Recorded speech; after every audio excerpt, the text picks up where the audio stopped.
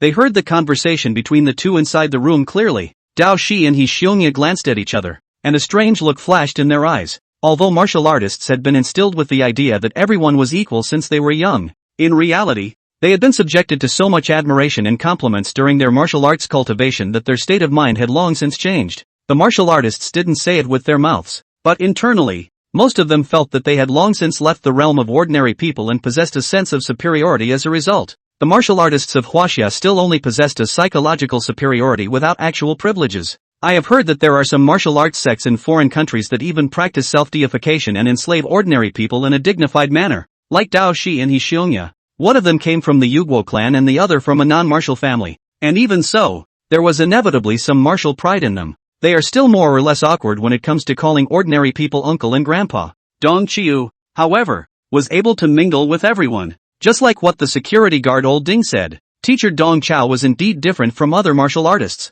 I didn't realize that there was such a shining point in the body of a waste mentor. Michishige thought darkly. As for Dong Chao, after possessing great strength and background, would he become as high-minded as other martial artists? Davi feels that this problem is fundamentally non-existent. The punk mentor has been this bee for the rest of his life. What strength could he possibly have? In the midst of Davi's broken heart, Dongchao pushed the mobile food truck to park in the open space outside the school and put up a banner in front of the truck. Handmade glutinous rice cakes. $3 for one, $10 for three. As if He Xiongya wasn't humiliated enough, he also put up his own homemade banner in front of the car. The Budo 4 class president and vice president share the entrepreneurial program. Looking at the two banners, the trace of admiration for Dong Chao and Dao Shi's heart disappeared into thin air. It was good to not have the stance of a martial artist and to be easygoing and grounded. However, the waste mentor was more or less grounded. Besides, can't he understand the most basic math? Teacher, you seem to have written this banner wrong. Dao Shi tried to remind Dong Chao.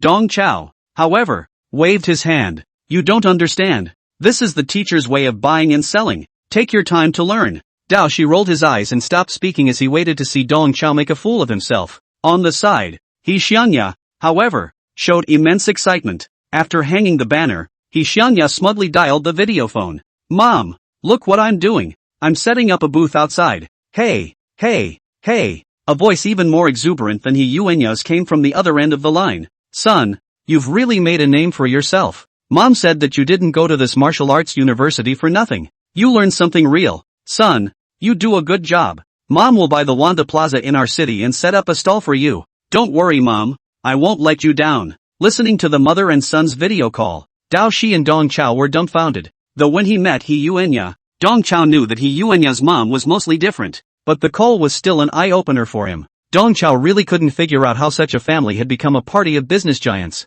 How good their family's life really is. Not long after He Xiongya hung up the phone, a few girls slipped out of the school gates. As Dong Chao and the others noticed them, they similarly noticed the mobile food truck in front of them. A few of the girls' eyes lit up. They trotted all the way to the food truck. It's a sticky rice cake seller. Ah, it looks good. Boss, give me one. A big wavy girl greeted. Dong Chao twisted his head to look at Dao Shi. Don't just stand there. Get the customers sticky rice cakes. Dao Shi bashfully and ironically took out a glutinous rice cake. Dong Chao spoke out again to command from the side. You have to ask the customer if they want coconut sprinkles or sugar cinnamon. Don't be facetious. I'll take the coconut one. Without waiting for Michishige to ask, the girl took the initiative. Davi sprinkled on the coconut sprinkles and handed over the sticky rice cake with his head down. Big Wave took a bite of the sticky rice cake and nodded to his companions. Yummy, yummy. Big Wave's voice was a little excited. A few girls, all students of the Secret Resource Development Academy. This morning,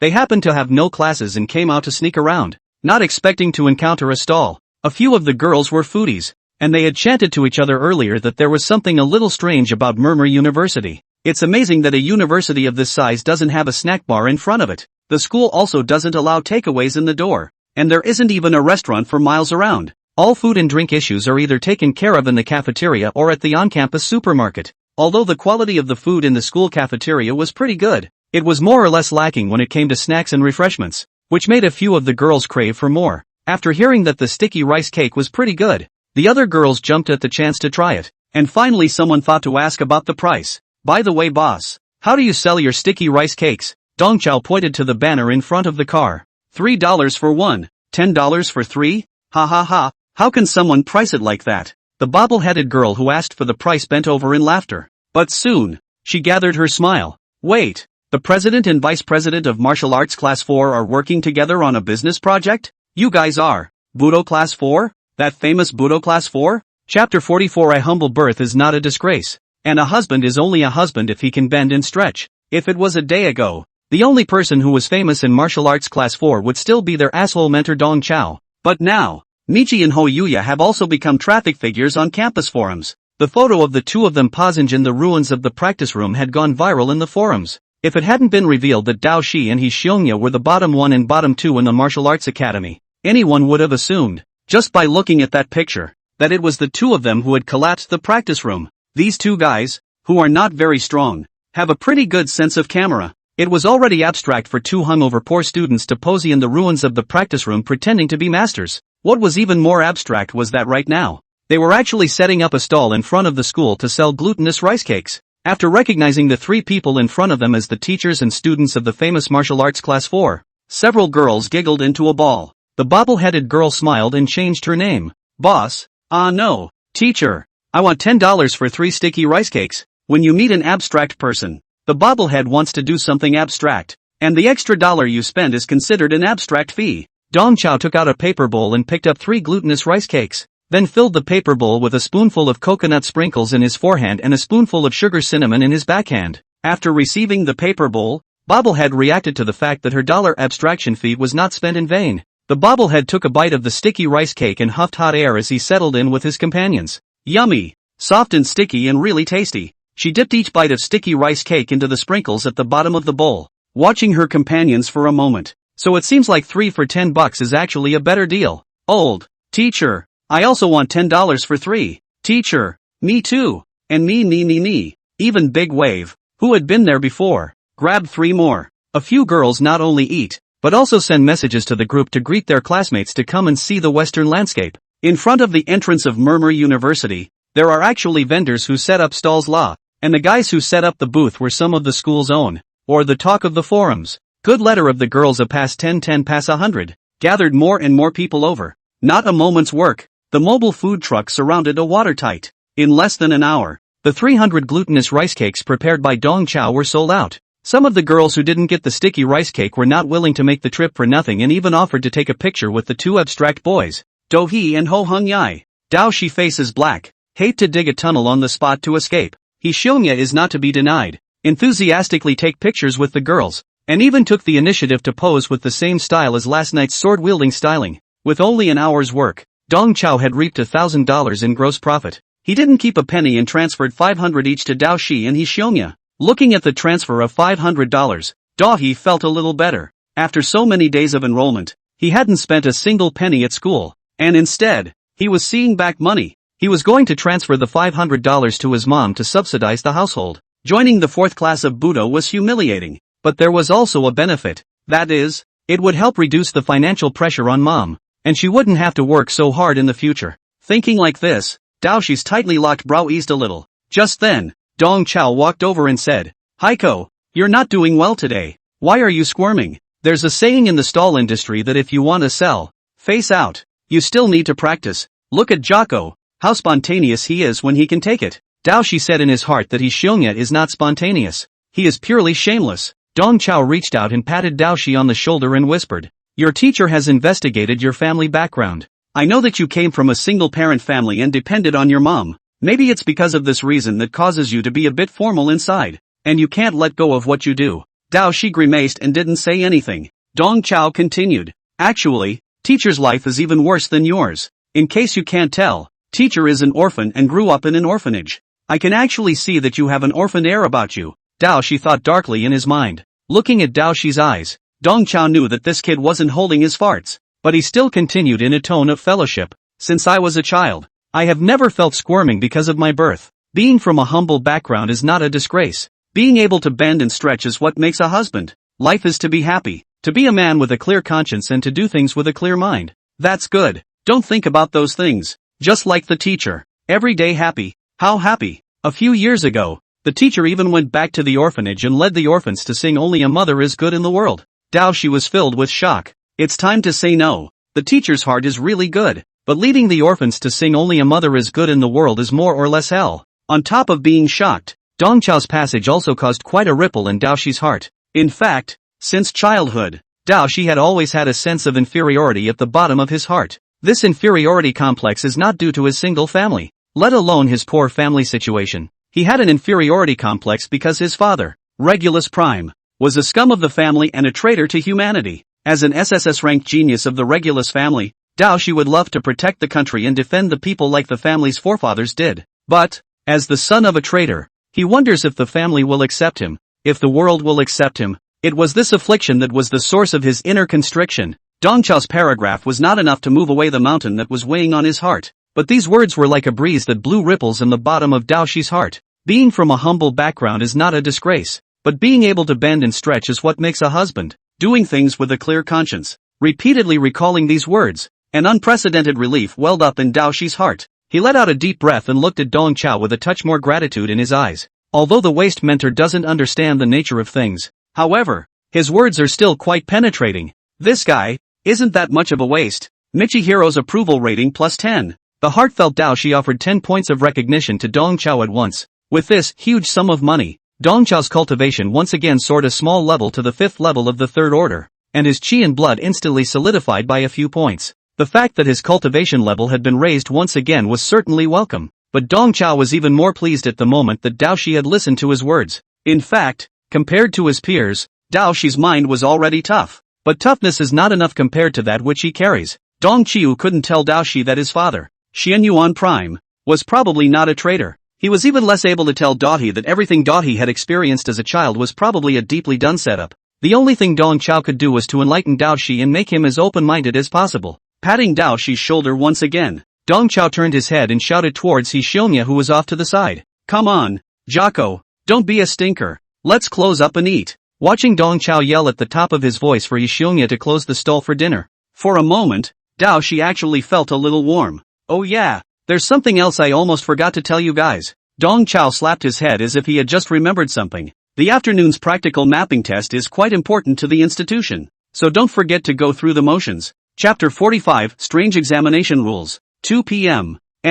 Drill Hall. The students of the Martial Arts Academy stood in a neat formation in the arena, in a stance of strict anticipation. Several teachers, led by Lu Yuan, were also dressed in formal attire and stood at the back of the line with solemn expressions. Jiang Chang, the trainee teacher, scanned the entire venue thievishly, and seeing that it was almost time, he made a show of glancing at his watch and reported to Lu Yuan. Dean, it's time, Mr. Dong Qiu hasn't come yet. Lu Yuan showed a displeased expression. I don't care about him. If he comes, he'll follow and add to the chaos. Just have those 2 students from class 4 arrive. Reconfirming that all the students were fully present, Lu Yuan straightened his tie and carefully dialed a video call. The call was made to the Ministry of Martial Arts Education, the minister's office. The call connected and a very young face appeared in the video. At the sight of the young face, Lu Yuan was a bit disappointed, but he maintained the smile on his face. Secretary Zhao, I've rectified all of them according to the minister's instructions. I'd like to ask the minister if the assessment can begin.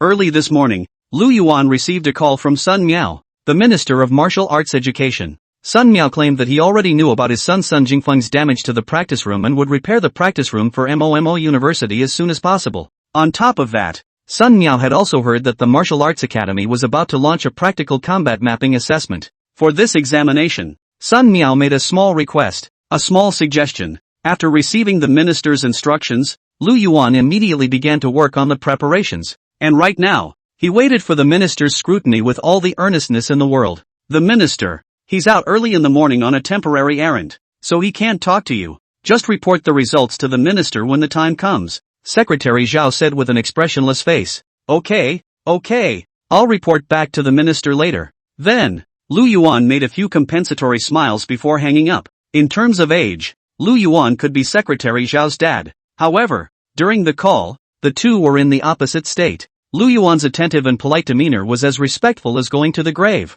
In Lu Yuan's opinion, he is not flattering, but it is just the etiquette that the workplace should have. It was already an honor for himself, a small branch dean, to have direct contact with the secretary of the Minister of Martial Education. Lu Yuan knew that the water in the Ministry of Martial Arts Education could be deep. The entire Ministry of Martial Education is basically controlled by the military, and the Minister of Education, Sun Miao, is still an admiral of the Chinese headquarters, codenamed Wu Zhiqi. His secretary, he must be in a good position in the army, probably a major. Being polite to a military major is the way to go. Lu Yuan thinks he knows the way of being an official, and he knows at a glance which people should be friendly and which ones should be held up. Hanging up the phone, Lu Yuan craned his neck and signaled several teachers to distribute masks and nameplates. For himself, his qi and blood infused his throat and tongue, and with a voice as loud as a bell, he addressed the students. The rules for today's actual combat mapping test are rather special. In a moment, each of you will receive masks and nameplates. Today's examination is a masked battle without rules. You may attack others at will while you are masked. If you subdue the other person, you can get the other person's nameplate and be credited with 1 point. Those who have been credited with 3 points can leave the field and receive an excellence in this examination. Those who lose their nameplates are considered to have failed, and those who can keep their nameplate within an hour are considered good. The rules for this practical test are novel, but straightforward. Just knock your opponent down and loot their nameplate to get a good score. Also, in the masked state, students in the same class don't have to worry about each other. It's all up to them. This rule, which is both new and exciting, got a lot of students excited. Many of the students turned their gazes to Dao Shi and He Xiongya of Martial Arts Class 4. Under such rules, the two hanging poor students in Class 4 were like sheep that had mistakenly entered a wolf pack, and were bound to become the fat meat in the eyes of all. Some of the students had already begun to provoke the duo with hand gestures, and one even made a move to wipe his neck with a knife. The crowd showed such hostility not only because they looked down on the duo's cultivation,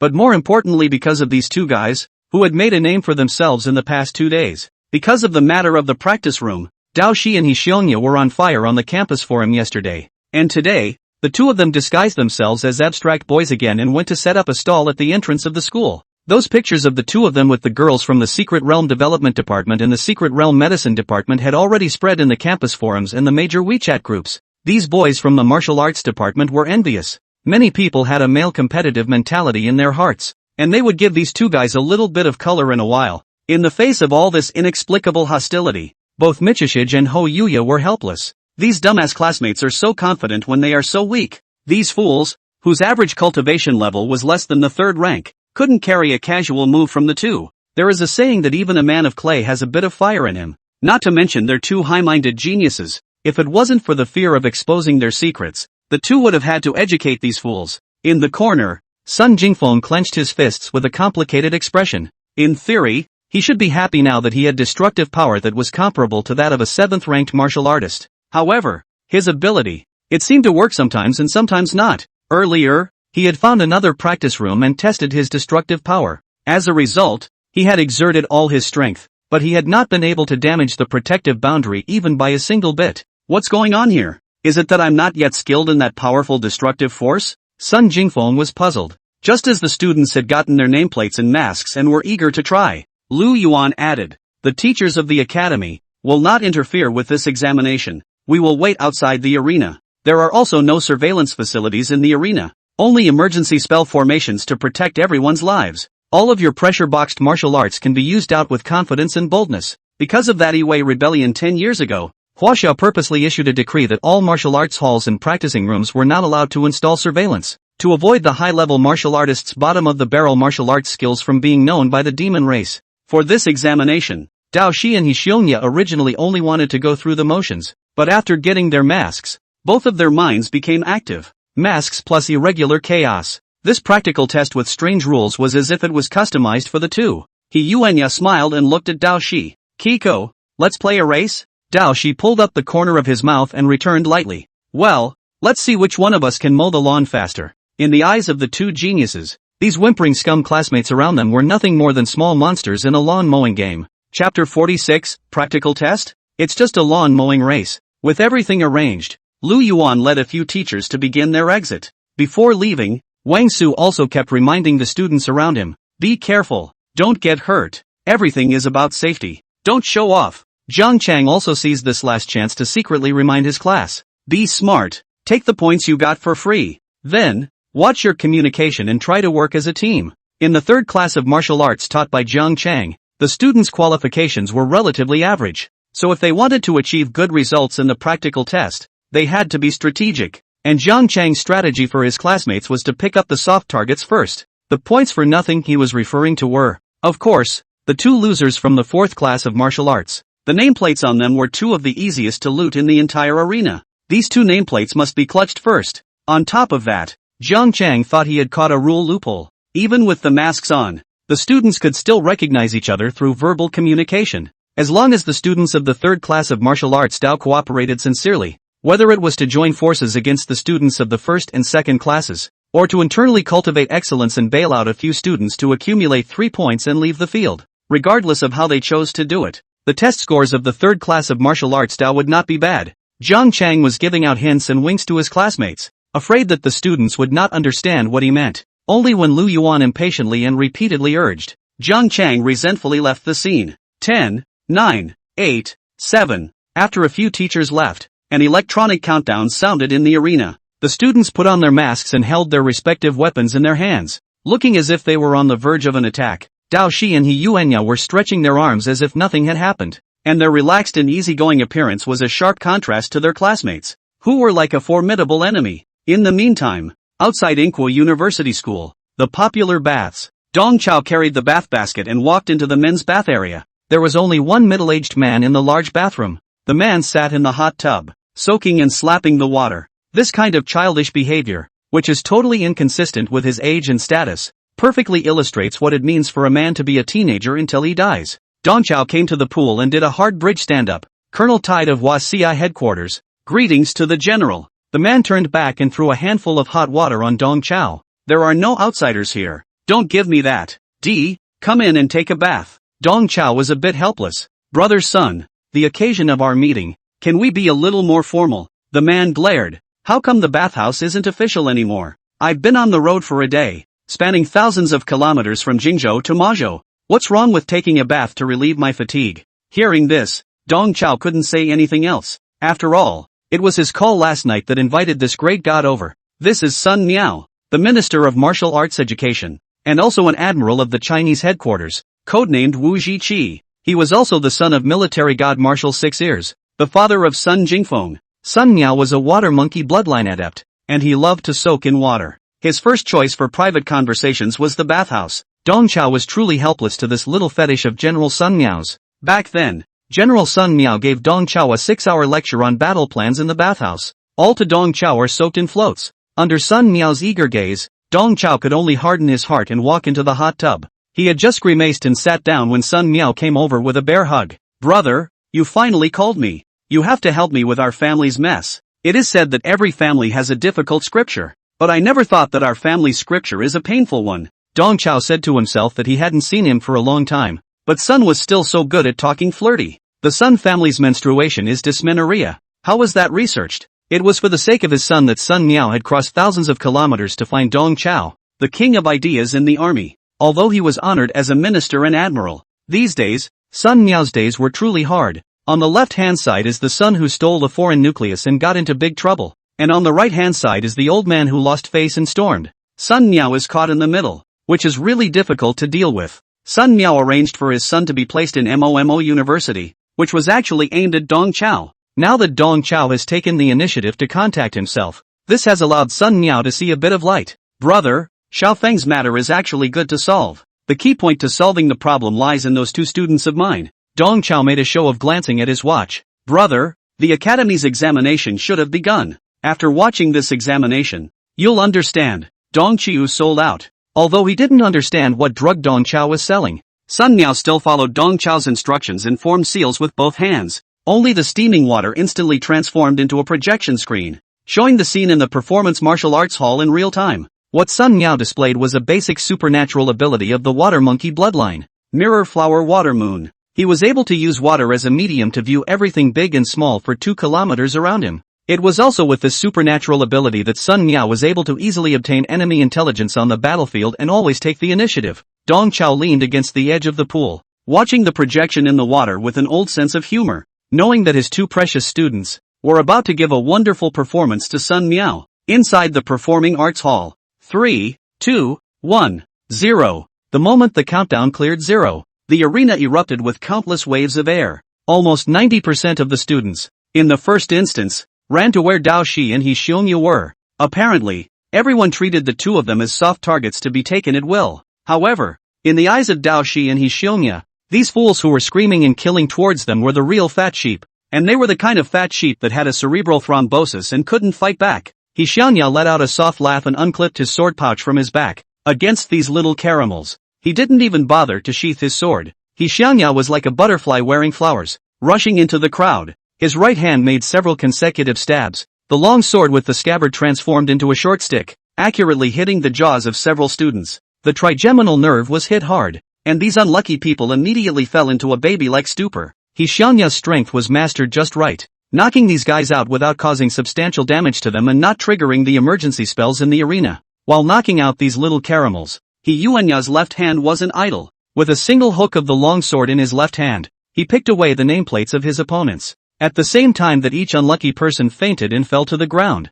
their nameplates had already been pocketed by He Xiangya. He Xiangya's figure was like a ghost, easily letting down a dozen or so of his classmates, and no one else was able to get a good look at his figure. A constant stream of people fainted from the attacks, throwing the crowd in the arena into chaos. In the confusion, someone remembered Mr. Zhang Chang's previous instructions. Class 3, close in on me. One Cockney student tried to bring the third class together. However, as soon as his words left his mouth, a long sword with a scabbard had already been mortared into his face, sending him to dreamland with precision. After knocking down the unlucky guy, He Yuanya imitated the guy's voice and shouted, Class 3, come here. Ha ha ha ha. He Xiangya attracted the students of the third class with his shouts before he cheaply laughed and knocked them out as much as he could. Chapter 47. It wasn't that they weren't strong, but that their opponents were too good. Compared to Ho Youngjia, Do He comes across as more cautious, but also more violent. At the start of the examination, Dao Shi first very deliberately switched his orientation to avoid being recognized, and only then did he begin his killing spree. Dao Shi carried his school bag in one hand and swung his fist continuously with the other. Against these classmates, it was enough for Dao Shi to use only one hand. All the guys who were hit by the wind of his fists fell hunched on the ground, falling into fainting due to the violent chi and blood impact. Unlike He Yuya, who specialized in attacking the trigeminal nerve, Michihiro named his attack punching hemp. Sensei was a top student of class 1 or an average student of class 2 or 3. Under Dao Shi's fists, there was no difference between them. They were all just consumables to be smothered by a punch. Michishich pushed all the way in like a bulldozer, not even caring who was in the way in front of him. Just throw a punch and be done with it. While advancing, a translucent dragon tail materialized behind him. The dragon tail deftly rolled up a nameplate and stuffed it into Dao Shi's arms. There was a tall guy who, after taking a punch from Dao Shi, staggered and didn't faint. As Michishich inwardly praised, he backhanded the other man with a slap and smacked him into dreamland. Compared to the rest of the class, this kid has a little something, but not much. A massed mess of nearly 100 people was hardened into a game of lawn mowing by Dao Shi and He Xiongya. In less than 2 minutes, the duo realized the clearing of the field, and only the two of them were left in the empty arena. In the bathroom, Sun Miao watched the duo's chopping and slicing performance and sighed in admiration. An eye-opener. Although Sun Miao was praising, his words were half sincere and half complimentary. Yesterday, Dong Qiu was on the phone, introducing Dao Shi and He Xiongya to Sun Miao. This practical test with special rules today was tailor-made for the two of them. All the other students in the academy were just chaperones for the two. Dear, these two students of yours are indeed powerful, but what's the connection between them and my little phone? Do He and Ho Yuya are certainly excellent, but not enough to wow Sun Miao. What Sun Miao was more concerned about at the moment was still her own precious son. Just now, when he saw He Xiangya put down his precious son with a single sword, Sun Miao even secretly pounded his thigh. Sun Miao himself was an SS-grade gifted transcendent martial artist, a water monkey bloodline ability holder, and was known as the strongest creature in the Blue Star Water War. Since childhood, he had also been labeled as a genius and a demon. While Dao Shi and He Xiongya's grass-cutting-like performances certainly shine, if you go back to the age of 18, this kind of vaudeville-like performance can be done by Sun Miao as well. Dong Chao's two students were certainly excellent,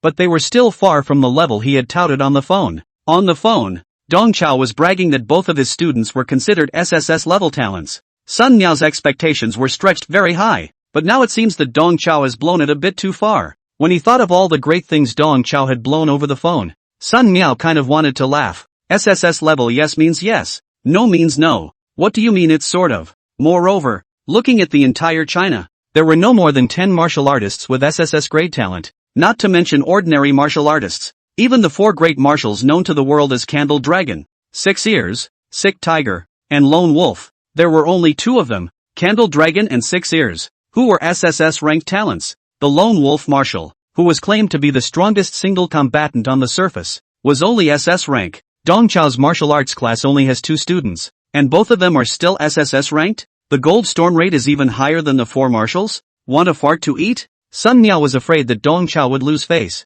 and he forced himself to hold back the smile on his face. This old brother of his own is good at everything, capable, brainy, and emotional, but he just loves blowing awesome too much. Sun Miao thought to himself that these 2 students of Dong Chao's were definitely outstanding in SS grade talent. Putting aside the component of bragging about being powerful, Dong Chao was truly hitting the big time when was able to receive 2 SS rank students despite his damaged roots and bones. It was great luck that hit him, but what does this have to do with their little phone? Sun Miao even wondered if Dong Chao had swindled him as his oldest son under the pretext of wiping Xiao Feng's ass, just to show off with him? Dong Chao could see the question in Sun Miao's mind. Dao Shi and Xiongya failed to wow Sun Miao, not because they weren't strong, but because their opponents were too good. The talent of the 2 is too exaggerated compared to these peers. Even the highly regarded Shin Tu Dust, who could only take a punch from Dao Shi plus a force pocket, didn't even deserve a serious beating from Dao Shi. The 2 boys, Dao Shi and Xiongya, one single-handed the entire time, the other unsheathing his sword. This game of mowing the lawn, they only exerted the intensity of eye exercises. The big one is coming next. Dong Chao signaled Sun Miao to take it easy. The good part is just starting. Brother, don't be in a hurry. There's still Xiao Feng's part to play later. Sun Miao said that his own son is foaming at the mouth on the ground. What else can be his part? Looking at Dong Chao's face of certainty, Sun Miao could only press his temperament for the time being and continued to watch the projection in the water. In the performing arts hall, having finished clearing the field, Michishij and Ho Yuya silently made their way to the center of the field. Xiongya proudly pulled out the nameplate in his pocket. 43. Dao Shi also took out as many nameplates as he could. 47. The 2 smiled at each other and casually dropped the nameplate on the ground. This nameplate race was just an appetizer, and neither of them cared much about the outcome. Next was the real main event. The 2 of them climbed their auras unanimously, and 2 cyclones formed in front of the 2 of them, constantly colliding. Xiongya slowly drew out his 2 long swords, and the pallid sound of the long swords coming out of their sheaths echoed repeatedly in the martial arts performing hall. As in the last encounter, Michishij stripped off his clothes with a serious face, leaving only a pair of shorts. Then, he took out his weapon from his patchy school bag. Unlike He Yuanya's $1 million dual swords, Dao Shi's weapon was homemade. A few sections of stainless steel water pipe with threads, plus a rough and simple section of double-edged blade made up Dao Shi's weapon. The stranger's sword. Dao Shi unhurriedly assembled his weapon. The stainless steel water pipe composed of a pitted and unevenly thick blade. But when Dao Shi held the blade in his hand, this humble and somewhat funny weapon exuded a strong aura of solemnity. The stranger's sword, which can be described as the most violent and murderous cold weapon. On the Martial Arts Weapons Illustrated Guide, there were only 4 words for the stranger's sword. The man and the horse are cracked. At the moment, this strong sense of killing complemented the domineering aura of Dao Shi's body. Dao Shi's figure began to change. He once again transformed into a handsome teenager of 1.9 meters or so, and tattoos like ink drawings began to emerge on his body. A circling black dragon tattoo appeared around Dao Shi's circumference, with the dragon's head facing Dao Shi's chest. But the dragon head of this black dragon is the head of an earth dog. It looks a bit absurd and weird. Seeing that Dao Shi had shown his true form, Xiongya raised his hand violently, and his right hand sword chopped on his left hand sword, clang with a crunching sound. The long sword in his left hand was chopped into 2. Xiongya carried a long sword in his right hand, while in his left hand was a half-broken sword. The 2 swords were held in one forehand and one backhand. The posture of holding the swords appeared to be casual, but there was a hidden mystery. The scene of the battle with Dao Shi had long been simulated countless times in Xiongya's mind. In the face of a monster like Dao Shi, his Mandarin duck double swords were neither fast enough nor ruthless enough. In order to defeat such a monster, one had to change their sword path. Xiongya changed from pursuing the flashy Yuanyang double sword to the more aloof Samsara sword. At this moment, his shape of a long sword in one hand and a broken sword in the other also alluded to the 2 sword bones within him. Chapter 48, Sword Forcing Chi? Times, Sword Forcing Chi people, square root. Without the need for any verbal communication, Dao Shi and Xiongya made their moves at the same time, and their swords clashed. The stern sword chi clashed fiercely with the stern sword dipper, stirring up layers of airwaves. These airwaves seemed to be raging, but they only leaked out to a distance of 3 to 5 meters before suddenly dissipating into nothingness. And at the same time, a trail of tearing electricity manifested around the 2, blooming outwards with their weapons at the center. In the bathroom, Sun Miao raised her eyebrows in surprise. This is the 4 techniques of Qi and blood? The 4 techniques of Qi and blood are the 4 higher-order applications of Qi and blood. The 4 tips are divided into concentration, entanglement, explosion and hua. At this moment, what Dao Shi and Hixionya were displaying was the congealing character technique of the 4 techniques of Qi and blood. The concentration character technique, which was concerned with concentration and internalization of Qi and blood, was a trick to strengthen the control of Qi and blood. The tear-like electric marks around the two were the manifestation of highly compressed and highly controlled Qi and blood. Dao Shi and Hixionya were both ruthless men who could destroy the practice room with a single move. And this battle between the two was one that would tear down the entire performing arts hall. And Sun Miao would not be surprised. However, the two men went in the opposite direction. Both of them demonstrated extremely strong control. The Qi and blood of both sides condensed without firing, and the airwaves generated by the impact only leaked out in a circle and dissipated into nothingness. Not only did the exchange of blows between the two not cause any damage to the arena, it didn't even reach the unconscious students around them. This ability to control the dojo in the shell of a conch lion greatly exceeded Sun Miao's expectations. Sun Miao didn't dare to treat these two students of Dong Chao with the slightest bit of contempt any longer, and he stared at the projection in the water with rounded eyes, fearing that he would miss any tiny detail. Dong Chao had long known that these two students of his were experts in controlling Qi and blood. They normally suppressed their Qi and blood fluctuations and disguised themselves as two hanging poor students, which was using the condensation technique of the 4 Qi and blood techniques. In the performing martial arts hall, Dao Shi and Hixionya sparred for a few moves, and Dao Shi took the initiative to step back and distance himself from Hixionya. Only a few days had passed since the last competition, and Dao Shi clearly felt that Hixionya's cultivation had, once again, refined. Moreover, in the state of holding the Senka sword, Hixionya's sword strokes became swift and eccentric, and Dao Shi was in turn weighed down by his weapon. With the few blows against each other just now, Dao Shi's stranger's sword was already covered with chop marks, and the pommel made of stainless steel water pipe was also chopped with a few openings, and the whole sword was already on the verge of breaking. Compared to Hixionya's $1 million C-grade weapon, Dao Shi's homemade stranger's sword was a serious drag. Jocko, I really underestimated you before. Dao Shi let out a praise. He clutched his sword and held his breath as 2 clusters of crimson Qi and blood gradually coalesced in his hands. Dao Shi slowly extradited his Qi and blood onto the stranger's sword, eventually wrapping the entire stranger's sword completely. Seeing this scene, Sun Miao in the bathroom stared blankly, forgetting to breathe for a moment. Jocko, try this one. Dao Shi fiercely leapt up high, and the stranger's sword in his hand was like plucking the wind, stabbing in a series of sudden stabs. Each stab of the stranger's sword left a blade stump in the air. At a glance, Hixionya recognized that Dao Shi's move was the very same 3,000 weak waters that he himself had used during the first match between the two. Dao Shi actually plagiarized his sword moves. Good. You actually stole my ultimate invincible overbearing lingering 3,000 weak waters. Hixionya let out an exclamation of surprise. Hearing this, Dao Shi suddenly felt a little ashamed. What kind of illiterate trick is this? I should have known not to plagiarize. In the face of the sky-littering sword astral remnants, Hixionya did not panic in the slightest, and he very pretentiously held the Senate sword behind his back. Luckily, I plagiarized yours too. With those words, Hixionya's figure violently began to flash at a high frequency. His entire body was like a falling leaf, fluttering and swinging with the wind, always managing to narrowly avoid Dao Shi's sword daggers before they touched him. The stance that Hixionya was performing at this moment was precisely the swimming dragon 100 transformations that Dao Shi had once performed. In the face of the roiling sword shadows,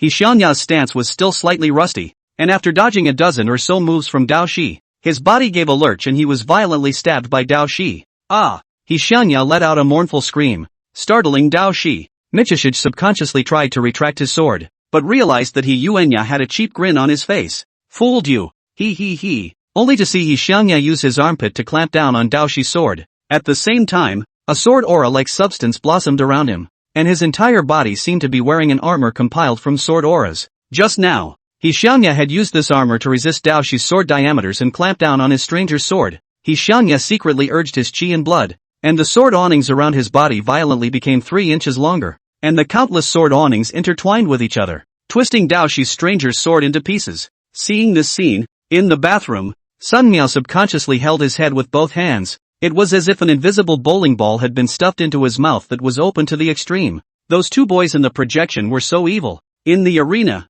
Hixionya showed off with a proud face. This move was inspired by your scaly armor. I named it Whirlwind Thunderbolt Snakeskin Explosion of Killing Sword Chi Forcing. The weapon was destroyed, and Dao Shi laughed instead of being angry. Sword Chi is not seen. You sword pussy is really angry. The black dragon tattoo on Dao Shi's body gradually faded away. and in its place, the scale armor that protruded from his body surface. His body also changed slightly. His hands turned into sharp dragon claws, and his face began to become hideous, as the silhouette of Discord slowly emerged around him. Discord's dragon claws were wide open, the dragon's body was coiled, and a slightly adorable hyena head was showing its teeth and fuming. After Discord's silhouette appeared, the air in the entire martial arts arena seemed to freeze. Good. That's more fun. Xiangya's entire body was also excited. The clothes on his body were windless, and his two swords were held crosswise in front of his chest. Let's give you a taste of my dragon beheading 8 styles of wild and cool burial of love and relentlessness of sword Chi-Lock Dragon. Xiangya's sword move with an extraordinarily long name was instead a bit of a return to the basics. The sword awnings around him all disappeared, and only on the blades of his twin swords, a little cold light flashed. This cold light became more and more prevalent, and Xiangya's arms holding the sword trembled slightly. Asterisk. Seeing this scene, Sun Miao couldn't help but burst out as his entire body made a fish leap and popped out of the bath. This kid, touching the threshold of the explosive word technique? This is too perverted. It wasn't that Sun Miao wasn't steady enough, but the scene in front of him was truly unbelievable. An 18-year-old freshman's mastery over chi and blood completely blew away most high-ranked martial artists. Even touched the threshold of the explosive character technique? What an international joke. In this instant, Sun Miao felt that he, as the Minister of Martial Arts Education, was being a bit disrespectful to elder brother Dong Chao, as well as these two students in elder brother Dong Chao's class, although he had not laughed out loud just now. Having the idea of laughing at Dong Chao Blow's power in his heart was a form of disrespect. Right now, Sun Miao also finally realized why Dong Chao had claimed that both of his students were considered SSS grade. That kid with the Dragon Beast bloodline was an undisputed SSS class, powerful, domineering, and without weakness. As for that sword cultivator, his moves were varied and severe, and his control over chi and blood was exquisite and outrageous. But alas, he had a defective root bone, and his entire body seemed to be walking with a limp. But even so, the strength and talent that this fellow had displayed was more than a step better than a SS-ranked martial artist. Even in this bout, he suppressed that SSS-ranked Dragon Beast kid, even with the benefit of his weapon. Chapter 49, The Genius's face hurts a little. These two guys. Sun Miao looked at the projection in the water and was a bit speechless for a moment. As the Minister of Martial Arts Education and Admiral of the Chinese headquarters, it wasn't as if Sun Miao hadn't seen excellence before. He was not seen so fierce. He, who was an SS grade talent himself, realized straight away at this moment what it meant to have a gap. What does it mean to be gifted out of 100 million? What does it mean to be a natural talent? There was ultimately a distinct threshold between the SSS and SS ranks. At this moment, Sun Miao even suddenly woke up to the fact that when he was young and practicing martial arts, why did his father always pick on him? It turned out that in the eyes of his father, who had SSS ranked talent, his own SS ranked talent was such a stretch. Sun Miao only began to systematically delve into the 4 techniques of chi and blood when he reached the 8th stage of great perfection and attempted to impact the 9th stage. It was after 35 that he became proficient in the 4 secrets. And right now, that sword cultivator kid who didn't look too cultured was only 18 years old and had touched the threshold of the explosive character technique? This simply made Sun Miao sweat. Whether it was the sword cultivator kid or the Dragon Beast bloodline kid, they had already mastered the winding character technique. One was able to wrap a weapon with chi and blood to increase the strength of the weapon, and the other could even use chi and blood to form a sword on and put a sword on armor on himself. These two boys, they're really a bit perverted. Sun Miao thought to himself that if he retreated to the age of 18, he was afraid that he wouldn't be able to last more than 20 rounds against these two boys in a land battle. Of course, if it's in the water, that's another story. Sun Miao added water wars to the hypothetical to force some face. Although he had long known that the two disciples were not the stuff of pools, Dong Chao was also greatly shocked by seeing this performance of the two. It had only been a few days of work, and both of them had improved. Even, they were able to imitate each other's moves. As for this moment, Xiangya condensed his sword awnings and displayed the end of the explosive character technique. Dong Chao was surprised and at the same time secretly felt a bit sorry for him. If Xiangya had insisted on fighting fast, with the benefit of his weapon, he might have been able to wipe the slate clean. Unfortunately, the kid lost a good opportunity to show off his skills. The explosive character technique was the knack of extreme bursts of chi and blood to enhance one's destructive power. For this know-how, Ho Hong Yai is clearly a first-timer. The fact that he had been building up his strength for such a long time instead gave Dao Shi a chance to flip the script. As Dong Chao expected, seeing Xiangya gather his sword awnings for a long time, Dao Shi was the first to move. His entire body soared towards Dao Shi like an arrow. As he lunged forward, he flew up with a sharp kick. He had seen this harsh and vicious wind shadow kick of his a long time ago. He Xiangya slightly sidestepped, preparing to deliver his strongest killing move for Dao Shi while dodging away the kick, ending the bout as a victor. Just at the moment when Xiangya had finished storing up his strength and was about to chop out his sword Shilak Dragon, Dao Shi's leg technique suddenly changed. The wind shadow kick, which was originally kicking at He Yuanya's waist, violently changed course as Dao Shi made a downward step and stomped on He Yuanya's toes. At the same time, the disc-gored silhouette above Dao Shi's head also opened its bloody mouth. Woof, woof, woof. The earth dog's head let out 2 barks, and Xiangya only felt a laxity in his mind. What Dao Shi had used was an extraordinary ability unique to the Xianyuan family's dragon beast bloodline, Dragon Might. Although Discord's cry wasn't too domineering, the dragon's might it released could make even the 5-clawed golden dragon submit to it. Although Xiangya was sword-centered, he was inevitably distracted for the first time when he faced the dragon's might, and that momentary distraction was enough for Dahi. Dao Shi made a downward step, stepping hard on Ho Xiong's toe. Well, Xiangya let out a muffled grunt and felt like he was being crushed by a tank. He hadn't counted on it in 1,000 ways, but he hadn't counted on the fact that at such a critical juncture, Dao Shi would be able to pull off such an underhanded trick. He still wanted to force himself to endure the severe pain and cut out his sword stance, but where would Dao Shi give him another chance? After stepping on the toe, Dao Shi lifted his knee and slammed it hard into He Yuanya's crotch. Ah! Xiangya let out a shrill, miserable scream like a chicken's crow. While lifting his knees, Dao Shi's hands were not idle. His hands that transformed into dragon claws grabbed at Xiongya's armpits and pinched them so hard that Xiongya's entire body trembled like sifting chaff, and the dual swords in his hands also fell to the ground. Michishige grabbed Ho Yuya by the hair and pinned him against the wall. Chopping dragons, right? I'll let you chop the dragon. I'll let you chop the dragon. And you're pouting about my weapon? I'll let you chop the dragon. Michishige grabbed Ho Yuya's head and disliked it even towards the wall. Xiangya, who had been so sharp just a moment ago, had become capable of bending and stretching at the same time. Brother Shizi, let's call it a day. Let's call it a day. Brother Shizi. Michishige stopped his hand to make sure that He Yuya hadn't received any substantial damage, and he helped He Yuya pat down the dust on his body. The time is coming. Hurry up and make good. The gazes of the 2 men tacitly looked towards Sun Jingfeng, who was unconscious in the corner. Although he was wearing a mask, the executive jacket that Sun Jingfeng was wearing was so conspicuous that he couldn't even think of not noticing him. In the bathroom, Sun Miao, who saw this scene, was dumbfounded. Just a few seconds ago, he was shocked beyond belief by the battle between the 2 SSS-ranked geniuses. But now, his entire being was left speechless.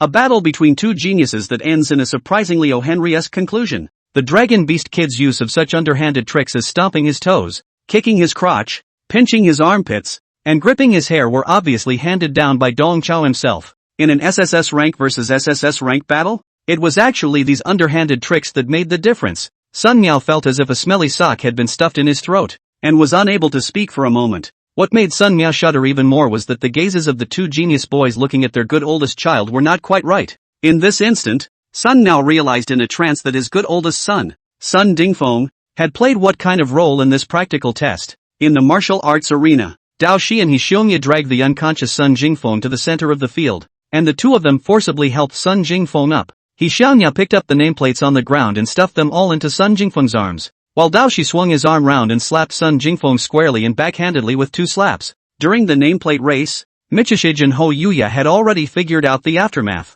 The 2 of them definitely couldn't expose their strength. The best way to deal with the aftermath is to let Sun Jingfeng be the scapegoat. Just like yesterday, he can be left alone to hobnob. Dao Shi and Xiongya thought they had done a seamless job. What the 2 of them didn't know was that this little thought of theirs had been prejudged by Dong Chao in advance. Moreover, at this very moment, Dong Chao was pulling Sun Jingfeng's father and watching their Yakuza behavior with his own eyes. After 2 slaps, Sun Jingfeng began to slowly awaken. Dao Shi and Xiongya, on the other hand, hurriedly lay down and pretended to faint. Sun Jingfeng shook his head and opened his eyes in a daze. He saw the unconscious students on the ground first, and then noticed that he was carrying 2 stacks of nameplates full in his arms. Sun Jingfeng's newly awakened brain almost went into downtime again. After several seconds of silence, Sun Jingfeng slowly realized that these students on the ground, it seemed like they had all done themselves in. Their nameplates, all collected by themselves? Not quite believing it, but the fact was clear. He had killed the entire room with 1 blowout.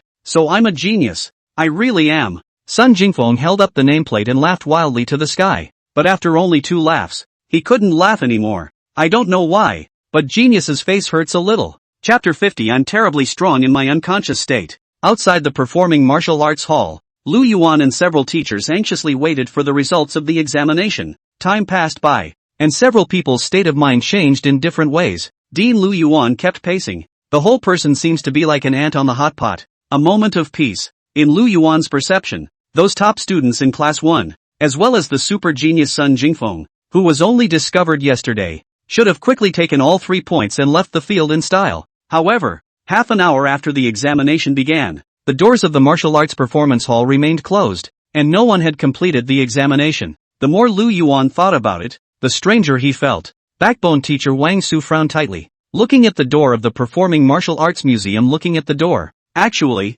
Wang Su was not in favor of this strange examination. Although the arena is backed up by emergency spells, the whole time the students were let loose to fight indiscriminately, and there was no teacher present to monitor the situation, which could easily lead to accidents. What Wang Su was more concerned about at this moment than the assessment results was the safety of the students. Jiang Chang, the intern teacher, was also in an anxious state on the surface, but between his eyebrows, he revealed some joy. Jiang Chang felt that it must have been the students of Class 3 who had taken his hint and united against Class 1 and Class 2 in unison that had made the test so sticky. According to this frame of mind, the results of their third class shouldn't be too bad. Jiang Chang determined that in this examination, the one at the bottom would definitely be the most trashy martial arts Class 4. The one with the best results was undoubtedly the first class of martial arts. As a trainee teacher, he would be satisfied as long as his Budo Class 3 was on par with Class 2.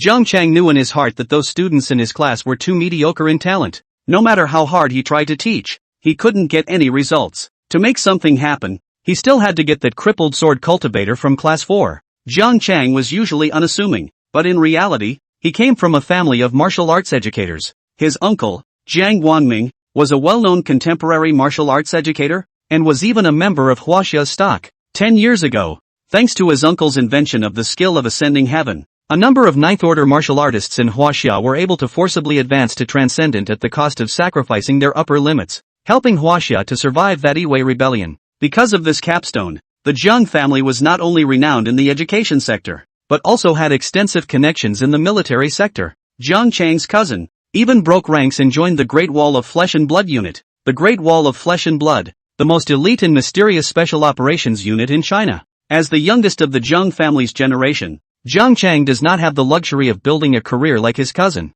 He only wants to use his internship as a teacher as a springboard, brushing up a little bit, and then with the help of his uncle's connections, mixing a position in the Ministry of Education of Martial Arts, and then his life will be complete. And the shortcut for him to brush up his grades was on that crippled sword cultivator in Class 4. A genius with enlightenment and talent, but unable to cultivate due to a crippled root bone, was the best scientific research guinea pig. As long as you get rid of that asshole Dong Chao, Jiang Chang will be able to hold the white mouse firmly in his hands. Jiang Chang knew that Dean Lu Yuan had long wanted to expel Dong Chao. It's just that Dong Chao seems to have a bit of a military background, so it's not too easy to mess with him. Jiang Chang can help Lu Yuan. With the prestige and energy of their Jiang family, getting rid of a mixed-up teacher was not just a matter of words. Dong Chao's so-called connections and background could only be a laughingstock in front of the Jiang family. What Jiang Chang was more concerned about than the immediate assessment results was finding an opportunity to talk to Dean Lu Yuan. Among the group, Qin Wanqing acted the most calmly, but the doubts in her heart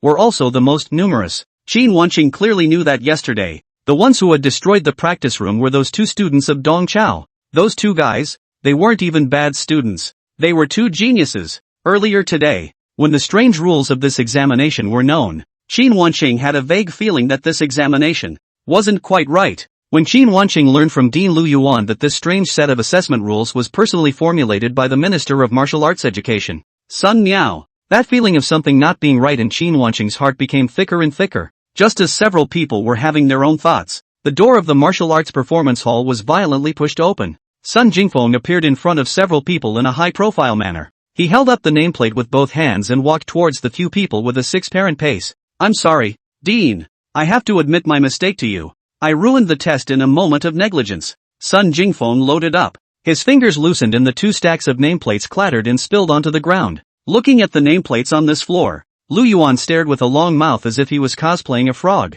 You mean, you eliminated everyone?" Sun Jingfeng nodded with a feigned calmness. "I knocked them all out on a whim. It's all my fault. I'm not skilled in martial arts cultivation. I can't put it away. Sun Jingfeng looks like he's blaming himself, but he's actually Versailles. Sun Jingfeng felt that his body had undergone certain changes after eating the foreign nucleus. He seemed to be able to burst out with extremely terrifying combat power in an unconscious state. He was in a state of unconsciousness when he blasted the practice room yesterday, and again today when he killed the entire field in seconds. Dean, I'll be honest with you. This ability of mine should be called the Sleep Crusher, or the Sleepwalking Fierce and Extreme Ape. I'm frighteningly strong in my unconscious state. Sun Jingfeng didn't hide anything and informed the dean and several teachers about everything. Soon after the examination began, he lost consciousness. When he woke up again, all of his classmates had been beaten down by him, and the nameplates were all in his arms. Sun Jingfeng, except for 2 red and swollen patches on his face, all over his body,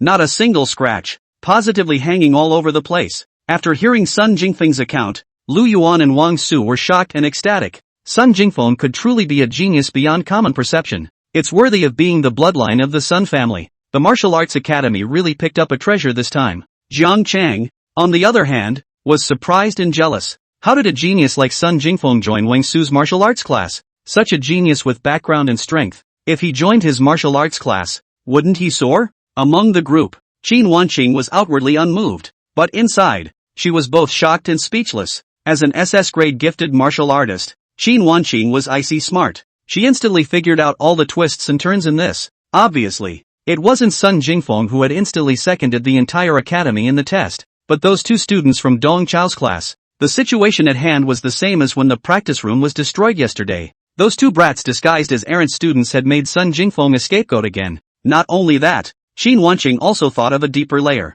This strange test was formulated by the Minister of Martial Arts Education, Sun Miao, himself. The real target of this examination was Dong Chao's 2 students. In other words, Dong Chao, the guy who was treated by everyone as a punk and a jerk, could have a connection with Sun Miao, the Minister of Martial Arts Education and Admiral of the Chinese headquarters. Minister Sun Miao made the rules personally for 2 of Dong Chao's students. Even, Sun Miao used his own son to cover for Dong Chao's students, letting his son act as their scapegoat? This Dong Qiu, what in the world is he? The more Qin Wanqing thought about it, the more scared she felt. Chapter 51. Having a super genius who couldn't be comprehended by common sense in his own class. Wang Su didn't forget about the other students while he was happy. Guys, hurry up and look at the other students' injuries. Wang Su rushed into the martial arts center at the head of the pack. Fortunately, Sun Jingfeng had struck out in a measured manner, only knocking out the other students and not causing them any irreversible injuries. The heart that Wang Su was carrying could be considered to have been put down. Several teachers had infused their students with qi and blood to revive them. The vast majority of the students had no recollection of how they were knocked unconscious. They only remembered that in the midst of the melee, they were inexplicably attacked, and then their eyes went black and they remembered nothing. Instead, it was Dao Shi and He Xiongya, the ones with the worst cultivation, who elaborated on part of what had happened. The 2 claimed that as soon as the test began, Sun Jingfeng went on a killing spree, mowing down his classmates like a lawn-mower. The duo, hiding in the corner, were not spared. Dao Shi also cried lazily that his own stranger's sword was broken by Sun Jingfeng. I had already surrendered to him by handing over my nameplate at that time. He still broke my stranger's blade and gave me a punch. Too overbearing, too unreasonable. Dao Shi covered his eyes and let out a dry howl, showing weakness and helplessness to the fullest. Sun Jingfeng put on a friendly smile as he reached out and patted Dao Shi on the shoulder. Michishige-san, I'm sorry, I couldn't control myself for a moment. It's just a stranger's sword. I'll pay you back. Sun Jingfeng showed an innate affinity and ability to pay money. As he smiled, the 2 splashes of redness on Sun Jingfeng's face were unusually conspicuous. In the bathroom, watching the farce come to an end, Sun Miao once again made a seal and terminated the mirror. He came to a bit of a standstill in his mind. That dragon beast kid is slapping his own good son twice and asking him to pay for the knife? Where's the grudge? Also, that stupid son of his is so damn stupid. He's stupid through and through. Dong Chao looked at Sun Miao with a smile on his face. Brother, this good show is over. Isn't it wonderful? Wonderful my ass. Sun Miao said in his heart that he really let Dong Chao get loaded. And he actually did receive 2 SSS-ranked students. Seeing 2 such outstanding young talents, Sun Miao's heart is certainly happy. Only, those 2 SSS level boys are also too damaging. Can make their sun grips hard. Dong Chao stretched out his arm and hooked up with Sun Miao. Brother, as you can see, because of all the misunderstandings, Little Feng is blocking the knife for my 2 students. Sun Miao was just about to express his dissatisfaction when Dong Chao jumped ahead of him and continued. Next, let's talk formally about Little Feng. Dong Chao finally talked about his good oldest son, and Sun Miao hurriedly held back his stomach full of dissatisfaction. With a posture of listening with all ears, Dong Chao straightened up, his tone much more solemn. Why did little Feng make Marshal Six Ears so furious? It's because this act of stealing military rewards from him smashed Marshal Six Ears' military god signboard. Marshal Six Ears can be honored as the god of the army because he is impartial and has an iron face. Those big-headed soldiers without backgrounds or families are willing to be driven by Marshal Six Ears because they believe that Marshal Six Ears is different from those gay families. Under Marshal Six Ears, as long as one works hard enough and hustles hard enough, one can enjoy equal avenues of upward mobility. Everyone can justly redeem military honors to make themselves stronger.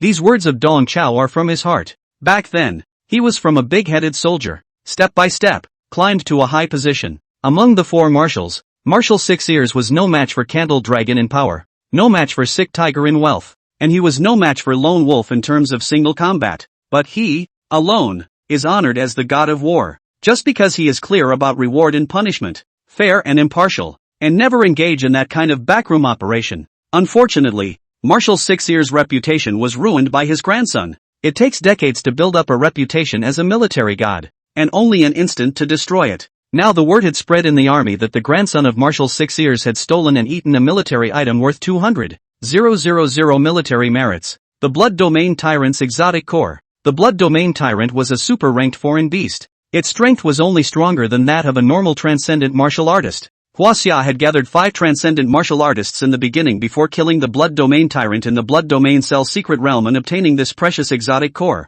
It was said that this foreign energy could greatly increase a martial artist's life essence, allowing them to gain incomparably strong vitality. And the military merit required to obtain this alien core was even more astronomical. A whole 200,000. Dong Chao had been born and died for so many years and had carried out so many secret missions, but had only accumulated 150,000 military honors. The preciousness of this foreign core could be imagined, and it was such a precious foreign core that was actually stolen and eaten by the grandson of Marshal Six Ears. In the past, Marshal Six Ears had 3 orders forbidding the general officers under his command from using their old son's military service to exchange cultivation resources for their descendants' children and grandchildren. The military merit exchange system was meant to incentivize every grassroots soldier. That gatekeeper style of the Moline offspring will only hurt the promotion channels of the army. If the children and grandchildren of future generations want military rewards, they will earn them themselves. Who would have thought that the impartial and righteous six-eared marshal would now have a fire in his backyard, and his own family would in turn have such a rotten affair?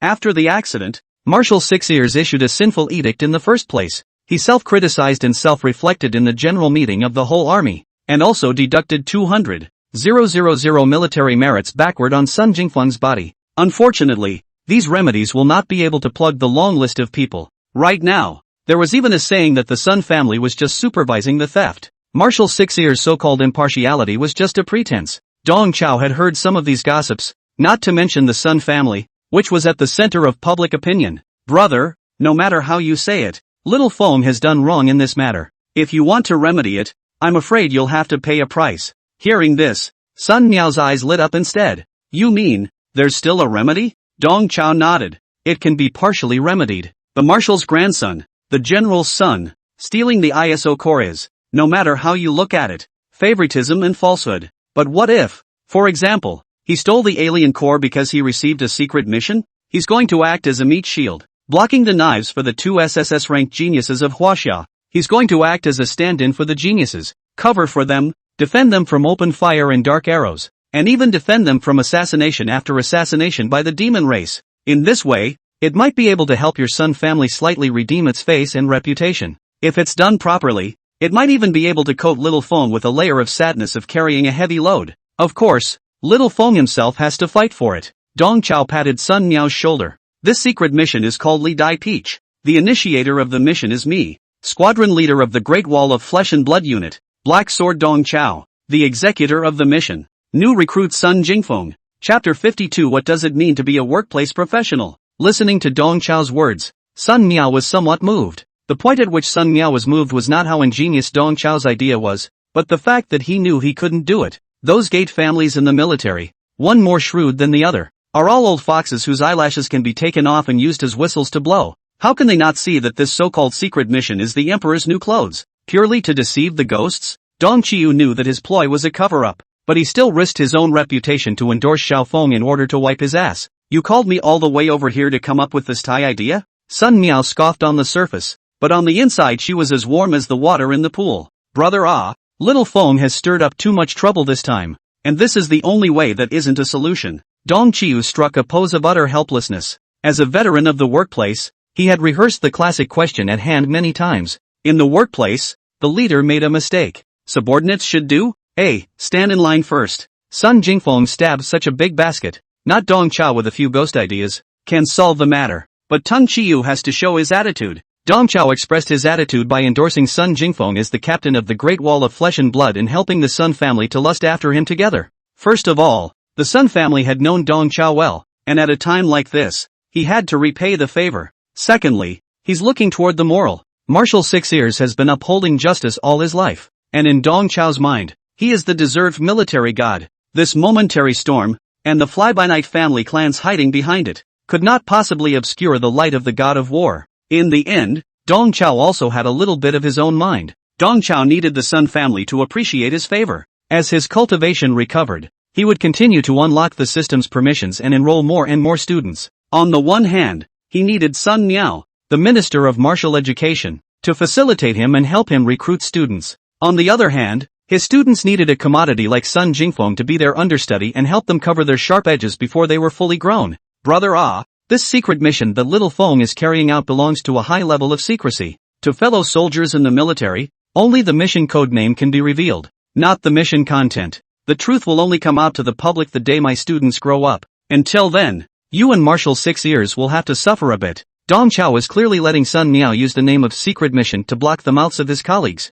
Sun Miao pondered for a long time, and indeed felt that, at the moment, this was the only way that wasn't an option. Right now, the Sun family must have planted a big heel, and in the short term, don't want to recover their face. This so-called secret mission at least gives the Sun family a reputation to turn the tide. As long as those two SSS-ranked geniuses that little Feng was protecting grew up and became even more terrifying existences than the four little heavenly kings, the mistakes that little Feng had made would be able to be downplayed indefinitely. Even in front of the situation, those families and gates would have to shut up even though they knew that they were trying to cover up their mistakes. Right now, the dimensional war between the human race and the demon race had entered a white-hot stage. The two sides are competing for the basic plate, the ability to make blood, and the new force. The preciousness of two growing SSS-class geniuses was not something that could be compared to a single alien core. A lame reason to protect two geniuses at the cost of an alien core was a lame reason, but it made sense. Thinking of this, Sun Miao suddenly realized that the face of the Sun family seemed to have formed some sort of binding relationship with Dong Chao's martial arts class,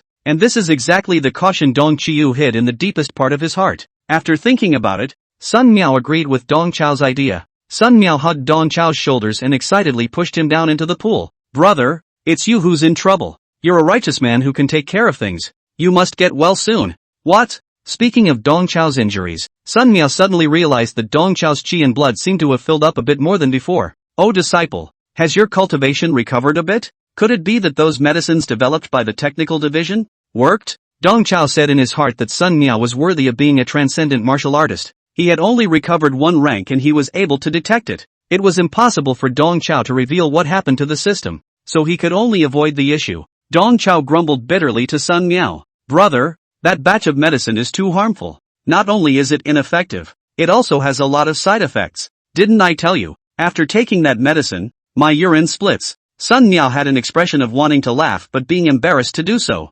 After all, it's a new drug that's being tested, so it's normal to have side effects. Regarding the matter of split peeing, I consulted the technical office for you. The medical advice given by the medical experts is for you to pee sitting down from now on. Dong Chao had a capitalized dumbfounded look on his face. Sitting down to pee? What the hell kind of medical advice is that? What a bunch of people in the technical office. In any case, Xiao Feng's matter. There was finally a bit of a statement, and Sun Miao's brow was much lighter. Taking this opportunity, Dong Chao was ready to knock Sun Miao's socks off. Brother, as you know, I didn't dare to slack off for a moment during the years I spent recuperating from my injuries at Mo University. I've been delving into martial arts education. Dong Chao has clearly been swinging for the fences for 5 years, but at the moment, he is speaking with great righteousness. Right now, my educational methods are self-contained and ready to go out. Dong Chao put on a chauvinistic face. I've dreamed of raising an elite force for Huaxia, an elite squad that can plunge deep into the enemy's heart when fighting the demon race.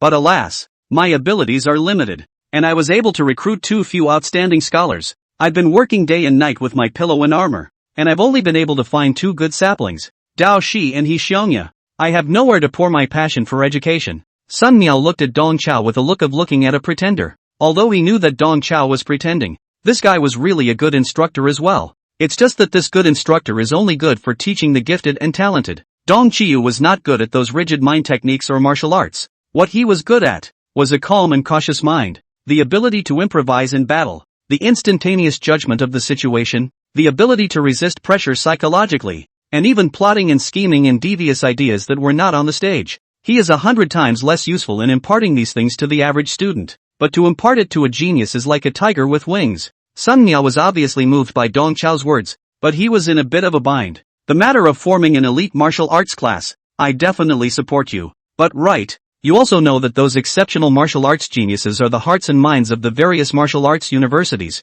and I, the Minister of Martial Arts Education, can't force my hand. I can only say that I will help you think of a way. With Sun Miao's words, Dong Chao was satisfied. He was just about to nod in response when a dry and shrill voice suddenly sounded behind him. If the 2 chiefs want to form an elite martial arts class, why do they need to look far and wide? Our Mo University, there is a good seedling He. Dong Chao turned his head back, only to see a paper figure with a slim figure standing straight in front of the bathroom door. Chapter 53, Transcendental Puppeteer. ********. Dong Chao subconsciously uttered a national curse. He was so shocked. On the one hand, because the image of the paperman was truly oozing. On the other hand, this thing, surprisingly, was able to come behind the 2 men without their knowledge. Now that Dong Chao's cultivation has been damaged, his perception is not as good as before, so it's understandable that he can't detect it. However, Sun Miao was a transcendent martial artist. This paperman,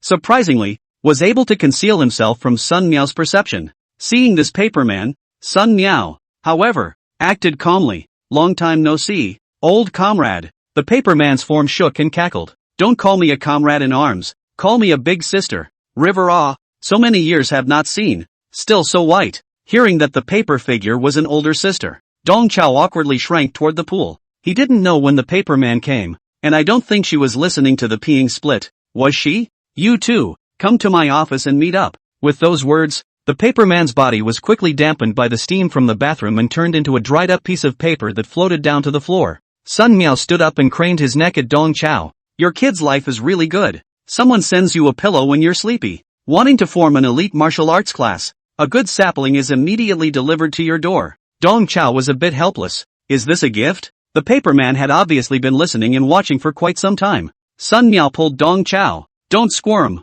It's not like you'll lose a piece of meat if it eavesdrops and peeks. That old lady, that's all she likes, just listening to the walls. Besides, she's in over her head right now, just going through the motions too. Looking at Sun Miao's sprightly back, Dong Chao lamented inwardly. Should I say no? Sun is indeed quite white. The 2 of them got dressed and stepped into Murmur University, heading straight to the principal's office in the main academic building. After the initial panic, Dong Chao quickly guessed the identity of that paper person elder sister. That paper person elder sister was none other than the president of Mo University, Mo Sure, the only remaining transcendent puppeteer in China. Or, even more rigorously, it should be only half as fruitful. Her old man is only half alive in his current state. 10 years ago, Master Mou declared to the public that she was going out to cultivate, and that all the major and minor matters in the school were handed over to one of her paperman puppets to manage. But in reality, she had lost her physical body, and her soul could only reside in the paperman. Over the years, many people in the school have guessed the true identity of the paperman puppet in the principal's office. Only Lu Yuan, that fool, was oblivious and even contradicted the paperman more than once. Dong Chao and Sun Miao arrived at the topmost floor of the school building, and their eyes were suddenly plunged into darkness. The windows of the entire floor were boarded up, and the floor and walls were painted with all sorts of charms, making it look incomparably netherworldly. Deep in the corridor, under a weak-as-beans oil lamp, a middle-aged man was guarding the faint light and concentrating on brushing walnuts. Dong Chao instantly recognized that this middle-aged man was the political director of Mo University, Mo Zhongling. The walnut coiled in Mo Zhengling's hand was a gift from Dong Chao. It was through giving gifts to Mo Zhengling that he had gouged himself out of the school's internal assessment list. Dong Chao greeted Mo Zhengling with a smile on his face. Director Mo, there you are. This walnut is getting brighter and brighter. Seeing Dong Chao, A trace of panic flashed across Mo Jingling's face. Get out! Get out! Who told you to come here?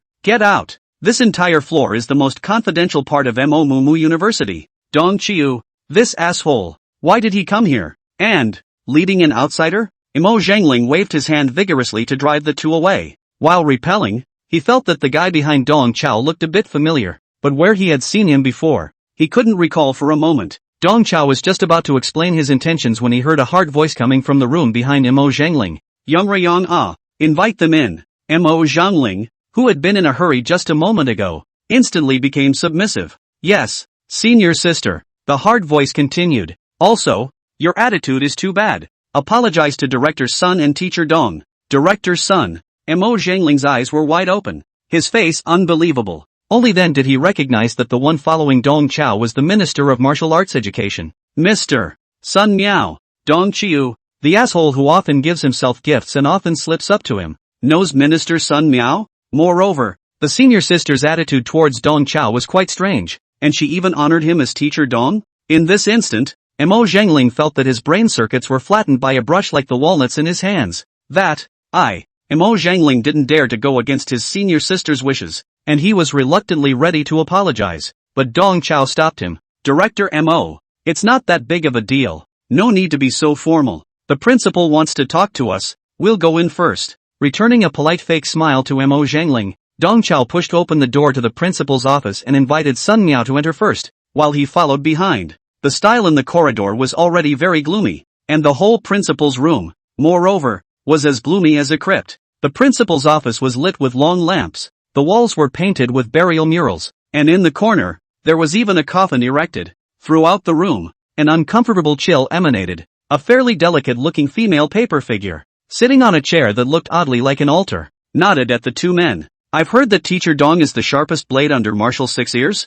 After so many years of recuperating in my place, we can finally meet. I'm flattered. I'm flattered. On the contrary, it is the great name of you, the principal, that has been heard of by thunder, and it is a great honor to see the principal's face today. Dong Chao hurriedly gave his opponent a high hat. Mo Yusher let out a shrill playful laugh. He, I'm sure it's as smooth as the legends say. Candle Dragon once told me that after the death of Poison Dragon Xian Yuan Prime, you are the most prominent ghost talent among the new generation of the army. But in terms of character, you are very different from Xian Yuan Prime. When I see you today, it's true. By the way, Xian Yuan Prime's son, he's in your class now, right? In the beginning, it was Xian Yuan Prime who caused me to lose my physical body. Cluck cluck cluck. What's going on? Listening to Master Mou's words, although Dong Chao was shocked in his heart, the polite smile on his face did not diminish at all. Chapter 54. A 2-meter-tall muscular giant. You call this a good seedling for a puppeteer? Dong Chao had a face like a flat lake,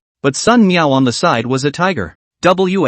What? That dragon beast kid, is the son of the poison dragon? Earlier, while observing that examination, Sun Miao had realized that the kid in Dong Chao's class who possessed a dragon beast bloodline must have come from the Xian Yuan family, but Sun Miao never thought that the child actually was the posthumous son of the poisonous dragon Xian Yuan Prime. Sun Miao's pupils shook, and it was as if the entire person had experienced a magnitude 10 earthquake. At this moment, he finally understood why Dong Chao had said that Xiao Feng's Li Dai Taoji had a sad feeling of carrying a heavy load, because what little Feng is trying to cover is the son of Poison Dragon. Mo Yusher stared straight at Dong Chao. You should have realized a long time ago that there was something else going on in that etheric cataclysm back then, right? Dong Chao nodded. Mo Yusher gathered the stiff smile on his face. These words of mine below, Candle Dragon asked me to reveal them to. Candle Dragon let you know these things because he hopes you can teach Dao Shi properly. 10 years ago, there were 26 transcendent martial artists who voluntarily participated in the Going to Death program.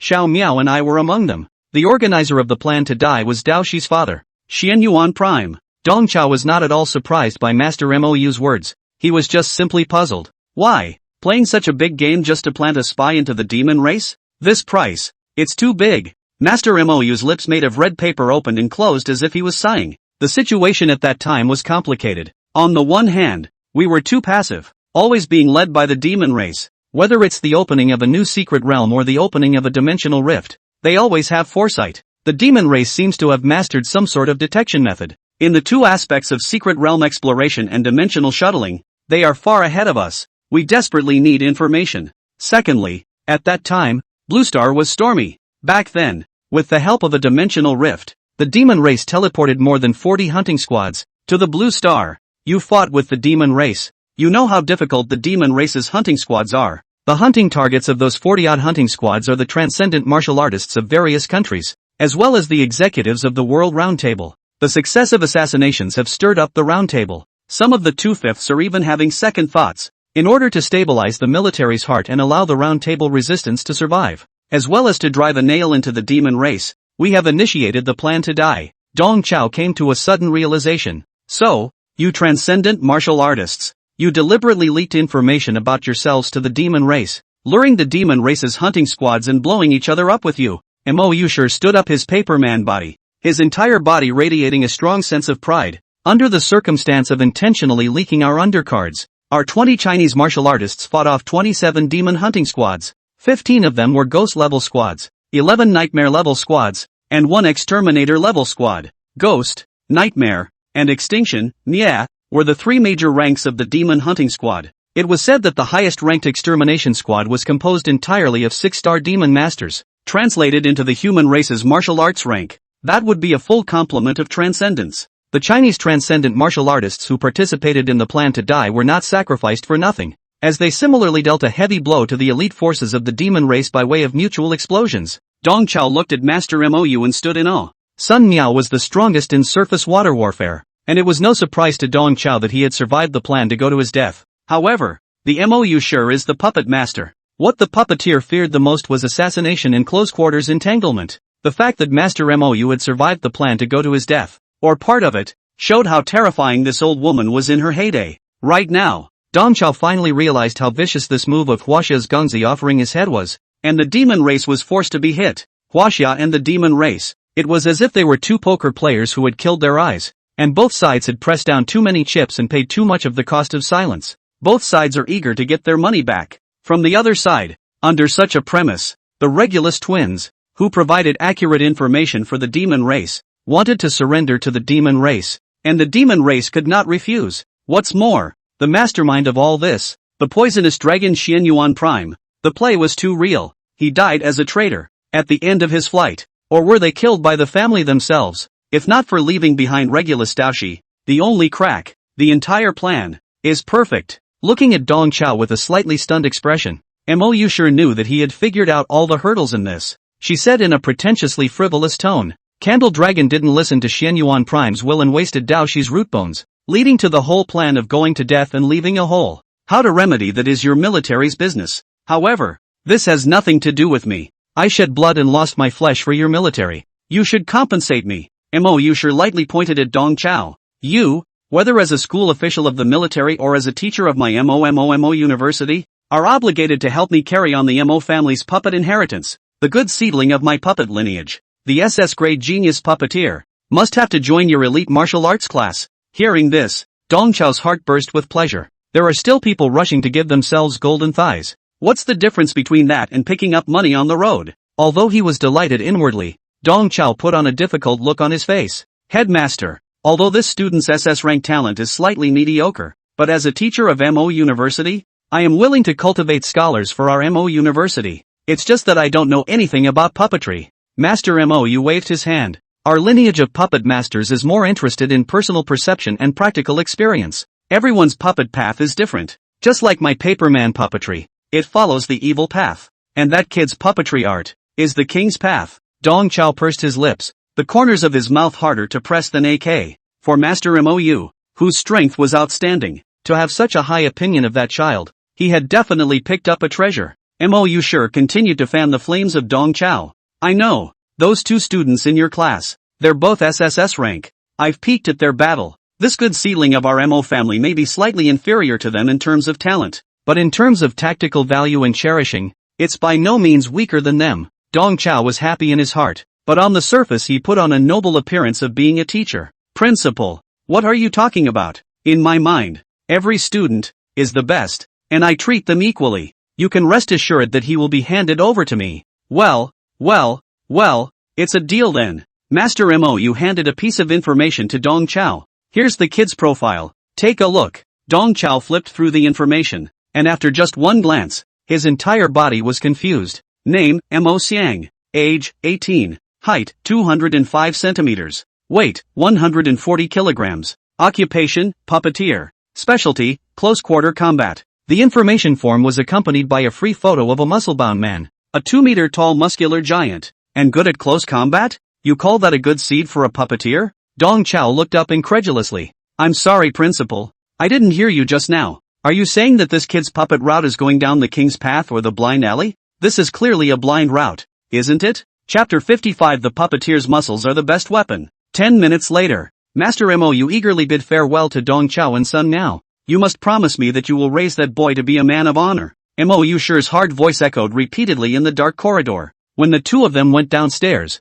Mo Zhangling, who was guarding the doorway, knocked respectfully and entered the principal's office. Senior sister, Dong Chao is from the military? You worked with the military again? What have they gotten you into? Mo Shure waved his hand, signaling Mo Zhangling to shut up. In her true voice, in a pale tone, she said, Zhangling the head of the Mo family. Senior sister has been doing this all her life. In this lifetime, senior sister only has 3 things on her mind. One is the inheritance of the Mo family. The second is this Mo University. And the third is the battle over the supine figurines. With this appearance, senior sister is unable to teach Mo Xiang. But fortunately, by hitching a ride on the military's line, the Mo family's legacy, of sorts, has been passed on. Our Mo Mumu University is about to have its day of revitalization. Before going completely into the ground, I will make another effort to settle the dispute over the supine figurines. I can also be considered worthy of the name of transcendent puppeteer and the ancestors who passed on my arts.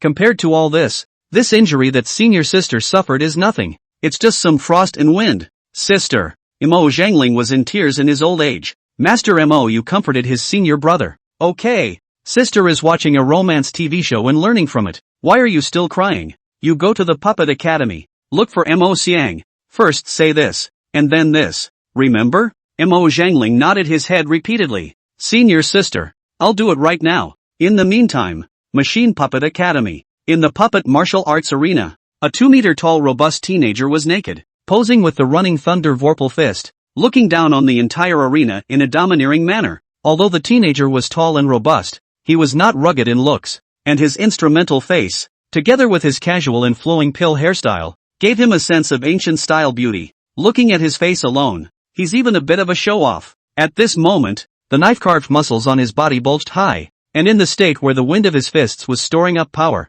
the large and small muscle clusters on his back filled with blood as much as they could, forming a hideous devil's face. This androgen-pulled muscular man was the newly enrolled puppeteer, SS-ranked genius, Inc. Item. At this moment, what was going on was the daily puppet cuts of the Puppet Academy. As usual, the subject of today's sparring session remained the same, with Mo Xiang single-handedly challenging all the puppet masters. Come on, you guys, get on. Mo Xiang hooked his hand to the students in front of him, signaling them to release the golem. The students were bitter. Brother Xiang, you can't be like this. It was agreed that the puppets would cut and you're always in close combat. It's not in line with the rules. Mo Xiang pointed to a female golem sitting on the edge of the field. My puppet wasn't there. That's my atmosphere puppet, whose main duty is to cheer me on. You guys won't have a problem with that, right? With those words, Mo Xiang urged the love silk on his forehead, and the female puppet at the side of the field immediately applauded. Pop, pop, pop, pop, pop, pop, pop, pop. Okay, you're a living father. Whatever you say. The students present all grew a memory and knew that they must not be stubborn with Mo Xiang at this time, or they would suffer more. Hurry up and destroy. We're tired. The students present flung out their scrolls and released their puppets. The venue featured a centipede made of bamboo, a dog made of wood, a cow-shaped monster made of chairs and sheets, and an articulated snake made of cans and plastic bottles. A variety of humble golems to highlight as shabby. Your puppets. Why are they getting worse and worse? Have you been studying puppetry seriously or not? In the face of Inc. Item's questioning, the crowd neatly rolled their eyes. Don't you have a pussy in your heart as to why our puppets have become shabby? Since the beginning of the school year, every day of the puppet cutting session, Mo Xiang was in the flesh. Other puppet masters were manipulating their puppets to fight. He was making his puppets stand on the sidelines and watch him fight. Moreover, this guy's force was frighteningly high, able to tear apart other people's puppets with his bare hands. After every cut, the floor of the martial arts arena was littered with pieces of puppets. Puppeteer was a profession that burned a lot of money. It was easy to save up hundreds of thousands of dollars for even the most ordinary puppet. These students present were all first-year students who hadn't yet had the opportunity to earn Marshall Dow contribution values. Their puppets are all saved up bit by bit with money from their families. On the first day of the school year, a large portion of the unlucky ones were poisoned by Mo Xiang's hand, and the puppets were dismantled. After the contest, they could only use plastic bags and tubs to transport their beloved puppets back to their dorm rooms. Since then, these freshmen have learned their lesson. During the competition session, they just get some random crap to deal with, go through the motions and be done with it. Who let the academy produce such a pervert as Mo Xiang? The students clearly remembered that when they introduced themselves at the beginning of the school year, Mo Xiang introduced himself as AB grade talent, but the combat power that this guy showed was not like AB grade. I'm afraid that it's a match for those top students of the martial arts academy, right? With the crowd catering to the lack of interest, the routine sparring session began. With a few punches and kicks, Mo Xiang sent the broken puppets flying. Then, he looked at the people present with a torch-like gaze. How many times have I told you guys that puppets are ultimately just external forces? The puppeteer's body is the root. The puppeteer's muscles are the best weapon. Inkblock pounded and thumped his pecs. You guys lost today's contest again. According to the rules we agreed on before, each person will do 100 push-ups and then go to the gym for strength. After strength, each of you will run another 10,000 meters before it's over. Do it now. Under the tiger's gaze of the ink item, the students grumbled and bent down and began to do push-ups. They were the Organ Puppet Academy, not a bodybuilding academy. Doing push-ups and going to the gym to build strength would only kill their time and affect their study of puppetry. Moreover, Mo Xiang always used a commanding tone, directing everyone to do this and that, and really took himself as a dish. However, in the face of Mo Xiang, the ultimate fierce pressure monster, the crowd's stomach of dissatisfaction didn't dare to vent it at all. The crowd could only do push-ups while using their eyes to ask for help from Professor Wang on the side. Seeing this, Professor Wang controlled his automatic wheelchair and came closer. Mo Xiang, everyone is tired all day. Tomorrow there are morning classes. Today's workout, just owe it. Professor Wang persuaded Mo Xiang in a pleasant manner. I didn't expect Mo Xiang to give him the slightest step. He picked up Professor Wang from his wheelchair with one hand. I said they didn't talk about you? You have a cerebral thrombosis and you don't want to find a way to rehab. You just know how to sit in a wheelchair. The more you sit, the worse your body gets. Starting today, you'll be on crutches. As he spoke, he picked up a stool leg from the ground and handed it to Professor Wang. Lean on this and don't sit down for 5 minutes. Professor Wang's face was ironic and he was shaking like a sieve. Shake? Shaking counts as time. Mo Xiang flew up and kicked Professor Wang's wheelchair far away. The fierce and vicious Mo Xiang is not an asshole. He was forced to be the villain. The fact that he acted so domineering was, on the one hand, influenced by the gongfu, and on the other, caused by his identity. There is a saying that the greater the ability, the greater the responsibility. The true talent SS level Mo Xiang has had an ambitious goal since he was a child. He wants to take the Mo family's puppetry and bring it back to the forefront. In his opinion, one of the important reasons why the puppet masters were declining was because of their weak physical bodies. All along, Mo Xiang had been trying to find a way to make up for the shortcoming of the puppeteer. After all, his second cousin, grandmother Mo Yushir, was dragged down by this shortcoming and turned into that half-dead appearance today. Mo Xiang was directing the crowd to perform physical exercises when the political director Mo Zhangling walked in. Mo Xiang, come here for a second. Chapter 56, Woman, you're playing with fire. Hearing Mo Zhengling's words, Mo Xiang sank his face and slowly walked over. His eyes were clear and cold, and his head was slightly tilted, rather threateningly standing in front of Mo Zhangling before pulling up the corner of his mouth and asking coldly, "Is something the matter,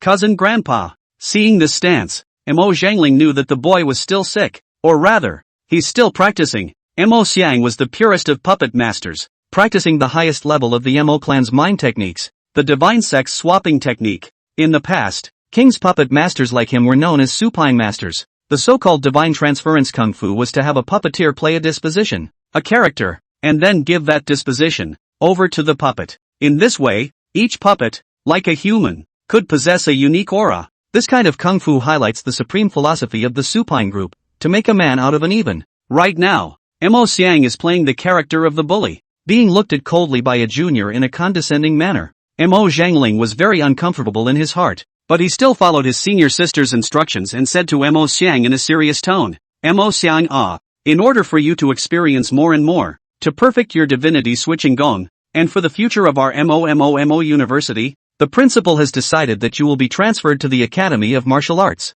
You went to the Martial Arts Academy to further your studies. But then, we have to declare to the outside world that you made a mistake and punish you to go to the Martial Arts Academy's reflection to admit your mistake. This is what the principal specially explained. The principal's painstaking efforts. Do you understand? In regards to transferring himself to the Martial Arts Academy, Mo Xiang was initially confused, but after hearing that the order was given by the principal, he was quickly relieved. If the MO University was compared to a family business, he, the sole supine master of the Mo family, was the equivalent of the family's crown prince. He was transferred to the Martial Arts Academy, ostensibly to be punished, but in reality, he was hibernating at the grassroots level to rectify the chaos in the academy. A lot of hegemony novels that are written that way. In order to play the bully, Mo Xiang borrowed quite a few bully novels from his second cousin's aunt, Mo Yu Sure. He had seen similar bridges several times before. The second cousin's aunt transferred him to the Martial Arts Academy, clearly mimicking the bridge of the overlord's hibernation.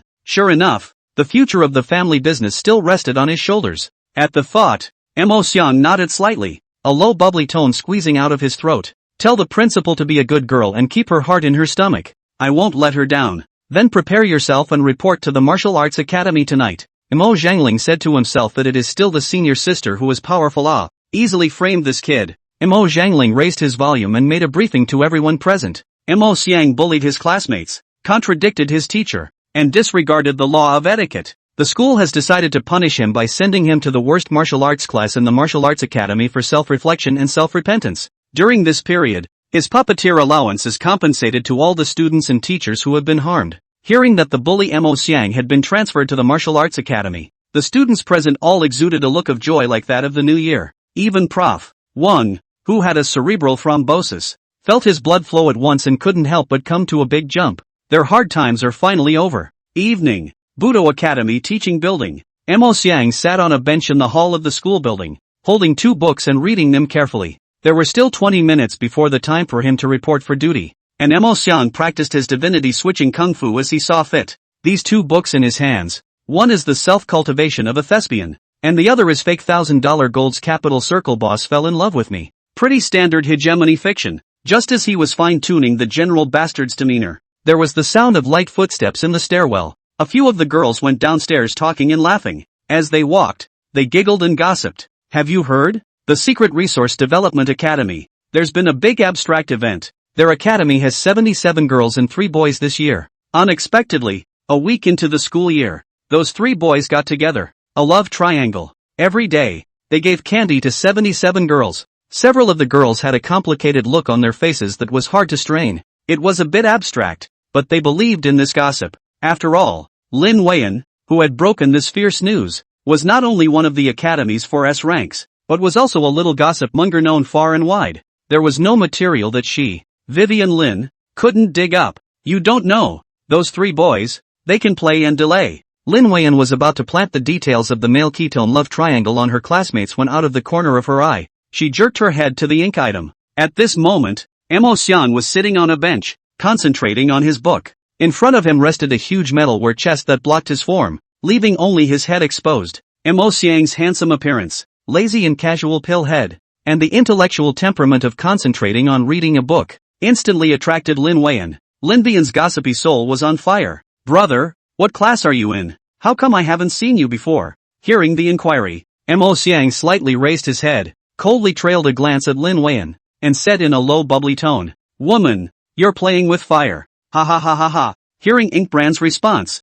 several of the girls in the room burst into laughter. Stinky brother, you're even imitating Mr. Bully? With a naturally soft and nice face like yours, you should take the little puppy route in the next year. Lin Vian cackled a snort of laughter. The boy in front of him, with his good appearance, coupled with his very personalized semi-long hair, was obviously taking the soft line of ancient-style beauty. A little boy like that would have to cry for a long time if she punched him in the face. Lin Vivian wanted to take a look at her stinky brother's whole body, but unfortunately her view was blocked by a metal box that was taller than she was. This kid is so good looking. I just don't know what his height is like and whether his head-to-body ratio is excellent. But the ancient-style little milk dog is well. Milk is enough. Nothing else matters. Lin Weiman thought darkly in her mind. Intent on hitting on this little puppy, Lin Vivian continued to tease. Stinky brother, you're new here, right? You can add sister's WeChat, and if someone bullies you in the future, Sister will give you a head start. Mo Xiang let out a cold snort and squeezed a few words out from between his teeth. Woman, you have succeeded in making mine remember you in this way. Ha ha ha ha ha. A few of the girls laughed even more. This old-fashioned schoolboy forcing his face to look like a bully is so much fun. Mo Xiang glanced at his watch to confirm that the time was almost up. He stood up and casually slung the one-person tall artifact box on his back. He turned back to Linvian. Woman, I remember your words. If I get into trouble, I'll come to you. A few of the girls struggled to keep their heads up. Their eyes glazed over into sanitary balls. What's going on? How did the soft and handsome smelly brother instantly grow from a small fire dragon to Godzilla? How tall is this guy? Taller than a doorframe. Also, what the hell is his body that's more exaggerated than a double-door refrigerator? The moment he put his back on the artifact box, the sound of his back colliding with the box shook the glass on both sides of the corridor and made it flutter. This was no ancient-style beautiful man. This was clearly a humanoid monster with a mutated body. Looking up at her stinky brother's sturdy body and his handsome face, Lin Weian had a strange thought. Stinky brother doesn't have a head-to-body ratio problem. He has a casting problem. How did a face that handsome rest on the body of an exterminator? Chapter 57 Three punches shatter the dream of the Overlord. 10 minutes later, Dong Chao brought Mo Xiang and stepped into the student dormitory building of the Mo Academy. Mo Xiang's tall body blocked the corridor. From the moment Mo Xiang stepped into the dormitory building, he constantly attracted the gazes of the surrounding students. At this moment, Mo Xiang was wearing a suit, and the axe-chiseled and knife-carved toned muscles were hidden under the clothing. However, the ferocious aura of a suit thug emanating from him and the large war chest on his back still brought a strong sense of oppression. And what was even more difficult to accept than this oppressive feeling was that such a fierce giant man actually had a handsome face. The crowd was both curious and a little intimidated by the big new guy, so they could only peek around the door. As Dong Chao walked, he smiled and struck up a conversation with Mo Xiang. From now on, I'll be your martial arts instructor. You'll reform and reflect well in my place. And there's no chance that you'll return to the Puppet Academy one day. Mo Xiang was still immersed in the image of the Overlord, and his lips were lightly parted. I know in my heart, you don't have to say anything. A strange look flashed across Dong Chao's eyes, and the smile on his face grew wider. Your dormitory, on the top floor. The dormitories in our martial arts academy are all single rooms, and the other two students in the class live next door to you. The two of them arrived at the top floor, and as soon as they exited the elevator room, Dong Chao shouted at the top of his voice, Ki-chan, Ja-chan, come out and meet your new classmates. And by the way, I'm checking in. Hearing this, Dao Shi and He Xiongya opened the doors of their rooms. When they saw the giant man behind Dong Chao, both of them were slightly stunned. However, soon after, both of them put on a polite smile and greeted Mo Xiang. Dong Chao helped Mo Xiang introduce himself. Mo Xiang, a student of the Puppet Academy. He made a mistake and was punished to come to our worst martial arts class to reflect. Even though he is a proper top student with B-grade talent, you guys are not allowed to discriminate against him. In your daily academic life, you have to help him more, and the backward will lead the advanced. Inkbrand had a head full of questions. He felt as if there was something wrong with Dong Chao's words. Michishij and He Yuanya nodded their heads back and forth. Teacher, don't worry. As class president and vice president, we have the obligation to help our classmates regress. Dong Chao pretended that he didn't hear the yin and yang of the two men. With your words, I'm relieved. You guys get acquainted later. I'll check your dorm rooms first. As he spoke, Dong Chao stepped into Dao Shi's 601 dormitory. Dong Chao looked around the dormitory and nodded in satisfaction. Good. There were no beer cans in the dumpster, so it looks like you took your teacher's words to heart. The outlets were also placed next to the bed so that you could play with your phone while lying down, which was very much in line with the flow of the motion. Commendable. The snacks and instant noodles were well stocked, and the ability to have a late-night snack at any time for staying up late was excellent. But the teacher still has to criticize you. Dong Chao came to the bed and shook the quilt of Dao Wei apart. Such bad habits as folding the quilt must be changed for me. The bed must be ready to lie down at all times. Next time I catch you stealing a quilt, don't blame me for docking you credits. Looking at the scene in front of him, Mo Xiang was both confused and hard to strain. What is this man doing? You're going to get a credit for folding the quilt? So this is what the worst class in the Budo Academy looks like. No wonder the principal wanted to install himself in the Martial Arts Academy. Here, the problem is really big. Dong Chao went back to check He Xiangya's dormitory. He Xiangya's dormitory has no major problems. It is the 6 rolls of toilet paper at the head of the bed is a bit conspicuous. Dong Chao couldn't help but feel in the bottom of his heart that it was good to be young. The teacher is generally satisfied with the results of this dormitory inspection. You guys help the new students clean up their dorm rooms. The teacher will leave first. After the bed check, Dong Chao patted Dao Shi and He Xiongya on the shoulders before leaving with a smile on his face. As soon as Dong Qiu left, Dao Shi and He Xiongya made a wink, and the two of them attentively inked Xiang and said, "Come on, ink spot student, go to your dorm room." Mo Xiang still maintained the posture of the overlord as he raised a finger and squeezed a magnetic bubbly sound from his throat. "I'm only going to say this once. Remember, from now on, when you talk to me, say please." Mo Xiang decided that rectifying the mess in the martial arts academy would start with these two poor students who were at the bottom of the whole academy in front of him. He'd have to clean up after these two backwoods kids first. "Please go to your dormitory room, Mr. Mo Xiang." Dao Shi and He Xiongya led Mo Xiang to his new dormitory and grabbed him to help him unload the giant weapon case on his back. As he unloaded the box, Inkblock was a little surprised. This artifact box of his was his mobile workbench, containing the various tools he needed to make puppets. The whole box, weighing 1,000 pounds. With his body, carrying a 1,000-pound box was naturally as light as anything. I didn't expect these two unimpressive guys, carrying the box, to be so easy as well. After unloading the crate, Dahi stretched his leg and hooked it, closing the door to the room. "Mr. Mo Xiang, are you a major in organ puppetry? May I ask, do you know how to fix tables?" Mo Xiang was a bit different. Why did Dao Shi ask that? Dahi grabbed his head violently. High on the desk, there was a loud bang, and the desk was instantly reduced to pieces. Suddenly attacked, Mo Xiang subconsciously tried to counterattack, but he violently realized that his arm was being tackled. His arm, which was a few points thicker than a cow's leg, couldn't even struggle for a moment. "Excuse me, do you know how to fix floors?" A dark trip on Dao Shi's leg tripped Mo Xiang down, and at the same time, he grabbed Mo Xiang's hair with his right hand and slammed his handsome face hard through the floor. A luridly deep crater instantly appeared in the floor. "You!" Mo Xiang urged his own qi and blood, trying to force Dao Shi back. Unexpectedly, his qi and blood were also suppressed by Dao Shi. Dao Shi grabbed Mo Xiang's throat with one hand and lifted him up in the air like a chicken. Mo Xiang, who was over 2 meters tall, was forced to hang in the air. It was at this moment that Mo Xiang realized that his cultivation at the beginning of the 6th stage did not have a single ounce of resistance in front of Dao Shi.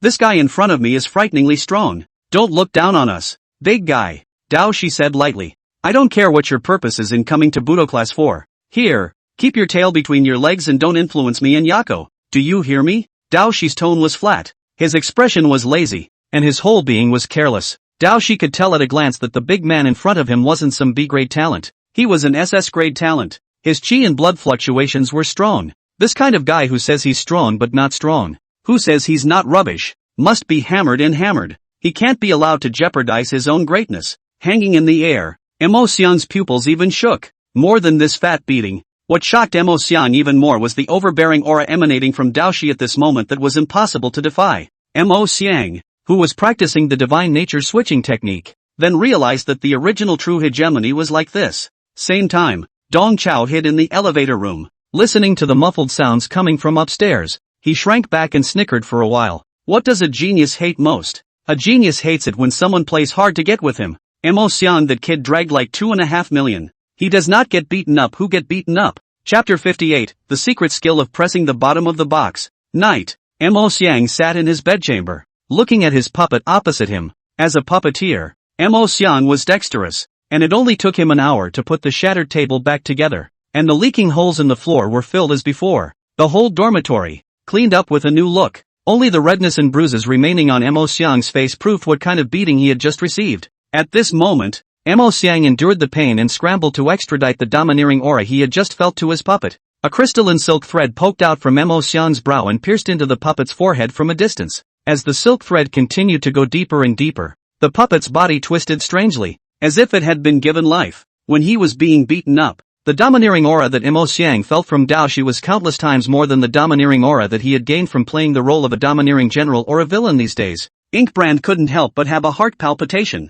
That unimpressive Dao Shi was frighteningly strong and overbearing. There was also that He Xiongya with a cheap smile on his face, who was by no means a weakling. The 4th class of martial arts, which was claimed to be the most rubbish class in the whole school, was actually a class of geniuses and demons. Could it be that this is the true purpose of second cousin Auntie arranging for me to be placed in the martial arts academy? Mo Xiang finally understood why the principal, Master Mou, had placed him in the martial arts academy. He wasn't here to straighten out the martial arts academy. Instead, he was the one being cleaned up and straightened out. Day 2. Martial Arts Class 4 Classroom. Inkbrand sat nose to nose in his seat, his giant form huddled in his tiny desk, his whole body standing out as a well-behaved one. Beside him, Michishige and Ho Yuya were frolicking in boredom. Dao Shi was holding a gaff in his hand, and Hishionya was holding 2 water-based pens, and the 2 of them were playing around under their desks. This type of playfulness may be a bit childish for elementary school students, but it's just right for college students. Mo Xiang squinted at these 2 big shots,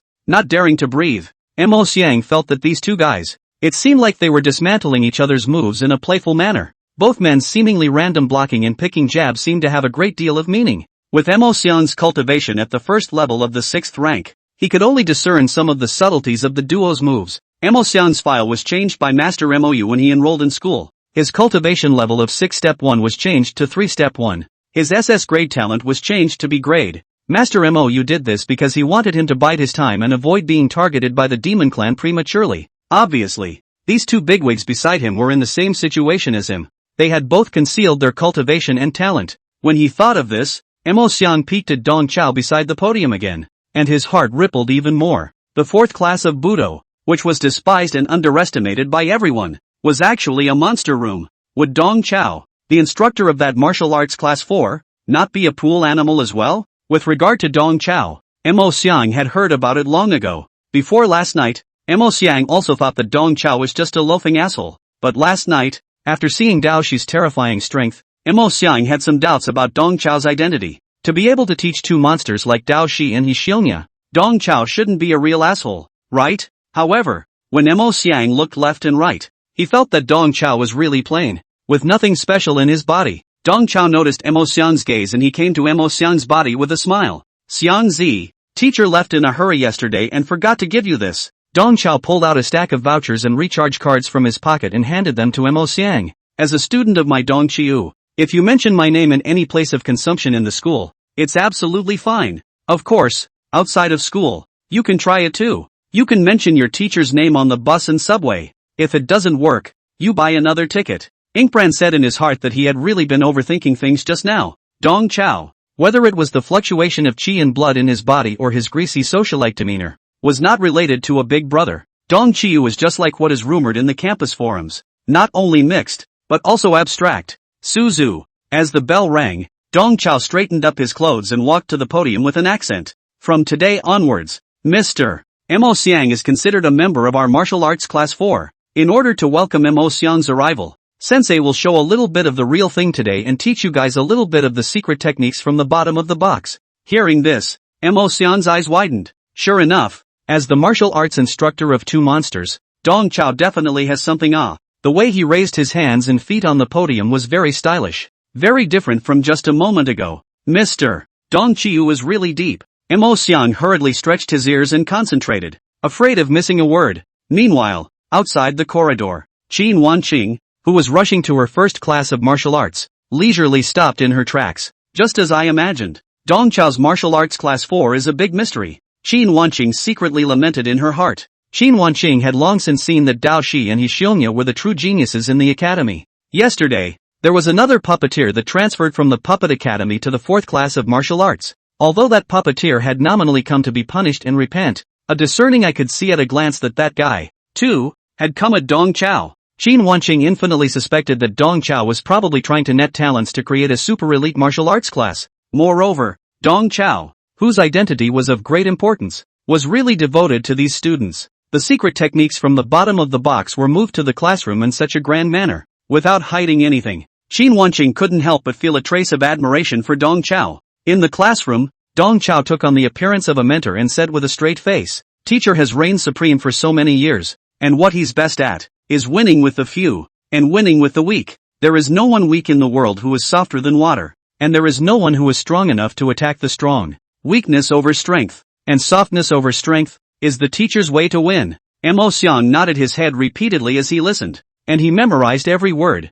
firmly in his heart. The instructor of the demonic martial arts class is truly extraordinary. The words spoken are so philosophical. Mo Xiang felt a little guilty. How could he have underestimated Mr. Dong Chao just now? It's a sin to scorn the high and mighty. What a level-headed way for Mr. Dong to say these words. At first glance, he is a big shot with deep pockets. Mo Xiang excitedly looked at Dao Shi and Hishionya on the side, but found that the two were wooden and not excited at all. Mo Xiang felt a little strange. Mr. Dong is going to teach the secret skill of the bottom of the box. Why do you two have a calm expression? Not excited at all? Outside the classroom, Qin Wanqing, who was eavesdropping, was very entangled with her beautiful eyes. These lines of Dong Qiu's program are so well said. To overcome strength with weakness, and to overcome strength with softness. And regardless of Dong Chao's cultivation level, this martial arts state of mind was indeed dashing. She was eager to hear Dong Chao's secret technique, but she remembered the principle of secrecy that Yang Wei had warned her about.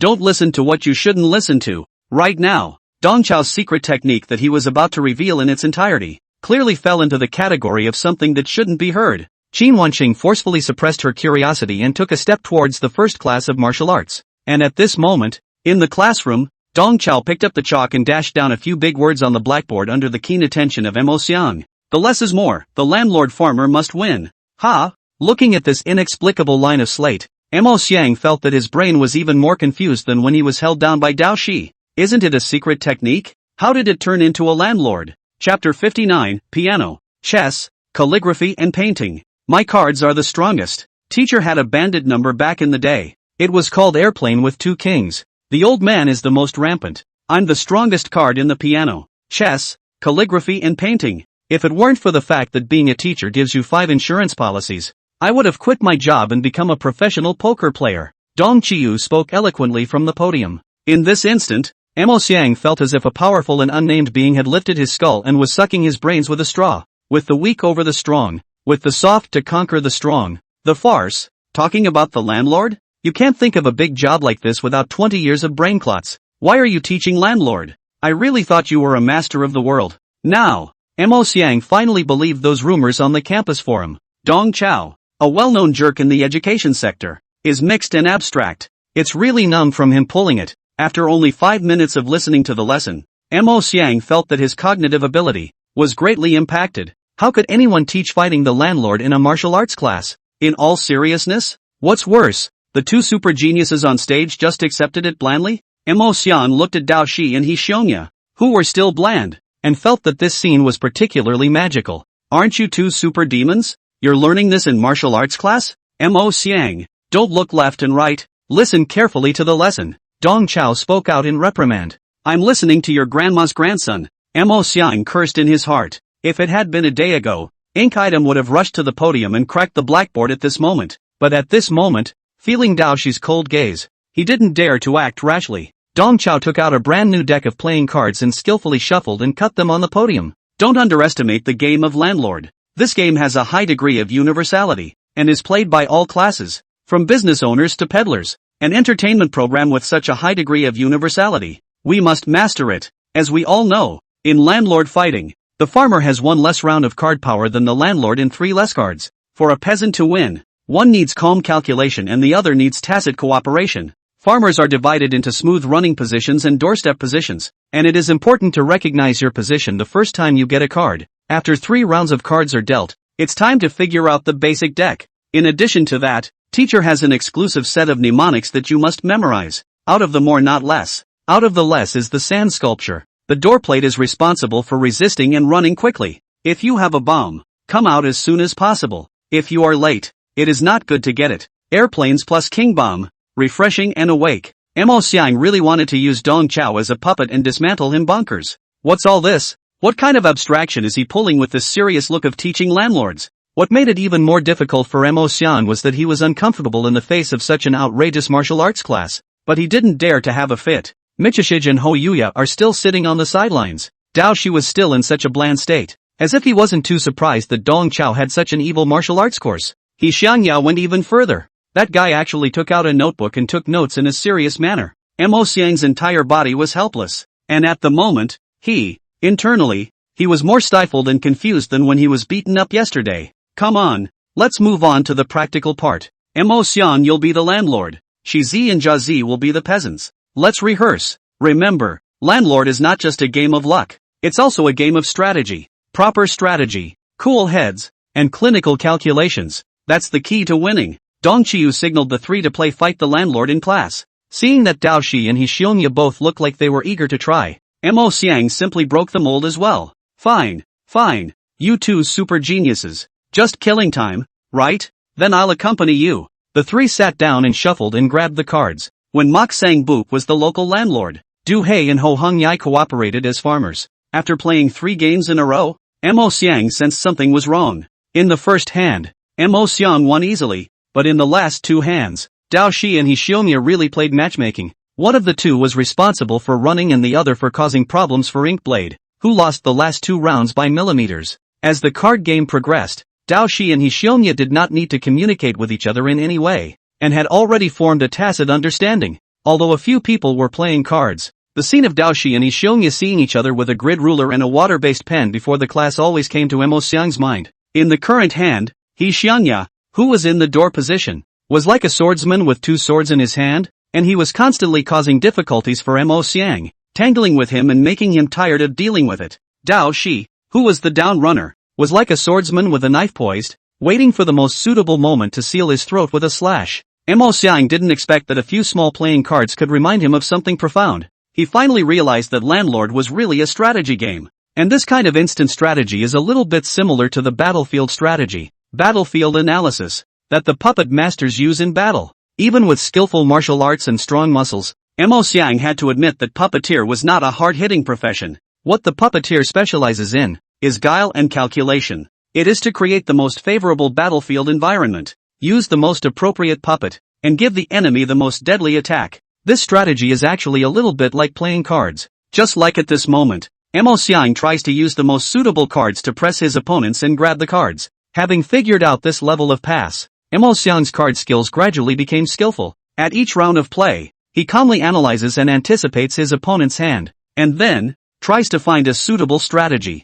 Suitable strategy, calm mind, and calculations on the spot. Isn't this the way to win for puppet masters? Mo Xiang said in his heart that he was so strong that he was actually able to touch and pass. It was just, for a moment, a little strange for him. The words strategy, calculation, and mind seem like I just heard them somewhere, but it doesn't matter. It doesn't matter. The important thing was that while Dao Shi and Hishionya were certainly demonic, they themselves were no less so. It's amazing how a little game to kill time can lead to so many insights. What do you mean? The only supine person in the Mahist family? This moment of clarity caused Mo Xiang to stifle a soft hum. Chapter 60. You two have something on him, don't you? Michihiro's approval +1. Michihiro's approval +1. Dong Qiu's crushing secret skill failed to cut down Mo Xiang's blood, but instead allowed Dao Shi to contribute 2 more points of recognition. Dao Shi didn't move on the surface, but inside his mind was racing. He wasn't quite sure whether Dong Qiu was teaching them how to play cards, or whether he was using cards as an excuse to teach them something real. Suitable strategy, calm mind, clinical calculation. This said, clearly is the battle essentials, right? Also, the test of who is going to be the down runner and who is going to be the doorstopper between him and Hoshianya seems to be the combat division of labor and combat coordination. The lesson, which appeared to be a card game, was, in fact, more like a special combat drill. Moreover, through this period of contact, Dao Shi found that Mr. Dong Qiu was not as useless as the legend said. There were still quite a few shining points in this guy's body. Even Dong Qiu's body seems to have quite a lot of suspicions. For example, on the day that Dao Shi and Hishionya destroyed the practice room, Dong Qiu helped them both out with a few words. That night, did Tun Qiu notice anything or not? Also, was his behavior of taking the 2 men to set up a stall in front of the school simply a play on abstraction? Or did he have another intention? Were his comforting words unintentional or intentional? With all the questions, Dao Shi peeked at Dong Qiu. He looked over his shoulder and realized that Dong Qiu was instructing Hishionya, with a bad smile on his face, on how to secretly throw a single 3, which he was holding in his hand, to the ground. Mo Xiang, who was only focused on memorizing and counting the cards, didn't even notice the small movements of the two. Looking at Dong Qiu and Hishionya's faces as they covered their mouths and snickered, Dao Shi felt that he might have overthought things a bit. Mentor Dong Qiu is not only a waste, he's also cheap. 6 to K, 3 with 2, Big King, counter spring. Hishionya had already found the knack of fighting the landlord and easily walked away with a full hand to reap the victory in the 4th game. Just being a little quicker and dropping all the single cards you can't get out to the ground can greatly improve your odds. This, then, is the true meaning of the landlord farmer's sure win method. Ho Yuya's recognition +1. Ho Yuya's recognition +1. Ho Yuya's recognition +1. Hishionya laughed playfully and offered Dong Qiu a trifecta of recognition. Ho Yuya loves this game so much. Winning a poker game is only 10 happy. But winning a poker game by cheating is 1000 happy. Only, there is one necessary prerequisite to enjoying this pleasure. and that is that you have to be teammates with Dottie. If he had been a rival to Michishige, he would have gotten his ass kicked by now. Looking at the pile of playing cards on the floor, Dong Chao knew that this game could not continue. If you continue to play, you will definitely be exposed. A deck of 54 cards, 20 of which are now lying on the floor. Here, Mo Xiang is still counting cards and pretending to be an expert. I don't know what he's doing. Dong Chao hurriedly called a halt to the card game. Teacher's crushing secret technique. Where is it so easy to master? It's enough for you guys to be able to comprehend for today. Let's stop here for today's lesson. Let's go. Teacher will take you to dinner. As he spoke, Dong Chao raised his hand in a pretentious manner, spilling all the playing cards on the table onto the floor as well. The traces of He Xiangya's cheating instantly dissipated into nothingness. Hi, dang it. He Xiangya secretly marveled and once again offered 1 point of recognition to Dong Chao. Ho Yuya's recognition +1. Dong Chao led a few students and walked leisurely along the pathway of the campus. As it neared mealtime, many classes had already been dismissed, and groups of students rushed to the cafeteria to eat. Some of the devout dry feeders rushed all the way to the cafeteria, fearing they wouldn't make it to the hot ones. What's more, some even ride their bicycles towards the cafeteria. A few people arrived at the entrance to the cafeteria just as a student on a bicycle brushed past them. The student rode his bike almost standing up, and when he came to the entrance of the cafeteria,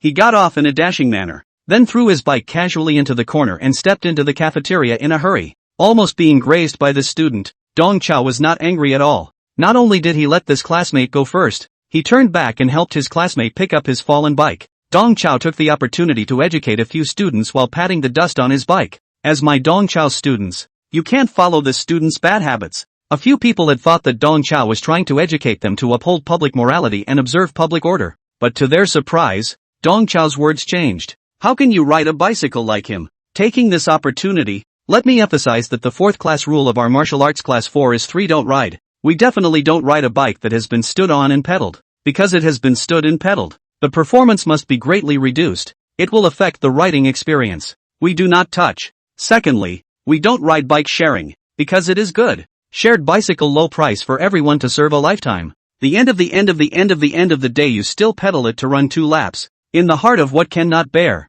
Third, we don't ride other people's bikes. What you pedal hard on may be someone else's sweetheart, bumped and bruised. Say no more. Mo Xiang felt that some powerful and mysterious being was sucking his brain marrow again. What the hell is this? Can you call this a class rule? The class rules are just made up, aren't they? Also, you better really be talking about bicycles. Michishige and Ho Yuya glanced at each other, both of them surprised but accepting this new class rule with relative calm. Although Mr. Dong's passage is abstract, it seems to be somewhat reasonable. With different minds, several people arrived at the unused stall reserved for dining, and the imposing 8th century table was already set. A whole big pot of noodles, a sea bowl full of sancho lo mein, and 7 or 8 rich vegetable yards. Hurry up and eat. I specially asked the uncles and aunts in the cafeteria to prepare it. Dong Chao attentively served noodles to the 3 students. Mo Xiang had long heard that the food in martial arts class 4 was a special version of the cafeteria, eating differently from the other students. This time, he could be considered to have seen it. Mo Xiang took the bowls and chopsticks handed to him by Dong Chao,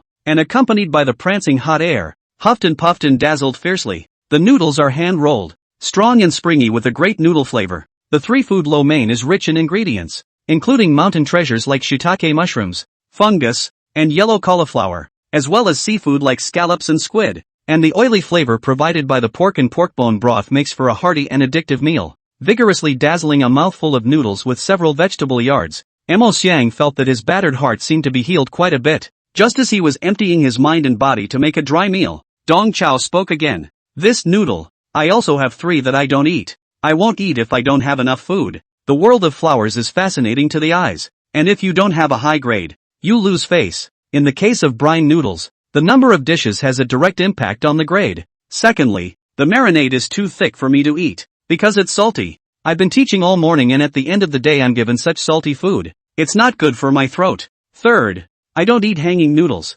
Hanging noodles just aren't considered proper noodles. The only way to make hanging noodles palatable is to make them into fried noodles. But it's a waste of fried sauce to make it into fried noodles. As my Dong Chao students, in the future, you are not allowed to eat hanging noodles even if you eat dry noodles before the banquet of wine. Eating hung noodles will be laughed at. This is our 5th class rule. Remember? Remember. Dao Shi and He Xiongya responded in unison. Looking at the 3 people singing in unison, Mo Xiang's brain was about to explode. And you have the nerve to talk about teaching. Also, eating dry noodles at a feast, that's what's more humiliating, right? Just as he was freaking out, Dao Shi and He Yuanya were eating noodles while calmly looking at Mo Xiang as a passerby. Inkbrand's eyes flickered in succession, and he hated to send a string of Morse code to the two men with his eyelids. You too, do you have something on him? Did you guys shark people in the street and he saw you? Mo Xiang really couldn't figure out how two demons with super talent could tolerate a wasteful and talkative tutor like Dong Chaoa. These two, they're not sick too,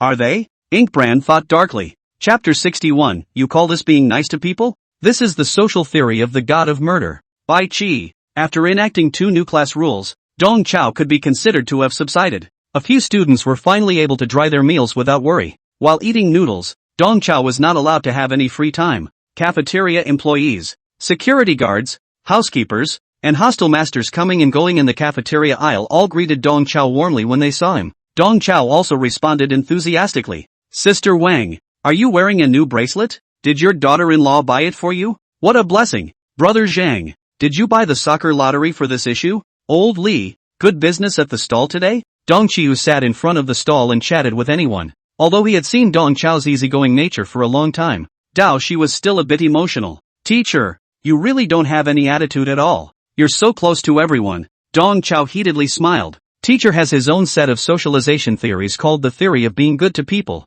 Simply put, as long as you are sincere with people, you can reap 90% of the goodwill of the group around you. If you then throw in a little bit of what they love to hear, that's 99% of the goodwill of the people around you. If you give them another little favor, the percentage of the population that is friendly to you can be 99.9%. Speaking of which, Dong Chao clicked a bite of garlic. That is to say, only 1 in 1,000. At most, of the people in this world are unfriendly to you. If you can wipe out that 1 in 1,000, then everyone left in the world is friendly to you. Dao Shi, He Xiangya, and Mo Xian were all shocked. They just reacted to the fact that it's called the nifty theory of being nice to people. It's nifty that Bai Qi, the god of killers, has learned to socialize. Luckily Dong Qiu is just a mongrel teacher. Otherwise, something big will happen. Mo Xian thought darkly in his heart. For his part, Dahi rolled his eyes and thought, Mr. Dong Chao's words sound a bit shocking, but it seems a bit reasonable. In the meantime,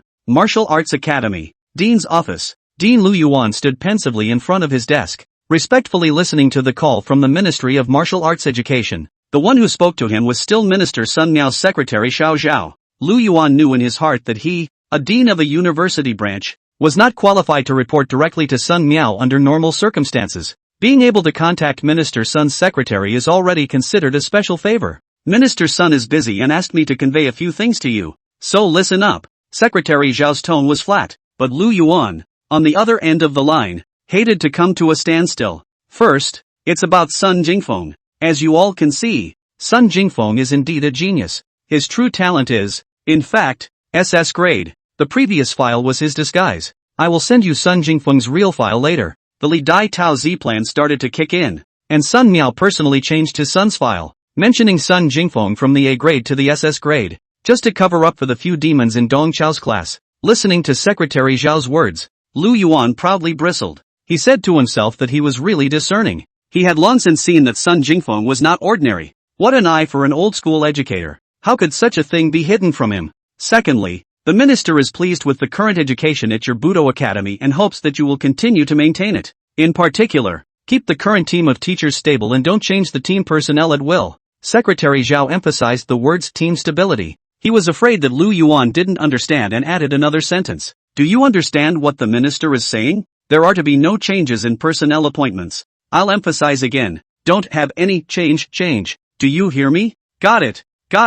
Lu Yuan nodded repeatedly. How could he not understand what the minister meant? The minister was obviously satisfied with him, satisfied with Qin Wancheng, satisfied with Wang Su, and satisfied with Jiang Chang. In fact, Lu Yuan, himself, is very satisfied with the team of first-grade teachers. They still managed to get praise from the minister despite having Dong Chao dragging their feet. If the foot-dragging Dong Chao was optimized, then they, as a team, weren't as strong as they could be. How could the minister have thought that the education team he raves about could actually have room for optimization and upgrading? Lu Yuan was a little bit looking forward to how surprised and delighted the minister would be after he optimized and upgraded the teacher team. Lu Yuan is an educator who was going to lead the entire MOMO university and reshape its past glory. How can you do that without doing something to impress the minister? Secretary Xiao Zhao hung up the phone, and not much later, the phone rang again. This time, it was the principal's office that called. The distinctive dry voice of a paperman rang through the phone. I just got word from the Ministry of Education that the minister is very pleased with the educational work of your college.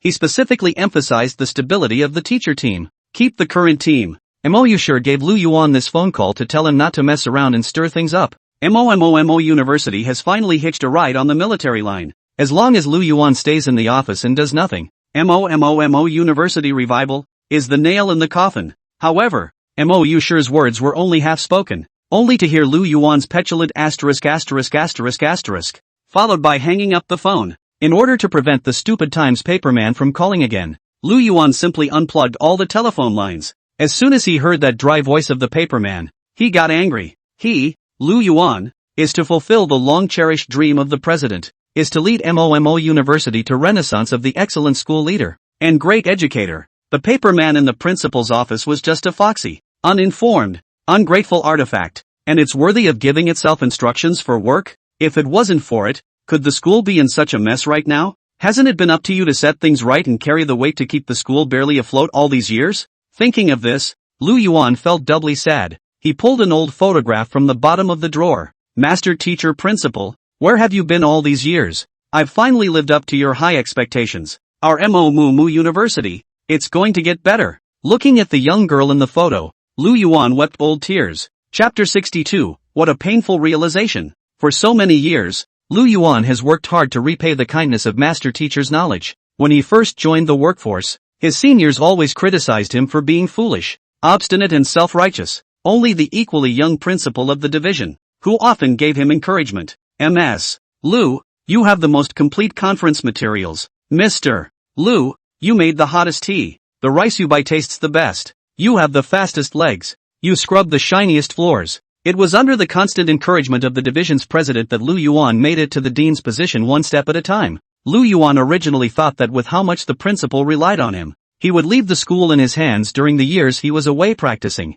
I didn't realize that the shrewd and capable principal had moments of folly. But in any case, the principal's kindness to him was not yet complete. Thinking of this, Lu Yuan reinserted the phone line and made a call to Administrative Director Mo Zhangling. Director Mo, hey. I wanted to ask if there's been any news about Principal Shishir lately? Hearing the titled Master Teacher Principal, Mo Zhangling felt a chill in his heart. He returned in a hard tone. No. Mo Zhangling knew that senior sister loved beauty in face. She had gone from a magnificent transcendent puppeteer to an immortal paperman, and inwardly she simply couldn't accept it. That's why she made up that nonsense about going out to practice. Over the years, the leaders of each branch have basically guessed the truth. And we all know the truth. Only Lu Yuan, this idiot, every day in the name of the principal fan, changing tricks with the sister of the antithesis. Mo Zhangling even wondered if this old kid was doing it on purpose. Are you calling about something serious? Mo Zhangling asked in a tone of voice. Director Mo, you know,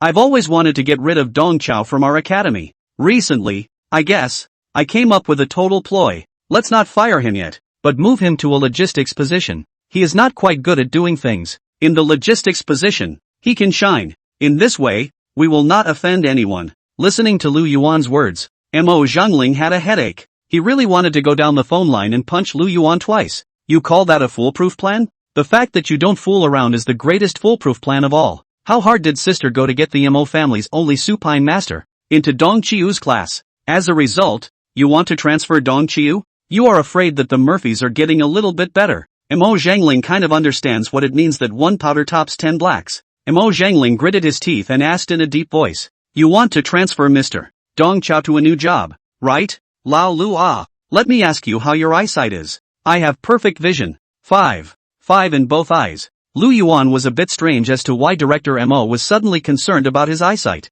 Mo Zhangling reprimanded in an almost growling tone. You have such good eyesight. Why don't you come and watch the gate for the school? The vacated dean's position is transferred to teacher Dong. What do you think? How dare you think of useless things all day long? Mo Zhangling couldn't tell Lu Yuan that their academy's teacher Dong Chao had an unusual status. That kid was all hooked up with the Minister of Martial Arts Education. Mo Zhengrong can only use this way to show Lu Yuan. Unexpectedly, after hearing Mo Zhengling's words, Lu Yuan was also anxious. Director, why don't you understand? You have an open position there as a gatekeeper. Just directly transfer Dong Chao there. I don't have to move. Mo Zhengling's brain buzzed. Who the hell doesn't get it? Lu Yuan? This old boy. 24K pure stupidity. Forget about the transfer. Put your heart into your work. Don't think about useless things during office hours. For this behavior of thinking nonsense during office hours, turn around and write a 100,000 word check and send it to my office. Reflect deeply and change deeply. If you don't write a good check, you don't want your performance bonus at the end of the year. Mo Zhengling hung up the phone without a trace of anger, listening to the busy tone coming out of the phone receiver. Lu Yuan was a bit confused. Is it that hard to get rid of Dong Qiu? He felt a powerful resistance. It feels like driving on the highway, only to find out that all the vehicles around you are going against the flow of traffic. But the greater the resistance, the more he must move forward. After all, Murmur University was all he had. This heavy sense of responsibility made Lu Yuan unable to resist cheering himself up by singing. Ah, what a painful realization. Murray University is all I have. Looking back at every step on my educational journey, it's all gone so hard. Ah, what a painful realization. Lu Yuan's office resounded with sad songs. The next few days, busy writing checks Lu Yuan can be considered to have subsided. But the entire martial arts academy was in an uproar because of two things. The first thing that happened was the mapping scores that didn't go away. In that practical test with strange rules, all the freshmen of the martial arts academy, except for Sun Jingfeng, scored 0 points. In this way, the score of the previous written test becomes particularly important. However, the results of the written test, too, were deliberately downplayed by the college. Although Lu Yuan could be a demon, he still cared about the psychological condition of his students. He was afraid that the matter of the results of the written test would attract unwanted stares to Yixionya, and would secondarily harm this former genius of the sword path. Lu Yuan not only downplayed the results of the test paper, but also gave a gag order that the fact that Yixionya was once a SS-level genius was only known to a few teachers and must never be leaked. There is another reason why Lu Yuan doesn't release the exam results. That is, the Budo Class 4, whose strength pulls the crotch the most, has gotten the best score in this exam. The 50% passing rate is riding high throughout the year. The school's famous jerk of a tutor took the best teaching grade. If this was announced, where would the teachers of the other classes be disgraced? The matter of exam results was only discussed in a small way among the students. After all, we all know in our hearts how well that paper was tested. Not releasing the results would be a boon to everyone instead. What the students discussed more than the test scores was actually Sun Jingfeng. Sun Dingfeng, the student council president of the Martial Arts Academy, turned out to be a super genius. Although Sun Jingfeng dresses a little strange and behaves in a hall-like manner, he is very strong and incomprehensible. His strength was far beyond even the Academy's 4S-class geniuses. Just as the students were talking about Sun Jingfeng's true strength and true talent, the Academy welcomed a third major event. The previous year's winner of the 100 Schools Martial Arts Conference, Sanqing University, had really come to the Martial Arts Academy to exchange ideas. Unlike the long-gone Mo Mu University, in recent years, Sanqing University has been on a roll. They have a strong faculty and excellent scholars, and have won many awards in the 100 Schools Martial Arts Competition. Last year, they even defeated the unbeatable Southern Ocean Twin Stars and defended their home turf without any surprises, keeping the crown of the 100 Schools Martial Arts Conference. In China, this #1 martial arts college should not have been practicing against Mo University. It was Lu Yuan who let out a great deal of blood to invite them over. What Lu Yuan took out was the Martial Arts Academy's watchword, the secret realm of the mining pit. Chapter 63, the champion of the 100 Schools Martial Arts Conference, Sanqing University, is here. The mining pit, with a danger level of 1 and a resource level of 2, is an ideal paradise secret for new students to practice. The mining pit mystery opens only on September 29th of each year for 6 hours. There is a limit to the number of people in this secret area, with a maximum of 120, and the Academy of Martial Arts owns half of the secret area. Lu Yuan was the one who used the quota to enter the secret realm of the mine pit as bait to seduce the super-strong Sanqing University Combat Department. On the 28th of September, when the Combat Department of Sanqing University departed for Mo University, Lu Yuan also finally finished writing his 100,000 word check. He gathered several of the first-grade teachers together for a special regular meeting. At the meeting, Lu Yuan was both elated and apprehensive. Comrades, the situation is grave. The situation is grave. This time, the Sanqing University Combat Department, the ones who came are all elites. Wang Tianqian of the 4 Little Heavenly Kings is personally leading the team. 2 SS-ranked geniuses, 8 S-ranked geniuses, and dozens of A-ranked superior students. They're coming in strong this time. can be invited to Sanqing University to do cutting exchange? Lu Yuan's certainly happy. However, the Sanqing University's elites were out in full force, which gave the impression that they had come to eat their grievances. The Martial Arts Academy only had a maximum of 60 spots to enter the secret realm. The two schools had previously agreed to fight against each other in groups to decide the places. The Sanqing University had the best of the best, and it was obvious that they wanted to take up all 60 spots. Although it was only the lowest level of the secret realm, it was a rare insight and experience for the new students. Killing the foreign beasts in the secret realm and collecting materials could also be exchanged for martial contribution values, which would greatly benefit their cultivation in the future. This favor, however, may not fall in the lap of your own students. When it came down to it, Lu Yuan realized that his invitation to Sanqing University to do the exchange seemed to be a bit like leading the wolf into the house. Compared to the Sanqing University Combat Department with its luxurious lineup, the quality of the saplings at the Budo Academy, which only had 4 S-rank students, was truly shabby. Even with the addition of the super genius Sun Jingfeng, the Wudao Academy's paper strength was comparable to only half that of Sanqing University. And what was truly terrifying about Sanqing University wasn't their individual strength. Most of the Taoist practitioners at the University of the Three Clearances practiced star sacrifice, and they were able to sense the stars and constellations in the sky. The star lodges formed star formations and worked in concert, and that was where they were truly terrifying. In the previous year's martial arts conference, it was with the 9 observations star formation that Sanqing University had boiled the Southern Ocean twins to the point of exhaustion, winning the final crown.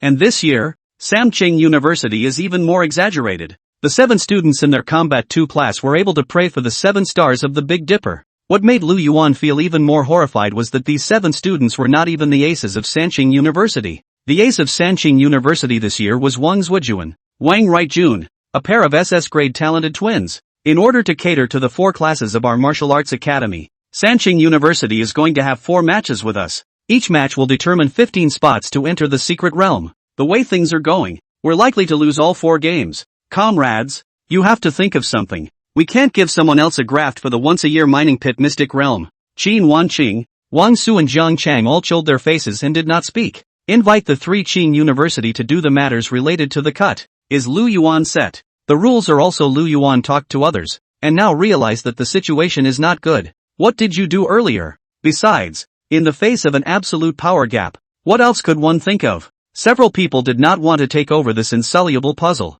They lowered their heads and deliberately avoided Lu Yuan's gaze. Just then, Dong Chao stood up violently. Dean, you don't have to worry. As the outstanding teacher with the most outstanding teaching performance in this mapping test, I deserve to help you out. Don't worry, I have a solution. Dong Qiyu gave himself a high hat right off the bat. In terms of achievements, their martial arts class 4 had indeed excelled in this examination. This was something that even Wang Su and Jiang Chang, who looked at Dong Chao with 100 displeasure, could not refute. But does this excellence have anything to do with you, Tun Qiu? Why are you boasting? Wang Su and Jiang Chang were incredibly unconvinced in their hearts, but the only thing they could do at this moment was to furiously roll their eyes. Seeing Dong Chao, Lu Yuan was also furious. Just because of him, he himself has written a 100,000 word check in the past few days. 100,000 words. Lu Yuan wrote all the words related to introspection that he could think of, and filled in a love song, before barely scraping together 100,000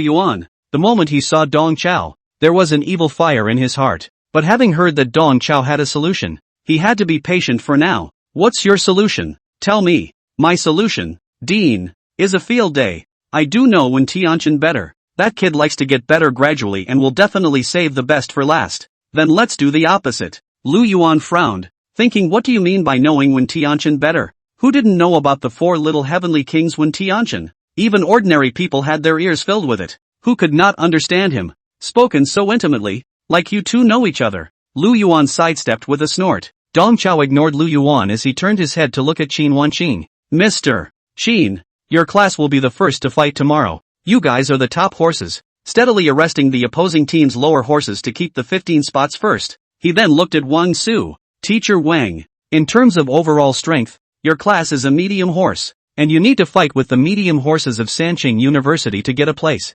He looked at Jiang Chang again. You are an inferior horse. You belong to the sacrificial bit. If you can consume the dipper, it's considered a success. Don't think too much. Being bluntly described as an inferior horse by Dong Chao, a huff appeared on Jiang Chang's face as he couldn't help but open his mouth to ask, so what kind of horse are you? Budo Class 4? Dong Chao looked like he deserved it. We're certainly grand horses that are worse than inferior horses. Our mission is to reverse capture the ace of Samchung University. Those two SS class geniuses will be handed over to our class. Don't worry guys, even if they exert all their strength, they can only take 15 spots from us. Dong Chao's faceless look caused the few people present to be speechless for a moment. What the hell is a giveaway horse? Also, why is he proud of himself when he's clearly the sacrificial bit of the sacrificial bit? After a moment of dismay, Lu Yuan was the first to come back to his senses. This arrangement of yours is based on the premise that the order of appearance on the side of Sanqing University is fixed. But if, for example, they also line up and capture our top horse,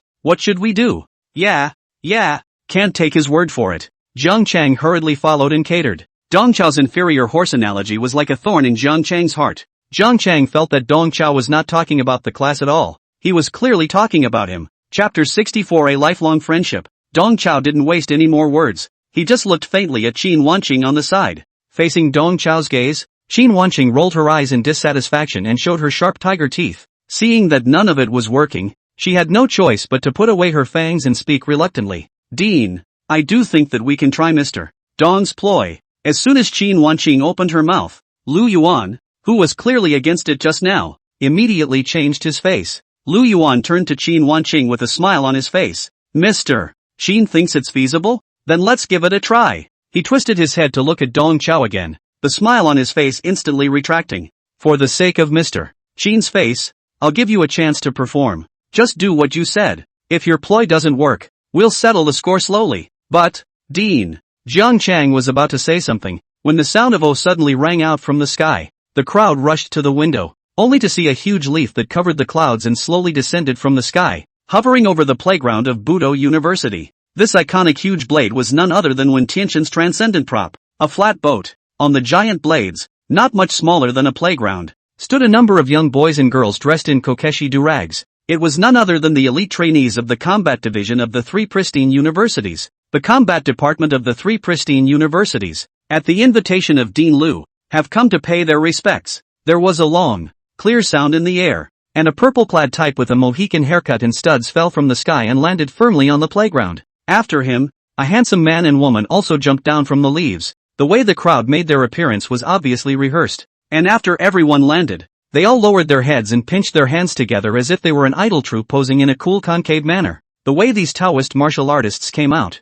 they earned a lot of eyeballs. The MO students around the playground all gathered around. Not only were there students from the Martial Arts Academy in the crowd, but there were also many students from other faculties that had come to join in the fun. Wow! It's worthy of being the champion of the 100 Schools Martial Arts Conference. Sanqing University. The aura is just different from other martial artists. Their school uniforms are so unique. It's actually a Kakusai-do uniform. Compared to them, our sports uniforms are too old-fashioned and shabby. You guys, look, the one at the head is the transcendent martial artist, Wen Tianqian, one of the four little heavenly kings of China. Finally, we've seen him alive. Just as the students of MO University were talking, the type of man, Wen Tianqian, raised his head violently and changed from making a seal with his hands to kowtowing. The students behind him synchronized their hand gestures with him. The door of Taoism is full of auspiciousness. With a clear and quiet mind, I pray for harmony and tranquility in the world. May all of you attain the Tao, be joyful in heart,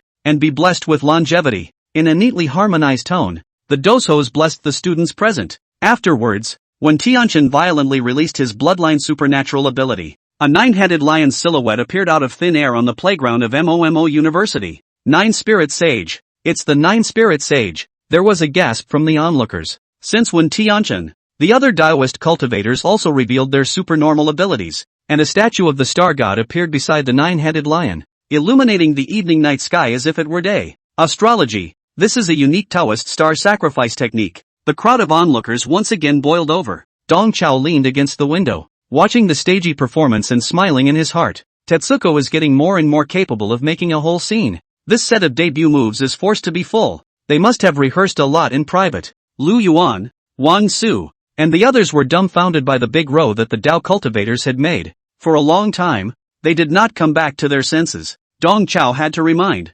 Dean, shouldn't we go down and greet them? Only then did Lu Yuan react. Yes, all of you, go down and greet them. At Lu Yuan's urging, several teachers went downstairs in a huff. Dong Qiu deliberately stayed at the very back. He took out his cell phone and sent a message to Wen Tianchen. Tatsuko, let's have some drinks tonight. I'll be the host. After a deliberate 2-second pause, Dong Chao added another sentence. Bring those two heartthrobs from your school. 9 o'clock at night. When Tianchen led Wang Zuojun and Wang Ruijun and sneaked into the cafeteria of MOMO University. Director, why did you bring us here at night? Wang Zuojun couldn't help but ask. Teacher has brought you to meet a deceased person. Be in good spirits for a while. Don't embarrass me. When Tianchen instructed the two students while following the bright light. In the meantime, and used stalls in the cafeteria, Dong Chao squatted in front of the barbecue grill, building a fire while instructing the three students behind him. There are guests coming in a while, so all of you pay attention and don't embarrass your teacher. Every word and action must be like what the teacher teaches you on a regular basis. You must be polite. Michishijin Ho Yuya nodded masculinely. Understood. Understood. You'll see, teacher. Imo Xiang stared at Dong Chao's back and secretly skimmed his lips. He said in his heart that the most humiliating person in the whole house is you, old Den. Just then, a footstep came from far away. A hipster dressed in a personalized outfit, with two identical-looking twins, came to the front of the stall. Seeing the visitor, Dong Chao jumped up and opened his arms exaggeratedly. Tatsuko, the type also opens his arms. Shio-chan, the two hugged each other hard. Seeing this scene, Dao Shi, He Xiongya and Imo Xiang all had their mouths wide open, as if they had received a smack on the head. This type of man, isn't it Wen Tianchen who made a splash on the playground earlier? Director of Research and Training of the Combat Department of the Three Clear Universities, the best of the new generation of Chinese, transcendent martial artists, and the four little heavenly kings. How did such a big shot cuddle up with their loser mentor? The two of them seem to be familiar with each other? On the other side, Wang Zuojun and Wang Ruijun were also a bit guilty. Their director of research and study. Why doesn't he seem to be the same as usual? Is this the same Mr. One who loves to play smart and act cool? Dong Chao and Wen Tianchen bear hugged for a while before they finally separated. Dong Chao took Wen Tianchen's shoulder and introduced him to the students. You may not believe me when I tell you, Tatsuko and I, that's a lifelong friendship. Wen Tianchen's eyes were filled with excitement. That's right, brother, say nothing, it's all in your heart. This conversation between the two made a few students more and more curious. How could a transcendent martial artist have a lifelong friendship with a gangster who was not doing his job? Even Wang Zuojun and Wang Ruijun also perked up their ears and had a posture of concentrating on eating melon. With a proud tone, Dong Chao continued. We met playing online games in the beginning. Back then, I only had one resurrection coin in my pocket, and I gave it to him. You guys say, this is not a lifelong friendship. Yes, brother is right. We are just friends for life. When Tianchen nodded repeatedly, the others, however, froze on the spot. Thunderstruck. Can you play online games and meet up with transcendent martial artists? Also, giving away an online game resurrection coin. That's a hell of a lot of friendship, isn't it? Wen Tianchen even rushed to admit it. What the hell? Looking at Wen Tianchen's well-behaved appearance as he pecked at a chicken, Wang Zuojun secretly pinched an exorcism finger technique. He couldn't help but wonder if the director had been bewitched. It was really strange today. Whoever you are, get off the director's body now. Wang Zuojun secretly urged his finger technique. But nothing happened. Chapter 65 I didn't say I wanted a bicycle. When Tianchen noticed Wang Zuojun's small movements, and he secretly glared at Wang Zuojun. After forcing Wang Zuojun to withdraw his finger technique, When Tianchen then smiled and said to Dong Chao, Brother, are these your favorite students? Won't you introduce them to me? Dong Qiu pointed at Dao Shi and He Xiongya.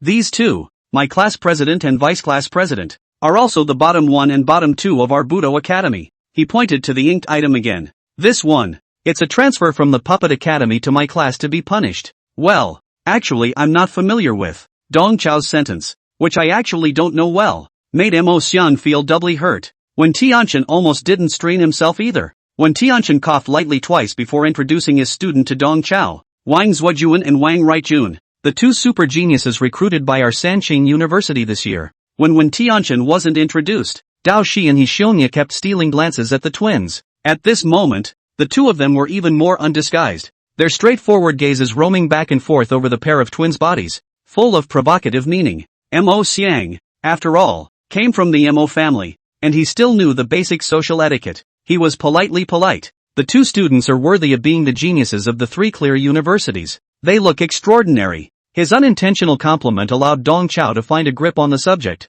Dong Chao's eyes gurgled twice, and he violently raised the volume of his voice. loudly reprimanding Mo Xiang. A chi recovery pill? What chi recovery pill do you want? What chi recovery pill? How can you open your mouth and ask for a chi recovery pill? Mo Xiang's entire body was dumbfounded. I didn't say the chi return pill. I said it was extraordinary. Dong Chao covered the ink item with a higher volume. He is a guest. Even if he came empty-handed, even if he licked his face and took a seat to eat, you can't open your mouth and ask for something. Don't you know how to be courteous? As he spoke, Dong Chao looked painfully at Wen Tianchen. Tatsuko, it's all because of my lack of education. Letting you see the joke. This child heard that you Taoist cultivators are good at refining pills, and he got hooked, and when he catches a chance, he opens his mouth and asks for it. He is also quite a big man. I really can't control him. Wang Zhuojun and Wang Rigjun all had black lines on their heads. The two of them are really long to see. Obviously it is this old deng open mouth hard to ask. He can still rely on the students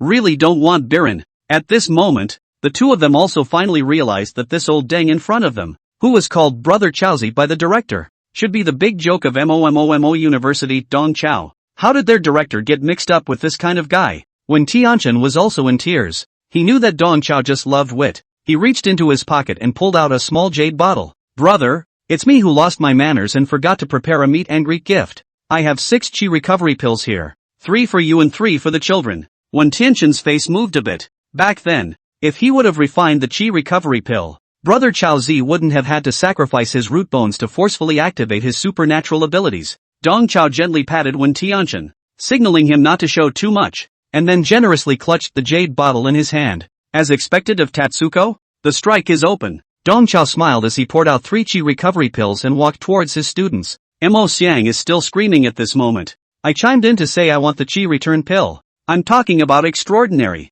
Dong Chao nodded perfunctorily. Fine, fine. You didn't. No more for you then. Hey Z, Jia Z, 1 for each of you. Dong Chao crossed over to Mo Xiang and handed the elixir to Dao Shi and Hixionia. Nietzsche's approval rating +2. Ho Yuya's recognition +1. Getting such a golden elixir. The duo offered their recognition. Dong Chao's shameless behavior shocked Wang Zhuojun and Wang Rigjun, who were watching from the sidelines. This Olden is really gripping a student hard. What a firstborn Eastern son. The late intent of the Passon. A chill ran through the two men. Dong Chao warmly greeted everyone as they took their seats. Don't stand around. All of you. Get seated. I'll grill skewers here. Greeted by Dong Chao, the group sat around the stove, jerking off and drinking. Dong Chao and Wen Tianchen talked and laughed the entire time, but the atmosphere between a few students was a bit strange. Mo Xiang was still sulking because of the matter of the chi recovery pill, and the whole person was suffocating. Dao Shi and Hixionia, on the other hand, kept sizing up Wang Zhuojun and Wang Ruijun. The two of them tried to toast the twin brothers several times, but were ignored by the other party. Wang Zhuojun and Wang Rigjun sat on the left and right of Wen Tianchen, neither raising their cups nor moving their chopsticks. With a look of impatience, both of them were SS-class super geniuses, and when they were born, they alluded to the stars in the sky, and how honorable their status was. Since childhood, they have been worshipped as stargazers. At the moment, they're forced to sit at a rudimentary barbecue grill and eat barbecue with a couple of trashy losers? This bunch of losers, is this how they entertain transcendent martial artists and the pride of heaven? With this plebeian food? If it wasn't for giving Wen Tianchen face, the two would have gotten up and left long ago. What made the brothers even more uncomfortable was that across the grill, those two guys with no eyesight kept stealing glances this way, and claiming to be brothers trying to make a toast. Do they deserve it? After tonight, this kind of complicit fools rolling around in the muck won't cross paths with heavenly beings like them. Did the two idiots think that with a little toast and browbeating, we'd give them a chance to climb the rock?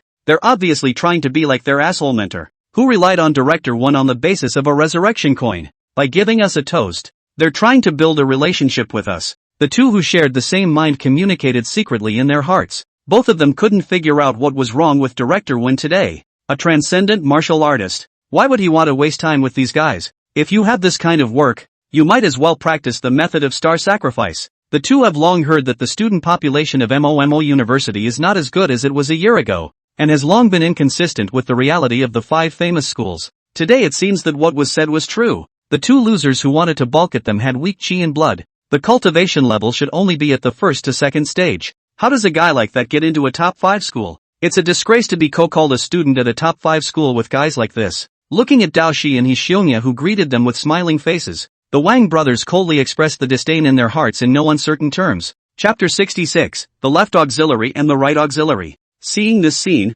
Dong Chao secretly laughed in his heart. Originally, he just wanted the students to get acquainted with the heavenly pride of their contemporaries. But now, the good show was about to take place. In order to provide a stage for the students, Dong Chao repeated the same trick. He put on a drunken appearance and staggered to pour Wen Tianchen a drink. Tatsuko, brother will toast you again. Hearing this, Wen Tianchen hurriedly cupped his hands to hold the wine cup. Unexpectedly, Dong Chao's hand shook violently, and the small half bottle of beer was poured onto Wen Tianchen's clothes, giving Wen Tianchen a penetrating cold. Iya, brother drank too much. Tatsuko, don't be offended. Hurry up and go wash up. Dong Chao dragged Wen Tianchen and hurriedly left the table. Looking at Dong Chao's departing back, the contempt in the eyes of Wang Zuojuan and Wang Ruijuan increased. This old boy, not only is his cultivation trash, but his drinking capacity is also trash. Only 1.5 bottles and you're this drunk? How can you ask for a drink with this amount of alcohol? Just as Wang Zuojuan and Wang Ruijun were lightly teaching within themselves,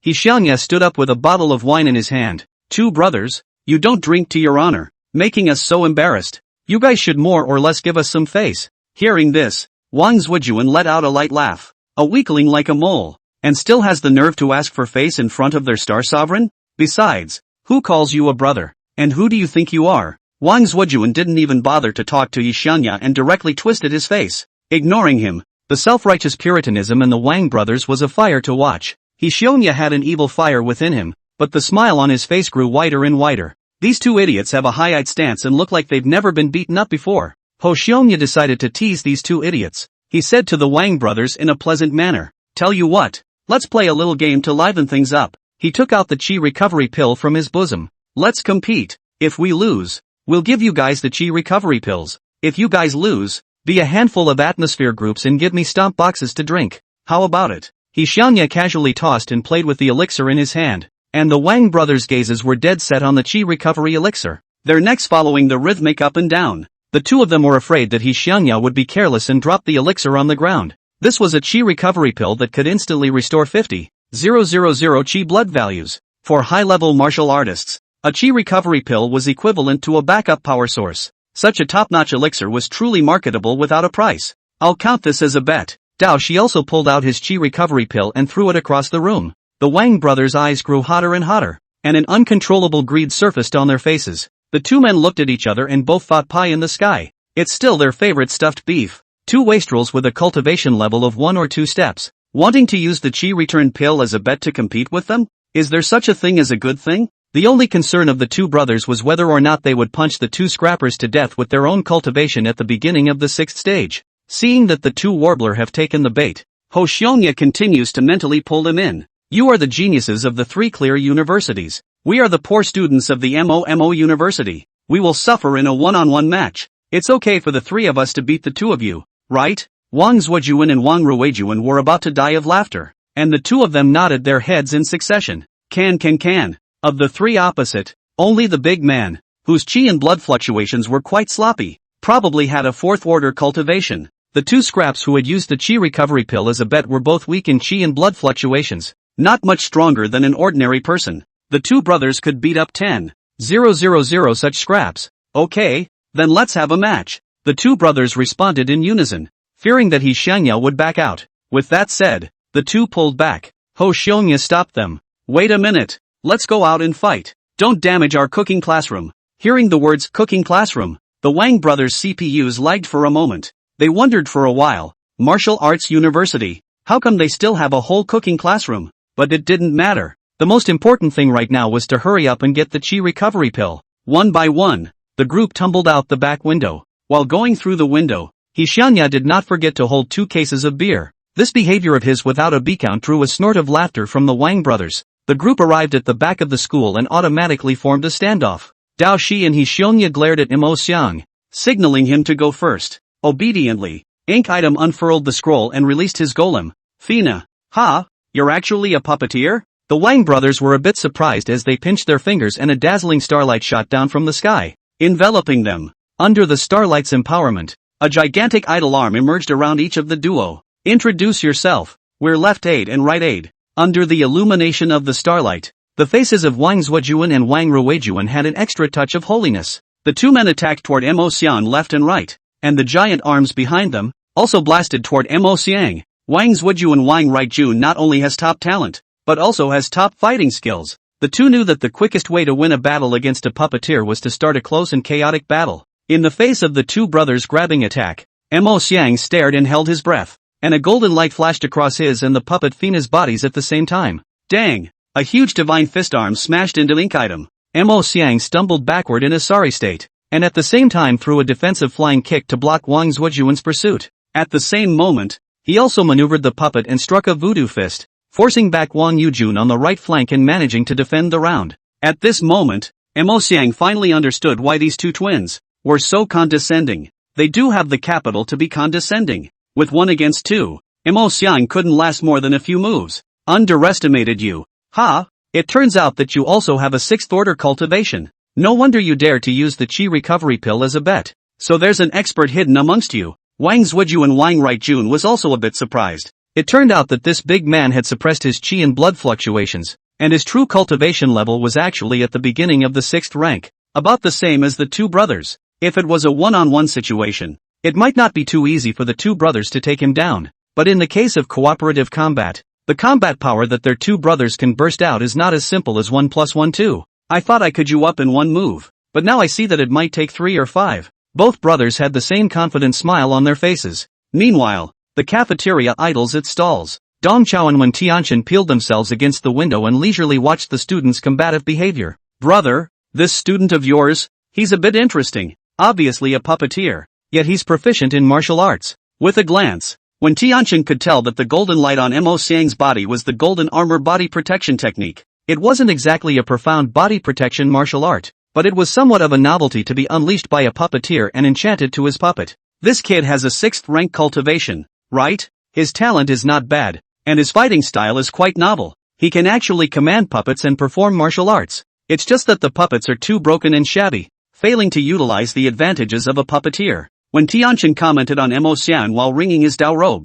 compared to the match in front of him, what Wen Tianqian was more concerned about at the moment was his Dao robe. Brother, you could have just given me a hint. Why did you have to pour wine on me? This is a customized robe. I haven't even worn it a few times. In Wen Tianqian's opinion, there was no need to pay attention to that bot outside. That puppeteer student of Dong Qiu's, although he had a little something, he didn't have the slightest chance of winning against the powerful left and right armies. After all, at this moment, Wang Zhuju and Wang Ruijun was two gods from heaven. Chapter 67. There's nothing to take away, so send them a severe beating. The point that Dong Chao was concerned about was not the strength of Wang Zhujuan and Wang Ruijun, but their personalities. Tatsuko, this pair of geniuses from your school is arrogant enough. When Tianqian casually replied, these star kings, aren't they all like that? These legacy lineage martial artists of the 3 clear universities who practiced the art of star sacrifice were all known as star monarchs, because they were able to sense the stars in the sky. These guys had a sense of superiority that was left out of the world, and each of them had their eyes above the others. Star monarchs, as a group, are inherently solitary. Wang Zhujuan and Wang Ruijun are again, among the star monarchs, a unique existence. They are 2 hidden stars. When Tianqian twisted his durag as he spoke, as he twisted his hands, beer with foam pattered to the ground. The world only knows the 7 stars of the Big Dipper, but they don't know that among the 7 stars of the Big Dipper, there are 2 hidden stars, the left auxiliary and the right bishop. Wang Zhuju and Wang Yujun is the star ruler of the 2 hidden stars, left supporter and right supporter. Moreover, they are still twins, with shared powers and 5 senses. When the 2 are paired up to fight, their combat power increases exponentially. When Tianqian revealed all the secrets of the left and right armies, he wasn't showing off, but he was afraid that Brother Chaozi wouldn't be able to save face and was helping Brother Chaozi to find a remedy. While packing up his Dao robes, when Tianqian was busy looking up to see that Dong Chao's student was already going to lose, Dong Chao had a pretentious look on his face and didn't say anything. With the strength of Mo's former project, he was really no match for Wang Zhujuan and Wang Ruijun. However, Mo Xiang's performance in the battle was also noteworthy. He was surprisingly able to multitask, casting one martial skill himself while controlling the puppet and casting another martial skill. This unique way of fighting is truly a sight to behold. Also because of this fighting style of Mo Xiang, the other puppet masters couldn't really teach him. It's just that this guy's martial arts were too elementary, and his puppet strength was average. Gotta give this kid a whole lot of high-grade martial arts. Then, feel his pulse as soon as possible and make him explode in gold coins viciously. Dong Chao thought darkly. So far, the recognition of the ink item was still 0. not a single sweet spot for Dong Chao to taste. At the same time when Dong Chao was inwardly scheming on how to make Mo Xiang explode with gold coins, in the clearing at the back of the mountain, Mo Xiang hardened himself against a combined strike from the Wang brothers. Boom! Accompanied by a muffled sound, the golden armor protective chi around Mo Xiang's body was blown to smithereens. He staggered backwards while shouting under his breath, "I concede! I concede!" The huge fist arms that Wang Zuojuan and Wang Ruijun manifested stopped a centimeter in front of Mo Xiang's body, demonstrating extreme control. "Your strength isn't bad, it's just a pity that you met us," the Wang brothers said proudly. In the face of the two brothers' declaration of victory, Mo Xiang was grinning and happy. He asked abruptly, "These bruises on my face, wolfish?" The two brothers were a little unsure. They both had noticed long ago that the big man looked very knocked up with a nose and face. It's just that they didn't understand why Mo Xiang was asking this. Under the puzzled gaze of the two, Mo Xiang said with a smile, "Soon, you guys are going to be even more screwed up than me. Ha ha ha ha ha." With those words, Mo Xiang quickly stepped back, giving the stage to the two big brothers. 100 meters away, the cafeteria has unused stalls. When Tianchen packed his Dao robes while plastering Dong Chao's face, "Brother, this student of yours, he can tangle with the left army and right army for a few moves. He's considered a genius. It's just that there are gaps between geniuses." When Tianchen silently pretended, as the director of research and study at the Sanqing University, when Tianchen could be too confident in the Wang brothers' talent. These two guys, they're geniuses among geniuses. The two of them practiced the art of star sacrifice internally and the Cangdong treasure guide externally. And they also shared the same mind and the five senses. Counting their twin traits, these two guys, talent-wise, are fully comparable to the four little kings. It is the leader of the next generation of heavenly pride. Not to mention that today's MOMO University's youth is not enough. Even if we go back to more than 10 years ago, when MOMO University was in its heyday, we can't find such a genius. When Tianchen saw that Dong Chao had been silent and thought that Dong Chao, the army's soldier king, was a bit embarrassed about his face, when Tianchen gently enlightened, "Brother, I've heard all about you wanting to form a super elite class. However, there are some things that you can't force yourself to do. It's already not easy for you to turn out a genius puppeteer from such a mediocre sapling in MOMO University."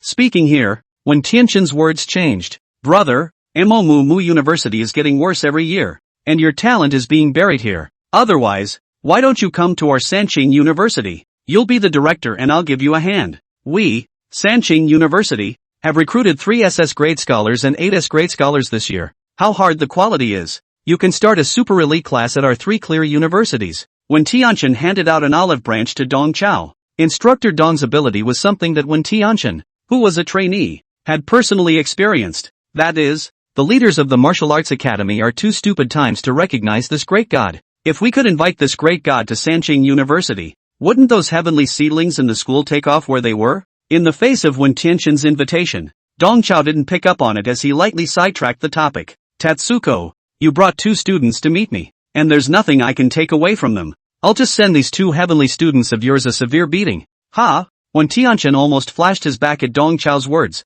just as when Tianchen looked at Dong Chao with a dumbfounded expression. Outside the window, 2 thick chi and blood fluctuations violently erupted. A mighty and domineering one, a cold and sharp. When Tianchen hurriedly turned his head, only to see Dong Chao's squad leader and vice squad leader, smilingly standing in front of Wang Zuojuan and Wang Ruijun. The two instantly erupted with a powerful aura, causing the Wang brothers, who were star sovereigns, to dim.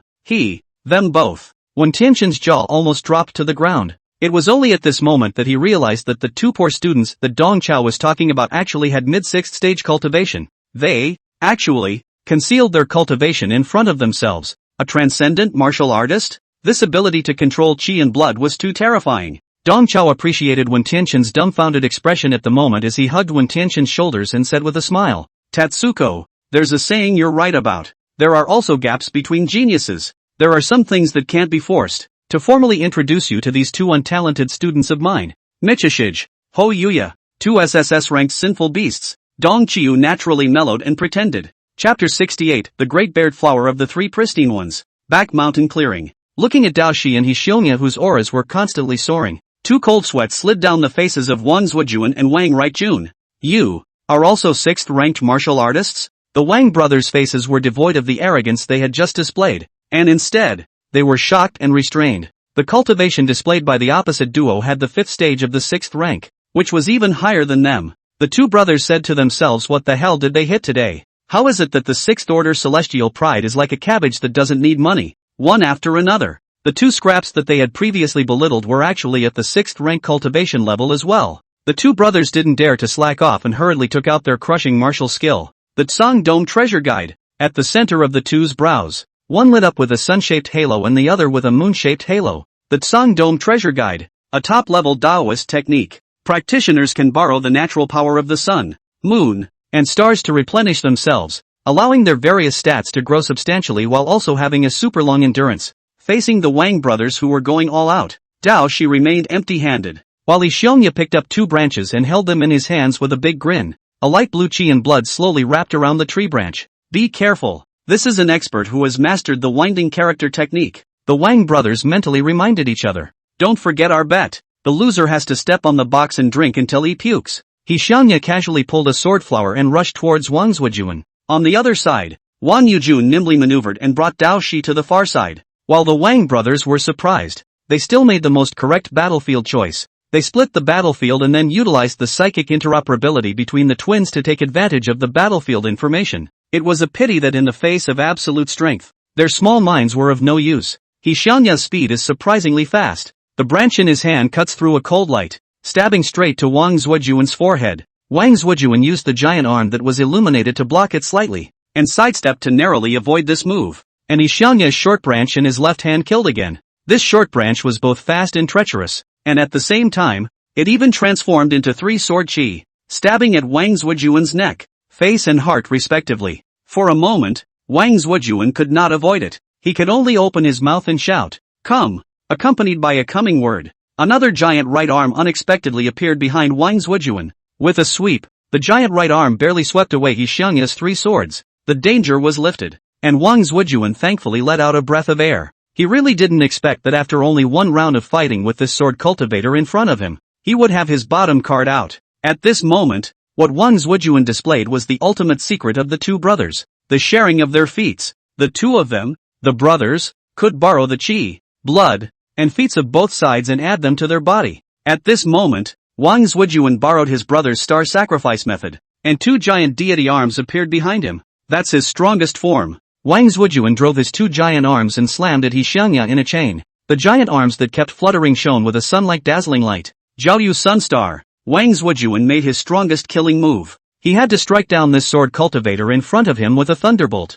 and then transfer all of his power back to his brother. After all, the fellow who was fighting against his brother was also a 6th-ranked martial artist, and his strength was definitely not weak. I was just going to have some casual fun. You made me. In the face of Wang Zuojuan's strongest killing move, Li Xiongya's tone remained teasing. He exploded a sticking sword aura on his body, hard against Wang Zuojuan's chain of fast punches, and his whole body seemed to be like a flatboat in a playful wave, constantly bursting through the gaps in the punch wind. If I were you, I'd have some yogurt right now to feed my stomach. Li Xiongya used the branch in his hand as a whip, and with a plain and unadorned sweep, he smacked Wang Zuojuan's face. Put. This seemingly simple and unadorned sweep, but it has an extremely horrifying destructive power. Not only will Wang Zuojuan's illusionary deity arm draw cracks, but also the day-type halo on Wang Zuojuan's forehead draws the darkness. Wang Zuojuan felt that his teeth were being jerked loose. He almost couldn't maintain the body of the succubus star. Go! Wang Zuojuan bellowed again, trying to temporarily transfer the pain in his face to his brother. As twins with 5 interlinked senses, the two could transfer injuries and pain to each other as a way to stay in the best fighting condition. This time, however, Wang Zuojuan's pain transfer was rejected by his brother. "I'll your head." A furious curse from Wang Yujun came from the distance. "You're not finished, are you? Can't you borrow my spiritual arm? You want me to bear the pain for you? Let you taste my pain too." As soon as Wang Zuojuan's words fell, several sharp pains quickly surged into Wang Zuojuan's mind. There is no pain in the crotch, knees, ears, toes, fingers, scalp, armpits, all the tender, private parts of the human body. Wang Zuojuan wondered if his brother had been fatally beaten by the dinosaur, and his body felt like it was going to break. He hunched over and knelt on the ground, one hand trying to cover his crotch and the other trying to protect his ribs. For a moment he didn't know where to put his hands. Wang Zuojuan then realized that the guy who was up against his brother was even more terrifying. Just for the brief second that he had borrowed his brother's divine arm, his brother had been beaten into a sieve. Don't kick it there. The Wang family is still counting on us to carry on the family line. The wails of Wang Right Jun constantly resounded in the distance. Frightening Wang left Jun to hurriedly protect his crotch, but the pang of pain that followed still made him twitch. Dao Shi finally stayed his hand, symbolically stepping on a few feet to get out of breath. He grabbed Wang Yujun's ear and brought him over. In just a few seconds, the Wang brothers were beaten into bitter gourds, their gray heads and faces. Where was the previous godly appearance of the Star King's presence? Dao Shi sidled up and passed a look to Mo Xiang, who immediately carried the 2 cases of beer over. Dao He got up and opened 2 beers and handed them to the 2 brothers. Our teacher has a theory about being kind to people. Just eliminate all the people who are unkind to you, and what's left is all kindness. Both of you should be friendly people, right? In the face of our toast, you won't lose face, right? To smile and drink. Oh, how dare the Wang brothers refuse? Can only put on a smile worse than crying, pick up the beer, raise their necks and pour wildly. Look, it's a nice atmosphere. Why do you have to act so high and mighty? Dao He praised the 2 as if he had patted them, frightening them with another shiver. By the way, you too, you should be very tight-lipped, right? These injuries on your bodies. You were drunk and fell by yourselves. You guys shouldn't want to touch us 2 poor students, right? Oh, the 2 brothers shook their heads back and forth as they poured their drinks. Don't just dunk. Put on a show. Do the Sanqing bear flower. He Xianya cheaply scratched Wang Zhujuan's ribs, and Wang Zhujuan, who was caught off guard, instantly turned into a human body bared. Put. The beer bared with foam is particularly harsh under the reflection of Wang Zhujuan's astronomical body. Ha ha ha ha. He Xianya made a few waves of laughter. You said that you 2 have mediocre talent, so what are you pretending for? Next time we meet, don't pretend anymore. We're kind of not fighting. Come on. I'll accompany one of you and show you a little human whirlwind. He Xianya picked up a bottle of wine and swirled it around,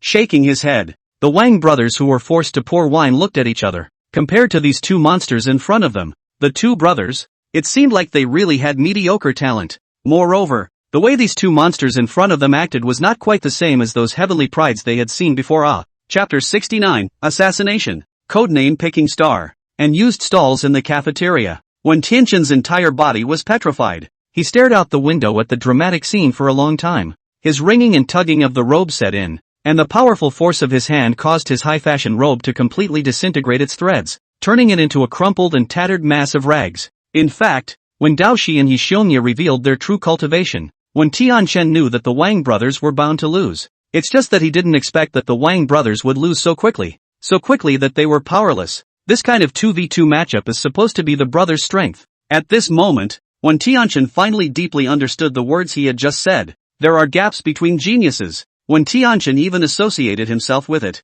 there has always been a rumor going around. Their 4 little heavenly kings were judged to be SS-ranked talents because there was ultimately a line of difference between them and the SSS-ranked heavenly pride. But now, having seen the 2 SSS-ranked demons with his own eyes, when Tianchen felt as if there was more than just a line of difference in talent between them. Brother, these 2 students of yours, too, are too perverted, right? When Tianchen was stunned for a long time before he slowly said, Dong Chao looked as calm as a lake with a heart as flat as a lake. Perverted? I think it's just average. When Tianqin's sultry eyes could not wait to strangle brother Chaozi to pieces. If pretending to be a criminal, Chaozi brother would have to start with a death sentence at least. Late night, a dimly lit chamber. A man in a cloak, seated at a stone table, waited anxiously, seemingly sensed in some way. The chandelier above the man's head flickered, while at the same time, his stomach swelled violently. He hurriedly opened his mouth, and a dry, twisted arm, from his throat, slowly drilled out. The man let out a paroxysm of agonizing dry heaving,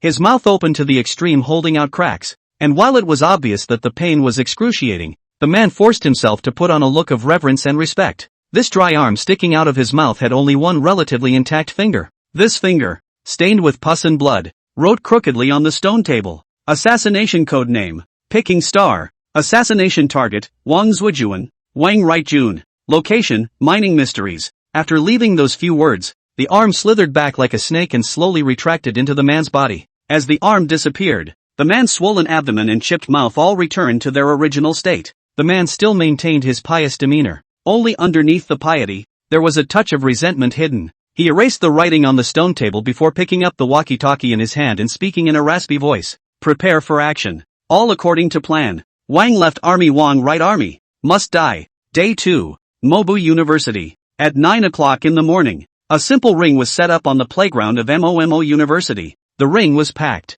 Many students from other faculties had skipped class to watch the sparring match between the Martial Arts Academy and the Combat Department of Sanqing University. The cutting match hadn't even started yet, and the crowd under the stage were already talking. Our MOMO University is really getting better. It's amazing that we're able to spar with Sanqing University. Sanqing University was the winner of the last 100 schools martial arts conference. Just thinking about it makes me so excited. I advise you not to have too many expectations. This cutting match is definitely a crushing game. In front of Sanqing University, our martial arts academy is a bronze at best. What's wrong with bronze? As long as you can race in style and at your level, you're good. The vast majority of students, or more rational, it is clear to everyone that there is a clear grade difference between the two universities today. Trying to defeat the Samcheon University Combat Division is a pipe dream. It was rare enough to be able to do it with as little disgrace as possible. Despite this, when the first class of Budo students, who were playing the lead, took the field, there was a mountainous roar of cheers from the floor.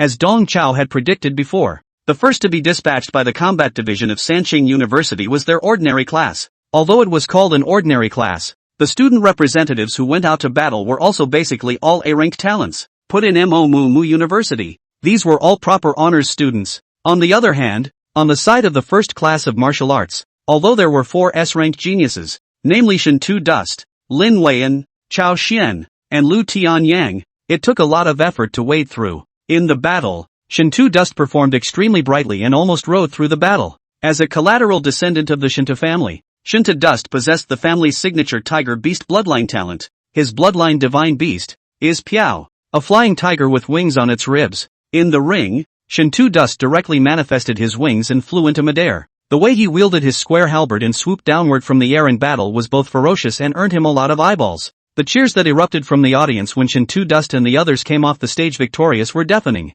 Although it was his side's top class against the other side's ordinary class, but Sensei said that it would be a boost to take down Sanqing University for one game. Dong Chao brought 3 students with him and stood at the edge of the ring, eating peanuts and fava beans while applauding the first class of martial arts. Good job. Well done. Worthy of being in the first class of martial arts. Genus is awesome. A few people had a relaxed and cozy look as they watched the show, seemingly forgetting that they themselves were also contestants. Dong Chao shouted while looking around. He was a bit surprised why he didn't see Wen Tianxin's figure. As the director of studies at the University of the 3 Clearances, that kid, how come he's missing? He shouldn't be absent on this occasion today. The more Dong Chao thought about it, the stranger he felt. Same time, Dean Lu Yuan and Huang Yiliang, the head of the combat department of Samcheon University, joined hands to sit together in front of the podium. Seeing the first class of martial arts struggling to take the first match, Lu Yuan let out a breath of air. Dong Qiu's blind cat caught a dead rat, and his Tianji horse race really allowed the Martial Arts Academy to win a round. Lu Yuan said in his heart that Dong Chao guy, it is rare to play a little positive role. With this victory, the Martial Arts Academy managed to hold on to 15 spots to enter the secret realm of the pit. After the opening, Lu Yuan has more expectations in mind. The second class of martial arts that was about to debut had a super genius, Sun Dingfeng, in attendance. In the next match, as long as he didn't run into Wang Zuoju and Wang Ruijuan of Sanqing University, Sun Jingfeng would definitely be able to take the victory. Lu Yuan was incomparably confident in the strength of the super genius Sun Jingfeng. Chapter 70, 1 head, 2 arms. I didn't expect that. Under the leadership of old brother Lu, your MOMO University is not only studying martial arts, but also the art of war? Huang Yiliang, the supervisor of Sanqing University, could tell at a glance that MOMO University had used the Tianji horse race trick, and they had managed to capture Sanqing University's inferior horse with their superior horse. Huang Yiliang was a bit upset, but he was still able to keep it taut. Today, Director Wen Tianxin had something temporary to do, and all matters at the scene were handed over to Huang Yiliang. With a loss up front, Huang Yiliang was not prepared to make any changes. Right now, MOMO University's trump card had been made, and next, it was the moment for Sanqing University's fancy show. Huang Yiliang craned his neck towards the students and signaled for the student representative of the Peiyou class to come on. Seeing that the one sent by Sanqing University was not Wang Zuojuan and Wang Ruijun, Lu Yuan clenched his fists in excitement. In his opinion, there was no more suspense in this one, and Sun Jingfeng had definitely taken it. Lu Yuan leaned back in a tactical manner, leaning on the back of his chair and began to enjoy his leisure time. Seeing Lu Yuan in this state, the displeasure in Huang Yiliang's heart was rapidly soaring. Huang Yiliang had long heard that Lu Yuan, this old boy is not very smart, from the inside out bubbling with stupidity. This time he has seen it. He looked at Lu Yuan and said with a leathery smile, "Elder brother Lu, you seem to be very confident in this match as well. Don't you underestimate our Sanqing University. Let me introduce you to Gan Xiang, the class president of our Puyu class, S-class talent. He's the star ruler of the 6 stars of the Southern Dipper, the Tianliang star. The strength is very strong." Lu Yuan maintained his backward posture and responded perfunctorily. A star lord with S-class talent dared to make a fool of himself in front of Sun Jingfeng? Sun Jingfeng was a ruthless person who could shatter the practice room and instantly second all the freshmen of the martial arts academy. Lu Yuan disdainfully glanced lightly at Huang Yiliang, thinking that this supervisor of Sanqing University is at a really low level, and has never even seen a genius. In the ring, the representatives of the students from the 2nd class of martial arts, and the representatives of the students from the Sanqing University's Puyu class, battled in one place. But it was only 3 or 2 rounds before the fight took a one-sided turn. Including Sun Jingfeng, all of the students in martial arts class 2 were only passively beaten. The difference in strength between the two sides was so great that some of the 2nd class students were easily kicked off the field like a soccer ball. Other students, unable to endure the beatings, voluntarily jumped out of the ring and forfeited their rights to admit defeat. In less than 20 seconds, Sun Jingfeng was the only one left in the ring, facing the entire Sanqing University's Puyu class. Sun Jingfeng took a beating while admonishing his opponent in a pleasant manner. "Before I get real, I advise you to admit defeat of your own accord. I can't even control myself when I move. I'm not kidding. I'm really doing this for your own good." Sun Jingfeng was clearly only in line for a beating, but he acted calmly and confidently. But the more he did so, the more he made the crowd of Sanqing University's evil fire rise. A human sandbag for people to fatally punch back and forth. "And you put it on?" Gan Xiang, the class president of the Puyu class, formed a seal with both hands and used the art of star sacrifice. He was ready to give Sun Jingfeng a hard time. As the star lord of the Tianliang star, Gan Xiang's strength and talent were outstanding. It wasn't his reason that he didn't make it into the key class. It was purely because the other star kings of the 6 stars of the Southern Dipper didn't descend.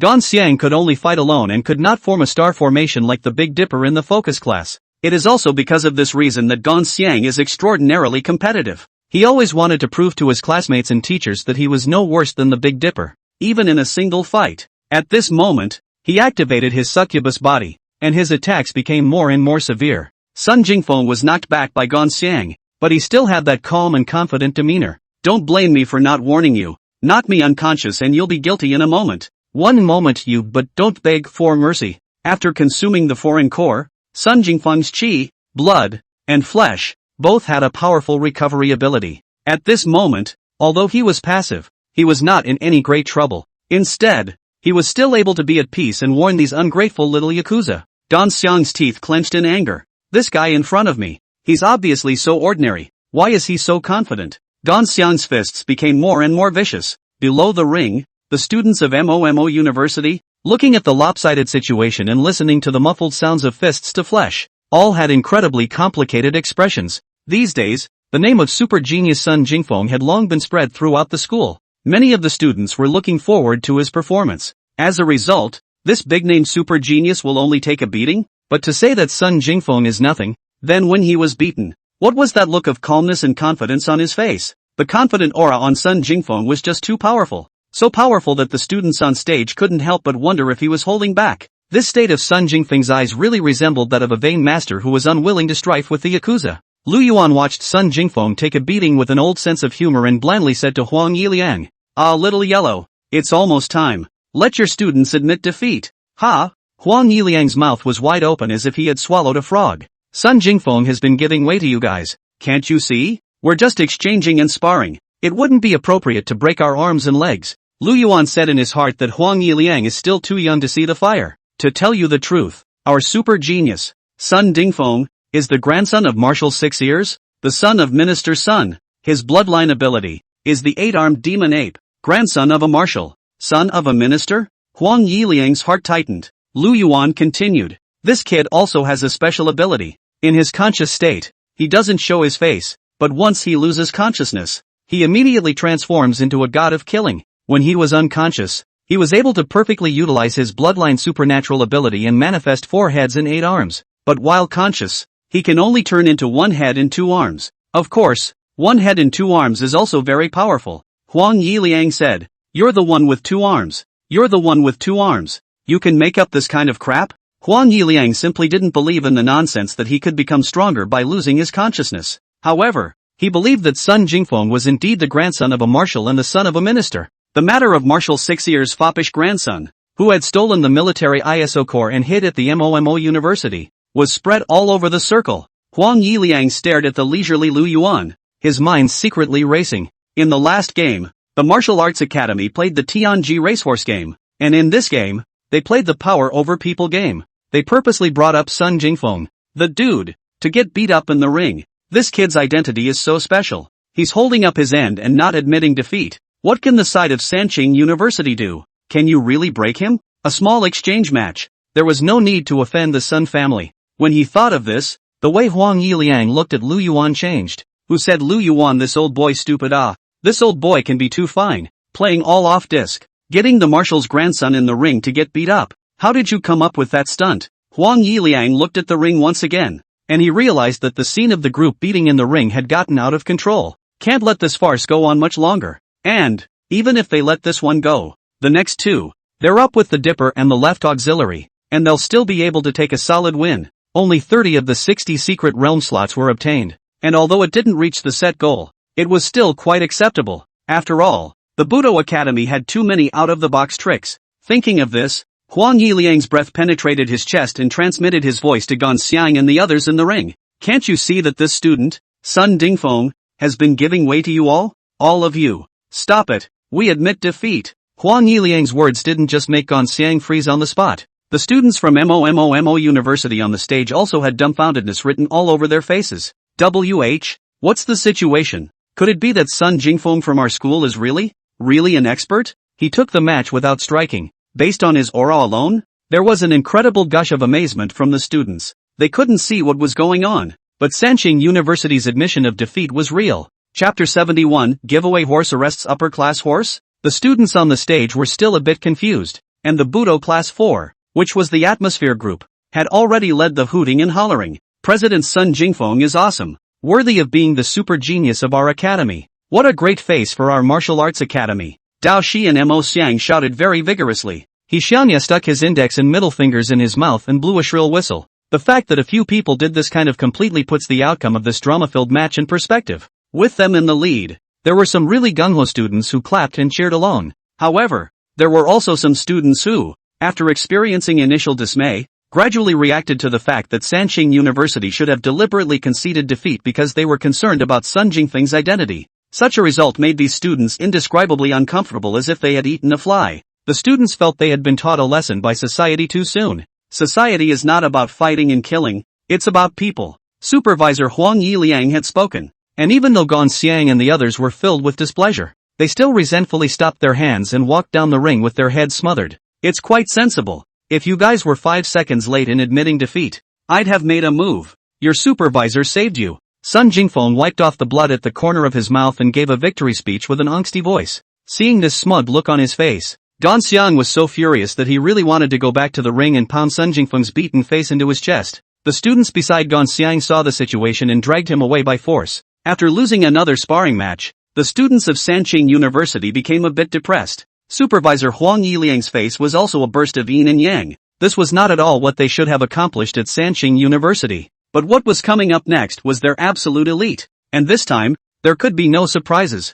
Huang Yiliang waved his hand, signaling the focus class's Big Dipper to come on. The Heavenly Pivot, Heavenly Xian, Heavenly Gue, Heavenly Power and other star monarchs had long been impatient, and they all took the Big Dipper's steps and walked up to the ring. On this side of Budokai University, they also sent out the inferior horse Budokai Class 3. Much like the previous round, Budo Class 3 fell into a passive position at the start of the match, facing the powerful 7-star sovereigns. The students of the 3rd class of martial arts Dao neither had the ability to fight back, nor did they have a proud background like Sun Jingfeng, so they could only be relegated to being the backdrop for the performance of the 7 stars of the Big Dipper. The 7 stars of the Big Dipper obviously had the intention to tease their opponents. They didn't attack the whole time, and just with the Battle of the Stars stance, they fooled the crowd of the 3rd class of martial arts, driving the martial arts class 3 students around the ring several times like fish. They made a move to charge the bulls with their chi, and toppled the spinning martial arts class 3 crowd, all of them, out of the ring.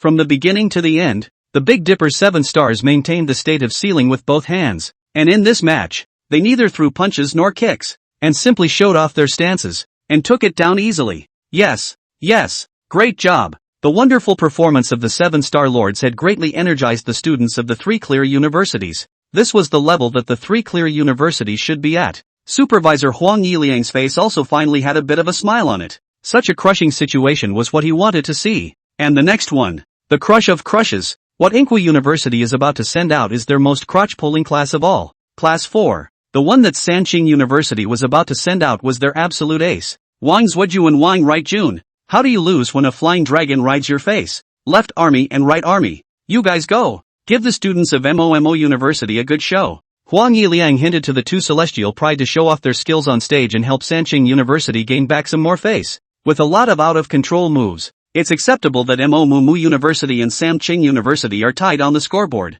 However, on the field, Sanqing University had to show an absolute crushing stance. If it wasn't for the mining pit's secret realm, today's MOMO University wouldn't even be worthy of practicing against Sanqing University. Huang Yiliang eagerly looked at the school's 2 major aces, and as a result, he was surprised to find that Wang Zhujuan and Wang Ruijuan sat timidly in their chairs for a long time, unwilling to get up. Meanwhile, as the prize horses of this competition, several people from the 4th class of Budo finally arrived at the ring. Dong Qiu acted as if he were a boxing assistant, as he knocked the students on their backs and fanned them with a towel. Go for it. Teacher watches over you. His positively exuberant demeanor made the students on stage laugh. Everyone understood that the moment they made Tianji Racehorse, the 4th class of Budo, which had the worst strength, was strategically abandoned. If martial arts class 4 was smart, they would have hurriedly conceded defeat as soon as the match started. That's right. Don't give the King's left army and the King's right army a chance to tease and retain more or less decency.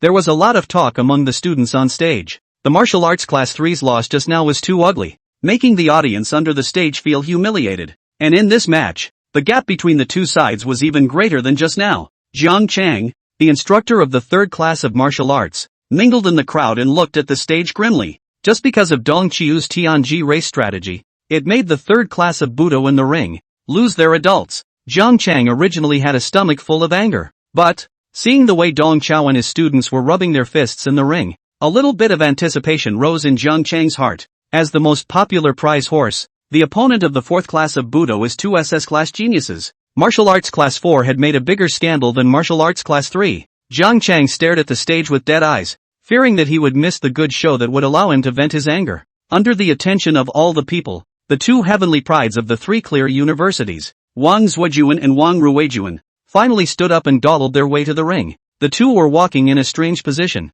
their thighs clenched tightly together and their feet inward, scuffing forward one small step at a time. And every few steps up, the 2 had to stop. The 2 brothers were numb at the moment. We just got beat up last night, and we met again today in the ring. I really don't know what kind of enmity is going on. The 2 of them also understood that the 2 big men on the other side were pretending to be pigs, and in the ring, the big men would definitely not play at their true level. But the question is, would the brothers dare to win? I wouldn't dare. I was just educated last night. During the process of grinding forward, the 2 brothers kept exchanging glances, already having a calculation in their hearts. The final match will be between martial arts class 4 and Wang left army Wang right army. The match begin. As soon as Qin Wanqing, who was also the announcer, spoke, Wang Zhujuan and Wang Rightjun raised their hands at the first opportunity. We concede. Everyone in the room, their eyes glazed over into sanitary balls. Before the fight started, many felt that this round might not be fought because someone was going to concede at the first opportunity. But they couldn't imagine in any way that the one who had conceded defeat would actually be the twin prides of Sanqing University, Wang Zhujuan and Wang Ruijuan. This sudden scene messed up the brains of the crowd. The playground of MOMO University seemed to have opened up to a dumbfounded assembly, and everyone's head was filled with question marks. What the hell is going on here? Are the 2 heavenly prides of Sanqing University playing performance art? They actually conceded defeat to the most crotchety Budo class 4? Why? If Sanqing Peiyuban conceded defeat to Sun Jingfeng, it could still be understood as a human condition. But this one, 2 heavenly prides versus a few poor students with no background, really can't think of a reason to admit defeat. Is this really the winner of the last 100 schools martial arts conference? Sanqing University? They really are so abstract, the students on stage whispered. Amidst the crowd's murmurs, Wang Zhujuan and Wang Rightjun jumped out of the ring without looking back. Only the two brothers knew in their hearts that it wasn't that they were playing abstract, but that the other side had Gouda. They can't really do it. Chapter 72. Behind all the coincidences in this world, there are people making elaborate arrangements. Seeing the Wang brothers concede and forfeit, Supervisor Huang Yiliang had a heart attack. He also wondered what the hell the brothers were up to. He even wondered if it was because of Wen Tianqian's absence that these two big babies were purposely messing with him. How can you admit defeat? Lu Yuan didn't understand what was going on. He only knew that being happy was the end of it. In this sparring-friendly match, their martial arts academy, by a large margin of 3-1, finished off the Sanqing University Combat Department. It's a win anyway. Under my leadership, the Martial Arts Academy is finally on the road to revival. Lu Yuan clenched his hands into fists with immense relief.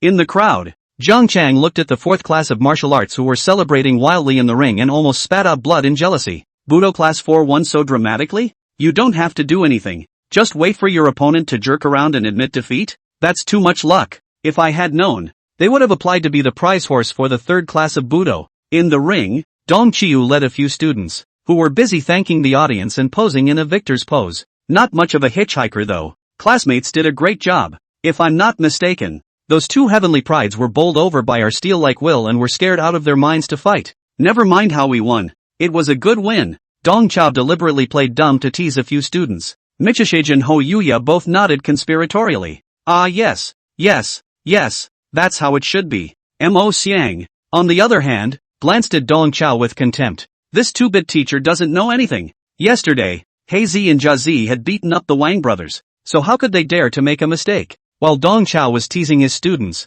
his eyes kept stealing glances in all directions, and he still didn't see Wen Tianqian's figure. This made Dong Chao's heart feel more and more out of place. This condition-ridden cutthroat exchange match ended with a 3-1 win for Budo Academy. The Martial Arts Academy managed to hold on to 45 secret trial spots. The raging Sanqing University ended up with only 15 trial spots. Classmates, this exchange match is just an appetizer. Next is the main event of the day, the mining pit secret trial. Students whose names I read, step forward. Lu Yuan drafted up a list of people entering the secret realm of the mine pit on the spot. All the members of the fourth class of Budo, who were the creditors of the victory, were included in the list. Although they were the poor students of the academy, and their teacher, the obnoxious Dong Chao, Lu Yuan treated them equally when it came to education. These few spots were what they deserved. For this mining pit secret trial, the Martial Arts Academy was led by Qin Wanqing, Wang Su, and Dong Chao, the three teachers, while the student team consisted of 3 students from Class 4,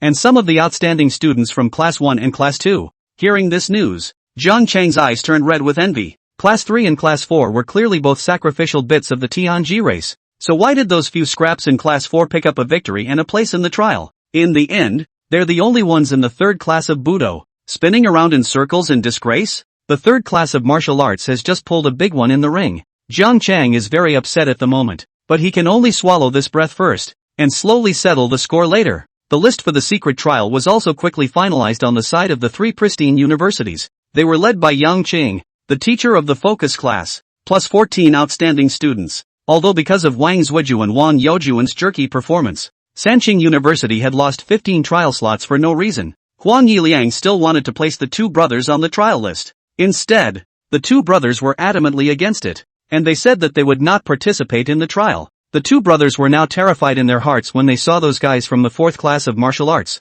and if they encountered them in the secret realm of the mining pit, they might be in for some kind of trouble. Huang Yiliang couldn't argue with the 2 brothers, so he had to go along with them, and selected 14 students from the focus class and Peiyou class. After a total of 60 students and teachers from the 2 schools had assembled, Lu Yuan led the crowd and stepped into the basement of the Martial Arts Academy. In the basement, there was a long tunnel. What this tunnel led to was the entrance to the secret realm of the mine pit. The entire Martial Arts Academy was built on this one entrance. Coming in front of the entrance, Lu Yuan instructed the students as he handed out mechanical bracelets. The secret realm of the mining pit. There are 2 realistic entrances. One is in our Martial Arts Academy, and the other, in the Java Exorcism Academy in Southeast Asia. This secret realm is also shared by our 2 academies. So, after entering the secret realm, you may encounter the trial team from the Java Exorcism Academy. Don't panic and be friendly with each other. As for this mechanical bracelet, not only can it display everyone's safety status, but it can also record everyone's martial Dao contribution value.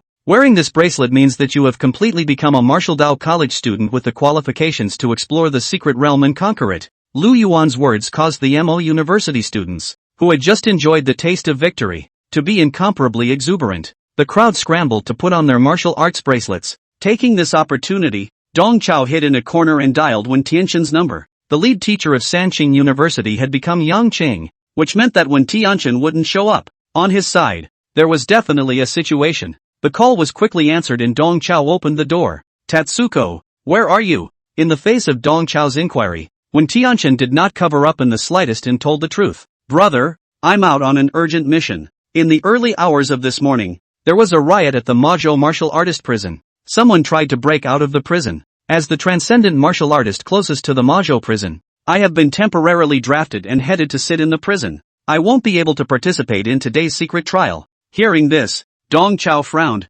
How's it going on your end? When Tianxin said easily, hey, it was just a false alarm. Thunder on this side of the prison. The guards suppressed them on my way here. Hearing this, instead of breathing a sigh of relief, Dong Chao's heart thumped. Bad Tatsuko, you might have been tuned out. You've just arrived in Mazhou, and a riot broke out in the Mazhou martial prison, conscripting you away. This is just too coincidental. The coincidence is not quite right. Moreover, on the prison side, nothing much happened on the other hand. Remember what I told you, that behind all the coincidences in this world, someone is orchestrating them. Dong Chao composed himself, shifted his perspective, and continued his analysis. The mining pit mystic realm is an underground mine tunnel that doesn't see the light of day. In such an environment, it's difficult for your Taoist star monarchs to sense the stars in the sky. If I were an assassin, I would have chosen such an underground confined environment to assassinate your Taoist star ruler. And the prerequisite for the assassination is to detach you. As an expert in assassination, Dong Chao was keenly aware of the problematic juncture. P.S. Ask for a little free gift, please, for the love of power. Chapter 73, I'm going to bring the students back. Dong Chao looked to his left and right. Everything was normal on this side of the entrance to the Martial Arts Academy. If one's guess was correct, then the problem must be on the side of the Java Exorcism Academy. Tatsuko, quickly contact the Java Exorcism Academy. Something's likely happened over there. If I were to carry out the assassination mission, I would probably disguise myself as someone from the Java Exorcism Academy and, in the secret realm, unleash a massacre. Of course, before that, it would be best to detach you. Hearing Dong Chao's words, Wen Tianxin was like falling into an ice cellar. I'll be right back. It's already too late. Just as Dong Chao was calling, the secret realm teleportation gate had opened. The students who were participating in the secret realm trial for the first time rushed in with excitement. Seeing this, Dong Chao hurriedly spoke out to stop it. All stop. Dong Chao held the phone in his hand high. When Tianxin called, there's a dangerous situation in the mining pit mystic realm. Everyone, pause the operation. Hearing Dong Chao's words, the surging crowd paused slightly for a moment. The students stopped in their tracks and looked at their respective lead teachers. In the face of the gaze of his classmates, Yang Qing, the leading teacher of Sanqing University, acted with an incomparable calmness. Get in there. Get in there. Don't mind Murmur University's out-of-town tricks. Yang Qing urged the students to hurry up and enter the secret realm. Today's day, Sanqing University was victimized by MOMO University's out-of-dishonor trick. No matter what the faculty group of MOMO University said again, Yang Cheng would not believe it anymore. As a low-level paradise realm, the resources and beasts in the pit realm are very limited, so you must seize the opportunity. The students of the three clear universities were very obedient, and under Yang Cheng's urging, the 14 outstanding students entered the secret realm with their tails between their legs. As soon as the students of Sanqing University left, the students of MOMO University also became foolish. Everyone knew that entering the secret realm a second later was a loss of 1 point. Just then, Lu Yuan spoke up. Don't freeze. Everyone hurry up and follow. Lu Yuan urged the students to keep up while stretching out his fingers and pointing at Dong Chao. Dong Chao, it's not that I'm talking about you. You're purely following the mess. You didn't fool the students of Sanqing University, but instead held up your own people. What's the point of being smart at this time? Lu Yuan had organized the mining pit secret realm trial dozens of times. He knew the situation in the secret realm like the back of his hand. The highest-ranked foreign beast in the secret realm, the third-ranked blue-eyed ice snake, was something the students could completely handle. What could possibly be so dangerous about a paradise? Besides, the holes in Dong Chao's made-up blind story were too big. What is Wen Tianxin's status? People are the four little kings. They are transcendent martial artists. They are the new generation of talents that the military is focusing on cultivating. Is it something that you, An education jerk. Can recognize? He can call you? If you can know when Tianchen, I'll damn well know the king of Chinese soldiers. Lu Yuan rolled his eyes and thought dismissively. Seeing the dean take such a stance, the students also took Dong Chao's words as a whisper and scrambled to rush towards the portal. Seeing this swarm of chaos, Dong Chao really wanted to give Lu Yuan, this stupid bastard, a slap in the face. Hearing that the students had flooded into the secret realm, when Tianchen on the other side of the phone was completely anxious. Brother, I'll ask the military for support. It's too late. The entrance to the secret pit realm of mines is only open for 15 minutes. By the time the people from the military arrive, the yellow flowers will be cold. When things came to a head, Dong Chao calmed down instead. Tatsuko, don't worry, I'll go and bring the students back. Dong Chao spoke in a flat tone, but through his voice, he didn't move and touched his storage bag, his eyes turning from scattered to biting. He turned back to the 3 students in class 4 and instructed them. There may be danger in the secret realm. Protect yourselves. It was the first time the 3 of them, Dao Shi, had seen Dong Chao look so serious, and for a moment, they were a bit stunned, but Dong Chao immediately resumed his greasy and sleek face, as he jogged all the way to the teleportation door, and grabbed Qin Wanqing's arm. Mr. Qin, let's go together. As a colleague, you have to protect me. Dong Chao pretended to be with Qin Wanqing and took the opportunity to whisper in a voice that only 2 people could hear. Let the witch out. You might not be able to handle what comes next. With those words, Dong Chao tugged Qin Wanqing and entered the portal together. In less than a minute's work, all 60 teachers and students from the 2 schools entered the portal. In the large secret room, only Lu Yuan and Huang Yiliang remained. Come on, old buddy, go sit in my office. Lu Yuan was ready to take Huang Yiliang to the office for some tea and wait for the good news from the students. When his cell phone rang at this time, Lu Yuan casually picked up the phone, and after only 2 seconds of listening, his face instantly changed. Lu Yuan snapped and fell to the ground. Huang Yiliang, who was on the side, felt bad. Why? What happened? Lu Yuan's blood went cold all over his body. His ebony lips opened and closed up and down, and it took him half a day to spit out a gulp of words. It's over. It's over. There's really a close call. The Java Exorcism Academy called. They said that a group of martial artists of unknown origin attacked their academy and forced their way through the secret realm teleportation gate. Those guys? They should be coming for us. Our students, they are really in danger. Lu Yuan's heart is in an ice cellar at the moment, but his body is sweating like rain. Inside the secret territory of the mine pit, Dong Chao and Qin Wanqing, who were working hand in hand, were teleported to the same location. Dong Chao removed his disguise as he picked up a piece of rubble and drew a simple battle map on the dimly lit cave wall while asking Qin Wanqing, "Where's the witch? Let her out." Qin Wanqing said with a terrified and fearful expression, "The witch, she may have run away. She's not responding to me." Dong Chao glanced at Qin Wanqing in an unfavorable manner. "Don't pretend. You are the witch." Although Qin Wanqing's nature is a bit softer, she's not so panicked to this extent. The drama has gone too far. Having been tipped off about her true identity, demoness Qin Wanqing revealed a crumbling smile, her 2 sharp tiger teeth standing out in the dimly lit cave walls. Dong Qiu didn't have time to get involved with her. As he drew a diagram, and in an urgent tone, he commanded, "Listen to me. Over at the Java Exorcism Academy, there's probably something wrong. The students must be gathered and made combat ready and first aid ready." After spending so many years in the martial arts academy, Dong Chao still knew a lot about the secret realm of the mining pit. He pointed to the battle map on the wall. "Our current bearing is the eastern teleportation point A, and the enemies are at the western teleportation point B. Have the students gather at point A and use the terrain for defense. With Wen Tianchen out of the picture, you will definitely be the key target of the other party's attack, so prepare yourself mentally." Qin Wanqing put away the smile on her face and nodded. "Between points A and B, there are multiple intricate mining tunnels connected. I will use the complex terrain here to ambush the enemy. Try to eliminate their living forces as much as possible. We must hold out for 6 hours and wait for the portal to open again." Rakshasa Qin Wanqing did not say anything. She just glanced upward with her eyes, as if she was questioning with a provocative look. "Can you do it? Fine dog. Don't give me that look. Get a move on," Dong Chao commanded without any good humor. Chapter 74, The Hunt Hour. The 2 quickly split up. Qin Wanqing went to gather her classmates, while Dong Chao felt his way towards point B of the mine. The entire mining pit mystery realm was made up of several winding abandoned mining holes, and between the various mining holes, there were multiple forks in the road, just like a complex underground maze. On the walls of the mine, there were fluorescent mosses that emitted an eerie light, the only source of light in the entire secret world of the pit. Dong Chao didn't dare to use his flashlight, and only relied on these faint ghostly lights to sprint deeper into the mine. In the darkness, his form was like a black cat, dexterous, quiet. About a kilometer ahead, a faint sound came from ahead of Dong Chao. Judging from the sound, it would be someone like him,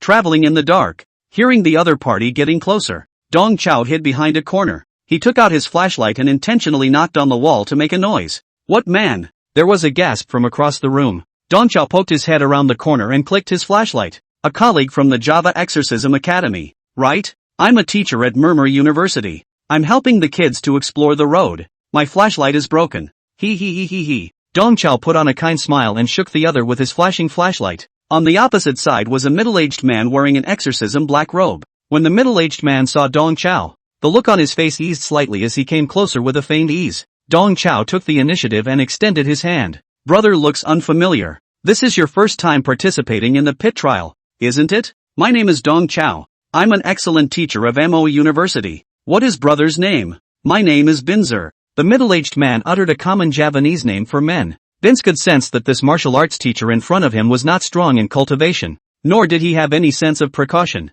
With his own cultivation at the middle of the 5th rank, it would be easy to take out this martial arts teacher. As the team's scout, Binzer decides to get some information out of the teacher's mouth before doing away with him. Thinking of this, Binzer extended his hand and shook Dong Chao's. The moment their palms clasped, Dong Chao's face turned cold. Binz sang, "How long has it been since you've seen the cherry blossoms in your hometown?" Ha! Binz was subconsciously startled. He wanted to pull back his right hand that was holding Dong Chao, but unfortunately, it was already too late. The moment they shook hands, Dong Chao opened his spatial storage bag. A long blade as black as ink appeared out of thin air from his chest. Dong Chao grabbed Binzer's arm with his right hand and held the knife with his left hand in a diagonal tease, accurately wiping away Binzer's neck.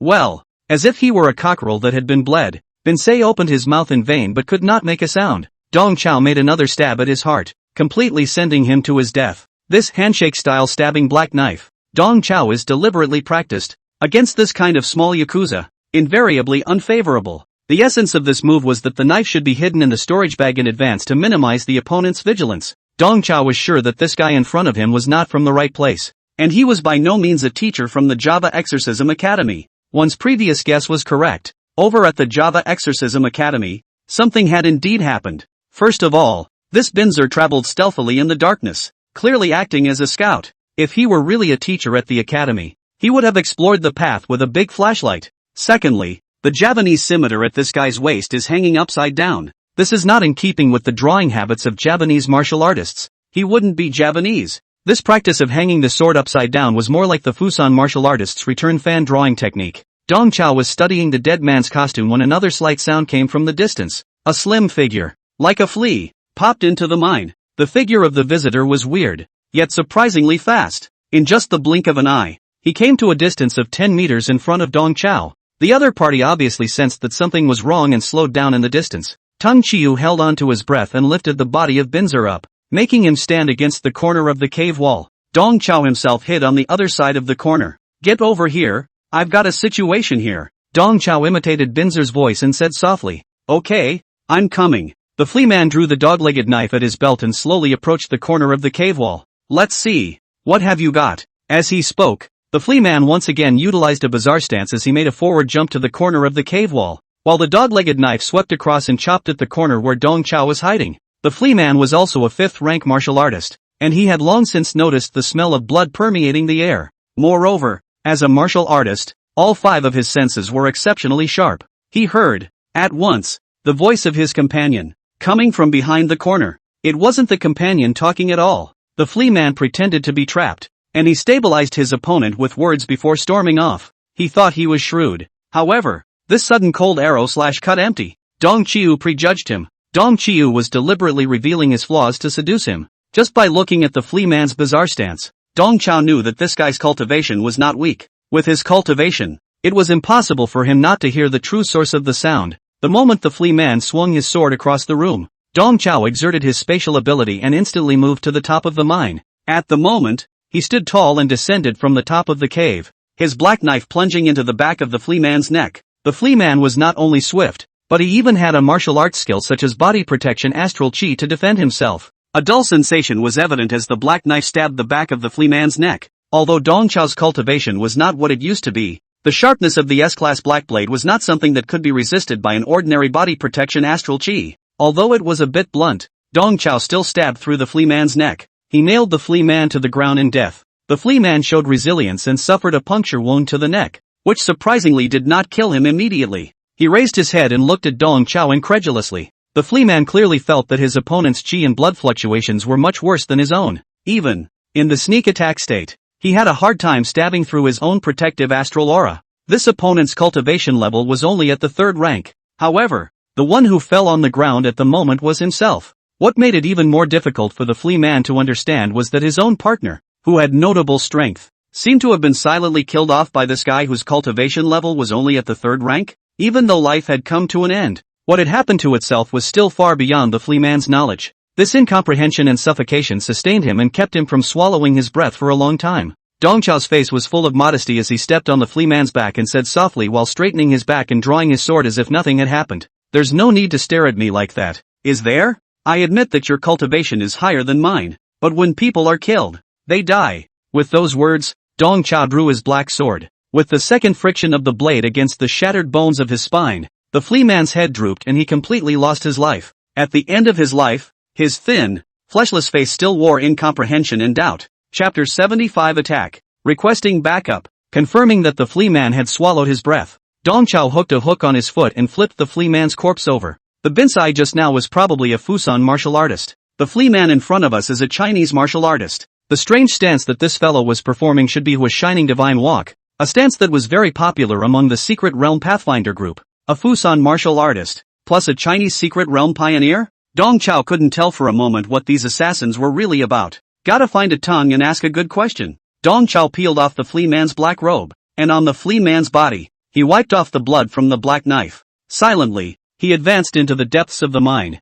In the meantime, Yang Qing, the lead teacher of the 3 clear universities, marched with a big grin with 14 students through a relatively wide mine tunnel. Let's speed up. The most valuable material in this mining pit mystic realm is the earth spirit ice crystals from the blue-eyed ice snake's lair. This material can apply a frost effect to weapons and defenses, and it's priced at a high price. If we can get the earth spirit ice crystals, we haven't come all the way for nothing. Yang Chang loudly issued orders to his classmates, completely oblivious to the fact that danger was approaching. Yang Qing's words echoed repeatedly in the curving mine cave, and were heard clearly by the several black-robed men who were hidden in the dark. A few people gave each other hand signals and started moving. Yang Qing compared the map and led the students along the way when a fat figure suddenly appeared in front of him. "You're the students and teachers of Murmur University? I'm the lead teacher of the Java Exorcism Academy. My name is Tobin." The visitor offered a greeting. Seeing Tobin, Yang Qing still didn't realize the danger. What he was worried about at the moment was that the Earth Spirit Ice Crystals must not let the Demon Exorcism Academy get the better of him. "We're the trial team from Sanqing University." Dropping such words, Yang Chang wanted to brush shoulders with Tobin and continue to rush to the ice snake's lair. Instead, Tobin made a horizontal move and blocked in front of Yang Chang. "So it's a Dao cultivator from the 3 clear universities. Disrespectful. I heard that your university has recruited 2 SS-class Heavenly Prides this year. Wang Zhuojuan and Wang Rightjun. Can you let me? A country bumpkin from a small place. See the honor of the 2 Heavenly Prides?" Tobin's tone was polite, and the humble wording completely masked his murderous intent. Yang Qing still didn't notice the danger as he returned with a big grin. Wang Left Army and Wang Right Army did not participate in this trial. "Oh," Tobin frowned slightly. "It's a discrepancy with their intel. The target of their assassination didn't even show up. As the most outstanding duo of Sanqing University, Wang Zhuojuan and Wang Rightjun didn't participate in the pit trial? That doesn't make sense." Tobin was a little puzzled for a moment, wondering which part of the process had gone wrong. Although he was confused inside, he remained polite on the surface. "It's a bit of a shame that I couldn't witness the valor of the Twin Pride. By the way, I don't know what your name is?" "My name is Yang Cheng." Hearing Yang Qing's response, Tobin's eyes widened in exaggeration. "So you are the famous Mr. Yang Qing? Long time no see." With those words, Tobin stretched out his arms, wanting to perform a hugging salute with Yang Qing. Yang Qing opened his arms without thinking. Yang Qing was delighted in his heart. So he was so famous? Teachers in Java had all heard of his name. Just as the two were about to embrace each other, Tobin flipped his wrist and a sleeve hammer violently appeared in his hand. The sleeve hammer was only about a foot long, and the head was only the size of a lychee, but the force of the smash down was as heavy as 1,000 pounds. Unprepared, Yang Qing's shoulder took a solid hammer blow. With a muffled sound, his right shoulder instantly collapsed. As a 7th-ranked martial artist, Yang Qing's combat quality was quite passable, and at the first moment his right shoulder was hit, he launched his left palm in an attempt to exchange injuries for injuries.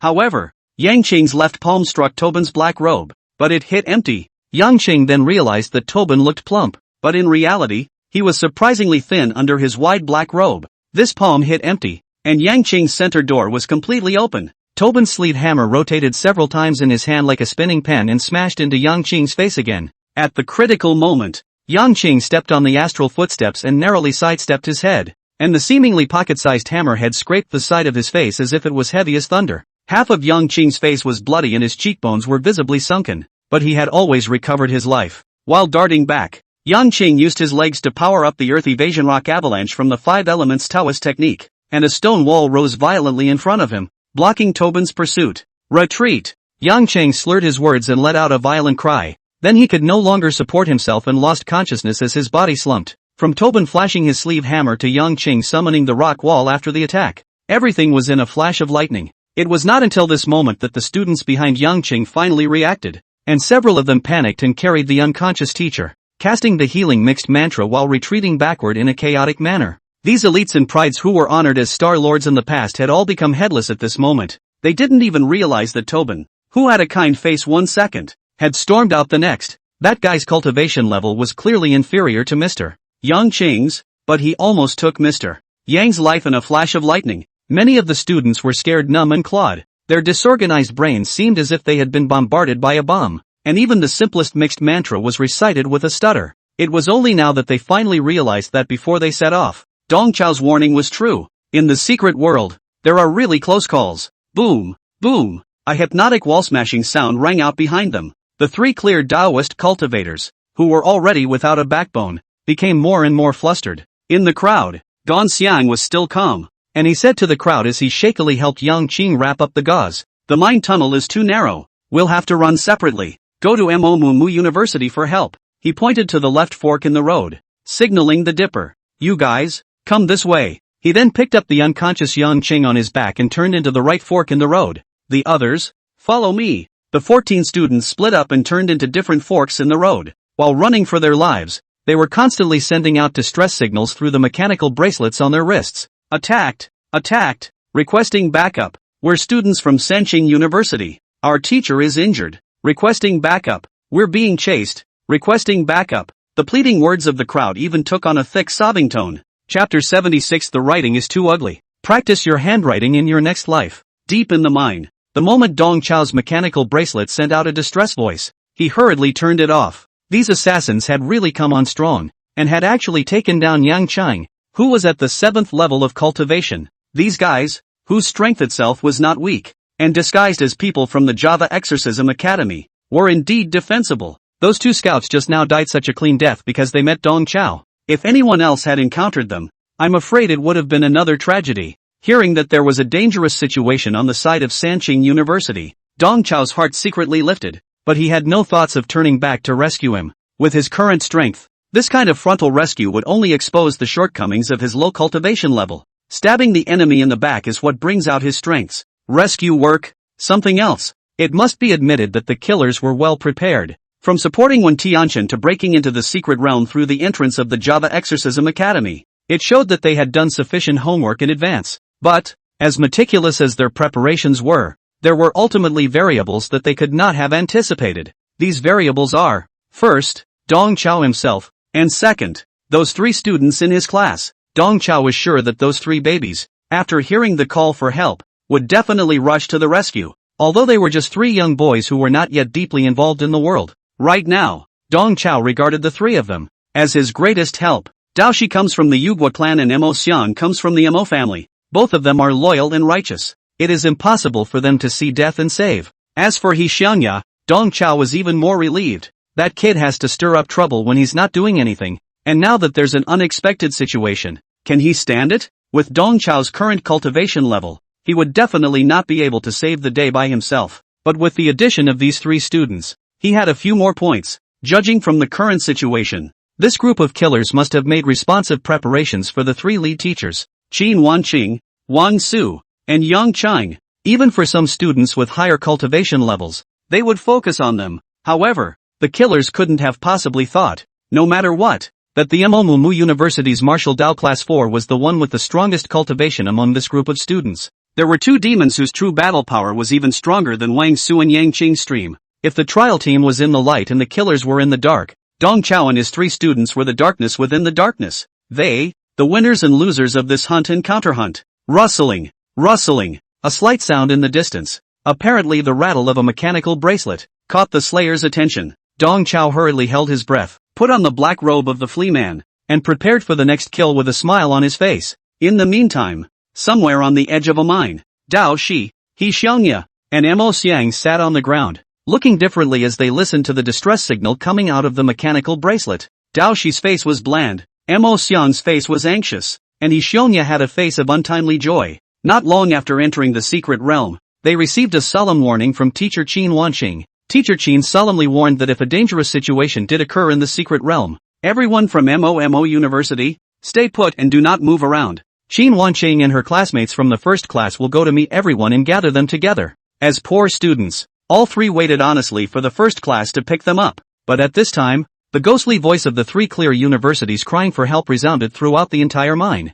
He Xiangya was the first to lose his composure, and he debugged the mechanical bracelet, trying to pull up the real-time positioning of Sanqing University and the others. Joy, let's go have some fun. Okay. Dao Shi rose bashfully and looked at Mo Xiang. Are you going or not? I'll go. Inkbrand jumped up in a hurry. He'd wanted to save the day for a long time, and since the two bigwigs hadn't been taking a stand, he'd had to hold back. Michishich pulled a free mask from the infirmary out of his arms and handed it to Ho Yuya. Jizi, let's split up. Don't forget. Sun Dingfeng. He Yuanya took the mask and hemmed and hawed. I understand. Sun Dingfeng. Mo Xian looked at the two men with a full heart. The Sun Jingfeng in their mouths seems to be a mysterious code name? Same time, hearing the distant sounds getting closer and closer, Dong Chao appeared in the center of the mine wearing a black robe with a big smile. Did you hear anything? Dong Chao inverted the Big Dipper and was the first to open his mouth to inquire about the other party. Here, the other responded subconsciously.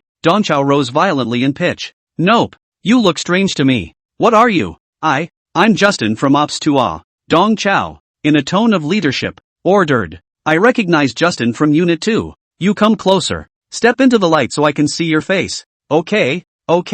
Justin walked forward slowly, his right hand hooked stealthily around his belt knife. The guy across from him, though wearing the same black robes as himself, spoke in a voice that struck Justin as unfamiliar. Being a knife-edge veteran, Justin kept a sharp eye out. Justin took a few slow steps, and by the time he came under the fluorescent moss, his hand holding the knife was already in a state of power buildup. So it really is you. As soon as Dong Chao's word you came out, his entire body jumped explosively and swung his sword at Justin. Early in his defense, Justin immediately drew his sword to block. For a moment, Justin kind of wanted to laugh. This fellow across the street had a lot of tricks up his sleeve, but unfortunately, his cultivation was too poor. This violent and sudden attack of his slash was too slow. Not to mention that Justin had been on guard for a long time, but he could have blocked the sneak attack if he had been unguarded. As a veteran with a knife, Justin not only accurately blocked his opponent's line of attack, but even thought of a counter move. After blocking his opponent's knife move, he was able to open up his opponent's chest with a backhanded teaser. Justin had a beautiful anticipation, but just a moment before his waist knife was about to intersect with Dong Chao's black knife, Dong Chao's figure disappeared. Dong Chao had aptly executed his spatial supernatural ability, Flash, in this instant when the white horse crossed the gap. In doing so, Justin's block fell short, and he was left with the hollow feeling of hitting cotton. And in that instant, Dong Chao's figure appeared behind Justin. Dong Chao bypassed Justin's block and switched the blade to the back of the knife, chopping at Justin's neck. Well, the chop caused Justin's throat bone to shatter and he lost his voice instantly. However, Dong Chao's attack wasn't over yet. He seized the opportunity of Justin's body falling backward, and with his left hand, he struck a green dragon probing claw, gouging deep into Justin's eye socket. Justin's eyes instantly turned into two bloody holes. The intense pain caused Justin to convulse, and he subconsciously tried to scream, but his shattered throat could no longer make a decent sound. Dong Qiu turned the blade back around and pressed it against Justin's neck, holding him down against the cave wall. Be honest if you want to live. I ask questions. You write an answer. Dong Chao grabbed Justin's finger and made him dip it in his blood and write on the wall. Who are you people? What organization are you from? Justin opened his mouth in vain, as if to curse, but his will to live eventually prevailed as death forced him to do so. With bloodied fingers, he wrote crookedly on the wall. Bai Yujing. Dong Chao frowned slightly. He hadn't heard of this organization. How many of you have come? 30. Justin wrote again. What does the strength configuration look like? This time, Justin shook his head back and forth, making raspy sounds. He was using body language to tell Dong Chao that he wasn't sure. Dong Chao could tell that this Justin should be the lowest ranking minion among this group of killers. His cultivation level, which was the early stage of the 4th rank, was quite a big gap compared to the 2 scouts just now. It was because of this that Dong Qiu tried to capture him alive and use him as a tongue. Right now, that tongue has no value in existence. Your handwriting is too ugly. Practice your handwriting in your next life. Dong Chao completely disregarded the promise of survival he had just made. He patted the back of Justin's head affectionately and drew his knife to wipe off his neck. Chapter 77 Rule-Based Alien. Meanwhile, a relatively wide mine cavern. Qin Wanqing also engaged the killers. Qin Wanqing had wanted to rescue those students from Sanqing University,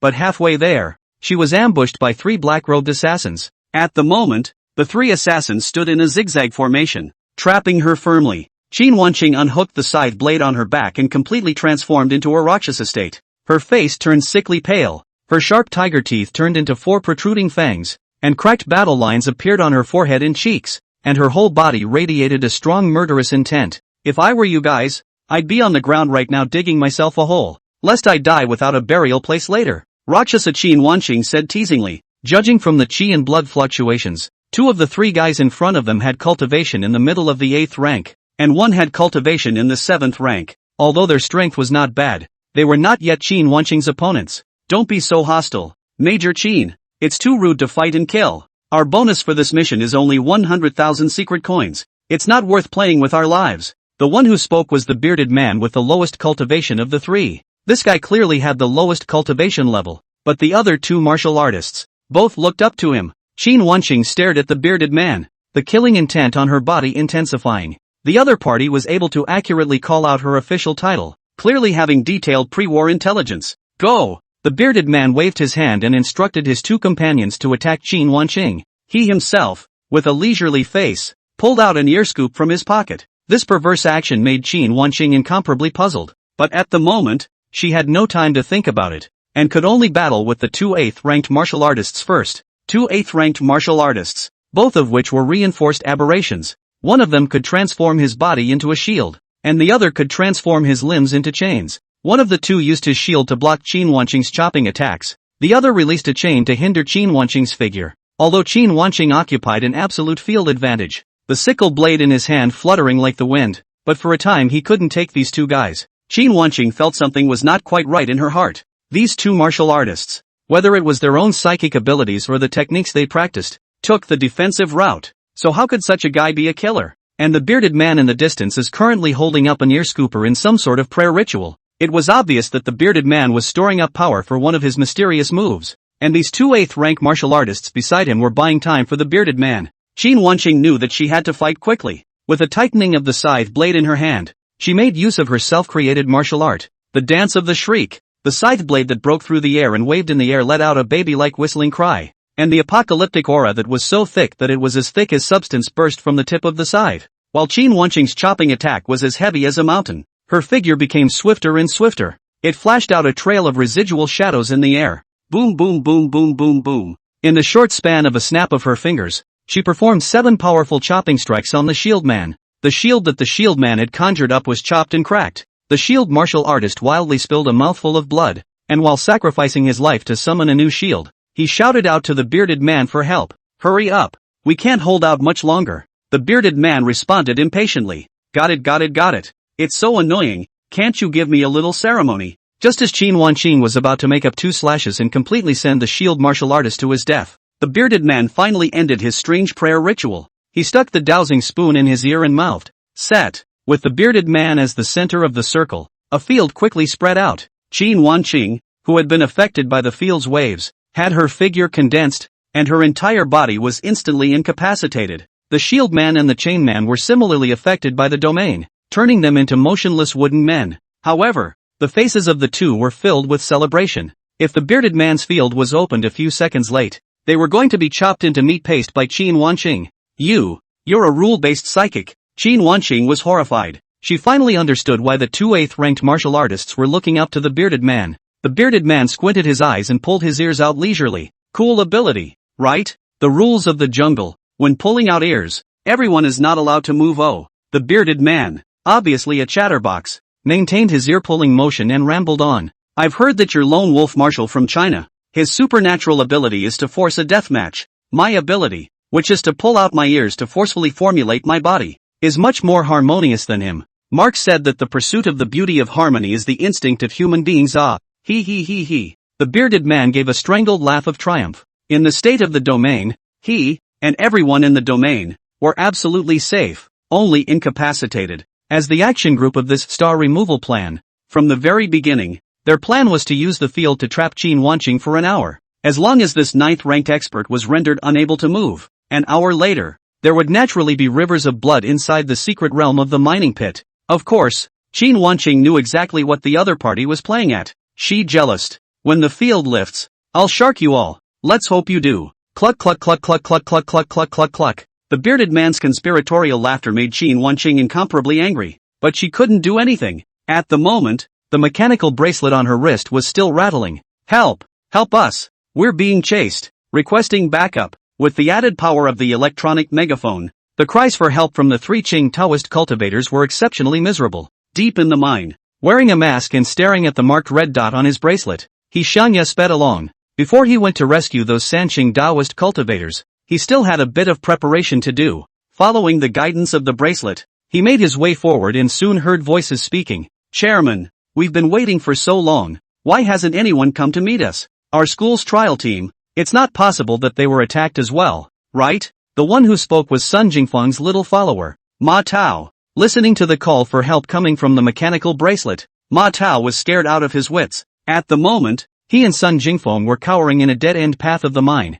waiting for a pickup with fear. Compared with him, Sun Jingfeng is much more calm. He had his hands in his pockets and still had that hallowed look. What are you afraid of? If you really need the attackers, just hide behind me and watch me take them out. Ma Tao snorted in his heart, but said adoringly with his mouth, President, it's all up to you then. Although Sun Jingfeng had been a popular figure in the academy for some time recently, Ma Tao always had doubts about Sun Jingfeng's strength. Taking out the family history, Sun Jingfeng is very ordinary no matter how you look at it. Ma Tao even suspected that Sun Jingfeng's so-called glorious deeds are the college's god-making behavior. Just this morning, Sun Jingfeng was still in the ring of the exchange match, losing adults. Ma Tao doubted, but at this time, he definitely still had to hold Sun Jingfeng. This guy is so confident. If he really encounters a dangerous situation in a while, he'll be the one to take the top. Just as Ma Tao was secretly shattering his thoughts, He Xiangya arrived in front of the duo with light footsteps. Yo, you two are here. I've been looking for you two for a long time.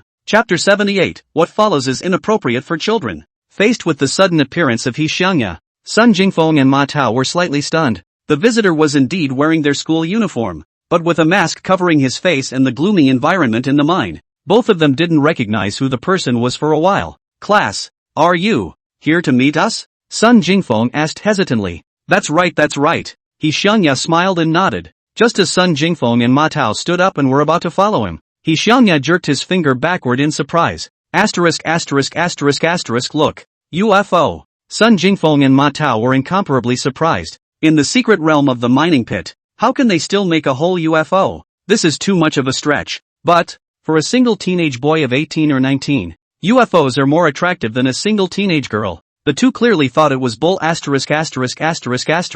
But they subconsciously turned their heads back to see what was going on behind them. Right at this moment, He Xiangya made a double ghost slapping door, slamming both of their heads viciously together. Sun Jingfeng and Ma Tao didn't even let out a muffled grunt and immediately fell into fainting. He Xiangya hid the two of them in the shadows of the dead-end road of the mine, and only then did he move on towards the direction where the 3 Qing Taoist cultivators were located. In the meantime, Da He, wearing a mask on his face and carrying a stranger's sword, circled the mine. He followed the guidance of the bracelet and finally received the Dipper, who was holding his head. Are you here to save us? Seeing the school uniform on Dao Shi, the Dipper's faces were delighted, but realizing that Dao Shi was only one person, their newly lifted hearts and minds quickly crashed down again. You are alone? The Dippers had sent out a distress signal in the hope that the lead teachers from MOMO University would come to the rescue. As a result, just one student came in. Isn't that for nothing? Facing the crowd's questioning gaze, Dao Shi said calmly, "You guys get out of here, I'll pad the back." But, the crowd said what a joke. These killers are vicious. The 7th order cultivation teacher Yang Qing, were counted by them. You a student, what can you do? Classmate, don't joke. Those killers, not good to deal with. The 7 stars of the Northern Dipper were still straightforward. They were scared out of their wits, but even so, they didn't want anyone to lose their lives because of them. The footsteps of the pursuing footsteps were getting closer and closer, and the 7 men anxiously urged Dahi not to play hard to get. Dahi swung away from the stranger's sword in his hand and motioned a few people behind him. "Don't worry, I'm the super genius of the martial arts academy. Sun Dingfeng, I can handle this kind of small scene." With those words, he swung the stranger's blade violently, shattering the rocks above the mine. Rocks more than a person high rolled down, forming a stone wall that stretched between Dao Shi and the crowd. "Classmates, this sudden move was completely unexpected by the Dipper." After a brief moment of stupefaction, Celestial Pivot Star Lu Lang was the first to react. "Let's go first. We can't let our classmates die in vain." Lu Lang led his classmates to run wildly all the way through the mine, while shouting at the mechanical bracelet with a voice tinged with tears. We're safe for now, Mr. Sun Jingfeng sacrificed himself to save us." On the other side of the stone wall, Dao Shi carried his sword and quietly watched the black-robed assassins who kept closing in. GGG, so touching. Hot-blooded youngsters willingly sacrificing themselves in order to save their companions. "When I was young, I also had such impulsive thoughts," a burly bald man said with a mocking face. As a knife-tip licking blood secret realm pioneer, the bald head has seen too much of the world of deceit, and has long since ceased to be the innocence of the year. In his opinion, this kind of behavior of sacrificing himself to save everyone was pure and simple foolishness. Michishige smiled back, and he took off the school uniform he was wearing without fussing to avoid getting blood on it. "I'm doing this purely because what comes next is inappropriate for children." Baldhead was surprised to find that the boy across from him had skyrocketed in size after undressing. In the blink of an eye, he'd become even fitter than he was. Dao Shi's aura and chi and blood fluctuations spiked as his figure skyrocketed. The bald man felt a great sense of dismay. He clearly sensed that the cultivation revealed by the other party was at the high stage of the 6th rank. You, what are you?" The bald man stared at the dead fish eyes and stammered a question. "Didn't I just say, I'm Sun Jingfeng?" Dao Shi returned faintly. "Sun Ningfeng?" The bald man was full of doubts. There's no such person as Sun Jingfeng in their intel. No longer giving the bald man any chance to think, Dao Shi moved. He swung his sword and charged towards the group of killers. At the moment, his airy yet domineering stance was as if he had surrounded a group of killers. "Go!" The bald man commanded his companions to swarm him. The eccentric student opposite, his cultivation was certainly very high, but they were not weak either. Their cultivation, too, was at the 5th or 6th rank, under the group wolf tactics. That kid, even if he was strong, wouldn't be able to hold out for long. Hearing the bald man's order, a figure ghostly approached Dao Shi. An assassin with a grappling hook was the first to arrive in front of Dao Shi, and the grappling hook in his hand came towards Dao Shi's chest. Killer's move was purely a test, trying to force Dao Shi to back off, but he didn't expect Dao Shi to not dodge and use his dominant body to take the grappling hook hard. Clang! The grappling hook killer felt as if he had grabbed onto gold stone with this move, and half of his body was numb with shock. As he tried to retreat in a smooth manner, Dao Shi's stranger's sword had already fallen. Dao Shi hit a plain vertical chop, splitting the hooked killer in half with the hook. With a single slash, Dahi didn't pause as he returned with a straight stab to the other assassin's crotch with a clenched blade at the end of his long handle. The unlucky assassin only felt as if he had been stabbed in the small of his back as if by a rhino's battering ram. He was wailing over the small of his back when Doji turned his blade back and slashed his head off, chopping one more person. Dao Shi followed the trend of the knife body downward scraping, cutting to the surface of the feet of several killers. As they jumped to dodge, Dao Shi another knife-clutching poke-throat, once again sent away an unlucky person. For a moment, Dao Shi was like a giant bear that had charged into a cornfield. These killers of the 5th or 6th rank cultivation were like cornstalks in his eyes, harvesting them at will. As he watched his companions continue to fall, the bald man sweated coldly. This guy, Sun Dingfeng, is too hard and too black. He was obviously using a wide-open stranger's sword, but his sword moves were very underhanded, cutting the eyes, poking the throat, chopping the feet,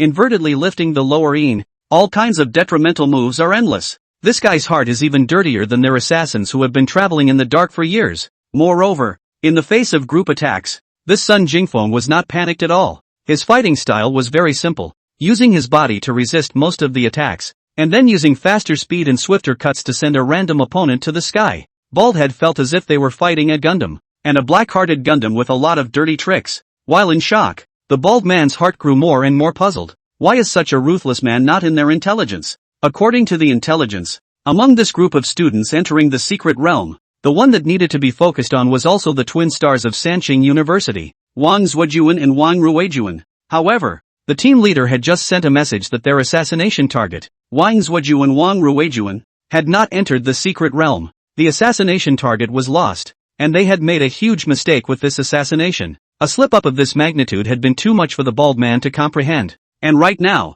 there was another ruthless person who was not in the intelligence. Sun Dingfeng, Baldhead really cannot understand, always known for rigor white Yujing. This time why there are a lot of loopholes. Chapter 79 Please, don't die yet. Dao Shi reaped the lives of these black-robed assassins like mowing grass. Although in terms of cultivation, these killers' 5th or 6th ranked cultivation was not much different from Dao Shi, but the battle power displayed by both sides was worlds apart. Watching his companions continue to fall, cowardice arose in the heart of the bald man. He tried to escape, but was easily caught up by Dao Shi with his extremely fast stance, and was taken away with a slash. However, in a few minutes' work, 7 or 8 of the black-robed killers were slaughtered by Dao Shi. As a Yugwo clan, Dao Shi had received simulation training from his family since he was a child, and coupled with his secretly sinister personality, at this moment, even though it was the first time he had ever ended another person's life, he didn't have too much of a shock in his heart. Michishige was just a little bit secretly sorry for the stranger's sword he was holding.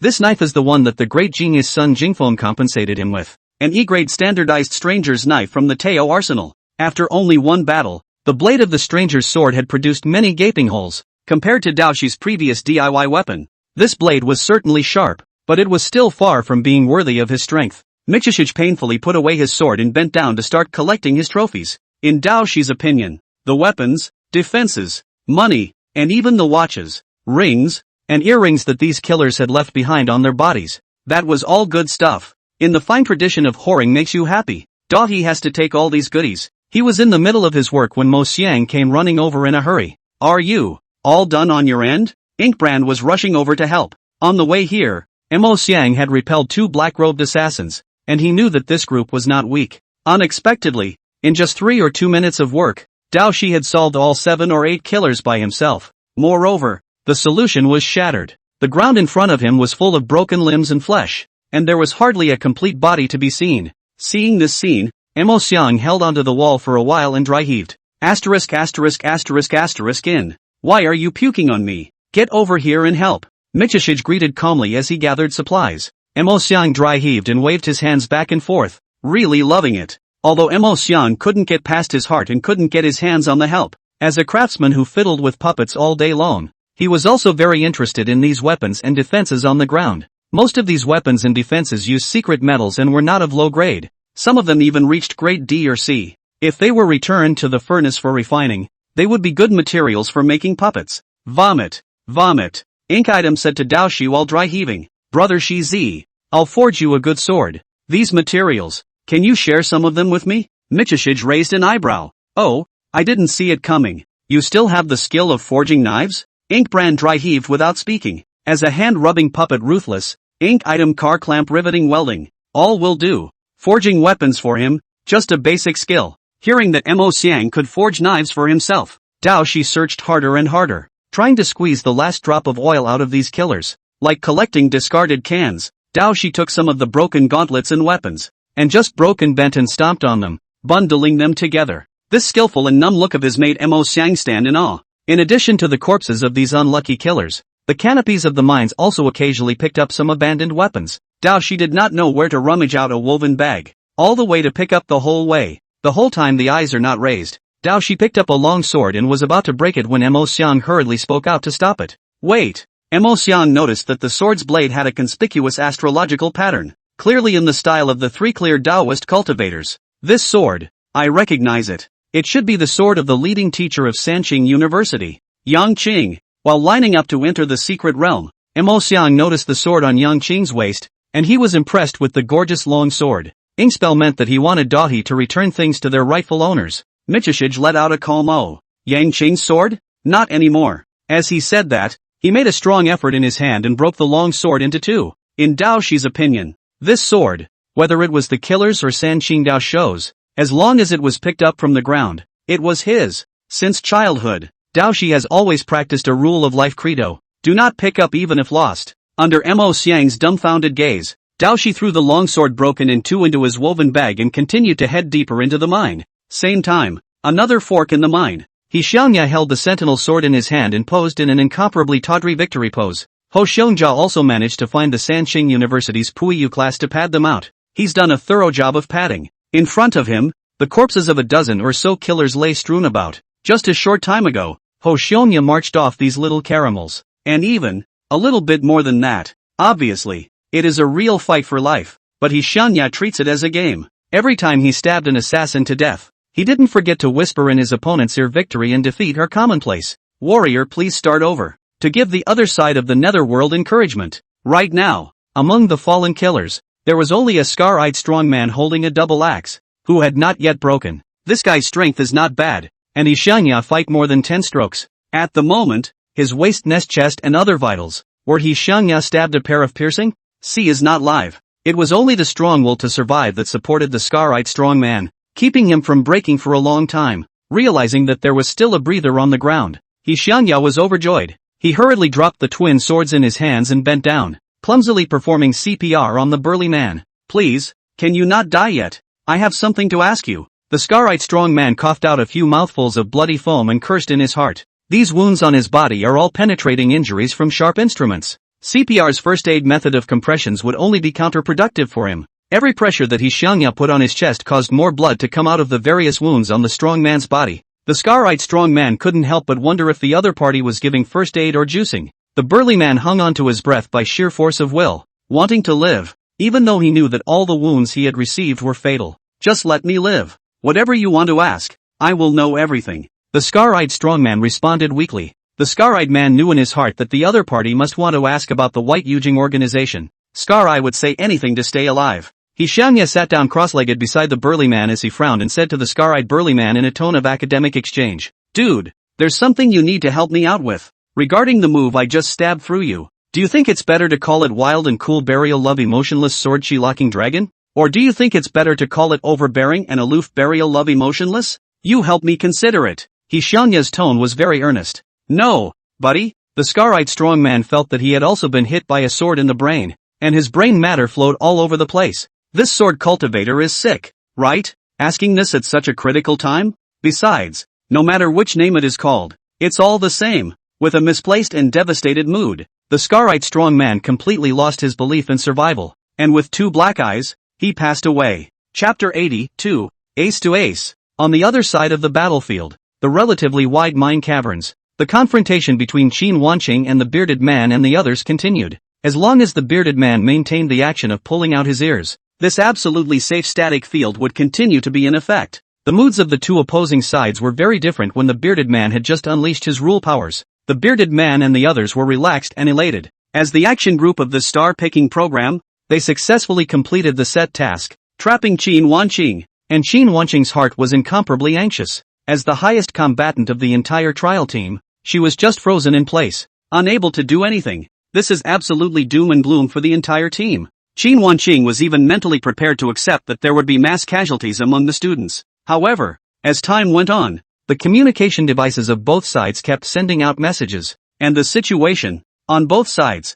flipped. Good news kept coming out of Qin Wanqing's mechanical bracelet. "We're the Sanxing University Puiyu class. We were also saved by student Sun Jingfeng. Thank you, Mr. Sun Dingfeng. I'm Wang Su, the teacher of the second martial arts class. Most of the students, I've centralized to the teleportation point A. At the moment, we haven't found the killer's figure, and no students from the martial arts academy have been injured. I will continue exploring to the periphery to find more lost students while keeping the current one safe." Qin Wanqing was clear that the one who was truly holding the back for the Dao cultivators of the 3 clear universities was not Sun Jingfeng, but rather those few students from the 4th class of martial arts. That stupid kid, Sun Dingfeng, kind of fell into their hands. The piece of good news that came out of the mechanical bracelet caused Qin Wanqing's anxious heart to return to stability. However, the killing intent with which she looked at the bearded man and the others had not diminished in the slightest. "I'm a man of my word, and when the time for your powers is over, I'll be sure to plow you all into mutton slices." Qin Wanqing said with a smile on her face as she held the sickle blade in her hand. Listening to Qin Wanqing's teasing and fierce words, the bearded man and the others had an iron expression on their faces and did not speak. They didn't know what the situation was, and what came over the intercom was not a shortcut report from their teammates, but one scream after another. The bearded man clenched his teeth darkly, his mind quickly calculating, their entire assassination plan should have been seamless. Why was the situation different from what they expected? Before entering the secret realm, they used a trick to support Wen Tianchen and remove the biggest obstacle. After entering the secret realm, their action group managed to trap Qin Wanqing again, once again cutting down the opponent's battle power. Tobin, the leader of Action Group 2, had also made a great achievement, sneaking up on Yang Qing of Sanqing University. So far, the top-end combatants of MOMO University and Sanqing University had been cleared out by them. Up until here, the plan was going well. However, further on, the situation went completely off the intended track. Their prime assassination target, Wang Zuoju and Wang Ruijun, didn't know for what reason, but didn't even enter the secret realm. After learning of this, they changed their plan of action and retreated to the next best thing,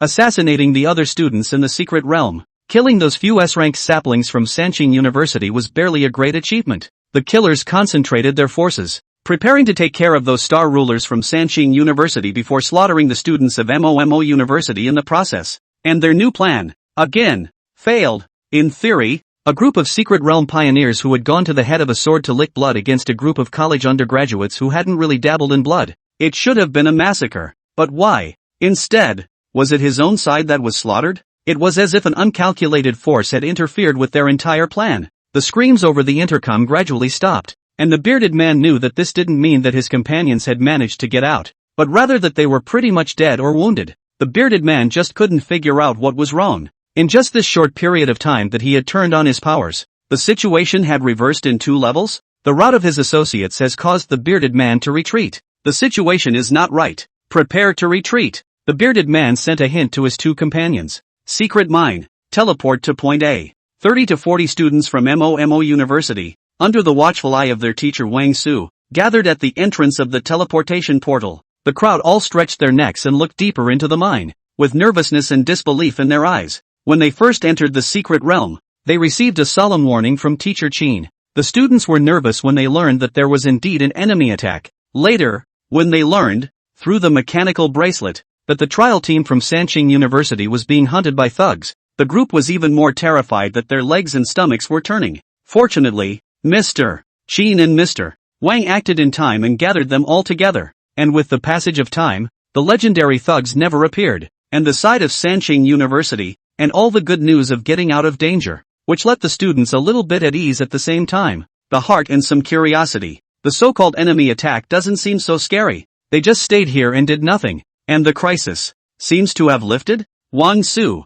as the lead teacher, carried the banner at this time. He kept counting the number of students. Who else hasn't been contacted? Teacher, besides Sun Jingfeng, Ma Tao, and those guys from martial arts class 4, they didn't rendezvous with us. Shinta Dust responded. Those guys in class 4, they're so unhelpful. The teacher is unreliable and the students don't listen. Wang Su cursed in his heart, but still got up and walked deeper into the mine. I have to go get those kids back. Shinta Dust, I'll leave this place to you for now. Report to me if there's any situation. As a teacher, even if Wang Su disliked those few poor students in class 4, he couldn't let a few of them fend for themselves. In the meantime, deep in the labyrinth of the mine, Dong Chao killed 2 black-robed assassins who had fled in the shadows with 2 fillers. Hearing footsteps again in the distance, Dong Chao hurriedly lay down on his back, pretending himself to be a corpse. Tobin held a walkie-talkie and eagerly ran past Dong Chao. As the leader of the second group of the Star Removal Program's operations, what he had heard over the intercom in the past 20 minutes was all bad news. Those trashy henchmen of his didn't manage to hang the outstanding cadets of the 2 schools. Instead, they were all wiped out by a guy named Sun Jingfeng? What a joke! All those who are alive, listen to me. Retreat, retreat immediately. Tobin grinned broadly as he passed by Dong Chao, anxiously issuing orders over the intercom. There was no response from the murmuring intercom. I'll say it again. Tobin had his back to Dong Chao and was repeating the call. Dong Chao stood up without a word and fumbled for his black knife. Dong Chao transformed into a residual shadow and burst towards Tobin, his blade pointing straight at Tobin's back heart. Dong Qiu was ready to give the unsuspecting Tobin a thorough beating with a plain and simple flash. But just then, something snapped in his mind that something wasn't right. Tobin's stance with his back to him wasn't quite right. At the same time that this thought occurred to him, Tobin moved. Tobin snapped his head back, a snake-like letter spitting out of his giant scarlet mouth. "I've had my eye on you for a long time, dumbass." As he spoke, underneath Tobin's robes, a snake's tail actually stretched out, lashing out at Dong Chao. It was at this moment that Dong Chao realized that he had been tricked. Chapter 81, Armor of Pain. In the face of the flying and drawing snake tail, many thoughts flashed through Dong Chao's mind in a flash of lightning. This guy in front of me is a snake bloodline alienator, and the degree of alienation was so high that he was able to snake his body, and it is through odor that snakes sense their surroundings. So, in front of this snake man, Dong Chao's act of playing dead was useless. He could distinguish between the scent of the living and the dead. From the moment he entered this mine, this snake man old boy, he had already discovered Dong Chao. He's been acting all along. He had waited for this moment. Tobin's serpentine tail seemed like a steel whip, straight at Dong Chao's face. At the tip of the snake's tail, there was also a poisonous hook that emitted a fishy sweet, dangerous aura. At the critical moment, Dong Qiu hurriedly returned his sword to block, narrowly framing the poisonous hook with his blade. But the flexible snake's tail switched angles and solidly lashed Dong Qiu's ribs. With no way to avoid it, Dong Chao could only borrow Dao Shi's dominating body and carry it hard with his physical body. Boo!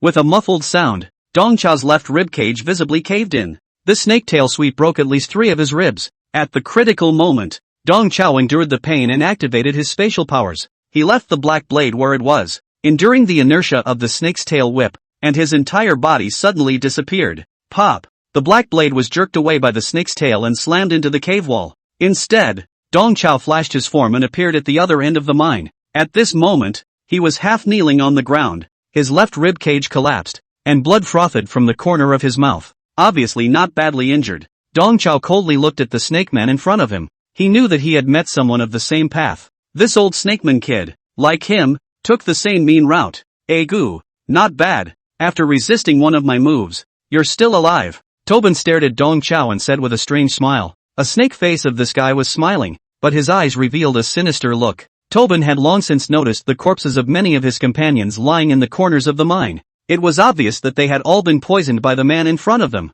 Tobin knew in his heart of hearts that the assassination had failed because of certain unplanned variables that had been encountered. And the man in front of me is clearly one of the variables. Only, this variable looks very weak. His cultivation level was only at the 3rd level. Tobin wondered a bit how such a weakling had taken out those companions of his, but he didn't have to dwell on it. Just a snake tail sneak attack, and the guy in front of him was half dead. All he had to do was to add another blow, and he would be able to eliminate this variable. This assassination attempt had failed. He took the head of the guy in front of him, and it would be considered an explanation to the pavilion master. At this moment, Dong Chao's mind was similarly racing. He cursed himself for being so careless. This snake man in front of him was not only despicable, his cultivation was also good. This guy's cultivation level was at the high stage of the 6th rank, a full 3 ranks higher than himself. If it wasn't for Shizi's hegemony skill, that hit just now wouldn't have been as simple as breaking a few ribs. When facing such an opponent, you can't fight hard, you must outsmart them.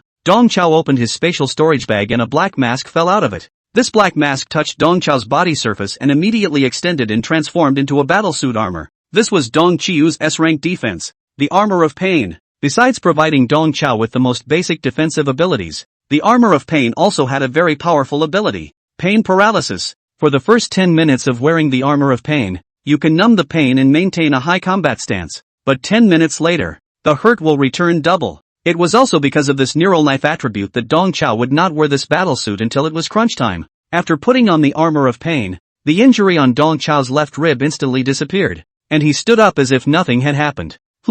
Looking at the Armor of Pain on Dong Chao's body, a hint of greed flashed in Tobin's eyes. The guy in front of him had a poor cultivation level, but his equipment was luxurious. His battle suit, as well as that black sword of his, were not mortal. Tobin somewhat understood why those companions of his had been slaughtered by a 3rd-ranked martial artist. Turns out they were encountering Kryptonian warriors. Storage bag, battle clothes, and a black sword. The man in front of him had quite a few treasures. Soon, though, these treasures were going to be his. The seed of greed took root quickly in Tobin's mind. Dong Chao was deliberately displaying his storage bag and battlesuit in front of Tobin. He's all about making Tobin's heart flutter. The sharp pain disappeared, and Dong Chao once again used his spatial ability to travel to the other side of the mine and pick up his black blade. Tobin's snake's tail followed, and the poisonous hook of the snake's tail once again stabbed at Dong Chao's face. In his haste, Dong Chao could only use his spatial ability once again to avoid Tobin's pursuit. After appearing in the distance, Dong Chao took out the chi recovery pill and took one with ease.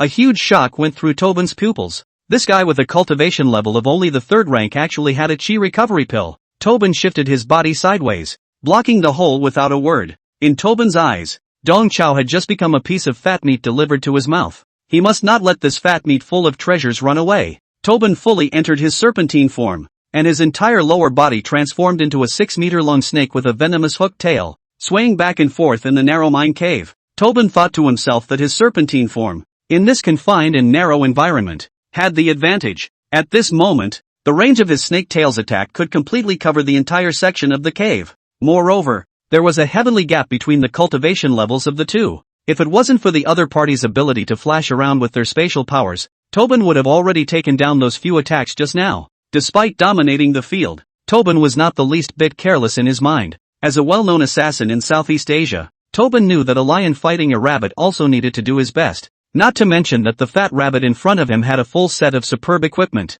Even though his opponent was already injured, Tobin took the safest tactic, guarding the entrance to the cave and catching the fish in a jar. After retrieving the black blade, Dong Chao displayed a disinterested stance as he used flash 3 times to try to escape from this section of the mine, but all of them were blocked by Tobin. Not only could Tobin attack from a distance with his serpentine tail with a poisonous hook, he was just as difficult to deal with when he was up close and personal with the sleeve hammer in his hand. Tobin's sleeve hammer is made of secret silver and looks pocket-sized, but weighs 100 pounds. Under the dual suppression of strength and cultivation, Dong Chao did not dare to take Tobin's sleeve hammer hard at all. After 3 unproductive flashes, Dong Chao once again took out his jade bottle and prepared to get high to restore his chi and blood. His movement of taking out the jade bottle was hidden, but it was still noticed by Tobin. This guy's chi and blood is only enough to perform the spatial ability 3 times. Tobin came to a mental conclusion. For elemental aliens, the more powerful the ability was, the more chi and blood was consumed when releasing the ability. And at this moment, the spatial exotic ability that the opponent had executed was clearly consuming chi and blood. Tobin clearly remembered that the first time Dong Chao had gotten high, he had also used his spatial ability 3 times. Tobin thought he had captured a key message. He was completely unaware that this so-called key message was a trap laid for him by Dong Chao. Chapter 82, Veteran Old 6 vs Amateur Old 6. Tobin didn't interrupt Dong Chao as he was getting high again, but instead allowed Dong Chao to return the chi and blood in his body back up. Tobin's mind was deep, and even if he had captured this important information, he had to verify it again. He purposely waited until Dong Chao's chi and blood had returned, and only then did the snake twist and attack again. The sleeve hammer in Tobin's hand was like a rainstorm of pear blossoms with a series of slashes, bringing up a trail of shadows in the closed mine, forcing Dong Chao to use his supernatural ability to dodge backward. Just as Dong Chao stood still, Tobin's snake tail followed him like a shadow. The inverted scaled snake tail circled around in a circle, trying to roll Dong Chao up in it. With no choice but to use his second spatial ability, Dong Chao retreated further away. But Tobin's pursuit still didn't end. He actually opened his bloody mouth and spat out 2 streams of snake venom. The snake venom with a corrosive aura headed straight for Dong Chao's face. With no other choice, Dong Chao had no choice but to use his third supernatural ability. After 3 uses of his powers, Dong Chao's feet were weak and he was breathing heavily. He grabbed the jade bottle and prepared to get high. How could Tobin give him this opportunity? Tobin's serpent tail transformed into a lance and made a false move towards Dong Chao, who could only dodge with a wolfish catatonic movement. Seeing this scene, Tobin smiled in the back of his mind. He was right in his presumption. The opponent's blood value was only enough to cast the spatial ability 3 times. This was also basically in line with Tobin's perception of third-order martial artists. Now, the other party couldn't exert their powers anymore, which meant that the battle was over. Tobin flung his waist once again, his snake tail turning into a steel whip that lashed towards Dong Chao's injured left rib. Tobin was confident that without being able to use his spatial abilities, Dong Chao would definitely be unable to dodge. Facing this killing move, Dong Chao tried to swing his sword to resist, but the tremendous impact caused him to spin like a gyroscope with his sword. Seeing this, Tobin hurriedly added another tail blow. Dong Chao's figure looked woefully out of shape, but he wore a tricky smile. In the process of spinning, Dong Chao's black blade once again disengaged and soared toward the back. The power of Tobin's tail whip and the power of Dong Chao's throw, superimposed on each other, caused the black blade to transform into a black lightning bolt. Only this lightning bolt was bursting in the opposite direction. Tobin couldn't figure out for a moment why the black blade flew in the opposite direction, but it didn't matter. His killing move had arrived. The tough snake's tail carried a whistling air-breaking sound as it viciously jerked towards Dong Chao's waist and abdomen. The enormous might was so powerful that it was itching to whip Dong Chao into two halves. However, right at this critical moment, Dong Chao's figure disappeared. Along with him, the dislodged flying dagger disappeared. A spatial rift appeared in the depths of the mine and behind Tobin. The soaring blades entered the space rift and emerged again from behind Tobin. The black knife went and lodged itself in the back of Tobin's waist. The sharp pain that caught him off guard caused Tobin's figure to stall. And before Tobin could react, Dong Chao had already appeared behind him. Dong Chao grabbed the hilt of the black knife and pushed it horizontally, the sharp blade nearly severing Tobin's spine. Dong Chao had long since realized that Tobin's snakeman form had the advantage of attack distance in the narrow mine, but at the same time, he has the disadvantage of getting back on defense. Tobin is too slender a snake for turning, and Dong Chao's move, Spatial Rift, was specifically developed to stab a black knife from behind, avoiding Tobin's fish death. Dong Chao allowed the black blade to remain in Tobin's body as he dashingly jumped into the spatial rift at the back, his entire person disappearing. Almost at the same time, Dong Chao reappeared from that spatial rift in the depths of the mine, and this time, the already dying Tobin was unable to launch a long-range attack at him. As his life drained away, Tobin was unable to maintain his serpentine stance any longer, and he changed back to his normal human form, hunched over, blood pouring from his backside. Tobin then realized that he had been tricked. From the very beginning, he fell into Dong Chao's trap. 3 spatial abilities was simply not the limit of Dong Chao's chi and blood values. Thanks to Dao Shi and He Xiong's contributions, Dong Chao now had a blood value of 6,700. It was almost double that of a martial artist of the same rank. In the previous battles, Dong Chao had gotten high on the chi recovery pill every time when he still had half of his blood value left, causing misdirection to Tobin. Tung Chiu layered on layers of padding just for this final fatal stab. In order to kill you, I've spent 3 chi recovery pills. Your death was worth it. Why? Tobin's face was incredulous as he reached up and tried to cover the wound on his back, but there was no hiding the horizontal decapitation wound that spread almost the entire length of his backside. Tobin collapsed helplessly to the ground, a helpless witness to the passage of life. Until this moment, Tobin couldn't believe that he had really been killed by this piece of fat meat in front of him that had come to his hand, and backfired on him. He, the renowned assassin of Southeast Asia, died at the hands of a third-order weakling? Obviously he has been very careful and cautious. Obviously both sides of the cultivation has such a big gap. Dong Chao took a step forward. Don't be so surprised. To tell you the truth, you're one of the most pulled opponents I've ever killed using the spatial rift move. TSK.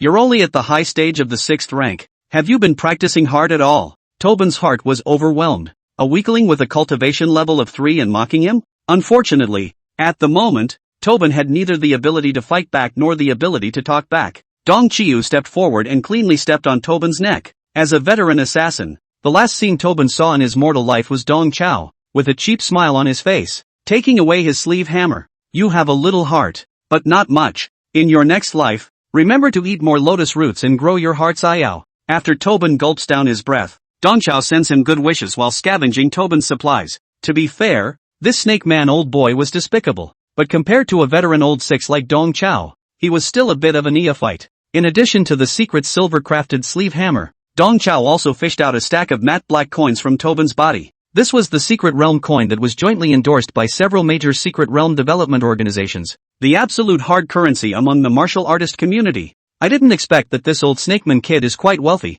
possessing tens of thousands of Secret Realm coins. Tucking the Secret Realm coin into his storage bag, Dong Chao removed the armor of pain. The paralyzed state was instantly lifted, and double the injuries returned to Dong Chao, hurting him so much that he almost rolled on the spot. Dong Chao endured the severe pain and lay on his back. He kicked Tobin's corpse violently and tried to pull out his black sword. Just then, the sound of footsteps from a distance came back to his ears. Dong Chao raised his head, only to see a large-sized human-faced baboon, galloping closer. Looking at this baboon, Dong Chao first stared blankly, and then cried out pitifully, "Mr. Wang Su, save me quickly, my ribs are broken." Dong Chao, who had killed without blinking an eye a moment ago, had completely changed his face at this moment, becoming weak and helpless. P.S. The income is really too low. Can't even afford to eat dirt. In order to make this book can continue, now open gift reward plus more session. In addition to the daily 2 more, every 400 for the love of power generation plus more chapter.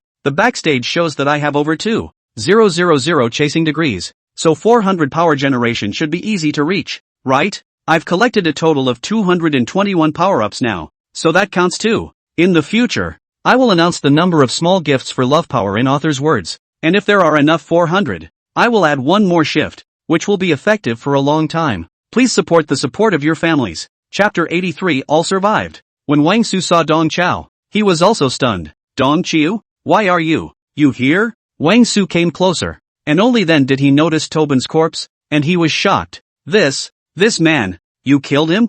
You took out a killer? Dong Chao said in his heart that he had not only killed one. In the depths of the mine, the corpses of the killers were yarded in whole rows like winter storage cabbages. Facing Wang Su's inquiry, Dong Chao put on a fluky stance. I was ambushed in the shadows, and when this guy passed by, I gave him the knife. This old boy hit me before he died and broke a couple of my ribs. The look of surprise on Wang Su's face increased. Although Wang Su hadn't fought with these killers, he had heard from the mechanical bracelet that these killers were not bad, and Yang Qing from Sanqing University had been poisoned by them. Dong Chiu, a jerk with a cultivation level of second order, dared to ambush these killers? What made Wang Su even more speechless was that it really let him catch a dead rat with a blind cat. Wang Su lifted his baboon alienation form and took 2 quick steps to come closer to check Dong Chao's injuries. Dong Chiu's left ribs collapsed extensively, so he was really badly hurt. Wang Su was greatly shocked in his heart. He had thought that Dong Chao, who had been out of touch, was hiding in a corner somewhere, being a shrunken head turtle. I didn't realize that this guy was so ballsy that he dared to ambush the killer. In this instant, Wang Su felt that he had a new kind of understanding of this asshole colleague in front of him. You're taking too much of a risk. It's a death wish. Wang Su's mouth was complaining, but his hands took out the first aid kit. Just stay still and I'll give you a chest wall immobilization. Sensing Wang Su's psychological change, Dong Chao struck while the iron was hot and played the palace mine trick. He let out a long, grim sigh. Can you do it without taking risks? As a teacher, it's better for me to take a risk than to let my students get into danger. Wang Su raised his eyebrows in surprise. He didn't expect Dong Chao to be able to say something so patterned. Dong Chiu's acting was pure and natural, with an unconscious sobbing tone in his voice. For the first time in so many years, I'm leading my students in a secret trial, and I just want to bring them all back safe and sound. Wang Su was greatly moved. Dong Chiu's acting became more and more forceful, and his eyes became red. Those killers are coming on strong, and it's not a solution for us to keep cowering. I just thought, if I can go around behind these guys and harass them, won't that buy the students more time to escape? I know that all along, everyone has been quite critical of me, but, no matter what, I am a martial arts instructor. When danger comes, I have to stand in front of my students. Wang Su was completely convinced. All along, Wang Su had treated Dong Chao as a loafing asshole. At this moment, Wang Su realized that this asshole colleague, who had always been despised by himself, had such noble sentiments. It is important to stand in front of students when danger is on the horizon. Dong Chao's words, surprisingly, coincided with the teaching philosophy he practiced. Wang Su was deeply moved. Mr. Dong, don't worry, the students are all fine. Wang Su changed his address, referring to Dong Chao as Mr. Dong, with more respect in his tone. I'm glad it's okay. Woohoo! Dong Chao was in old tears. He covered his face with his hands, pretending to hide his crying. In fact, what he was really hiding was his evil and smug smile. As his theory of being nice goes, you can get 99% of the people you want to talk to by just saying what they want to hear. Right now, Wang Su, a backbone teacher who was quite critical of him, was easily handled by him. Mr. Dong, slow down a bit. I'll help you. After helping Dong Chao with the emergency treatment, Wang Su carefully helped him up. When Wang Su wasn't paying attention, Dong Chao quietly hid his black knife. The two men leaned along the intricate cavernous pathway toward teleportation point A. Along the way, the bodies of the killers could be seen from time to time. Some of the corpses were even cut to pieces. Dong Chao took the opportunity to mislead Wang Su. These killers, they should have all been solved by Ms. Qin Wanqing, right? Wang Su said nonsense. If not Qin Wanqing, who else could it be? Who else could have this strength? Wang Su recognized Dong Chao from the bottom of his heart, and he took this opportunity to show off with Dong Chao as well. Mr. Dong, you've heard, right? Those students from Sanqing University were rescued by our class. Sun Dingfeng. Dong Chao nodded repeatedly. I've heard. Sun Jingfeng really deserves to be the super genius of our school. Breathtaking. Wang Su is typical to say that he is fat and he is still gasping. He skimmed his toad mouth and said in a Versailles manner, you don't realize that super geniuses like Sun Jingfeng are the hardest to teach. It has to be taught according to the talent. Just to teach this kid well, I'm under a lot of pressure every day. Oh, Dong Chao catered against his will. He thought to himself, why are you even pretending? Old man? Have you ever met a serious genius? Wang Su didn't notice the perfunctory tone in Dong Chao's voice as he lamented with a concerned face. That kid Sun Jingfeng, after saving his classmates from Sanqing University, he didn't know where he ran off to. Gotta get him back as soon as possible. We should retreat. Evening. The underground chamber of the Budo Academy. Lu Yuan, Huang Yiliang and Wen Tianchen, leading a group of students who did not participate in the trial, stood guard in front of the teleportation door, waiting anxiously. Lu Yuan and Huang Yiliang both looked like faded white-striped chickens, crumbling from the inside out. Although Wen Tianchen also tightened his brows, the entire person was still considered calm. Since Brother Chaozi had promised that he would bring the students back safely, he would find a way to do it. Time passed by, and the teleportation spell formation in the secret room slowly lit up. Seeing this scene, Lu Yuan and Huang Yiliang were both joyful and nervous. The teleportation spell lights up, indicating that there are still survivors in the secret world. Only, both of them tacitly recognized in their hearts that the entire trial team had, inevitably, suffered significant casualties. Knock, knock, knock. A beam of shimmering light fell and a few silhouettes appeared in the portal. Lu Yuan, who had been on tenterhooks for the whole afternoon, couldn't hold back any longer, and he broke down in tears on the spot. Boys, it's all my fault. I'm sorry for all of you. Woo woo, Lu Yuan wailed at the top of his lungs. At noon, he didn't listen to Dong Chao's warning and let his classmates enter the secret realm, which led to this tragedy. Lu Yuan really did not expect that Wen Tianchen and Dong Chao really knew each other. The two of them are actually netizens. That phone call, it was real. At noon, not long after the trial team left, Wen Tianchen came back aggressively to ask for punishment. It could make Lu Yuan's intestines green with remorse. Just because of his paralysis, it directly led to the mass casualties among the students. Just as Lu Yuan was dryly howling in bitterness, the students of the two colleges passed through the portal and appeared in front of him in a watery manner. The students of Sanqing University looked a bit lousy, but the students of MOMO University, one by one, were calm and relaxed. Even those few poor students from the 4th class of Budo had come back with all their whiskers intact. Hey, why are you guys okay? Too, great. Seeing the children are safe and sound, Lu Yuan in shock, but also staged a change of face, instantly from tears to laughter. Chapter 84. Don't go on Medicare. I have to save my health insurance for porcelain teeth. Lu Yuan was about to pull the students to ask what was going on in the secret realm when the figures of Qin Wanqing and Wang Su happened to appear in the portal. One of them was dragging a simple stretcher, and on the stretcher lay the two wounded, Dong Chao and Yang Chang. Yang Chang was still in an unconscious state. He had relied on the students of the 3 clear universities to take turns applying the mixed yuan incantation to last him until now. Compared to the serious injuries Yang Qing had sustained, the injuries on Dong Chao's ribs had long since stabilized. But in the spirit of the principle that the child that cries has milk to drink, he grunted and made an effort to act at this moment, looking as if he was even more miserable than Yang Qing, learning that his own teacher was so seriously injured. Huang Yiliang hurriedly came forward and asked with concern, What's wrong with this? Wang Su was honest. We were attacked in the secret realm. Teacher Yang Qing was assassinated and almost sacrificed. Speaking here, Wang Su deliberately raised his volume. As for our academy's teacher Dong Chao, he bravely circled the killers in order to buy the children time to escape. During the circling, he killed one of the enemies, but also had his ribs broken by the other party. Hearing Wang Su's words, the entire room was dead silent. The crowd in the room couldn't believe that the famous trash tutor Dong Chao was so brave. The one who suffered the biggest impact belonged to Lu Yuan. His pair of dead fish eyes hardened and glared into large Kazlan water costume eyes. Lu Yuan's CPU is a bit burnt. These things that Wang Su said can really happen to Dong Chao? Dong Chao was still playing the role of an excellent people's teacher, and he deliberately opened and closed his lips in a weak, half-dead voice. There's nothing to be praised. This is all what I should do as a people's teacher. As long as the children are okay, it's worth it even if I die. The room was silent again. The students of Samchung University, greatly shocked. The students of MOMO University, on the other hand, looked at each other in disbelief. This pattern, this modesty, this professionalism, is this still the biggest joke in their school? In the crowd, Dao Shi, He Xiongya and Mo Xiang were shocked beyond words,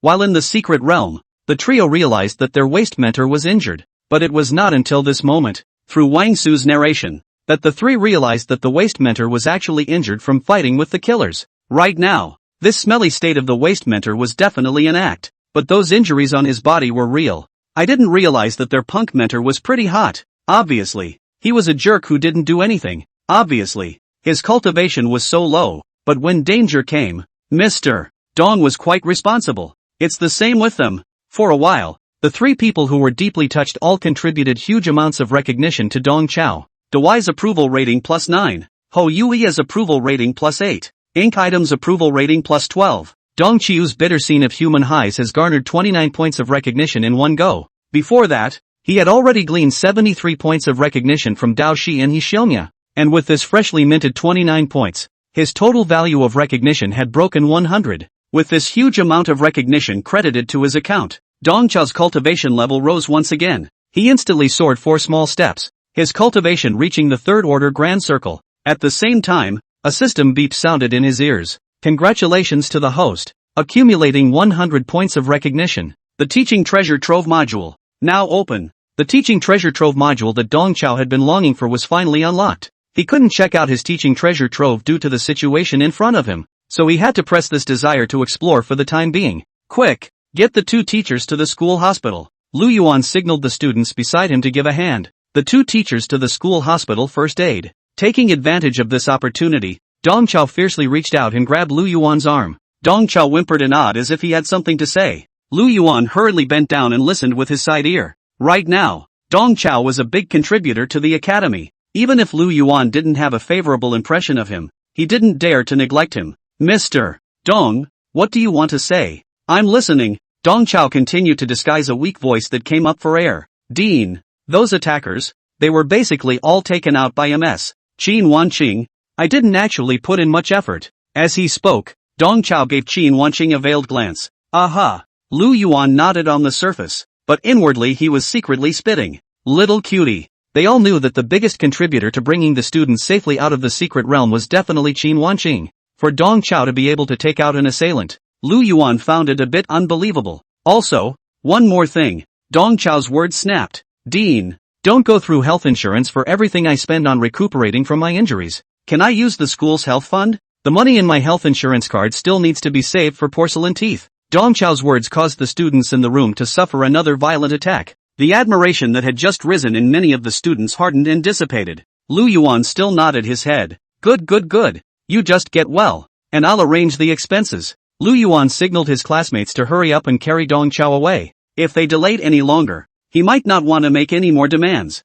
Only after seeing Dong Chao and Yang Qing's stretchers leave did Wang Su whisper to Lu Yuan. Dean, we were able to get away safely this time. Firstly, thanks to MS, Qin Wanqing, and secondly, thanks to Sun Jingfeng from our class. In this gap between Wang Su's report to Dong Chao, the students of Sanqing University all gathered around Sun Jingfeng and thanked him for saving their lives. Among the crowd, Gan Xiang from the Peiyou class was the most devout, and he grabbed Sun Jingfeng's hand and said he wouldn't let go. Brother Sun, a great favor. I was the one who was blind during the ring match. When he was in the mine, Gan Xiang's entire body was in despair. The gang of killers were very high in cultivation themselves, and their group had to carry the injured teacher Yang Qing on their backs, so they couldn't get rid of each other at all. If it wasn't for Sun Jingfeng killing from a diagonal, all 7 of their party would have been accounted for. It was only at this moment that Gan Xiang believed that Sun Jingfeng, who had been beaten up by their group in the ring without fighting back, turned out to really be a super genius, and people returned the favor by saving their lives. Gan Xiang was not the only one who expressed his saving grace to Sun Jingfeng. The students of Sanqing University surrounded Sun Jingfeng like an iron bucket. Brother Sun is strong and courageous. By himself, he saved 14 of us. Sun is like a classical chivalrous swordsman. His sword, sheathed only for his enemies. What kind of analogy is that? Sun is obviously a sword maker. How did he become a swordsman? Can I still not distinguish between swords? Sun clearly uses a sword. With a knife. With a sword. Several of the students attending the trial were bickering, listening to the people's words. The Wang Zuojuan and Wang Ruijuan, who were listening from the sidelines, gradually slowed down. They twisted their heads to look at Dao Shi and Hishilnya, who were unobtrusive in the crowd. The Wang brothers realized that it was clearly these 2 demons that had saved the trial squad of the 3 pristine universities. Chapter 85 Give him a chance. Wang Zuoju and Wang Ruijuan exchanged a look. The 2 hesitantly came closer and mumbled. Thank you all. Saved us all. The brothers had heard that those killers in the secret realm were asking about the 2 of them every time they met someone, clearly treating them as the first target of attack. The brothers had, by mistake, not entered the secret realm. All thanks to Dao Shi and Hishilnya. Dao Shi and Hishilnya not only saved the trial squad of Sanqing University, but also indirectly saved Wang Zuojun Wang Ruijun. In the face of the brothers' gratitude, He acted very spontaneous. What, thank you or not? We've had a drink together. We're considered friends. But next time you drink again, don't be so pretentious. Xiangya also laughed cheaply from the sidelines. Should I say no? You guys need to go back and practice your drinking. Your cultivation is already mediocre. And if your drinking capacity is even more mediocre, you'll make people laugh. Wang Zhuju and Wang Rightjun was a bit helpless. As the pride of the heavens who had been courted by millions of people since they were young, it was the first time that the two of them had been evaluated as having mediocre talent. And this comment, again, happened to come from the mouths of these two demons in front of them.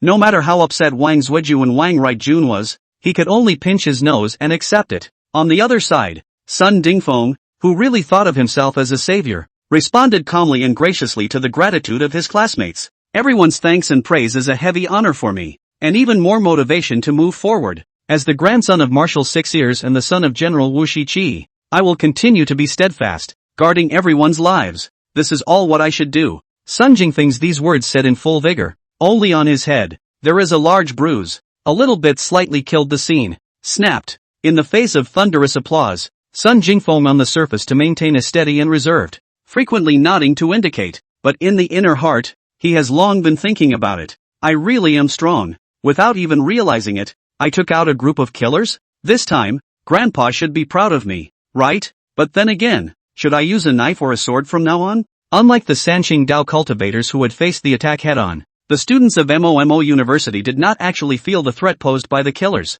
They were just sitting around the teleportation point, withering away for a couple hours, and then, the enemy attack was over? Being too well protected has given these students a false idea of why they don't eat meat. These students didn't realize that thanks to the few demons around them, they had retrieved their lives. The self-satisfied crowd even had thoughts of regret. What a pity. One secret trial in life, and it's over just like that? Yeah. A purely wasted trip. Don't mention it. A few of us were close to finding the ice snake's lair when we were forcibly called back by teacher Qin Wanqing. If we had known, we would have gotten the Earth Spirit ice crystals first and then rejoined the large group. Listening to these crumbs with no forced numbers, Mo Xiang secretly covered his pockets. After scavenging the killer's relics, Dao Shi and Mo Xiang went to the ice snake's lair and got the Earth Spirit ice crystal. For other martial artists, this ice crystal could only provide frost effects for weapons and defenses, but for Mo Xiang, this thing could be used as a puppet's inner source core to drastically enhance the puppet's functions. This time the secret realm trial,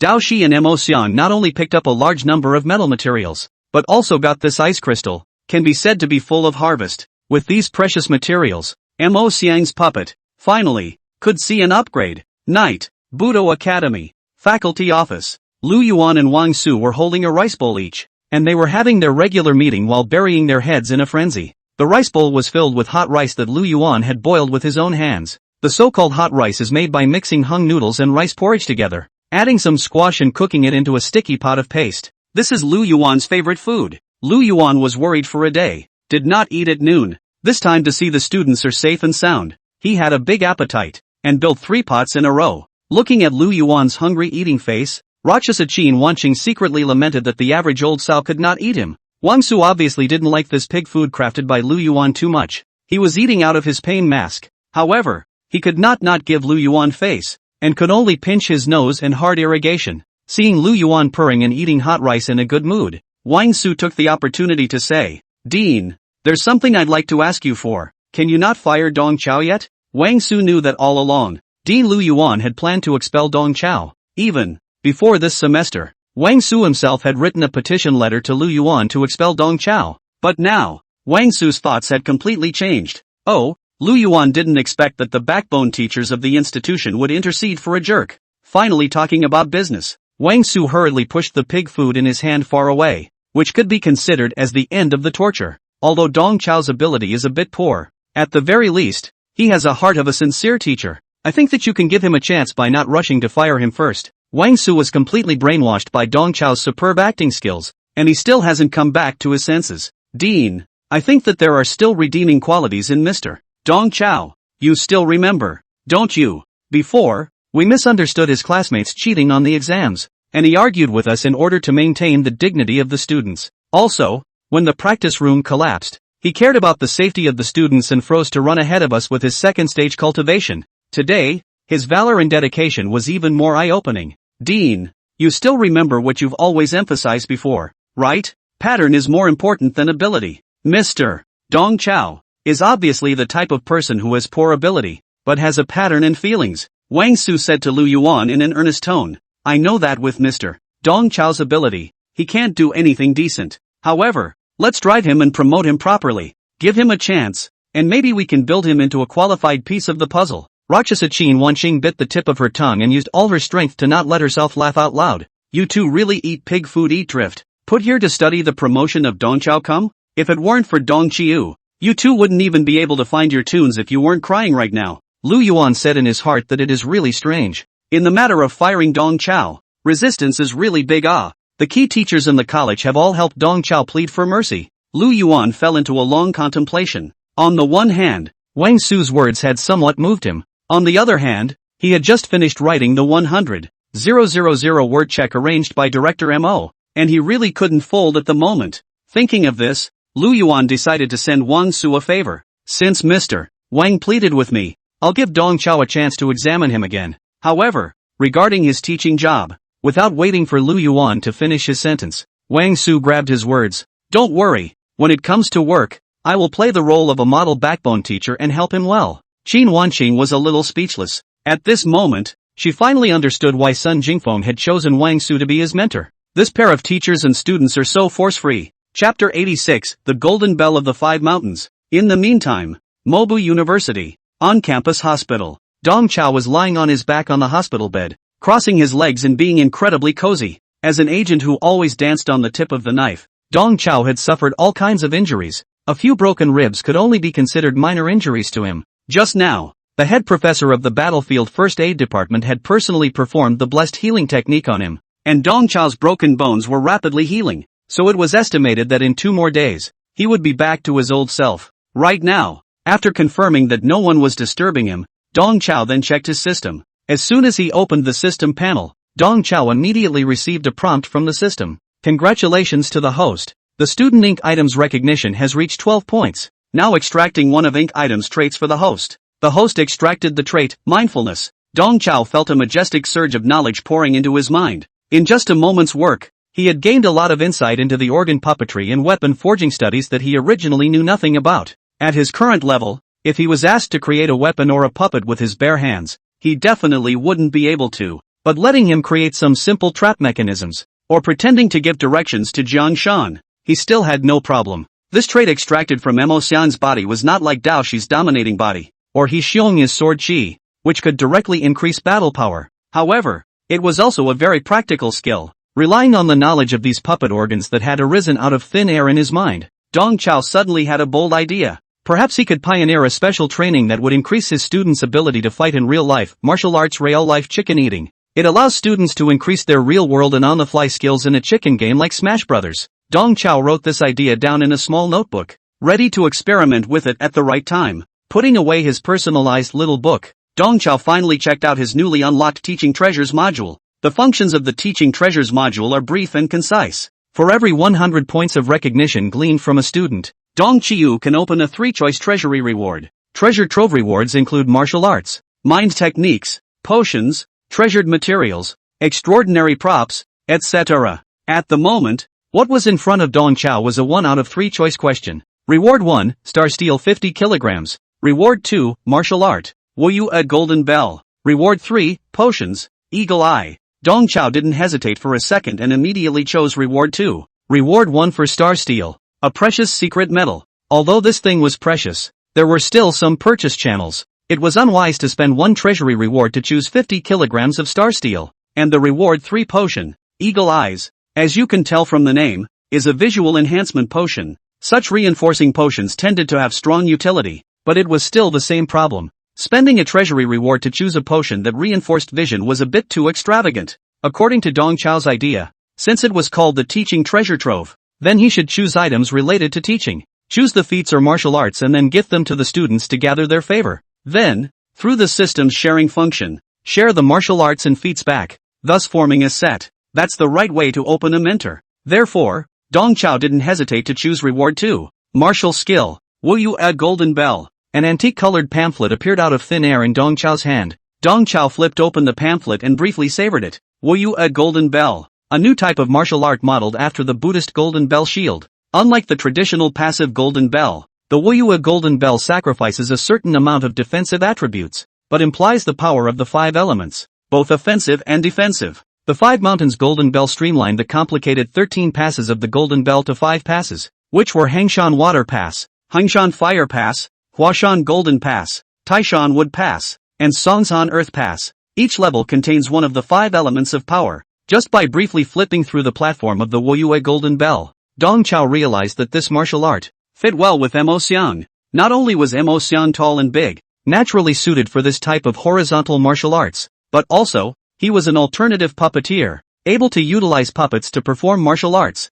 A puppeteer who knew the Golden Bell and manipulated several puppets that could cast the Golden Bell. That image, it was a sour thought. Just as Dong Chao was secretly planning in his mind, the sound of footsteps from afar suddenly came to his ears. Dong Chao hurriedly put away the 5 Golden Bell. 2 seconds later, a knock sounded on the door, and when Tianqin's voice came from outside the door, "Brother, it's me, Tatsuko, come in," receiving a response. When Tianqin grimaced ironically and walked into the hospital room, one look at Wen Tianqin's state, Dong Chao knew that this kid wasn't here to visit the sick. He had something important to do. "Tatsuko, what happened?" Dong Chao asked with concern. When Tianqin waved his hand and summoned a barrier with Taoist talismans out of thin air, avoiding the sound in the ward from leaking out. Only after doing so did he whisper, "Brother, over at the Mazhou martial artist prison, there's another incident." Dong Chao handed Wen Tianqin a look, signaling him to continue. "Brother, it's like this. At noon, after realizing that I've been tricked,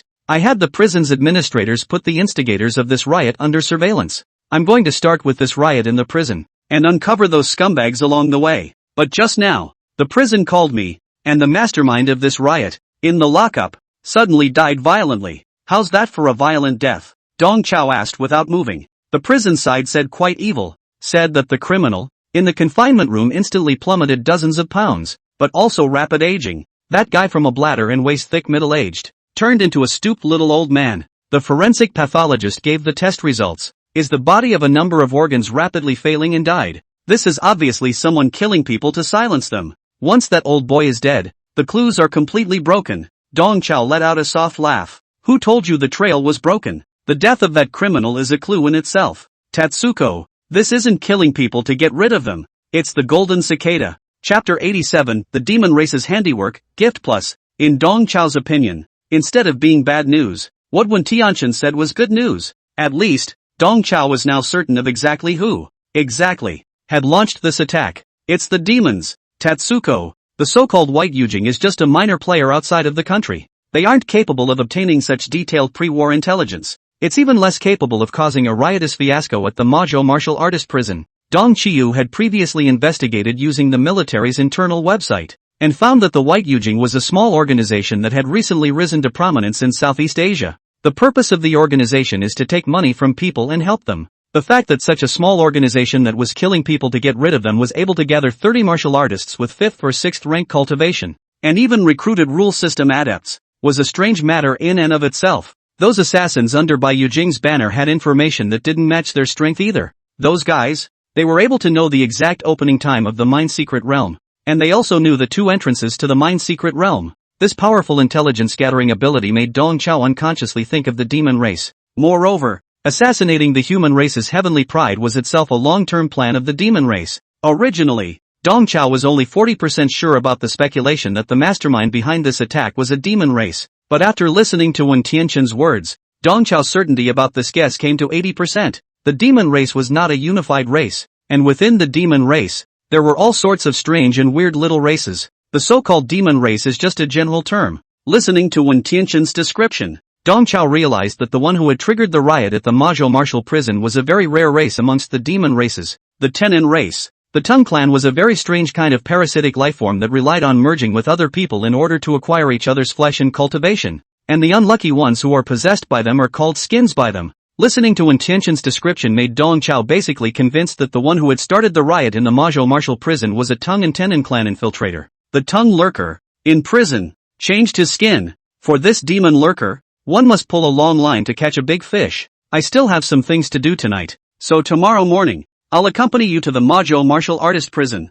Dong Chao touched the 5-year golden bell in his arms. He did have something important to do tonight. He had to give this martial art to Mo Xiang. In the meantime, a shadowy chamber somewhere in Southeast Asia. Pavilion owners, this is the situation. The bearded man who had managed to escape with his life from the secret realm of the mining pit told the black-robed man in front of him what had happened in the secret realm. One by one, the bearded man's tone was formal, completely different from his previous diffidence. The black-robed man sat expressionlessly in his chair, never speaking. The bearded man said with a bit of a wince, "Pavilion Master, I did everything according to your prior deployment. Even if something goes wrong, it has nothing to do with me. I also expended the teleportation scepter once in order to retreat safely. It can be said to be a blood loss." After completing an hour of hard control over Qin Wancheng, the bearded man used a transcendent prop, the teleportation staff. He teleported himself and the 2 8th-ranked martial artists. The 3 of them, too, were the only 3 who survived this assassination attempt.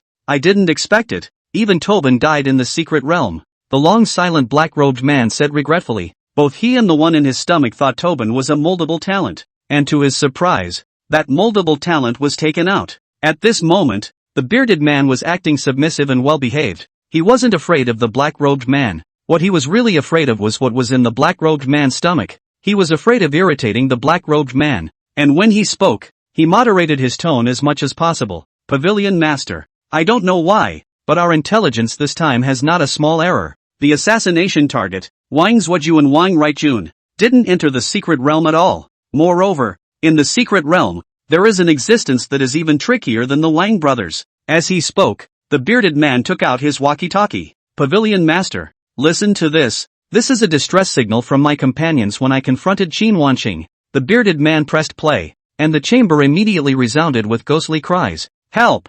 Save us! Be careful, Sun Dingfeng! Sun Dingfeng! Many of the killers were frantically asking for help on their walkie-talkies before they breathed their last, with the word Sun Jingfeng appearing repeatedly. Pavilion Master, this Sun Jingfeng killed many of our brothers. I purposely checked. This guy is a student of MOMO University. Oh, the black-robed man was greatly surprised. As far as he knew, MOMO University had fallen quite a bit over the years. So how could there still be such an outstanding genius? This Sun Jingfeng, there is another layer of identity. He is the grandson of 6 Ears, the son of Wu Zhiqi. I purposely looked up his information, but the bearded man hesitated for a moment before presenting the information he had found out. The information shows that this Sun Jingfeng, his talent is mediocre, only a rank. His cultivation isn't good either, only 4th rank. I really can't figure out how this guy managed to take out so many of us. The black-robed man took the information and glanced at it with a soft grunt. You humans have a saying that a tiger's father has no son.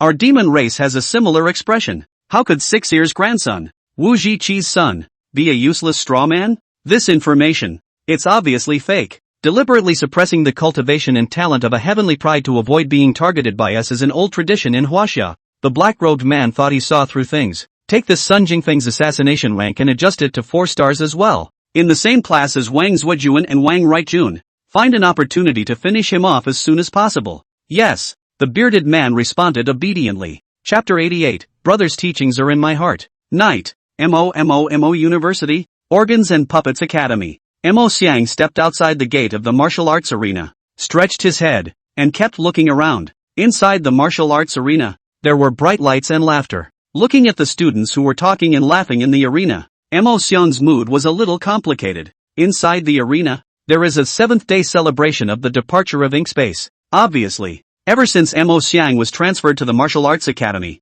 these puppet masters had a joint party every day. Seeing this scene, Mo Xiang's heart was very hurt. Today, the things that happened in the secret realm deeply touched Mo Xiang. When danger looms, Michishij, Ho Yuya, and even their jerk mentor step up and fight to protect their classmates. Their punk mentor was even seriously injured as a result. The responsibility and commitment shown by Dong Chao deeply resonated with Mo Xiang. As the only supine master of the Mo family, all along, Mo Xiang had a sense of mission and responsibility. He wanted to take the puppet masters of MOMO University and return to the high end of the game. He wanted to make the Majo's puppet machine art go back to glory. He played hard to get his classmates to work out, stressing them intensely just to get better. After experiencing that close call today, Mo Xiang was incomparably hung up on these students from the puppet department. He quietly sneaked back to the puppet department just to visit these classmates. However, at this look, Mo Xiang's heart became cold. The puppet department, up and down, actually held a party for him,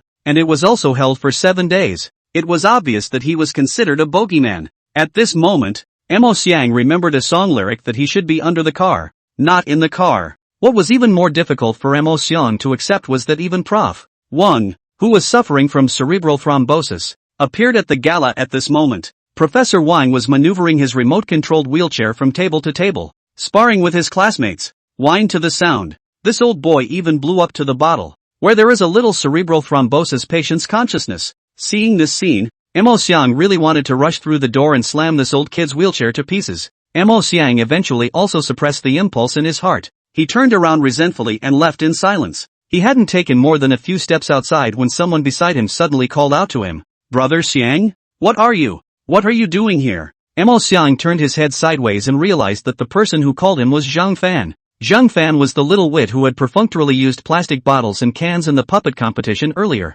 At the moment, Zhang Fan was red in the face and smelled of alcohol. He obviously drank halfway through the game and came out to let off steam. Facing Zhang Fan's inquiry, Mo Xiang was a bit bashful. I wanted to come back and see you guys, and I saw you were all pretty busy, so I didn't go in." Zhang Fan was afraid that Mo Xiang would see the gala in the performing martial arts hall, and he waved his hand. "Don't go in. Don't go in. We're drinking." Zhang Fan, who was half drunk, accidentally let his mouth slip. He reacted fairly quickly and hurriedly remedied the situation. I mean, all those teachings Xiang gave us are held in my heart." Oh, Mo Xiang blackened his face, thinking that Zhang Fan, this kid's harmonic rotten stunt, was a match for the waste mentor Dong Chao. After successfully finding a remedy, Zhang Fan hurriedly digressed. "Brother Xiang, I've heard that something happened in the Martial Arts Academy's secret trial today?" Inkbrand nodded. "We were attacked by killers, but luckily, the students are safe and sound." Taking advantage of the words Zhang Fan brought up,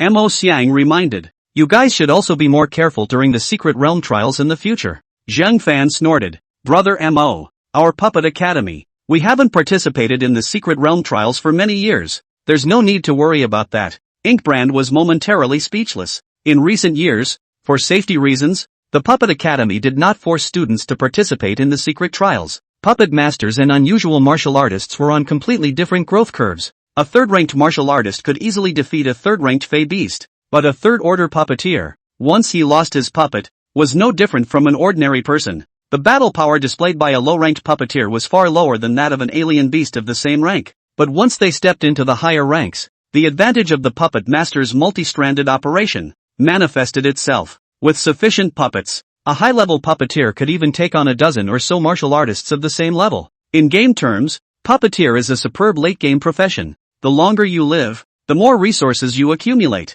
the stronger you become. Nowadays, MOMO University has a pants full of bad things to do, and MOU sure can only choose to stabilize the word, avoiding the premature fall of the students. Not participating in the secret realm trials did allow the students' personal safety to be guaranteed, but the price was that they also lost the opportunity to obtain martial contribution points. Without martial contribution points, it would be difficult for puppet masters to exchange all sorts of precious materials to make high-level puppets, and without a high-level puppet in the evening, enter the secret realm in purely white too. From there, the puppeteers entered a deadly cycle of constant crotch-pulling. When he was at the Puppet Academy, Mo Xiang had suggested many times that everyone enthusiastically sign up for the secret trials, but there were very few responders. Mo Xiang also knew in his heart that with the level of these students, letting them enter the secret realm was purely sending them to their deaths. Mo Xiang wanted to lead his classmates to become stronger together, but right now, he really couldn't find a way forward. He didn't know what he,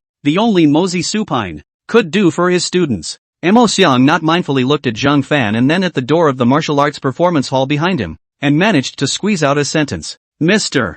Zhang Fan, go back quickly, it's windy outside. I'll come back to see you guys some other time." With those words, Mo Xiang waved his hand and left in a pretentious manner. Just in Zhang Fan's eyes, Mo Xiang's black tower-like robust back actually looked a bit forlorn. Zhang Fan somehow managed to get a little bit of a bad taste in his heart. He pushed open the door to the drill hall with disinterest, and immediately a classmate hooked his neck. "Little Fan, what took you so long to pee? Come on, let's keep drinking." Smelling the pungent odor of alcohol in the arena, looking at the banners on the walls to send off Mo Xiang, and then associating it with Mo Xiang's fallen back, Zhang Fan's heart felt like a thorn in his side. "You guys drink up, I'm going to do my evening class." Zhang Fan pushed his drunken classmate away and left without looking back. Outside the arena, Mo Xiang put his hands in his pockets and walked sullenly on the path of the Puppet Academy. A figure suddenly appeared in front of him. The visitor was hunched over, bandaged like a mummy, with crutches in his hands, and looked incredibly miserable.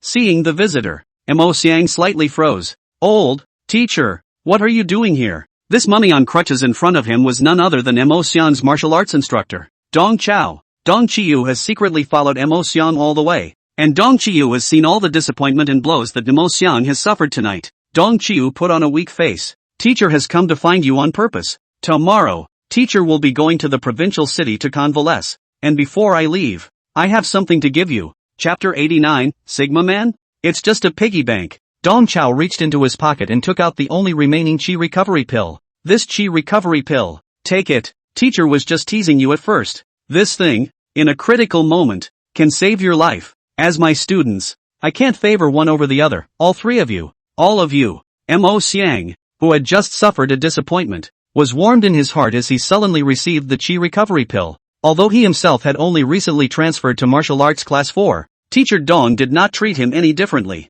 Whether it was the daily food and drink, or taking those mind-numbingly odd classes, Mr. Dong treated him just like he treated those two demons. It's just that, with this elixir, Mo Xiang was ashamed of what he had received. Today, in the secret realm, both Dao Shi and Hixionia had displayed great power and saved those Taoist cultivators from the 3 pristine universities. Instead, Mo Xiang just fought and barely repelled the 2 assassins. Obviously, everyone was at the 6th rank cultivation level, but the battle power they displayed was vastly different. This caused the consistently confident Mo Xiang to feel a not-so-small inferiority complex at the bottom of his heart. Just as Mo Xiang didn't know how to lead the puppet masters back to glory, he also didn't know how he was going to catch up with those 2 demons. The huge gap between the 2 sides made Mo Xiang feel deeply powerless. Right now, Teacher Dong came to send him pills on purpose. Mo Xiang was very grateful in his heart, but he couldn't bring himself to do so. Seeing that the brewing was almost done, Dong Chao then stepped into the main topic. He took out that 5-year Golden Bell secret book.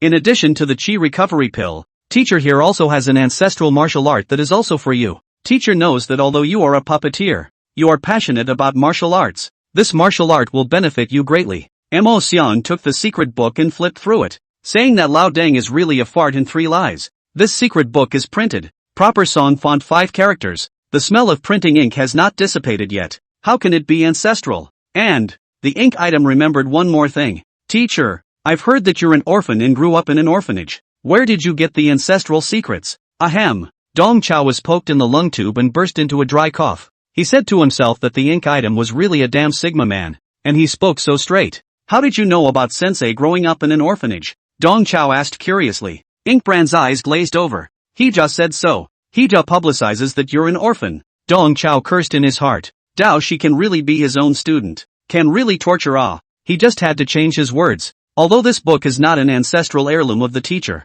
it is absolutely precious. Just practice it, and I guarantee you won't squeak once you do. Hearing Dong Chao describe it this way, Mo Xiang felt more and more that the pamphlet in his hand did not have much class. He perfunctorily expressed his thanks. Teacher, thank you. Inkbrand casually tucked the pamphlet away. Late night, Mo Xiang lay in bed, tossing and turning. He simply fumbled for the pamphlet as bedtime reading. Improved martial skill, 5 Mountains Golden Bell? Inkbrand casually turned the title page. After only 2 glances at the main text, Mo Xiang sat up violently from the bed. Improved from the Buddhist Golden Bell Shield? Combining the 5 mountains and 5 elements with the Golden Bell Shield? This kind of whimsy was unheard of by Inkspot. He vaguely felt that this pamphlet, most likely, was not simple. He hurriedly righted himself and savored it. After only 2 pages, Inkbrand realized that sitting and tasting was still not proper enough. He hurriedly sat cross-legged and studied word by word, and while doing so, he also ran the chi and blood in his body and practiced against it. The more Mo Xiang delved deeper into his understanding, the more he realized the subtlety of this martial art. This martial art, which he had never heard of before, was indeed of great benefit to him. By the end of the day, Mo Xiang sat completely on his knees on the bed, holding the pamphlet and devoutly worshipping it. Mo Xiang realized that this 5 Mountains Golden Bell was just too compatible with him. First of all, he himself had taken the path of rigid and horizontal martial arts, and was naturally inclined towards such feats as body-protecting chi strength. Secondly, the subtle thing about the 5 Mountains Golden Bell is that the attributes of the 5 mountains and 5 passes are all different. Mo Xiang couldn't help but envision that after he practiced the 5 passes of Woyue, he would extradite each of these 5 passes symbolizing gold, wood, water, fire, and earth to a puppet. Then he would have obtained 5 top-notch puppets that mastered the golden bell and each mastered an attribute element. And when they cooperated with each other, the elements of the 5 elements would be unendingly alive. Just thinking about it made Mo Xiang's scalp feel numb. At this moment, he realized with a jolt that he had been too presumptuous in his attitude towards Teacher Dong just now. Teacher Dong was giving him a top-notch martial art, a priceless treasure. Ink items recognition +1. Ink items recognition +1. Ink items recognition +1. Ink items recognition +1. In the ward, system prompts kept flashing before Dong Chao's eyes like a brush screen. Mo Xiang contributed 10 points of recognition to Dong Chao in one breath. It can be seen how much the ink item is a favorite for the 5-year golden bell. Before that, Mo Xiang was like an iron rooster, not offering 1 point of recognition to Dong Chao. But now, in just one day, Dong Chao had harvested 22 points of recognition from Mo Xiang's body. Dong Chao can kind of feel the pulse of this kid. Mo Xiang's body has a sense of mission and responsibility that is unique to the Mozi people. Just like Headmaster Mo Yushur, he was bent on carrying forward the Mo family puppetry. As long as you take advantage of this, what looks like a Sigma Man's ink item is a depository ready to explode with gold coins. With this freshly minted 10 points of recognition, Dong Chao's cultivation level was once again promoted, reaching the first level of the 4th rank. Congratulations to the host for advancing to the 4th level of martial arts, now unlocking a new enrollment slot for the host. Another student page appeared in Dong Chao's mind. For the new enrollment quota, Dong Chao has a general direction in mind. The saplings of MOMO University had basically been drained, and it was hard to find any more decent heavenly pride. He had to go to other famous schools to gather wool. He could clearly remember that last night, when Dao Shi and Xiongya fatally beat up Wang Zuoju and Wang Rightjun, when Tian Shen had revealed a message to him. When Tian Shen said that this year's enrollment results of the 3 clear universities were outstanding. They recruited 3 SS-class geniuses and 8 S-class geniuses. The 8 S-class geniuses naturally referred to the 7 stars of the Northern Dipper, plus Gan Xiang of the Southern Dipper. As for the SS-grade geniuses, besides Wang Zuojuan and Wang Rightjun, there was one other person. The mysterious student didn't even show up for this exchange between the 2 schools. Neither Huang Yiliang nor Wen Tianshan mentioned much about him.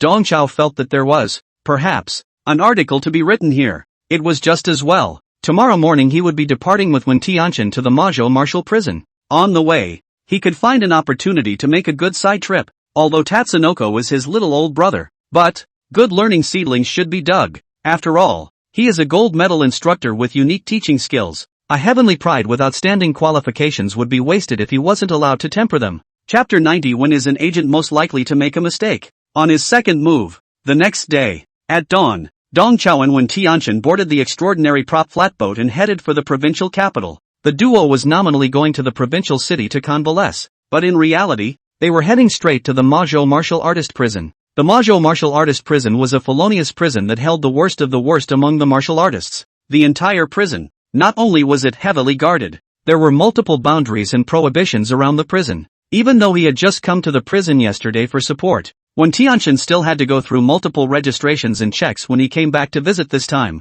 Dong Qiu disguises himself as Wen Tianshan's adjutant and enters the prison with him. Faced with a reception from the warden and a group of prison guards, the duo opened the door and said outright that they were here for the inmate who had died violently. The prison crowd didn't dare to be the slightest bit slow, and hurriedly took the 2 men to the morgue to examine the body. After examining the corpse of Zhang Bin, the leader of the rioting bandits, Dong Chao became more and more certain of his previous judgment. Zhang Bin's corpse was withered and thin, and some disgusting pus, blood, and mucus remained in his body, and all the signs indicated that this fellow had been parasitized by the Mortis clan. The tenants hollowed him out when they left his body. The tenants' bodies are inherently defective, and they must have to parasitize other intelligent creatures in order to survive for long. In other words, this spy of the Tenon clan is still hiding in the prison. He's parasitizing the body of one of the prisoners. Hearing Dong Chao's inference, Wen Tianshan couldn't help but ask, "So how do we screen him out?" Dong Chao waved his hand. "Do nothing. Wait for him to reveal himself."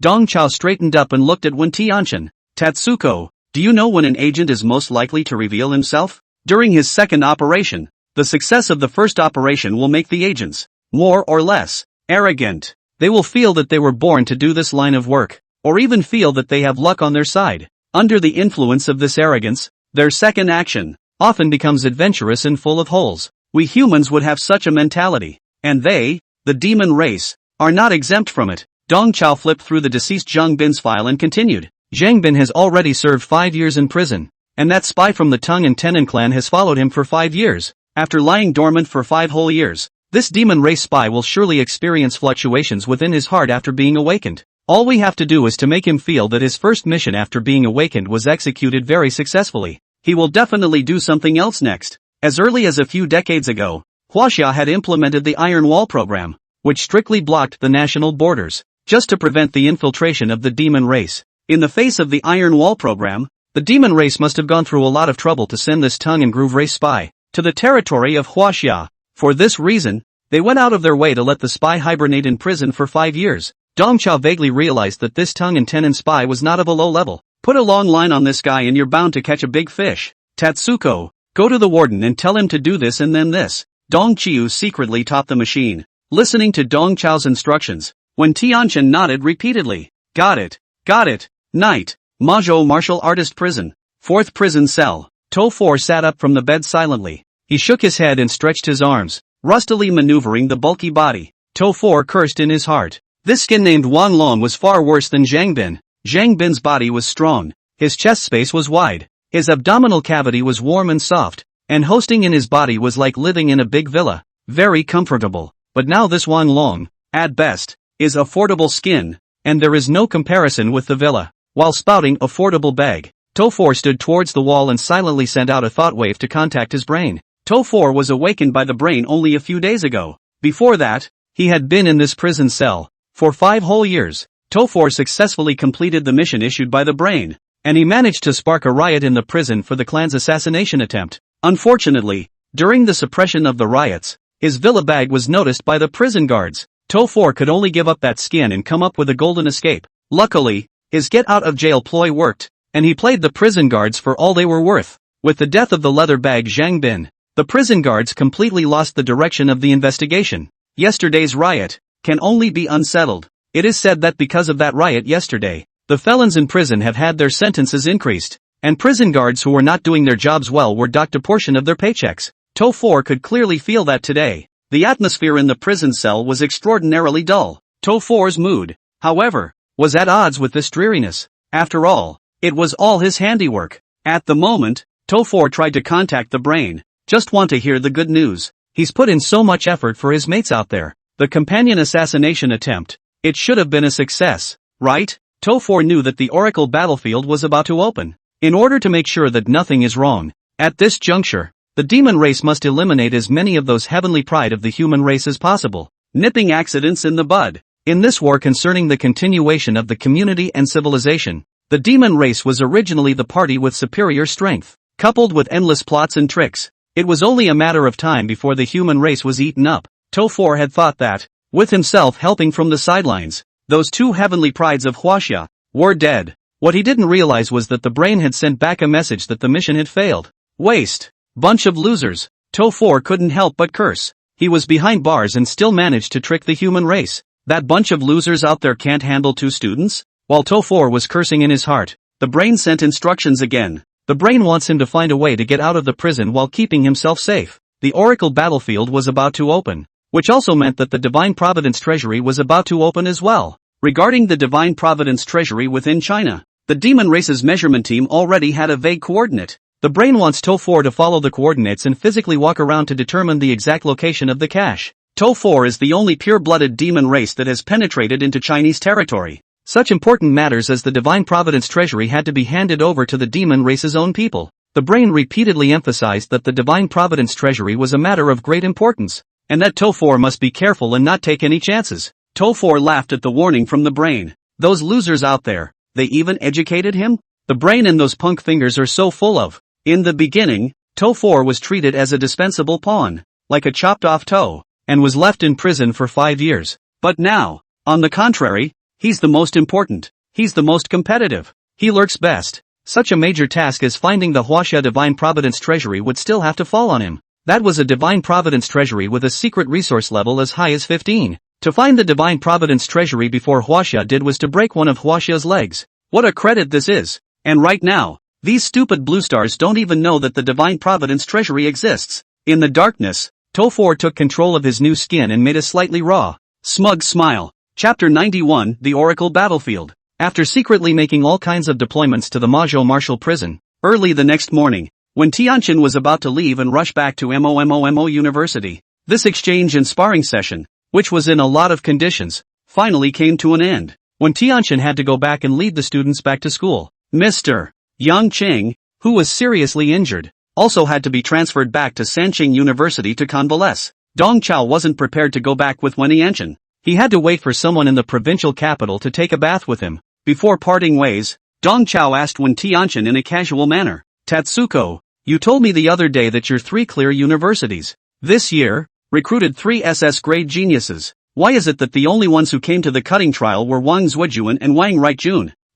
Did I say that? When Tianqian's entire body became unnatural, Brother Tide is so loud that the abacus beads are crashing into his face. When Tianqian was aware that Brother Chaozi wanted to form a super genius class, obviously, he was hitting on the idea of that hidden heavenly pride of the 3 pristine universities. After a moment of stammering, when Tianqian finally told the truth, "Brother, if I could say so, I turn the boy over to you, but barring that, the kid is in a special situation. That boy's rule-based psychic ability has too much symbolism for our Taoist family. His rule system ability is called 3 lives." Dong Chao's eyes darted wildly. Good lord, it was even a rule system alien. Now he had to have it. The boy's rule-based powers were too powerful, so powerful that they caused a backlash of their own. As he spoke, when Tianqian reached out and pointed to his temple, the kid's powers, they backfired on his brain, and the CPU dry-fired. Right now, he's being secretly treated at school. Brother, I know you want to form a super genius class, but that kid,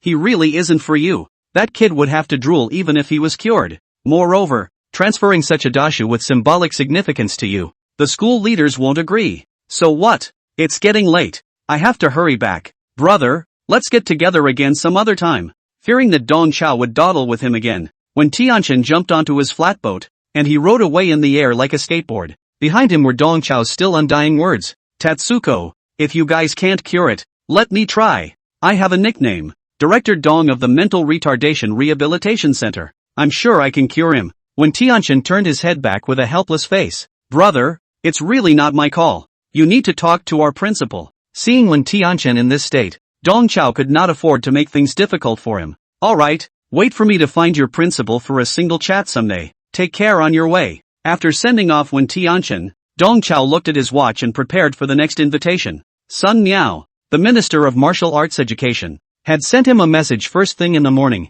asking him to meet him at Red Romance. Red Romance is the largest bathing center in the province. Seeing that it was almost time, Dong Chao went straight to the Red Romantic Bath Center. He followed Sun Miao's information guide and pushed open the door of the Tulip private room. As before, as soon as they met, Sun Miao gave him a solid bear hug. "Here you go, old buddy. I've set the water temperature. Just waiting for you." At the mention of a bubble bath, Sun Miao's brow was raised. Dong Chao flashed the bandage on his ribs. "Son, I'm injured. I can't take a bath." Sun Miao waved his hand. "Don't worry, old brother. I've taken it all into consideration. Our process today is like this. First sweat steam, then sauna, and finally a spray physical therapy. Let you stay out of the water the whole time and experience the supreme joy of soaking." Dong Chao said in his heart that only you would find supreme pleasure in taking a bath. Sun Miao is very pure when it comes to bathing. Regardless of the proper or improper bathing place, he simply went to bathe. In Sun Miao's eyes, those messy things were simply not as happy as taking a bath.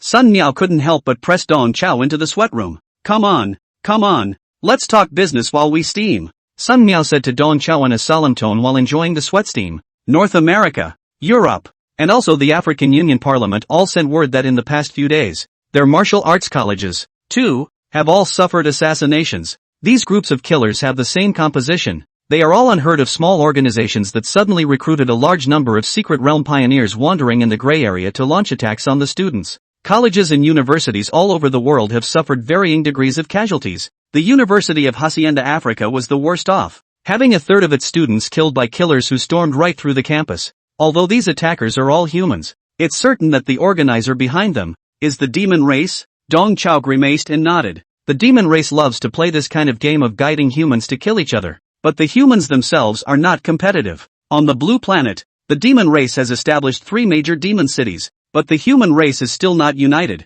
with each country and organization having its own agenda. Regarding this recent series of assassinations by the demon race, Marshal Candlewick inquired about the nail they had driven into the demon race. The nail gave a response. With a flip of his hand, Sun Miao flipped out a note from his storage ring and handed it to Dong Chao. This was sent to me by Marshal Candlewick's personal secretary before I left. I think, with this note, Marshal Candlewick asked me to bring it to you. Dong Chao took the note, which only had 4 words written on it, Oracle Battlefield. Dong Chao frowned, not quite understanding what it meant. He memorized these 4 words in his heart, then worked his chi and blood to shatter the note into pieces. Seeing Dong Chao's hand, Sun Miao was secretly surprised. Dong Chiu's root bones had been damaged not for a day or two, and although the technical division had been researching rehabilitation drugs for him over the years, in reality, everyone felt in their hearts that there was not much chance for him to recover. However, during these 2 meetings, Sun Miao truly felt that Dong Chao's cultivation had refined. In Sun Miao's impression, over the years, Dong Chao's cultivation had been confined to the first level of the second rank. However, the last time the 2 of them had met, he had sensed that Dong Chao's cultivation seemed to have returned to the 3rd rank. And right now, Dong Chao's entire chi and blood fluctuations were even thicker than some days ago. And his cultivation, I'm afraid, had already come to the 4th rank. In less than a month, he had recovered from the 2nd rank 1 to the 4th rank. Not to mention that he was root bone damaged. It was impossible for a genius with unharmed roots to cultivate so quickly. Right? Looking at the calm Dong Chao, a feeling arose in Sun Miao's heart. This sharp black knife is coming back. Chapter 92 3000 only earns 2,800. Coaxing the leader like a fool. Sun Miao pressed this doubt to the bottom of his heart and did not voice it. Elder brother Dong didn't take the initiative to report on his cultivation recovery, so he must have his considerations. Sun Miao pretended not to care and continued. The attack did not result in any casualties, but it still caused quite a bit of panic within the Ministry of Education. Quite a few people have proposed that it would be prudent to suspend the secret trials for the students. These proposals were all rejected by me. The more the demon race creates an atmosphere of panic, the more we can't choke on it. I've already ordered that not only will we not stop the secret realm trials, but on the contrary, we will increase our efforts. Avoiding it altogether is not a solution. Letting the children grow up as quickly as possible is the right way. Of course, we'll be beefing up security as well. I've already ordered a group of young military officers to be gathered. In the future, each school's secret trials will be accompanied by military personnel. Speaking of which, Sun Miao's words changed. These, however, are only external forces. The most important thing is still to make the children alert and develop the ability to guard against risks and avoid them. Dear Ah, in this regard, you are an expert. Look, is there any way? Before Sun Miao finished his words, Dong Chao took the lead and nodded his head. There are ways, but no money. Dong Chiu moved to his whimsical idea from 2 days ago. Brother, to tell you the truth, I've always wanted to start a comprehensive recreation-type field on campus. No, I mean, a comprehensive training facility. Dong Chao almost said something. This training place will mimic the complex battlefield environment as much as possible, so that the students can immerse themselves in the cruelty of the battlefield. In a subtle way, it will enhance the students' battlefield literacy. Good, that's a good idea. Sun Miao's eyes lit up as he was impressed by Dong Chao's words. Dong Chao continued to blow in his ear. This comprehensive training place can start with MOMO University as a pilot, and slowly spread to other schools later. I've written all the plans, but unfortunately I don't have the money. Hearing that Dong Chao's sentences were not about money, Sun Miao was alerted. How much does this pilot program you're talking about cost, old boy? The Ministry of Wudao Education is also tightening its belt nowadays, and Sun Miao is really afraid that Dong Chao will ask for a lot of money. Dong Chao held out 3 fingers. Brother, allocate me 3,000 martial Dao contribution values and I'll take care of this for you. Sun Miao didn't expect that what Dong Chao wanted was actually the martial contribution value. 3,000 contribution values? Is this possible? Dong Chao had a stern face and put on a serious look. Brother, I know that the Ministry of Martial Arts Education is having a hard time as well and needs money everywhere. At this juncture, if I ask you for a lion's share, am I still a human being? Brother, I'm sure I'm trying to find a way to help you share and reduce the financial pressure on you. You transfer 3,000 martial contribution values to me, and for the rest, don't worry about it. Dong Chiu put an accent on the word sensei. Well. Sun Miao nodded repeatedly. He said in his heart that Dong Chao was really treating him as a brother and knew to help him out. If it was to allocate a special expense, Sun Miao would really have a bit of a hard time. But 3,000 martial contribution values, for him, it was no big deal. And he didn't even need to go through the process. Sun Miao immediately pressed the mechanical bracelet and prepared to transfer money to Dong Chao. And he asked thoughtfully, "Oh disciple, is 3,000 contribution value able?"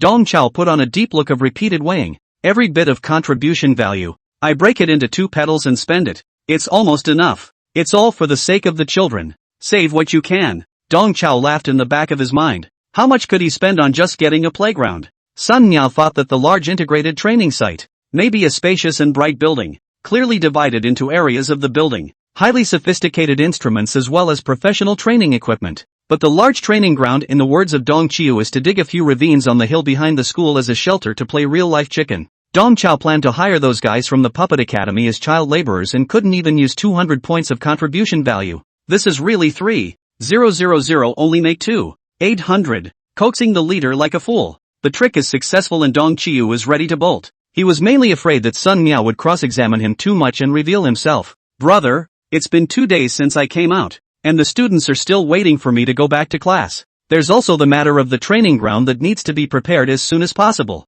I'll leave now. Before he left, Dong Chao also had the presence of mind to use Sun Jingfeng to plug Sun Miao's mouth. Brother, Little Feng is making a name for himself in school these days. The Li Dai Tao Zi plan was a great success. Ha ha ha. As soon as she heard this, Sun Miao was furious. That stupid son of his own family is so stupid. He really thinks he's a genius. Sun Miao didn't even have the face to talk about that stupid boy as he waved his hand at Dong Chao without a good grace, signaling Dong Chao to get the hell out of there. The scheme succeeded again. Dong Chao hurriedly put on his clothes, not daring to have any delay. Brother, I'll be going then. We'll meet again some other time. Carrying a freshly baked 3,000 contribution values in his arms, Dong Chao took his leave with a winking smile on his face. Same time, Mo Mu Mu University, Martial Arts Class 2 classroom. Mo Xiang sat in the last row of the classroom, listening to Mr. Wang Su's martial arts class with helplessness written all over his face. Their own instructor had gone to the provincial city to recuperate, and the 3 people from the 4th class of martial arts were all arranged to come to the 3rd class to observe.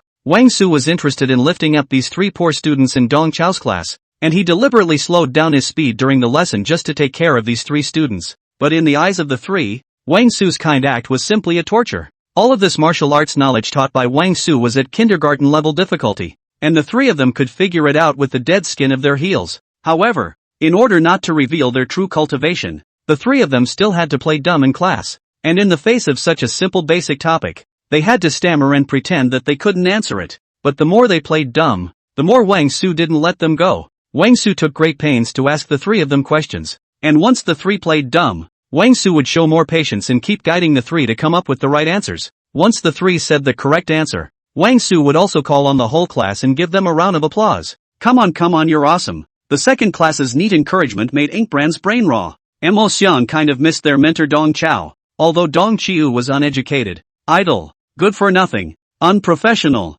playful, unprofessional, and dangling. But think on the bright side. Mr. Dong's abstract class, there is only 1 session a day, and the rest of the time they can spend at their leisure. And Mr. Wang Su's retarded martial arts class, which lasted all day, had tedious and useless theory assignments after class. Taking Mr. Wang Su's class is a real waste of life. Only 2 days had passed, and Mo Xiang kind of missed Teacher Dong, and Teacher Dong's abstract martial arts classes. I don't know how Mr. Dong's injuries really are. When will he be back? Mo Xiang thought silently in his heart. Dao Shi and He Xiong's minds were similar to Mo Xiang's. They suddenly realized that without realizing it, they had already adapted to Dong Chao's abstract teaching, and taking normal classes again, in turn, made them feel uncomfortable. As for Dong Chao's injuries, although the 3 of them kept their mouths shut, in their hearts, they were all a little worried. Chapter 93 The Right Flavor. The right flavor. The familiar flavor is back. On the 3rd day of his injury,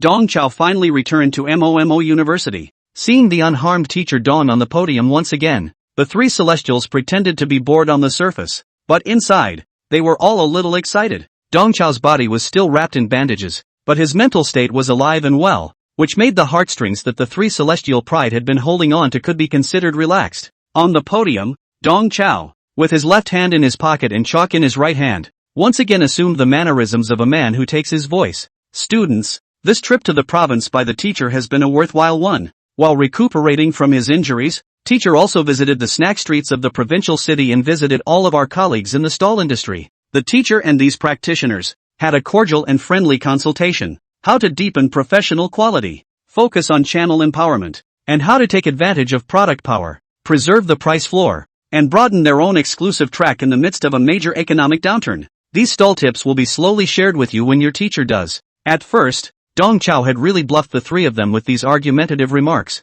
but then the three of them immediately realized that these argumentative remarks, when converted into human language, meant that Dong Chao had gone to the snack street to buy snacks, and that he had tried to haggle with the vendors, who had sternly rejected him. The three of them looked at me and I looked at you, and said that the familiar flavor had returned. While the three celestial pride frowned at each other, Dong Chao cupped his chalk and began to write on the board. He wrote the word shake on the blackboard. Teacher Wang Su told me that you guys have been observing in the third class these past few days. Look at yourselves. You've all gotten into the habits of those good students. Learning to be a good student. What a shame. The most valuable thing we have as poor students is that distinctive poor student temperament. We can't lose this temperament. As he spoke, Dong Chao picked up the chalk again and added two more words in front of the word shake, society. It's a good thing I came back early and was able to wrench you guys back a bit. If I had come back a few days later, you guys would have been obliterated. In order to get rid of the school-ripped aura in you, let's have a shaker lesson today. Dong Chao knocked on the blackboard and began to list the knowledge points of this lesson.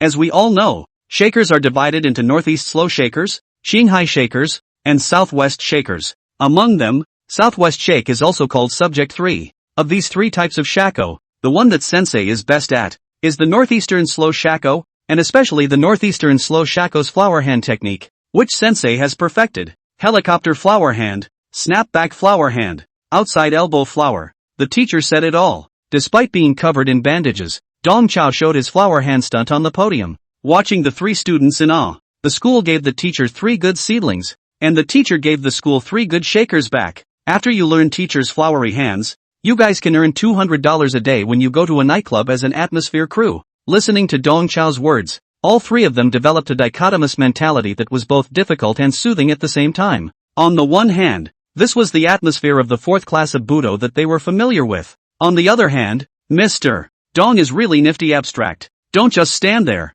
Hurry up and learn. Under Dong Chao's repeated urging, the three of them had no choice but to raise their hands above their heads and clumsily mimic Dong Chao's movements. The three of them looked at me and I looked at you, secretly making eye contact. In Mr. Dong Chao's class, martial arts was definitely out of the question. But regardless, they at least learned some dance, though the dance wasn't too uppity either. But anyway, the familiar flavors are back. This is the atmosphere that the 4th class of Budo should have. Looking at the trio's clumsy appearance, Dong Chao secretly snickered. He is not simply playing with abstractions. He has his own considerations and painstaking efforts. As his Black Blade Dong Chao students, the three of them would never have fewer dealings with the demon race in the future. Even, they will be involved in some special missions. What Dong Chao was trying to do was to sharpen off their sharp edges, making them look not even like a martial artist, but like an unassuming ordinary person. The bell for the end of class rang quickly. Dao Shi, He Xiongya and Mo Xiang were immersed in the awkward, abstract, but somewhat cozy atmosphere of the classroom for a while.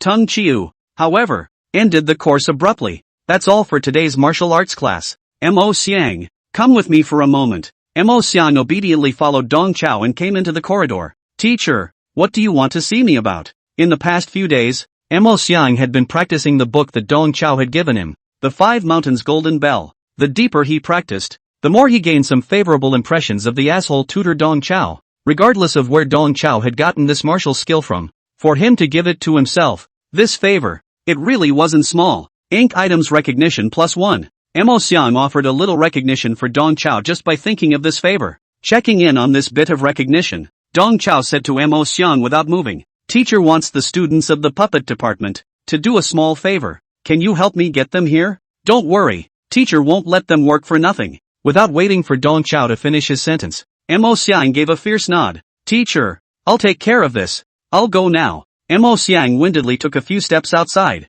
then turned back to Dong Chao. Teacher, whatever you're going to do, you're going to use them like animals. Dong Chao let out a snort. You just call them to the back of the school. Dong Chao said to himself that this kid, Mo Xiang, is quite vindictive. In his heart, he obviously still has a problem with those students from the puppet department. Half an hour later, at the back of the school, Mo Xiang brought all 84 first-year freshmen of the organ puppet department to the back of the mountain. All 84 freshmen obediently put their hands on their heads and crouched on the ground, highlighting a well-behaved and understanding. When they received Mo Xiang's door-to-door invitation, the new students of the puppet department all accepted it gladly. After all, Mo Xiang had grown a body that convinced people by virtue. So who dared to say a word? The students of the puppet department were all secretly screaming in their hearts. It had only been 10 days since their gala to honor Ink Blossom, and this earthly Teiyukai god was back again. Looking at these students with their hands on their heads, Dong Chao said in his heart that those inmates in the martial arts prison were just disobedient. This group of students, spreading out on such a stressful monster as Ink Item, was also unlucky enough. Dong Chao was in no hurry to speak. He deliberately let these students squat on the ground for a while. Many of their legs were sore from squatting, and only then did he say with a smile, "To introduce myself, my name is Dong Chao, a teacher at the Martial Arts Academy. I'm looking for all of you students to come here because I want to give you all a chance to earn martial Dao contribution values." When they heard the words martial arts contribution value, all the students present had eyes like bronze bells. This, too, includes ink items. Chapter 94. This is not called wastefulness. This is called physical heavenliness. Martial arts offerings. Contribution value? The students were afraid they had heard wrong. As freshmen in the puppet department, the 5 words martial contribution points were too unfamiliar to them. Without participating in the secret trials, the puppet masters could only obtain a low amount of contribution value when they accepted commissions from the military to repair some mechanical equipment for the military. The military's maintenance commissions,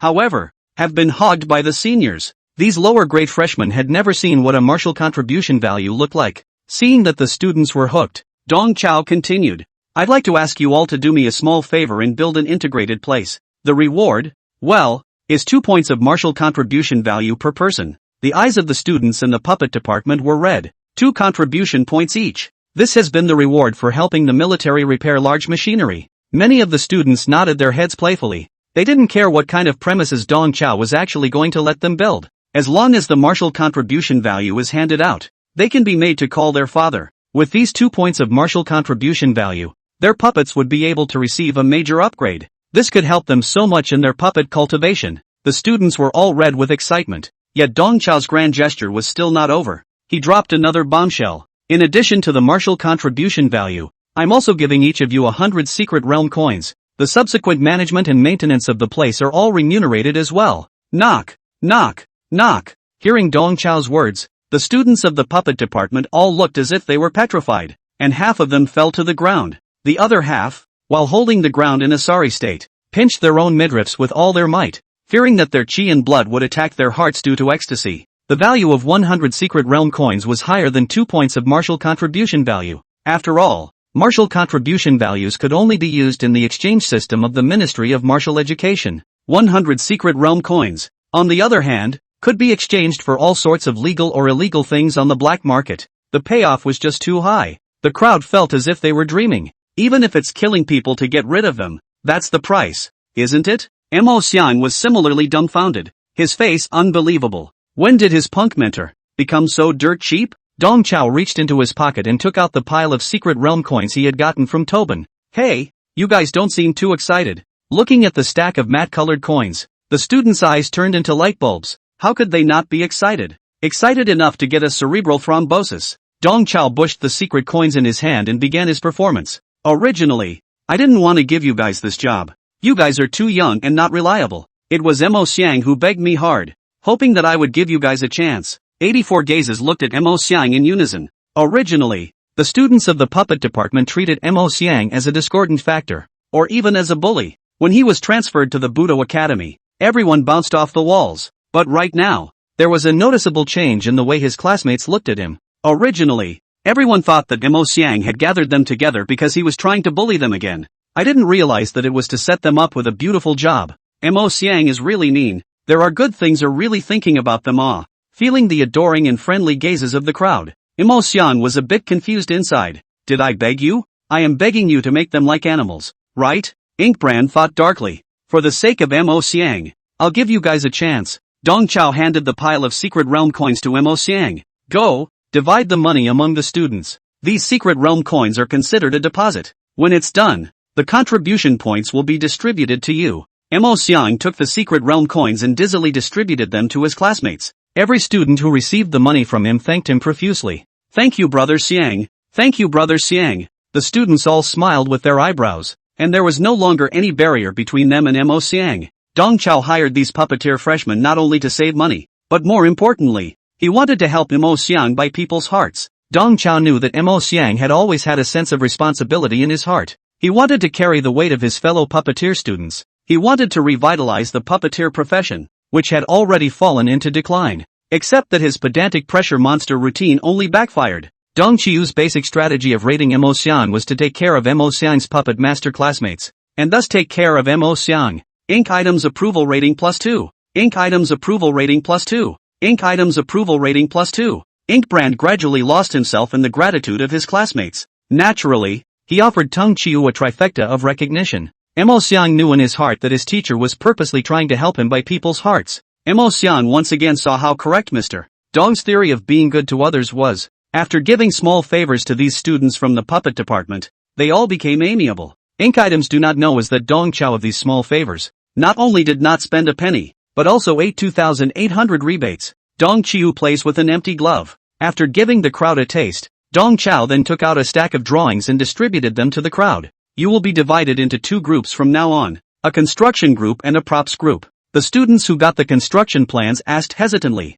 "Old teacher, are you developing the back of the school? Just follow the drawings. And don't worry, the school will give me the green light." The students didn't dare to ask more questions, so they nodded obediently. Just at this time, those students who had gotten their hands on the prop schematics let out a few soft sighs that they couldn't help. The schematics in their hands were clear and concise, and the mappers obviously had a deep understanding of the puppet way. In addition to his professional knowledge, the mapper is also very ingenious, and he has designed a large number of golem carriers, gun models, weapon models, and gauntlet models. The models vary in function, but are all very cleverly designed. Mo Xiang's head buzzed as he looked at the drawings. "Old teacher, are you? This is going to be a real-life chicken game?" Through these construction drawings and prop drawings, Mo Xiang immediately saw through Dong Qiao's intentions. Mo Xiang was quite touched in his heart before. He was obviously an interloper who was transferred to the 4th class of martial arts, but teacher Dong was not at all unfriendly to him,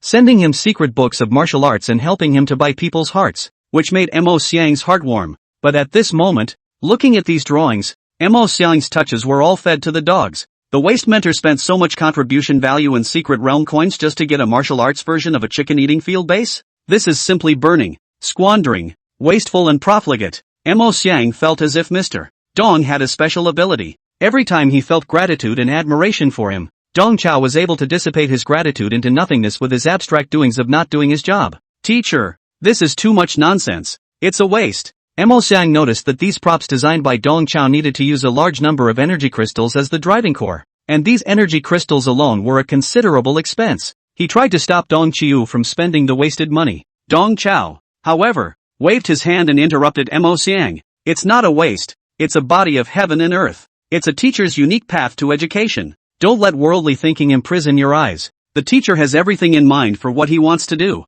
Just follow the drawings and properly supervise your classmates." Inkbrand had a black line on his head. He said to himself, "If you have something to say it properly. Why do you still rhyme?" Listening to Dong Qiao's long series of single pledges, Mo Xiang knew that he could not dissuade this unjust seed. Chapter 95, One-on-One Teaching Rides. Successfully convincing Mo Xiang, Dong Qiao continued his grand gesture. "Xiang Zi, teacher will transfer 30 points of contribution value to you, and I'll leave the job of picking up the raw materials for these puppet props to you." Dong Qiao manipulated the mechanical bracelet and transferred 30 points of contribution value to Mo Xiang. Such earthy behavior caused another group of puppet masters to draw back their breath. The ink item was also quite surprised. "Teacher, where did you get so much contribution value?" "Sold my body for it," Dong Qiao replied lightly. Everyone in the room was shocked. The students all looked at Dong Qiao without blinking, thinking, "Is it so costly to be a martial arts instructor? Also, this is so uncouth." Greeting the crowd's astonished gazes,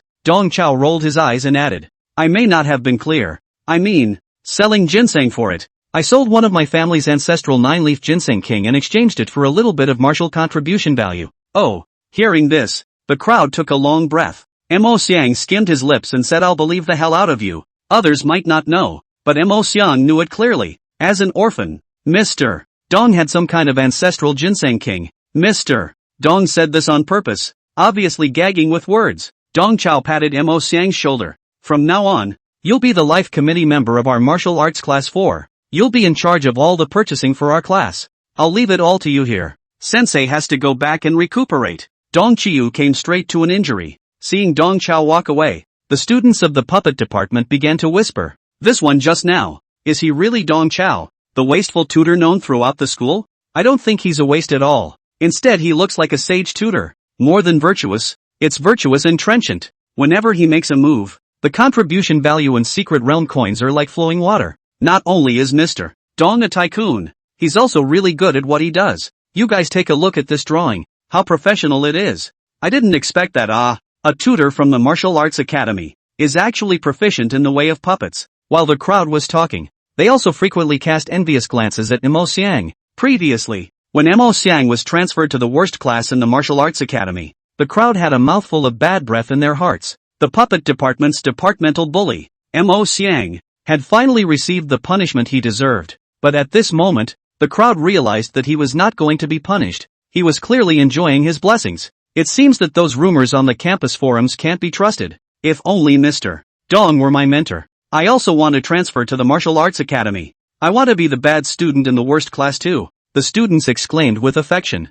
Mo Xiang was holding the drawings on the side with a complicated expression. These students beside him praised the asshole tutor as a sage teacher, which made Mo Xiang want to laugh a little. However, looking at the hands of this sheet of paper labeled clear drawings, Mo Xiang really cannot laugh. He couldn't believe that Teacher Dong had such profound attainments in the way of the puppet. These drawings are so accurate and clear. If we let Mo Xiang design these props, he couldn't possibly design them better than Mr. Dong. Mr. Dong, is it a waste or not? Such a thought suddenly arose in Mo Xiang's heart. Evening, Budo Academy, faculty office. As usual, Lu Yuan stuck to his off-duty time and held a regular teachers' meeting. Before the meeting begins, let's welcome back Mr. Dong. Lu Yuan took the initiative to start the meeting by welcoming Dong Chao's return. Although Lu Yuan did not treat Dong Chao well, but no matter what, Dong Chao was injured for the students, so he had to show more or less. Snap! The office erupted in loud applause. The few people who clapped had different minds.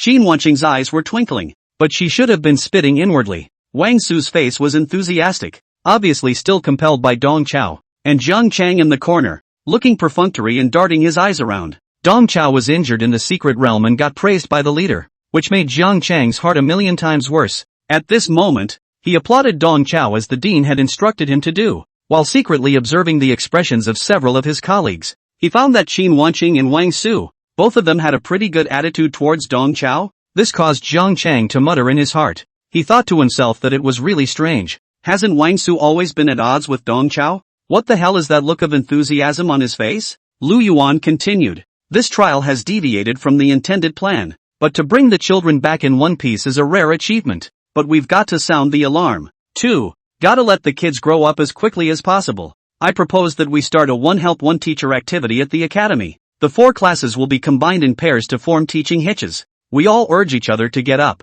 develop a sense of worry, learn from each other, and improve each other. Listening to Lu Yuan's words, Zhang Chang secretly laughed in his heart. Good show coming up. The first year of the Martial Arts Academy was said to be 4 classes, but in reality, the ones that could truly be called martial arts classes were the first, second, and third classes. As for class 4, it's a proper hangover. From the teachers to the students, they're all out of sorts. The whole 4th class, it's redundant. Right now, the academy was going to form a teaching hitch, and class 1 and class 2 would definitely both rush to choose Zhang Chang's class 3, avoiding Dong Chao's class 4. This, then, is a good opportunity to shame Dong Chao. Zhang Chang still remembers Dong Chao's Tianji horse race plan, which made a big fool out of their 3rd class. What made it even harder for Zhang Chang to accept was that class 4, which was even more crotch-pulling than class 3, had a stroke of luck and reaped a strange victory. For this reason, Zhang Chang became the only tutor from the Martial Arts Academy who failed to lead a team into the secret realm. Zhang Chang was 100 times indignant in his heart. If he had been able to enter the secret realm of the mine pit, he would certainly have performed meritoriously as well. Dong Qiu, this loser, can even hide in a corner and give the killer a shot. Zhang Chang thought to himself that no matter what, it was definitely better than the traitorous luck Dong Chao. However, because of Dong Chao, Zhang Chang and this credit has passed by. Chapter 96, Those Who Can Do More. Who made me an excellent teacher? Whenever he saw Dong Chao nowadays, Zhang Chang hated his teeth. He moved secretly. Zhang Chang knew that the dean had wanted to fire Dong Chao not for a day or two. Previously, Zhang Chang had been in a wait-and-see mode. But now, he was ready to blow the dean's mind. Taking advantage of Lu Yuan's words to form a study hitch, Zhang Chang raised his hand and said, I fully support the dean in this proposal. And, as a practicing teacher, I want to do my part for the students. I will ask my eldest uncle for permission to provide some of our Jiang family's improved martial arts techniques to the students at no cost. Hearing this, Lu Yuan was delighted. Good. It's great that Jiang has this realization. Thank you for your Jiang family's gratuitous dedication. Jiang Chang's endorsement of Lu Yuan's proposal was fake, and the veiled manifestation of his identity was real. During this period of time, although Jiang Chang hadn't deliberately proclaimed it, it was basically known up and down the martial arts academy that he, Jiang Chang, came from a martial arts education family. The Jiang family, his uncle, the sacrificer Jiang Guangming, is one of the leading martial arts educators in China. Jiang Chang was sure that both Qin Wanqing and Wang Su would rush to form a teaching partnership with him. On one side, there's a jerk who's dragging the academy down, and on the other side, there's a young talent from a martial arts education family. Cootie. Both know what to choose. Jiang Chang had his own caution in revealing his identity in such a high-profile manner. Jiang Chang has to establish himself as a stalwart of the entire team of teachers by establishing his lofty position in the team. After that, it would be convenient for him to guide everyone, isolate Dong Qiu, ostracize Dong Qiu, and ultimately, step by step, oust Dong Qiu as a piece of trash. As soon as Dong Chao rolled out, the genius sword cultivator in his class with damaged roots and bones would become Jiang Chang's possession.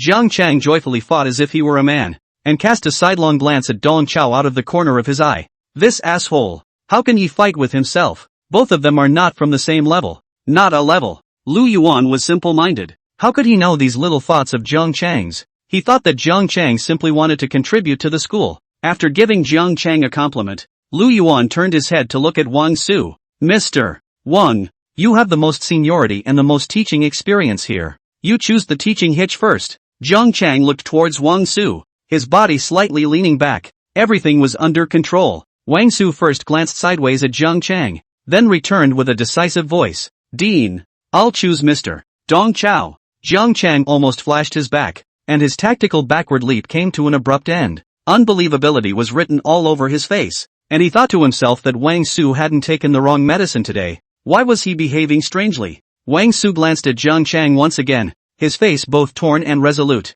How could Wang Su not be moved by those improved martial arts from the Jiang family? If he had formed a teaching partnership with Wang Su, it would definitely be close to the water, and he would be able to reap a lot of benefits. However, Wang Su had promised the dean that he would find a way to pull Dong Chao's leg. Words spoken are like water thrown out. How can you go back on your word? Thinking of this, Wang Su re-emphasized in a firmer tone. I choose to form a teaching partnership with Mr. Dong Qiu, the teacher. Jiang Chang cursed in his heart. Wang Su was definitely sick in the head. Rather pick a drag queen asshole than yourself? How old is this old den? Why is he still a rebel? Lu Yuan's gaze towards Wang Su had both surprise and approval. Lu Yuan knew that Wang Su was practicing the promise he made in the office that day, that he was going to bring Dong Chao along with him to make progress. Lu Yuan nodded approvingly and looked at Qin Wancheng again. Since Mr. Wang chose to form a hitch with Dong Chao, then you don't have much of a choice. Mr. Qin. Hearing these words, Jiang Chang's frenzied heart calmed down a little. He suddenly realized that it was a good thing that Wang Su didn't choose himself instead.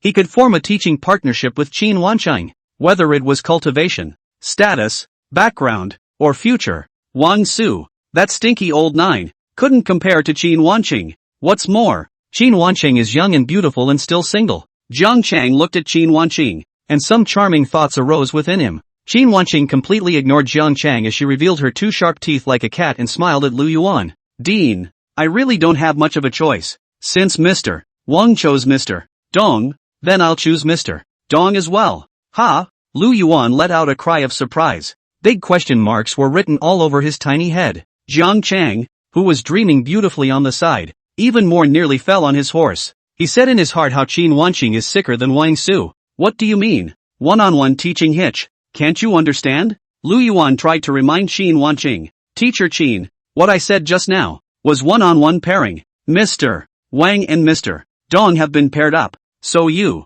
Without waiting for Lu Yuan to finish his sentence, Qin Wanqing grabbed it. All the more reason for me to compete. I've always loved competition since I was a kid. I want to compete with MS Wang to see who is a qualified partner for MS Dong. Lu Yuan had a misplaced look on his face. Jiang Chang on the side was even more angry and his brain hurt. We agreed on one-on-one pairings. Why are we competing? Do you think this is a non-honorable interview? Also, isn't Dong Qiu a stinky asshole who's angry with the people? How come he's become a meat and potatoes guy? When he heard that Qin Wanqing was going to compete for the job, Wang Su still had a resolute look on his face and didn't flinch. Qin Wanqing is even more unlikely to back down. It is self-evident how beneficial it is to a class of students to be able to form a teaching partnership with Teng Qiuxing. A little mention of those students by Dong Chao could benefit them for life. This pie-in-the-sky beauty was something she had to get for her students. Moreover, Rakshasa Qin Wanqing also noticed that the prodigal son of Zhang's family was going to be redwarm. There's going to be fun to watch.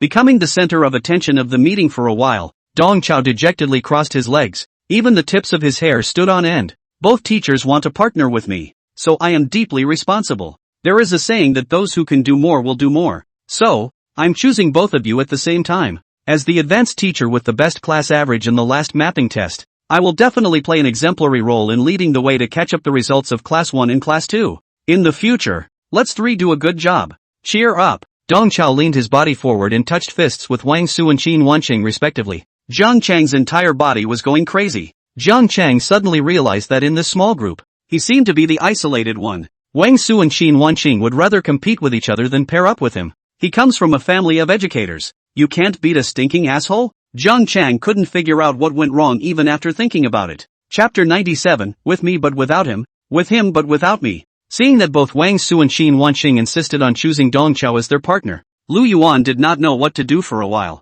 Wang Su was the backbone of the academy. Seniority and prestige. Lu Yuan is not good to disobey him. As for Qin Wanqing, she is the golden thigh of the academy. Lu Yuan has always been obedient to her, and he doesn't even dare to speak with a word of disapproval. Now that the two were fighting each other, Lu Yuan could only scratch his head. Just then, Dong Chao continued, Mr. Qin, Mr. Wang, and I have formed a three-person support group. As for Mr. Zhang Chang, he comes from a family of educators, and has all the educational wonders. It won't be a problem for him to form an army by himself. Of course, if old brother Zhang Chang needs any help, I certainly won't be stingy. Although he knew that Zhang Chang wasn't holding back any good farts, Dong Chao still gave him a friendly smile. In the face of Dong Chao's kindness, Zhang Chang rolled his eyes and turned his head sideways. Dong Chao sighed in the bottom of his heart. This little old brother, really not up to speed. Zhang Chang had missed the olive branch he handed him for the third time. According to the theory of goodwill towards men, this unfriendly little old man will just disappear. Zhang Chang glanced at Wang Su and Qin Wanqing without any good humor, thinking that I originally wanted to spend time with you guys in a low profile as a trainee teacher, but you guys forced me to do it. He adjusted his tone and said to Lu Yuan, Dean, a few teachers didn't choose me, probably because they wanted to give me a chance to exercise. I will definitely make achievements to repay the good intentions of the few teachers. I don't need a partner. One person will do. Zhang Chang had said so Lu Yuan had no choice but to go along with it. Then, that's all for now. That's all for today's regular meeting. Everyone take an early rest. Wang Su and Qin Wanqing's perverse behavior also made Lu Yuan dizzy, and both lost interest in the meeting. As soon as they heard that the meeting was adjourned, Dong Chao, Wang Su, and Qin Wanqing hurriedly stood up and ran out playfully, fearing that Lu Yuan would change his mind. Zhang Chang, however, took the initiative to approach Lu Yuan. Dean, there's something else I'd like to discuss with you. As he spoke, Zhang Chang glanced grimly at Dong Chao's back. Although Dong Chao did not turn around, he felt this gaze from Zhang Chang clearly. Seeing Dong Chao and the others walk away, Zhang Chang closed the door to his room, his demeanor quietly changing. He did not have the youthfulness and constraints of being a trainee teacher. Instead, he had the arrogance and high profile of being the son of a family. Dean, I came here to intern at MOMOMO University because I wanted to contribute to MOMOMO University. However, this Dong Chao makes me very uncomfortable. From the moment Zhang Chang closed the door to his room, it seemed as if his and Lu Yuan's identities had switched, and Lu Yuan, who was the dean of the school, had a polite face at the moment. Xiao Jiang, don't get on Dong Chao's bad side. He's just like that. Zhang Chang's body leaned forward, and his entire body was oppressive. Dean, I'll say it again, because of Dong Qiu, I've been living in the academy, very uncomfortable nah. Hey. Lu Yuan could only smile bitterly. This Zhang Chang is usually unassuming, but in fact, he has a great deal to offer. Zhang Chang's uncle was martial arts educator Jiang Guangming, a big shot who would make the entire martial arts education world shake 3 times if he stomped his foot. Zhang Chang was able to come to the martial arts academy for an internship, and the martial arts academy was picking up a great bargain. Lu Yuan had been trying to get to know Mr. Jiang Guangming through Zhang Chang. If Mr. Jiang could lift up these students of the martial arts academy, then their academy would really take off. Lu Yuan thought that he had taken care of Jiang Chang quite well on weekdays, but he did not expect that Jiang Chang's opinion was actually so big. Dean, I'm laying down my cards with you. I just can't stand Dong Chao's jerk-like behavior. If you want me to continue my internship at the college, you'll have to expel Dong Chao. There's him without me, there's me without him. Jiang Chang got right to the point. He had originally wanted to play a trick and oust Dong Chao, but after being cold-shouldered and ostracized just now, he changed his mind. It's still easiest and most efficient to use power over people. Listening to Jiang Chang's words, Lu Yuan was incomparably embarrassed. If it was a few days ago, when he heard Jiang Chang's words, he could jump straight up high with joy. But now, he had promised Mr. Wang Su that he would give Dong Chao another chance and examine Dong Chao again. Lu Yuan can't go back on his word. Little Jiang, Dong Chao was just injured for the academy and is a credit to the academy. Firing him at this time will send a chill down people's spine. Besides, between co-workers, it's inevitable that there will be some kind of stumbling block, not so much as a feud and a grudge. It's good to get the word out. Jiang Chang frowned deeply. He said to himself, what the hell is going on? How come Lu Yuan, who has always wanted to fire Dong Chao, has also turned around and helped Dong Chao? Jiang Chang had to admit that Dong Chao really had a little ability. He actually managed to take care of Lu Yuan, Qin Wanqing and Wang Su. This asshole. It's not for nothing that he's been in the academy for so many years. However, he should never have dared to come and provoke himself. Is the might of the Jiang family something he can touch? Jiang Chang raised his voice and said to Lu Yuan, Dean, if you have any scruples about ousting him, I can do it for you. Hearing this, Lu Yuan was a bit moved. Jiang Chang is Jiang Guangming's own nephew. If he wants to get rid of Dong Qiu, it's not just a matter of a text message. Jiang Chang could see that Lu Yuan's heart was moved and he continued, after getting rid of Dong Qiu and vacating the teaching position, I can recommend my eldest uncle's disciple to fill the vacancy. Lu Yuan's eyes darted wildly. Jiang Guangming's disciple came to be a martial arts instructor. Their college can really dig in. The conditions offered by Jiang Chang were too tempting for Lu Yuan not to be moved. This is not what he has been thinking about. The optimization and upgrading of the education team. However, Lu Yuan still remembers his promise to Wang Su, who promised to keep Dong Chao first and bring him along to make progress. Seeing Lu Yuan's inner entanglement, Jiang Chang continued, Dean, you don't need to care about the firing of Dong Chao. You can pretend that you don't know. You only need to promise me one condition. What? Conditions? Lu Yuan couldn't help but ask. After Dong Chao's class is disbanded, you'll have to arrange for that crippled kendo genius in his class to be given to me. After a slight pause, Jiang Chang added another sentence. By the way, isn't there a new puppeteer transferred in his class? That guy is scheduled for me too. The profession of puppeteer was relatively cold, and Jiang Chang felt that it was a good direction for academic research. As for Dao Shi, the one with the worst grades in Dong Chao's class, Jiang Chang didn't have the slightest interest. Just let him fend for himself. Lu Yuan fell into another long silence. He could see that Jiang Chang was very purposeful. This guy clearly didn't have good intentions when he wanted He Xiangya and Mo Xiang. Could such a fellow be a good teacher, even though he came from a martial arts education family? Lu Yuan remembered what Wang Su had told him, that although Dong Chao was incapable and had a penchant for wit, but his courageous and devoted heart is noble. Comparing the two, Lu Yuan felt that Dong Chao was more like a good teacher instead. Lu Yuan wanted to rebuff Jiang Chang,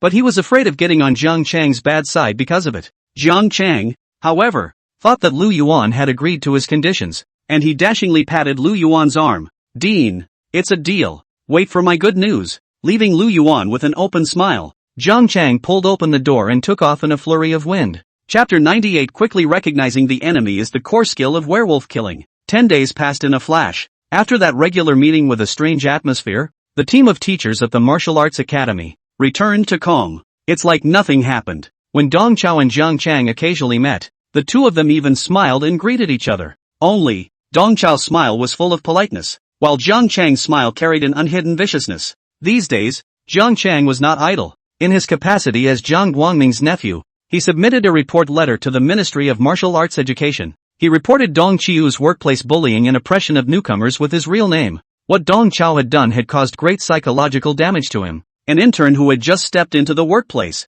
Jiang Chang's dedication to wanting to shine for the cause of martial arts education was all clouded over. Jiang Chang was confident that the letter he wrote as Jiang Guangming's nephew carried a lot of weight. The clerks at the Ministry of Education will be terrified when they receive this letter. It was just that it had been more than 10 days since the letter was handed over to the Ministry of Martial Arts Education, so how come there had not been any feedback yet? The Ministry of Education is also too slow in its efficiency. In addition to this whistleblower letter, Jiang Chang also published a small essay on Charlie Chachi in their WeChat group of the Jiang family. In the mini-essay, Jiang Chang first looked forward to his lofty ideals. He wanted to become a world-renowned martial arts educator like his uncle, adding to the cause of martial arts education in Huaxia. He then took a turn for the worse and began to cry to his family about the cold shoulder and suppression he had received at his internship job. Dong Chiu, a well-known jerk in the college, could not see his positive and enthusiastic work attitude and made things difficult for him at every turn, specifically tripping him up. Jiang Chang also had the presence of mind to specifically at the eldest uncle,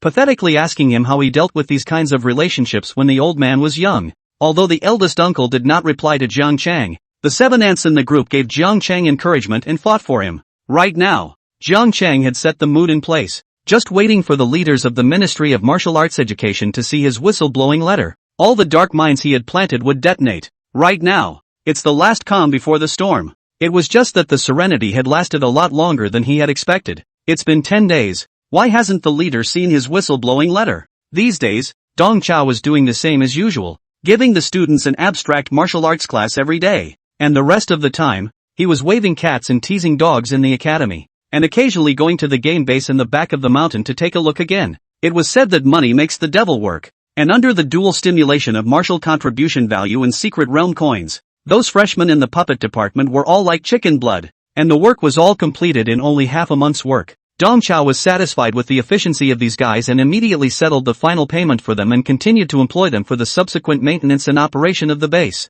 With everything ready, Dong Chao decided to find an opportunity to try out his game base. At 10 o'clock in the morning, Dong Chao, as usual, was on the podium and had a class. For us, the real fight is just the most basic homework. In many cases, we may be caught in a complicated situation where the enemy is unknown to us. How to quickly recognize enemies and teammates is a profound study. With one hand in his pocket and chalk in the other, Dong Chao gestured in front of the blackboard, the whole person passionate and surging. But under the podium, Dao Shi, He Xiongya and Mo Xiang had a calm expression on their faces, as if they were old monks in meditation. This opening speech of Mr. Dong sounded esoteric, but the three were sure that what Mr. Dong was about to teach was by no means any serious knowledge. Unlike the bored look of several people outside the classroom, Qin Wanqing bent her head in ears, afraid of missing a word. Every day before class, Qin Wanqing would stop for a while at the entrance of martial arts class 4 to eavesdrop on Dong Chao's lessons. Listening to Dong Chao's passionate opening speech, Qin Wanqing couldn't help but feel emotion in her heart. Mr. Dong is worthy of being a military bigwig with a high level of secrecy. What he teaches his students is all from experience and full of dry goods. Qin Wanqing resonated from the bottom of her heart, for she had been in a perilous situation where the enemy was indistinguishable from her own and the wind was at her back. She almost died in that menacing situation. Qin Wanqing held her breath, ready to listen to Dong Chao's valuable experience. But Dong Chao violently pulled open the door to the classroom room. Dong Chao pretended to open the door to ventilate the room and collided with Qin Wanqing. "Hey, Mr. Qin, why are you here?" Dong Chao asked in mock surprise. Having been caught in the act, Qin Wanqing's expression was incomparably embarrassed. I was getting ready to teach my students and just happened to be passing by." Dong Chao made a show of glancing at his watch. "Well, you'll have to hurry. You're already late." Yes. Qin Wanqing turned around resentfully, preparing to leave quickly. Dong Chao, however, called out to her, "Mr. Qin, does your class have time this afternoon? I'd like to gather all of Class 1 and Class 2 for a practical drill lesson. The location is set at the mountain behind the school. It's time for our teaching hitch to come into play." Hearing this, Qin Wanqing couldn't even care less about her embarrassment. Her eyes swished brightly. "There's time. Of course there's time. I'll inform the students right away. Mr. Dong, it's a deal. We won't see you this afternoon." Qin Wanqing was afraid that Dong Chao would back out, and after dropping these words, she trotted away. The mysterious big man from the military is going to mention the students. What a great creation. It's just that if there's something big in the sky, it has to go back a little bit. After sending this uninvited guest away, Dong Chao resumed the podium and returned to the main topic. How to quickly distinguish between enemy and self is the core of gaming in this game of werewolf kill. It is a basic skill that every high-level player must master. The three students glanced at each other and said, "Sure enough, no ivory can come out of a dog's mouth." Almost thought Dong Chao was going to teach something useful. Dong Chao didn't care about the small, dark glances of a few people as he passionately wrote his slate. As we all know, in werewolf killing, the skill of recognizing the enemy and self is divided into two major schools. which are the logic stream and the SIPman stream. There are two other major branches in the SIPman stream, the SIP phase and the SIP helmet. Simply put, pursing the phase is observing the facial micro-expressions of the opponent to determine the identity of the pair.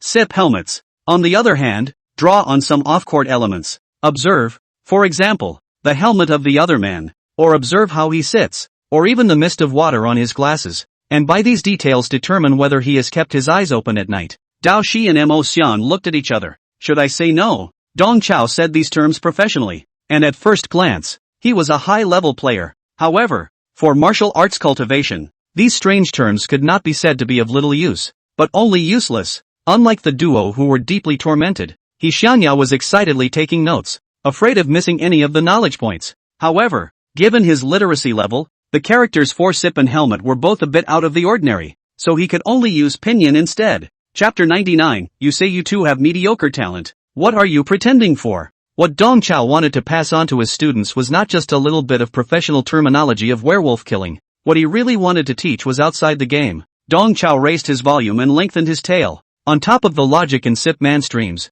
Sensei has created an even more efficient school. The Vile stream. Please watch the VCR. Dong Chao pulled down the big screen and played a pre-prepared lesson. This is a precious image of Sensei when he participated in the top 10 werewolf slaying tournament in Mojo. In this game, the teacher was the wolf. Our wolf team Sky crashed to start the game, and in the middle of the game, I was the only lone wolf left. Watch carefully all of Sensei's maneuvers. During the night, the teacher first knifed the bright witch on the field, and then, I sent a teasing message to the opposite young lady. When I get up during the day, I find that I have been blackballed by Missy. Then I thus determine that the young lady on the opposite side of the room is an open-eyed godcard. She saw the titillating message when she opened her eyes at night and pulled the plug on me in passing. So, I jumped in the front position and pushed her out strongly to take this lone wolf victory. Several students were deeply shocked. The girl across the street is harassed by your messages and then has to be resisted pushed by you? That's too uncouth. Mr. Dong's kind of play is simply the crimson mist of grooves and the Naotin of red rocks.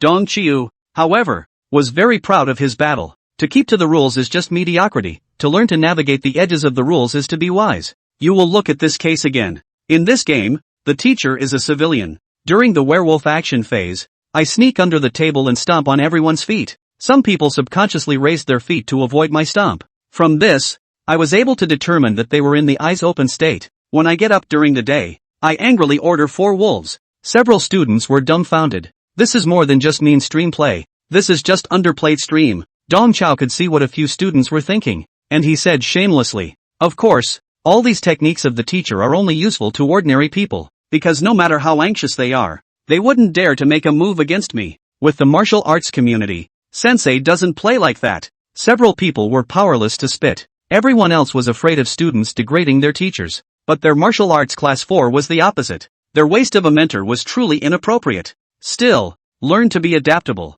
learn to navigate the edges of the rules, and you are one step closer to success. Don't put the chains of morality on yourself and don't resent the meanness. Meanness is synonymous with cleverness. Doesn't that mean more and more the more you savor it? Mo Xiang said, there's no such thing as deep meaning. If anyone dares to use these tricks with me, I'll kick his legs off. He twisted his head to look at Dao Shi and He Xiongya, wanting to meet the 2 elder brothers' eyes again, but realized that both of them seemed to be in deep thought as if they were in a trance. Mo Xiang's heart thumped with a bad feeling. The 2 big brothers seemed to really take this odd theory of the waste mentor to heart. Dawai's approval +1. Yu Yaho's recognition +1. Under Dong Chao's ulterior guidance, the 2 celestial pride didn't just go to their hearts, but also offered 2 points of recognition for Dong Chao. 1 p.m. Back of the school. The students of Class 1 and Class 2, who received the notice, came here early to gather. The teachers hadn't arrived yet, and the students were chattering and gossiping. As the academy's little gossip master, Lin Weian of the first class fully embodied the sense of presence,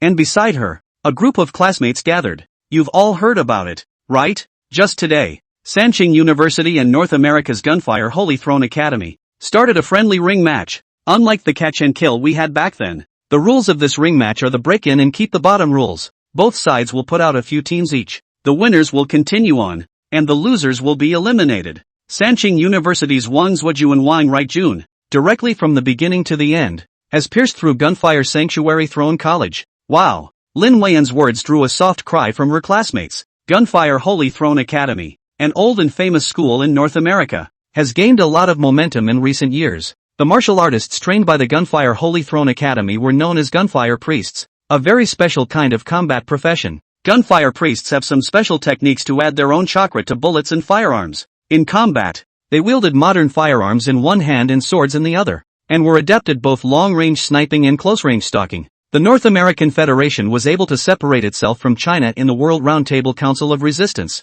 and these gunslinger priests take credit for that. The exchange match between Sanqing University and Gunfire Sanctuary Seed Academy could be described as two countries' aces against aces, and in this battle of the aces, the King's Left Army and the King's Right Army of the Triple Qing twins tyrannized the entire field from start to finish. However, some people have expressed doubts about this news spread by Vivian Lin. The twins of Sanqing, are they really that powerful? I thought they were just show-offs. That's right, when they had a friendly match with us, they were just playing with abstracts and didn't show much. In the face of questioning, Lin Weiyan directly pulled out her cell phone. Take a look for yourselves. This is the video that my classmates from Sanchun University passed over to me. In the video, Wang Zhuojun and Wang Rightjun each manipulated a deity arm, choking the two gunfire priests and lifting them into midair. Facing the cheers of the whole audience, Wang Zhuojun said with a dejected face, "You said that you two have mediocre talent, so why are you pretending? What I hate most in this person is pretenders." Wang Yujun added from the sidelines,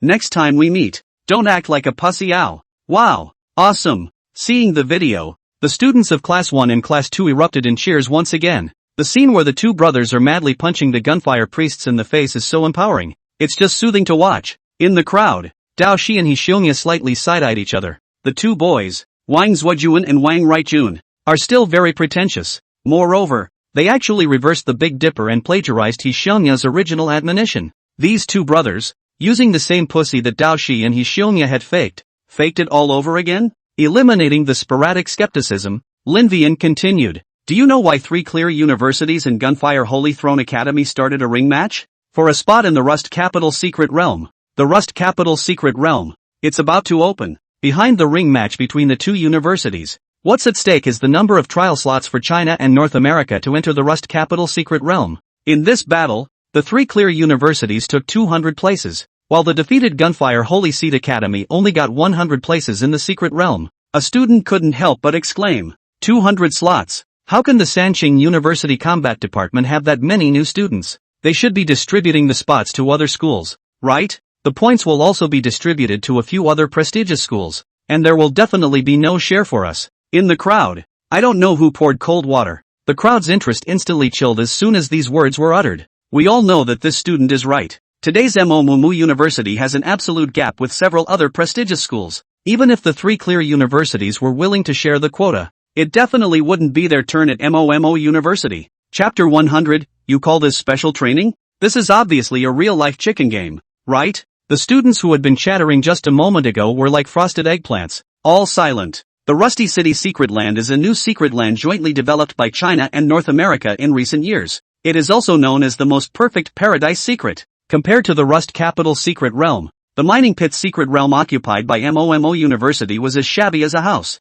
The Secret Realm is divided into Paradise, Abyss, and Purgatory. 3 levels, according to the degree of danger. Those with a danger level of 1-3 were called Paradise Secret Realms. This type of secret realm was mostly used as a place of trial for new martial arts students. Those with a danger level of 4-6 are known as Abyssal Mysteries. Compared to the Paradise Mystic Realm, the danger of the Abyssal Mystic Realm skyrocketed steeply, but at the same time, it was also full of opportunities. These types of secret realms were filled with a large number of secret realm pioneers. There were even many secret realm pioneering organizations that directly used the Abyssal Secret Realm as their home base. In the Abyssal Mysteries, the order of the present world had become a pose, and power and conquest were the only laws. The Purgatory Secret Realm with a danger level of 7 or higher was also known as the burial ground of the strong. It was a forbidden place that no transcendent martial artists dared to step on easily. The danger level of the Rusty Capital Mystery Realm was level 3, which belonged to the Paradises category, but its resource level,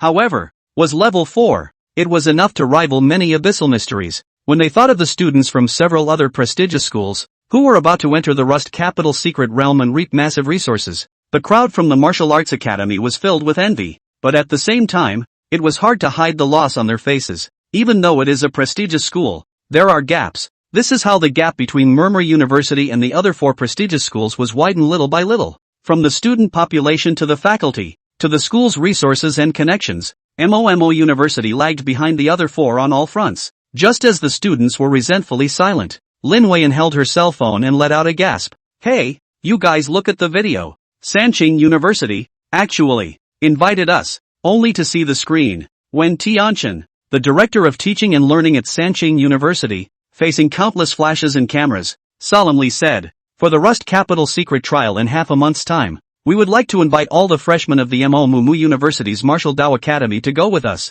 As for the remaining spots, we'll make plans. Ha! What the hell? Upon seeing this video, the crowd of the Martial Arts Academy was first stunned, and then they all fell into ecstasy. The old brothers of the Three Qing are good enough. They can handle it. Worthy of being a Three Qing Taoist cultivator, all of them are preachy people who know how to repay kindness. If I could form a brotherhood institution with Sanqing University, I would be happy even if I were allowed to marry 2 daughters-in-law, have 4 dishes at every meal, plus live in a 400 square meter villa. As the crowd cheered, they turned their gazes to Sun Jingfeng. In the eyes of the students, it was obvious that Sanqing University was purposely pulling the plug on MOMO University in order to repay Sun Jingfeng for saving their lives. Facing everyone's gaze, Sun Jingfeng had an amiable look of smiling without showing his teeth and nodded frequently to the crowd. Nothing, that's all I have to do. Calm down, calm down. Looking at Sun Jingfeng's smug appearance, in the crowd, Shintu Dust cursed secretly. Right now, everyone regarded Sun Jingfeng as a super genius, and even, those foolish 3 clear Taoist cultivators regarded Sun Jingfeng as their savior. But Shintu Dust was sure that Sun Jingfeng was a strawman, the one who saved the 3 clear Taoist cultivators, as well as the one who killed the entire field in seconds in the Academy's internal examination, was someone else. Shintu Dust remembered very clearly that in the Academy's actual combat test, he was killed by a taller guy with a punch plus a slap, easily killing him in seconds. That tall figure was by no means Sun Jingfeng. Shintu Dust came from the sideline of the Shintu family. He grew up understanding a way to survive. That is, the mouth must be strict, the heart must be able to hide things. Although he had noticed the abnormality a long time ago, Shintu Dust buried this secret silently in the bottom of his heart and did not confide in anyone. Right now, Shintu Dust motionlessly scanned the entire field, trying to find that tall figure from the crowd. Unfortunately, he didn't get what he wanted. Right at this moment, Dong Chao, Qin Wanqing and Wang Su came to the crowd from far and near. At the sight of the 3 tutors, the chattering crowd automatically quieted down, but the joy and excitement on their faces did not diminish at all. The 3 of them stood in front of their classmates, and Dong Chao raised his chin subtly at Qin Wanqing. Receiving Dong Chao's hint, Qin Wanqing opened her mouth. I'm sure you all already know that the 3 pristine universities have sent out an official invitation for us to participate in the Rusty Capital's secret realm trial in half a month's time. Yeah, Chairman Sun Jingfeng is awesome. The students cheered again. Qin Wanqing almost didn't strain herself as she hurriedly adjusted her facial expression and continued. Although the Rust Capital secret realm is known as the most perfect paradise secret realm, it also has a danger level of 3. From today onwards, the Academy will launch special training for everyone, so that you can raise your strength as quickly as possible to deal with the secret realm trial in half a month. And this backwoods is everyone's special training ground. Please put on your training gauntlets and start your special training. In the students' puzzled gazes, Dong Chao acted as Qin Wanqing's deputy and took out a piece of bulletproof vest-made protective gear and distributed it to the students. 20 minutes later, all the teachers and students sat on the paper kite, ready to start this Jedi survival combat training. The paper kite was a flying puppet made by the students of the puppet department, capable of gliding at low altitudes. During the glide, students participating in the practical special training can choose their jump location at any time. After 20 minutes of understanding, the students basically understood the so-called special training rules. This is more of a real-life game of chicken than a real-life special training. The clearing in the back of the mountain had various bunkers, as well as various weapons and props made by the students of the puppet department. When everyone landed, they picked up their weapons and equipment before engaging in an unruly mess. They wear body armor gauntlets that have a blood stripe display, and when the blood stripe clears, they are eliminated. All the rules, they are exactly the same as the game of chicken. At the moment, just gliding low in a paper kite made the students realize that this unique special training was interesting, but there was a question mark in the minds of the crowd about the effectiveness of the special training. Mentor Wang Su sat on the sidelines,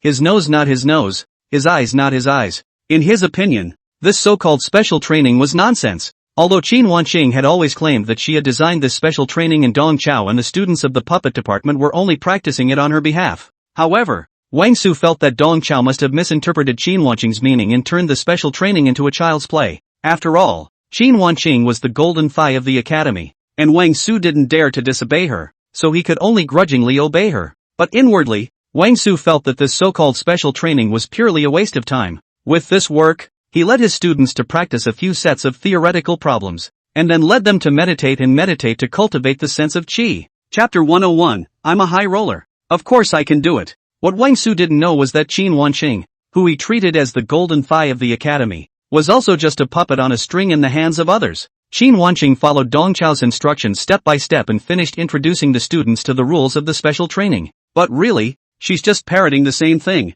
As she mechanically relayed Dong Chao's words, a sad thought even arose in Qin Wanqing's heart. In a way, how is she not another Sun Jingfeng? Everything is just someone's mission. Qin Wanqing knew very well in her heart that the reason why Sanqing University had invited MOMO University to participate in the Rust Capital's secret realm was all because of Dong Chao. Because of those demons in Dong Chao's class. For Dong Chao to come up with this unique practical training, Qin Wanqing was not the least bit skeptical of its effectiveness. At this moment, Dong Chao was wearing the same protective body armor bulletproof vest made by the freshmen of the puppet department as the students, and he was holding a paintball gun in his hand, posing in what he thought was a cool pose, looking Yakuza-ish. Dong Chao said to his classmates as he played with his gun, "The bulletproof vests on you all have both protective and restrictive effects. After wearing it, everyone's cultivation is suppressed at the beginning of the second stage. Everyone is at the same starting line, and everyone will be divided by game level. By actual combat level." The crowd had a black line on their heads, saying that you had just let it slip that this was the game.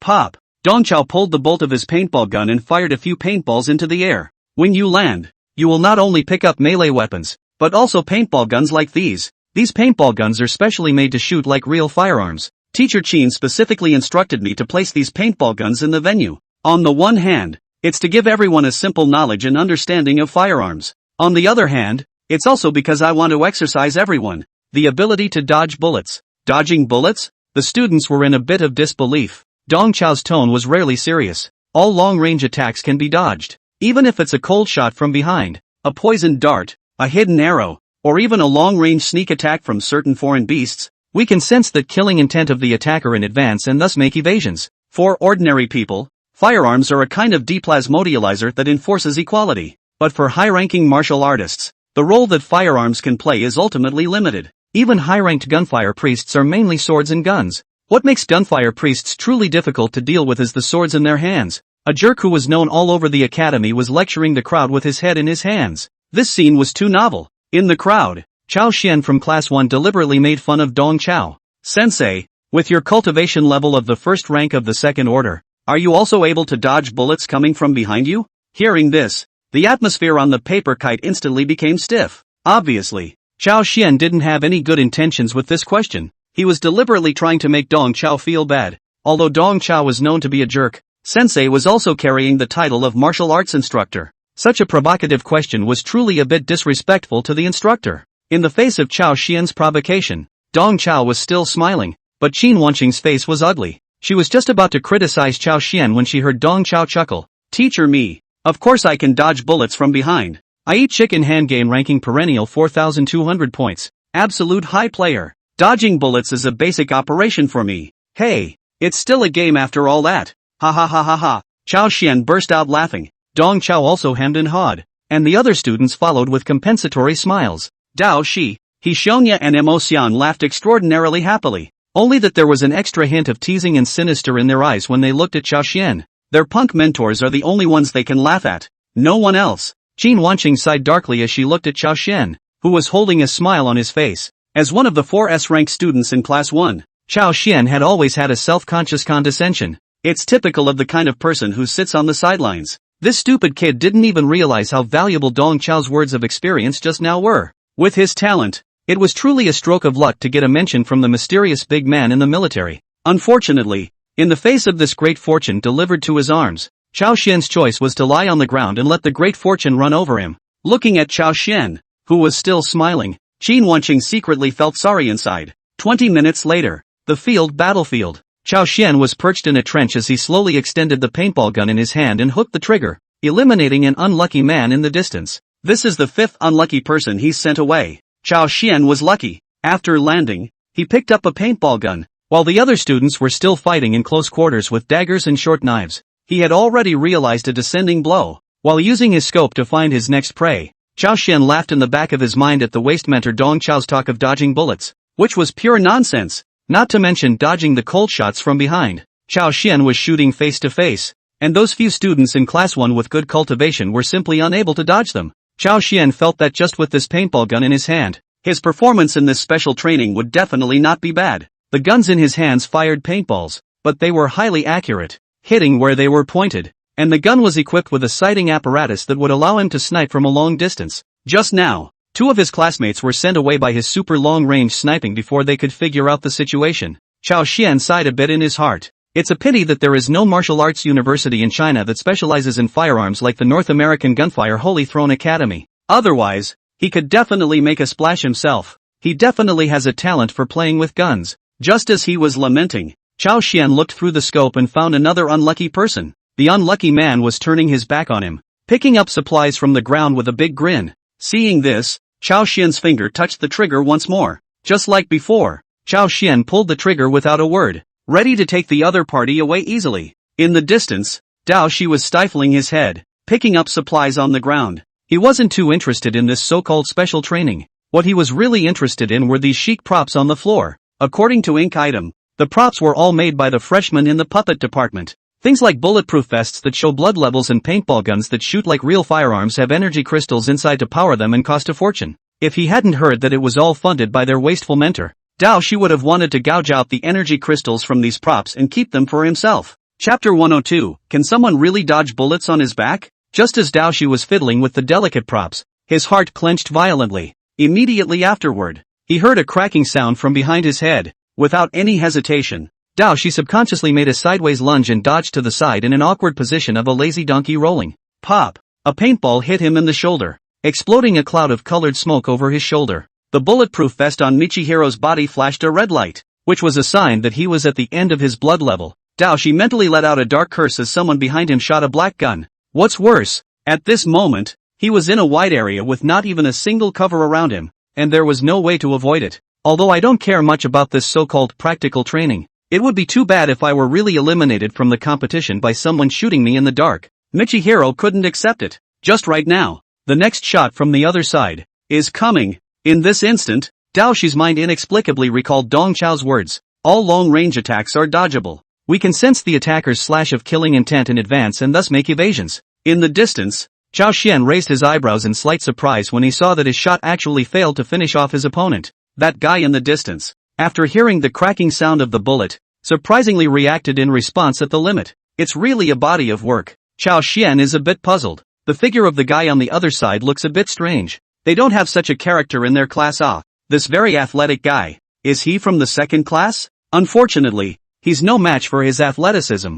Chao Xian relocked the unlucky man in the distance in the scope and pulled the trigger once again. What Chao Xian didn't expect was that his shot, again, fell short. At the moment he fired, the back figure in the distance, surprisingly, dodged left and right falsely, once again dodging his sniper. Chao Xian's temples throbbed furiously. He fired continuously in disbelief, but the guy in the distance, with his back to him, dodged continuously, dodging as many of the incoming paintballs as he could. Chao Xian felt like he had seen a ghost. He sucked in a breath of cool air and his heart almost popped out of his chest. Is there really someone who can dodge bullets with his back turned? A few dozen meters away, Dao Shi made use of the swimming dragon 100 transformation stance and, with his back turned, ghostly approached Chao Xian. He had completely mastered the trick of dodging on his back, and without the need to utilize his vision, he could feel Chao Xian's trigger-pulling movements just by the pull of his breath. He could even sense the direction Chao Xian was aiming at. At first, Michihiro had heard the bullet's cracking sound and made a close dodge with his body's powerful functions.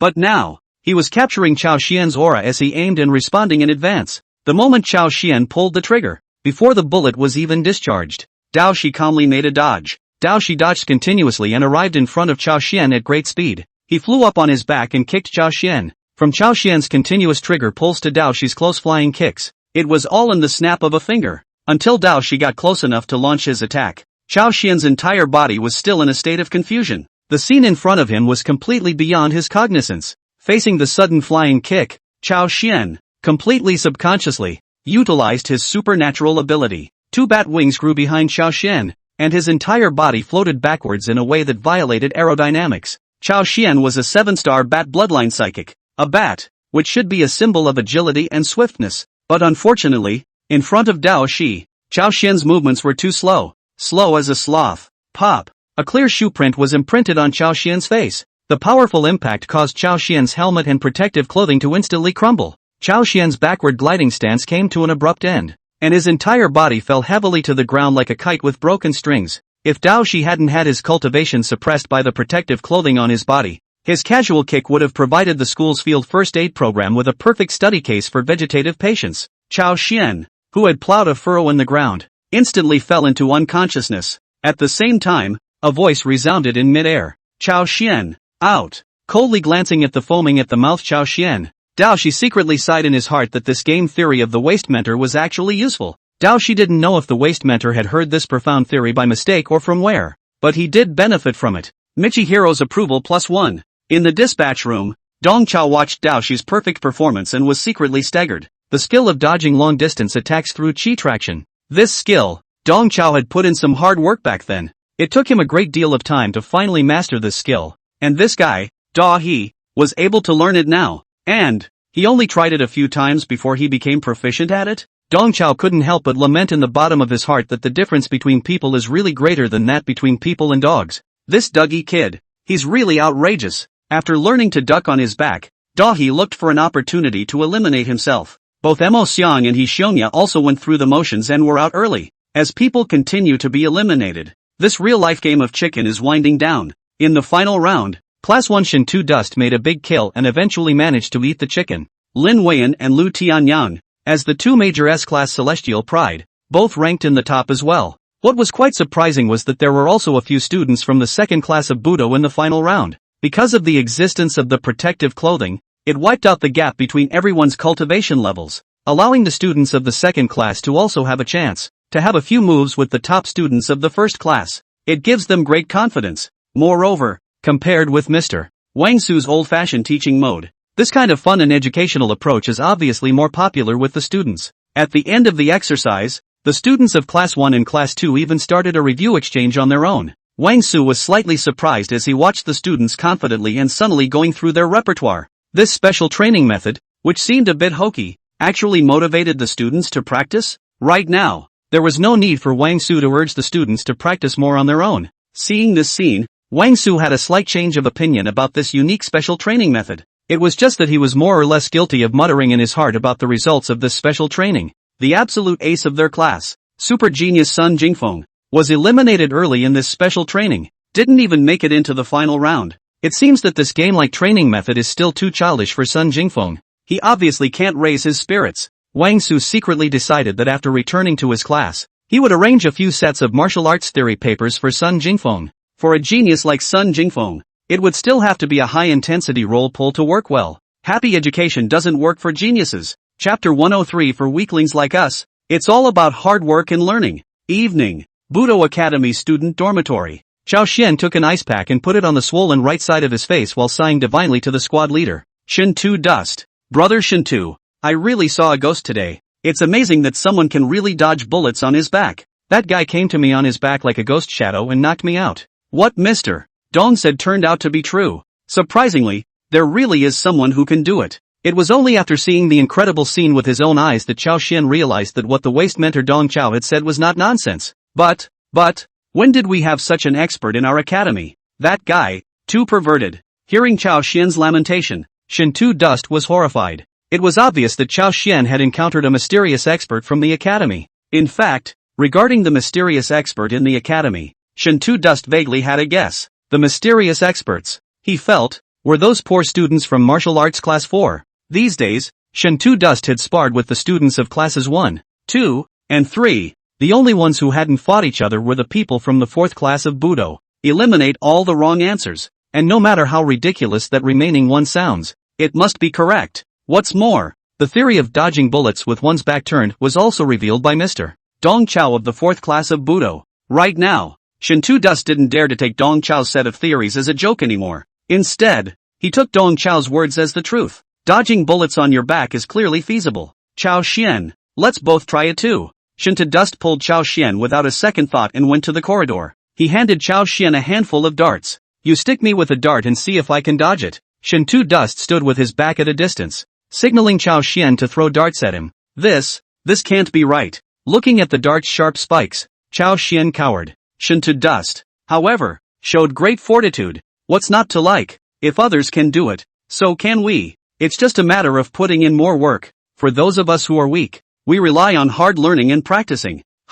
We, the weak? Chao Xian had a face of confidence and naivety, and it was clear that he had yet to have a truly objective position regarding his own strength. Shin to dust didn't bother with him anymore. Chao Xian was so confident because he had never shin a true genius, but Shin to dust has seen it. As a collateral member of the Shin to family, Shin to dust had been a companion for those few heavenly prides in the family since he was a child. He knew how terrifying a true genius could be. Shin to dust didn't say any more nonsense. He just hooked his hand behind his back, signaling Chao Xian to throw darts. Then I'm really coming, so be careful. Chao Xian let out a reminder, and the dart in his hand whistled out.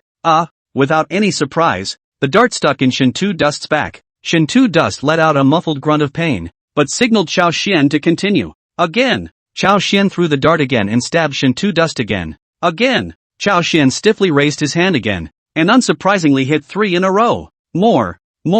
Listening to Shin to dust's murmur, Chao Xian couldn't help but spit out inwardly. Who the hell is this exercising? It looks like Shin to is practicing dodging, but what's actually getting a workout seems to be my ability to throw darts. I've got a bit of a talent for long-range attacks. 100 shots. Looking at Shin to dust, who had been pierced like a hedgehog, Chao Xian secretly thought. Top floor of the dormitory. Room 603. Inkblock had been clanking away at his workbench all afternoon, but he had managed to finish the job at hand. These days, he's busy beating his feet against the back of his head. The new sword promised to be forged for Brother Dao Shi was in the final stages of finishing, with only the non-slip carving of the hilt, and some fittings for the tsuba, to be completed. This knife is made from the weapons and protective gear picked up in the secret world of the mines and rebuilt. The strength of the entire blade was quite good, completely comparable to a C-grade standardized weapon produced by Taiyu Arsenal. In addition to the stranger's sword, Mo Xiang's own puppet Fina has also received a major upgrade. The puppet's outer body was all replaced with a metal exoskeleton,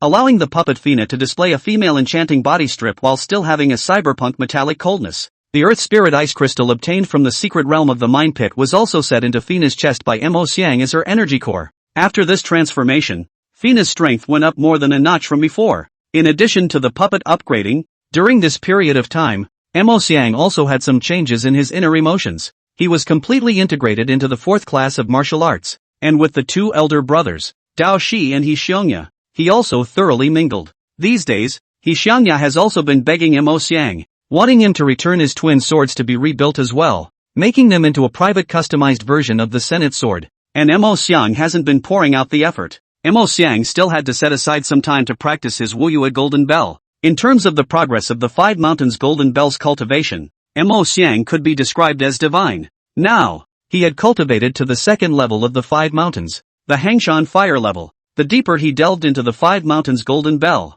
the more he could feel the subtlety of this technique. For teacher Dong Chao, the more grateful he became. As a Sigma man, Mo Xiang was very self-disciplined, and he had a strict daily schedule. Between 8 o'clock and 8:40 p.m. Was the time for his evening austerities. 8:40 to 2:30 at night was his time to swipe his cell phone for a nap. At 8:40, Mo Xiang punctually ended his hard training and began to take a nap. He lay down on his bed and concentrated on his cell phone. Hello, viewers, it's time again to learn martial arts skills by following short videos. Mohan's intense swiping of short videos is not just for fun, it's part of his learning. His Ponzi martial arts skills were basically learned online. At the moment, he is watching a blogger he likes very much, called Starry Night Martial Arts School, Xiao Chen. This blogger would often share some improved martial arts techniques online for free, and Mo Xiang stole a lot of things from him. The golden armor body protecting chi power he had used before was something he had learned from Xiao Chen. Today, all the audience lords are here. What I'm about to demonstrate is my personal best skill, the Golden Bell Clasp, and our Starry Night Martial Arts School's Golden Bell Shield has been improved by a master. Compared to the traditional Golden Bell Shield, we have removed the dregs and taken the essence. This kind of profound martial arts was originally an untold secret of our Starry Night Martial School, but in order to give back to the vast majority of my family, I have decided to show it to everyone in the video for free. Upon hearing Golden Bell Shroud, Mo Xiang's entire body was energized, and he hurriedly sat up straight, ready to take a good look at the Golden Bell Shroud of the Starry Night Martial Arts School. And what is the doorway? Chapter 104, Internet Battle. As we all know, the traditional Buddhist Golden Bell Shield is obscure. difficult to practice, and very slow to produce results. Practitioners must cultivate to more than 10 levels before they can make a difference. But our Starry Night martial arts school's improved Golden Bell, which cuts down the complexity and simplifies the original 13 levels of the Golden Bell, has been streamlined into 7, making this obscure martial art much easier to follow. Our Starry Night Golden Bell clasp is divided into the Exhalation Pass, the Chi Strength Pass, the Tendon and Bone Pass, the Anti-Vibration Pass, the Mighty Pass, the Sheer Softness Pass, and the Perfection Pass. When you reach the Perfection Pass realm, there is only 1 inch left of the hooded door all over your body, and as long as the hooded door is unbroken, your body is as firm as fine gold. Mo Xiang frowned deeply. The more he heard, the more wrong he felt. The blogger, Little Chan, casts the Starry Night Golden Bell and has a big problem with it. Xiao Chen, this is not a simplification of the complexity. He is clearly a buyer of the box, to sacrifice the essence of the end. The Golden Bell Shield itself was a profound and obscure martial art that was difficult to cultivate, but the benefits of practicing it to a high level were just as great. The traditional Golden Bell, practiced to 12 passes, the hood completely disappears, can be said to be invulnerable to swords and spears, invulnerable to all poisons. When practiced to the 13th level, it is even more immortal and incorruptible. As for the Starry Night Golden Bell Shield that Xiao Chen had cast, it had indeed reduced the difficulty of cultivation, but the benefits had been similarly discounted. Starry Night's Golden Bell Mask has been practiced to perfection, and there is still a door to the mask? Can this be considered an improvement? Such a way of improving the situation made Inkblock scoff. As a martial arts enthusiast, was Mo Xiang afraid that martial arts would be difficult to learn? What he was afraid of was that martial arts were garbage and practicing them was a pure waste of time. Xiao Chen's Starry Night Golden Bell Shield was taking a profound martial art and hardening it into garbage. Watching blogger Xiao Chen introduce the castrated version of the Golden Bell with a showy face, the more Mo Xiang looked at it, the more angry he became. He really wanted to grip Xiao Chen's neck collar and punch him twice. What made it even more difficult for Mo Xiang to endure was that in the face of such a shoddy gongfu, the comments section was still full of cudgels. Bloggers are greatly awesome. This is the best Golden Bell tutorial I've found by searching all over the internet. Is this really a martial arts tutorial we can watch without paying for it? Should I say no? The Starry Night Martial Arts Center is really generous. Being a straight boy, how could Mo Xiang put up with this? He immediately left a message in the comments section. Adaptation is not nonsense, and simplification is not a joke. What is the difference between a good Golden Bell Shroud technique, changed into this forced form, and ordinary body protection chi energy? Such a simplified Golden Bell Shroud, give it to a dog and they won't even practice it. Besides, the normal Golden Bell is not that difficult, so there's no need to forcefully castrate it. Instead of studying these useless ones, why don't you find a class? The martial art of Golden Bell Shield hit the back of Mo Xiang's hand right on the spot. As the saying goes, there is no harm without comparison. Compared to the 5 Golden Bells that he practiced, Xiao Chen's Starry Night Golden Bell Shield was really rubbish among rubbish. When he thought that he hadn't stolen a lot of lessons from Xiao Chen before, Mo Xiang was even a little chagrined in his heart. What kind of trash martial arts skills did he learn before? No wonder he wasn't a match for Kyoko and Yako. After leaving a comment, Ink Item huffed and puffed and scratched away from the video. In the meantime, Capital City, Starry Night Martial Arts Center headquarters. Chen Dingxing listened to the song while checking the back end of the short video website. The clear compliments and praises floated over him and were very flattering. The simplified Golden Bell Shield he showed in the video was itself Mr. John's masterpiece. Chen Dingxing had studied very hard again in the past 2 years, and had mastered this simplified martial art to perfection. For this teaching video today, he himself was very satisfied. Chen Dingxing was enjoying the praise from the comments section when a sharp message appeared out of nowhere. Adaptation isn't making things up. Simplification isn't a joke. Instead of studying these useless ones, why don't you find a class? Seeing this message, Chen Dingxing was furious and laughed. He said in his mind that he was really ignorant. The one who researched this improved version of the Golden Bell Mask is China's premier martial arts educator. Sacrifice Jiang Guangming. Dare you say that, Mr. Zhang's improved martial arts techniques are made up? Talking with such a big mouth is most likely oral cancer. The owner behind the national chain of Starry Night Martial Arts School was in fact the famous victim. Jiang Guangming, Chen Dongxing,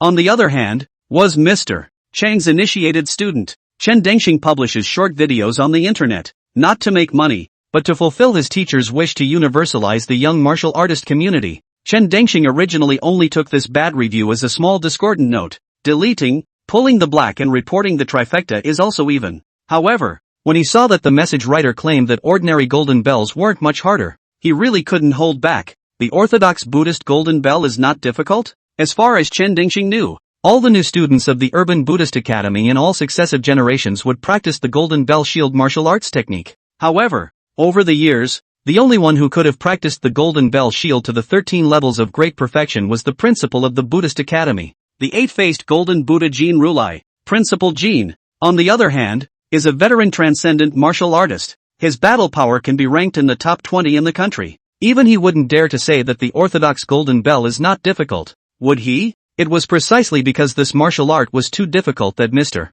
Jiang had developed a simplified version, just so that the majority of martial artists could get started. Chen Dingxing said in his heart that it is only on the network that the other party dares to force lie. If in reality, who can be lucky to get Mr. Zhang's teaching? The ancestors have to smoke. Thinking of this, Chen Dingxing decided to teach this internet mouthpiece a lesson. He checked the IP location of the internet spammer and confirmed that the other party was located in Mazhou. And only then did he leave a message below the comments. Don't push it on the internet. If you think you're good, let's compete. Our Starry Night Martial Arts School has a branch in Mazhou. Let's make a date and compete in the store. According to Chen Dingxing's idea, if he took the initiative to propose a date for a fight, the internet spammers would definitely not dare to squeak. Tomorrow, Chen Dingxing will come out with another video dedicated to dissing this kind of mouth-breathing behavior, and the matter will be over. What Chen Dingxing did not expect is that the internet spammer quickly replied to him. Alright, then let's spar offline. I'll let you see what the real Golden Bell Shield should be like, so that you don't mislead people again. Chen Dingxing's entire body was about to explode. I told you you're fat and you're still breathing, right? Fine. I'll head to Mazhou now. Don't wimp out if you're capable. I hope your martial arts skills are as hard as your mouth. Chen Dingxing returned viciously. Chapter 105 Golden Bell Class Versus. Day 2, 11 a.m. Idle stalls in the cafeteria. Dong Qiyu was excitedly giving a cooking lesson to 3 students. What the teacher is teaching you today is the crunchy money-making night market snack program. Handheld lamb chops. Remember, you guys, you must use 2 or 3-year-old sheep to make handheld lamb chops. Old sheep are like old A8s. Old but with flavor. The 3 looked at each other and said you better be talking about sheep. Dong Qiyu teaches his students everything, from how to braise lamb to how to mix dipping sauces. During the cooking, Dong Chao sensed that the atmosphere today was not quite right. Sure enough, as he watched the lesson come to a close, Ink Brand snapped. Teacher, can I take a vacation? I won't be attending the special training in the afternoon. I have to go out. Well, my puppet Fina seems to be pregnant. Mo Xiang, who was not good at lying, puffed and puffed for half a day and finally came up with a lame excuse. Dong Chao barely managed to hold his breath. Just say hang out if you're hanging out. Don't find such an oozing excuse. He Xianya, who was on the sidelines, hurriedly remedied the situation. Yeah, we were thinking of going out for a stroll. Take a trip to the downtown snack bar and study the future dynamics of employment. Dong Chao nodded in relief. Look at how businesslike people are. Jocko, and then look at you. The puppet is pregnant? How did you have the nerve to say such a lame excuse? You guys want to go out to pick up the air and increase your social practice. The teacher supports you. Don't worry, on the academy side, the teacher will cover for you, but you can't go hungry either. As he spoke, Dong Chao pushed the freshly baked handheld lamb in front of several people. You'll eat more at noon, so you'll be well fed for the journey. Dong Chao knew in his heart that these 3 precious students were definitely not out to play around. They definitely had something going on. 1 p.m. Dao Shi, He Xiongya and Mo Xiang followed the navigation and arrived at the entrance of the Starry Night Martial Arts Center. Mo Xiang himself didn't take this internet date too seriously, but when Dao Shi and He Xiongya heard about it, they had to follow. The 2 men had simply come along for the ride. Of course, it would have been nice to see Mo Xiang make a fool of himself in this appointment. Before they set off, several people had a rough idea of the Starry Night Martial Arts Center through the search engine. This martial arts school is a national chain, specializing in high-level martial artists. Also, this martial arts school has interesting rules. All members of the martial arts center keep their identity secret. From members to staff, they wear uniform masks when entering and leaving the martial arts center. The name of the Starry Night Martial Arts Center was taken from the meaning of a brocade knight. No matter if they were the sons of a family, a high-ranking officer in the military, or a secret explorer who wandered in the gray area, they could all conceal their identities and go to the Starry Night Martial Arts Hall to anonymously spar. The slogan of Starry Night Martial Arts is absolute safety,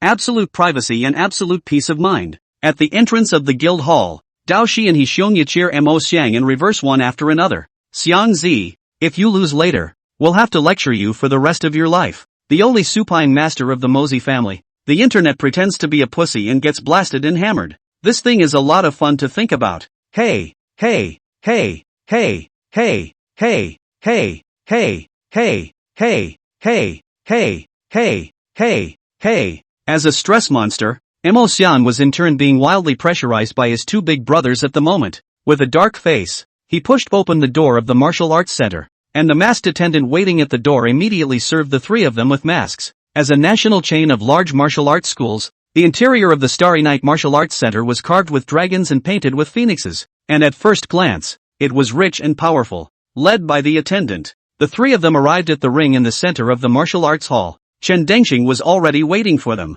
Looking at the three people under the ring, Chen Dengxing let out a cold snort. I didn't expect it, but you guys really dared to come. But what does three people mean? A group fight? Chen Dengxing said in his heart that network spammers are network spammers. Even if you muster up the courage to be true offline, you have to call your fox friends to be bold. Chen Dengxing hooked his finger at the three people on the stage. You're all in this together. It doesn't matter. Hearing this, Dao Shi hurriedly waved his hand. I can't afford to pay. I can't afford to pay. I wouldn't dare. Chen Dengxing was slightly stunned. He kind of didn't understand the other man's words. He Xianya also chimed in. This big brother, we are here to cheer you on. In a moment, you're going to get this big guy to death. He has medical insurance. Don't be afraid. You just humiliate him hard. Chen Dengxing became more and more confused. These guys, so abstract. Emosian glanced helplessly at Dao Shi and Xianya and rolled into the ring. To be honest, I've learned quite a few trashy martial arts techniques from your videos. I'll give you a lesson today, as a way of giving back to you. Chen Dengxing jealoused. He said to himself that this big man was really angry. In order to return the favor, Chen Dengxing pulled out the 2 packs of hand towels he had prepared long ago from his pocket and threw them to Emosiang. Here's 2 packs of Kleenex for you, or when you get the beat out of you later, you won't know whether to wipe your tears or your ass first. Emosiang, who was not good with words, did not know how to counterattack for a while. He Xianya on the stage let out a snort. He pulled out the notebook he carried with him and smiled as he jotted it down. Strange big brother. So true. Are you from Dunhuang? There are so many murals. I plagiarized this line. Chen Dengxing thought to himself that these 3 guys in front of him were so strange. Are not sick? He clasped his hands together, and the silhouette of a giant golden bell immediately appeared around him. Emosiang similarly urged his qi and blood, and the silhouette of a giant black bell appeared around him. Chen Dengxing's eyelids fluttered. This internet spammer actually does know the golden bell. Also, his golden bell looks weird. It's actually black?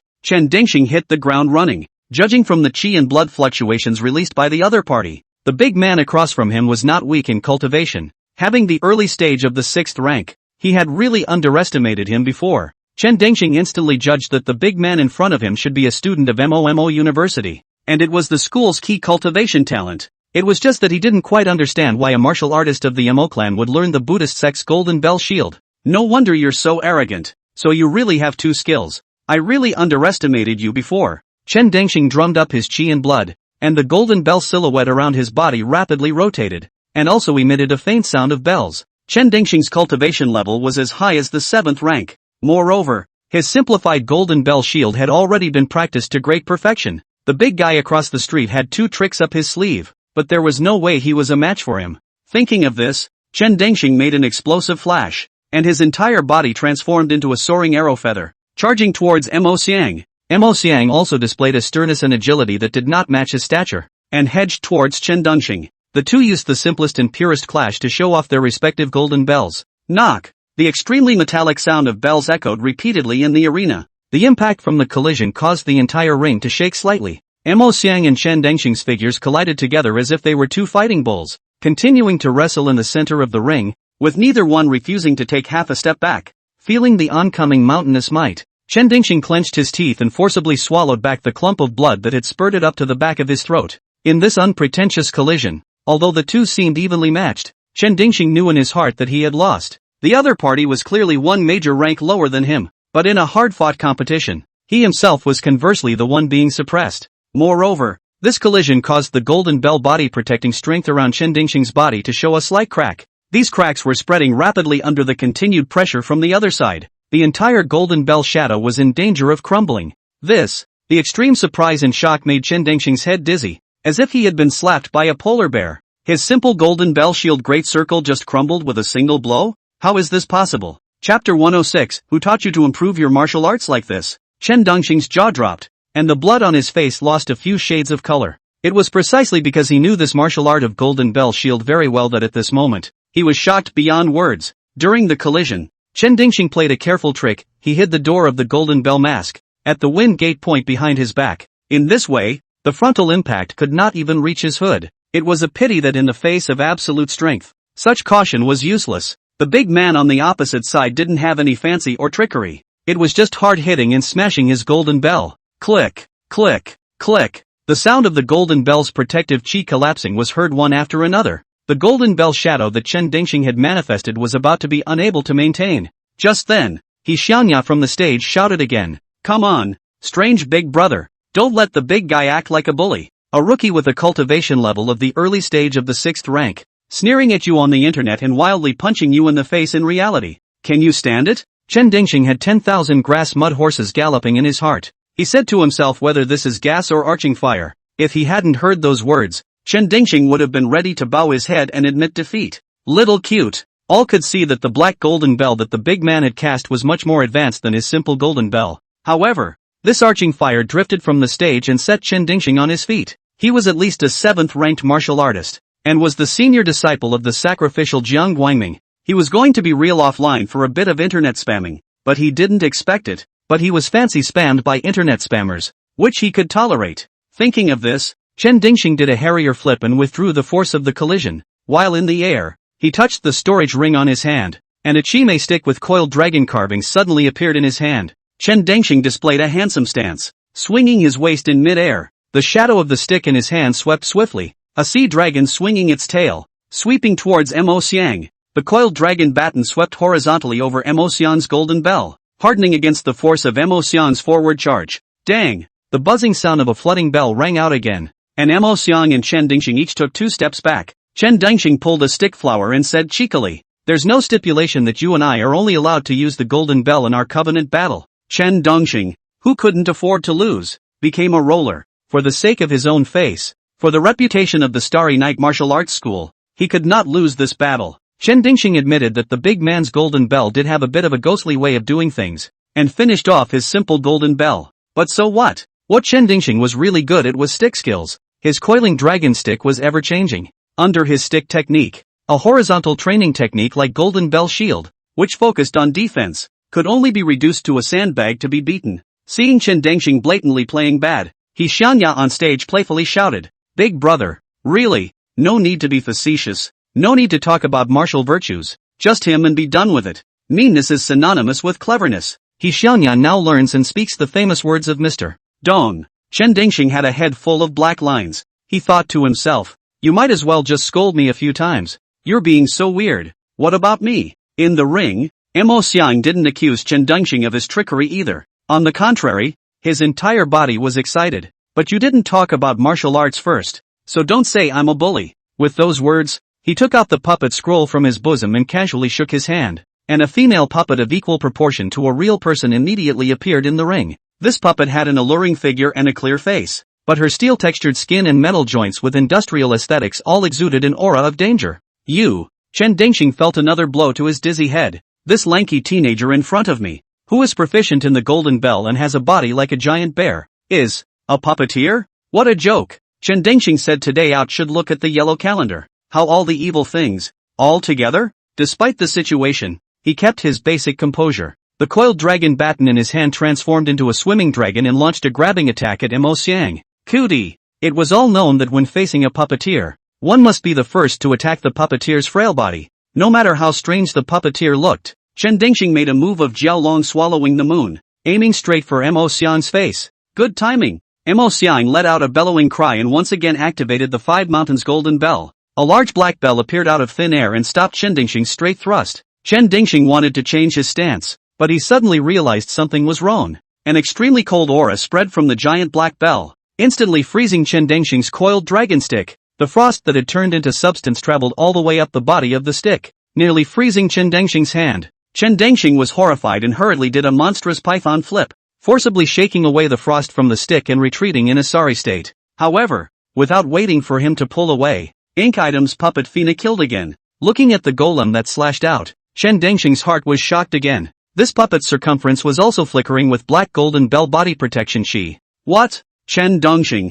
who had received a traditional education since childhood, couldn't help but bash out a foreign expletive. Bang! Fina's golden bell body protection she smashed against Chen Dingxing's coiled dragon stick, smashing Chen Dingxing's eyes. Chen Dingxing became more and more horrified. The one he was fighting with was clearly a lifeless artifact, but for some reason, this puppet's body had a stern and domineering aura. Chen Dingxing struck out with a black dragon out of the sea from his ribs, barely blocking Fina and giving himself room to escape backwards. Chen Dingxing's rogue behavior had instead put himself in an even more passive position. At the moment, he was clearly fighting 1 against 2, facing 2 opponents who could cast Golden Bell at the same time. In the blink of an eye, he had already used 3 of his coiled dragon's 6 sticks, but the more he fought, the more wretched he became. Chen Dingxing was forced to flee to the corner of the ring as he clutched the coiled dragon stick in his hand and opened his mouth in fear. Your Golden Bell. Without waiting for Chen Dingxing to finish his sentence, Mo Xiang nodded his head and grabbed the answer. My Golden Bell shield, which is also an improved martial art, is not quite the same as the traditional one. Chen Dingxing bit his tongue, feeling like he was going to bleed internally from anger. You call this an improved martial art? Do you still call tanks mobility scooters? The reason why improved martial arts were born was because certain traditional martial arts were too obscure and difficult to practice and were not universal. Modified martial arts are subtractions from traditional martial arts, sacrificing the power of the martial arts while making them easy to cultivate and possessing promotional value. However, this big man practiced the eccentric Golden Bell clasp, which was clearly not a subtraction. Compared to the traditional Golden Bell shield, his Golden Bell shield's hardness did not diminish, and even, it could contain elemental power and emit a freezing aura. What was even more outrageous was that this guy was even able to take the Golden Bell and apply it to the puppet. Everyone else is doing subtraction, but you're doing multiplication here? You don't think it's hard enough, do you? Chen Dingxing suddenly remembered the spam message from Mo Xiang. Perhaps the traditional Golden Bell is really not that hard for this geek. Chen Dingxing could no longer raise the slightest bit of will to fight. His fingers loosened, and the coiled dragon baton fell to the ground with a bang. I concede. It's not that my Starry Night Golden Bell is bad, it's that I'm out of practice. Chen Dingxing retained the last of his stubbornness, refusing to admit that the simple Golden Bell developed by his teacher did not work. Chapter 107, Free Stuff. Can I take it? Mo Xiang resentfully stopped and retrieved his puppet Fina. You're nothing. Find a class as soon as possible. Mo Xiang was very upset in his heart. He hadn't used his best move, Ice and Fire yet. Now, he had already cultivated 2 passes in his 5-mountain Golden Bell, namely the Water Pass in Hangshan Mountain of the Northern Mountain, and the Fire Pass in Hangshan Mountain of the Southern Mountain. The Water Pass is extremely cold with frost, and the Fire Pass burns the sky with red heat. Mo Xiang's crushing stance was himself performing Hangshan Fire Pass and Fina performing Hangshan Water Pass, one cold and one hot, ice and fire. Unfortunately, Chen Dingxing had conceded defeat too early, and hadn't even had time to perform his masterstroke. Seeing Chen Dingxing admit defeat, He Xiangya showed immense chagrin. Aya, how can you admit defeat? You get him. Why don't you crack his hood? Is it too much to give up? Now let him load up. Chen Dingxing was already bad enough, but at this moment, listening to He Xiangya's yin and yang, he couldn't wait to hit his head against the ground. Whether it was Mo Xiang's main body or his puppet Fina, the Golden Bell's covered door was always changing, which is so easy to find. Besides, from the time of the engagement, Chen Dingxing had been suppressed, and he didn't even have the chance to look for Mo Xiang's hood. Under the ring, Dao Shi stuffs an energy bar into his mouth as he angrily stumps Chen Dingxing. Zhongting, Zigong, Zeman, Yu Fei. Hood has been moving back and forth on these acupoints. Can't even spot that? How stupid. Since the beginning of the bout, Dahi has been stealing energy bars and energy supplements from the arena. There are bargains to be had. All this good stuff, it's a waste not to eat it. Just Dao Shi did not expect that Chen Dingxing could lose so quickly. He still has a big pile of unfinished food. Dao Shi raised his hand and shook the energy bar and energy supplement in his hand at Chen Dingxing. Teasy, these are free for customers to enjoy, right? Can I take them? If you can't. Michishige twisted his head to look at Ho Yuya. Jocko, you go up there and beat him up again. Give me some time. I'll dazzle them all. Can. I can take it. Go ahead. Chen Dingxing was afraid that the other party would come for real, and hurriedly nodded his head like a chicken pecking at rice. He could sort of see that these 3 freaks in front of him were one more terrifying than the other. 5 minutes later, Dao Shi, He Xiangya and Mo Xian walked out of the Starry Night Martial Arts Center in style. Dao Shi was carrying 2 cardboard boxes on his shoulders, 1 box of energy bars and 1 box of energy drinks. He also carried a dozen packets of free tea from the Martial Arts Center in his pocket. If it wasn't for Mo Xian's 10,000 obstacles, He would even want to carry a few large buckets of mineral water to take away. Watching the trio's backs disappear into the distance, Chen Dingxing slid disheveledly to sit on the ground as he took out his cell phone and dialed a number. Teacher, I really saw a genius today. It turns out that geniuses are really different from our ordinary martial artists. Day 2. Mobu University. Chen Dingxing assisted an old man and stepped into the teaching building of Momo University. The old man was past his prime, and the qi and blood fluctuations on his body were extremely strong.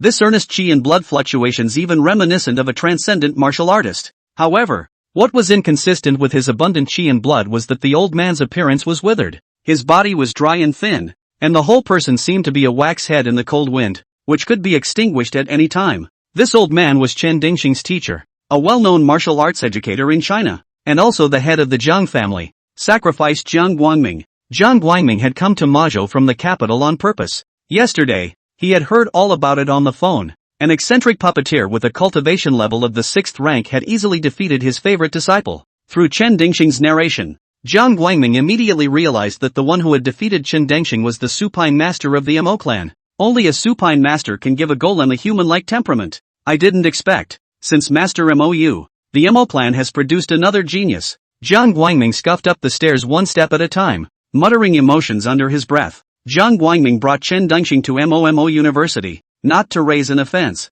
On the contrary, he was trying to open the door of the mountain wide and take the genius of the Mo clan as his student. The two of them arrived at the topmost floor of the school building, and the pitch-black environment with closed doors and windows was clearly out of Chen Dingxing's expectations, and he was slightly stunned.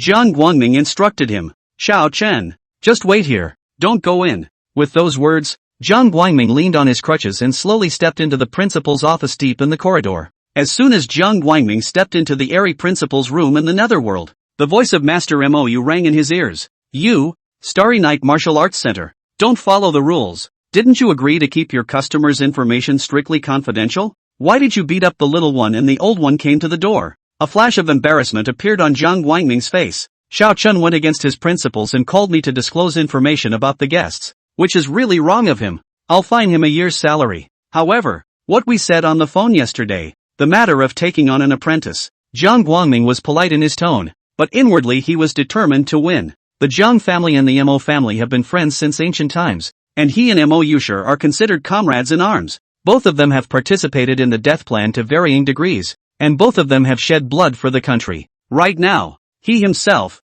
a reputable martial arts educator, personally came to the door, sincerely wanting to collect the genius of the Mo clan as a shut-in disciple. Zhang Guangming wanted to pass on all of his lifelong martial arts research to the Mo family's offspring. No matter how one looked at it, it was impossible for Master Mou to refuse. However, in the face of Zhang Guangming's good intentions, Master Mou only let out a light laugh. "Chang, you're in such good shape. Why did you have to come all the way here for nothing? I told you on the phone, our Mo Xiang has a teacher." Mo Yushir said that the old man was really stubborn. Yesterday, on the phone, he rejected him, but today he even made a personal visit. Having been rejected again, Zhang Guangming's entire body became agitated. How can an ordinary martial arts instructor be compared to the teaching and research of our Zhang family? That genius of your Mo family can't be taught by just anyone. Don't hold the child back. Don't worry, Principal Mo. I will definitely pass on all my life's research to that child. I don't ask for anything else. I only ask for someone to inherit my mantle.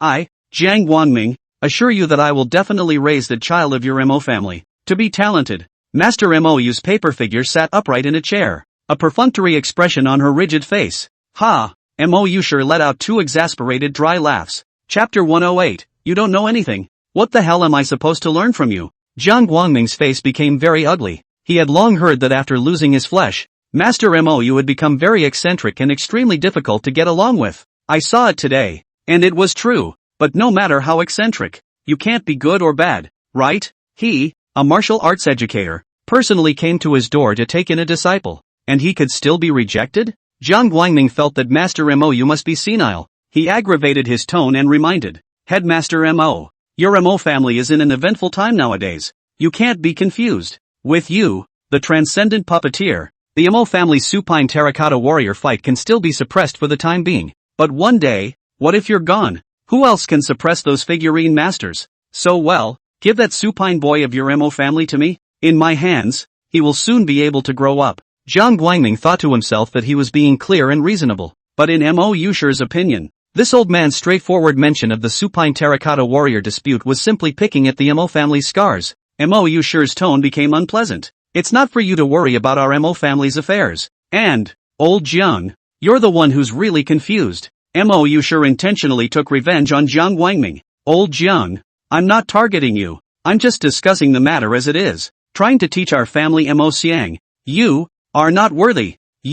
What did you say? Jiang Guangming used his walking stick to pestle the ground. His whole body was so angry that he almost didn't ga over. I'm not worthy? I'm not worthy? Ha ha ha. Jiang Guangming was furious and laughed. Inwardly, he felt a little pity for Master Mou. It seemed that after losing her physical body, this old woman's spirit had become abnormal. A generation of outstandingly poised transcendent puppeteer had been reduced to such a state. Jiang Guangming didn't want to break it up with Mo Yusher anymore. He was ready to bypass this silly old lady and talk directly to the talented young man of the Mo family. The old lady of the Mo family was confused, but the young man in his prime couldn't be confused as well, could he? When we meet later, once we reveal our identities, the boy will bow his head in reverence. There is no need to argue with this old lady. Thinking of this, Jiang Guangming calmed down and said, Principal Mo, I'm not here to fight with you. Let me see the boy. I'll talk to him face to face. Hearing this, Mo Yusher's attitude made a 180-degree turn. To see Mo Xiang?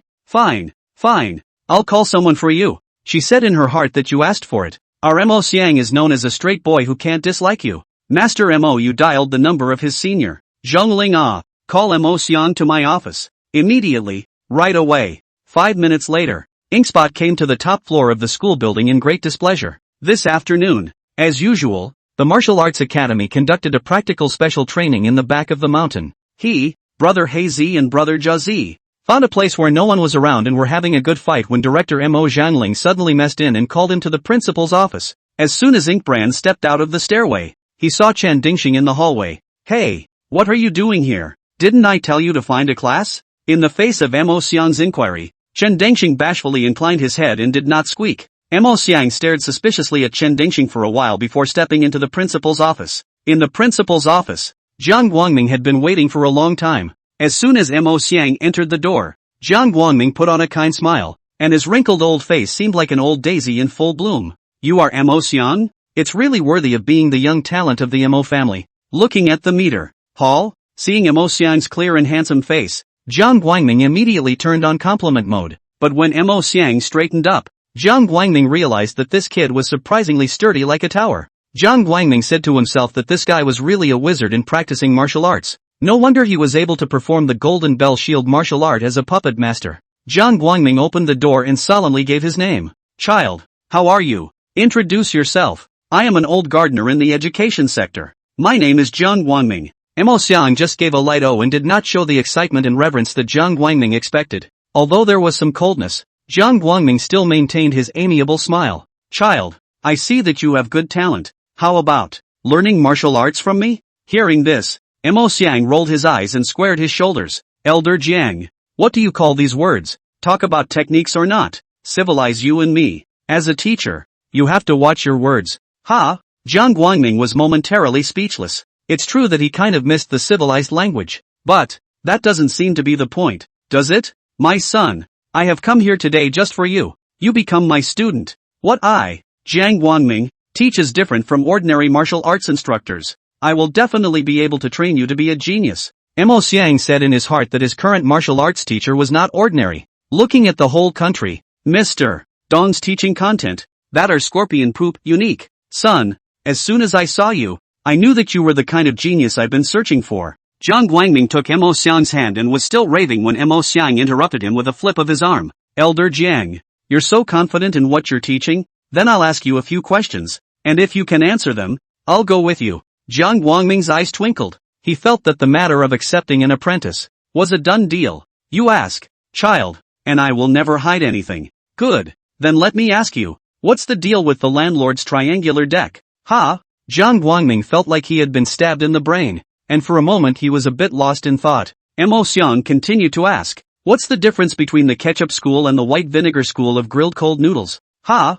Jiang Guangming was like a duck listening to thunder. What is the best marinade to use for lamb that will allow it to fully absorb the water and show more through the skewer? Jiang Guangming's brain was in a state of disarray. He simply wondered if the kid in front of him was speaking Chinese or not. Why can't he understand? The ink item was in both hands. Elder Jiang. This is all basic general knowledge from our martial arts class 4 class. Why can't you answer any of them? What the hell am I supposed to learn from you if I can't do anything? You nah. Not even close to our mentor. It's better to go back where you came from. Chapter 109, Rat-Licking Cat, Pure Death. Jiang Guangming, who was already physically ill, shivered and was left speechless. Mo Xiang didn't give Jiang Guangming any good looks. Elder Jiang. We still have class. I'm going back to class. He pushed straight out the door. Mo Xiang had certainly heard of Jiang Guangming's great name. It was just that he didn't have a good impression of this martial arts educator. That Chen Dingxing in the corridor was obviously Jiang Guangming's senior apprentice. That guy's level of skill is really not to be commended.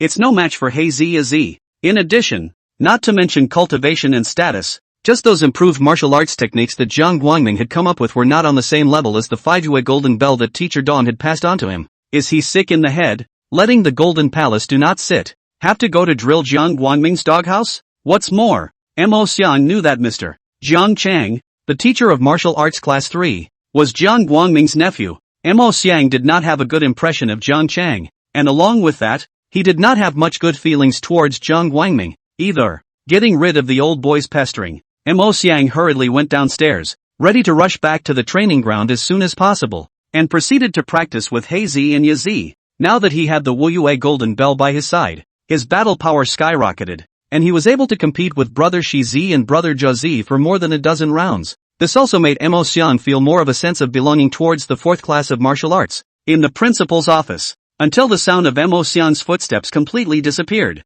Jiang Guangming was still shivering, not having returned to his senses. Mo Yu sure cackled as he looked at the sifting old dang. Hear what Mo Xiang said. You're not even close to the martial arts instructor of their class. Jiang Guangming subconsciously wanted to retort. He was a martial arts educator who had made outstanding contributions to China. In terms of the current faculty of Mo Mu University, how could a second or third-rate martial arts instructor compare to him? But as the words came out of his mouth, an idea sprang suddenly to his mind. Fighting the landlord, grilled cold noodles and lamb kebabs. The nonsensical vibe that came from the combination of this windy thing that had been put together was somewhat familiar to him. He suddenly remembered a yard, when his son, Jiang Yunhao, first joined the military's special operations team. He did something very abstract. My son has practiced hard at grilling lamb kebabs, as required by the Special Forces leadership, the Great Wall of Flesh and Blood Special Forces. Just because his son was a good lamb kebab griller, he was eventually picked by the troop leaders to take part in an anti-rape operation. During that operation, the leader and his son, disguised as a kebab vendor, successfully assassinated a major trader in Southeast Asia. This matter, for a time, even became the talk of the town within their Jiang family. Jiang Guangming's mouth was open, and the walking stick in his hand almost fell to the ground. He, the instructor of their class, Jiang Guangming suddenly remembered something, and he shivered as he fumbled for his cell phone. A few days ago, his nephew Jiang Chang lost his temper in a WeChat group, claiming that work was not going well and that someone was tripping him up. He read all of his nephew's little essays, but he didn't take them seriously. Young people, that is, should be more honed, cannot encounter a little friction, and then bully others. However, the name Jiang Chang mentioned, Jiang Guangming had an impression, tongue-tied. At first, Jiang Guangming thought that it was just a renaming, but now it seemed obvious that it wasn't. Jiang Guangming sold a shrug of his throat and asked incredulously, that martial arts instructor that Mo Xiang mentioned, it can't be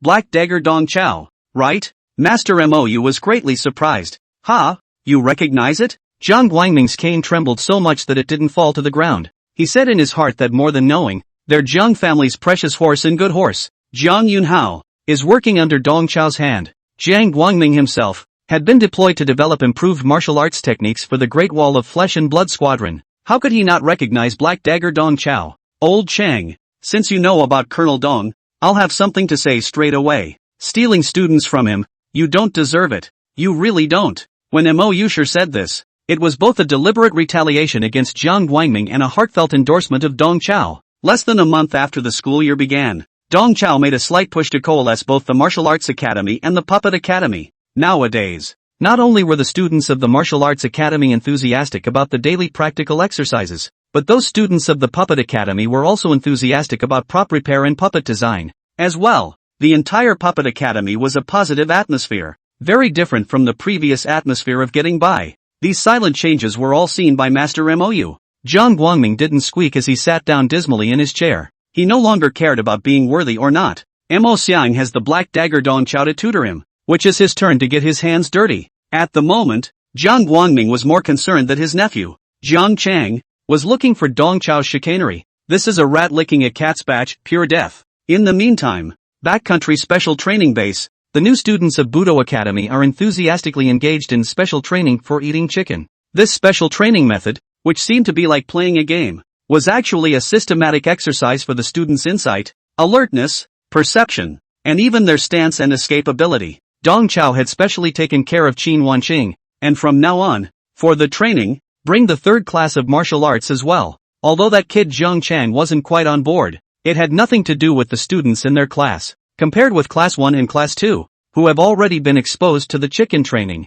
Class 3 is obviously not yet in the state, and not long after the game started, many Class 3 students were eliminated. Taking advantage of this opportunity, Dong Qiu gathered the eliminated students together and taught them in the capacity of a senior player. Whether it's a game or a real battle, the first commandment is that you can't be greedy. Some equipment can't be picked up in a hurry, and some heads can't be mended in a hurry. The second is to follow the principle of assumption. It is important to assume that your opponent is also a high-level player, and that he will anticipate your anticipation. Never assume anything. Third, have the ability to acquire information. Pay attention to all the clues around you and anticipate the enemy. Without eye-catching maneuvers, we can still be high-level players with just our awareness. Fourth, don't stick to your habits. No matter what your usual weapon is, on the battlefield, use whatever you can pick up. Just like in a chicken game, you have to be able to use any weapon. If you want to score, you have to be all round. Ha ha ha. Remember. Listening to Dong Chao's lecture, the students of the third class smiled and nodded their heads. It was only then that they realized that teacher Dong of Martial Arts Class 4 was quite interesting in his lectures. There was nothing preachy about his words. They were plain and easy to understand. And it was as if he was talking about the game, and as if he was talking about actual combat. When you scrutinize it, it seems to have a bit of a deeper meaning. Coupled with this novel training method that was like a game, the students of the third class were all motivated, and even if they were eliminated, they were still full of interest. Seeing this scene, Jiang Chang secretly gritted his teeth on the side. Jiang Chang didn't know when things had gotten out of hand. As if in the blink of an eye, Dong Chao had turned into the meat and potatoes of the academy. Not only had Wang Su and Lu Yuan changed their minds about him, but even the students in Jiang Chang's own class were now willing to listen to Dong Chao's lectures. Jiang Chang wondered in the back of his mind if Dong Chao had bewitched everyone. Jiang Chang was furious as he watched Dong Chao gesticulating and giving his students lessons. A loser with a cultivation level of the second rank. How dare he show off his skills? What is his status that he dares to act like a big shot in front of the educational family? The letter of return from the Bureau of Martial Arts Education hasn't arrived yet, and this punk is still pretending. Jiang Chang looked at the wide field and then at the students who were listening to Dong Chao's lecture with great interest. Jiang Chang decided to give Dong Chao a bit of color. He was going to make this loser, in front of the students, spin around in circles in disgrace. Chapter 110, Who the hell is a sixth-order martial artist? Gifts added. Dong Chao was mouthing off to his students, living up to his lecture, when Jiang Chang eerily came to his side. MS. Dong deserves to be a 5-year veteran teacher. She's so experienced in teaching that she can't stop talking. Jiang Chang deliberately emphasized the words 5 years of employment, obviously to shame Dong Chao. How tough was Dong Chao's face? How could such a small trick work on him? He completely took Jiang Chang's words as a compliment. Little Jiang, you're too kind. As an outstanding teacher of the academy, helping you to check and fill in the gaps is what I should do. No need to be thankful. Jiang Chang's cheeks twitched. This punk really thinks he's a good teacher? And, did you call Chang? Jiang Chang clenched his back teeth darkly and said to Dong Chao with a leathery smile, Teacher Dong, when we teach martial arts, we must not be boastful. We can't just talk without practicing. I suggest that the two of us give the students a demonstration and practice a little. I also want to see how Mr. Dong became a high player just by virtue of his awareness. Jiang Chang narrowed his eyes filled with gloom. Jiang Chang thought to himself that he had dug a hole, and Dong Chao was in a difficult position whether he took it or not. If Dong Qiu accepts the offer, Jiang Chang will take the opportunity to beat him up, so that Dong Qiu will shiver when he sees himself in the future. If Dong Chao doesn't answer it, Jiang Chang will give him a good sarcastic beating and make him lose face. Let's see if he still dares to put on this good-for-nothing demeanor. The students in Class 3 sensed the gloom on Jiang Chang's face,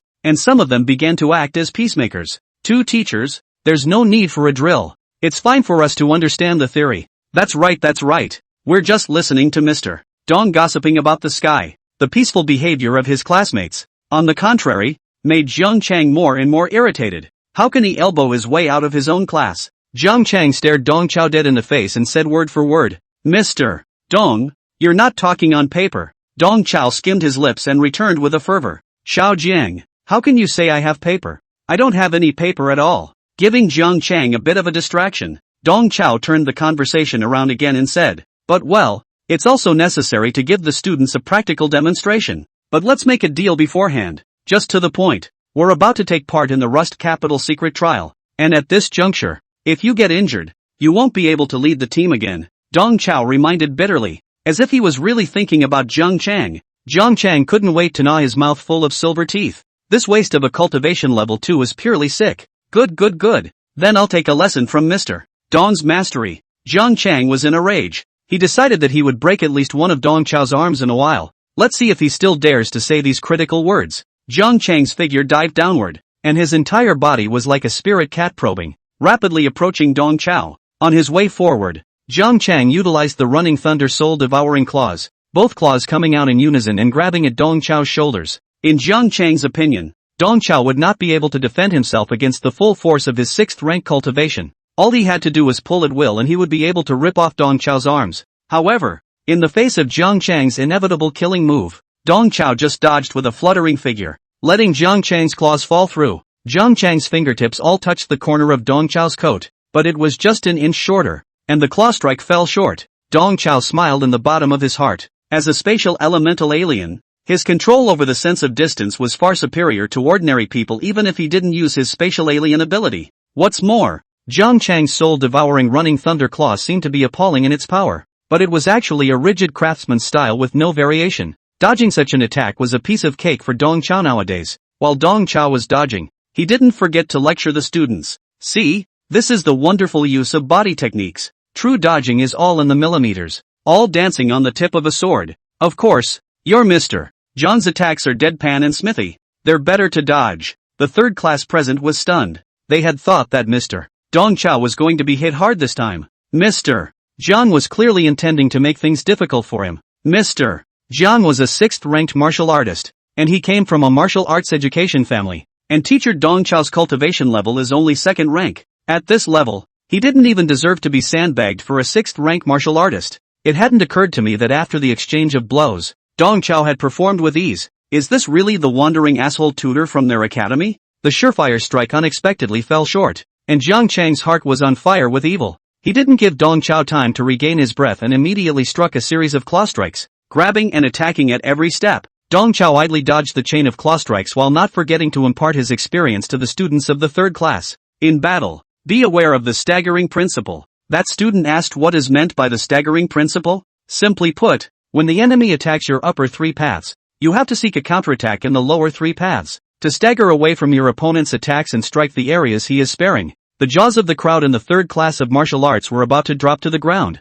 In the face of Mr. Jiang Chan's ferocious pursuit, how can Mr. Dong still have the leisure to teach, and even played a self-questioning game? Which one of the two of them is a 6th ranked martial artist? Facing a crowd of astonished gazes, Dong Chao not only dodged but also returned fire. He leaned his body back, once again dodging Jiang Chang's claw strike that went straight for his face, and at the same time flew up and kicked Jiang Chang's crotch with a teasing kick. Mr. Jiang grabbed my face, and I kicked his crotch with my teasing leg. That's the staggering principle. After this move, the two were separated for the time being. A clear mark was left on Jiang Chang's white pants. Jiang Chang assumed the ambush tiger stance with both claws out in unison, his expression stoic, but his legs, which assumed an inner 8 form, and his waist, which was shaking madly, still exposed the severe pain in his lower body to the fullest extent. In fact, Dong Chao still left a few points of force. Otherwise this kick would be enough to turn Jiang Chang into Jiang Changshan. Since the exchange of blows,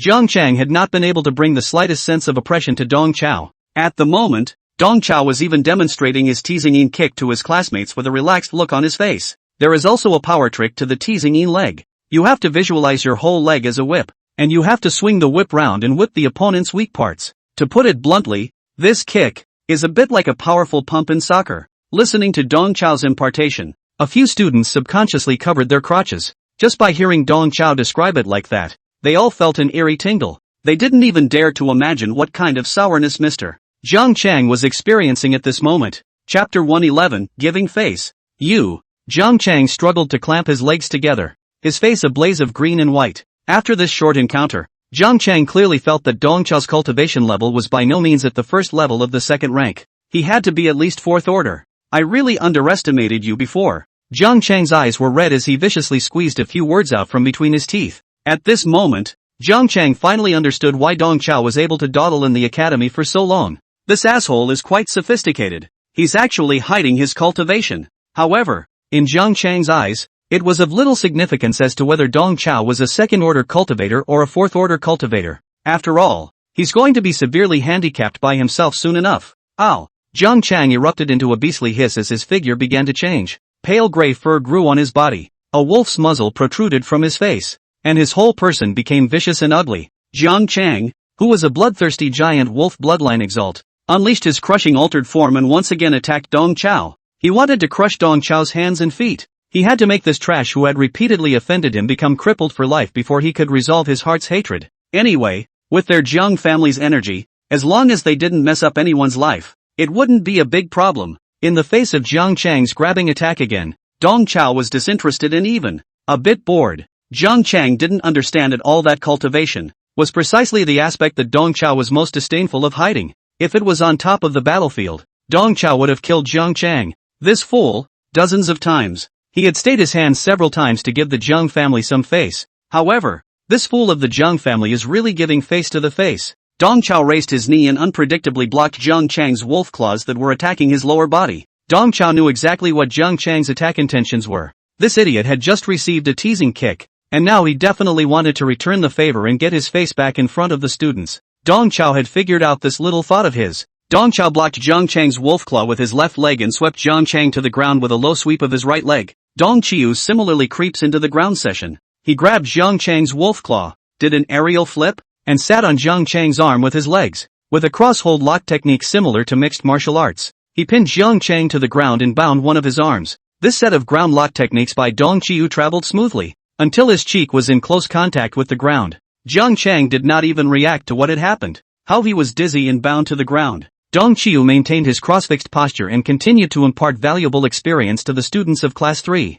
You must remember that battle power is not exactly equal to cultivation. There are those whose cultivation is higher than their battle power, and who have a false reputation. There are those whose battle power is higher than their cultivation and can fight across ranks. Of course, there's also a category of people who have both battle power and cultivation pulling their crotches. When Dong Chao said these last words, he spared a glance at Jiang Chang underneath him. Although he didn't put it too bluntly, the meaning he wanted to convey was self-evident. The third class was wide-eyed. They really couldn't understand how Mr. Dong Chao, the school's well-known jerk, had subdued their mentor Jiang Chang with a playful gesture. This misplaced scene is like the sloths of Green Meadows, easily abusing the fallen Haim Yang of the ghostly blade of extinction. The genus is baffling. Under the dumbfounded gaze of the crowd, Dong Chao put on a cloudy demeanor and continued to irritate Jiang Chang. Little Jiang, we agreed to stop at this point. Can we stop now? Jiang Chang, who was held down on the ground, was completely red-warm. The uncomprehending and amazed stares of his classmates were the final straw that broke his sanity.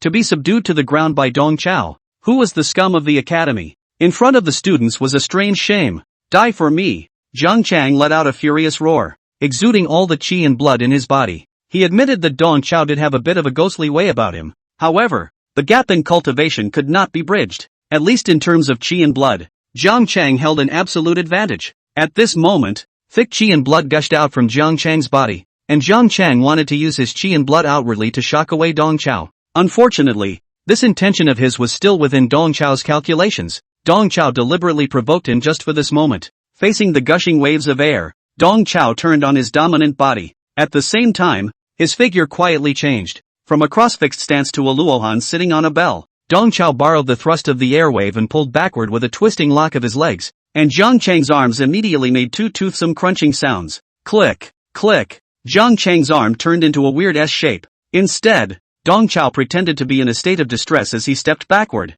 and even, theatrically, did a tumble, going up. He seemed to have been charged by Jiang Chang's outwardly released qi and blood. In fact, Dong Qiu played a dirty trick and strangled Jiang Chang's arm. Aha! The sudden and heavy blow caused Jiang Chang to roll and let out a gurgling scream. The students, who were already in a state of confusion, were even more dumbfounded when they saw the scene. In the eyes of the students, their mentor Jiang Chang had already been subdued and still refused to admit defeat, wanting to use his qi and blood to externalize and resist. As a result, with his joints restrained, Mr. Chang botched it and broke his arm. "Don't just stand there. Hurry up and take your teacher to the hospital," Dong Chao kindly reminded. 20 minutes later, on campus hospitals, Dong Chao and Jiang Chang were lying on 2 beds in the same ward. Jiang Chang's entire arm was bandaged, looking as if he was cosplaying a mummy. Dong Chao also had a band-aid wrapped around his index finger. Both of them were badly injured. Professor Rin from the Department of Battlefield First Aid personally cast a healing spell on them. The 2 men's injuries were stabilized though. After the treatment was completed, Dong Qiu lay on the hospital bed and raised his band-aided index finger to thank Prof. Run. "Professor, you saved me just in time. If you had come a little later, my wound would have healed itself." There was a moment of speechlessness from any teacher. This guy's index finger just grazed a bit of greasy skin, and he's clamoring for salvation too. I can't believe it. Compared to that, the one on the other hospital bed is the one who really needs to be saved. That unlucky person's arm bones were broken into several pieces. Even if he was cured, I'm afraid he would still be left with hidden diseases. Professor Ren gave Jiang Chang a pitying look before he pushed the door to leave. As soon as Professor Ren left, Dong Chao did a Harrier flip and got up out of bed. He moved a stool and sat across from Jiang Chang. "Xiao Jiang, why are you so bitter? Didn't we agree to stop there?" Dong Chao had a bitter look on his face. As he spoke, he reached into his arms, facing Dong Chao again. Jiang Chang was afraid and angry in his heart. The fear had outweighed the anger. At the moment, Jiang Chang's entire body was bound to the hospital bed, with a painkiller spray stuffed in his mouth. Facing the unsuspecting Dong Chao, the only thing Jiang Chang could do was to let out a whimpering whimper, while curling his body backward as much as possible. Dong Chao shook his hand and pulled out a stack of manuscript paper from his bosom. "After the martial arts demonstration class, brother will give you another composition class. Brother will give you a good standardization of the writing format of a report letter." Looking at the pile of manuscript paper that Dong Chao shook open, Jiang Chang felt that his head had been swung by a troll. How did his letter of report, which had dropped like a stone, get into the hands of Dong Chao? Chapter 112. If you keep fighting, you're going to go over the Medicare reimbursement limit. Reporting letters should be brief and concise. At the beginning of the letter, the name of the receiving unit should be written directly to avoid the departments from passing the buck to each other. The body of the text should describe the report in detail, preferably accompanied by evidence. End the letter with a personal opinion and specific request. Dong Chao shook the letter in his hand. "Look at that. You're not writing this letter in a standardized way, so you've been beaten back by the Ministry of Martial Arts Education to rewrite it, right? When you've recovered from your injuries, I'll teach you by hand how to write a whistleblower letter." Dong Chao emphasized the word hand in hand. Jiang Chang shivered into a ball. In Jiang Chang's eyes, the asshole in front of him, who smiled at everyone he met, was at the moment like a devil who ate people without spitting bones. At this moment, Dong Chao was still smiling, but his smile caused Jiang Chang to be chilled.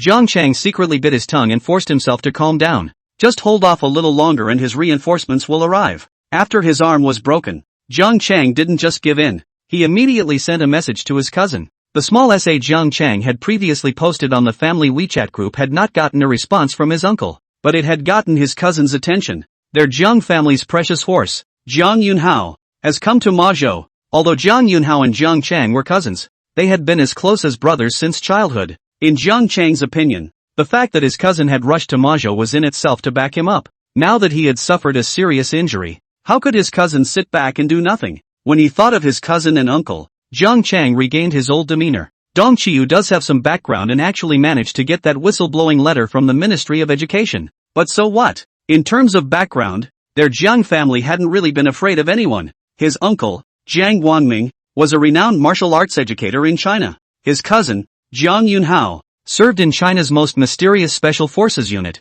the Great Wall of Flesh and Blood unit. You want to compare your background with the Jiang family? Are you out of your mind? Right now Jiang Chang only had one thought, and that was that he hoped Dong Chao's background was deep enough and new enough. Don't let him not know what the Wall of Flesh and Blood is. Jiang Chang was already looking forward to the look of horror on Dong Chao's face when he heard about the Great Wall of Flesh and Blood Special Operations Team. Jiang Guangming rushed into the hospital room with a swift stance that was completely at odds with his physical state. Seeing the visitor, Jiang Chang instantly burst into hot tears. "Dabu, you make a decision for me," Jiang Chang shouted vaguely. He also wondered why his eldest uncle had suddenly appeared, but he had come just in time for the old man.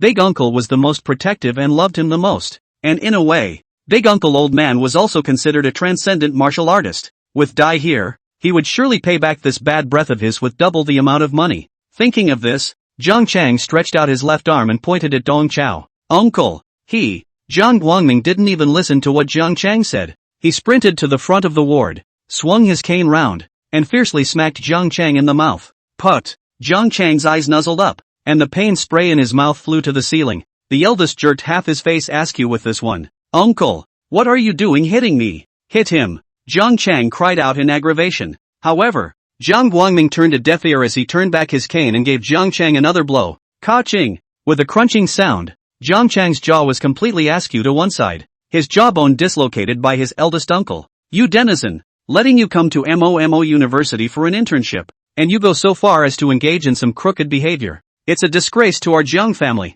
I'll beat you to death today. Zhang Guangming waved his cane and repeatedly whipped Zhang Chang. The muffled sounds of blows and screams were endless. Zhang Chang was dying of injustice in his heart. He didn't know what the eldest was guilty of and what he was beating him for. What's worse, his entire body was bound to the hospital bed and he couldn't dodge at all. Zhang Guangming beat up Zhang Chang while stealing sideways glances at Dong Chao. At this moment, the eldest uncle, who was regarded as a savior by Zhang Chang, kept waving his cane and beating him up, while Dong Qiu, who was regarded as an enemy by Zhang Chang, was stopping the fight. Master, what are you doing? Harmonious society. Have a word. Stop it. Stop it. Dong Qiu tries to grab Zhang Guangming's crutches, but Zhang Guangming beats harder. Where did Zhang Guangming dare to stop? If others don't know, can he not know? Black Sword Dong Qiu looks like a kind face, but in fact his heart is black and his hands are also black. How can a nephew offend him and still end up in a good place? Zhang Guangming is also an old man savvy. He came to a face-to-face training son,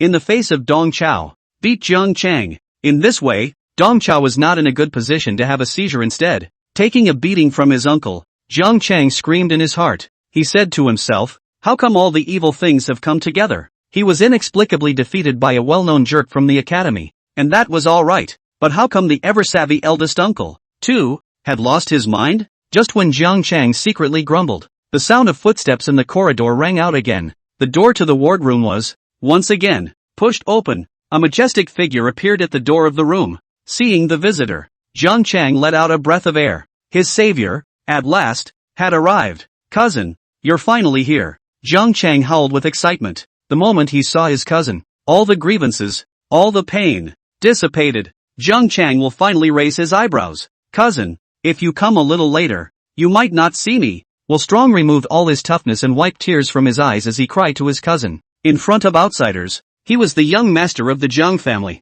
a rising star in the martial arts education world, but in front of his cousin, he would always be the favored brother. Thank goodness he finally waited for his cousin. For this brotherly love from Zhang Chang, cousin Zhang Yunhao responded with a nest-flying kick. Zhang Chang was kicked flying to the window, even with his bed, and his father Zhang Guangming played the same calculations. Zhang Yunhao this kick looked intimidating. In fact, also left the force. But even so, this flying kick almost caused Zhang Chang to go into cardiac arrest. Yet the blow to Zhang Chang's mind was more than a physical injury. Zhang Chang stared at his eyes, feeling that he was worse than a sinus in June. Cousin, why are you so confused? Hit him. Zhang Chang stretched out his left arm and pointed at Dong Chao. However, before he could straighten his arm, he was grabbed by his cousin Zhang Yunhao. Zhang Yunhao grabbed Zhang Chang's wrist and crunched it, pulling and dislocating his left arm. Immediately after that, Zhang Yunhao landed another nesting kick. You were told to fight with your co-workers, and you were told to make the head of the family angry. My father's health is like this,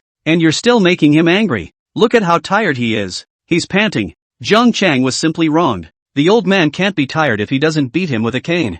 I took a beating from the old man, and it's still my fault? Cousin's gotten weird too. Facing the father-son double play of Zhang Yunhao and Zhang Guangming, Zhang Chang felt that his thinking and perception all collapsed. The disheartened Zhang Chang even stopped blocking. He laid flat and let his cousin and eldest uncle play. There's no better way to die than to get out of it. In the ward, only Dong Chao was still tirelessly persuading the fight. You guys need to stop now. If you keep fighting, you're going to exceed the Medicare reimbursement limit. Zhang Yunhao caught Dong Chao's hint, stopped, but didn't let stop. He stiffened and gave his brother another whiplash. Chapter 113. As long as the students can grow up, fame and fortune, whatever, are just floating clouds. Alright, Let's fight against domestic violence and build a harmonious society. You're breaking the law. Dong Chao stopped the Jiang family with difficulty. Jiang Guangming put on a tone of hatred and rebuked Jiang Chang. Ungrateful son, degrading the lintel of the family. Effective immediately, you are punished to visit the Jiang family's ancestral grave. You may not leave the Jiang family cemetery without my order. Jiang Guangming appeared to be punishing his nephew, but in reality, he was preserving his nephew. Chang, don't be angry. It's not a big deal. Dong Chao shamelessly pretended to be a good guy. Jiang Chang, who was already spread out into a meat pie on the bed, suddenly realized a problem. Jerk Dong Chiu seems to be familiar with his eldest uncle. That Lao Jiang call just now was very intimate, coupled with the abnormal behavior of his eldest uncle and cousin. In this instant, Jiang Chang was a bit taken back. You. Jiang Chang was shaking non-stop. His crooked mouth took half a day's effort, only spitting out two ambiguous U words. It was only at this moment that Jiang Chang finally realized that this jerk he had been trying to pin down and target was actually a piece of steel plate. It's hard on the hands and it's hard on the teeth. Dong Chao kindly leaned down and shoved the painkiller spray back into Jiang Chang's mouth intimately. Little Jiang, feel free to recuperate from your injuries. When there is a chance, I'll visit you at Jiang's house and we'll spar again. Jiang Chang's pupils went into a giant tremor. Right now, he really didn't want to look at this smiling devil again. However, in the face of Dong Chao's friendly gaze, Jiang Chang did not dare to take the liberty of averting his own gaze. Dong Chao kindly helped Jiang Chang cover the quilt, as if covering a dead body with a white sheet. Under the quilt, Jiang Chang trembled slightly, not daring to breathe. The wounded need to rest. Let's not disturb Xiao Jiang. Go and stay in the corridor. Dong Chao signaled Jiang's father and son to talk in the corridor. The three of them came to the bench in the corridor, and Jiang Guangming mumbled his words. Colonel Dong, Jiang Chang is the youngest of our Jiang family, and has been pampered since childhood. Dong Chao waved his hand, signaling for the matter to be turned over. I understand. Young people can't help but be overbearing. It's okay to beat them up. By the way, Chang, what are you doing at school? Here's what happened. Jiang Guangming glanced at Chen Dengxing, who was waiting in the distance, and told Dong Chao the whole story. Hearing that Jiang Guangming was attracted to the ink item, Dong Chao's eyes twinkled and moved. When Jiang Guangming finished his narration, Dong Chao made a show of slapping his thigh. Hey, old Jiang, you said this is a big deal. That puppeteer, Mo Xiang, is my student. I already guessed. Jiang Guangming said resentfully. Jiang Guangming knows too well what Dong Chao's character is. This guy belongs to the brave. Just eat without pulling. Since it was Dong Chao's student, there was definitely no chance for him to get his hands on it. This trip to Mazhou, the students did not receive. The nephew was beaten again. Jiang Guangming is incomparably bad. Seeing that Jiang Guangming was in a low mood, Dong Chao raised his pitch and began his performance. Lao Jiang, you say this is a coincidence. About the teaching problem of Mo Xiang, I was about to call you to ask for advice, but I didn't expect that you came to the door yourself. Jiang Guangming raised his eyebrows, a bit unsure. Dong Chao didn't move and sprinkled the bait. That kid, Mo Xiang, is the least talented student in my class. I'm worried about his martial arts cultivation. This kind of foolish child is too difficult to teach. Jiang Guangming's entire body was stunned. He's like, you've got this Versailles thing going on, don't you? A super genius with obvious SS-level talent. And you're calling him obtuse? Dong Chao is not showing off. He is secretly casting a net to catch this big fish in front of him. Dong Chao continued to say in a broken voice. It's also my fault. I'm too used to living a life of ease to live a life of hardship. These days after school started, I've been teaching those two SSS rank students in my class. To have a slightly less talented SS rank coming out of the cold, I'm still a bit out of sorts. Jiang Guangming felt his heart stop beating. SSS students? Two of them? He said in his heart that Dong Chao had stabbed the nest of heavenly pride. At this moment, Jiang Guangming profoundly realized what it meant that people were not connected to each other's sorrows and joys. He's been farming diligently in the education port all his life and hasn't even recruited a single SS student. Dong Chao is recuperating on campus and has casually recruited a bunch of heavenly pride. He's still smug about it. Jiang Guangming's eyes lit up with the fire of burning desire as he asked urgently. So, you want to give that slightly less talented Mo Xiang to me? To be coached by me? That's impossible. Dong Chiu simply rebuffed. He said to himself that Lao Jiang is ugly, but his thoughts are quite beautiful. What do you want to eat? Seeing Jiang Guangming's mood instantly fall back, Dong Chao continued to pull him in a tone of voice. Chang, I have to criticize you for this. Aren't we all trying to cultivate talent for the country? As long as the children are successful, does it matter whose students they are? As an outstanding martial arts educator, and as the teacher of countless martial artists, you shouldn't have a gateway view, right? No. Being framed by Dong Chao with his words, Jiang Guangming could only shake his head against his will. That's right. As long as our juniors can become successful, we, as teachers, will be honored. Fame and fortune, they are all just floating clouds. Dong Qiu put on a noble face that was not interested in fame and fortune. Knowing that Dong Chao was putting up lights, Jiang Guangming had to cater to it. That's right. That's right. Dong Chao grabbed Jiang Guangming's shoulder. That's why. Those heavenly prides in my class need your help. Elder Jiang. Although you can't be their mentor, you can still water and fertilize their flowers and help them grow as a devotee. Sooner or later, there will be a day when those few students of mine will surely be famous throughout the world. At that time, the world will know that behind those few heavenly prides, there is also a part of you. Elder Jiang. This is the greatest praise for us educators, isn't it? Dong Chao secretly changed old Jiang to Jian Lao to lure the old man to take the bait. Jiang Guangming's eyes became wild once again. Dong Chao's words completely spoke to the knot in his heart. All along,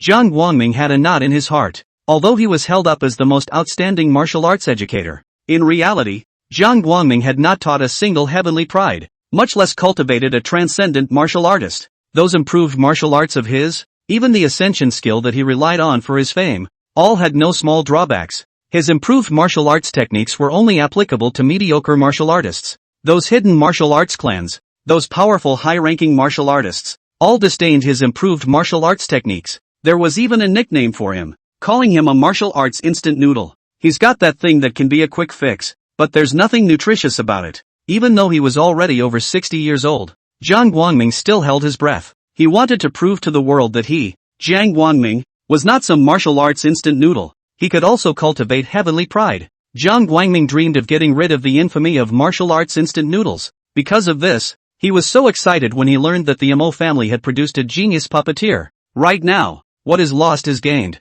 Although he had not been able to take Mo Xiang as a student, an even greater opportunity for good seemed to be in front of him. Chapter 114, Giving a Sweet Date with a Slap. And the sweetness of the date was still controlled just right. Without hardly any consideration, Jiang Guangming clutched Dong Chao's wrist. What you said is all true. There are 2 SSS class Tianjiu in your class, plus this SS class Tianjiu of Mo Xiang, Dong Chao added in a breezy manner. There's actually another SS-ranked rule system alien energy heavenly pride that was begging to die and insisted on joining my martial arts class. That kid is a bit sick, so I'll let him get better before he comes back. Hiss. Jiang Guangming was like an old bellows and drew in a hard breath. He was pounding his chest and pinching, afraid he was having a heart attack. There's still ing rule-based heavenly pride? Jiang Guangming tightly grasped Dong Chao's hand and almost burst into old tears. Colonel Dong, if there's anything I can do to help, just say so.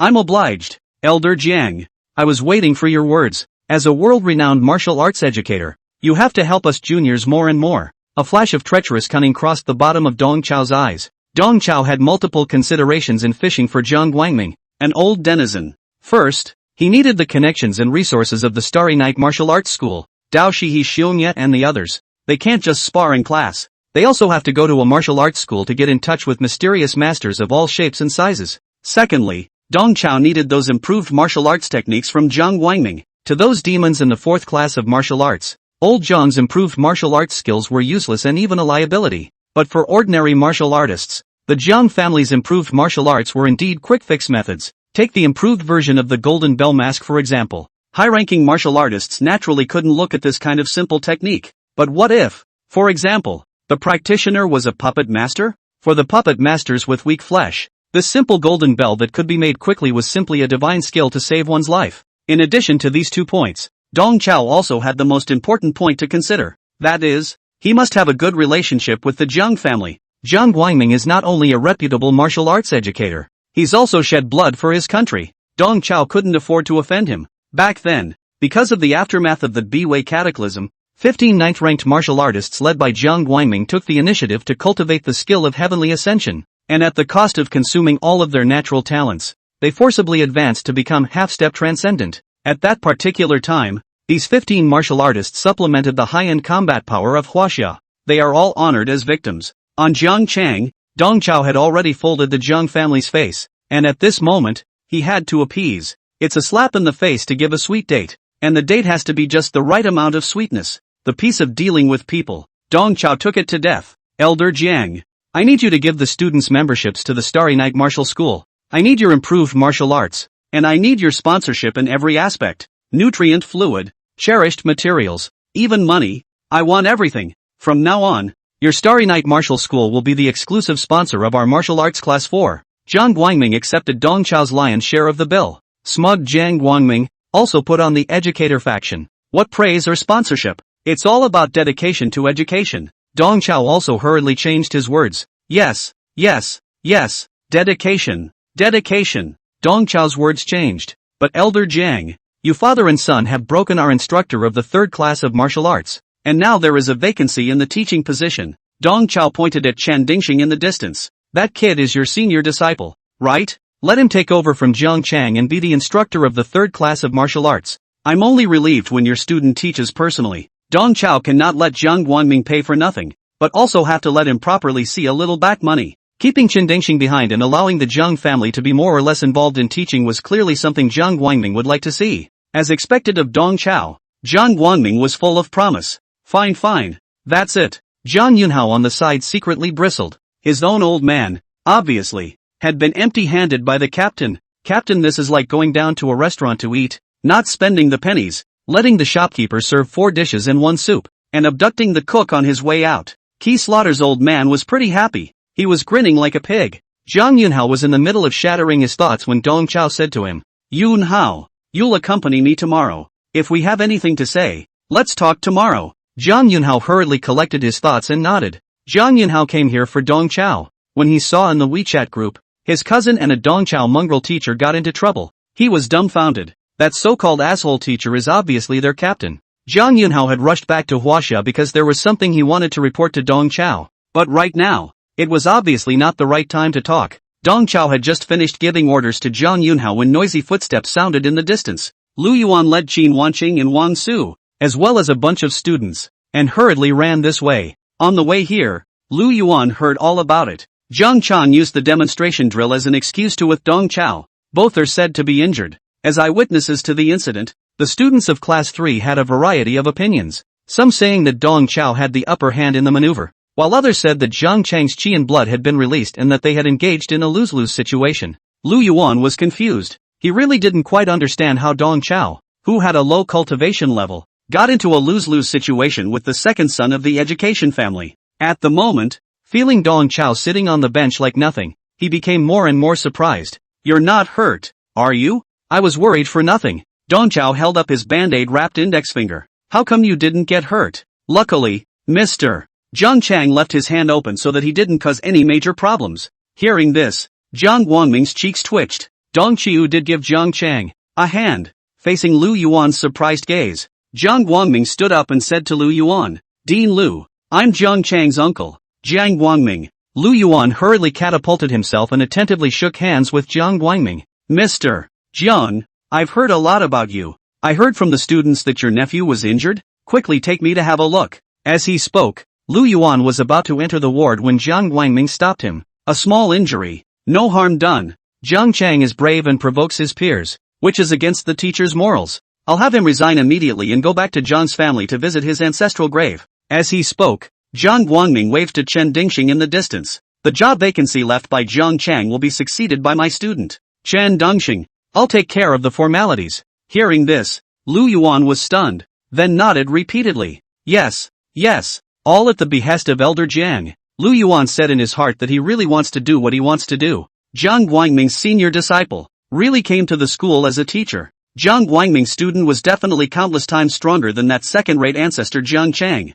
After Jiang Chang exposed the arrogant face of the son of a worldly family, Lu Yuan realized that the guy didn't deserve to be a teacher. However, that second son of a was arrogant, but he was really a man of his word. There's him without Tung Chiu, and there's Tung Chiu without him. He's really true to his word. It just did the exact opposite of what Lu Yuan expected. The faculty was upgraded again, and Lu Yuan joyfully extended his hand to Chen Dingxing. Then I'll welcome you first, Mr. Chen. Mr. Chen. In the crowd, Dao Shi, Hixionya and Mo Xiang were in a daze. Good news. Little Chen from Starry Night Martial Arts did listen and he actually found a class to attend. Bad news. The class he's looking for is a tutor from the Martial Arts Academy. What? The three practiced the foreign language mentally. Chapter 115, is that how to explain mutual victory and defeat? Chen Dingxing was also a bit confused as to how he had, inexplicably, become a martial arts instructor. but he has always been obedient to his teacher's arrangements. Chen Dengxing stiffly shook Lu Yuan's hand.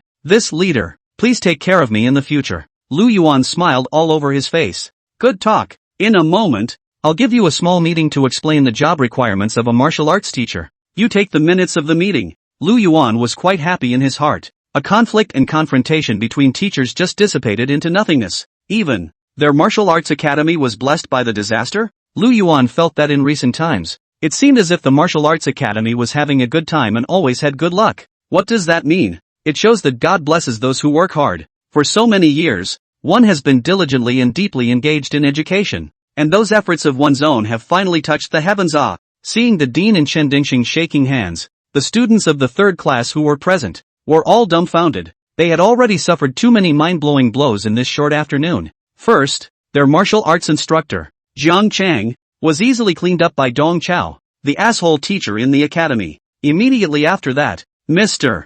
Jiang Chang, who has a deep background, just dusted himself off. The students are just young. They're not stupid. They all vaguely realized that something wasn't quite right. And as the person involved, teacher Dong Chao, who was currently sitting with the Jiang family head, was especially out of place. Sensing the surprised gazes cast by his classmates, Dong Chao waved his hand, signaling everyone to disperse. All disperse. There's nothing to see. Qin Wanqing also said helpfully. Gathering is strictly forbidden in the hospital grounds. Everyone go out first. Qin Wanqing dispersed her classmates while covertly glancing at Dong Chao. Getting Jiang Chang out of the way and having Jiang Guangming student as the new tutor for class 3 was clearly Dong Chao's handiwork. Dong Chao's operations over this period of time, Qin Wanqing had seen it all in her eyes. He integrated the martial arts academy and the puppet academy without saying a word. Now, Dong Qiu has weeded out another element of disharmony in the faculty. This true god of the martial arts academy was starting to power up. Under Qin Wanqing's leadership, the irrelevant students all exited the corridor. Lu Yuan and Jiang Guangming exchanged a few words of politeness and also got up and left to prepare training materials for Chen Dengxing. The hospital corridors were instantly chilled. It was only at this time that Dao Shi, He Xiongya and Mo Xiang, and the three of them, finally came up to Dong Chao. Teacher, are you okay? The three were just about to inquire about Dong Chao's injuries when a bunch of people came densely in the distance again. I saw Auntie Wang and Lao Zhong from the cafeteria, Lao Tan from the infirmary, Lao Ding and Xiao Li from the security team, and Auntie Zhao, the cleaning lady. These employees from various departments came in a swarm, blocking the hospital corridor, which had just cooled down. Again, some of them carried fruit baskets of milk, others carried gift boxes of healthcare products, and hurriedly came closer. Mr. Dong, I heard you were injured. Dong Qiu obviously has nothing to do, but in the face of the crowd's concern, he pretended to cough lightly twice. Internal injuries, a few internal injuries, nothing to worry about. Mr. Dong, why are you so careless? The other guy is bullying you, right? Mr. Dong, tell me who he is. In the future, when he comes to the cafeteria to get his food, you'll see if my hand shakes and I'm done. He comes to my store to buy fruit, and I pick out the uncooked ones to sell him. I'll add Monteliacast to his milk tea and plug him up and down. The older men and women are trying to help Dong Chao out. Misunderstanding? It's all a misunderstanding. It's all right already. Dong Chao roundly stabilized all these school workers. He was polite with these uncles and aunts for quite a while, and finally sent them all away on the grounds that the hospital was an important place and no noise was allowed. The hallway finally chilled out again. Dao Shi and the others looked at the state of the teachers ushering in. They completely put down their hearts. The teacher is no big deal. Teacher, Jiang Chang is deliberately bullying you, right? Don't worry. I'll go clean him up and take it out on you. Mo Xiang whispered to Dong Chao. Mo Xiang had long been looking at Jiang Chang in a bad light. Mo Xiang had long noticed that old kid, Jiang Chang, would always use a strange look to peek at him and He Xiongya. There were several times when Inkblock wanted to give the old boy an electric shock. This time, Jiang Chang had messed with their teacher again, and Mo Xiang had to mess with that old boy a bit. Dong Chao reached out his hand and stopped Mo Xiang. You guys, can you have some faith in the teacher? Who says teacher is being bullied? Jiang Chang and I. That was a mutual victory. Even though I was injured, he didn't take any advantage. Let's just forget about it. How can that be? Inkbrand was still trying to be melodramatic when the door to the room behind them was pushed open. Jiang Guangming and Jiang Yunhao pushed Jiang Chang's hospital bed and walked past a few people. Looking at Jiang Chang, who was in perfect condition on the hospital bed, the three Dao Shi people winced in unison. The three of them looked at the band-aid on Dong Chao's index finger, and then at Jiang Chang, who was spread out into a meatloaf on the hospital bed. and great doubts flashed up in their tiny minds. What the hell is this called a mutual victory? You call that not taking advantage? Who's bullying who here? Mo Xiang then realized that the teacher was right. This matter, so forget it, because if he fights again, Jiang Chang will be turned into dumpling filling. Mr. Dong, you guys will go back first. In the future, contact often. Finally being able to see the several heavenly prides with his own eyes, Jiang Guangming deliberately stopped his steps. He was ostensibly talking to Dong Chao, but in reality, he was using this opportunity to take a good look at the several heavenly prides. On the other hand, Dao Shi and Hixionia detected a hint of something wrong in Jiang Guangming's words. Jiang Chang had been beaten to that state, and Jiang Guangming was still polite and not at all angry? All three of them were weighing things up in their hearts, but none of them showed it. Dawai's approval rating +3. Ho Yuya's approval rating +4. Ink Item's approval rating +3. All three of them silently dedicated their recognition to Dong Chao. In fact, after this period of time, the three basically realized that Dong Chao wasn't that useless. Mr. Dong is very abstract and jumpy, but there is something real about him. In fact, as early as after experiencing the perilous situation in the secret realm of the mining pit, the three of them had begun to have doubts about Dong Chao's strength. Therefore, when they learned that Dong Chao and Jiang Chang, who was at the 6th level of cultivation, fought a mutual victory, the three of them did not have too many waves in their hearts. That is, until they realized that Dong Qiu had redefined the idiom of mutual victory. And at this moment, Jiang Guangming's smooth attitude was even more unexpected to the three of them. This Jiang family head was obviously pacified by Teacher Dong. Mr. Dong can cause trouble and calm things down at the same time. Playing the genus is really high. There is no doubt that in Mr. Dong, there are some secrets. But for these three heavenly prides of theirs, who didn't have secrets? Dong Chao was happily reaping the recognition of his three beloved disciples when a system prompt suddenly came to his ears. Congratulations to the host. Dao Shi's recognition level has reached 51 points. Now extracting Dao Shi's second trait for the host. The host extracted the trait, Dragon's Might. Chapter 116, Empty Gloves. Dragon Wick. This move was an ability unique to the Dragon Beast bloodline of the Xianyuan family. Dong Chao had once seen Dao Shi perform it in that academy examination with special rules. Dao Shi had used this move to distract Hixionya's mind and eventually turned defeat into victory. It was just that Dao Shi's use of dragon power was slightly primitive, a move that should still have vast room for development. Dong Chao didn't move and put away his new ability. Right at this moment, Hixionya looked at the gift boxes on the ground and opened his mouth to ask, "Teacher, you really do have business with these grandparents, don't you? They're quite good enough."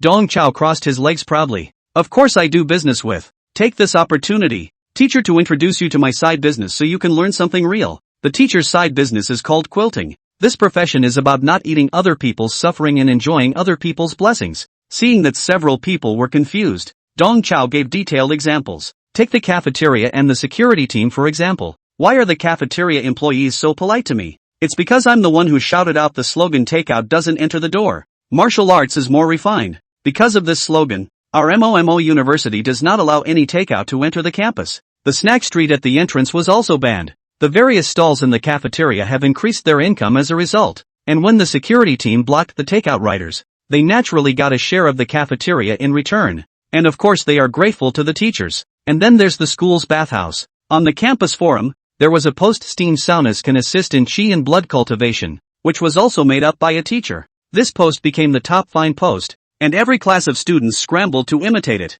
Based on the sauna business alone, the school's bathhouses were making a fortune. Isn't it right that they should give the teacher a small share of the profits? And the school's fruit store. You all noticed the Martial Arts Original Health Association certified labels on those fruits, right? Just because of that label, the students are clamoring to buy the fruits in the store as if they were elixirs. But in fact, the president of that so-called Budo Original Health Association is me. The labels were all drawn by Old Ding, the security guard, whom I asked to draw them. In the patchwork piece, the teacher plays one man to several empty gloves. The three students were blown away. They truly felt that Mr. Dong really would not treat ordinary people differently, because he treats everyone equally. As leaks, Michihiro's approval rating +5, Ho Yuya's approval rating +4, Ink Item's approval rating +2. Although all three offered recognition for Dong Chao, each had very different ideas. Dao Shi's eyes were red. He was too interested in Mr. Dong's stitching technique. If I could learn this from my teacher,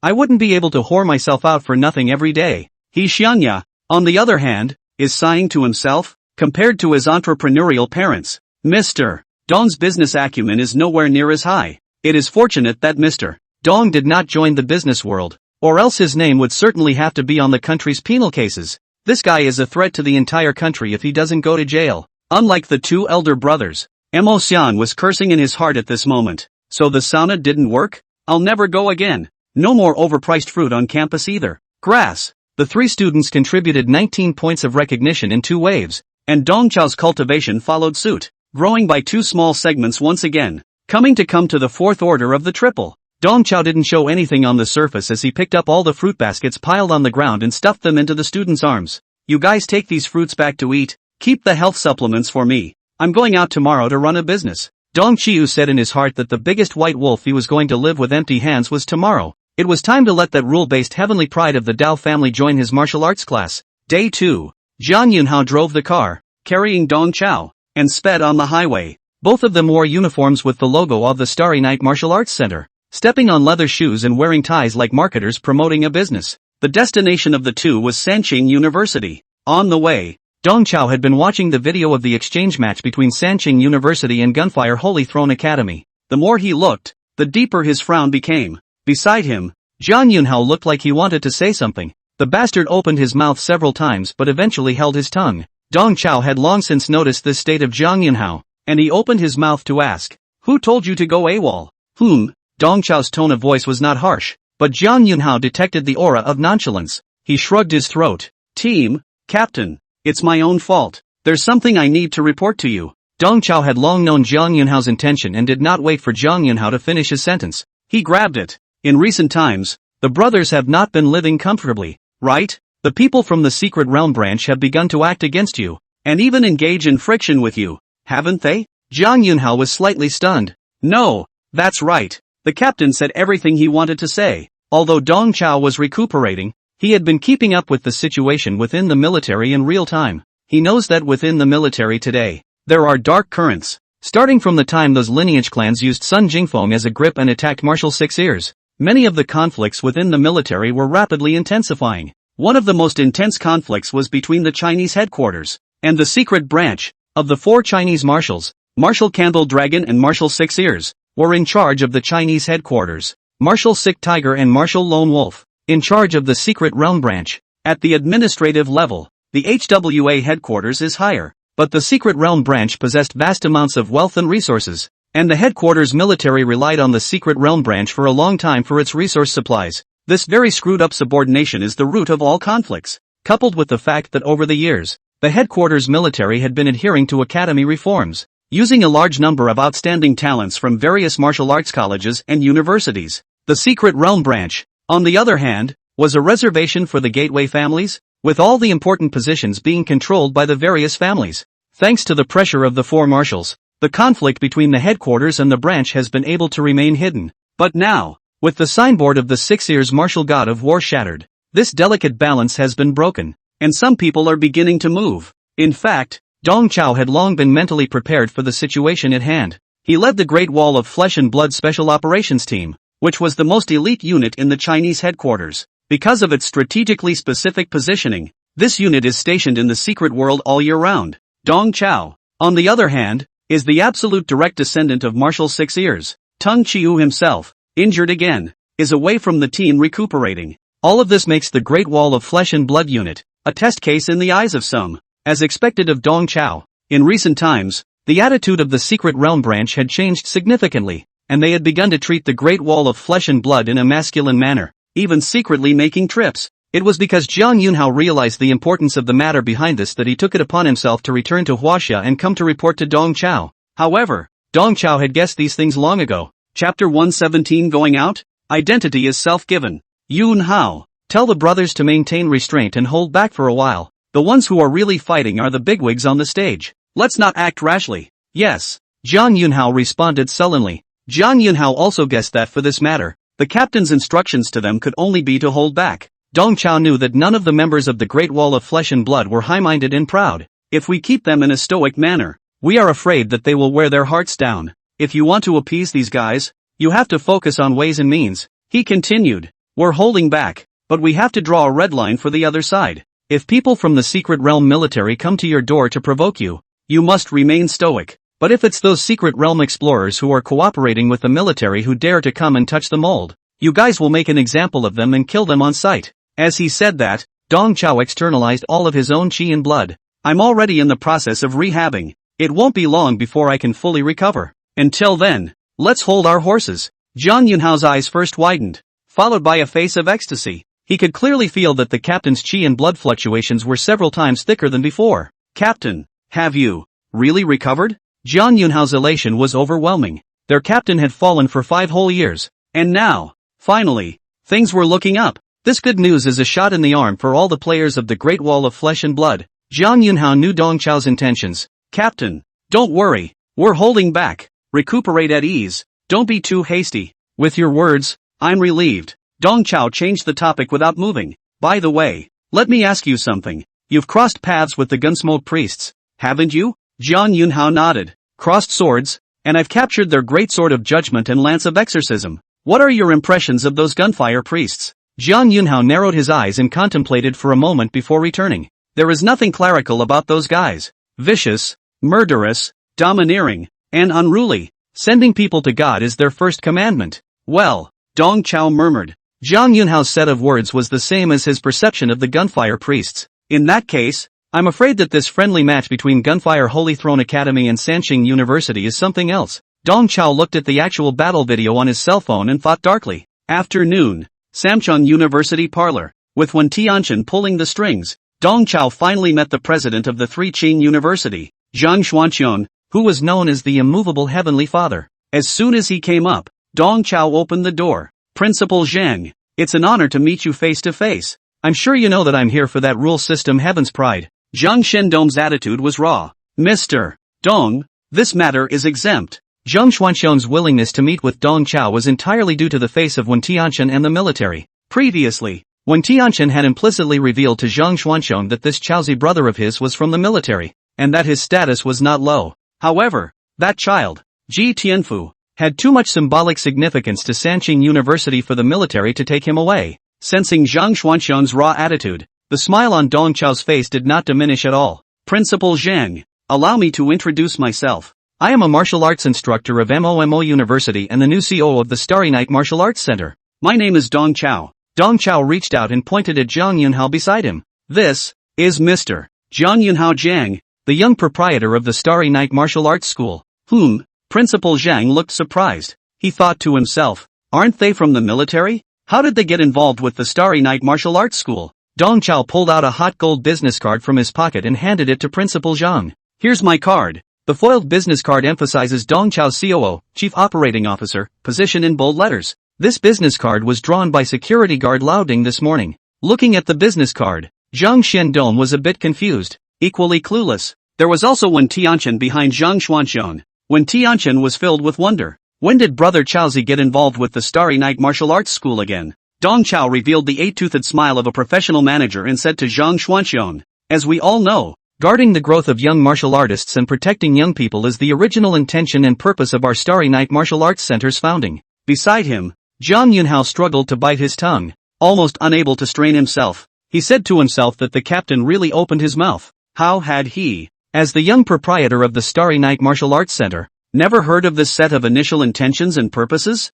Zhang Shendong had already been dazed by the winding ride. So, Mr. Dong, the purpose of your visit today is, didn't I just say that it's for that rule system Heaven's Pride? Exempt. Zhang Xuanqian's face once again turned ugly. Dong Qiu continued to show off his general good eloquence in marketing. Principal Zhang, don't worry, we don't want to take him for ourselves, much less have any intention of converting him. That child, in the future, will still be the reserve force of your Dao family. What we want to do is to let the angels with broken wings soar again, and let the wounded heavenly pride break into a butterfly. This, Zhang Xiandong was flummoxed. In Dong Chao's eyes, although Zhang Xuanqian was a noble transcendent martial artist, he was, after all, more than 60 years old, and it was time for him to reach the age of being fooled by buying healthcare products. This set of managerial discourse was tailor-made for Zhang Xiandong. We can help the three clear universities and cure that heavenly pride. But let me put it in front. It's not free. Although our Starry Night Martial Arts Center is well-funded and experienced in treatments,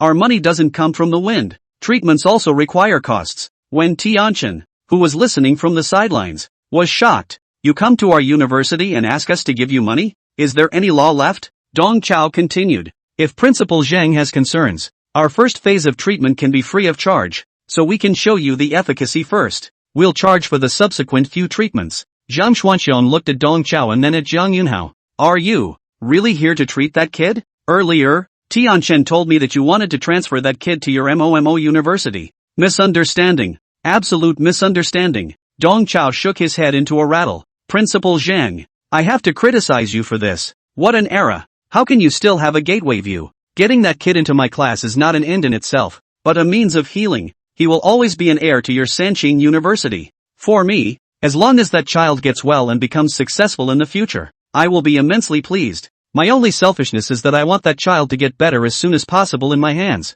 After all, a teacher is a parent. As he said this, Dong Chao's body shone with a divine light. Chapter 118, 3 Lives. Zhang Xiandong was once again in deep thought. He was a bit impressed by Dong Chao. Dong Chao's remarks about being a teacher and a parent only moved Zhang Xuanxiang's heart by 2 points. However, Dong Chao's demonstrated connections and energy moved Zhang Xuanxiang's heart by 7 points. This mysterious figure from the military had even pulled in the Starry Night Martial Arts School as an endorsement. Zhang Xuanxiang knew that if it was the military that took the boy away, he would definitely not be able to get it back. But if it was the Starry Night Martial Hall that took the person away, it would be a completely different story. Zhang Xiandong could bring the person back at any time. What's more, how could Zhang Xuanxiang not have the feelings of a teacher's parent? He wanted that kid to get better more than anyone. He was treating that child as the orthodoxy of the Taoist family, and even as the inheritor of their Taoist mantle. Now that Sanqing University's treatment of that child had reached a dead end, perhaps a new attempt should be made. Thinking of this,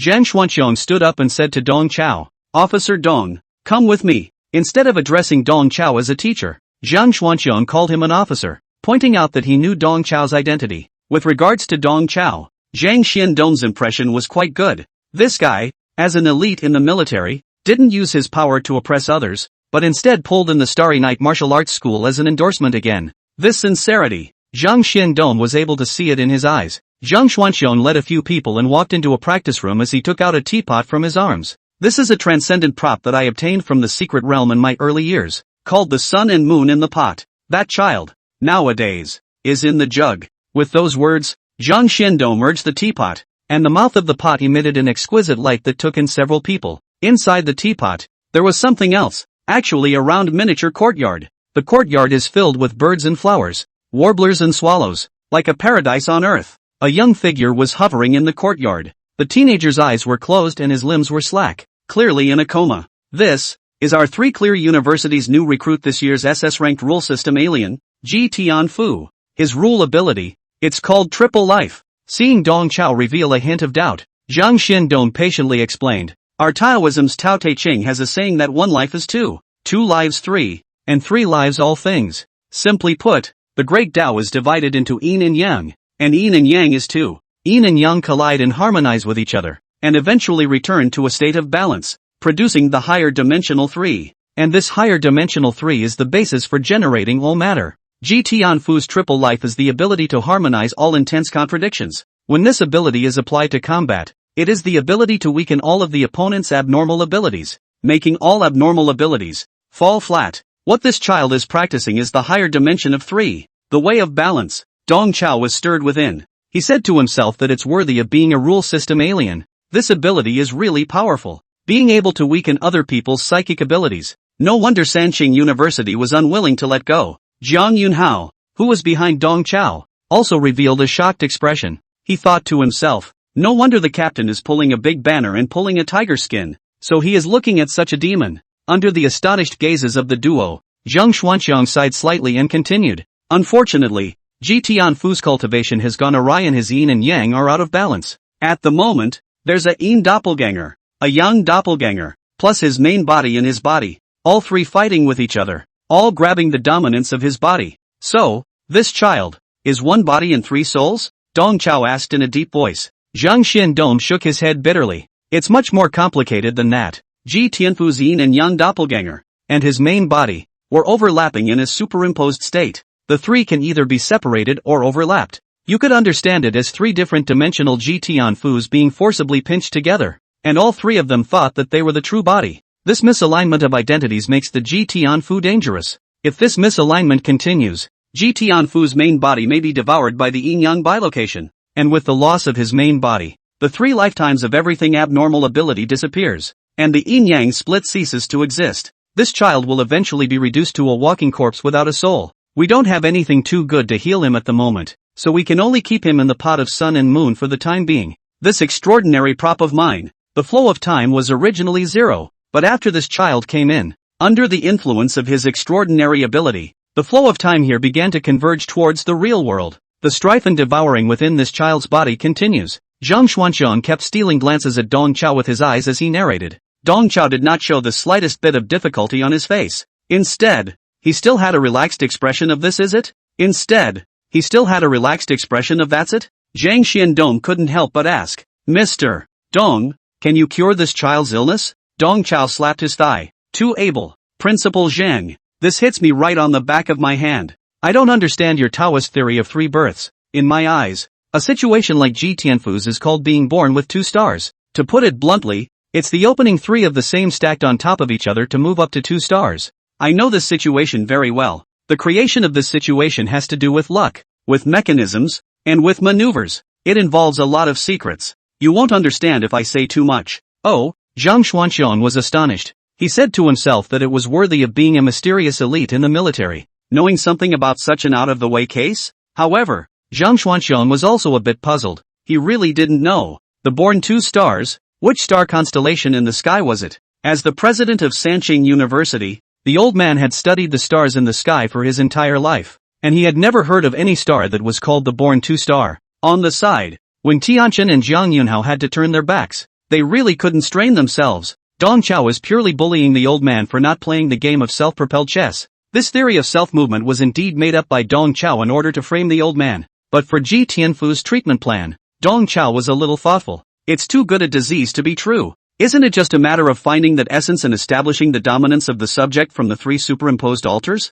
Isn't that a handful? This situation is essentially the same as who is going to be the head of the family. Whoever is the main body goes out and works to earn money to support the other 2 doppelgangers. This disease can be wrenched out in a few days. Dong Chao looked at the unconscious Ji Tianfu and pondered in his heart. Should I say no? This kid is still a working saint. One person can work 3 jobs and still eat only 1 meal. It's a shame that he doesn't enter the factory. It's a shame that he's so talented. Chapter 119, Autumn Pants Over Sweater Pants. There must be a reason. Principal Zhang, leave this child to me. Within 10 days, I will definitely let you see the healing effects. Dong Chao punched his ticket to Zhang Xiandong. Not only that, he gave the old man a piece of his mind. Don't worry, I don't possess heaven's pride. I'm just a carrier of heaven's pride. You can do an exchange student procedure and let this child temporarily exchange to our MOMOMO university. When he gets better, come back anytime. Yes, yes, Zhang Xuanxiang answered with his mouth full. Dong Chao didn't care about any gateway or division.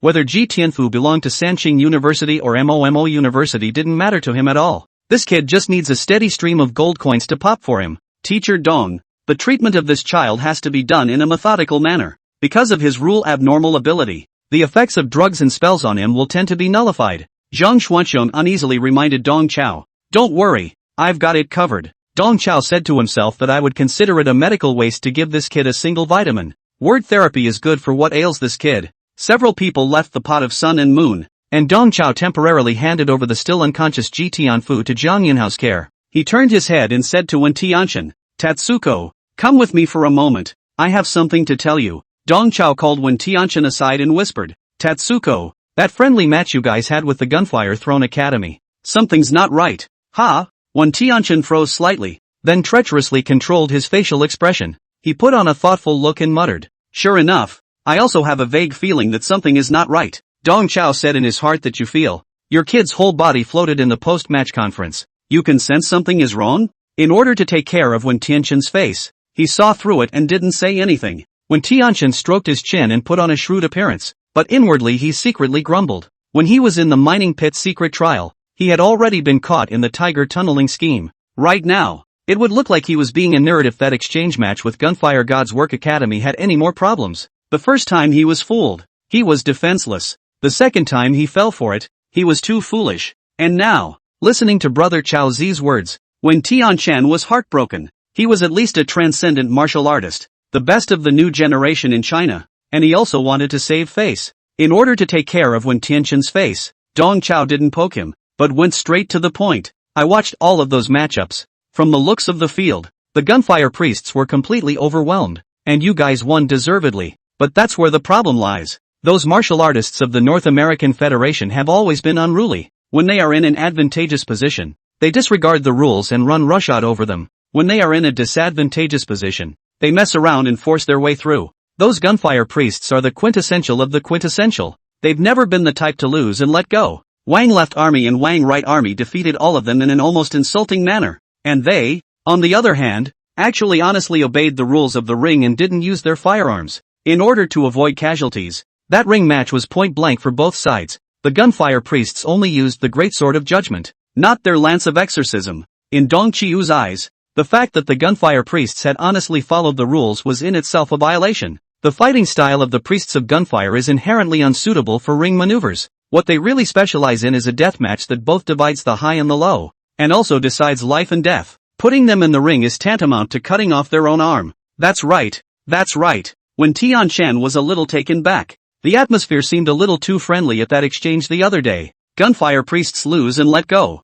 and are even a bit of a gentleman. It's not like those rednecks to do that. Dong Chao continued in a deep voice. There is a saying that there must be a reason for leather pants over wool pants. I have a bold guess that the gunfire priests lost to you guys on purpose. They intend to let Huaxia get more trial slots. I'm afraid there's something odd inside the Rust Capital's secret realm. When Tianqian could no longer care about pretending to be smart, after Brother Chaozi analyzed him like this, he also detected a hint of conspiracy. What are we going to do? Give up on this secret realm trial? Dong Chao pondered for a moment, but eventually shook his head. This is, after all, the most perfect paradise secret. Moreover, there are 200 martial arts students at stake. This is their first bucket of gold for acquiring the resources of the secret realm. The way of the martial artist is meant to be taken out of the fire. To just give up the opportunity to try out 200 people, isn't it a cheap shot at the North American Federation for nothing? But, when Tianqian wanted to say something else, but Dong Chao patted his shoulder and said, I will respond to Minister Sun about this.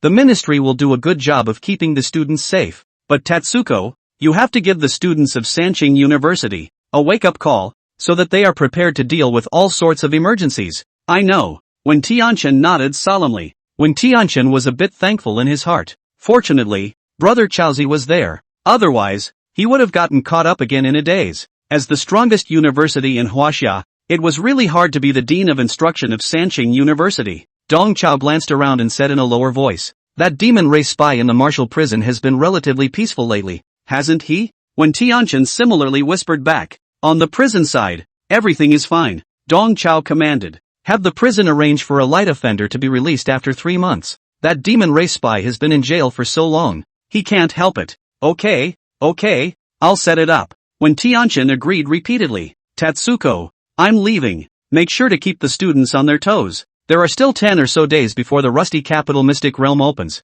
so we must be prepared. After instructing Wen Tianqian, Dong Chao craned his neck towards Jiang Yinhao, signaling to beat a retreat. In order to deal with the unknown crisis in the secret realm of the Rusty Capital, Dong Chao also had to turn up the heat. He fought to burst a batch of gold coins from Ji Tianfu's body. Chapter 120, Juice, You're Awake. Evening. Martial Arts Academy Student Dormitory. Room 604.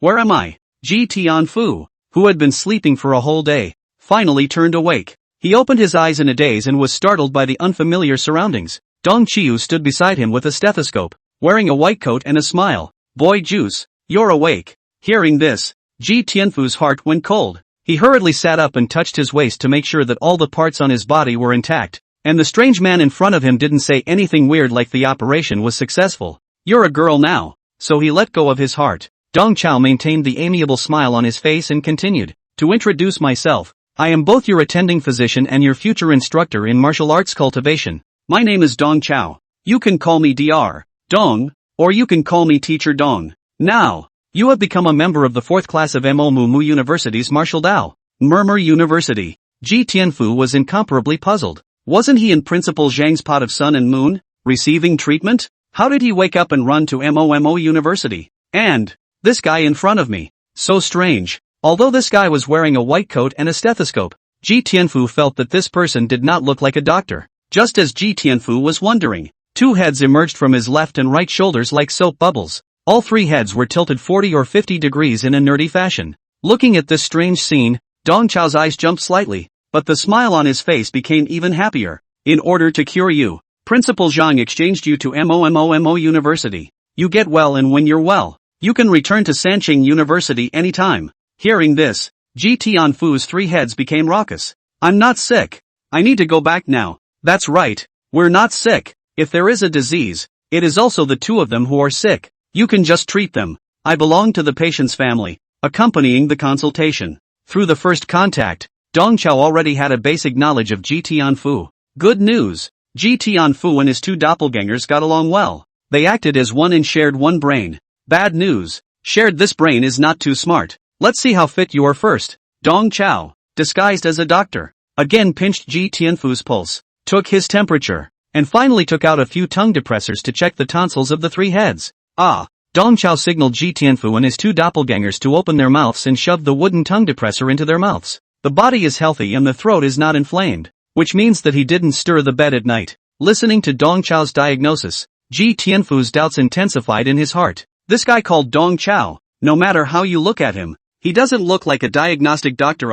It doesn't seem to help to check the tonsils when you have a problem on your own. Moreover, as far as Ji Tianfu remembered, the tongue depressor that doctors used to examine the tonsils was a flat metal piece, and what Dong Chiu used was TM ice cream stick, and it's still cream flavored. A wave of revulsion ran through Ji Tianfu's heart. When he looked at Dong Chao again, he finally realized that something was wrong with Dong Chao. Other doctors wore white coats with lapels, just looked clean and holy, although Dong Chao was also wearing white clothes. However, his set of white clothes was a double-breasted chef's uniform. On the front of the chef's uniform, there is also the logo of Old Bell Marinade. Ji Tianfu felt like his brain was going to explode. If you're pretending to be a doctor, act a little more professional. It's too perfunctory to pass off a chef's uniform as a white coat. Finding that Ji Tianfu had seen through his disguise, Dong Chao simply stopped pretending, and he put the chef's high hat on his head as well, completely transforming into a chef. Ji Tianfu was in a state of disarray. He thought that he might have met a sick person. Boy Juice, I know, they all say you're sick, but really, you're not sick. You're just showing your powers to this mediocre and misguided world. It's not you that's sick, it's the world. Listening to Dong Chao's words, Ji Tianfu's three heads were in different states of mind. That's right. I'm the way I am because the world forced me to be. I will turn the whole world upside down just to set my reflection right. Jia. Don't say that. I'm actually not that healthy. Through this small test, Dong Chao was able to differentiate. In fact, the one that spoke at the end, the head located on Ji Tianfu's right shoulder, was his true form. The one occupying the C position of his body was instead a yin-yang doppelganger. The main thing was that these two bilocations of Ji Tianfu were a bit of a big sickness. According to Principal Zhang Xiandong's explanation, Ji Tianfu's yin and yang doppelgangers were both derived from the invisible Great Tao. The yin and yang doppelganger's spirit was not yet too sound before it forcefully descended into Ji Tianfu's body, causing him to have brain problems. With the current situation, Dong Chao can't solve the root cause of the problem either, but he can solve the person who has the problem. Dong Chao took Ji Tianfu's shoulders and was in a state of fellowship with him. Actually, from a long time ago, I felt that the world is sick. There are problems everywhere. For example, why is it called a nightclub when it's obviously a place to drink? It's called a hotel when it's obviously a place to spend the night. When you cross the street, you are clearly waiting for a green light, but you say you are waiting for a red light. When you're slicing a dead fish, you call it sashimi. Elevator rides are actually standing. Cigarette butts are actually cigarette butts. It is clear that they said they would put out the fire, but in reality they saved people and put out the fire instead. Have they considered the feelings of the fire? With all the money spent on digging tunnels, why is it necessary to weigh down every tunnel with a huge mountain after it is repaired? Isn't this putting the cart before the horse? Listening to Dong Chao's rambling words, Ji Tianfu's yin-yang bilocation marveled greatly. This is really an upside down and wrong world. Ji Tianfu's real body, on the other hand, had a black line on its head. Ji Tianfu was more and more convinced that the guy in front of him was, indeed, his sick friend, and it was much sicker than him. Mr. Dong, don't get excited. As long as we have active treatment, we can definitely return to normal, and all these problems will be figured out. Ji Tianfu comforted Dong Chao in reverse. Ji Tianfu secretly grumbled in his heart. It was always others who comforted him, but this time, he was comforting others. Dong Chao stood up violently as he cupped the two heads of the yin-yang doppelganger with both his hands and said with an exuberant expression, "It doesn't matter if you want to get through these questions or not. You know what the most exciting thing about being a mental patient is? That's pretending we're okay. Let's pretend to fool everyone into thinking we're normal. In reality, we're still secretly sick. Look at me. I'm a teacher in a human society." Dong Chao softly murmured in the ears of both heads. Hearing this, the yin-yang split, which was simple in nature, rounded its eyes. "The patient seniors in front of me are amazing." The two men were heartfelt in their sentiments. Chapter 121 Natural-born bull and horse holy body. It wasn't even difficult for Dong Chao to try to fool a normal person into limping, let alone fooling two fools with less than perfect sanity. He purposely disguised himself as a patient in order to close the psychological distance with the yin-yang doppelganger. Dong Chao's performance as a patient really held the two fools in place. The yin-yang doppelganger took the initiative to seek help from Dong Chao. "Elder, take us with you. We also want to disguise ourselves as normal people." Yeah. We don't want to be patients anymore. We want to be doctors." Since its birth, the yin-yang doppelganger had been confined to a hospital room, forced to undergo all kinds of treatments, and suffered terribly. Right now, they saw that the sick seniors were yet so nourished that they were even turning around and treating others, and the yin-yang split was enviously red-eyed. Seeing that the two men had taken the bait, Dong Chao maintained his sick friend's demeanor and followed his advice. "As fellow travelers, we should help each other. I've heard all about your situation. The current situation is that all three of your minds, all of you, are trying to grab the dominance of the body, causing the brain to overload. In order to disguise yourselves as normal people, you must first determine who will hold the dominant power." As soon as they heard this, the yin and yang branches all grabbed a response. "I'll be the C-suite. I'm the whitest looking. I have to be the main curator. You main cura poop. I'm the one who has to do the talking, because I'm stubborn and I don't listen to anyone else." The yin and yang doppelgangers bickered excitedly, and as the true essence, Ji Tianfu couldn't even interject in front of these two living daddies. Dong Chao stopped the two living treasures who were glaring at each other. "From now on, I'll call you Little Black and White. I didn't expect you two are quite devoted. Dirty work rush to do." Little Black and White looked surprised. "Dirty work? Grabbing it?" Dong Chao nodded his head once as a matter of course. "Know why Hannibal dines with sweet wine? Because it's bitter to be human. Whoever becomes a subject has to suffer. Haven't you heard the saying, the ox plows the field, the horse eats the grain. You get tired, he gets happy. Whoever is the subject is a cow or a horse. Whoever is the doppelganger is here for pure enjoyment. The subject has to find a way to earn money, has to be a social animal, and the diversion is only to be enjoyed." Little Black and White's eyes revealed clear stupidity. They were still really confused by Dong Chao. Seeing this, Dong Chao picked up where he left off. He mysteriously said to the two living treasures, "I'll tell you about a real-life paranormal event. When I was a child, I encountered an evil spirit. The spirit tried to take over my body." Oh, Little Black and White were both like children, and when they heard that there were still paranormal events, both of them perked up their ears. Dong Chao continued in a fervent manner. "The evil spirit tried to attach itself to me, but I was so happy. I negotiated with the evil spirit on the spot that he would go to school, he would go to work, he would pay the mortgage, he would save up for the dowry, he would flip the school district house, and I would just stay home and play games." When the evil spirits heard this, they cursed and left.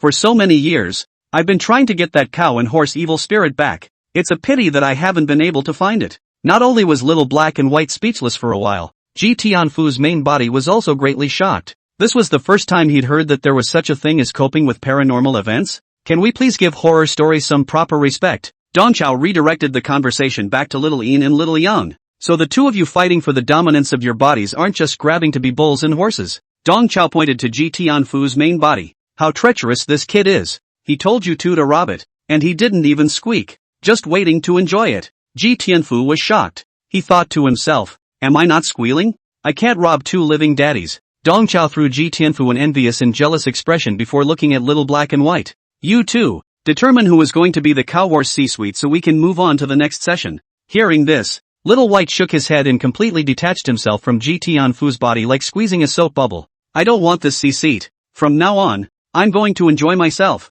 Seeing Xiao Bai detach from his body, Xiao Hei also transformed into a black ghost and floated up. "I'm not a human being either. I was born stubborn, and I won't be a man when I say I won't be a man. No one can persuade me." With both the yin and yang doppelgangers detached from the main body, Ji Tianfu's head returned to its proper position, and his entire being was openly relaxed. This Ji Tianfu looked incredulously at the yin-yang split and then at Dong Chao, his heart both amazed and confused. The yin and yang doppelganger that had tormented him for so long was so easily detached from his body? Ji Tianfu wondered for a moment if he was dreaming. His illness? Just like that? Dong Chao playfully looked at Ji Tianfu. Looks like you're just going to have to be that cow horse. Little black and white catered to the side. He's a bull and a horse. Both of us are pure energy bodies, and he's the only one who's flesh and blood. Dong Chao nodded. So let's move on to the next subject. How to command a bull or a horse. He made a show of glancing at his watch. It's time for dinner, so I'll take Bullhorse to get a serving,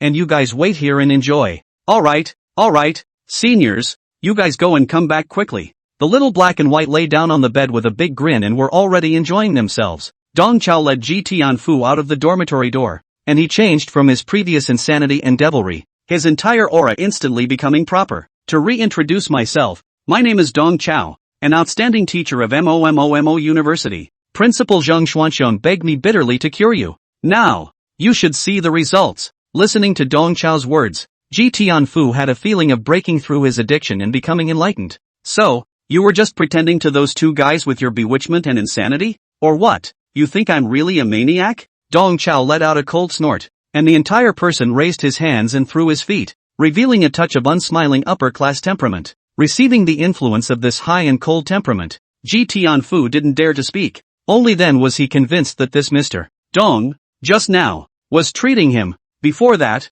Ji Tianfu's body was as crammed into three people, constricted and confused, but at this moment, he felt a long-lost sense of ease and relief. Ji Tianfu didn't even have much hope for his own illness in the first place. Affected by the three living things ability, all the magic treatment and drug treatment on him will tend to be ineffective. The three Qing University to raise the whole school's efforts, tossed for so long, but there is no clue. Ji Tianfu knew that as his condition continued to deteriorate, he would sooner or later lose himself in a daze. He had thought that day would come sooner or later, but now, things seemed to have taken a turn for the worse. The yin and yang doppelganger, of its own accord, detached itself from his body, and it all changed because of Mr. Dong Qiu in front of us. Senior, teacher, thank you. Ji Tianfu excitedly thanked Dong Chao. No need to say thank you. Dong Qiu put on a high-flying demeanor. He needed more than just thanks. Chapter 122 Drawing Traits, 3 Souls. Didn't I say it before? Principal Zhang exchanged you to the Martial Arts Academy. You'll be my student from now on. Dong Qiu began casting a forward swing, preparing for Ji Tianfu to explode the gold coins. As my student, of course I have to pay attention to your physical and mental health. Student Ji Tianfu, welcome to my martial arts class. Teacher promises you that although you are only an exchange student, teacher will never treat you any differently, and will definitely, wholeheartedly, help you grow. Dong Chao extended his hand to Ji Tianfu. He said in his heart that he must have treated you all equally in the matter of popping gold coins. Sensei. Ji Tianfu burst into tears and clasped his hands with Dong Chao. Ji Tianfu thought to himself, how could Mr. Dong treat him differently? He had just saved his life. For this life-saving favor alone, one would be unable to repay it. At this instant, Dong Chao's ears rang with the system's beep. Ji Tianfu's recognition plus 25. Congratulations to the host for successfully recruiting the 4th student. The following is Ji Tianfu's basic information. Name, Ji Tianfu. Age, 18. Profession, Taoist. Talent level, SS. Cultivation, 9th level of the 5th order. Ability, rule system. 3 living things. Recognition of the host, 25. Dong Chao secretly bit the corner of his mouth, and with great difficulty, he managed to maintain his noble behavior as a teacher, not letting the ecstasy in his heart rush up to his face. It had only just been established as a teacher-student relationship, and Ji Tianfu had given him a burst of 25 points of recognition. It was truly a step to heaven. This generous reward was not in vain for pretending to be crazy just now. Congratulations to the host. The recognition level of the Ji Tianfu has exceeded 10 points. Now extracting one of the Ji Tianfu's traits for the host. The host extracted the trait, 3 Soul Substitute. Dong Chao only felt a flash of realization in his mind, instantly knowing what the 3 Soul Substitutes were. The 3 Soul Substitute skill that Dong Chao had extracted belonged to a weakened version of Ji Tianfu. In addition to Dong Qiu's main body, he can summon 2 doubles that have no mind and no fighting ability. Each double, with a survival time of 30 seconds, can defend Dong Qiu from 1 lethal attack during its survival. The ability to summon a substitute is refreshed daily. This ability wasn't as heaven-defying as Ji Tianfu's yin-yang split, but it was still very perverse. With this skill, Dong Chao was almost equal to having 2 more lives. Moreover, the The summon double could also be used as the coordinates for his spatial powers, allowing him to play more tricks with his spatial powers. Dong Chao decided that he would go to the practice room in a while and try out this perverted new skill. In addition to the 3 soul substitute, the 25 points of recognition provided by the Ji Tianfu and 1 Go had also allowed Dong Chao's cultivation to increase by 2 levels once again. Now, he had come to the 5th level of the 4th rank. From the time he obtained the good teacher system to the time he recovered to the 5th level of the 4th rank, it had only been a month. In just 1 month, the cultivation level had recovered by 2.5 steps. The journey may seem easy, but it's not hard at all, without the slightest effort, purely by speculation. With the 3 soul substitute and the more and more refined cultivation, Dong Chao also had a touch more certainty about the unknown crisis of the Rust Capital secret realm. He pressed the harvest and elation, all of it, into his heart and said to Ji Tianfu without moving, "Teacher's crazy look just now was forced upon him. Your 2 yin and yang doppelgangers were transformed by the 2 qi of yin and yang. There is a saying in the Tao collection that pure yang is an immortal and pure yin is a ghost. Those 2 guys, they are not easy to deal with. We can only outwit them." Aha! Ji Tianfu nodded his head obediently. In Ji Tianfu's eyes, Mr.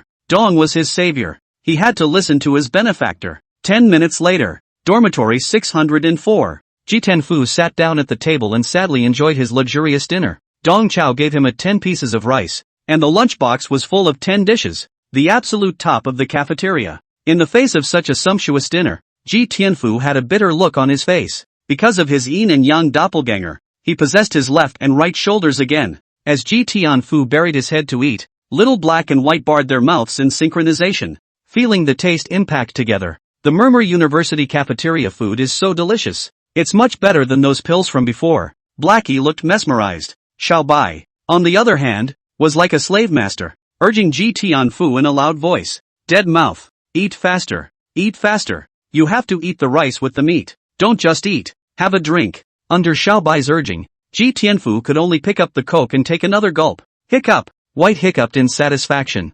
Sentimentally. Some are born in Rome. Some are born as cattle and horses. What's the good of being human? We're not being human. No more being a man. No more being a man. It's better to command cows and horses. Blackie called after him. Dong Chao also catered. That's right. What's so great about being a human? It's better to enjoy the blessings of being a doppelganger. After all, what you eat and drink is all money. To cure you is also a large sum of money. And earning money is the hardest part. In order to cure the disease, you have already taken on a debt. You must work and study hard. Without waiting for Dong Chao to finish his sentence, Little White poked his tongue out at Ji Tianfu. He'll go. He'll go. Leave all such things to the bulls and horses. We'll just enjoy ourselves. Ji Tianfu, who had his head down to pick up his meal, had a touch of delight on his face. He said to himself that Mr. Dong really deserved to be an excellent teacher of MOMOMO University. Easily. It took his yin-yang split, and held it. Ji Tianfu's recognition +5.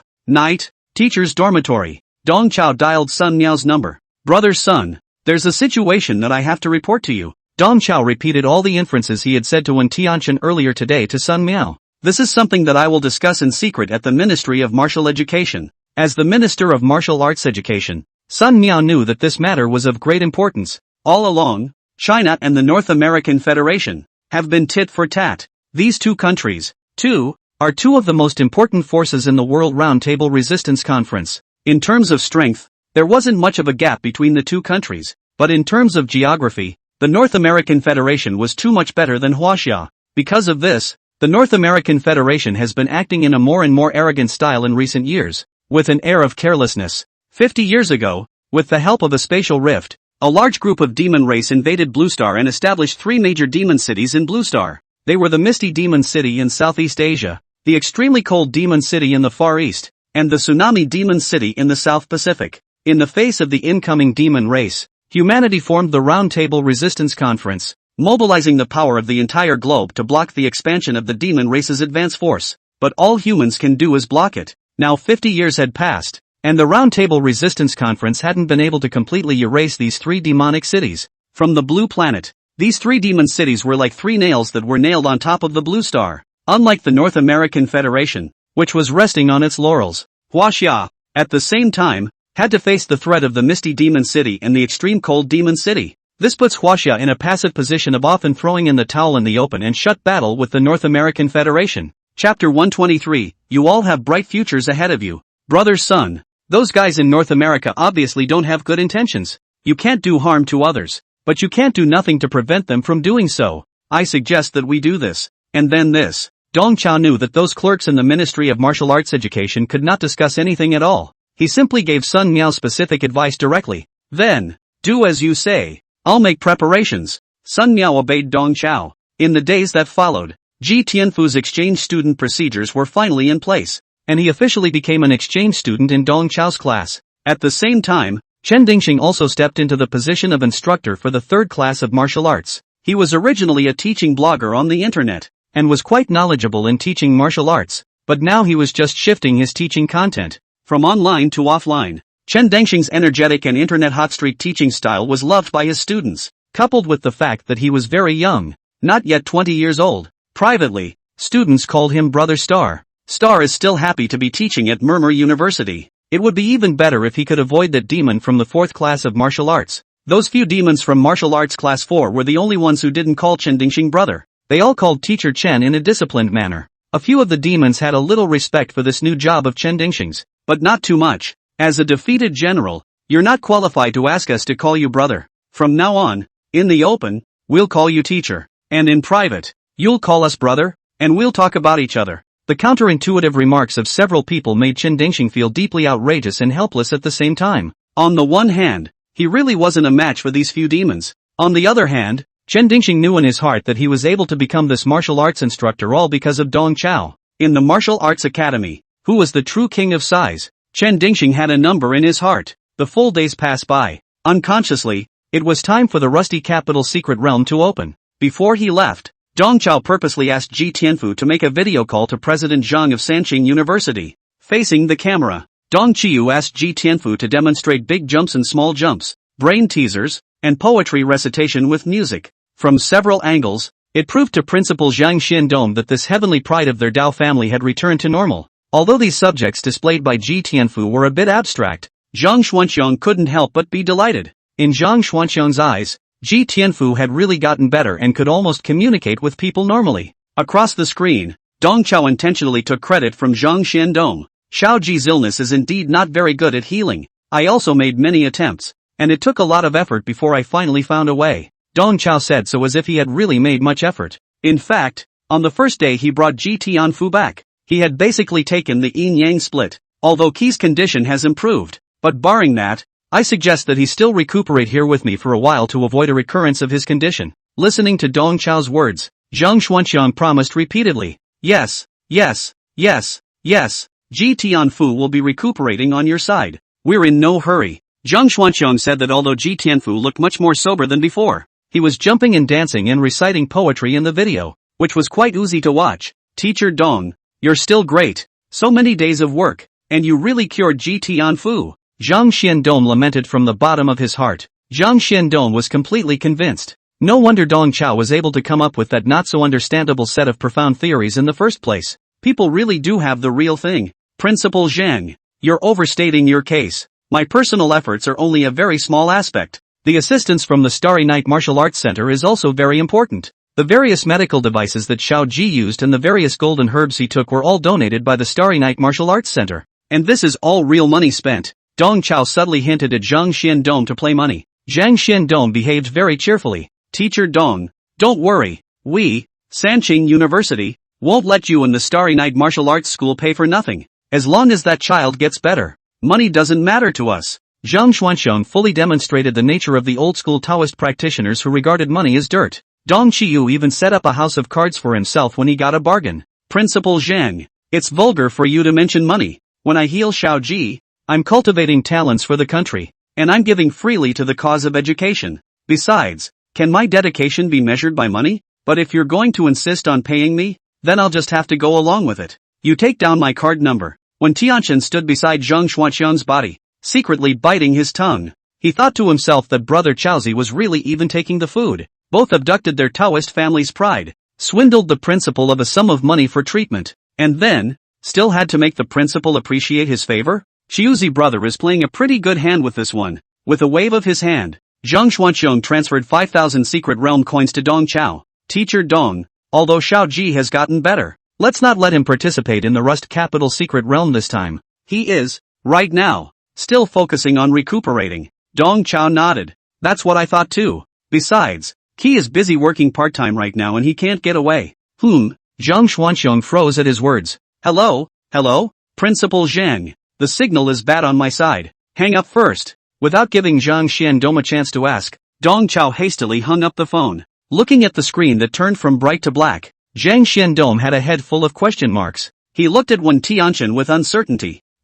What Mr. Dong just said a part-time job? Or is it practicing kung fu? Wen Tianchen had heard Dong Chao's words, but he didn't dare to respond to the principal. At this moment, the only thing Wen Tianchen could do was to show an awkward and unobtrusive smile under the principal's gaze. Hanging up the phone, Dong Chao snapped his fingers at Ji Tianfu. Good performance just now. You can come out now. As soon as the words fell, two figures, one black and one white, emerged from behind Ji Tianfu, and it was Ji Tianfu's yin and yang doppelgangers, Little Black and Little White. Watching the two living daddies pop up again, Ji Tianfu had a bit of a hard time straining himself. These days, Ji Tianfu had a feeling that he felt as if he had gotten better, but not completely. Teacher Dong did save him from the fire, allowing him to avoid the tragedy of being devoured by the yin and yang doppelganger. But he seemed to have fallen into another tragedy. Good news. Little Black and Little White no longer compete for the dominance of his body. Ji Tianfu's body of monarchs and ministers, yin and yang, returned to their positions.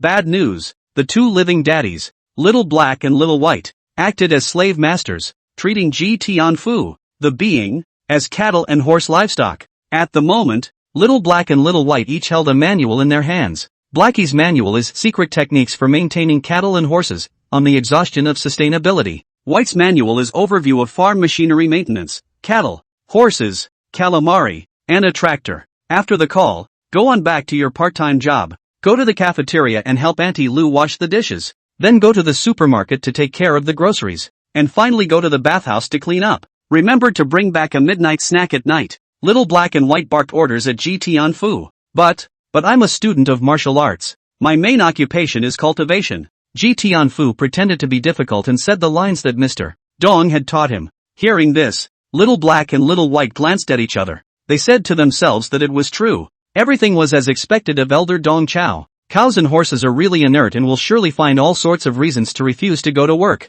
Blackie reprimanded. Don't even think about cultivation. You're in the dormitory with your legs crossed and your little eyes closed. And you're slacking off on it? You want to eat? Xiaobai also catered on the side. That's right. Still practicing? How do you deserve that? The only thing you have to do is work to earn money for us to enjoy. You have to set your position right. Cultivation is something that has to come from us. With that said, Little Black and White sat cross-legged on the bed. From now on, teach us about cultivation. Cows and horses just earn money. Don't think so much. Seeing Little Black and Little White begin to move their qi and blood, Ji Tianfu hid the smile at the corner of his mouth, turned around in a sad pretense, and left the dormitory. Looking at his departing back, Little Black and White continued to chatter. Cultivation? Are you that material?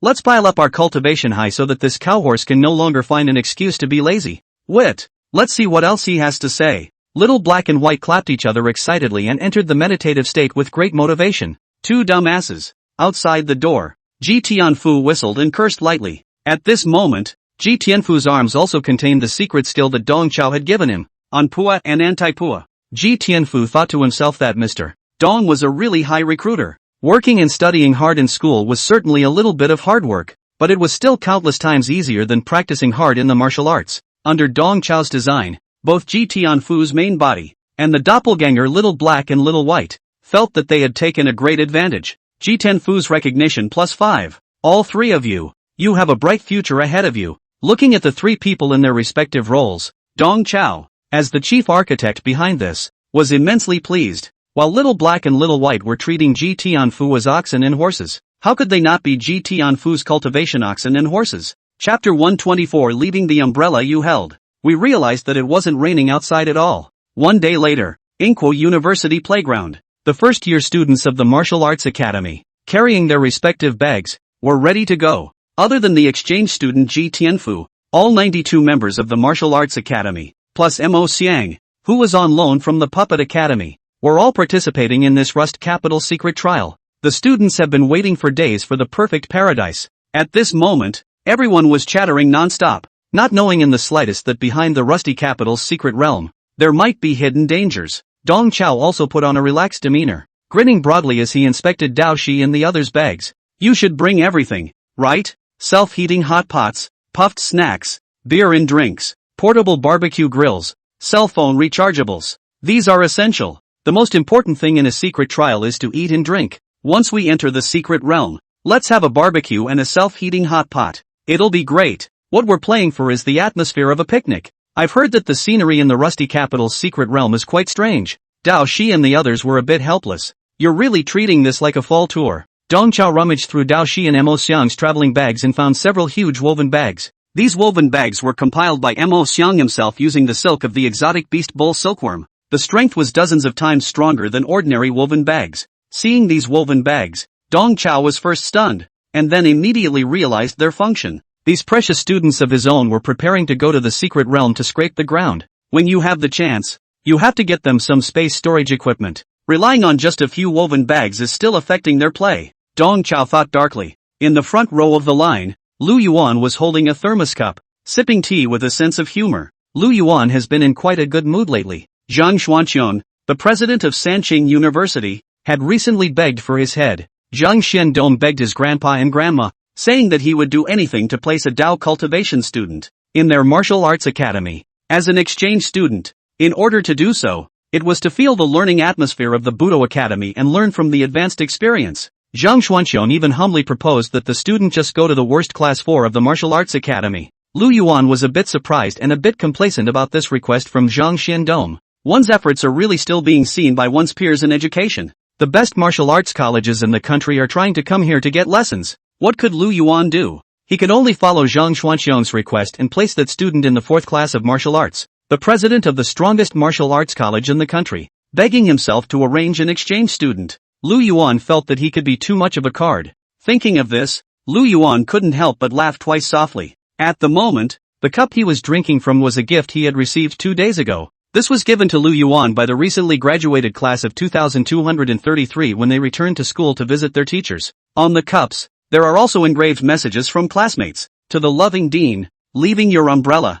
We realized it wasn't even raining outside. To all graduates. Lu Yuan had to admit that these graduates were quite poetic, and this message was written quite literally. While drinking tea, Lu Yuan deliberately exposed the side engraved with the message, just to show off more with people. Seeing that the students had almost arrived, Lu Yuan cleared his throat and opened his mouth. In a moment, we'll go through the portal and head to the station's secret realm first. Everyone will rest and reorganize for a day in the station's secret realm. Tomorrow, we'll rendezvous with the people from a few schools and then head to the Rusty Capital's secret realm together. When they heard that they had to go to the station's secret first, the students chattered away again. The station's secret, a permanent and functional secret. It was like a transit station connecting the present world to most of the secret worlds, allowing access to 80% of the known secret worlds through the station's secret worlds. Because of its unique functionality, the station mystery has also been developed into a huge supply depot, where regular chains of mystery shops and black markets are lined up, and where you can make your final supplies before entering the mystery.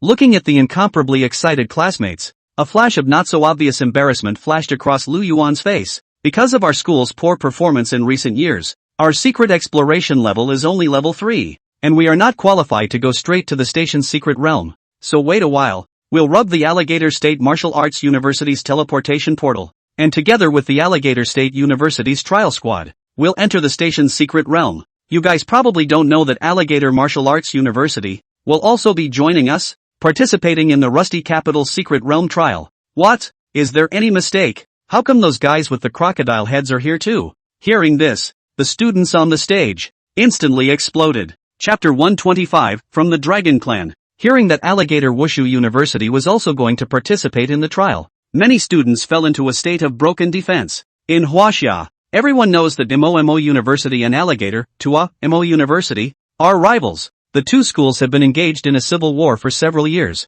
Murmur University is basically being abused unilaterally. In the last 3 editions of the 100 Schools Martial Arts Conference, Mo University had been eliminated by Alligator Martial Arts University. The elimination was easy. All along, Alligator Martial University had been working towards one goal. That was to replace Mo University and become the new top 5 universities in China. And they do have the strength and backbone to do so. In recent years, whether it was the performance of the Martial Arts Conference or the results of the Secret Realm trials, They had completely blown away the MOMOMO University. The two are even less of a tier when it comes to resource commitment and connections, even in terms of the only thing that the MOMO University could hold in its favor. The Alligator University could also break the ice. The founder of Alligator Wu University was the Alligator State Maja. No one knows the name of the Mo family. They were highly successful in battle and their family was a prestigious family that had lasted for centuries. More importantly, the Mo family was known as the Slave Dragon Clan. They had been the most loyal vassals of the Xianyuan family over these centuries.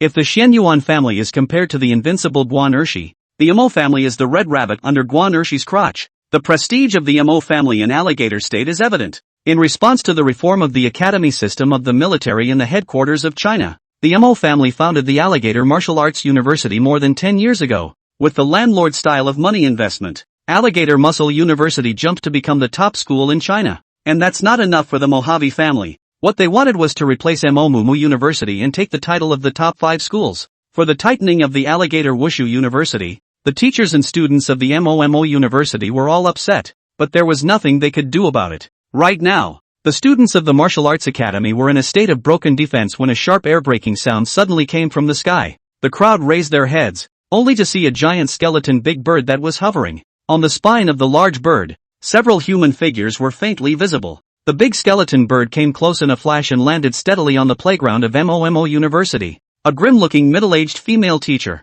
with 6 students, jumped off the big bird. Several people's clothes had the crocodile head logo that symbolized Alligator Wushu University, the very same Alligator Wushu University's trial squad. This time, for the Rust Capital secret trial, MOMO University had sent 92 students and 4 lead teachers, occupying a total of 96 slots. Samching University took up 97 slots, and the remaining 7 slots were allocated to Alligator Muscle University. After the Alligator Martial University's trial squad appeared, the playground, which had been buzzing just a moment ago, instantly became dull. The atmosphere on both sides became very depressing. Zhongli, the lead female teacher of Alligator University, didn't even bother with pleasantries. She reached out her hand and the large skeleton bird transformed into a piece of bird specimen and stood on her shoulder. She then twisted her spatial ring and released a portal. "Gentlemen, please." Without waiting for any response from the crowd at the Martial Arts Academy, Zhongli led the 6 people from Alligator University into the portal. From start to finish, they didn't have any interaction with the Martial Arts Academy. Seeing this situation, the students of the Martial Arts Academy were indignant. "Isn't it just rubbing your portal? What's the goddamned point?" "That's right, the Wuling Honda doesn't even fit as well as you guys." Although the crowd had many grievances, they only dared to vent these words behind their backs. After all, the 100 or so people from the Martial Arts Academy still had to rely on Alligator's grand advanced teleportation portal to get to the stationary mysterious realm. Come on, there's no need to be angry." Lu Yuan simply maintained order and also led the students. Stepping into the portal, Zhang Fan, from the Puppet Academy, followed at the end of the group. On the other side of the portal was a huge, grandiose hall of a building. The hall of this building was surprisingly large and could not be seen at a glance. It was as if even the heavens and earth could fit. Such a magnificent building was clearly not built by human hands. In the hall, there were rows of teleportation portals, some of which had glittering spells, while others were dull. Here, it was the station's secret realm, the transit point between the present world and the many secret realms. The rows of teleportation spell formations were like the central axis of the stationary mystery realm. On both sides of the central axis are wide pedestrian streets. It is lined with stores, hotels, restaurants, bars and other places of consumption. This place is just like a secret city. Martial artists of various colors from various countries came and went on the pedestrian street, and among them, many patrols in military uniforms could be seen. It was a strange sight that had never been seen before, and it made the students look straight ahead. Lu Yuan introduced it lightly. "Here is the station walking street. All kinds of precious materials, weapons and equipment, and rare exotic beast pets can be bought here. Arms are strictly forbidden in the station's secret realm, and there are armies from multiple countries patrolling here. So security can be fully guaranteed. Everyone, feel free to wander around and grow in knowledge. If you're tired of wandering, go to the inn designated by the Ministry of Martial Arts Education and stay there. Tomorrow morning, we'll head to the Rust Capital secret realm. Next, on my command." Dismissed. At Lu Yuan's command, the students immediately scattered in all directions. For the vast majority of newbie martial artists, those precious materials in the store were not something they could afford to consume. But it's always nice to have a good time and grow a bit. The students of the Martial Arts Academy could only take a look at the wide array of various goods in the store. But there were others, who were really here to spend money. Zhang Fan of the Puppet Academy was carrying a huge sum of money at the moment. Zhang Fan was helping the students in the puppet department with their pickups. The huge amount of rewards that Dong Chao had distributed to the freshmen of the puppet department were all pooled together to Zhang Fan. At the moment, Zhang Fan transformed into the prettiest cub on the entire street, sweeping through the various stores with great bravado. At the regular chain stores, he would use martial contribution points, and at the individual merchant stalls, he would use secret realm coins. What with the impact steel, liquid steel, secret realm meteorite iron, and all sorts of materials from low-ranked foreign beasts,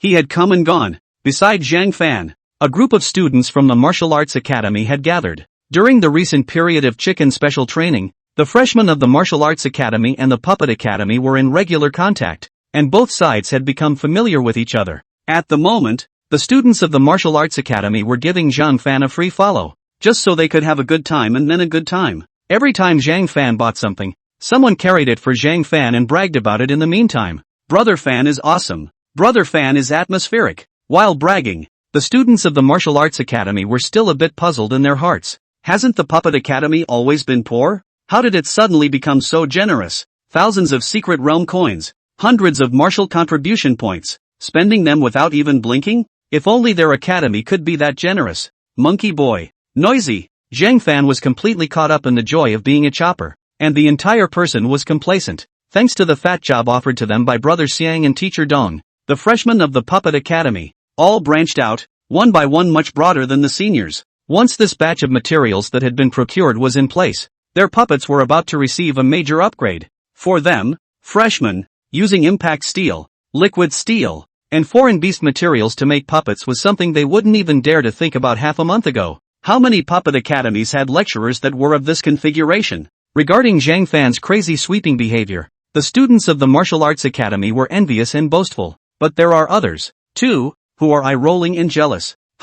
What's the point of wearing new shoes and raising your feet? A poor man is a poor man. A sour voice drifted out from the crowd. Chapter 126, We are of noble birth. Why can't we be arrogant? What did you say? Hearing this discordant voice, Zhang Fan, who was on a roll, was immediately displeased. Many students from the Martial Arts Academy also followed the sound. Only 3 students from Alligator Martial University were looking at them with contempt. Upon seeing that it was someone from Alligator Wushu University, the students of the Martial Arts Academy's fire instantly soared. What did you say? Who are you calling poor? The students of the Budo Academy surrounded the Alligator trio. In the face of the crowd's onslaught, the 3 were unmoved. The one at the head of the group said petulantly, Am I wrong? Impact steel, strength grade D, junk, liquid steel, strength grade D+, is slightly fresher trash. As for those low-grade alien beast corpses, they're the trash of trash. We don't even want them for nothing. I've long heard that the puppet masters of MOMO University are a bunch of garbage pickers, and when I see them today, it's really true. You. Zhang Fan's face turned white and he was so angry that he couldn't speak. Zhang Fan was so agitated not only because the other party's words were sharp, but also because the other party was right. Lies don't hurt. The truth is the quick sword. Zhang Fan's throw of money this time was indeed very cool. But the number of items purchased was large and of low grade. After all, the huge amount of money he was carrying was the savings of all the freshmen in the puppet department. 100 secret realm coins plus 2 martial contribution points per person couldn't actually buy any materials of too high a grade. As Zhang Fan's aura weakened slightly, the trio gained an inch, the smiles on their faces growing more and more contemptuous. You won't admit it when I say you're poor, so I'll show you something good. With those words, the Alligator Wushu University trio took off their tops, revealing their close-fitting combat uniforms. Looking at the battle suit covered in dark gold patterns, Zhang Fan sucked in a breath of cool air as his face turned whiter. Not only Zhang Fan, even the merchants behind him had their eyes straightened. A snort escaped the Alligator trio. You should know your stuff, right? What we're wearing is Taiyu Arsenal's B-grade standardized equipment, the Golden Thorn battle armor. All this junk you bought can't even be exchanged for a single piece of armor from our battle armor. And you're still saying you're not poor. Through Zhang Fan's gradually wilting expression, the students of the Martial Arts Academy also realized that the Alligator Big Three were telling the truth. Despite this, the crowd couldn't just let these 3 guys jump in their faces and taunt them so bluntly. Damn, being rich is a big deal? Is it because you think you have the money to take a beating that it doesn't hurt? The crowd rolled up their arms and rolled up their sleeves in an aggressive manner. But in reality, they didn't dare to move their weapons at all. The trio didn't panic at all in the face of the crowd's posturing. Don't forget, you guys, this is in the station's secret realm. Moving weapons is strictly forbidden here. If we were to enter the rusty capital's secret realm, we wouldn't mind beating you all to death. Having been poked and prodded, the students of the Martial Arts Academy instantly deflated, unable to even put on that pretense of fierceness. The only thing they can do is hurl resentful abuse.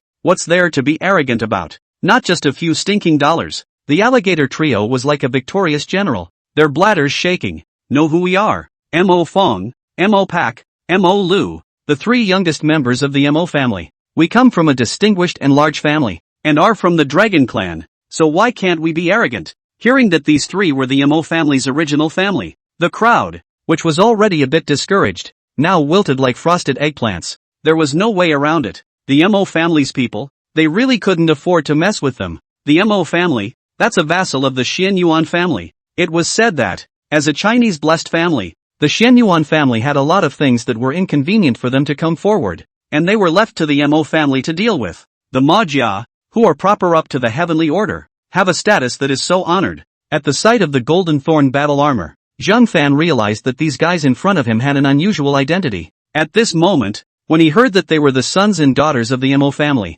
Zhang Fan hurriedly advised the students of the Martial Arts Academy in turn. Forget about it, let's go, don't get on their bad side. At his exhortation, the other students went down the slope and dispersed with curses. A bunch of poor saps. Don't let me bump into you in the Rust Capital secret realm. Mofan and the others were divinely placing harsh words. After ruthlessly taking a handful of students from Mo Mu University, all three of them were in an incredibly comfortable mood. The Mo University is not used to their Alligator University, and the Alligator University is not used to the Mo University. In the eyes of the Mo family's children, Mo University is broken and still hard to not be buried, purely occupying the latrine without ting. In order to run the Alligator Martial Arts University, how much money did their Mo family spend? How many contacts did they use? How many talented people in the Mo family were drawn into teaching positions? How much effort did the whole clan spend? Whether in terms of achievements or contributions, Alligator Musketeers University has surrounded Mo University on all fronts. But then, the Sunset Mo University still occupies the position of the top 5 universities, at least in terms of name. It always pressed Alligator Martial University. Take this time's Rusty Capital secret trial. They, Alligator, had gone to great lengths to get 7 trial spots. And what about Murray University, which is occupying a latrine? A full 96. Is there any justice? In the eyes of the students of the University of Mo, it was the Alligator Wushu University that was bullying and coming on too strong. And in the eyes of the Mo family's children, it was clear that Mo University was bullying them. Why should Mo University be able to crush Alligator University in terms of reputation just because of a former glory? Why should Mo Day be the first to get a good thing? And really, in terms of glory, could they still compare to the Mo family from the Dragon Clan? Watching the students of Mo University scatter in all directions like lost dogs, Mo Fong and the others straightened their backs, feeling that they had taken a breath of fresh air for the school. Just then, 3 figures silently arrived in front of them. One of the 3 looked honest, one was playful, and one was as tall and strong as a tower. 3 students, your Golden Thorn battle armor is so handsome, can you let us admire it? Daoshi said to the 3 Majia youngsters in a cloud of harmony. Chapter 127. All the gifts of this world have their price marked in secret. The 3 Majia youngsters had just pretended to be in a good mood, and in the face of Daoshi's sincere request, they waved their hands. See, let's give you a long look. Ma Fon, Ma Bon, and Molo had a proud look on their faces. Daoshi, Hishionya and Mo Xiang all bent down and carefully observed the battle armor on Sanxiao's body, their eyes revealing greed. As a forging connoisseur, Mo Xiang admired the workmanship of the battle armor while giving Daoshi and Hishionya the science. The Golden Thorn battle armor is a fine battle suit produced by Taiyu Arsenal. The battle armor is made of high-purity candlemark alloy, cold forged by hand. Candlemark alloy is a valuable alloy taken from the secret realm of the abyss, with a strength grade of B+. This alloy has a certain self-repairing function, whether it's used for forging knives, swords, or coating puppets. It's an excellent top quality. Hearing Mo Xiang's words, Daoshi and Hishionya swallowed their throats together. The Majia 3 young people said in their hearts that this is to meet a connoisseur, and the 3 of them proudly showed off. I didn't see it. You guys are poor, but you know what you're doing. To tell you the truth, these sets of battle armor are the internal special edition of the Xian Yuan family. The materials used are particularly elaborate. It's only because our Mo family has an extraordinary relationship with the Xian Yuan family that we can get such good goods. Masha slanted his triangular eyes and inquired about Dahi in a commanding manner. Do you know what it means to have a special internal version of the Regulus family? Dahi shook his head flatly. I don't know. I forgive you for not knowing. You wouldn't understand even if I told you about the Xian Yuan family. Anyway, it's just that our battle armor is very powerful. Mojo puffed out his chest in triumph, feeling that he had packed another big one. Dao Shi wasn't angry at all.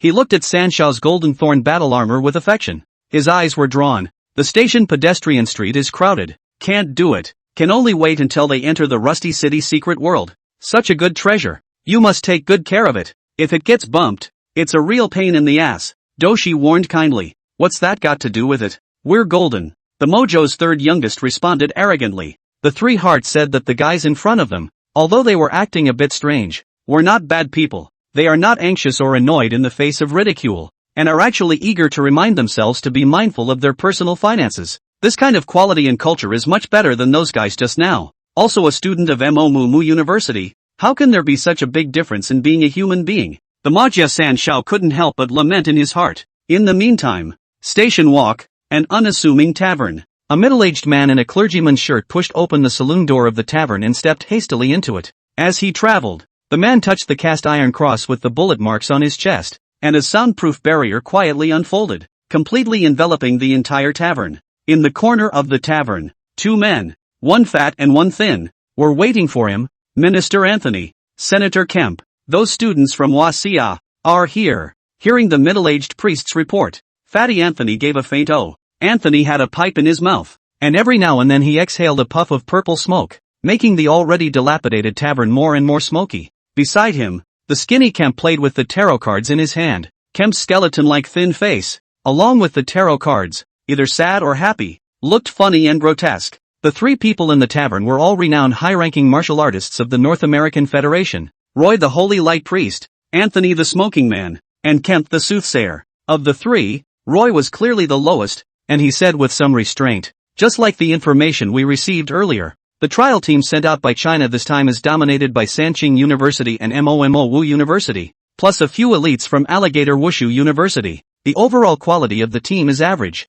Anthony leisurely exhaled a smoke ring. This is good news for us. 169 sacrifice slots. It's all up to them. I'll have the Blue Brotherhood get ready. But, a flicker of hesitation flashed across Roy's face as he craned his head to look aside at Kemp. Senator Kemp, do you really support what Dean Anthony is doing? Screwing up so many people in Huaxia, both sides are going to be at loggerheads. Kemp flashed a pretentious grin. Let me do some math with my tarot cards. It stands to reason that with so many students dead, Huaxia should flip out. With that said, he flipped over a tarot card. Upon seeing the card, Kemp immediately changed his story. But judging by the cards, it's unlikely that Wachovia will flip. Roy sighed darkly. What kind of bull answer was that? As a trustee of Gunfire Sanctuary Seed Academy and president of the Gunfire Prayer and Truth Society, Roy inwardly did not quite agree with Anthony and Kemp's machinations. However, one of them was the Minister of Martial Education and the other was a federal parliamentarian, so Roy didn't dare to disobey them at all.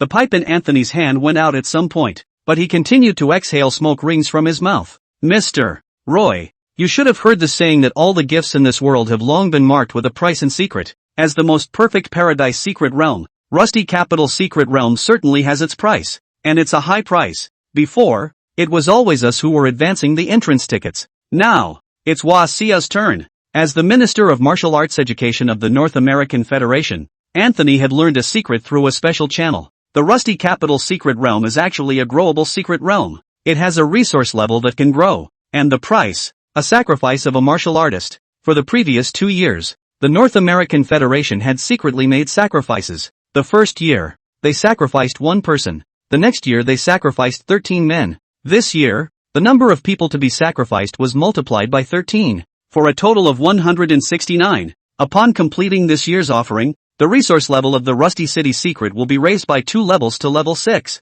This secret realm of paradise, which was claimed to be the most perfect, would be upgraded to the most perfect secret realm of the abyss in one leap. At the cost of just a little human life, he could create the most perfect abyssal mystery for the North American Federation. This mission was incumbent on Anthony. Anyway, it's not like it's the lives of the North American Union that are paying this year. Anthony had purposely arranged for Gunfire Holy Throne Academy to lose to Huaxia's Sanqing University in the ring match this year. just so that Huaxia could obtain more trial slots to fill up that 169 number of sacrifices. Everything, so far, was going according to Anthony's plan, even more smoothly than he had anticipated. Chapter 128 For the Lighthouse to Live. The Union needs the loyalty and dedication of children. Anthony had thought that Huaxia would distribute those 200 slots evenly among their 4 top schools. If that's the case, drawing out a trial team that's full of elites is indeed a bit tricky. Unexpectedly, Huaxia actually allowed the mediocrely qualified MOMO University to take up half of the trial slots for nothing.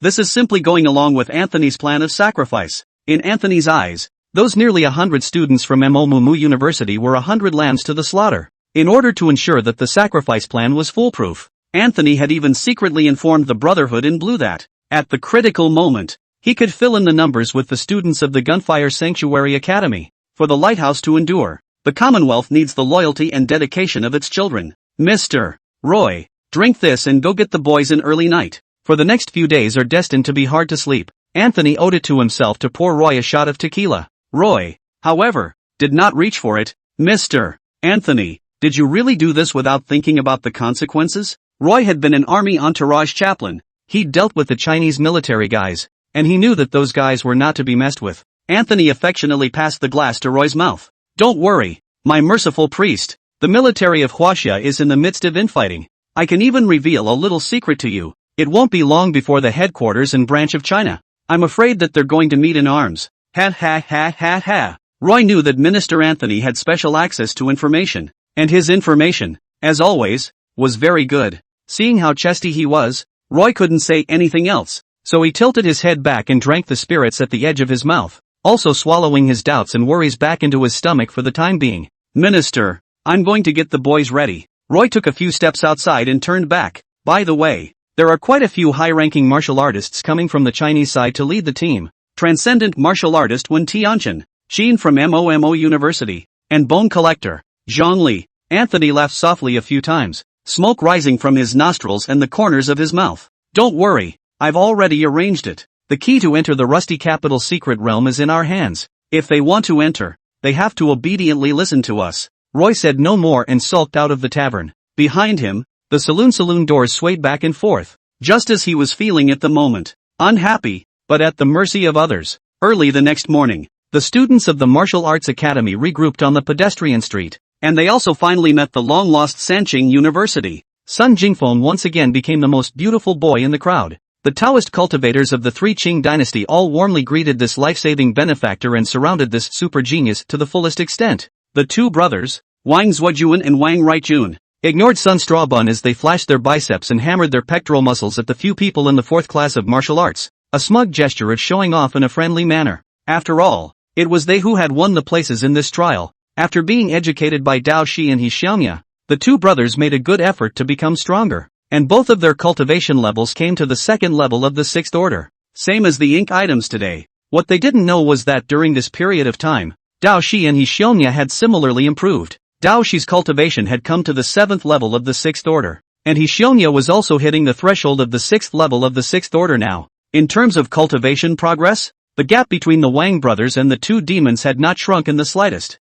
And in terms of battle power, the two sides may have even gotten bigger. Alligator Martial University's trial squad stood at the very back of the line, watching the friendly interactions between the students of the two schools. They were quite upset. When did MOMO University, which was under their defeat, hug Sanqing University's thighs? They're making out pretty well? You can't get your teaching results up, so you're playing the socialite game, right? Just as the three parties were having their own thoughts, another team, in a neat formation, came head-on. The visitors were dressed in crisp priestly shirts with huge Western-style greatswords on their backs. They all had uniform tactical belts around their waists, and the revolvers shining brightly on their belts were exposed to the air with big grins. These guys, none other than the ace elites of the North American Federation, the gunfire trainee priests of the Gunfire Holy Seat Academy. Anthony, Kemp, and Roy followed at the end of the group, looking different as they came closer. Anthony has a smoothness and politeness that matches his round, chubby frame. Friends of Huaxia,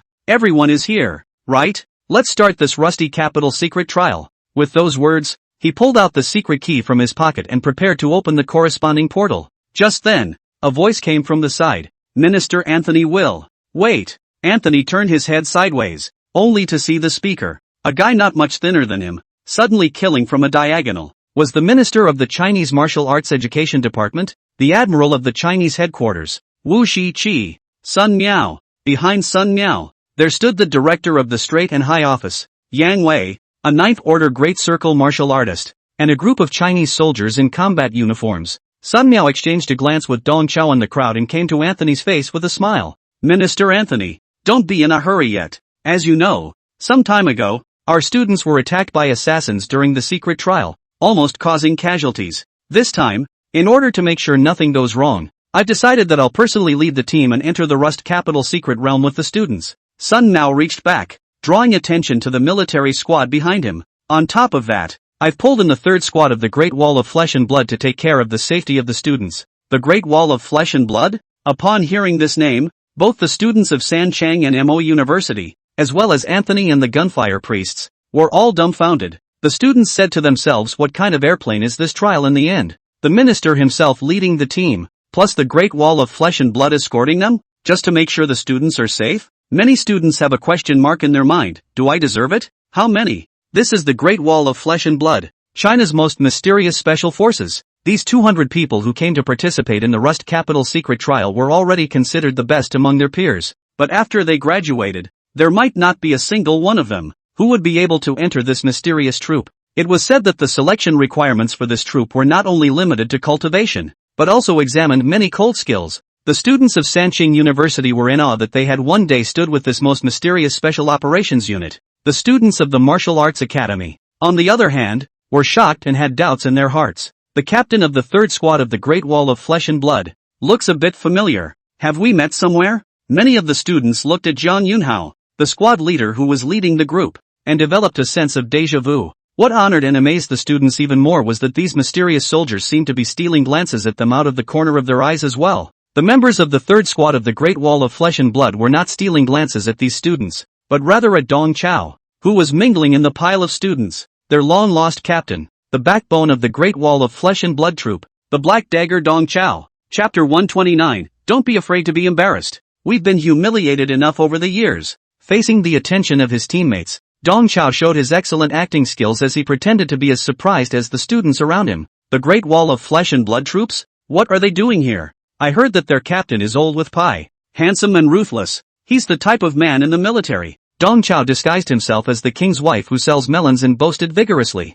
Unfortunately, none of the students were interested in this gossip and no one paid him any attention at all. The appearance of Sun Miao and the members of the Great Wall of Flesh and Blood was clearly beyond Anthony's expectations. Anthony clutched the secret key in his hand, narrowing his eyes. His face clouded. Minister Sun, what do you mean by that? Sun Miao had a harmless smile on his face. It's all about keeping the students safe. Anthony feigned a roll of the eyes. Sun, this joke is not funny. The Rust Capital secret realm is a single-entry secret realm, and with us guarding this place, it's simply impossible for an assassin to break in. Your so-called protection is pure nonsense. Is it true that you are raising such a large crowd to protect the students? Or are you using this as an excuse to bully us? The North American Federation? Huaxia and North America jointly developed the Rusty Capital secret realm in order to allow young martial artists to train more. This year, Huaxia has taken 200 places and is already taking advantage of all the benefits. What do you all mean by still making such a fuss? Want to wipe out the resources of the Rust Capital secret realm?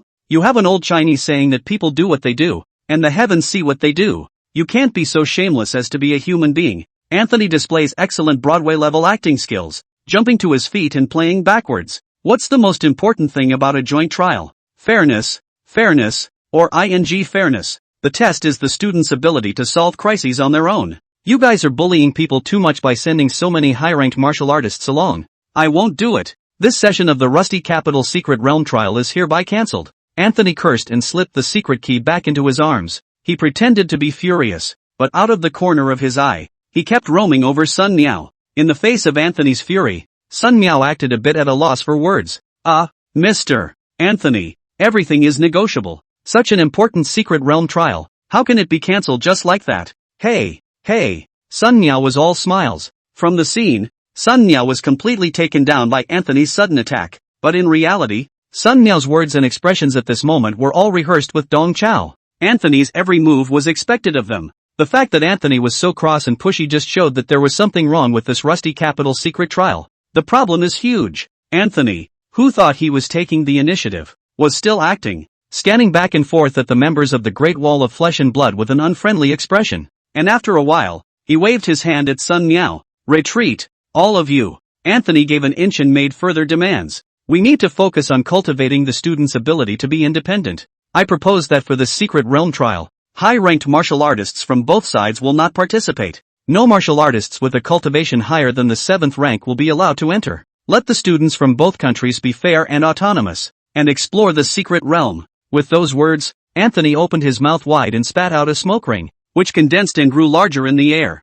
eventually turning into an archway. Those who pass through my smoke of truth will have their true cultivation level sensed by me. Only those who meet the conditions will be allowed to enter the Rust Capital Secret Realm. Otherwise, this session of the Secret Realm trial is hereby cancelled. Sun Miao looked embarrassed. This is too extreme. With no teachers leading the way and all on the student's own, the situation could get out of hand. Anthony scowled and didn't respond to him. After a moment of hesitation, Sun Miao finally nodded. Good, then do as Minister Anthony said. All the lead teachers above the 7th rank, stay here. As he spoke, Sun Miao turned back and beckoned for Lu Yuan. Dean Lu Yuan, as I recall, in your academy, there is a teacher whose cultivation is not too high, right? This trial, he'll lead the team, and he'll be responsible for maintaining order. Lu Yuan ran into the crowd and brought Dong Chao over. Did you hear what the minister said? You're leading the trial team this time. You must maintain order and not have any accidents. Dong Chao pointed at himself incredulously.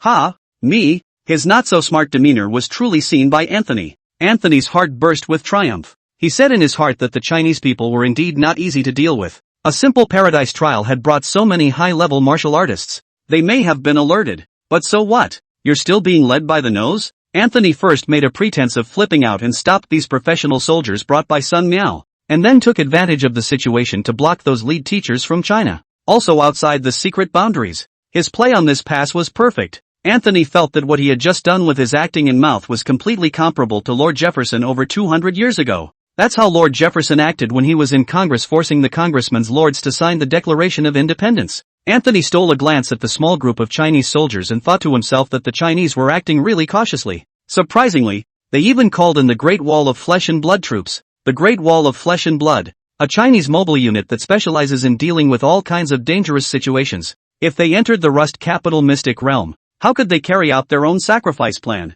It's not even easy to say which side the sacrifice was on. Luckily, he was resourceful enough to take hold of this group of Chinese. What Anthony doesn't realize is that he did stop the crew of the Great Wall of Flesh and Blood, outside the secret boundaries, but also personally sent their captain into the secret world. Dong Chiu called the players here just to go through the motions. As the holder of the secret realm's key, Anthony of course couldn't possibly let the high-ranking martial artists from Huaxia enter the secret realm. This was something that Dong Chao had thought of long ago. He transferred the third squad just to put psychological pressure on Anthony, in order to stop the members of the Great Wall of Flesh and Blood, as well as Sun Miao, Yang Wei and other high-ranking martial artists. Anthony made the request that high-ranking martial artists are not allowed to enter the secret realm, but unbeknownst to him, Dong Chiu had predicted his prediction. As long as there were no high-ranking martial artists from the North American Federation in the secret realm, Dong Chao and those few students of his, weren't they killing indiscriminately? Anthony's small-mindedness is, in effect, a cocoon.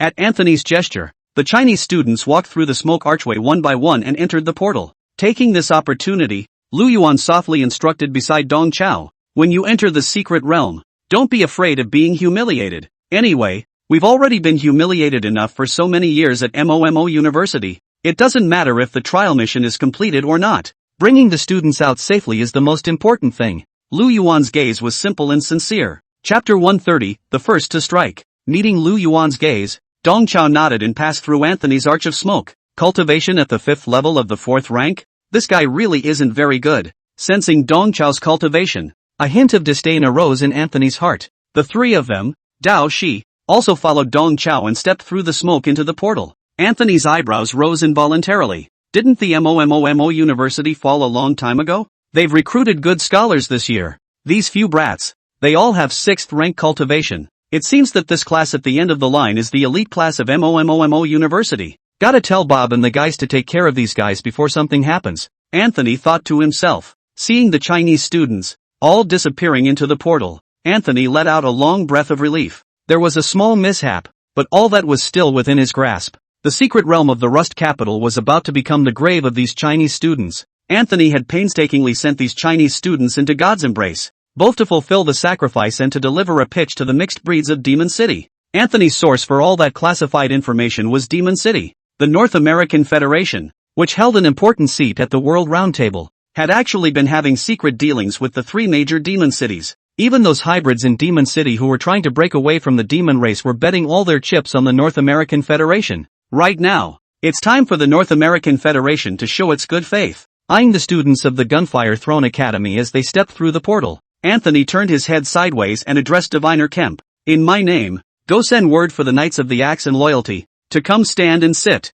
Kemp nodded his head and was about to step back when Anthony asked again, uneasily, your divination results, reliable, right? Kemp nodded confidently. My tarot cards, they never deceive me. The meaning of the Two of Swords card is peace. This time, China can only be peaceful and accept this tragedy. Anthony nodded his head back and forth, completely letting go. With the guidance of the tarot cards, plus the axe and the loyal knight sitting in the background, it's unlikely that Wasia will make any waves. Within the secret realm of the Rusty capital, the white light of the teleportation slowly faded, and Dong Chao squinted his eyes, gradually seeing his surroundings. At the moment, he was in the middle of a magnificent steel city. The entire city is filled with cyberpunk distortion, and everything as far as the eye can see is made of steel. The houses of steel, the walkway paved with steel plates, and even the street trees on both sides of the walkway are iron trees made of steel. Only, all of these steel objects were thick with rust and looked decayed and worn out. A gust of wind rustled the decaying rust,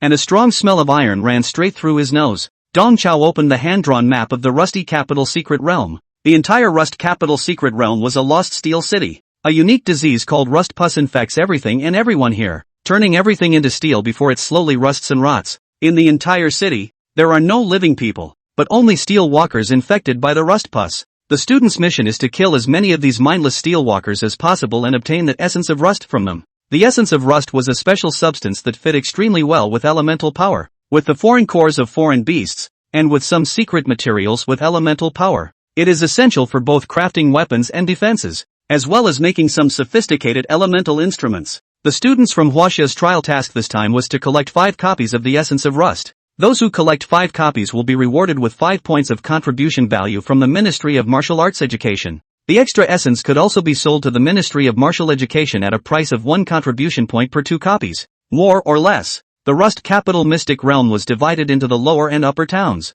and those walkers roaming the streets were basically gathered in the lower town. As for the upper city, the previous 2 Chinese trial teams had not set foot in it, and Dong Chao lacked specific information here. However, right now, whether it was the mysterious upper city district or the steel walkers that could burst out with the essence of rust, Dong Chao had no time to care. The tricky thing right now is those gunfire priests in North America. Anthony's performance has shown that this joint trial, North America harbors a scourge. Dong Chiu's style of action has always been that he is not righteous regardless of the benevolence of others, a danger that must be nipped in the bud. Dong Chao brewed his emotions for a moment and turned on the call function of the mechanical bracelet as he released his voice to all the students of Huaxia. I am the leading teacher of this trial, Dong Chao. A stern warning is issued below. Just now, several students and I were attacked by the gunfire priests. There were student casualties and I was seriously injured. It is not yet known why the gunfire priests are attacking. I hope that the students protect themselves, and when they encounter the gunfire priests,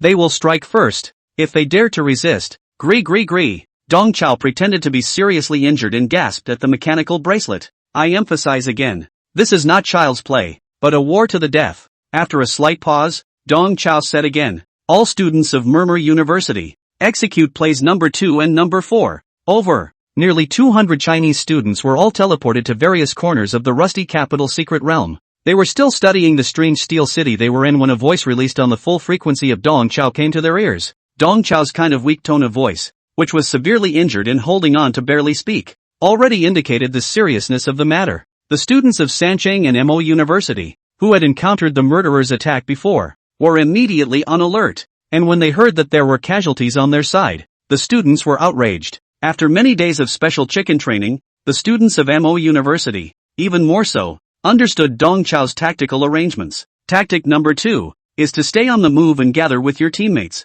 Tactic number 4 is to grab a vantage point and prepare for an ambush. Since those gunfire priests stormed off to commit murder, there's nothing to say.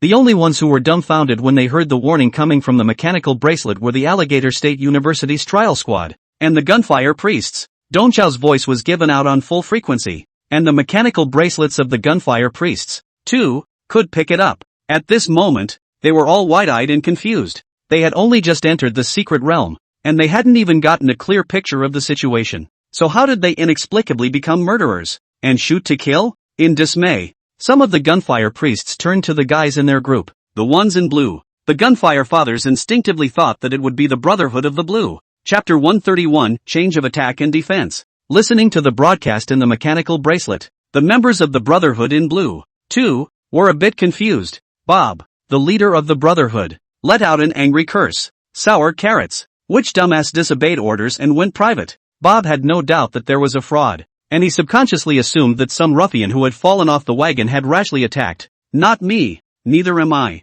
Responses came in droves from the mechanical bracelets. Bob glared angrily. Don't let me know who it is. Otherwise, I will reward him well in the confessional. Hearing this, the members of the Brotherhood were all silenced. Before the trip, Minister Anthony made it a point to emphasize that this sacrifice mission must be done beautifully. Better yet, leave no one alive. Bob and the others' previous plan was to take advantage of the Chinese students gathering the essence of rust, unknowingly and secretly. But now, because of the rash actions of a certain rash man, their plans were all disrupted. After throwing a tantrum at his companions, Bob furiously issued a new call to arms. Implement Plan B. Sneak attack changed to annihilation. Attention! All Chinese must die. No survivors must be left behind. Yes, the fraternity members responded in unison. Bob continued to issue calls to the hand ring. Now that there's been a change of plans, all the trainee gunfire priests, they'll have to come with us, too. Many gunfire priests immediately objected. We can't do it.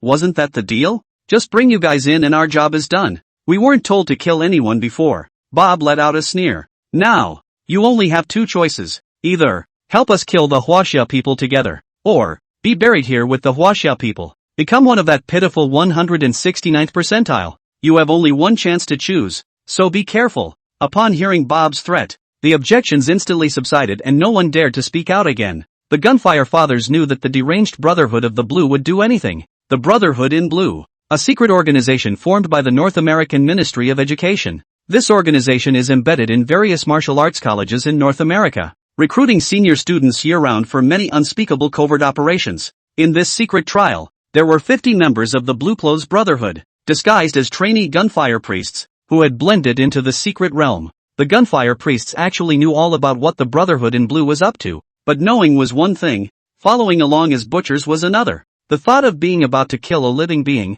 the gunfire priests, who had not had blood on their hands, felt a great psychological pressure, but they didn't dare disobey Bob. For a while, emotions such as panic, suspicion, fear, and resentment spread in the hearts of the students of the North American Federation. On the other hand, the call channel of the Chinese trial team was all positive and effective communication. Block 42 has been carpet searched and there is no sign of Father Gunfire. Any fallen students in the neighborhood may approach us. In the vicinity of Iron Maple Park, a carpet search has been completed, and we have found 5 single Dasha students who have fallen off the grid. The Sanqing students who are in this neighborhood can rendezvous with us. We're on the first floor of the Imperial Apartments, waiting for 20 minutes. Following Dong Chao's command, the students from Mo Mumu University executed tactic number 2, bringing their teams together as much as possible. At the moment, they acted both calm and in unison. In their state of mind, they are quite different from the Gunsmoke priests who have been reduced to butchery. In the minds of their classmates, the Gunfire fathers had sneakily attacked and backstabbed their classmates,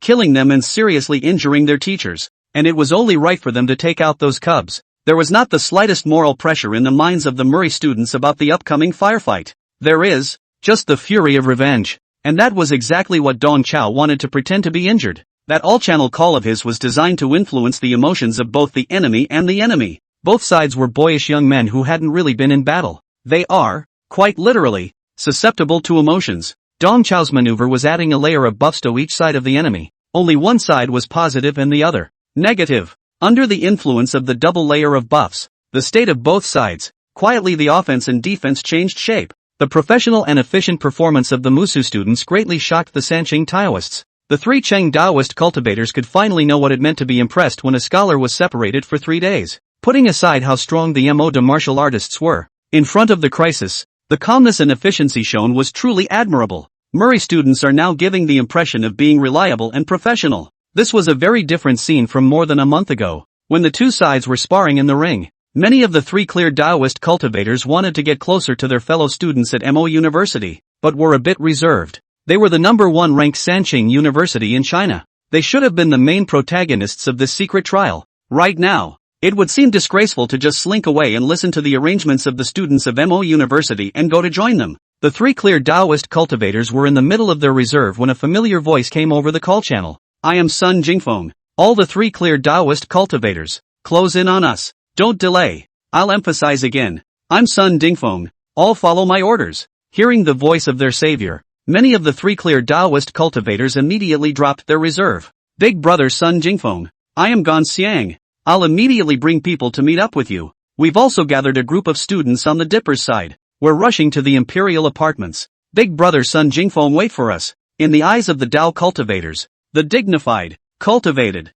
and modest big brother Sun Jingfeng had spoken. So what was there to be reserved about? Behave yourself and don't cause trouble for big brother Sun Jingfeng. That's the right way. Dao Shou Ganxiang also remembered the trial squad of Alligator Wushu University, and he kindly advised on the public channel. Students from Alligator Wushu University, hurry and come join us as well. Be good and listen to big brother Sun Jingfeng. My big brother has spoken. So don't think about any inter-school feuds and don't cause trouble for my big brother. Listening to Ganxiang's words, the Mo family's three youngsters had a head full of question marks. Who is Sun Jingfeng? Is he strong? Why do they all lick him as their big brother? The three youngsters were puzzled. But right now, they were truly in a crisis. Borrowing Ganxiang's words, the three timidly asked for help in the call channel. Our side, encountered a small group of gunfire priests. We are in the streets, playing hide and seek with them. We request backup. As he was talking, several gunshots came out of the channel. This was followed by the chicken shouts of the three Mojas.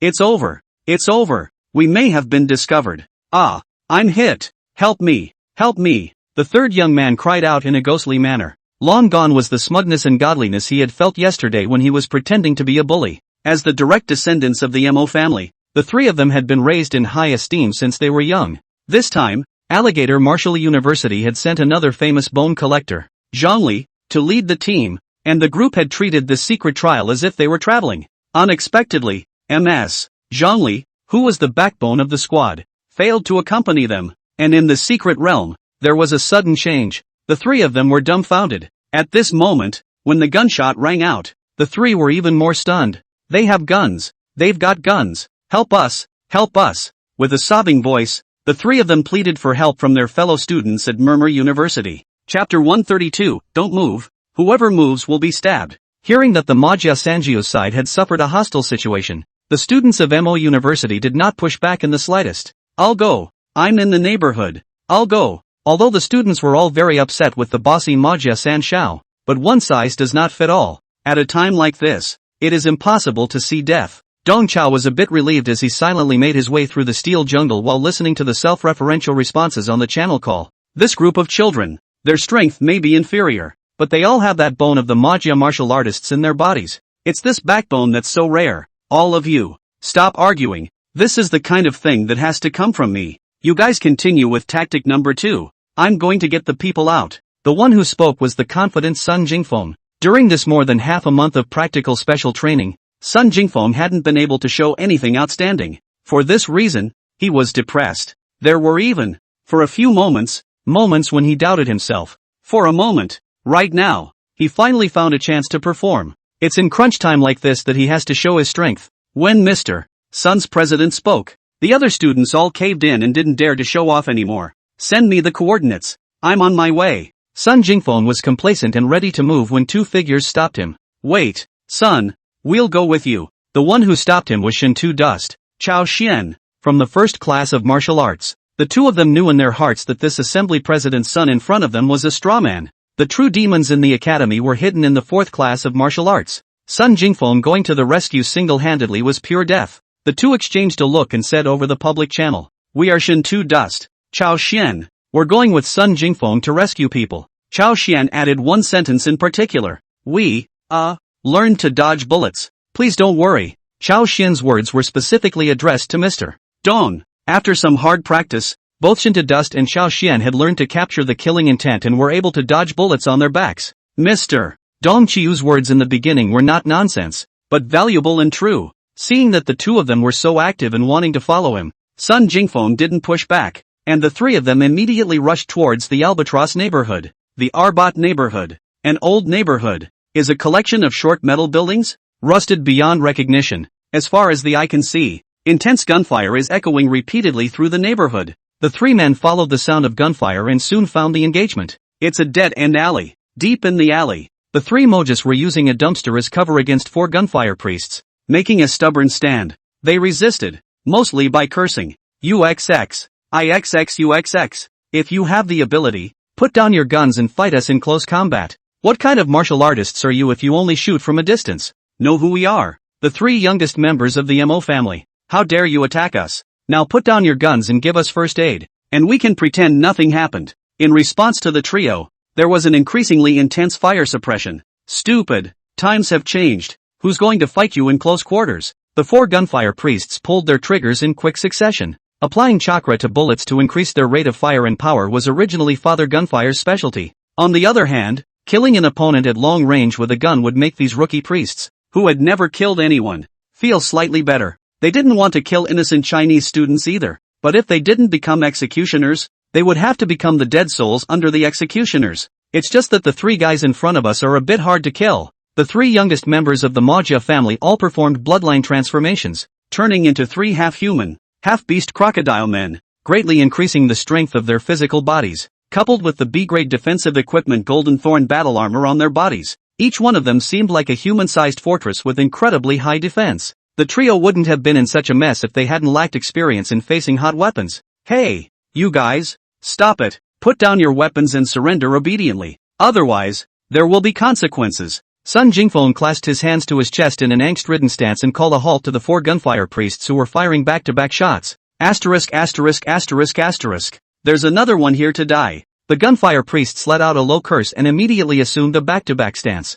facing the enemy on both sides. In this instant, the four of them showed very superior combat skills. The two continued to suppress the firepower of the Magia San Shao, while the other two raised their hands to aim at Sun Jingfeng. Shintadust and Xiao Xian rushed forward and blocked Sun Jingfeng's face. Leave it to us. The two men came running wildly toward the gunfire priests. Go to hell, dumbass. In the face of Shintadust and Xiao Xian's death-dealing behavior, the gunfire priests pulled the trigger. In Father Gunfire's eyes, these two fools who tried to achieve close combat by charging were already two dead men. However, to everyone's surprise, the moment the trigger was pulled, both Shintadust and Xiao Xian made evasive maneuvers in unison. One of them flipped in the air, the other bent down violently. Their figures, though both a bit lopsided, were just right, dodging the oncoming bullets. This hand was exactly what Xiao Xian had witnessed Dao Shi make in the beginning, killing intent to capture and evade. It was just that even though the two of them had gone through hard learning and practicing, they still seemed to be a bit rushed in terms of their stance compared to Dao Shi, who had been a bit of an expert in the first place. The gunfire priests didn't believe in evil, and snapped their bullets repeatedly. The bullets that had been energized by qi and blood whistled out from the barrels of the guns that were bubbling with tongues of fire. But time and time again, they brushed past Shintadust and Xiao Xian. The two men seemed to be unpredictable, always making evasive maneuvers the moment the bullet hadn't even been discharged. With a few consecutive dodges, the two had pulled the distance in to within 5 meters. Both of them underwent alienation transformation at the same time. Shintadust turned into a tiger man with wings on its back, while Xiao Xian transformed into a Batman. Xiao Xian fished out a handful of darts from his arms and aimed them at a few priests from a distance. Don't move. Whoever moves zaps who. Chapter 133, Brother and Brother. The four gunfire priests were horrified. As experts in playing with guns, all four could see that what Shintadust and Xiao Xian were exerting was a kill-capture dodge. But why would such a high-level evasion technique appear on two freshmen? Several fire priests' minds were filled with doubt. While shocked, the gunfire priests still responded in time. They dropped the revolvers in their hands and drew the Western-style greatswords behind their backs. At this moment, Shintadust and Xiao Xian's minds recalled Teacher Dong's initial hint. What's really tough about the gunfire priests is the swords in their hands. Dong Chao's words, which had sounded like a casual conversation at first, were at this moment deeply imprinted in the hearts of the two. Facing a priest's raised sword sweep, Shintadust didn't choose to fight hard, but instead leaned back at the waist and made a handsome iron plate bridge stance to dodge. In Shintadust's eyes, this was originally a mediocre sweep. However, when the blade came close, the entire Western-style greatsword suddenly burst into flames. The sword emitted a roar like that of a car engine, and the speed and force of the sweep was violently doubled. The blade of the sword almost grazed the tip of Shinto Dust's nose and brushed past his face. Shinto Dust secretly said a fluke. It was fortunate that he didn't take the sword hard. Otherwise, there was a real possibility that he would have been hit. There's something odd about these Father Gunfire Western-style greatswords. A move fell short, and the gunfire priests were even more amazed. Western-style greatswords that make a booming sound are the absolute bottom of the gunfire priest's arsenal. This undercard hadn't even been exposed during the ring cut with Sanqing University. And right now, these two guys from MOMOMO University seem to know everything about their bottom card. The Great Sword of Judgment, used by the gunfire priests, is both a cold weapon and an elaborate mechanical device. The greatsword utilizes the crystal internal combustion engine technology, with a complex engine device hidden in the body of the sword, which can increase the power of the greatsword slashes by burning energy crystals. With the technology of the crystalline internal combustion engine, the gunfire priests were able to execute horrific slashes that far exceeded their level of skill. However, this unbeatable move was actually dodged by Shinto Dust. At the same time Shinto Dust leaned back to dodge, Chao Xian spilled out the darts in his hand to cover for Shinto Dust. At this moment the offense and defense were exchanged. The gunfire priests simply did not have the ability to dodge. Hands and face were all hit, letting out a burst of miserable screams.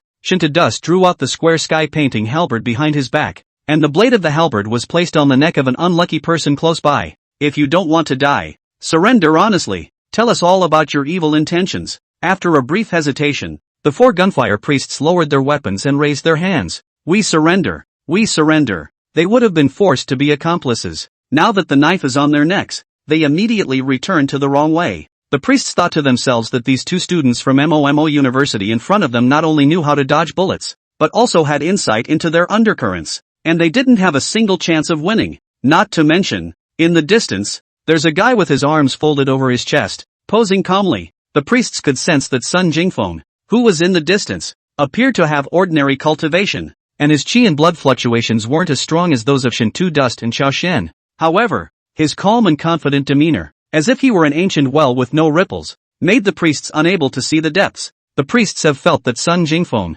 who is holding his bladder, is by no means a pool. They couldn't even handle the two bullet-dodging thugs in front of them, so how could they go up against the ancient well of genius in the distance? Previously, Bison Bob had sworn to tell them that the Murmur University of China was all a bunch of rookies, nothing worth noting against, but the reality is nothing like what Bob said. Goddamn, Bob is tricking them into sending them to their deaths. At the thought, the priests raised their hands even higher. We're all new freshmen. It was forced upon us by the Blue Clothes Brotherhood. The real culprits are them. 5 minutes later, in the call channel, Shinto Dust's voice rang out once again. I'm Shinto Dust, and we've rescued our fellow students from Alligator Wushu University. We have also captured several gunfire priests. There are a few pieces of news that need to be communicated to you all. First, beware of the swords of the gunfire priests. They have power devices hidden in their greatswords. Secondly, half of the trialists in North America are the Brotherhood of Blue. Always beware of this organization. Shinto Dust uses short language to share intelligence with his students. Sun Jingfeng also made a highly positive comment on the performance of Shinto Dust and Chao Xian in the chat channel. Shinto and Chao Xian did a beautiful job. I didn't have to make a move the entire time. It's proven that those notorious gunfire priests are all a bunch of straw men. So don't be afraid. Sun Jingfeng's words were echoed by many students. That's right. Brother Sun is awesome. With Brother Sun around, it's those stupid-ass priests who should be scared. Listening to the sincere pandering of their classmates, Shinto Dust and Chao Xian glanced at each other, both a bit helpless in their hearts. It's true that Sun Jingfeng is a fanatically confident strawman, but he really provides emotional value to his classmates. It was at the same time that the students in Wasia were sharing their intelligence. All that came out of the North American Federation's call channels were ghostly cries. We were attacked. The person who attacked us used a very odd meteor hammer. God forbid. I encountered him too, requesting for backup. Ah, damn. It wasn't a student who attacked me. It was an old guy. There were screams and cries for help. Bob cursed under his breath as he listened to the screams of his companions. He crouched in a corner and fiddled with a voodoo doll. Under his fiddling, the voodoo doll, made of cotton cloth tied with straw, seemed to be given life, and actually stood up violently from the palm of Bob's hand. How did it go? Inside the voodoo doll's body came the voice of the North American Minister of Martial Arts Education. Anthony, Minister, we've run into a little trouble. Bob informed Anthony of the situation at hand in a nutshell. What the duo was using was a transcendental prop called Brother and Brother. This transcendental prop is a treasured possession of Anthony's, and it allows for communication in different realms. In the previous 2 years, Anthony had used this transcendental prop to remotely control and direct the sacrificial work within the Rusty Capital's secret realm. Minister, there's been a few mishaps over here. There's a rash action that's thrown all our plans out of whack. Right now, situation-wise, we're a little bit passive. People are constantly under attack. Bob told Anthony exactly what was going on at the moment. Oh, someone made a rash move? There was a pensive pause from Anthony outside the secret boundaries. You may have been tricked. Chapter 134, Bison Bob. Hit? Bob was uncertain. Anthony sighed darkly, thinking that the Brotherhood of Blue was after all a bunch of kids, still too inexperienced. That Chinese teacher used a little trick to get them to disorganize themselves. Anthony knew the members of the fraternity well, and the boys were too well conditioned to act rashly. The so-called attack that came out of that Chinese teacher's mouth was completely self-directed. Bob, you listen to me. None of you acted rashly. The so-called attack was all the Chinese teachers. Self-directed trickery. However, your follow-up order to conduct a war of annihilation is tantamount to not fighting and completely exposing our intentions. Bob reacted then. It's like this Then at this moment, the one who was carrying out a sneak attack on the members of the Brotherhood should also be him.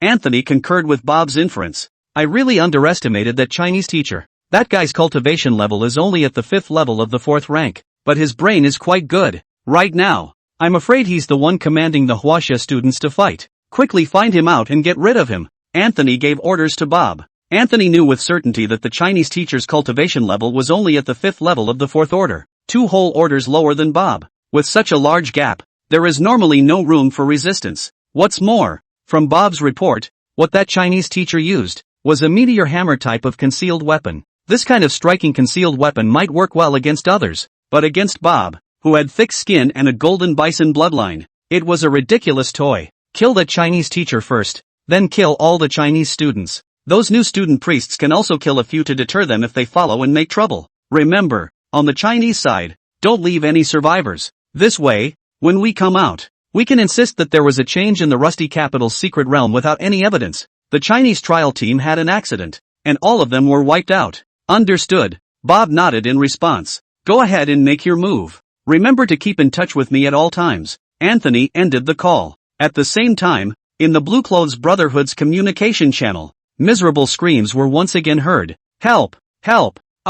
It was followed by the muffled sound of a cracked head. Listening to his companion's screams, 2 white gases erupted from Bob's nose, 2 bull horns sprouted from his head, and his entire figure skyrocketed, transforming into a half-human, half-bull monster. His naked upper body was gnarled with muscles, and the surface of his skin shimmered with a metal-like luster, as if he was wearing a golden armor. Bob ran quickly in the direction of his companion's murder. As he galloped, the earth beneath his feet trembled. A kilometer away, Dong Chao carried his homemade meteor hammer and quietly waited for the next prey to be delivered to his door. A slight tremor in the ground told him that the next prey was almost here, right now. Instead of using his usual black sword, Dong Chao had made his own meteor hammer. The head of the meteor hammer was the same secret silver sleeve hammer that had been groped from that Southeast Asian assassin, Tobin, and the chains of the meteor hammer were homemade by Dong Chao with impact steel. Impact steel is a highly ductile secret realm metal that is most suitable for making chains. Dong Chao used the meteor hammer, on the one hand, to hide his personal information, and on the other hand, this long-range weapon was more convenient against the gunfire priest's guns of exorcism. Knock, knock, knock. A humanoid monster as strong as a mountain ran towards Dong Chao at great speed, and every time this fellow got closer, the earth under Dong Chao's feet shook more and more violently. The chi and blood fluctuations on this monster were extremely strong. Not only did he have a cultivation at the high stage of the 6th rank, his aura was also very substantial, which showed that his natural talent was outstanding. What Dong Chao instantly realized was that the one who came should be a heavenly pride of the North American Federation. Facing the darting Bob, the meteor hammer in Dong Chao's hand transformed into a long practice and soared towards Bob. Moo! Bob let out an ear-splitting roar, sounding like a cow's bellow, and like the roar of some ferocious beast, his arms protecting his body in front of him, and continued to gallop towards Dong Chao without losing momentum. Dong Chao turned his finger and unleashed his spatial ability, and the meteor hammer that soared towards Bob instantly disappeared into a spatial rift and vanished into thin air. Bob was prepared to use his physical body to resist one of his opponent's attacks and see what his opponent had become, when the meteor hammer that soared up to his eyes suddenly disappeared, and he froze slightly. and his body shape couldn't help but pause for a moment. And in the next instant, the meteor hammer that had passed through the temporal rift reappeared behind Bob, striking the back of Bob's neck in a bizarre trajectory that completely defied physics. Moo! Bob let out another howl, and his entire ferocious demeanor continued to charge towards Dong Chao. As a North American golden bison bloodline shifter, Bob was born with stone skin to protect even vulnerable locations like the back of his neck and back of his head. Instead of causing him any substantial damage, Dong Chao's sounding blow had aroused the raging ferocity of his bison. At the moment, Bob just wanted to stomp this guy in front of him into the ground and crush him. Looking at the wildly charging Bob, Dong Chao was secretly staggered, and said that this kid was not generally resistant to being beaten up. This kid all based on the strength of the flesh. It can be with the cultivation of the 5 mountains of the golden bell of the Mo Xiang. Touch. His divine beast bloodline abnormal ability was really powerful. However, the more stunning the North American young man in front of him performed, the more excited Dong Chao became inwardly. Dong Chiu's favorite thing to do is 2 things. One that is tuned to the excellence of his own country. The other thing is to send the brilliant people in other countries who have taken the wrong path to an early reincarnation. Bob erupted with a swiftness that was completely at odds with his size. His entire body transformed into a golden lightning bolt, and in the blink of an eye, he arrived in front of Dong Chao. With a knee lift, he ruthlessly knocked Dong Chao down, then raised his foot and stomped on Dong Chao's body, stomping Dong Chao into a bloody mess. Blood and broken flesh dripped and stained a large area of cracked steel ground.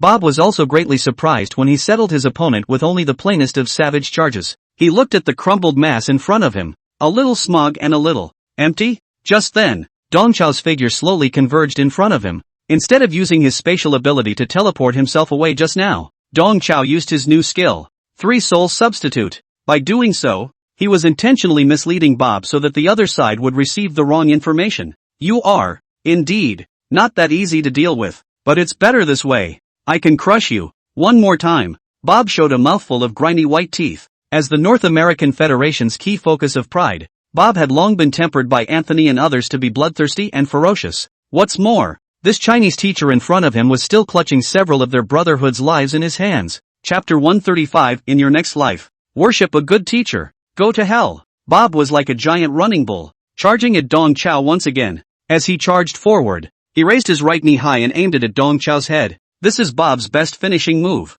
the ship's knee press. At the moment, Bob was like a fast-moving ship, and his right knee, raised high, was the ship's battering ram. This iron knee, which had been enhanced by the golden bison bloodline, would slam into the Chinese man's face so hard that it would drive his entire head into his chest cavity. Then, Bob would stomp the Chinese on the ground as hard as he had just done, crushing them into a mass of flesh and blood. This savage and violent style of painting is Bob's way of fighting. Although he looks like a muscle monster, in fact, Bob has guts and brains. Through the short encounter, Bob was confident that he had gathered the core intelligence of the Chinese teacher across the street. This Chinese man, who was able to sneak off so many members of the Brotherhood, relied on 2 things. 1. It's his god-awful meteor hammer. 2. It's his ability to come back to life. The corners of Bob's mouth turned up slightly at the thought. This Chinese guy is a bit of a ghost, but unfortunately, he met himself. This stony skin of Bob's completely restrained the meteor hammer with its strange movement trajectory, and the opponent's ability to revive was even less of a fear in Bob's eyes. Bob knew that both reanimation-type powers and reanimation-type transcendental props had time and frequency usage limits. So what if he's hard to kill? Just kill him a few more times. Bob's iron knee slammed into Dong Chao's face with a whistling sound. Bob's fast-as-thunder figure was constantly zooming in Dong Chao's eyes. Dong Chao grasped the timing well, and in the moment when Bob's attack was about to arrive, he unleashed yet another new skill, Dragon Might. The silhouette of a black dragon emerged behind Dong Chao. Dong Chao's pirated version of the dragon power was, on the contrary, much more dominant in form than Dao Shi's genuine dragon power. At least, what floated behind him was a proper black dragon. The scaled body of the black dragon snaked and coiled, its mouth wide open. Ow! The black dragon let out a pale hiss. Bob's golden bison bloodline, although it was a symbol of the wildness and nature of the Inca land, was inevitably suppressed in the face of the true dragon. In this instant, Bob only felt his mind go into a trance. Just as his figure stalled for a moment, Dong Chao fluttered and disappeared, and when he reappeared, he had already arrived 5 meters away. Dong Chao deliberately didn't instantly move too far, but stayed in an area where Bob was out of reach in a cat-and-mouse stance. Watching his opponent make another new ability, Bob's mind got a little stuck for a moment. His mind, unable to make sense of so much battlefield information in a short period of time. This time, Dong Chao didn't do anything to hide. he showed all of his cards in a big way. Beside him, a double emerged, and both bodies flipped their wrists at the same time, exercising their spatial powers. Pop, pop, pop, pop, pop, pop. Multiple spatial rifts opened up in the 10-meter area centered on the duo. Dong Chao once again swung out the meteor hammer, like a stringless arrow soaring out of the hammerhead, weaving back and forth in multiple spatial cracks. Each time weaving, the speed is faster by 1 point. The accelerating hammerhead quickly transformed into a shadow, constantly refracting within a 10-meter radius, as if it were a bouncing 3-dimensional pinball. And at the same time, Dong Chao and his two doubles kept exchanging positions, and under his manipulation, the already complicated trajectory of the meteor hammer's movement became more and more difficult to capture. Boom! The meteor hammer finally found another opportunity as it continued to refract. The head of the hammer appeared from behind Bob and struck the back of his neck once more. Dong Chao's moves were dazzling, but unfortunately, this strike still failed to break the defense. With the protection of his stony skin, Bob only felt a twinge of pain and did no real damage. On the contrary, successive wounds to vulnerable areas caused Bob's blood to rise and his murderous intent to go to his head. A fool with a cultivation level of only the 4th rank. A move like this can't even break through my defenses. These abilities of yours can only be useful in a circus. Bob let out a roar, his entire body manifesting the silhouette of a golden bison as he bent down slightly in a rugby charging stance and lunged at Dong Chao once again. This time, Bob made his other finisher, a touchdown. He'll pounce on the wahine like a football quarterback and, well, smash it to pieces. Although he wasn't able to analyze what exactly his opponent's powers were, Bob could tell that his opponent's cultivation was limited. His opponent couldn't break through the defense of his stone skin even after using so many juggling routines. This Chinese man had many tricks up his sleeve, but unfortunately, the gap in cultivation could not be bridged. The Golden Bison bloodline was originally known for its defense and vitality. It was extremely difficult for an opponent of the same rank to break through Bob's defense. Not to mention, this opponent in front of him, his cultivation level was only at the 4th rank. His opponent's cards were coming out all over the place, and he couldn't hurt Bob even a little bit. And Bob, with just one blow, could send the frail Chinese to heaven. Bob's legs stomped on the ground, and his entire body had the appearance of a muscle sports car as he once again came barreling towards Dong Chao. He didn't even bother to count which of the 3 figures in front of him was the main body. Smashing them all anyway would be the end of the matter. Even, Bob was mentally scheming not to screw this Chinese guy at once, to make him watch, before he died, how his body, before he died, turned into a ball of mush. Just as Bob's mind was envisioning the victory settlement picture, he suddenly realized something. In the forward rush, he lost his left arm. He watched as his left arm detached from his body before a sharp pain of cutting came. Before Bob could utter a wail of horror, blood began to spike everywhere from his strong body, and immediately afterward, his left leg left him. Losing his center of gravity, Bob fell heavily to the ground. At the moment, his body was crippled and bleeding everywhere, as if he had gone through a meat grinder. Dong Chao, on the other hand, was standing in front of him, carrying the meteor hammer that was dripping blood in his hand. Thick blood dripped down the chains of impact steel, revealing the trap Dong Chao had set up long ago. What was truly sinister about this meteor hammer of Dong Chao was not the secret silver head, but this chain tied behind the head. This chain of impact steel, with its dark edge, is a razor-sharp saw chain when taut, and Dong Chao cast a spatial rift, allowing the secret silver meteor hammer to shuttle back and forth in space, as if threading a needle, laying out this chain,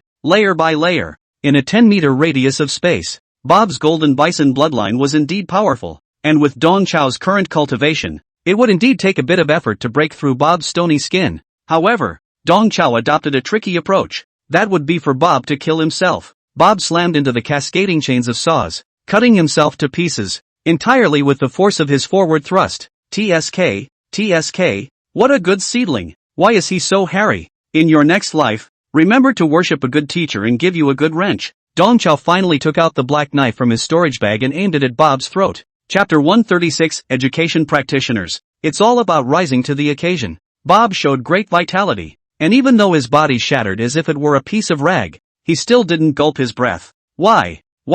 Bob kept repeating this simple word, asking both Dong Chao and himself. He really couldn't understand. His cultivation was clearly 2 steps higher than the other party, but the one who lost was himself, and the loss was so sudden. Dong Chao let out a soft laugh in his heart. He had only fallen in cultivation. It wasn't like his mind or experience had regressed. Wouldn't it be easy to this youngster? In the words of the game, Bob is like a novice driver in a top-of-the-line muscle car. Tung Chiu. On the other hand, is a champion race car driver who drives a second-hand cab, although the hardware is poor. But as long as the track is set up as a difficult forest hairpin turn, Dong Qiu is not just taking it. Dong Chao's black knife hovered over Bob's throat, but he was slow to stab down, and he withdrew his hand with a grave expression on his face. As an excellent teacher who was tireless in teaching this knife, it's really hard for me to stick it in. I really can't bear to wield the butcher's knife on my students. Bob, who didn't understand the extent of Dong Qiu's belly, instantly saw the hope of life. He thought Dong Qiu didn't kill him because of moral pressure. Old teacher, spare me, I know I'm wrong. Bob kept emphasizing the word teacher in order to put more moral pressure on Dong Chao. Dong Chao sulked for a moment. Let's put it this way. I'll ask you a question, and if you answer it well, I'll let you go. But I'll say the ugly words up front. In the future, you can't be an enemy of our Huaxia anymore. Bob nodded repeatedly. Teacher, as long as you spare me, I'll do whatever you want. If you ask me to join Huaxia from now on, I will never even hesitate. Yes.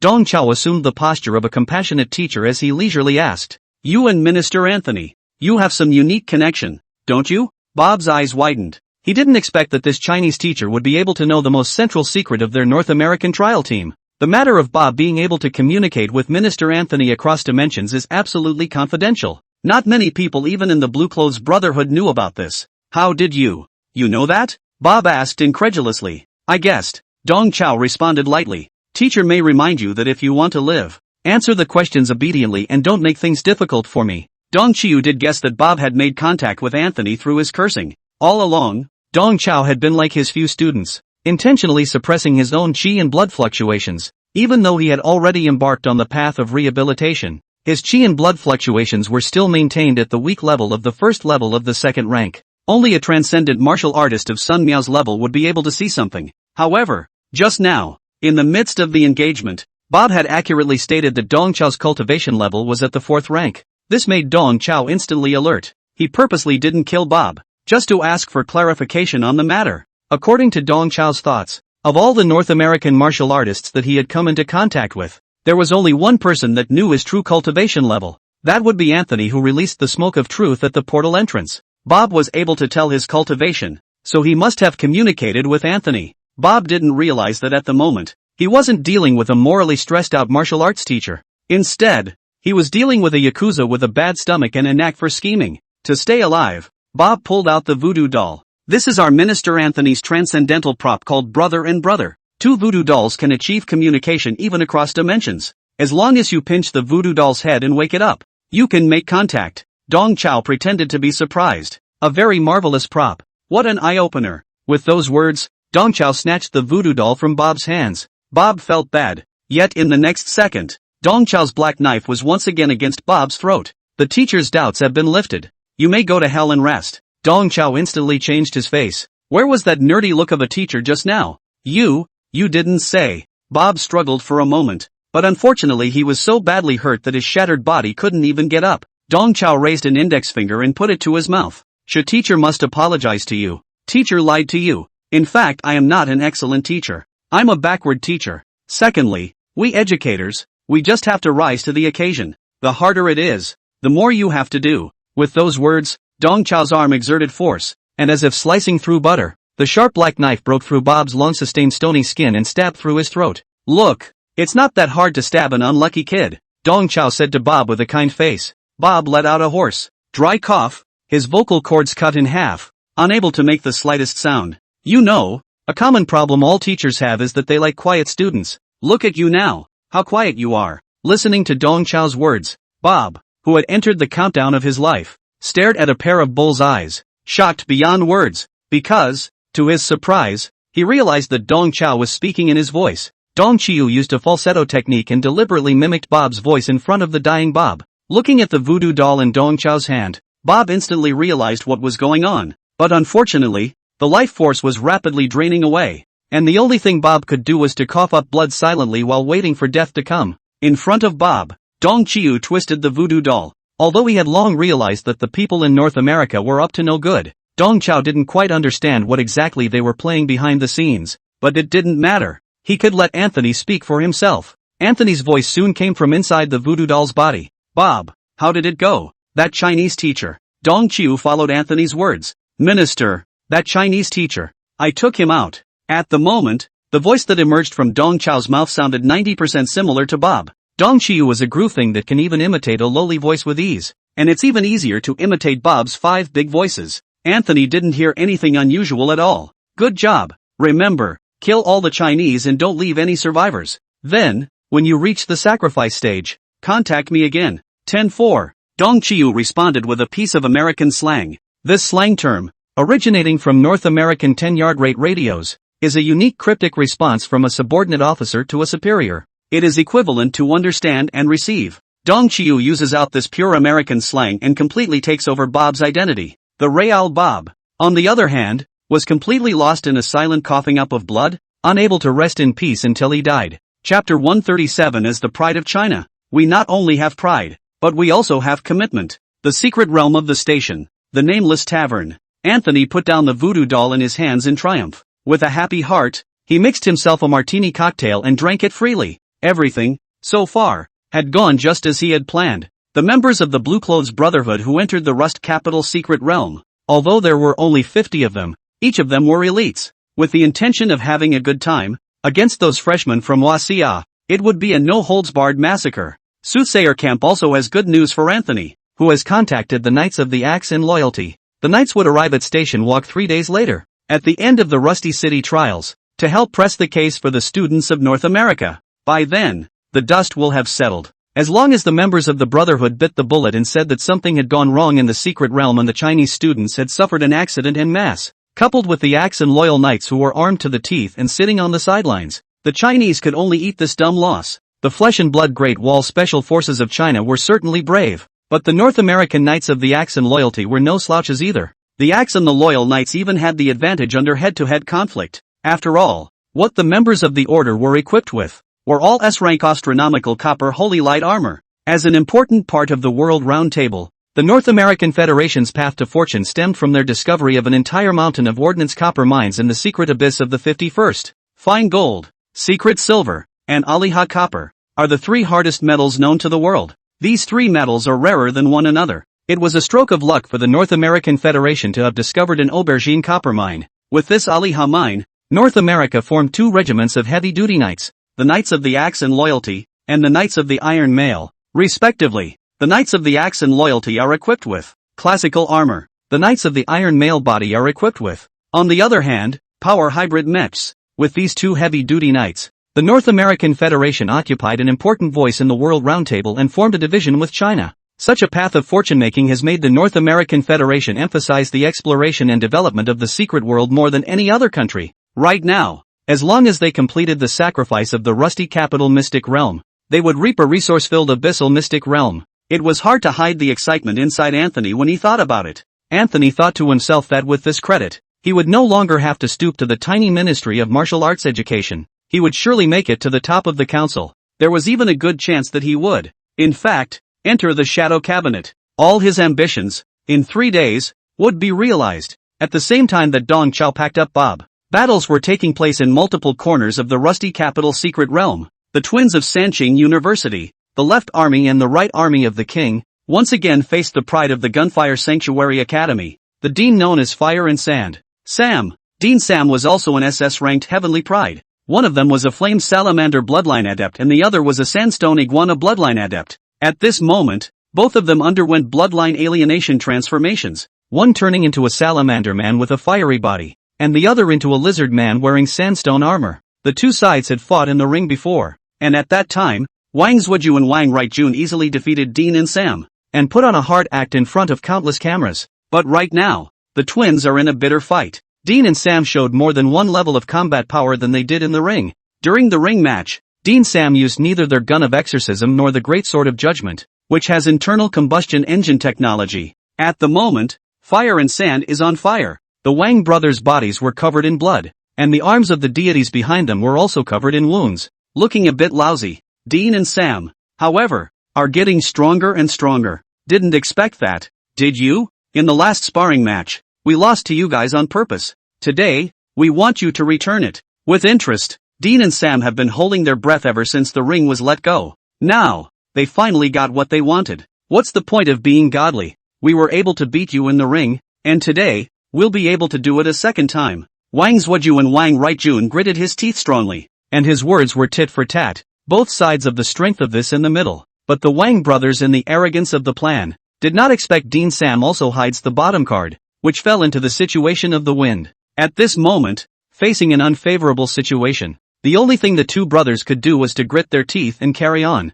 Since the start of the war, the Wang brothers had always paid attention to the call messages coming out of the mechanical bracelet. They knew that in all corners of the Steel City, the exchanges between the enemy began to become more frequent. Right now, the students of Wasia are gaining momentum. In the opinion of the two brothers, the fact that their classmates were able to make frequent successes was, on the one hand, due to the fact that they were all on the same page, and on the other hand, it was the elites of the North American team, who had yet to strike. Nowadays, Dean and Sam, who were fighting against the Wang brothers, were the North American team, the absolute elite. The Wang brothers cheered each other up in their hearts. These two bones in front of them were difficult to gnaw, but they must be gnawed down. Dean and Sam are just too strong, and it would be an absolute disaster to let them go up against the rest of the class. The Wang brothers erupted with full battle intent. For the sake of the other students within the secret territory, they had to stop these two monsters in North America. Stop them. The duo turned on injury transformation,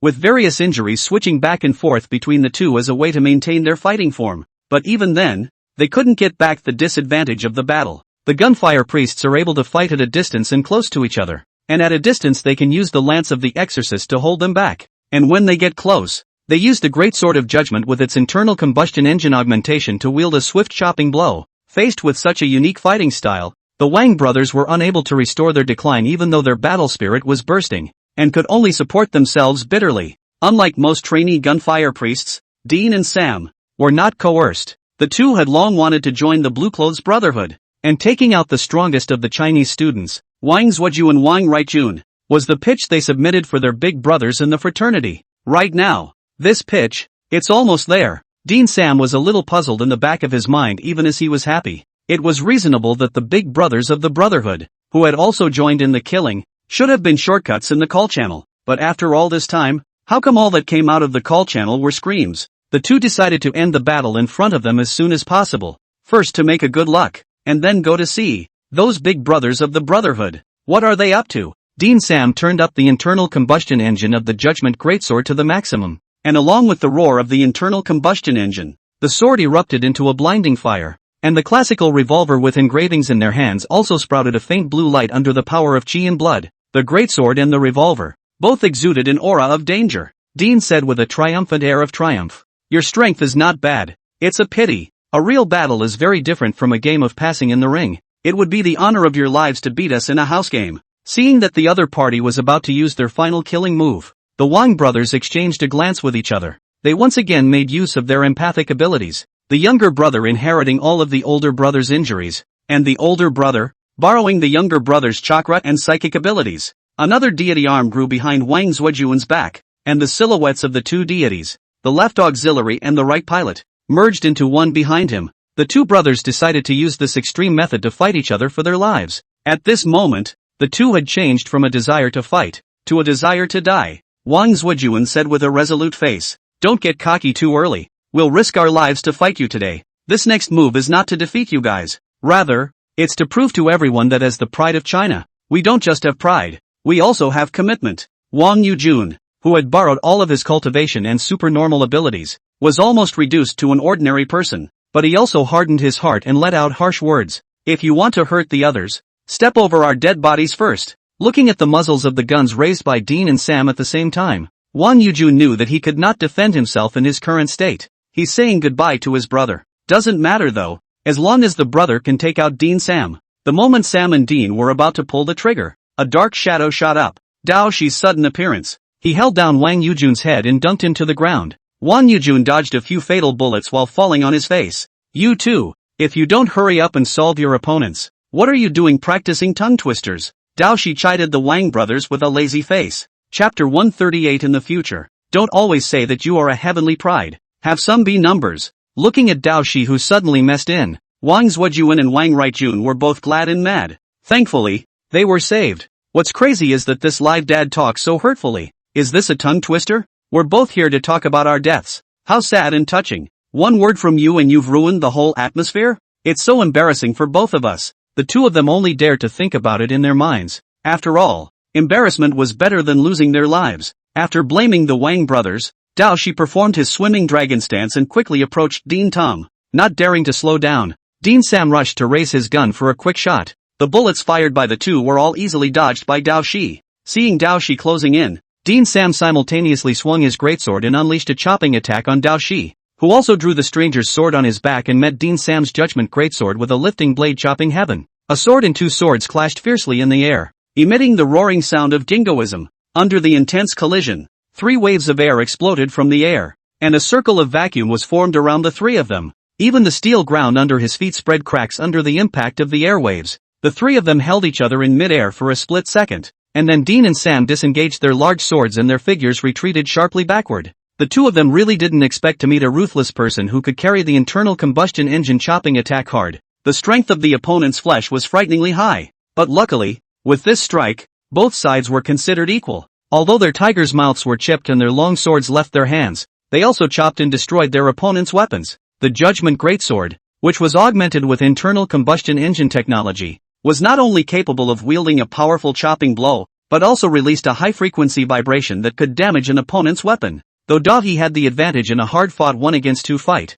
the strength of his weapon dragged him down. At this moment, the stranger's sword in his hand, which was forged from C-grade metal, cracked inch by inch. Dean Sam exchanged a look and a secret snicker. This opponent in front of him was ridiculously strong, but he was too stupid to dare to fight Father Gunfire's great sword. Now without a weapon, how can this guy fight? The two of them, on the other hand, seemed to have suffered some dark losses, but in fact, they held the absolute initiative. Without any communication, both of them lifted their guns at the same time, dashingly changing bullets in the air, rubbing their sleeves and spinning their wheels, and completing the loading of bullets in the blink of an eye. The two men backed up while firing continuously, as long as they retrieved their greatswords. This battle, the victory is assured. Dao Shi also saw the intentions of the two. How could he give them such an opportunity? He leaned forward, once again dodging the oncoming bullets with his handsome stance, anticipating the enemy. But with a few dodges, he had already arrived in front of the duo. Seeing Dao Shi take the initiative to approach,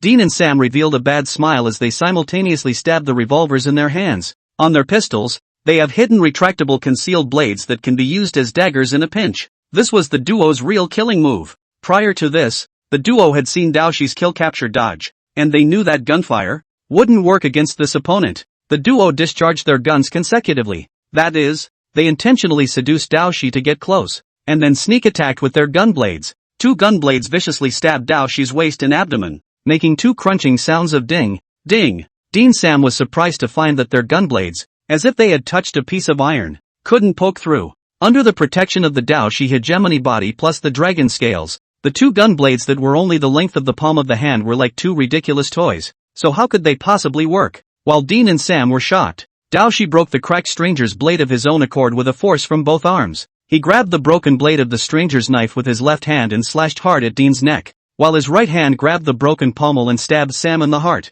All 3 played the same game, trying to get close enough to draw a surprise attack. It's just a shame that Dean and Sam don't have Dahi's perverted defenses. The broken blade of the stranger's knife cut into Dean's neck without question, and the broken pole stabbed Sam through the heart. Dao Shi allowed the broken blade and pole to remain in the 2 men's bodies as he freed his hands and slapped their heads together with a double peak slam. The duo, who had just suffered fatal injuries, had no time to react and fell to the ground like 2 ragged pockets. Not even waiting for the 2 to moan, Dao Shi stepped forward and stomped on one of them, breaking their necks. From the 3 of them going at it hard, to Dao Shi stepping on the necks of the 2, it was only the work of a few snapping fingers, easily finishing off Dean and Sam. Dao Shi turned back to the Wang brothers. Is it hard? What's the point of grinding and grinding? In the face of Dao Shi's rebuke, Wang Zhujian and Wang Raijun were silenced. The loss of a newly built stranger's sword just to settle 2 stragglers made the thrifty Dao Shi a bit upset, but once he thought about it, there were still 3 B-rank golden thorn armors that were waiting for him. Dao Shi's heart was instantly hip. He pulled out the woven bag he carried and shook it open against the wind, filling it with both Dean Sam's revolver and his greatsword. As for the broken stranger's sword, it was also thriftily recycled by him, highlighting a man who could live with himself. Scrap recycling completed. Dao Shi pulled out the Qi recovery pill from his bosom and threw it to Wang Zhujian and Wang Ruijuan. You too, eat it. Looking at the Qi recovery pill in his hand, Wang Zhuju and Wang Ruijuan squirmed a bit. Thinking about it, the duo was seduced by the qi recovery pill before they received a fat beating from Dao Shi and He Xiongya. At this moment, Dao Shi was giving them such a valuable elixir with a big grin. This, the two mumbled, not knowing what to say. Dao He showed rare generosity. I can't use this thing. You guys eat it and go help the others. Dao He heard the two brothers' bold declaration of going to their deaths. They're not the only ones who are committed. Although Dao Shi could get by, he wasn't stingy. It's just an elixir though. The Wang brothers also knew that their side needed both of them as high-end combatants. The two of them no longer pushed back, and Wang Yujun raised his hand and ate the qi recovery pill, and both brothers' qi and blood quickly rebounded. Brother Shi Zi, we're going to aid the others. Take care of yourself. The two brothers bowed their hands to Dao He and turned to leave quickly. Looking at the duo's backs, Dao Shi added, in the future, when you make declarations of going to your death, don't say that you're a Huaxia heavenly pride, and have some B numbers in your heart. The two brothers had black lines on their heads as they pretended not to hear Dao Shi's words and ran even faster. Just say it. The duo secretly bellyached. Dao Shi commanded again. The pistols and greatswords of the priests of the guns and fire, put them all away, and don't leave a single one behind. This time, the two brothers made an okay gesture with their backs, signaling Dao Shi to rest assured that the package was on them. Chapter 139, My name is Sun Jinfeng. In the meantime, another battlefield in the rusty capital's secret realm. He Xiangya and Mo Xiang also exchanged blows with members of the Blue Clothes Brotherhood respectively. They all faced a siege of 4 or 5 people at once.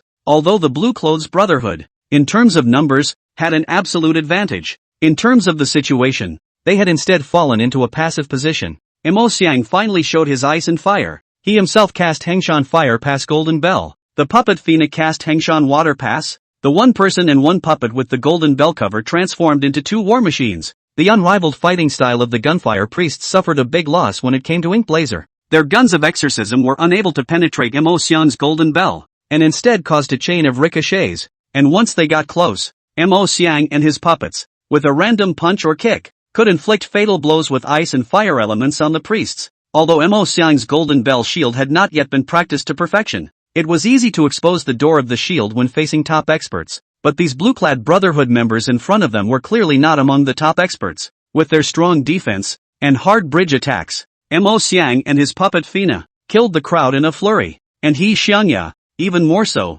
swam the dragon in the crowd. The Blue Brotherhood claimed to be the best of the best, but apart from Bob, Jamila and a few others, who were considered to be heavenly talents, the others, however, were only S or A ranked talents, relying on their age advantage. Their cultivation was a cut above the first-year freshmen, but in He Xiangya's eyes, these guys whose cultivation and talent were inferior to his own were not much different from inserting a label to sell their heads. Unlike Dao Shi, who was good at hard fighting, He Xiongya himself took the route of floating, and easily would not fight hard against people. Plus, he had gotten information from the communication channel from Shintu Dust and the others, and knew that the gunfire priest's greatswords were a bit spooky. It was even more unlikely that he would go sword to sword with the gunfire priests. He Xiangya displayed a dexterous stance, as if he were a ghost, weaving in and out of the crowd, and with every flash of the twin swords in his hands, there was an unlucky person whose blood soared wildly. The members of the Brotherhood screamed in their hearts. Before the operation, Minister Anthony had given them instructions.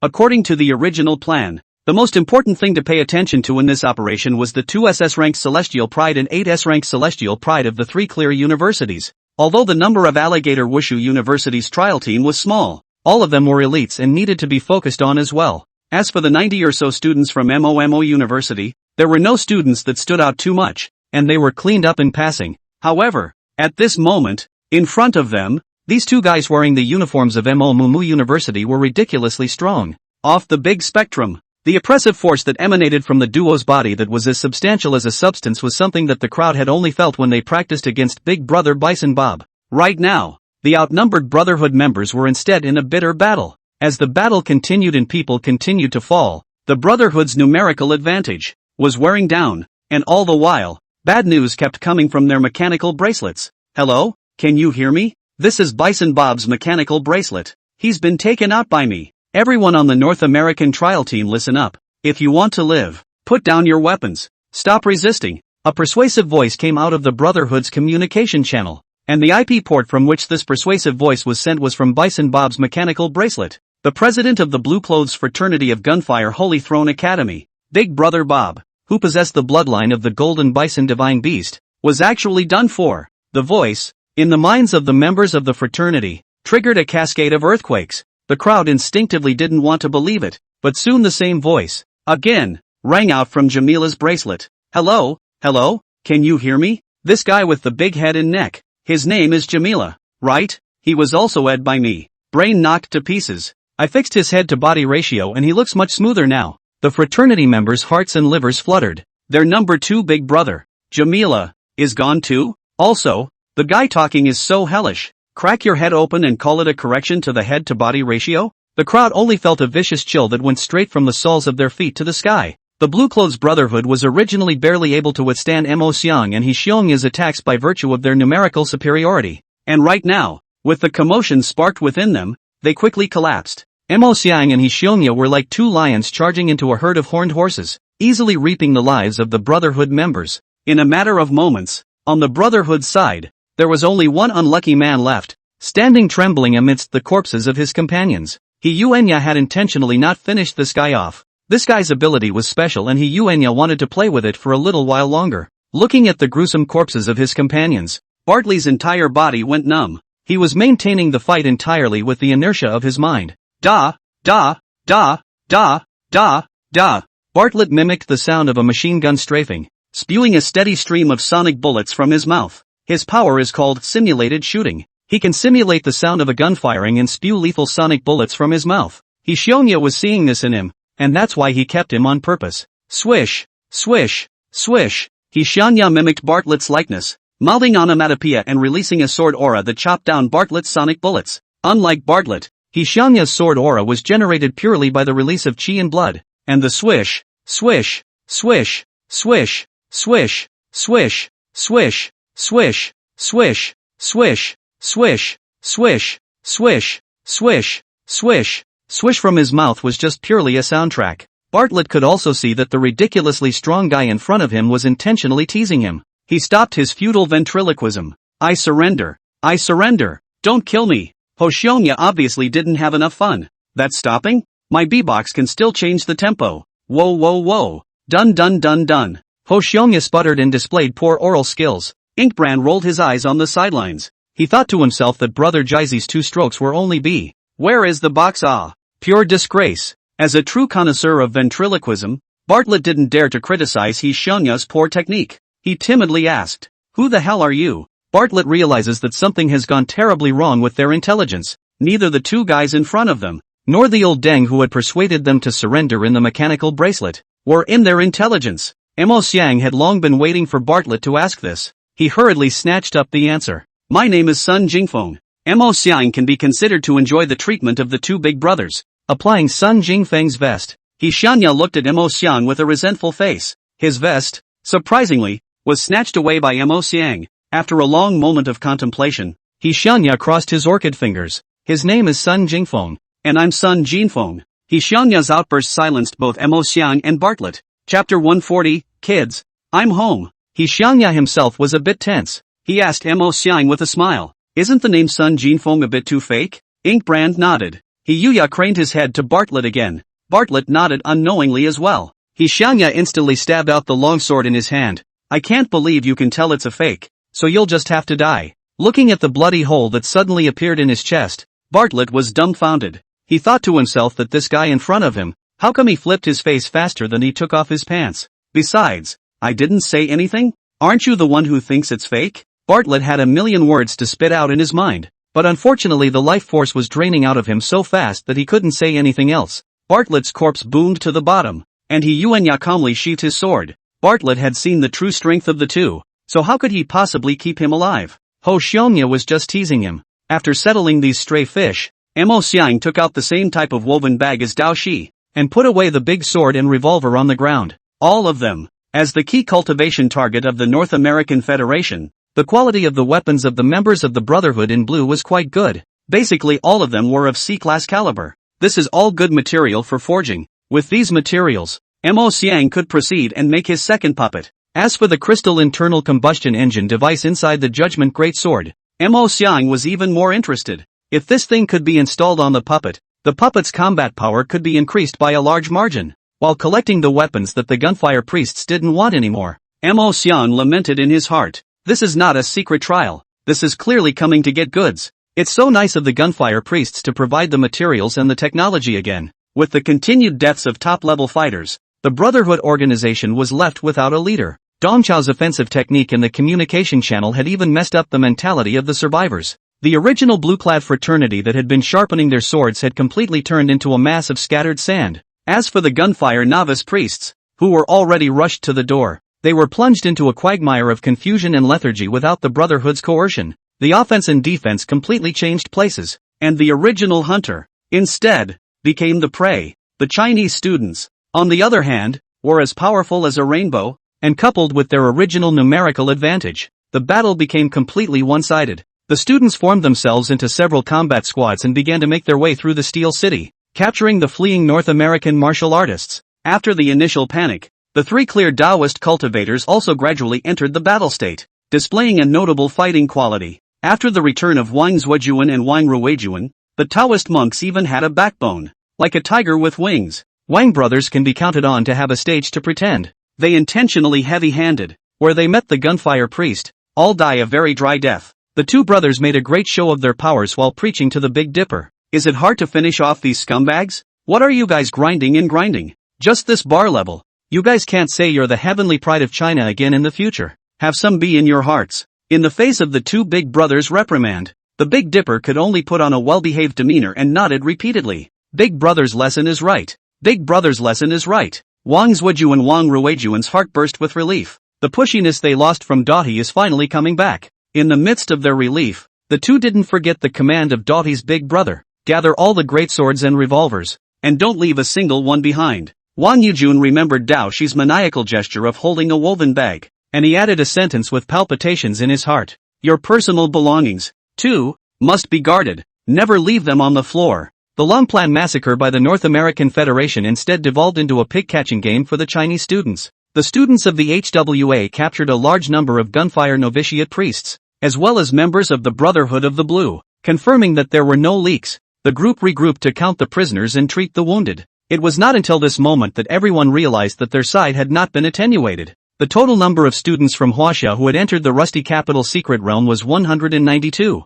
plus one lead teacher, Dong Chao. At this moment the head count is taken and all are present. Even Mr. Dong Chiu, the teacher, appeared intact. Boys, I'm home. Dong Chao deliberately put on a meaty in-kind gesture, looking even more diabolical than Dean Lu Yuan. He briefly explained his motives as he treated the wounded. Before entering the secret realm, I felt that these guys in North America weren't right. I deliberately lied about the military situation just to swindle them a bit, and as a result, they really took the bait. After this period of special training, the students' views of Dong Chao had all changed subtly. In the eyes of the students, Mr. Dong Chao is very mysterious. Although his chi and blood fluctuations were only of the second rank, he was able to easily hang Jiang Chang, who was of the sixth rank cultivation. Today, the inexplicable deaths of the core members of the Blue Brotherhood are probably not related to Mr. Dong. In addition to his mysterious strength, Mr. Dong was really a bit of a ghost when it came to teaching. This half a month or so of special training in chicken eating may seem playful, but the gains of the crowd are real. The organization and discipline they showed today all stemmed from their special training in chicken on weekdays. Plus at this moment, Dong Chao was explaining his ploy to the students while skillfully doing battlefield first aid. With this light-hearted demeanor, it was clear that he had a wealth of combat experience. Where did he look like a punk? It's so true that seeing is believing. Thinking back on what Mr. Dong did, many students felt ashamed in their hearts. Mr. Dong is such a good teacher. He himself had listened to the rumors before and really thought of him as a loser. There was no respect at all when he saw him on weekdays. Even just started the special training and treated him with contempt. It really shouldn't be. Looking at the guilty gazes their classmates threw at Dong Chao, the three Daoshi secretly shook their heads. The simple classmates were clearly taken by Olden. Dong Laodeng deliberately pretended to be a man in front of people, and behind his back, he abstracted all the way to heaven. He's more mixed up and inappropriate than legend would have it. Those biases that the students said before were not really biased. As the center of attention, Dong Chao didn't have the slightest bit of playfulness in his mind at the moment. Instead, he had a grave expression on his face. Although no one from Huaxia's trial team was killed in action, multiple people were injured. Among them, Ma Tao from the second class of martial arts was the most seriously injured. Ma Tao is a woodpecker-piercing bird bloodline alien. Early in the battle, Ma Tao disguises himself as a birdman and flies high into the sky, trying to find his fallen classmates. As a result, he was unfortunately spotted by the gunfire fathers, who shot him down. Ma Tao didn't die on the spot, but he broke an arm and a leg. His chest was also cut out by a steel tree branch with a huge gash. With an injury like this, a simple emergency bandage would no longer work. What Mateo needs is surgery as soon as possible. In the secret world, however, there are no conditions for surgery at all. Chapter 141, My Blood, a life-saving medicine. Dong Chao performed an emergency bandage for Ma Tao, and the three clear Taoist cultivators also chanted the mixed mantra for him. But Ma Tao's injuries were too severe. The wound on his chest had injured his internal organs and arteries, and blood and dark internal tissue fluid were constantly oozing out from under the gauze. The portal between the rusty capital mystic realm and the outside world wouldn't open again until 3 days later, and Ma Tao's current condition wouldn't last 3 days at all. Looking at the bruised and battered Ma Tao, Dong Chao frowned. He had done everything he could, but there was really nothing he could do about Ma Tao's injuries. The students also sensed that Ma Tao's life force was gradually draining away, and everyone's expression became grave. The lesson of life and death is still too much of a superlative for these freshmen. Although Ma Tao is not too pleasant on weekdays, and is gloomy and not open-minded enough, but no matter what, we are all classmates. What's more, Ma Tao was injured because he was searching for his fallen companion. At this moment, all the people from the martial arts academy were gathered around Ma Tao's body, with expressions of pathos. A few of the female students even whimpered, sensing that his life was coming to an end. Ma Tao showed a rare atmosphere. I'm not saying that I have no clothes, but I'm with my son. Gentlemen, Ma Tao, will leave first. The Emoplan martial artists present bowed their heads and responded together. The king is raising his division, repairing my jail and spear, and fighting with his son. Is it not said that I have no clothes? And I am with my son in the same zephyr. The king is raising his division, repairing my spear and halberd, and working with his son. I am not saying that I have no clothes, but I am with my son. The king is in the process of raising a division, repairing my armor, and marching with his son. The Maggia martial artists chanted popular poems in a rustic manner with heavy chapters. The voices were impassioned and crisp with pathos. With regard to the Maggia martial artists, Dao Shi and Hishionya originally did not have any sense of identification. In their eyes, the Maggia martial artists were poor in strength and not too smart in the head. But for the moment, the two spontaneously joined in the chanting. Infected by these Maggia martial artists, the three Cheng Taoist cultivators also looked grave, and a few of them silently chanted the Ascension and Transcendence mantra, blessing Ma Tao to return to the good path and be free from suffering and happiness after he breathed his last. Sun Jingfeng pushed away the crowd in grief and anger. All of you, shut your crows and don't say anything demoralizing. Sun Jingfeng squeezed his way to Ma Tao's side as he rolled up his sleeves, revealing his wrists. Don't worry Ma Tao, you'll be fine. Sun Jingfeng drew out a small knife and slit his wrist. I've eaten the blood prison tyrant's foreign core, and my blood contains the blood prison tyrant's life essence. You should be able to heal your injuries by inhaling my blood. Sun Jingfeng broke open Ma Tao's mouth, letting the blood that flowed down from the wrist wound gurgle and drip into Ma Tao's mouth. Ma Tao was choking and coughing, but Sun Jingfeng wrenched his chin and forced him to keep opening his mouth. Here, take a big gulp, like a blood sausage. This sudden move of his shocked everyone present, including the severely injured Ma Tao. When everyone reacted, they suddenly realized that Ma Tao's life force had stopped flowing, and even had recovered. Sun Jingfeng's method really works. The continuous loss of blood made Sun Jingfeng's face pale, and bean-sized beads of sweat continued to drip down from his head, but he put on a high-strung look to give Ma Tao encouragement. Don't worry Ma Tao, with me as a super blood pack, I can definitely hang on to your life. You'll be fine. Ma Tao was moved to sob. Originally, Ma Tao had no good impression of Sun Jingfeng. Ma Tao knew that Sun Jingfeng wasn't a super genius at all. He was just a sketchy son of a family. Ma Tao got hold of Sun Jingfeng's secret. He was Sun Jingfeng's little follower. On the one hand, he was forced to do so. On the other hand, he also had the intention to pad fly the straw man. But at this moment, Ma Tao truly felt the light on Sun Jingfeng. The only thing that deeply moved Ma Tao could do was to let out a few raspy whimpers to express his gratitude to Sun Jingfeng. Only after confirming that Ma Tao's life force had stopped flowing did Sun Jingfeng stop grimacing as he bandaged himself. While treating his wounds, he deliberately pretended to be unconcerned and said to the crowd, everyone who is injured in the future, come to me. My blood is a life-saving medicine. As he spoke, he turned his head to look at the dazed Dao cultivators. You Dao cultivators have been injured, and you've come to me too. Wang Zhuju and Wang Rightjun shook his head repeatedly. It's too mushy. We're on a light diet and can't drink it without the garlic sauce. Ha ha ha. The Wang brothers' joke swept away the dark clouds in the hearts of the crowd, and the atmosphere became active again. The Wang brothers originally looked down on Sun Jingfeng as well.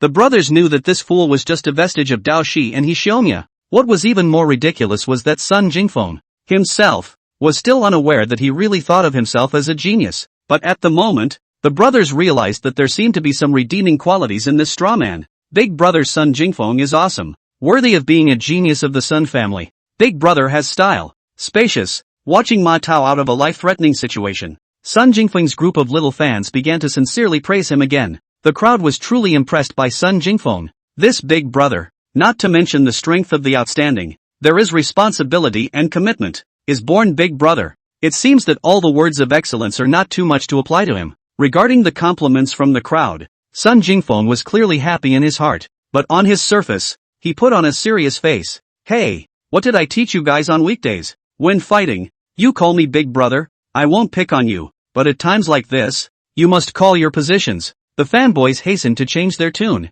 President Sun. President Sun is awesome. President Sun's atmosphere. There were also quite a few people in the team of Dao cultivators, who joined in the compliments. They were all completely captured by Sun Jingfeng's charisma. Even the outermost Mo family's 3 youngsters in the crowd had turned into Sun Jingfeng's fanboys. President Sun leads the faction, worthy of being the grandson of Marshal Six Ears. I should say that MOMO University is a bit unworthy of President Sun. For such an outstanding talent to live in such a crotch-pulling school like MOMO University, it is indeed a condescending talent. I'm still a little sore from the gunshot wound, and I'd like to drink some of Chairman Sun's blood as well. Then you have to drink it hot. Chairman Sun's body type. His blood fat must not be low. Drink it cold and it'll stick to your mouth. The Mojo's 3 youngest secretly whispered crickets. With the Golden Thorn battle armor for defense and his own thick-skinned crocodile divine beast bloodline, the Mo family's 3 youngsters were not seriously injured. After a brief treatment, they were all alive and kicking like nobody's business at this point.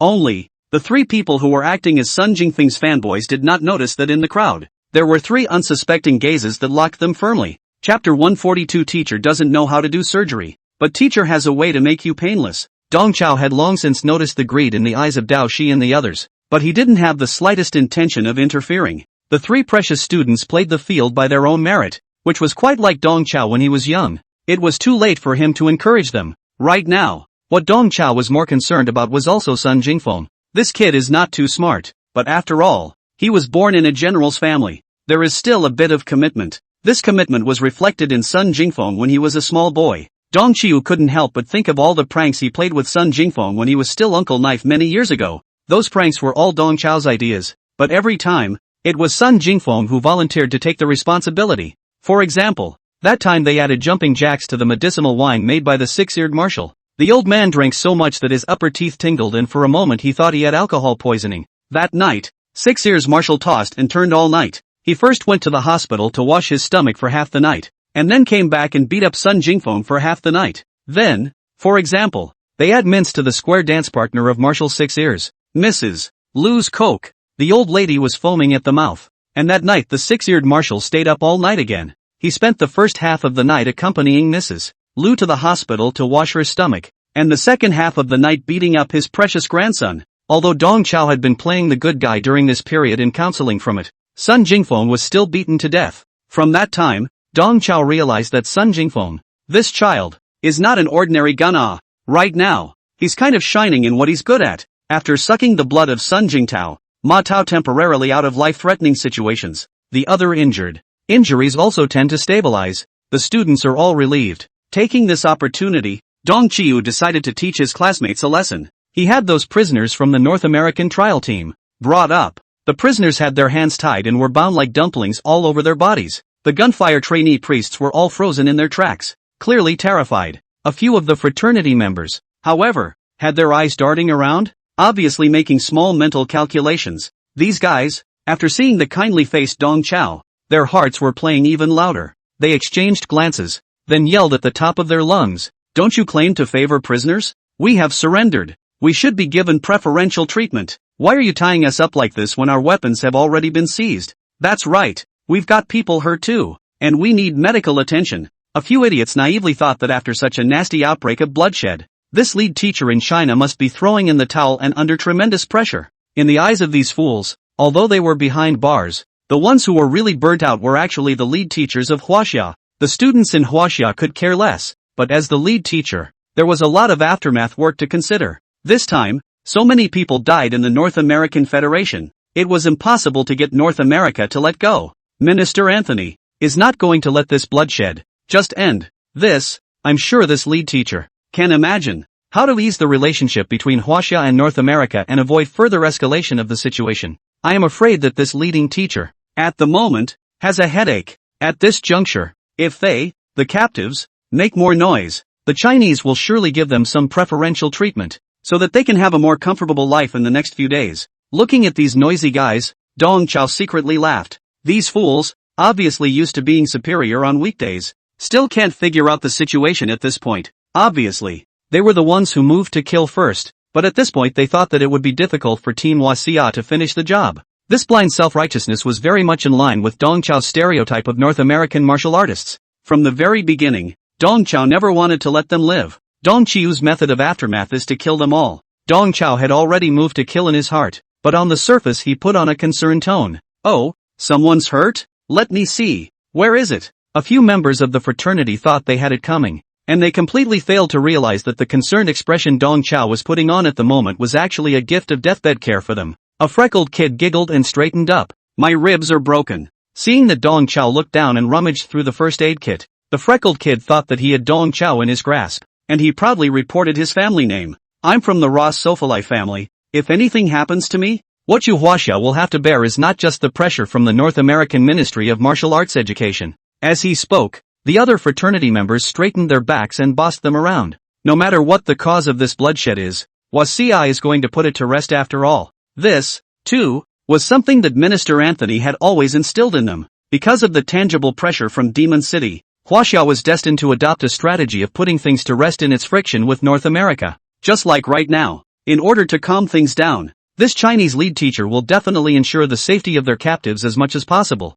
and return them to Minister Anthony with all their whiskers intact. This is something that the members of the fraternity firmly believe. Just as the freckled kid was proudly introducing his family history, Dong Chao finally pulled out a sharp knife from the first aid kit. In full view of the crowd, he stabbed the sharp knife into the freckled kid's waist and stomach. Sensei isn't a medical martial artist and won't do rib resetting surgery, but Sensei has a way to make it painless. With those words, Dong Chao completely missed the sharp knife into the freckled boy's body, and with a tuck and a flick of his wrist, the sharp oxhorn-pointed knife made a triangular incision on the freckled boy's side waist. Bright red blood and dark visceral tissue fluid gurgled out, and the freckled kid froze in place for several seconds before screaming as an afterthought. You, how dare you? The freckled kid wanted to question Dong Chao, but unfortunately, the footsteps of death were swifter than his words. The freckled kid didn't have time to say a single gulp of words before he fell to the ground and died. Well, it doesn't hurt, does it? Dong Chao's sudden move caused the remaining Brotherhood members, and even the Chinese students present, to be dumbfounded. It was as if the flow of time in the crowd had stood still, and it took a while before someone stammered. You're killing prisoners. A fraternity member with dirty braids spoke timidly. Dong Chao looked at the dirty braided man bashfully. I don't call this killing prisoners. I call it crisis relief. Dong Chao slapped the dirty braided man's face with the blade of his knife, and the latter foolishly didn't dare to move. Teacher won't kill you all for nothing, and before you hit the road, teacher will teach you the rules of how a nasty game is run. If you all die, Anthony will hold his tongue instead. If you all live, that's what will put Anthony on the fire. After the failure of your sneak attack plan, he would have wanted, more than anyone else, for all of you to be destroyed. So, for the sake of the true friendship between China and North America, you guys, make a sacrifice. With those words, Dong Chao pulled a knife twist, and the tip of the knife lightly stabbed into the dirty braided man's throat. Chapter 143 on the importance of mending. Another unlucky person was killed, and the remaining Brotherhood members all became paralyzed with fear, each shivering and shaking. There were even a couple of guys that were so scared and snotty that they babbled and screamed for a long time before they could utter a complete sentence. Didn't you say that you would treat prisoners favorably? You promised us over the comm channel that we'd live if we surrendered. Dong Chao grinned with a friendly face. In principle, it is true that prisoners should be favored, but at the moment, the principle is in my mouth, and my original words of solicitation were to surrender obediently if you want to live. Now, you guys can think as much as you want to. I've only taken your lives, but your minds are free. Dong Chao had multiple considerations for getting rid of these Brotherhood members. First of all Only if the Brotherhood was all but wiped out, truly dead and buried, would Anthony have any room to back down. It's only then that this bloodshed won't escalate. Over the years, North America appeared to not care, but in fact, they did not dare to completely turn against China. It is in the interest of both parties to fight without breaking. Dong Chao had precisely held this point. As long as there was a way back for Anthony, Anthony would definitely not dare to turn his back. He could only choose to eat a dumb loss. Secondly, for the next 2 days, Dong Chao was going to head to the upper city to explore. The students of Huaxia, on the other hand, had to collect the essence of rust as well as take care of the injured. Keeping these Brotherhood members was ultimately a hidden danger, and hidden dangers, to be nipped in the bud. In the end, these fraternities had a little bit of residual value that could serve as a teaching tool for Dong Chao. Dong Chiu was going to use the lives of these fools to teach his students an important practical lesson. Dong Chao carried his sword and swept his eyes over the inked students present. Remember what your teacher taught you guys in the game of chicken? Be sure to recognize the importance of mending. In any situation, as long as the enemy has not swallowed his breath, he must go up and make up for it. Avoid any accidents. Right now, your chance to make up for the real world. Here it comes. Looking at the sharp knife in Dong Chao's hand, the students' scalps went numb. Mr. Dong was trying to make them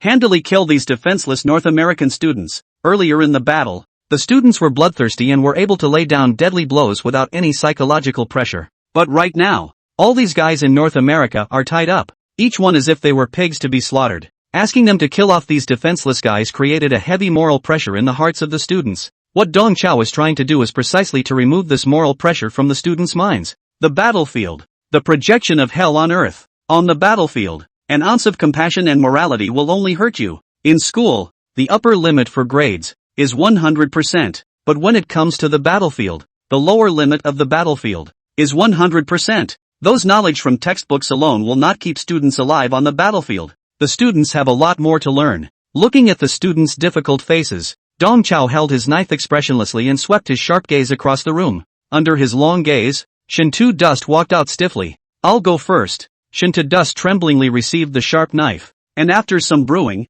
he violently raised his hand and stabbed over an unlucky person who kept pleading. Afterward, with an iron face, Shintu Dust handed the knife to Chao Xian. Chao Xian took the knife and also did some good mental work before he wiped the neck of a Brotherhood member. He then handed the sharp knife to another student. The bloodstained knife was passed from student to student, and those who had completed the mending were either dry heaving or grimacing. They didn't act tough enough, but they finally got past the hard part of their hearts. More than 20 members of the Brotherhood were massacred, and Dong Chao didn't let his classmates move in for any more butchery against the trainee gunfire priests. He knew that these North American freshmen, too, had been forced to do so. Dong Chao bent down and looked kindly at these unlucky people who were paralyzed on the ground. I can leave you all alive. However, with your right hands, you can no longer hold swords. In the future, you can be a clergyman at ease and serve your God. With those words, he stomped on the right arm of one of the novice priests, crushing the priest's wrist, kicking away the trainee priest who was rolling on the ground in pain.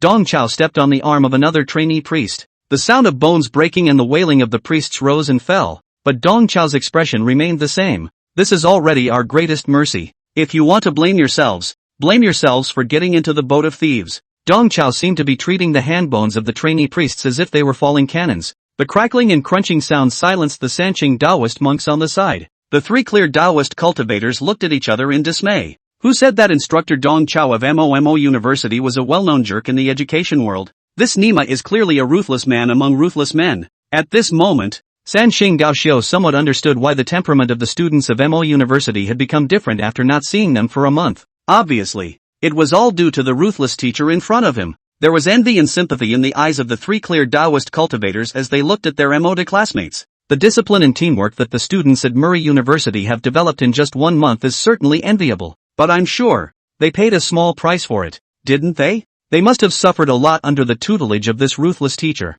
right? 3 Qingdao practitioners cannot imagine is that in the face of every afternoon chicken special training, martial arts academy students are happy out of the pig squeal. Having abolished the right hands of these trainee priests, Dong Chao didn't let them off the hook. He also inflicted a mind attack on these unlucky bastards. He ordered these disabled priests, with their remaining left hands, to drag away the bodies of the members of the Brotherhood and gather them in a pile. The double blow both psychologically and physically made these trainee priests, who had a deep understanding of what it meant to be cruel, break down completely. In order to stay alive, they transformed into walking corpses. numbly dragging away the corpses of their companions, letting his classmates re-imprison the few surviving novice priests. Dong Chao found a deserted place and once again used the voodoo doll to get in touch with Anthony. Minister, the things you explained to me are all done. All the Chinese have been killed. What should we do next? Dong Chao mimicked Bob's voice and reported to Anthony. Now that the dust had settled, he wanted to see what the North Americans were up to this time. Chapter 144, The Three Daolongs.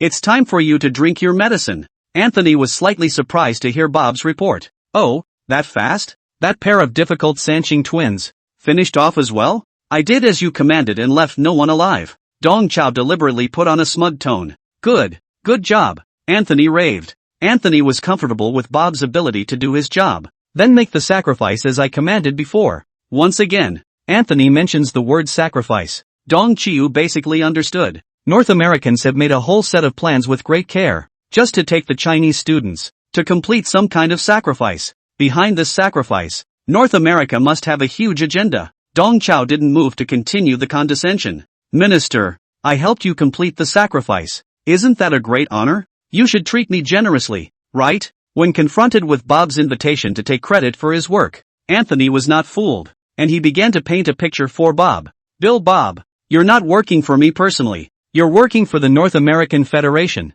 This is your chance to show your loyalty. Of course, you've allowed the Federation to harvest an abyssal mystery realm. This is a great merit. The Federation won't treat you poorly. Not only will we favor you with resources, we will also open up avenues for you to rise. I'll personally recommend you to be the youngest counselor in the history of the Federation. Mr. Congressman Bob, let's work together for the future of the Commonwealth. Anthony's pie drawing skills were lousy, but Dong Chao still listened to his heart pounding. What really struck him were only 4 words: the abyssal mysteries, the rusty metropolis secret realm, and a certain abyssal secret realm. Are related? Dong Chao put on a frenzied tone and continued to ghost Anthony. Mr. Anthony, for the future of the Federation, I am willing to offer my loyalty. It's just that this is about an abyssal mystery realm after all. The matter is of great importance, and I'm afraid of making a mistake. That's why I contacted you, wanting to double-check with you on what to do next. Listening to Bob, Anthony nodded secretly. He said to himself that young people really do grow up. Who would have imagined that Bob, always reckless, would have a day of steadiness? Thinking about it, Anthony spoke up. All the hints are in the uptown area. All you need to do is follow the hints of the bronze tablet inscription, place the 169 Chinese corpses in the appropriate positions, and complete the last sacrifice, and you'll be able to obtain the secret key to the secret realm of the abyss. Despite Bob's stoic behavior today, Anthony couldn't help but caution. Remember, always follow the cues. Don't think of using brute force. Once the sacrificial device is destroyed, you'll never get the secret key again. Aye, Captain. Dong Chiu once again used a North American slang term in response to Anthony. The Knights of the Axe and Loyalty are already on their way to the secret realm of the station. They have come specifically to receive you. So, my young Mr. Counselor, feel free to obtain the glory that belongs to you. During Anthony's pie-in-the-sky remarks, Dong Chiu disconnected the call. It seems that this uptown area, one has to go there. When he thought of the words abyssal mystery realm, naked greed appeared in Dong Chao's eyes. He could sort of understand why the North Americans dared to take the risk. In his place, he wouldn't have been able to resist, and use someone from North America as a sacrifice. It's a pity that the number of North American students who entered the secret realm is too small. Even if we killed them all, it wouldn't be enough. Dong Chao felt a little pity in his heart. However, no matter what, Dong Chao decided to make a trip to the upper city. It didn't matter that he couldn't get the secret key, but he had to destroy it so that North America couldn't get it either. The next day, downtown, Huaxia's students were automatically divided into groups and divided their labor. Some tended to the wounded, some guarded the priests in training, and others hunted the city's steel walkers for the essence of rust. After that big battle yesterday, today, Team Huaxia is reaping all the good news. The injuries of several of the wounded had not worsened, and even Ma Tao, who had been injured the most, had managed to hang on to his life, and it was not a problem to support him until he left the secret realm. The gunfire priests, who were under centralized custody, hadn't been worn out, plus they had all lost an arm. So now, there was no way they could make waves. MOMO University had only split up a dozen or so people to watch over them. As for the several action groups that went hunting for steel walkers, they were even more rewarding. These steel walkers are all mutants from the death of humans from a certain realm. They can't even be considered xenomorphs. There was nothing more to these guys than having a rusty iron body with a relatively impressive defense. Killing these steel walkers was as easy as chopping melons and cutting vegetables to the Chinese students who had just experienced a vicious battle. The Mo University students and the Sanqing Dao cultivators were all busy in a frenzy, and in the crowd, only the Alligator Wushu University's trial team behaved the most awkwardly, because they had been enemies with Mo University for many years. A few students from Alligator Wushu University were not quite ready to integrate into the Mo University team. They had wanted to team up with Sanqing University, but the gang of Taoist monks all fought with the students of Mo University. There were even quite a few Dao cultivators who looked up to the Mo University students. This made these few students from Alligator Wushu University seem out of place. After the hunting operation started, these unlucky few were left alone. It was just that the three clear Taoist cultivators and the martial artists of Emoda were numerous and clearly divided. They first gathered all the steel walkers together, then concentrated on eliminating them and gathering them. Every single one of them made a fortune. On the other hand, the side of the Alligator University could not even get a mouthful of soup. Plus, the Mo family's third young master's body was still injured, making it more or less difficult for him to move. The task of hunting basically fell on the other three team members. The three youngest members of the Majia family, on the other hand, squatted in the corner like the three grandfathers, gossiping in an old-fashioned manner. I didn't expect it. This class of freshmen from Mo University is really something. For this year's 100 Schools Martial Arts Conference, we have to pay attention. Don't get caught in the gutter. This is an important piece of intelligence. It must be fed back to the school. We must be on our guard this year. There is a real possibility that we might fall in the gutter. But, with our Mo family's three young men around, it's unlikely that we'll fall in the gutter. Mofan babbled as he fiddled with his spiky mohawk. Yesterday, the golden thorn battle armor on his body helped him fend off several deadly bullets, and although his life was not threatened, he had a slight concussion from the force of the bullet's impacts, and his thinking was a little less clear. While catering to Mo Fong and Mo Lu's words, Mo Pak looked at the students of the two schools in the distance who were reaping a full harvest with envy. Just then, three students wearing masks and white coats approached them.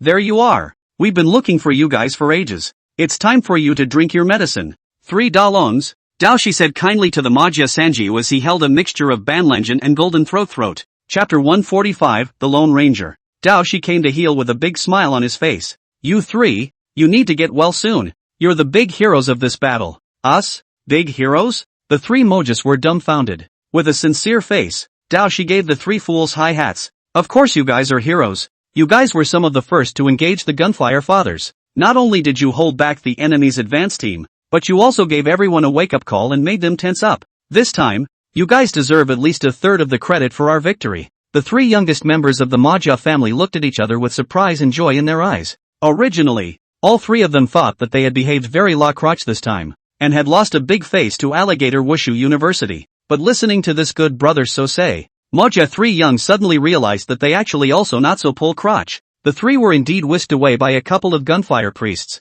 but on the flip side of the coin, did they also slow down those few gunfire priests? It seems to be the case. Their cries for help over the comm channel may have been a little raucous, but it did help the other students tense their heartstrings. You don't say. You don't say. Thinking about it another way, they've really contributed quite a bit. Seeing that the three fools had taken the bait, Dahi didn't move to strike a blistering blow. Who says that those who stand in the light are the heroes? In my eyes, you are the lone courageous ones who give silently. You've done so much. The three Mojas, who were not very smart in the first place, were easily fooled and crippled by Daoshi. The three men hugged their bladders in triumph. You say we're lone braves, and that's fine, but we're low-key by nature, and it doesn't matter to us what merits or hardships we've earned. Daoshi cursed in the bottom of his heart. As a vassal of the Xian Yuan family, how did the Mo family produce these three fools? These three guys, stupidly united. In his heart, he spat, but on the surface, Daoshi put on an expression of reverence. The words cannot be said so.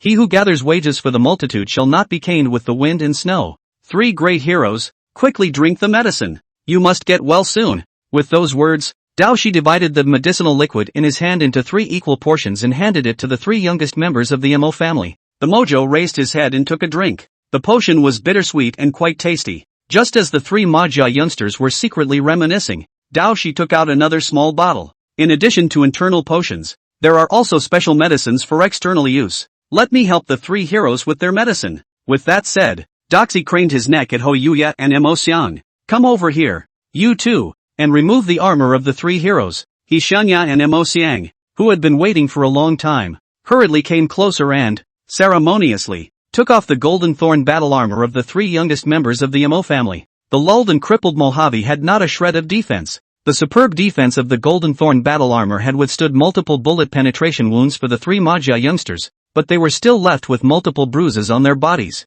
Dahi meticulously applied the potion on top of these bruises. What Daoshi had applied to them was not a healing medicine at all, but crunchy water for barbecuing. Dong Chao had been scheming before to have a camping barbecue inside the rusty capital mystic realm, and he forced a few of his precious students to carry grills, charcoal, bamboo sticks, and marinades. Right now, Daoshi made use of the crunchy water as a healing medicine and applied it to the Maggia Sanxiao's body. The three heroes should not wear clothes for the time being, and let the potion dry naturally in the shade. The brittle skin healing effect is only good. Take your time to rest. We'll go take care of the other wounded. With 3 pieces of battle armor in hand, Daoshi looked natural and retired. The 3 Mojis didn't notice anything strange, and they obediently lay down on the ground to dry the crunchy water on their bodies. In front of Daoshi, the 3 of them could still pretend to hold their heads, and now that Daoshi and the others were far away, the 3 Maggia youngsters could no longer hold their heads, and they automatically divided themselves into 3 voices and sang the popular Lone Courageous Man. Love the way you walk down dark alleys alone. Love the way you don't kneel. Love the way you've confronted despair and refused to cry a single tear. Who says it's the ones who stand in the light that are heroes? With the passage of time, the body of the healing medicine becomes sticky. The 3 cannot help but mayfly chrysalis up. In the distance, Daoshi took out his beloved woven bag, and he stomped the 3 battle armors one by one like he was stepping on a can and threw them into the woven bag. Beside him, Shanya and Mo Xiang also had frenzied faces. The precious battle armor that the 3 had been coveting for many days had finally been picked up. Meanwhile, at the core of the Rust Capital's secret realm, the upper city, Dong Chao stood in front of a steel tree, scrutinizing a dried corpse on the tree. The dry body was topped with a typical Caucasian face, and judging by how air-dried the body was, the guy had been dead for 2 or 3 years. It seems that before that, North America secretly made sacrifices, Dong Chao thought in his heart. The hanged dryad's arms were held flat, facing a steel courtyard whose doors were slightly open a crack. Guided by the dried corpse, Dong Chao stepped into the courtyard. The grass and trees in the courtyard were still made of steel, but there was no trace of rust. The layout of the entire Western-style courtyard shows off a complete sense of taste and style. It's just that, after all the objects are transformed into steel, the sophistication and style of the place, instead, gives an unspeakably eerie feeling. Dong Chao walked along the path of the courtyard and soon found some more corpses of North American martial artists. The corpses of these North American martial artists lay prostrate on the steel grass of the courtyard, their arms stretched forward, pointing towards the ancient fortress in front of the courtyard, and behind them was an eye-popping trail of blood, and countless broken limbs and flesh. Judging from their figures, the dead were young, obviously North American students who had come to participate in the trials. These unlucky people should have been forced by someone to crawl all the way through the grass of the courtyard before they were born. The grass and vegetation that transformed into steel seemed like a steel brush, constantly brushing down their flesh and blood, causing them to die in an extremely painful manner. Looking at these dead miserable young martial artists, Dong Chao, who has always been ruthless, can't help but lament in his heart. North America's Minister of Martial Arts Education, Anthony, is really that old thing is really ruthless. It's just a pity that his heart is ruthless and used in the wrong place entirely. Like the gate of the courtyard, the gate of the ancient castle in front of him was slightly opened by a slit. Looking at the slightly open doorway, Dong Chao's mind began to come alive. From what we can see in front of us, the gate to the courtyard requires the sacrifice of 1 person in order to open it, and the gates of the ancient fortress require the sacrifice of 13 people to open them. Within the ancient castle, there should be another gate that requires the sacrifice of 169 people to open. Behind that door, the secret key to open a secret abyssal realm should be placed. If it was really that simple, the rules of sacrifice here would be null and void to Dong Chao. Although Dong Chao couldn't put together 169 corpses, however, he had spatial powers. For him, instantly moving behind the back door of the wall was the easiest routine. Plus, Chapter 146, The Death of Alchemy, above. With a flash, Dong Chao arrived in the middle of the ancient castle. Inside the old fort, taxidermy and jars of various animals are everywhere.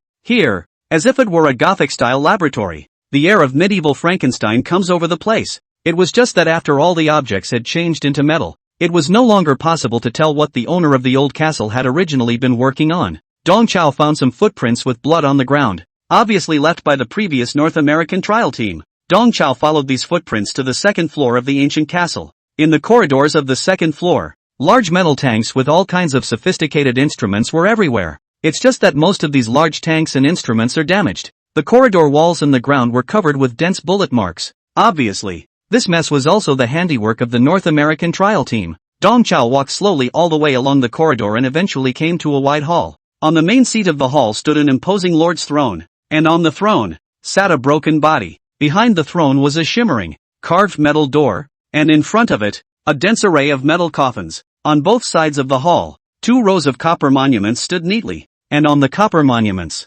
some complicated symbols were engraved, which should be some kind of writing. Dong Chao did not recognize these words, but when he gazed at these mysterious words, it was as if they possessed magic power, projecting the information they contained directly into Dong Chao's mind. Recorded on these bronze tablets, it is a diary. Aegean calendar 1155, July 6th. Fleeing, we've been fleeing. It seems that for as long as I can remember, the clan has not stopped running away. Mr. Stephen says we're running from the Grey Plague that destroyed the entire Aegean continent. July 17th. The carriage is getting bumpier and the sound of the horse's hooves is becoming disorganized. And the road ahead, it seems, is very rough. Today, Mr. Stephen told me more about the family's past. We, the Jelway family, are the great alchemy family. It is the only hope against the Grey Plague. 100 years ago, the ancestors of the family joined forces to perform a powerful alchemy that temporarily slowed down the Grey Plague. Unfortunately, the Grey Plague is now making a comeback. August 1st. Jerry, the old horse, is ill. As the leading horse of the team, Jerry is vital to everyone. Jerry also knows that he has a great responsibility, and he is pushing forward even though he is beating the pendulum. I want to do something for Jerry. August 3rd. My alchemical experiment was successful. I summoned a metal pony modeled after Jerry. I wanted to help ease Jerry's burden, but after the metal pony appeared, Jerry died. The teacher said that Jerry became an offering to Hermes, the god of alchemy. Every time an alchemist casts a spell, he has to offer a beloved object to Hermes. Alchemy, an esoteric spell that demands infinitely from nothingness, has some price after all. Now, instead of Jerry, the metal pony was running tirelessly. Its shape and movements were exactly the same as Jerry's, but it is not the real Jerry after all. August 4th. The metal pony completely replaces Jerry and marches on without sleep. It's even doing better than Jerry. No one will miss Jerry but me. My teacher says that my ability to create things is unique amongst alchemists. My talent is greater than that of my ancestors.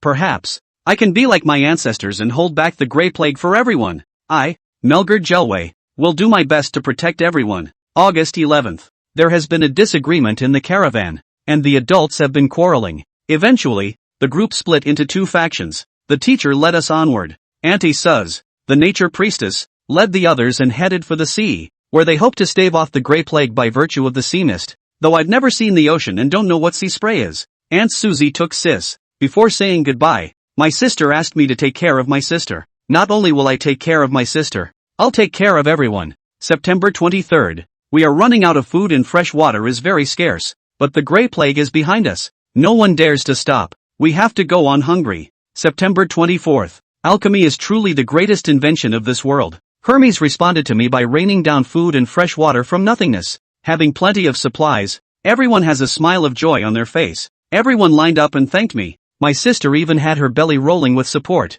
but she still couldn't stop talking. Only, alchemy comes with a price. I lost a toe, but this cost, compared to the precious supplies, is minimal. Recorded on these bronze tablets is a diary of an alchemist's upbringing. Dong Chao instantly realized that the owner of this diary, Melgard Jelway, was the metal remnant on the throne. The entire secret realm of the Rust capital was created out of thin air by Melgard. Utilizing alchemy, Dong Chao knew that every secret realm was a projection of a portion of other dimensional worlds. All of these descriptions in the diary were real once. In a Western fantasy world filled with magic and sorcery, there is a group of people who travel day and night to avoid the Grey Plague that has destroyed the entire world. And out of this group was born an alchemical genius, Melgard. It was just that, in Dong Chao's opinion, the alchemy that had been endlessly touted by Melgard did not have an ounce of greatness in it. This kind of evil magic, wherever there is solicitation, there must first be sacrifice, and there is bound to be a terrible price to pay later on. As expected, this idea of Dong Chao's was soon verified from Melgard's diary.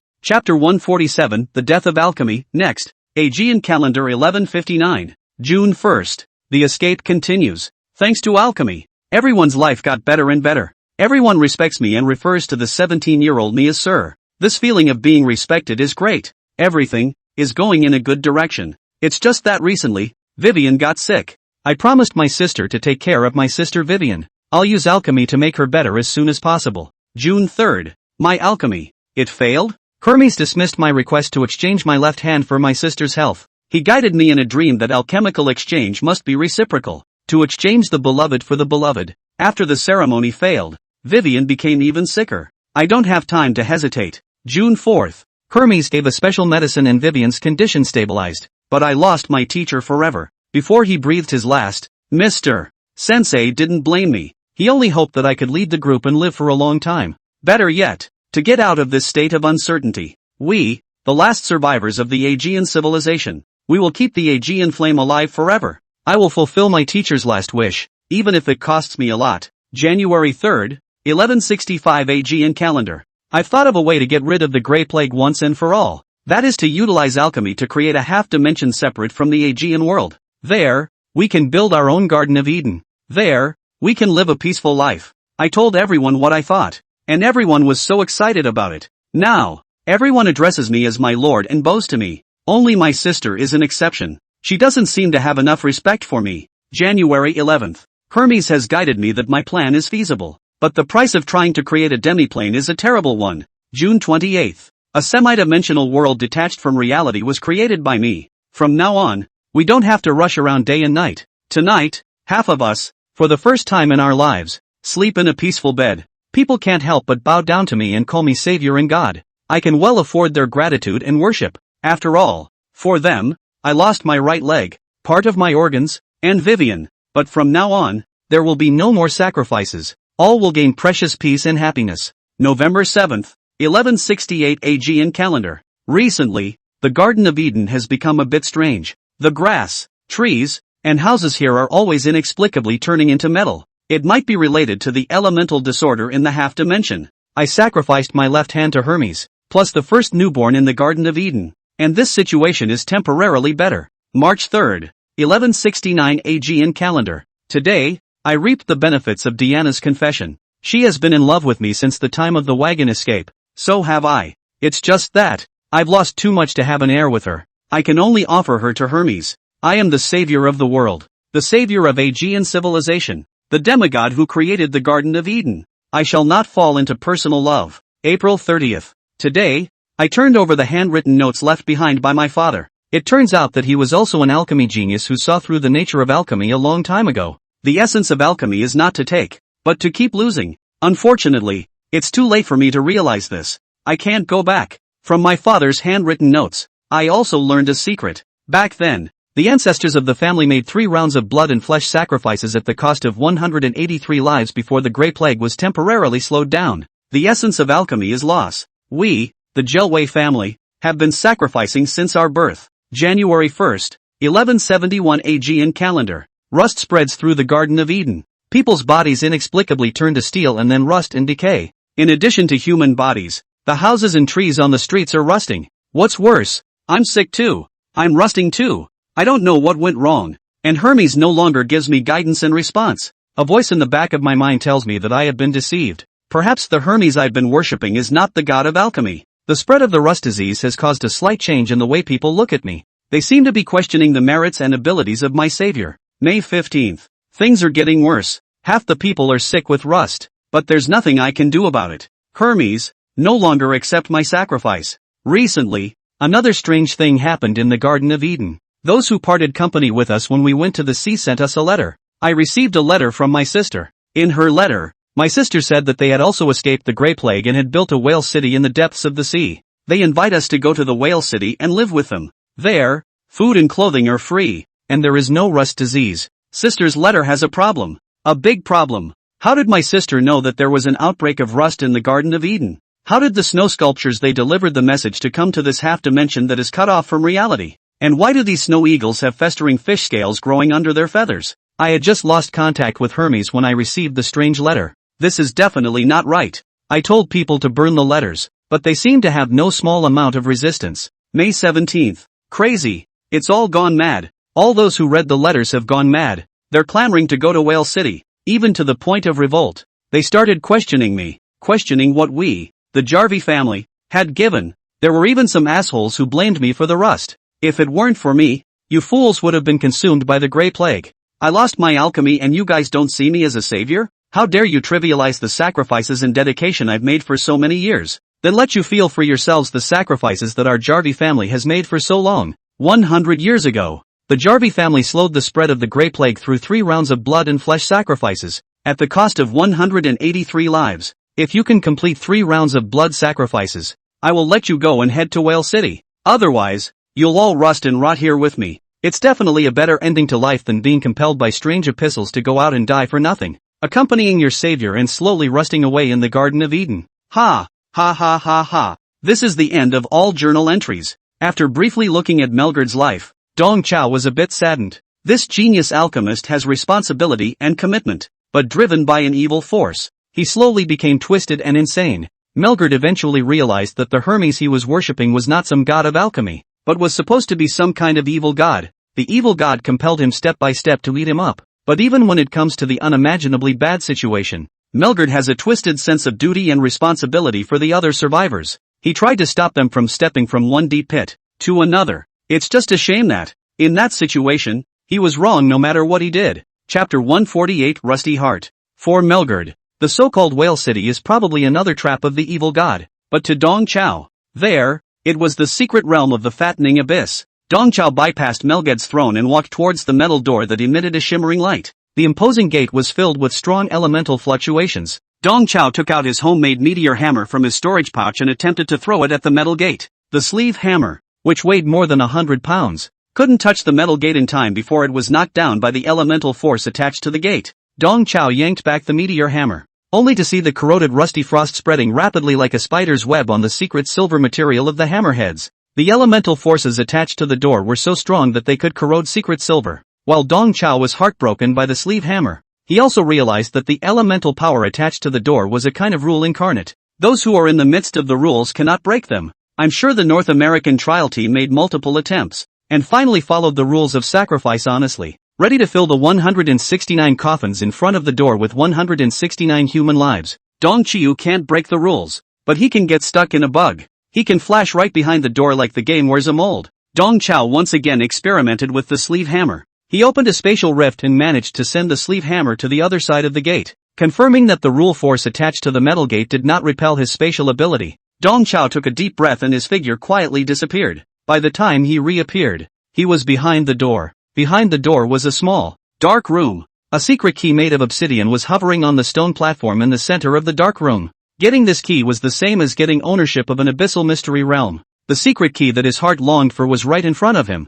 but Dong Chao pressed on. He repeatedly confirmed that there were no elemental fluctuations in the dark room before he carefully stepped forward and clutched the secret key in his hand. However, the moment his finger touched the secret key, a change still occurred. Dong Chao only felt a trance in his mind as the scene in front of him quickly changed. In this instant, Dong Chao felt as if he was on a reef on the coast. Sticky, wet sea mist lingered around him, and the sea breeze, which smelled of dead fish, continued to blow against his face, as if a fellow with bad breath and no knowledge of it were continually huffing at him. In the depths of the sea mist, a tall, hazy figure stood for a long time, as if it was staring at Dong Chao. Dong Chao hastily collected his mind. The sea breeze, the sea mist, and that huge figure had all disappeared. He was still in that small, dark room. The secret key in his hand actually made him hallucinate. Dong Chao hurriedly threw the secret key into his storage bag, then once again activated his spatial ability and returned to the second floor hall of the ancient castle. The secret key behind the door was taken away,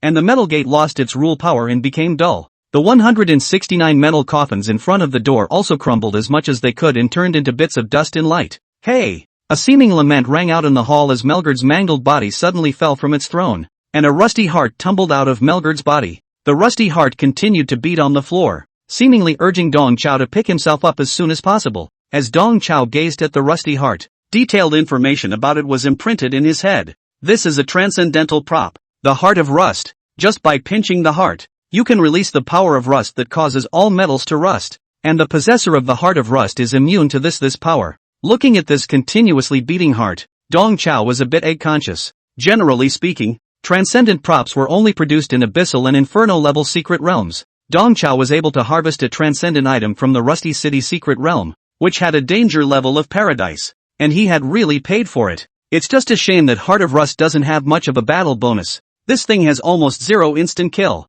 You also need to have one hand free to press it consistently while using it. This is tantamount to imprisoning one's own hand. After some consideration, Dong Chao determined that the heart of rust was a functional transcendent prop. Its unique power of rust must be able to play a unique role in a certain aspect, but exactly in which area? Dong Chao didn't have much of a clue for a while. He took the beating heart and put it into his storage bag as well. In the evening, Dong Chiu returned to the lower city and met up with the students. It had been a productive day for him. Not only did you harvest a transcendent prop, but you also harvested a brand new secret realm at the abyssal level. This gave Dong Chao a feeling of overnight wealth. The students of Sanqing University and Momo University also enjoyed the thrill of bursting into a full harvest. Hunting steel walkers was made safe and easy with the students dividing up the work. In just one day's work, they had wiped out the steel walkers in the lower city. Acquiring those essence of rust that came in, the students unanimously decided to distribute them uniformly. Whether it was the injured who had mobility problems, or the medical team that took care of the injured,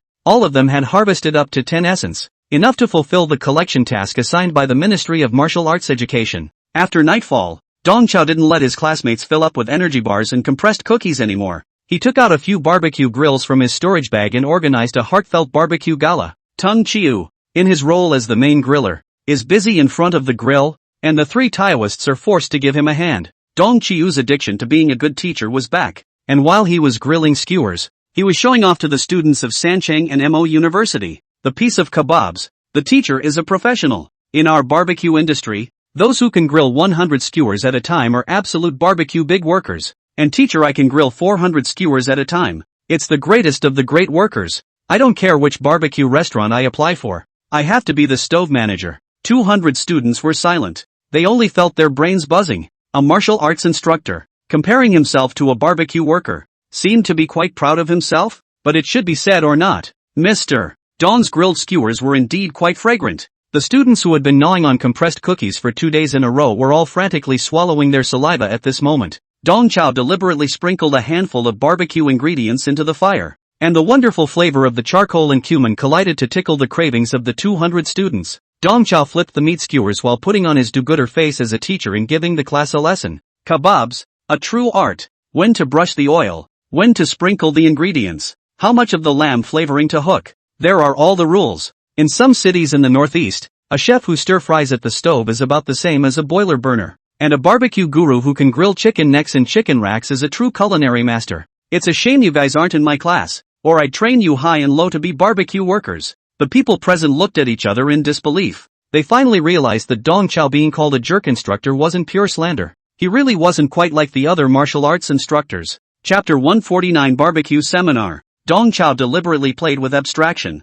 partly to regulate the atmosphere and tease these children. The conditioning of these new martial arts students must be about a psychological 1-2 punch. Earlier, he'd tensed these kids' heartstrings by having them handily kill members of the Brotherhood. And this time, it was time to find a way to loosen them up. On the other hand, he really wanted to show off his grilling skills. There's nothing that a barbecue can't fix. This saying is especially true for battlefield veterans. How much psychological comfort a hot meal can give is beyond the comprehension of those who have never been to war. And the easiest way to eat hot food after a battlefield fight is a picnic barbecue. Dong Chao turned the meat skewers on the stove while scanning the students present. Teacher is in a good mood today, so I'll give you a barbecue academic seminar. Let's open your eyes. The students of both schools are helpless in their minds. If they hadn't been hooked by the scent of the kebabs, they would have dispersed long ago. Barbecue and TM academic seminar? Can these two words be put together? Watching their own mentor speak out in front of 200 people, Dao Shi and Mo Xian were both bashful. That's a real pro-mentor for them, always embarrassing them. He Xianya, however, proudly puffed out his chest. Worthy of being my martial arts instructor? What a face for me. Looking at the cerebellum shriveled group of classmates, He Xianya was immensely pleased with himself. Ho Yuya's recognition +1. Dong Chao was thoroughly into his lecture, and he held up a skewer of mutton as if he were holding a whip. Speaking of barbecue, the teacher will first teach you a term specific to the barbecue session called harvesting. The closing fall refers to the final ending dish of an entire barbecue, usually featuring a majority of entrees. Once you've eaten the closing fall dishes, it's time to buy the check. To generalize, there are 3 harvesting schools of northern barbecue: the cold noodle harvesting school, the pimple soup harvesting school, and the egg cake harvesting school. The students looked at each other and said, "Bad. Mr. Dong Chao is really quite professional in barbecue. He's really into academic research. It's just that all this scholarship of his is not only useless, it's also obscure." Know which way of harvesting the fall is the most uppity? The students were like ducks listening to thunder. They could only shake their heads at Dong Chao's question. Dong Chao twisted his head to look at Xiangya. Jocko, you give the class a sample of your answer.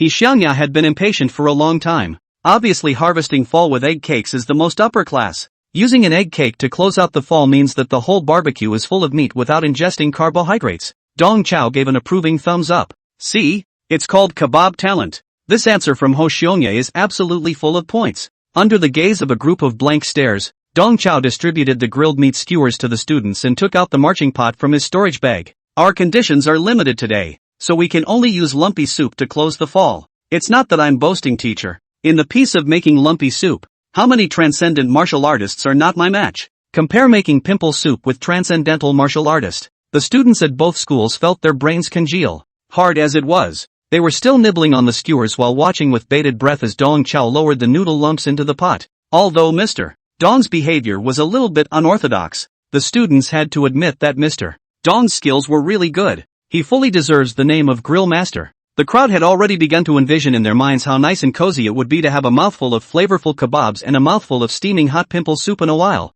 especially at the moment, after not having had a proper meal for days on end. The atmosphere began to gradually come alive under the smell of fireworks. The students started off with a muffled and wild show, to talking and laughing, and then to singing and dancing. Both the physical and mental exhaustion and the gloom of having killed someone were swept away in this moment. This barbecue feast turned into a great fellowship among the students. And under the impetus of the food, the students of the two schools, regardless of whether they knew each other or not, all hooked up and called each other brothers and sisters. The Mojo's third youngest was bare-chested and sat in the corner. They didn't have the heart to join in the great fellowship, but they all got their share of kebabs. The trio's favorite was the crispy, honey-glazed chicken thighs that were grilled and charred. This chicken leg tastes like an indescribably familiar flavor. I always feel like I've smelled this flavor somewhere before. The three scratched at their sticky upper bodies, puzzled. In this association, Sun Jingfeng once again became the center of attention. Numerous students brought water with them to honor Sun Jingfeng with water. Sun Jingfeng drank his belly round,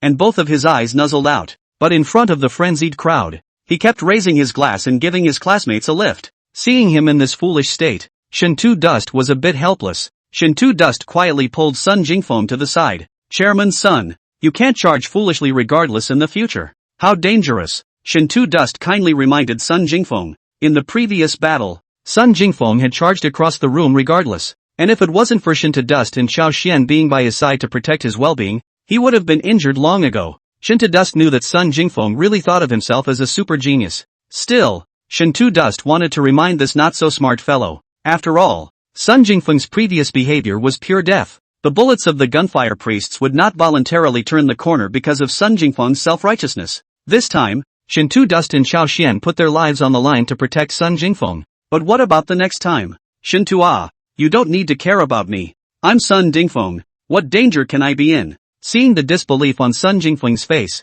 Shintu Dust gritted his teeth and made his words a little more clear. I know that you have a special ability to become very powerful after losing your consciousness. But what if one day, this ability of yours disappears? Or rather, this ability no longer belongs to you. Without waiting for Shintu Dust to finish his sentence, Sun Jingfeng interrupted him. Shintu, I'm Sun Jingfeng. My grandfather was Marshal 6 Ears, and my father was General Wu Shiqi. Our family has enjoyed too much honor, so when danger comes, I must rush ahead of everyone. This is the mission of our Sun family. When he heard Sun Jingfeng mention his father and grandfather, Shintu Dust thought that this guy was trying to show off his family lineage. Unexpectedly, what Sun Jingfeng wanted to express was honor and responsibility. Shintu Dust lamented in his heart. Sun Jingfeng is silly, but there is still a bit of charisma in his body. For example, yesterday, he slit his wrists to save Ma Tao. Such as this heartfelt speech today, Shintu Dust was secretly lamenting, only to hear Sun Jingfeng say again, what's more,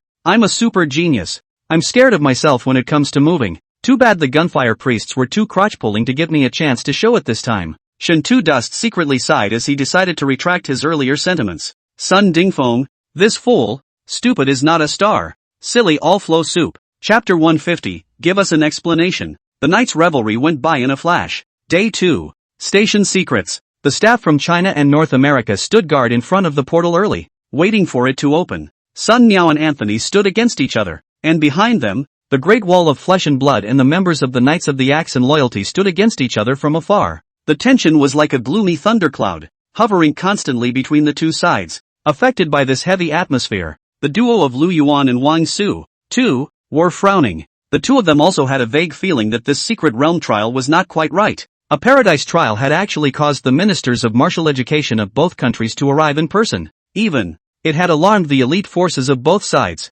In here, there's definitely something going on. The closer the time limit for the opening of the portal was, the more both sides acted like swordsmen. Seeing that the portal lit up with a shimmering light, the crowd of axe and loyal knights got up one after another. Not only were they wearing fully enclosed heavy armor, their hands were also equipped with arm shields and door slats, and from afar, they looked as if they were killing machines made of steel. Compared to them, the members of the Great Wall of Flesh and Blood in light armor even looked a bit shabby. In front of the Knights of the Axe and Loyalty, Anthony had his pipe and his hands in his pockets. Just moments ago, he and Bob in the secret world had another secret call. Bob gleefully reported back to him that everything was taken care of. At this moment, Anthony looked at the crowd in Huaxia with his old spirit, his face overflowing with complacency and ecstasy. The Chinese are indeed quite cautious, but so what? He still counted on? Even if there was the famous Great Wall of Flesh and Blood Special Forces team in attendance, what could they do? The trial team from Huaxia was already in the rusty capital secret realm,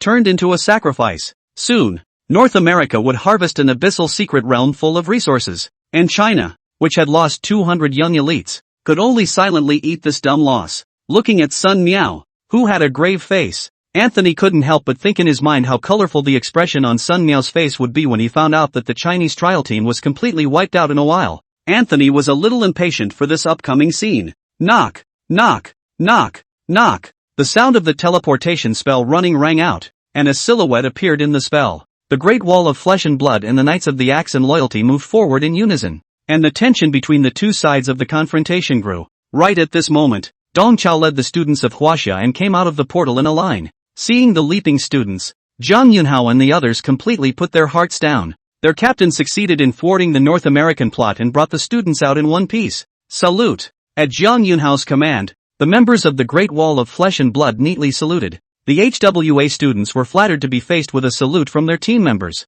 They naively thought that Zhang Yunhao and the others were saluting them. This is the Great Wall of Flesh and Blood Special Forces unit, the most elite unit in China. The soldier boys saluted them, obviously giving them kudos and encouragement. The students puffed out their chests with pride, and some were silly enough to salute the team back, as the rightful owner of the team members' homage. Dong Chao, like the students, put on a look of being flattered. He clasped his hands together and paid his respects to the team members with a polite face. Hard work, guys. As he spoke, he pulled a wazoo out of his pocket and handed it to one of the team members in front of him. A wazoo, old boy? The member of the team turned his head slightly sideways, almost about to tense up. He rolled his eyes at Dong Chao, and in his mind he slandered, "Captain, just act it out. You'll be honest when I miss the trap later." Dong Chao didn't tease the player anymore and let him go with a playful smile on his face. After ending the 3-day secret trial, the faces of the students were filled with accomplishment and pride. The vast majority of the students were,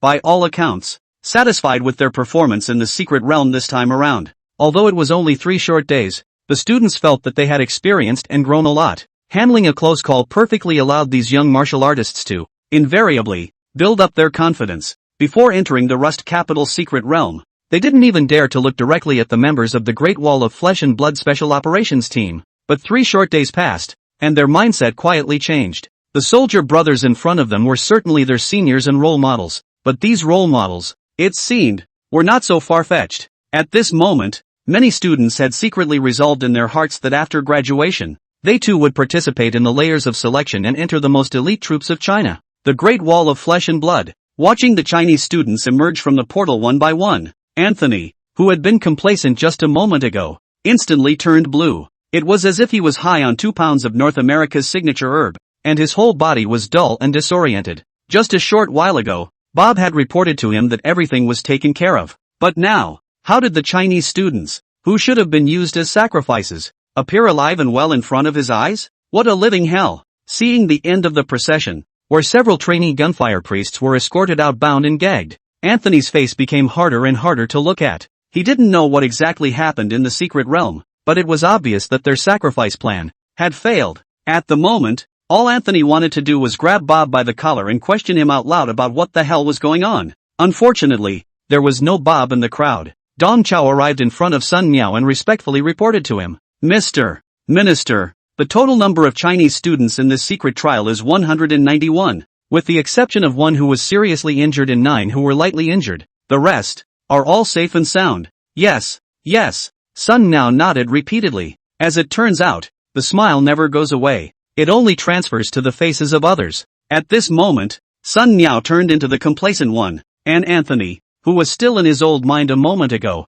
at this moment is like rubbing corkscrew on his heart, confused in misplaced pockets. The shimmering light of the portal faded, and Bob and the others never showed up, which made Anthony vaguely aware of something. The kind-hearted Dong Chiu answers Anthony's heartfelt questions. Soon after we entered the secret realm, we encountered a sneak attack from the North American team. With no other choice, we had to resort to some violent means. As he spoke, Dong Chao waved his hand, and some of his classmates immediately escorted the surviving ones, the gunfire priests. Up, tell us what you did in the secret world. Dong Chiu let the gunfire priests speak for themselves. Having suffered both physical and psychological blows, the gunfire priests had long since suffered a mental breakdown. They replied upside down. It's not us, it's the Brotherhood of Blue. The Brotherhood of Blue wants human life as a sacrifice. Dong Chao had deliberately left the gunfire priests alive for this moment. With them, Anthony couldn't deny it. The brothers in blue will force us to make a move against the Chinese. Otherwise, they are going to kill us. Shut up. Anthony gritted his teeth and drank in the gunfire priests. These guys are obviously stimulated and delirious. Let's take them down for treatment first. Anthony winked at the crowd of Knights of the Axe and Loyalty, who immediately took the insane gunfire priests down with them. Dong Chao coldly looked at Anthony. Mr. Anthony, you heard it. Your North American students, in the secret realm, made a move against us. This matter, you have to give me an explanation. Chapter 151, will you tell me if my math is accurate? Anthony stared eerily at Dong Chao. His teeth clenched. There was still a bit of disorientation, but Anthony realized that Bob and the others had failed in their actions. These days, someone else is talking to him under the guise of Bob. There was a guy that imitated Bob's voice and played himself into a corner. Anthony instinctively felt that the guy who had teased him was the Chinese lead teacher in front of him. Earlier, Anthony had given Bob an order to get rid of the lead teacher of the Wasia team as soon as possible. And now, Dong Chao was standing in front of him alive and well.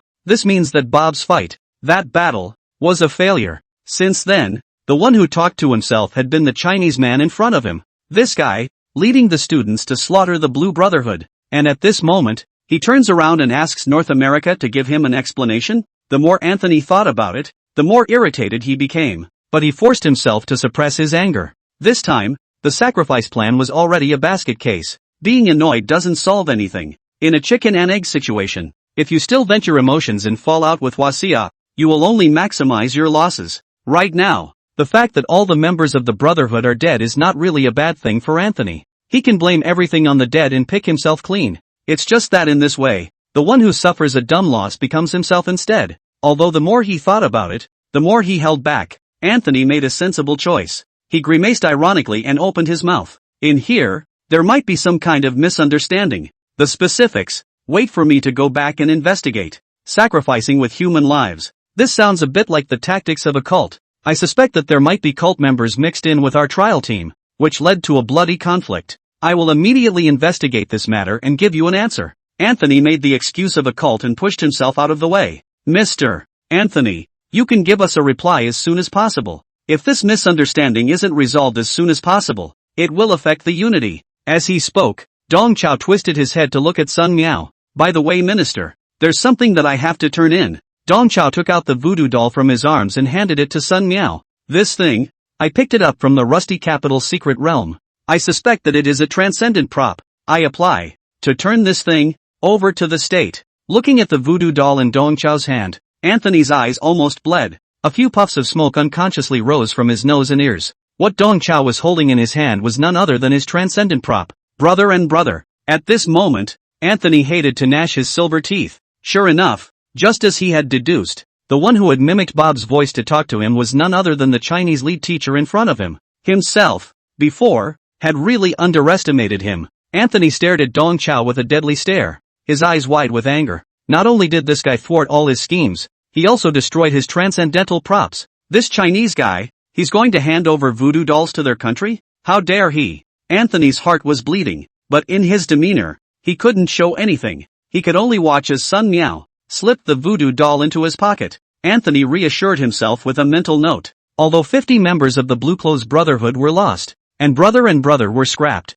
the most important treasure, however, remains in the rusty capital secret realm. Judging from the number of people, Huaxia didn't complete the sacrifice of 169 people. They didn't get the secret key to the abyssal mysteries. Thinking about that abyssal secret key, Anthony's mood improved slightly. Next year, he could still secretly arrange for the sacrifice of 169 people and get that secret key. Thinking of this, Anthony forced down the bad breath in his heart as he craned his neck at the North American crowd. Let's go! The group hadn't gotten very far before Anthony couldn't help himself, and he questioned the soothsayer, Kemp, in a low voice. How did you do the divination? The situation is the exact opposite of what you said. Kemp looked unimpressed. Blame me? You only asked me about the reaction of the Chinese. You didn't ask me if our plan would work. Just tell me if my math is accurate, right? Aren't the people of China peaceful? 2 puffs of white smoke again came out of Anthony's nostrils. The Chinese are, indeed, very peaceful. But he, already, is going red warm. From start to finish, it never occurred to Anthony that his careful planning would fail. The North American crowd left the field in a grayish manner, and the Chinese side was not idle. Sun Miao organized manpower to take the injured to the hospital. Those martial arts instructors who weren't able to lead the group also came to the crowd to check on the students. Bone collector Zhang Li checked the injuries of the Mo family's 3 young masters with a concerned face. The 3 young masters had thick skin and flesh, so there was no major harm. It was just that Zhang Li was a bit strange why the 3 young masters were naked all the time and had a sweet and strange odor on their bodies. Aren't you guys cold?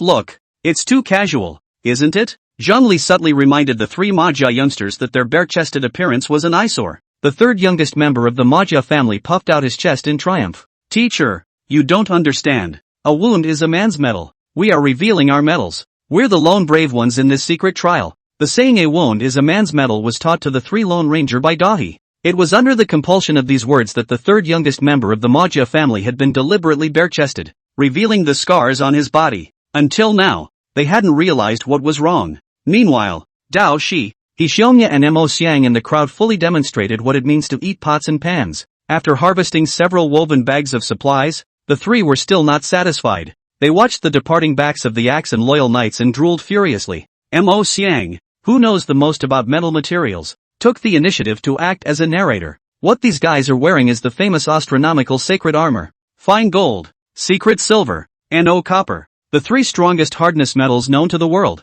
Among them, fine gold and secret silver are too rare and too dense to be mined in large quantities. Therefore, North America's Austrian copper heavy armor is Blue Star's strongest armor. TSK, TSK, TSK, a knight's heavy armor that costs several hundred pounds of Aliha copper, plus their shields and hand axes, are really trenchant. Listening to Mo Xiang's explanation, Dao Shi's eyes shone with a thief's light as he greedily swallowed his throat. When you get a chance later on, knock 'em dead and get in off of them. He Xiangya and Mo Xiang both nodded their heads like chickens pecking at rice. Chapter 152 Reporting of Small Matters. Reporting of Small Matters. And Reporting of Small Matters. An hour later. Station Walk, 2nd floor of the Breaking Waves Seagulls Complex Clubhouse. Sun Miao, who was stripped like a white striped chicken, joyfully jumped into the hot spring pool. He narrowed his eyes and gave a pleasurable wiggle as he greeted Dong Chao. Oh brother, get it while it's hot. It's time to say no. The Scandinavians have a bathhouse that's a match for the Northeast. Gotta be strong.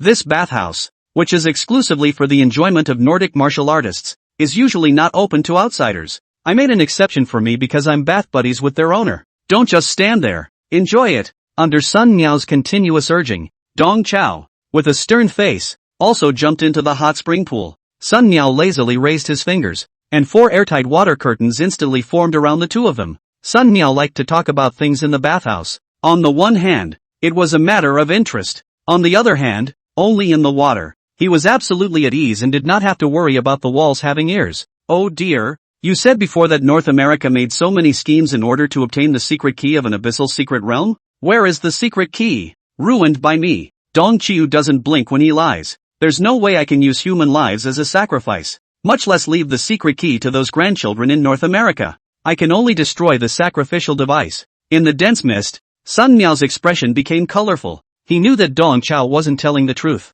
Sun Miao could know Dong Chao too well. I'd rather believe in a toad with 3 legs than in Dong Chao with 1 mouth. What's this old boy's character? Push a bucket of slop past him and he has to stop it to taste the salt. Can he spare the secret key to destroy it? Sun Miao infinitely suspected that the secret key that could lead to a brand new abyssal mystery realm was hidden in Dong Chao's storage bag at the moment. Dong Chao also knew that he couldn't fool Sun Miao, but he had to say it. As the saying goes, small things are reported, big things are reported, and important things are not reported. By glaring and lying to Sun Miao, Dong Chao was implicitly showing his attitude to Sun Miao. He was ready to take this abyssal secret key and obscure it. When he got the secret key, Dong Chao had made such calculations. According to the normal process, after Dong Chao handed over the secret key, this new secret realm would be handed over to the hands of the secret branch military, and would be explored and developed by the secret branch. Explore the resources developed and feed them back to the home military. But right now, the headquarters military and the branch military are fighting each other.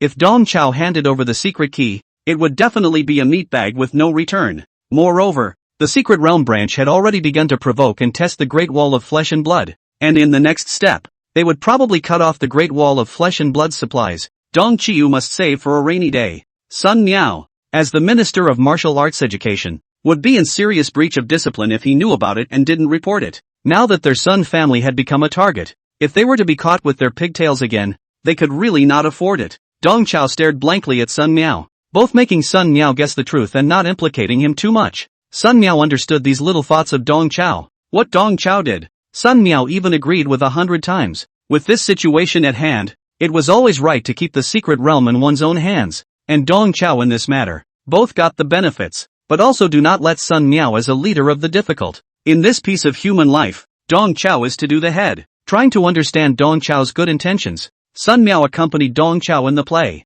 "O disciple, although you didn't manage to get that secret key, you thwarted the conspiracy of the North American Federation, and that's a great feat. Turn around, you write a written submission, and the ministry will arrange a commendation for you." The two old foxes tacitly exchanged glances, and Dong Chao lightly sidetracked the topic. "Brother, the plum substitute plan, it's going very well. It even went a little too well. The students of Sanqing University and MOMO University all treat Xiao Feng as a super genius come leading brother. Now, even people in North America have heard of Little Feng's name. In the future, the dangers that Little Feng will have to face are feared to be increasing. You have to be mentally prepared." Sun Miao gave a cold snort of disbelief. "What's there to be mentally prepared for? Our old man and I are both in high positions. We give the order. The young generals will have to be born to die. Horse leather wrapped corpse. The ones we instruct are all other people's children, other people's heart and soul. How is it that when it's our Sun family's turn, we can't spare it? The day Little Feng really gets hurt, it will be considered that he has redeemed himself." Listening to Sun Miao's words, Dong Chao was a bit solemn. Dong Chao said in his heart that it was really true that dragons give birth to dragons and phoenixes give birth to phoenixes. Little Feng, that child may not be very smart, and his martial arts talent is even more incomparable to his grandfather and father. But that boy also had a kind of nobility in him that had been passed down through their lineage of Sun family members. Just as Dong Chao was secretly lamenting, Sun Miao's entire aura softened and he begged Dong Chao, "Of course, old brother, if it really needs danger, you can help him. After all, our Sun family, there is only one single seedling." Sun Miao instantly switched from noble to mercenary, highlighting a mellow and natural. Meanwhile, the first floor of the Breaking Wave Seagull Life Club, nearly 200 students from Samchung and Mungwu University sat around the table and enjoyed a buffet full of Scandinavian flavors. In order to receive these children, Sun Miao paid out of his own pocket and invited them to dinner. The students just weren't very excited about this Scandinavian-style buffet meal. In the opinion of the students, the buffet was very rich in dishes and of high quality, but in terms of taste, it was really not complimentary. Compared to that, the barbecue reunion they had yesterday in the Rust Capital's secret realm was like a state banquet. If the minister really wants to treat us to dinner, why bother to spend so much money? Just let Mr. Dong lead us to another barbecue. Dasha Gansu grumbled as he nibbled on the fishy and salty bay smoked fish. He started one, and instantly countless students answered him. "Exactly. I was wondering what happened to the egg cake harvesting fall genre. Even a bowl of pimple soup is better than a Nordic buffet. This meal is a living hell." As the students talked, they first missed Dong Chao's kebabs and pimple soup, and slowly, the conversation unconsciously shifted to other aspects. "Your school's Mr. Dong isn't as useless as the legend says. At least he's quite competent in leading the team this time. That was originally a rumor. To tell you the truth, it's Mr. Dong who hosts our special training every afternoon." Mr. Dong, this person, is something. You still remember the last mining pit Mystic Realm, don't you? Teacher Dong also contributed a lot at that time and was even injured.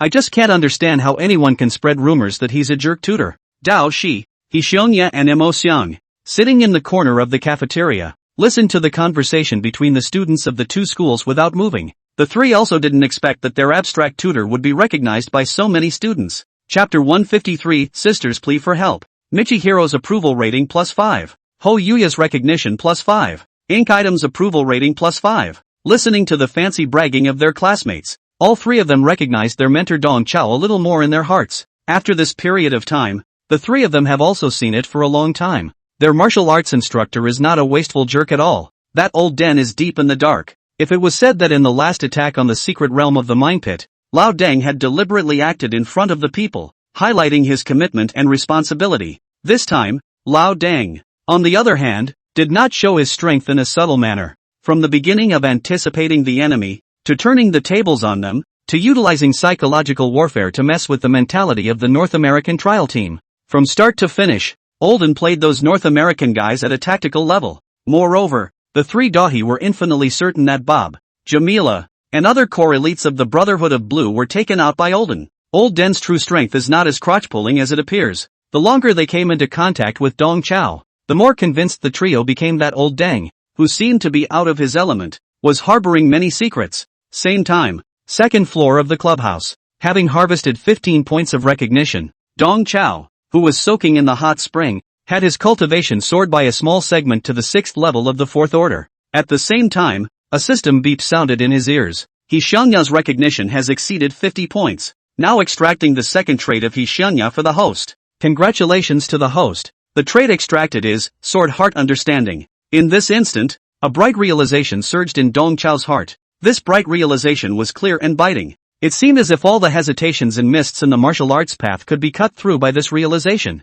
Under the enchantment of the sword mind, Dong Chao's cultivation had not increased significantly, but he had gained a lot more profound understanding of his blade techniques, and even of the sword techniques that he originally had limited understanding of. On the other side of the hot spring pool, Sun Miao frowned covertly. As a transcendent martial artist, Sun Miao vaguely sensed that at a certain moment, Dong Chao's aura seemed to have changed a bit. 2 days later, Murmur University. The new martial arts students who had completed the Rusty Capital trials returned with high spirits. At the first moment of his return, Mo Xiang led Dao Shi and He Xiongya and drilled into the Puppet Academy's forging room. This trip to the Secret Realm trial was quite rewarding for them. 87 greatswords of judgment, 91 lances of exorcism, plus 3 sets of golden thorn battle armor. All the metal materials added up to nearly 2,000 pounds. The crystal internal combustion engine devices inside the Judgment Greatsword were all disassembled by Mo Xiang and kept for slow study. The Great Sword of Judgment and the Lance of Exorcism, all of which were returned to the furnace to be retempered and beaten into billets.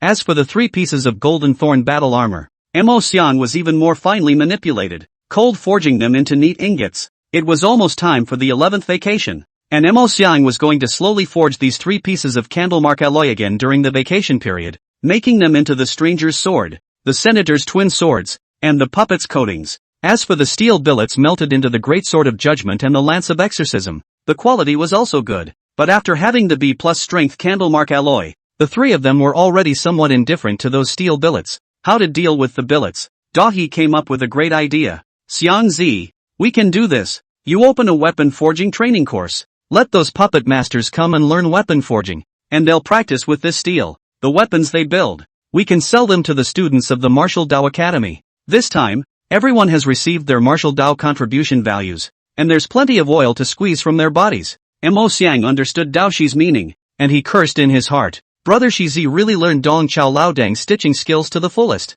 Brother Shizi, aren't you just letting the puppet masters work for you for nothing? Forging weapons for you for free? Michishij bristled. What do you mean? Working for nothing? Good thinking. They still have to pay tuition. With these ingots, we'll have to earn twice as much. Those puppet masters are receiving contribution points and Mystic Realm coins from Lao Deng. They have oil to squeeze out of them as well. Looking at Dao Shi's evil capitalist face, Mo Xiang really wanted to send him a street lamp. With the 11th holiday approaching, they only need to stay in school for 1 more day before the 7-day-long National Day holiday. On the last day of school, Class 1, Class 2, and Class 3 all stopped classes to allow the students to do a self-review of their performance in the secret world. The laziest and most confused Budo Class 4, but the opposite, insisted on the last Budo class before the festival. Ji Tianfu, the exchange student who had been recuperating from his illness for many days, had also finally joined the small group of the 4th class of martial arts. He moved to the 4th desk and sat in the last row of the class. These days, Ji Tianfu had been working as a bull in the cafeteria and convenience store. Coldly sitting in the classroom, he was a little less comfortable instead. Dao Shi and the others looked at Ji Tianfu and were also a bit uncomfortable. First of all, Ji Tianfu's qi and blood fluctuations were not weak. This was clearly another heavenly pride. There must be a reason why he came to martial arts class 4. It couldn't just be as simple as an exchange between the two schools. Secondly, on Ji Tianfu's left and right shoulders, 2 heads, one black and one white, emerged from time to time, looking a bit oozy. Hearing that Senior Dong Chao was going to teach a class, Little Black and Little White all clamored to come. They wanted to see how their sick predecessors had become teachers in the human world. At this moment, Little Black and Little White were both superimposed on Ji Tianfu's body in the form of a superimposed state. It was just that both living daddies were dishonest, and from time to time, they emerged from Ji Tianfu's body. The first time they saw the 2 heads, Dao Shi and the others were scared to death. Near the beginning of the class, Dong Chao stood in front of the blackboard, waving and writing on the board. The importance of team emotion management. Dong Qiu's expression of writing the slate was serious and earnest. However, Dao Shi and Mo Xiang knew in their hearts that this class of Lao Dangs was definitely not teaching any serious content. In the past, He Xiangya, the most serious learner, had already started taking notes. At the moment, however, while the class bell hadn't yet rung, He Yuanya was scrambling to make a voice call to his sister. Xiao Xiong, sister can only count on you. You also know that our father and mother that character really cannot count on. Sis, just don't worry. I'll rush back immediately after vacation. I'm at least a martial artist. With me around, no one will dare to do anything to you. On the other side of the phone, his sister He Jingshi took a long breath of relief. Little bear, with your words, sis is relieved. You have a good class. Sis hangs up first. Hearing that his sister was about to hang up the phone, He Xiongya hurriedly added a sentence. Sister, you can call me Jizi from now on. The title, Little Bear, is too unpleasant, so don't call me that from now on. He Jingshi's brain shriveled. What the hell is Jocko? It's the name that's hard to hear. He Jingshi secretly sighed. The brother that she treated as a lifesaver didn't seem to be that reliable. Hanging up the phone, He Xiangya looked at Dao Shi and Mo Xiang on his left and right sides, and then glanced at Ji Tianfu who was sitting in the back. He Xiangya's eyes cunningly rolled around before he took out his notebook and waited with an expectant face for the class to begin. The class bell rang, and Dong Chao stuck his point and said in a spirited manner, this Ji Tianfu student in the back row is an exchange student who transferred from Senqing University. In the future, he will also be a part of our 4th class. After introducing Ji Tianfu, Dong Chao began the opening of the martial arts class. After experiencing the perils of the rusty capital secret realm, I'm sure you've all realized the importance of teamwork. A good team manager focuses on the team as a whole, discipline, but also takes care of each individual's emotions and provides emotional support for the whole team. Only then can the whole team move forward in a stable, synergistic way. What I'm going to teach you today is how to be a good emotional support for your team. Down at the podium, Dahi and Mo Xiang exchanged surprised glances. What Olden taught today was pretty decent. When they were in the Rust Capital secret realm, although the 3 of them had acted without authorization, they had seen the importance of teamwork from their fellow Mo Dai students. It is through teamwork and discipline that the students of Murray University shine in the secret world. And today, what Lao Dang was going to teach them was clearly an upgraded version of teamwork. It's all risen to the emotional management of the team. Just as Dao Shi and Mo Xian were pumped up and shuffling their ears, Dong Chao stepped down from the podium and took out his cell phone. Talking on paper is too vague. The teacher uses King's honor as an example. You'll get it in a second. After you learn this technique, you guys will definitely be crunching up the scores in your future rankings. Chapter 154. This moment is just like the other moment. Watching Dong Chao open King's honor with a joyful face, Dao Shi and Mo Xian were almost shaken off their backs. They blacked out, thinking that they still imagined Olden too well. How could Olden teach proper stuff in class? Seeing Dao Shi and Mo Xiang's deathly pale faces, Dong Chao became more and more energized. Is operation the most important thing when you want to score in ranked? Of course not. The most important thing is to provide emotional value to your teammates. Sensei will show you how I give emotional value to my teammates in the game. Dong Chao showed the students his king segment and then ceremoniously opened the rankings. As they watched Dong Chao open the king's platoon in the classroom, a few of the students had different looks. Dao Shi and Mo Xian were a bit lifeless, and Ji Tianfu was greatly shocked while being confused. In Ji Tianfu's eyes,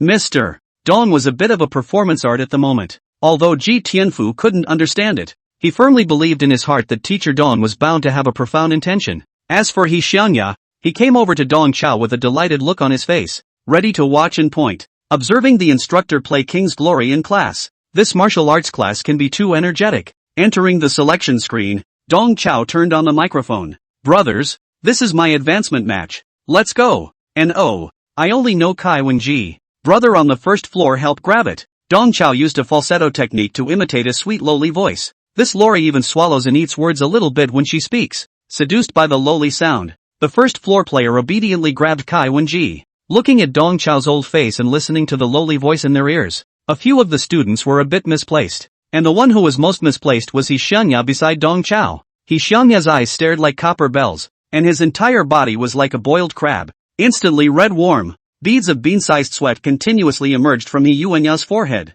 A bearded old denizen who opens his mouth and imitates a sweet lowly voice? This moment is just like the other moment. He Xiangya felt a pain in his belly, and the broken bones of the potential Kuan sword burst into a mournful chorus within his body. He recalled that sunny afternoon, on the cultural and creative pedestrian street full of flowers and graffiti. The tiger-backed raccoon sword maiden Akiuachu dashed to him, drew his sword and chopped off his sword bone. Before that, his longtime online romance with raccoon sword girl Akiuachu also has a sweet and cute clip sound. He Xiangya fluttered and thrashed a few times, his whole body almost falling apart. This moment is just like the other moment. After all these years, he was surprised to see a big old stinky man disguised as a lowly again. Although the old Deng mentor in front of him was not the same person as the Yakuza who had chopped off his sword bone, that raccoon sword girl should be a sword cultivator. However, He Xiangya had an idea that sword cultivator might not have any connection with Dong Chao Laodang. After all, looking at the whole of China, there wouldn't be too many of these strange martial artists who didn't want to push their face.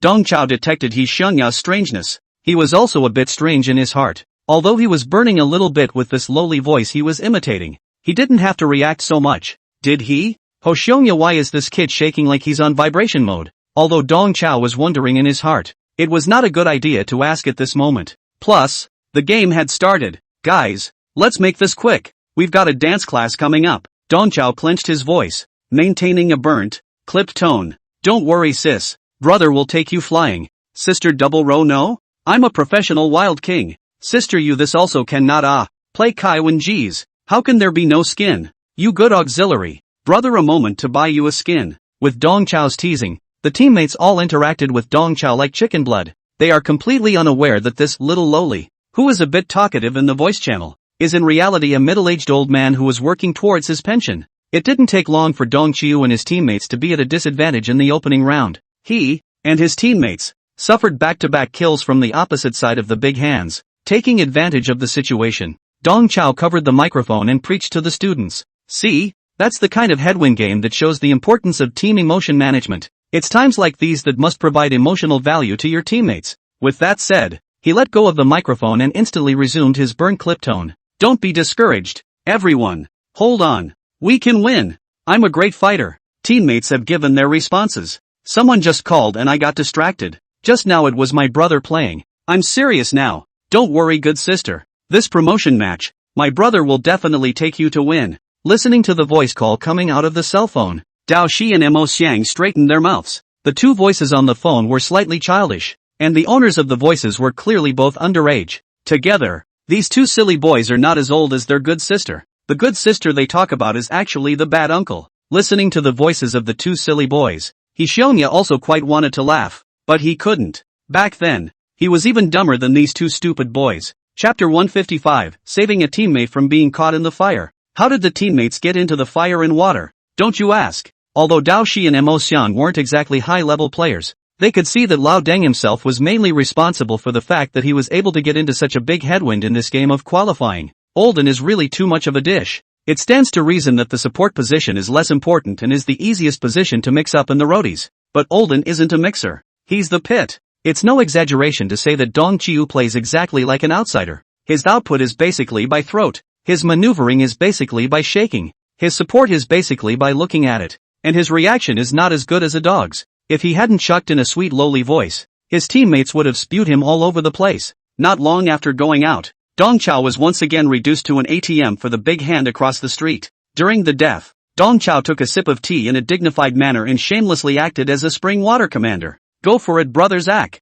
I'm holding back the other team's main force, so you guys develop as quickly as possible. Hold on. We can win. Encouraged by Dong Chao's words, the teammates worked extra hard. Lu Bang on the top lane would rather burn troop lines and roam around to support his teammates. Playing field Pei Tiehu dual form silky smooth switch, sometimes holding, sometimes harvesting. Wang Xiaojun in the middle of the road controls the opponent's C-bit time and time again, splitting the battlefield in the process. The shooter position of Ho Yi is even eating grass milking. In the group battle Crazy Walk A, with 4 teammates, a surefire loss that was supposed to be a hangman spray was hard fought back. At the moment the other side's base exploded. In the communication channel, all 4 teammates let out a long breath of air, obviously exhausted. Dong Chao, on the other hand, continued his tea talk. Mua mua. My brothers are great. I'm going to dance class. We'll continue next time. Dong Chao ignored his teammates' friend requests and hurriedly went offline. See, this is the importance of emotional management in a team. Dong Chao put away his cell phone and put on his teacherly demeanor, preaching to a few students. Instead of blaming our teammates in the face of a skyscraping start, we bravely took up the slack and acted as the team's spiritual leader. Thanks to my emotional support, my companions were able to stabilize their minds, fight harder and harder in a game against the wind, and ultimately save themselves from the fire. Sensei's record is only 0/7/1, but the role Sensei played in this game is undeniable. Listening to Dong Chao's loud boasts, Dao Shi and Mo Xiang's heads were raw. The two also acknowledged that several of Lao Deng's teammates were able to fight harder and harder, eventually killing their way out of the embarrassing headwind quagmire, and that Lao Deng's teeming words and spiritual PUA did play a role. But doesn't Olden know in his heart how his teammates got into the mire of a headwind? Why is he so proud of himself? Dong Chao cleared his throat and reverted back to his sweet lowly voice. As for teacher's false voice technique, if you guys can master it, it's even more beneficial. This skill will come in handy in the future. Sometime later, your teacher will give you a detailed explanation on how to control your vocal cords. This is the last lesson before the long vacation. Class dismissed. It wasn't until Dong Chao uttered the word dismissal that Xiangya, who had been in a state of red temperature plus petrification, slowly came back to his senses. Xiangya spoke hastily. Wait, teacher, during the vacation, I'd like to invite you and a few of your classmates to my house. Our family is also considered a small family in the northern Mang Sword Prefecture, so we will definitely treat everyone well. After you go, there will be enough food and drink.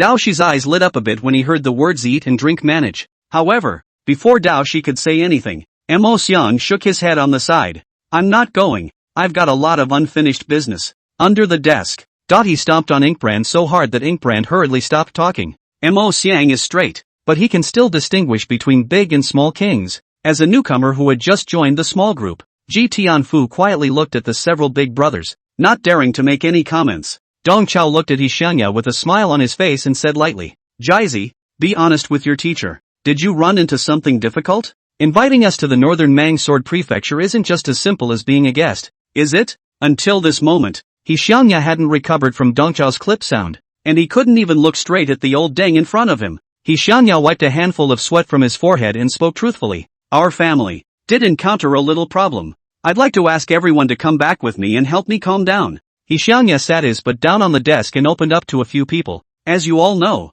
our family does a little business, and in the entire northern Mang Sword Prefecture, it can be considered to be ranked. It's just that our family is a non-martial arts family. Other than me, my parents and sister, they are all just ordinary people. Beimang also has a dragon Tsubo family, which is also a local counted business family. Unlike our family, the Wu family is also a martial arts family, and has a deep connection with the Sword Pavilion University in Jianzhou. At the mention of Jiangya University, a viciousness crossed Xiangya's eyes. He had been harboring a grudge over the fact that Jiangya University had turned him away. The Wu family originally had nothing to do with our family, and there wasn't much contact between the two sides. But recently, the young master of the Wu family, Wu Huahe, has taken a fancy to my sister. The Wu family has already come to the door 3 times to propose marriage, although my sister doesn't agree with it. She's a small person and it's useless to refuse. The Wu family has sword cultivators behind them and has always been domineering. They call it proposing marriage, but it's actually a forced marriage.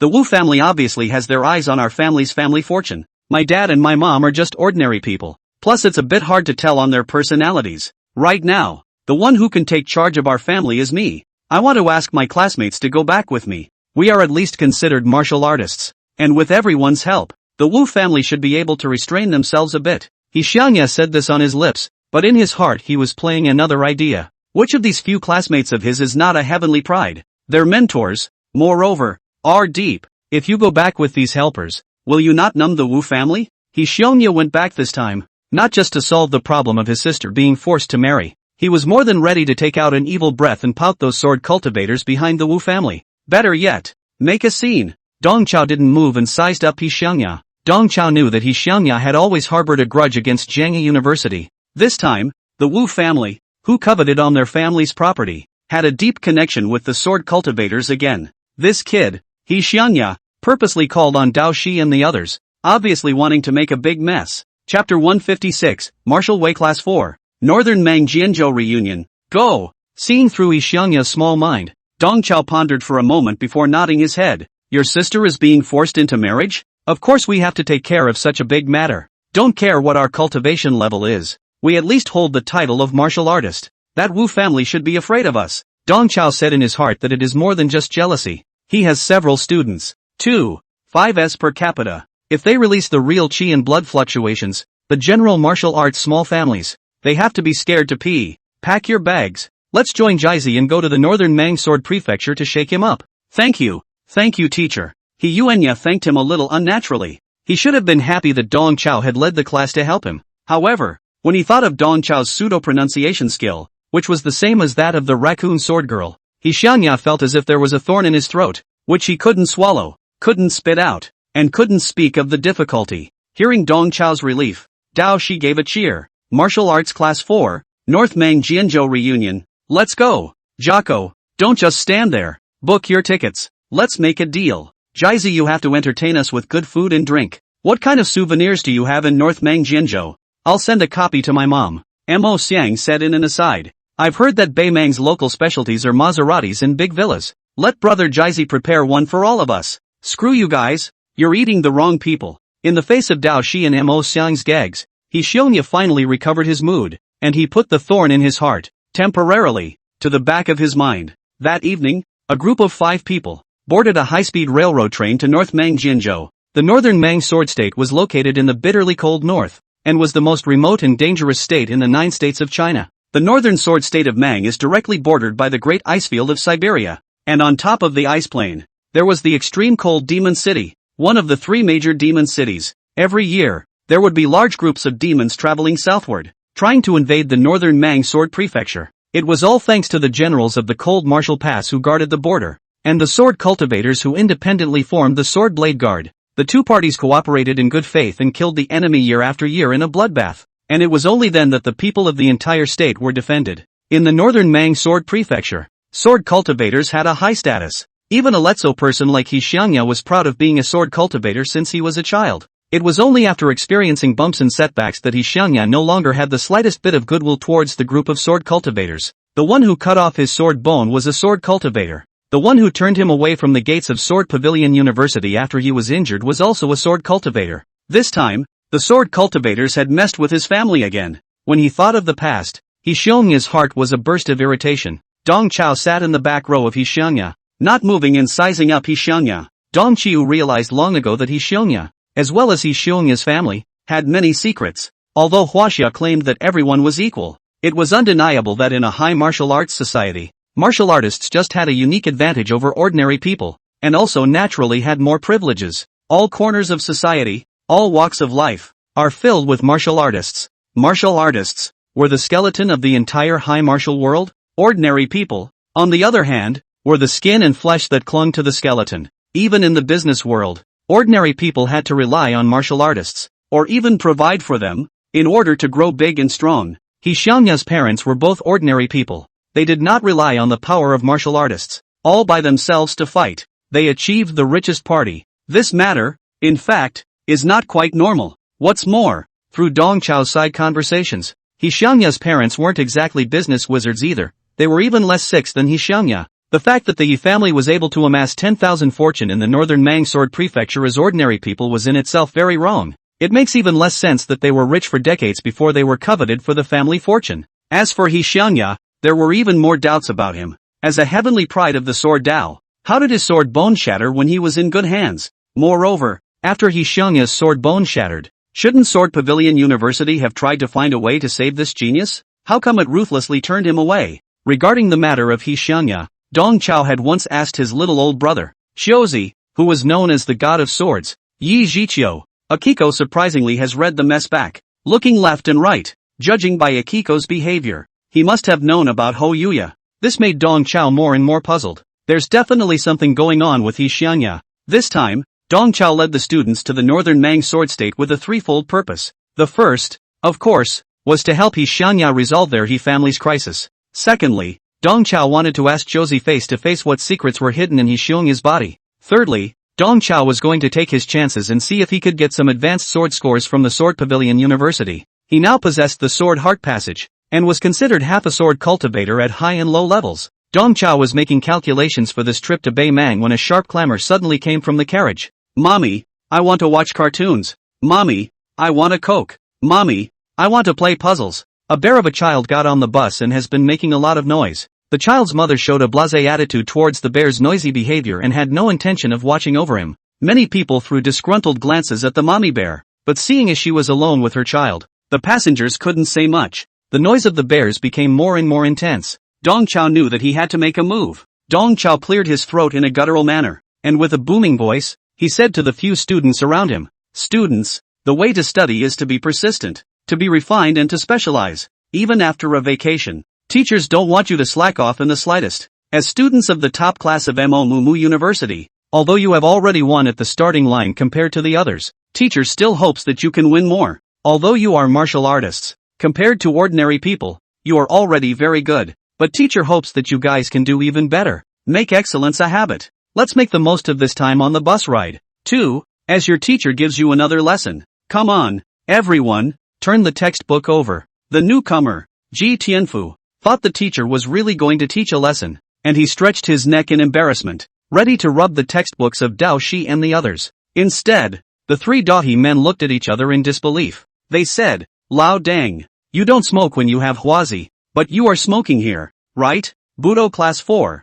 never even used the textbook in school. Now you're on a moving train, and you're loaded up? Dong Chiu picked up a men's advertisement magazine that acted as a textbook as he pretended to turn the pages. Let's talk in this class about the classical formulas for qi and blood application. According to the Pythagorean theorem, a superscript 2 plus b superscript 2 equals c superscript 2. Then we can know that following a square route to the field must have the highest efficiency. Dong Chao began a serious nonsense. Previously, when the bears were making a lot of noise and causing other passengers to point, the bear's mom was indifferent. But at the moment, listening to Dong Chao's esoteric lessons, the mother of the bear child frequently cast a glance this way. A group of martial artists from Mo University were already the best in society, but they still worked so hard that they didn't even spare time for the bus ride. That martial arts instructor, who was full of pedantry, was even more remarkable. His lectures are not very understandable, but they sound so professional. In particular, winning at the starting line and making excellence a habit speak to the heart of moms of bears.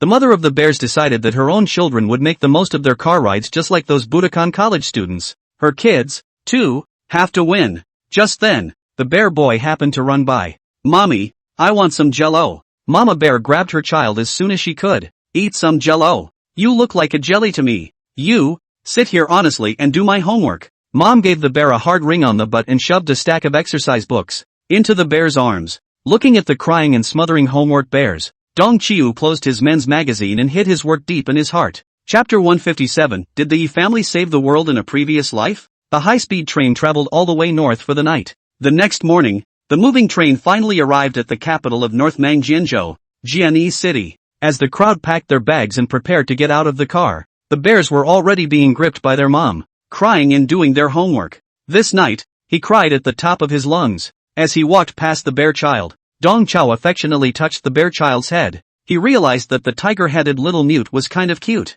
During the 11th lunar month, the northern Mang sword state, located in the northern cold land, had begun to turn cooler, with the temperature even dropping to below zero. As soon as several people stepped out of the station, they immediately felt the chill of depression. Xiangya showed off the money power of the He family's youngest, and with a single phone call, he called for a customized business car from Lorenz. The commercial vehicle carried several people and sped along the frosty streets. Looking at the street scene outside the car window, the crowd truly felt that the status of sword cultivators here was extraordinary. Sculptures of swordsmen can be seen everywhere along the road, signs and billboards with the longsword logo, and the list goes on. Even the number of ordinary people dancing and practicing with their swords in the squares, in the parks, and even in the playgrounds of the schools, are countless. Here, the sword seems to be not just a weapon, but a belief that is integrated into everyone's blood. It was just that he scoffed at this faith shown by the citizens. On this journey, his nose wasn't his nose and his eyes weren't his eyes. After puffing and making a few phone calls, he said to Dong Chao and the others, "Teacher, what a coincidence. My dad and my mom went to the Entrepreneurs Summit and won't be back until the evening. Let's go eat, shower, shop, and then we'll talk business when my parents get home tonight." "It's done. Eat first, eat first." Dao Shi and Mo Xiang looked expectant. The two of them had long been holding back their bad intentions, wanting to ruthlessly slaughter He Xiangya. The business car carried the crowd, heading straight for the CBD business district of Jianyi City, and the car finally stopped on the pedestrian street of Jianridge where people came and went. He Xiangya reached out and made an inviting gesture, showing off to the crowd. "What you see in front of you is our family's small business. The shopping plaza, the Star Hotel, and those office buildings are all owned by our family." The crowd had long known that He Xiangya was a tycoon, but they didn't expect that this kid could be trenchant to this extent. "Gentlemen, please." He Xiangya invited the dumbfounded few people out of the car, led them, and went to his hotel to fight for their teeth. Looking at the magnificent shopping plaza, the opulent Star Hotel, and the several towering office buildings, the cloud of doubt in Dong Chao's heart intensified. In a high martial society, how could an ordinary people's family that didn't have a high-ranked martial artist to back them up have such a vast amount of wealth? A child carries gold in the city, and everyone is a devil. Vedanta stood by his side with a pestle and mortar, and all the devas were sages. The He family is only being targeted now, and this is really counterintuitive. Dong Chao hid this cloud of suspicion in his heart as he walked forward not more than a few steps and discovered a spectacle. On the pedestrian street where people come and go, a few iron fences were erected out of nowhere. These iron fences are headless and stand alone on the pedestrian street, as if they were a grotesque work of art, unable to stop the pedestrians passing by at all. There was a crowd gathered around the fence, and a guy in a security uniform, keeping order. He Xiangya led a few people to the fence, and he took the initiative to greet the security guard. "Uncle Li, long time no see. Are you on duty today?" The security guard, Old Li, narrowed his eyes and stared for a long time before he finally recognized that the one he was talking to was the great young man of the He group. Old Li rushed to meet him. Yo, it's the young master who has returned. I'm old and my eyes don't work anymore." I didn't recognize the young master. He Xiangya waved his hands. "What young master or not? Uncle Li, you can just call me Jizi from now on." Old Li, the security guard, was momentarily speechless. He clearly felt that after going to school in the south for a month or so, this young master had become not quite the same. Even though young master he didn't have much of a stance even before this, it was never possible to call him Uncle Li with every breath. He Xiangya smiled and chatted with Lao Li. "Uncle Li, it's not even cold enough for the Iron Licking Challenge program to be scheduled?" "Yeah, the boss specifically ordered it." The boss has won several youngsters these days. Seeing Dao Shi and the others casting astonished gazes, He Xiangya explained proudly, "It's our family's original little program for soliciting foot traffic. The Great Iron Licking Challenge. Anyone who dares to lick their tongue on the bars, freeze solid and then pull it off, completing the Iron Licking Challenge, will have the chance to win away a $5,000 shopping voucher for our home." Dong Qiu said to himself that He Xiangya's family was really out of shape. How did they come up with such an odd challenge? To the side, Dao Shi's eyes lit up. "So your family has to give out a lot of vouchers every day, right? I'll start by licking a $50,000 one." Dahi rolls up his sleeves, ready to open the challenge. For ordinary people, licking iron is as absolute death-defying as swallowing a light bulb. But to Dahi, what's the difference between that and giving away money? Ho Xiongya hurriedly stopped Dao Shi. "Brother Shizi, just don't come. You'll have to drive my dad to death. I haven't finished introducing the rules just now. It's not enough to dare to lick the iron. You have to beat my dad." With those words, He Xiangya pointed to one of the railings. "See the writing on the railing? Chairman's lick iron only. The challenger must be able to lick it longer than my dad, freeze it firmer than my dad, and pull it down with pain to be considered a successful challenger. My dad is the absolute king when it comes to this iron licking business. He never loses. No one can win vouchers from him. The challenger just earns a white play." The crowd had a head full of black lines. At this moment, Dong Chao finally understood why He Xiangya was a Rakugo man character. With a mom and dad like that, it's a miracle he grew into a normal adult. A middle-aged entrepreneur worth tens of billions of dollars. Every day in the street compared to people licking iron. He Xiangya's dad is really too no slouch. Dong Chao gave a heartfelt thumbs up. "Jocko, your dad can really be this." He Xiangya couldn't understand good or bad words at all, and he waved his hand smugly.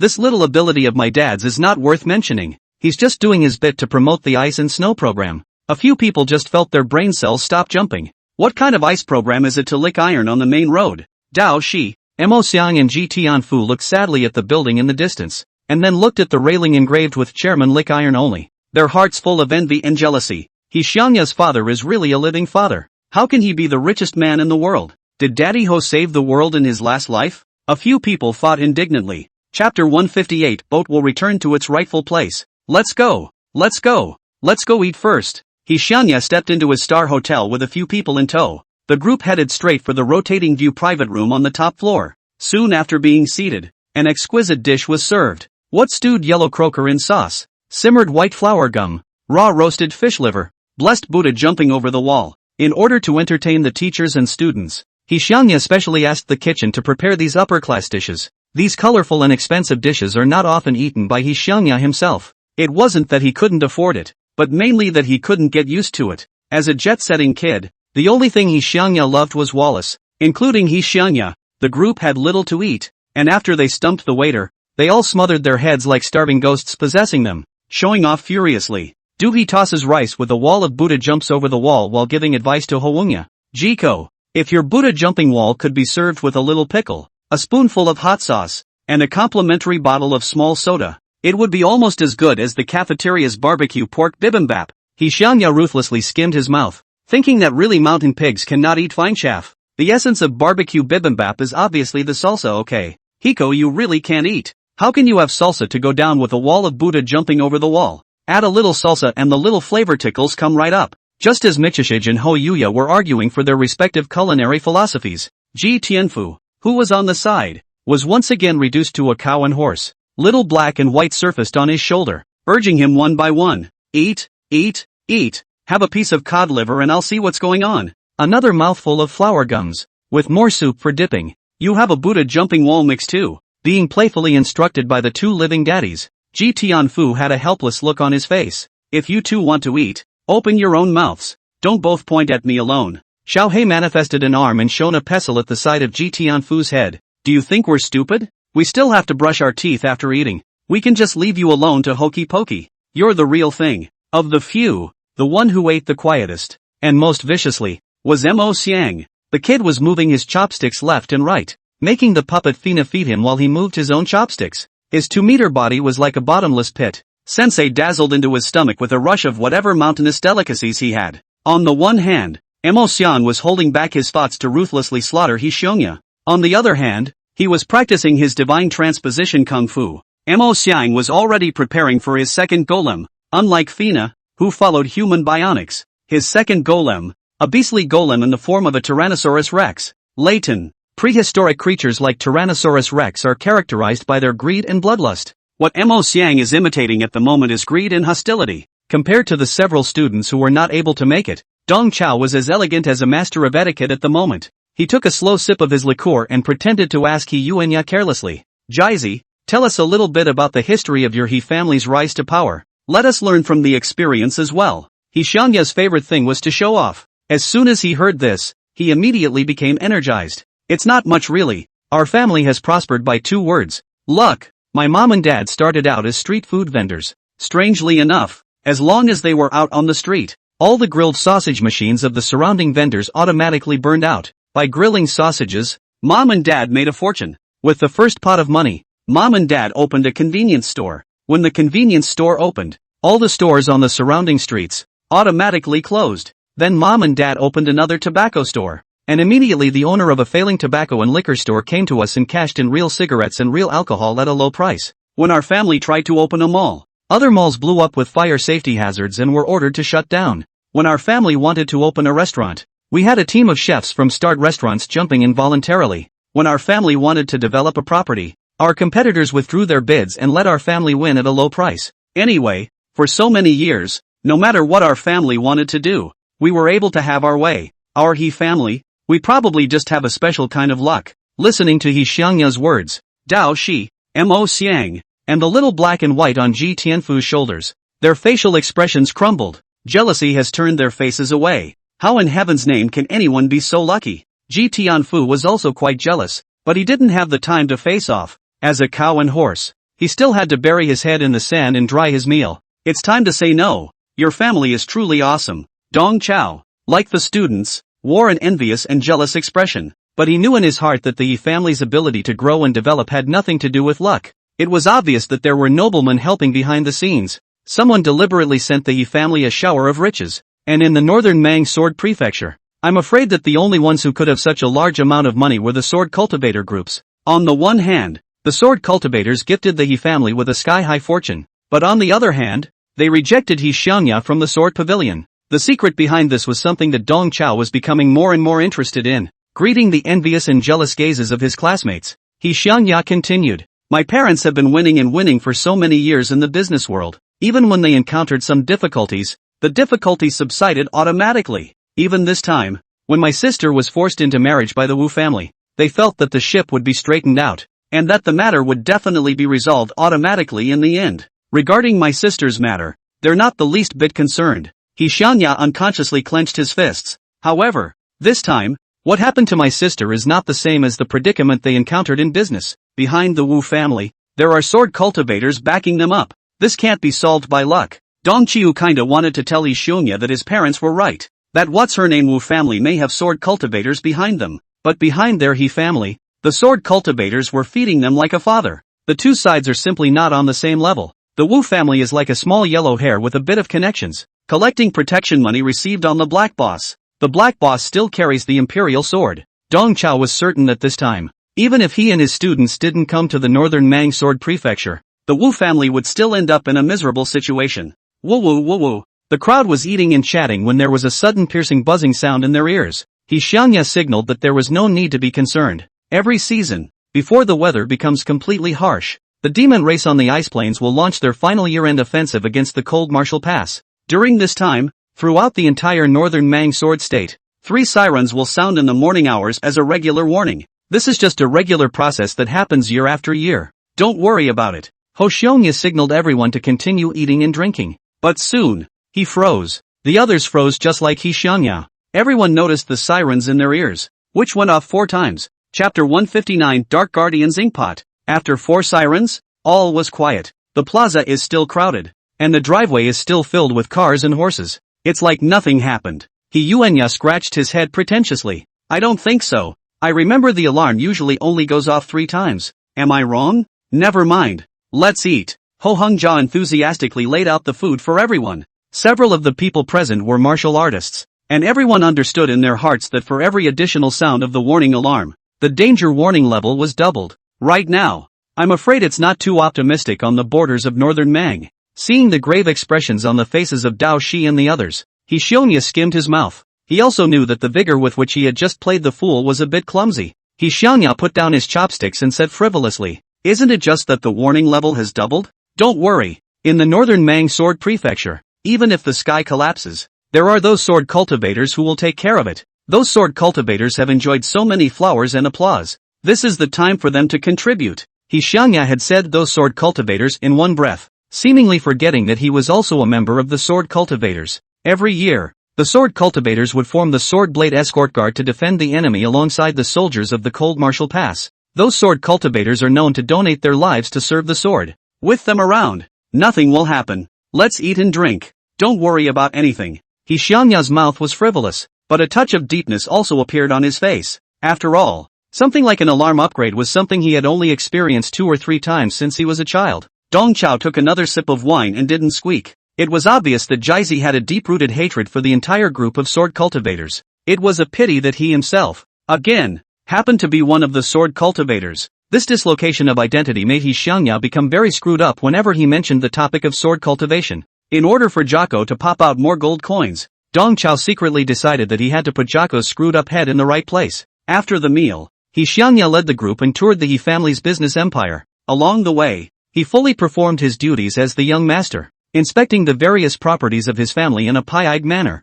The knowledge he learned in martial arts classes was finally put to good use. Whenever he had the chance, he taught his staff. At the health club, he snatched the bath towel from the scrubber's hand and reprimanded him with a stern face. You new here? How do you do the induction? Get down on the ground and I'll show you. Without waiting for the bath scrubber to speak, He Xiangya forced the bath scrubber to lie down on the scrubbing table. He skillfully patted the bath scrubber's back. You work too rough. How can you come up here and just rub? You have to relax the customer first. Being held down and rubbed by the He family's young master inverting the Big Dipper, Old Wang, the bath scrubber, was a bit terrified and a bit confused. He Xiangya was instead full of complacency. It's not that I'm bragging. I have a master's legacy in this area of bath rubbing. The techniques I learned are authentic. As he spoke, he pointed to Dong Chao who was applying essential oils to the side. That one is my teacher. The ones in the bubble bath are my teachers. Hearing He Yuanya's words, Dao Shi and the others in the bath all turned away. They really couldn't afford to lose this person. Old King, the scrubber, felt like his brain was so mushy with water vapor that he couldn't even turn it around. He heard that the young master of the Yi family went to the south to attend a martial arts college. Why did he learn the art of scrubbing? From the bath club, He Xiongya led another stroll through their home shopping mall. Dao Shi and Mo Xian were not polite at all. They both pushed 5 or 6 shopping carts and took whatever they saw. When he came to the meat seller's stall, He Xiongya was sick again. He looked at the meat seller's license plate and skimmed it. Auntie Gong, not that I'm talking about you. Your meat portioning technique needs to be improved. We have a saying in the chef world that good meat grows on the bone. Bone-in meat is the most flavorful. How can you sell it as a side dish? With those words, he grabbed the meat-splitting knife in Aunt Gong's hand and precisely picked out the pig's shoulder blade from a large piece of front elbow meat. See? The hand must be skillful. He Xiangya from Mr. Dong's martial arts class, learned those cooking knowledge. Finally have a place to show off his hand while operating, while the word to Aunt Gong explained. There are 2 pieces of cartilage on a hog that are the most valuable. One is the inching cartilage on the ribs, and the other is the edge of the shoulder blade. This is commonly known in this part of the world as the Shih bone, and the scientific name is halabar. Aunt Gong's head shriveled. The name halabar doesn't sound like a scientific name in any way. Seeing the He family's young master personally picking bones on the counter, many of the He group's employees gathered around. In full view of the public, He Xiangya picked out a crescent-shaped cartilage. See? This is called halaba. It's meat wrapped in sinew wrapped in crunchy bone, and it's delicious in sauerkraut stew. You can't sell it as trimmings. The employees who had gathered around looked at me and I looked at you. Amazement written all over their faces. Good news. Young master He, who went to school in the south, didn't turn out to be an uneducated playboy. Bad news. He's learning too much of everything. His stomach of useless knowledge, mixed with some water is a treasure porridge.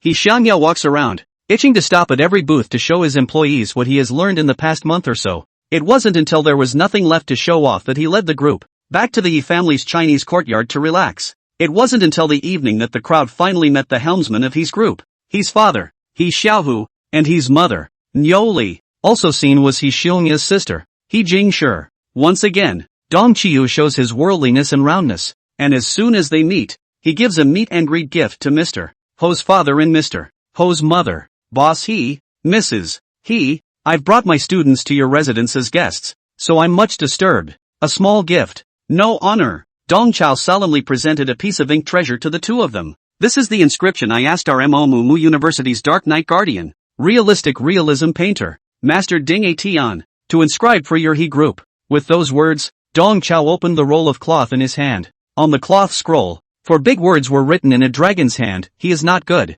Looking at the inked treasure, Ho's dad was a bit rattled. This is too precious. This. How can this be good? Although dad he didn't know much about calligraphy and painting, the title of realistic realist painter sounded unusual. Not to mention, this master of calligraphy and painting is some kind of dark guardian. He guessed that Dark Knight Guardian should be a title within the martial artists, and as soon as he heard it, he knew that the rank was not low. Father he cupped his hands over the roll of cloth and carefully handed it over to his daughter. He Jingshi, frame this ink painting and hang it in my office. Let all those business partners of mine look up to Master Ding's immortal aura. Looking at Dad He, who was so joyful that he was spinning in place, Dao Shi, He Xiangya, and the others tried hard to stifle their laughter. No matter how much he imagined, the so-called guardian of the night actually meant the night shift security guards. The writing, still in the hand of the security guard. Old Ding, Chapter 160, thanks to MS. Dong, filling the gap of his group not knowing how to make glutinous rice cake. After receiving the ink treasure,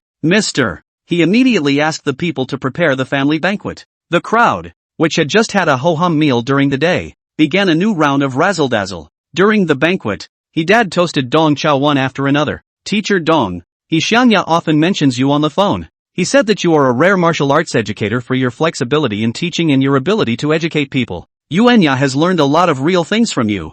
Himam Nyoli also raised her glass. I still remember that time when you brought your students to set up a stall to sell glutinous rice cakes. It's no exaggeration to say that you bridged the gap of our He group not knowing how to make sticky rice cakes. Generally speaking, Dong Chao was the one who choked others speechless. But at this moment, facing the two helmsmen of the He group, he was really a bit hard to strain himself. Dong Chao was more and more certain that He Xiong's parents were able to sit on tens of billions of dollars of wealth, and that there must be someone high up behind them. Dad, he attentively filled another glass of wine for Dong Chao. Teacher Dong, I'm really sorry that He Xianya made such a big deal out of bringing you guys to Beimang. There's really nothing major happening in our house, and I'm really sorry that my son has bothered you for nothing. Dong Chao borrowed the head of He Dad's words and asked without moving. Boss He, I heard that your daughter is being forced into marriage. You are one of the richest men in northern Mangjianzhou. What kind of person is so bold? Ho's dad put on a bashful face.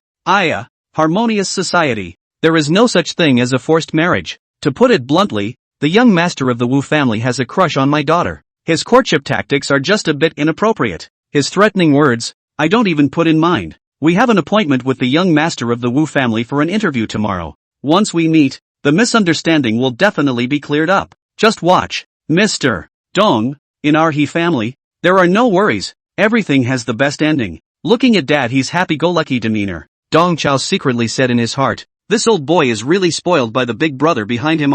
Dong Chao believed that what's his name, the Wu family's youngest, was by no means the first person to hit the He family's head. There must be a lot of dumbass that have moved the hose. It's just that those fools have been disposed of by the forces behind the He family. Between the banquets, He Jingshi listened to the conversation between He Dad and Dong Chao and kept rolling her eyes. The Wu family had put out so many harsh words, and even brought people to the group to cause trouble, pressing so hard step by step, and the father still didn't take it seriously. Your own old man, he's so unreliable. Hey, He Jingshi let out a long sigh. Ever since the family banquet began, He Jingshi had been observing the few people at the table. The more she observed, the less confident she felt in her heart. Taking advantage of the fact that no one was looking, she quietly touched He Xianya's arm and asked in a low voice, Brother, are these really your Budo classmates? They look so strange. Originally, He Jingshi took his brother and his brother's classmates as a life-saving straw, but now it seems that this straw isn't reliable either. As the assistant president of the group,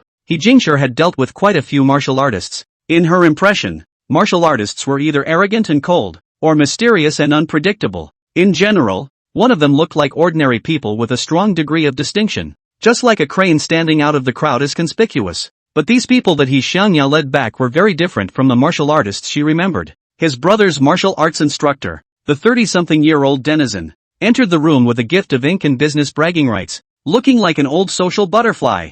As for his brother's classmates, there was no trace of the martial artist's high-strung demeanor. The class president, who seemed loyal and honest, was comparing dry meals with the big life member. Both men were clearly stretched out, and continued to race while taking an appetite-enhancing pill. It's a head-scratcher to watch. As for the well-behaved boy in the corner with Tai Chi embroidered on his chest, he was superficially normal, but he's drying his food and muttering as if he's talking to someone he can't see. He Jingshi secretly sucked in a breath of cool air. My brother, who has been frivolous and teasing since he was a child, can't be relied on after all. Luckily, she had a plan B. He Jingshi took out her cell phone and sent a message to the object of her flirtation. Ah Chio, tomorrow the people from the Wu family will be coming to the door. Can you help me out? As soon as the message was sent out, the avatar of Raccoon Sword Hala Chio immediately flashed, and the other party replied to the message almost in seconds. Don't worry, I'll take care of it. Although Achio only returned 8 words, He Jingshi inexplicably felt relieved. The next day,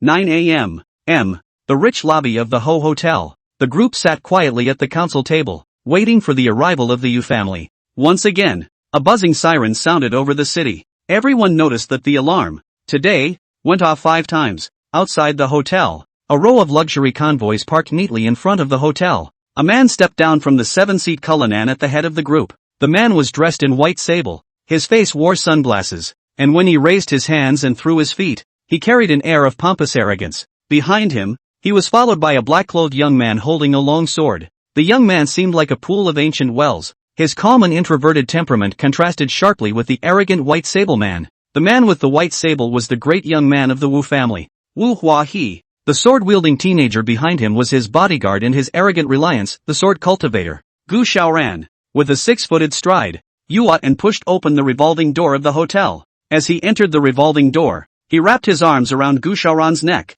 Xiaoran, it's all up to you now. If the He family is obedient, that's fine. If they don't, you'll have to show them what you're made of. A hint of difficulty appeared on Gu Xiaoran's face. Young master, the matter of marriage should still follow the principle of voluntariness, regardless of whether your marriage to MS, he succeeds or fails. I hope you can restrain your heart in the future and run the family business properly. Wu Huan instantly flipped as he stretched out his fingers and disliked Gu Xiaoran's head several times. Gave you face? Did I give you face? How dare you lecture me? Don't you know who you are? You'll do whatever you're told. Being humiliatingly disliked by Dasha Wu even in the head, Gu Xiaoran took a slight breath and remained unperturbed. As a fifth-order sword cultivator, he could just move his fingers and sharpen Ugwan into a bowl of noodles. But he couldn't do that. Sword cultivators always return a favor and avenge a grudge. Although Wu Deshao was stubborn, he had sponsored the Gu Xiaoran brothers and was a benefactor to their family. As a sword cultivator, Gu Xiaoran had to repay his kindness, even if this repayment was to aid and abet the enemy.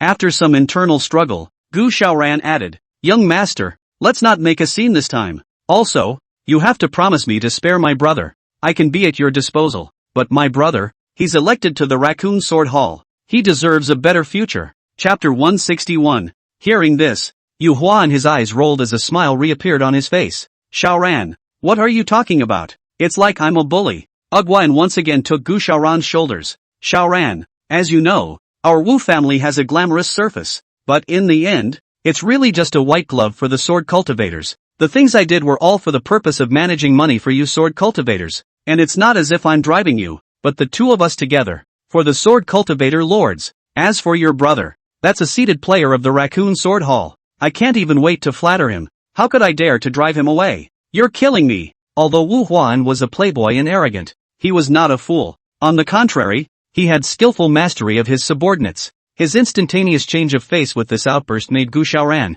who was a teenager's spirited young man, suddenly speechless. Ugwan continued to blow diagonal winds in Gu Xiaoran's ears as he picked up where he left off. "This time, I sold out my color and married the He family's eldest miss, not just to get money for the sword cultivators' lords. Now that the alarms at the cold martial pass are escalating day after day, the sword cultivators are bound to go to the front lines to support them. Don't they need money? Our Wu family, as the money bags of the sword cultivator masters, at times like this, we have to raise our consciousness and work hard to get money." Although he knew that Wu Huawan was trying to make a fuss, mixing up truths and lies, Gu Xiaoran couldn't really refute him for a moment. The reason why the Wu family could rise rapidly in a short period of time was because they were close to certain sword cultivators. Close relationships. However, over the years, the Wu family's own appetite had become bigger and bigger while amassing wealth for certain sword cultivator lords. Eventually, they set their sights on the wealthy He family. Wu Huan had done his homework long ago. He Xiaohu and Niuli, the helmsman of the He group, were both just ordinary people, and there was no sword cultivator behind them to back them up. Mr. and Mrs. He did have a son, who was said to be somewhat talented in martial arts, and when he tried to join Jiangye University, he was rejected. The He family clearly wanted to climb the high branch of the sword cultivator, but failed to do so. In the eyes of Ugwa and others, the He family, which had no one to back it up, was a piece of fat meat delivered to their mouths. He was ready to eat the He family dry in the name of intermarriage. This kind of tactic is a little better looking than taking it by force, and it doesn't make the sword cultivator lords' faces look bad. At that time, the He family's tens of billions of family wealth, half filial piety to the sword cultivator master, half into their own pockets, is not fast and furious? What's more, the He family's young lady, she's quite pretty. Wu Huan took Gu Xiaoran by the shoulders and stepped into the exclusive elevator for VIPs. "Xiaoran, it's all up to you in a moment. For the sake of those sword cultivator lords, you and I will work together." The elevator went straight up to the front of the VIP private room,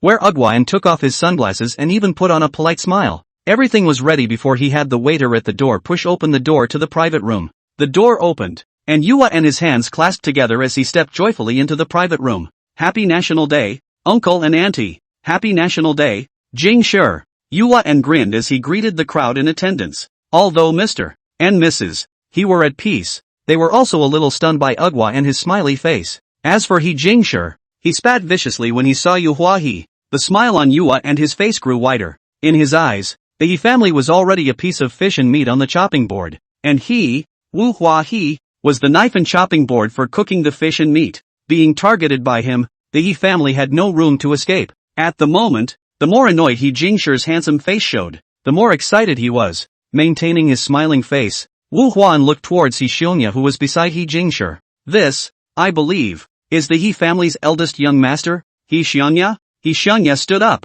The smile on his face was even wider than that of Yua He. He shook Yua and his hand warmly. Here you go, old man. Sit down. Sit down. He Xiongya greeted Yua and took his seat as he introduced himself attentively. Let me introduce you to these people. These are my teachers and classmates. They're all here to join in the fun. Oh, looking at the smiling crowd behind He Xiongya, the smile on Wu Hua's and his face stiffened in turn. Things aren't quite what he thought they'd be. He's here to force a marriage. Shouldn't the other side act saber-rattling? All along, Yua and have been known in the business world for their temperamental face-changing skills. In talks like this one, where the atmosphere should be tense, he had a tendency to smile and laugh in an inscrutable way. But right now, He Xiongya and those guys behind him were laughing even more happily and genuinely than he was. There were two guys that were even stoned with nothing to do, Yua and some muttering in his heart. Those people behind He Xiongya were obviously the helpers he had hired. Isn't this the time for those helpers to play hard to get and fight for a downward spiral? What's with all the hijinks? Wu Huan slightly sidestepped, giving way to Gu Xiaoran behind him. Gu Xiaoran understood what Ughuan meant, and he could only be forced to be the bad guy. Gu Xiaoran clasped his sword with both hands and looked coldly at the crowd. Unlike Wu Hua and the others, Gu Xiaoran knew why the crowd in front of him was laughing. Because, these guys, they are all martial artists. All of these guys had faint chi and blood fluctuations on their bodies, and they were all low-ranked martial artists. Although their cultivation level was very crotch-pulling, they did have the capital to belittle and tease ordinary people when they faced them. This is the downward spiral of a martial artist against an ordinary person, Gu Xiaoran pondered in his heart. In the face of the crisis, the He family hadn't just sat back and waited for death. They had brought in this group of martial artists as helpers. If they were to face other families, these few low-ranked martial artists would indeed work. Unfortunately, this time, the one who was looking for trouble and annoyance from the He family was the Wu family. The He family and these martial artists simply didn't understand how terrifying the power behind the Wu family was. Being treated as prey by the Wu family, one could only recognize one's own bad luck. Gu Xiaoran didn't want to make an enemy of these low-ranked martial artists, mainly because he didn't want to kill in vain. He just wanted to make the other side know what to do. Gu Xiaoran demonstrated his cultivation by exuding chi and blood. As Gu Xiaoran's chi and blood were released, a whirlwind rose out of nowhere in the private room, and he, Dad, and Mom only felt a sharp, cold wind blowing head-on, blowing their eyes open. Yua and then the left side of his face is slightly turned away, posing with a Nike mouthpiece. As a sword cultivator who was accompanied by a sword every day, the deep aura of Gu Xiaoran's body that was like an ancient well could send shivers down one's spine. This, too, was Gu Xiaoran's most commonly used dismount. Gu Xiaoran had thought that the few low-ranked martial artists present would immediately become restrained after his chi and blood were released. However, what he didn't expect was that, feeling his outwardly released chi and blood, the several martial artists on the opposite side of the room laughed even more happily. The smile was accompanied by a kind of look at the second little cutie, of contempt and pity. The kind-hearted Dao Shi and the others really didn't mean anything else. They simply felt that the sword cultivator brother in front of them, who treated himself like an onion, was just too much of a pull. With a cultivation level of the 5th rank, he was not even qualified to die at the hands of Dao Shi and He Xiongya. Chapter 162, in front of me, you don't even have the qualification to draw your swords. Dao Shi finished a handful of melons and patted the floating ash from his hand. That's it? Jocko, that's it? This is what you call a forced marriage? Being teased by him like this, He Xiongya also snapped and became embarrassed. Before, when his sister was on the phone, describing the situation as incredibly urgent, He Xiongya thought that there was really something big going on. Unexpectedly, the so-called Dragon Tsuba Wu family brought a little Karami sword cultivator. He Xiongya ignored Gu Xiaoran's outwardly released chi as he came closer and patted Gu Xiaoran's shoulder. Brother, I know it's not easy for you either. Tell you what, I'll transfer $20 to you, and you can take a taxi now. Don't get involved in this anymore. When you pass He's pharmacy on the corner, go in and get a box of 7-leaf tranquilizer tablets so you don't have nightmares at night. In the face of He Xiongya's naked contempt and teasing, Gu Xiaoran grimaced ironically and didn't say a word. Gu Xiaoran realized that the He family's young master was a bit odd. He was actually able to ignore his own chi and blood outpouring. Being an ordinary person, Wu Huan could not see these doors. He simply felt contempt. Wu Huan could no longer maintain that smiling tiger look. He boarded up his face, revealing a fierce look. Let's cut the crap. I'm sure you all know the reason for my coming. On behalf of the Wu family, I've come to propose marriage to you. This marriage is good for both your family and mine. After all, the one standing behind our Wu family is a sword cultivator. He Xiongya and Dao Shi and the others didn't even put Gu Xiaoran in their eyes, so how could they care about this noisy dude? He dad and mom also remained in the same cloudy demeanor as they looked at Yua and lightly, a polite but not perfunctory smile surfacing on their faces. Just then, a voice sounded outside the door. I object to your proposal of marriage by name. As he spoke, the door to the private room was once again pushed open, and a dozen or so young sword cultivators dressed in black surrounded a man in his 27 or 28 years of age. Stepping into the private room, after this group of uninvited guests appeared, the atmosphere in the private room became very weird. Dao Shi and Mo Xiang instantly tightened their smiles. The two who had always been heavenly and earthly fearless, both became a bit restrained at this moment. He Xiangya, however, had his eyes wide open and his body was shaking like sifting chaff, not knowing if it was excitement or fear. He Jingshi was overjoyed and called out Qiu affectionately. As for Dong Chao, although he was slightly surprised, he calmly waved his hand and greeted the visitor. Wu Huan at this moment is a stomach of evil fire nowhere to vent. Suddenly heard behind him came the voice of opposition. He did not return his head scolded. Who the are you to oppose my old man? Before Wu Hua he could finish his words, Gu Xiaoran covered his mouth. Gu Xiaoran was also numb at the moment, and he couldn't care less about the strength of his hand, pinching Ugwai's chin like a chicken cub and yanking him to the side. Young master, it's the Raccoon Sword Hall. Also, there is Hall Master Yi. Gu Xiaoran prompted Yua and in horror, Wu Huahua turned his head back, and when he saw the word raccoon sword emblazoned on the chests of the young sword cultivators, and then saw the sword box behind the man who was surrounded by a group of people, his whole body let out a wow sound, and he couldn't even stand up anymore. Who in the entire North Mang knows that Yi Zhiqiu, one of the new generation of leading sword cultivators and one of the 4 little heavenly kings, carries a sword box and is able to use 11 long swords of different styles? At the moment, this man behind him was carrying the sword case. The extreme fear paralyzed the nerves in Yua and his entire body. As if he had been jerked out of his body, he was shivering and paralyzed in the corner, unable to stand up at all. Gu Xiaoran was also in a 2-stranded battle, and he assisted the rotting Yu Huahe, not even daring to breathe. Gu Xiaoran couldn't figure out why the Raccoon Sword Hall, the elite society that had been passed down for 100 years in the Sword Pavilion University, had appeared here. Moreover, the master of Raccoon Sword Hall, transcendent sword cultivator Yi Zhiqiu, is solidly opposed to the marriage proposal of Wu Huaxia and, the more Gu Xiaoran thought about it, the more horrified he became, and he was covered in cold sweat, looking at his own brother, who had no presence among the Raccoon Sword Hall crowd. Gu Xiaoran realized that he was afraid that he was in trouble, in a big trouble. Yi Zhiqiu entered the door with a dragon stride, and after seeing Dong Chao, he froze slightly, his aura unconsciously weakening by 1 point, and after seeing He Xiangya, his entire body stiffened even more. In this instant, Yi Zhiqiu's face crossed a complex expression of surprise, relief, and difficulty. The expression on He Xiangya's face was equally colorful as he stared at Yi Zhiqiu for a long time. Only after a long time did He Xiangya spit out 2 words through his teeth. It's you! This guy in front of him, even if he turned into ashes, He Xiangya would recognize him. This is the raccoon girl who broke his sword's bones. Looking at the sword case behind Yi Zhiqiu's back, He Xiangya also understood. The raccoon sword maiden Qiu who lied to herself so badly is actually the famous sword god, Yi Zhiqiu. A flash of viciousness crossed He Xiangya's face as he no longer hid his qi and blood fluctuations, and his entire aura soared. Countless sword awnings that were like substance appeared around him. Seeing this scene, Gu Xiaoran on the side was struck by lightning. Gu Xiaoran, who was calm and steady by nature, was born like an ancient well, quiet and introverted, and unperturbed. But at this moment, the look of horror and surprise on his face was even greater than that of the Wuhua and on the side. The young master of the He family, who had been playfully laughing with him just now, had such a strong cultivation level, it was actually able to condense sword awnings out of thin air. Sensing He Xiangya's thick killing intent, the Raccoon Sword Hall's group of sword cultivators rushed to protect Yi Zhiqiu's body. Confronting He Xiangya, the sound of Kuramochi's sword being drawn was unceasing.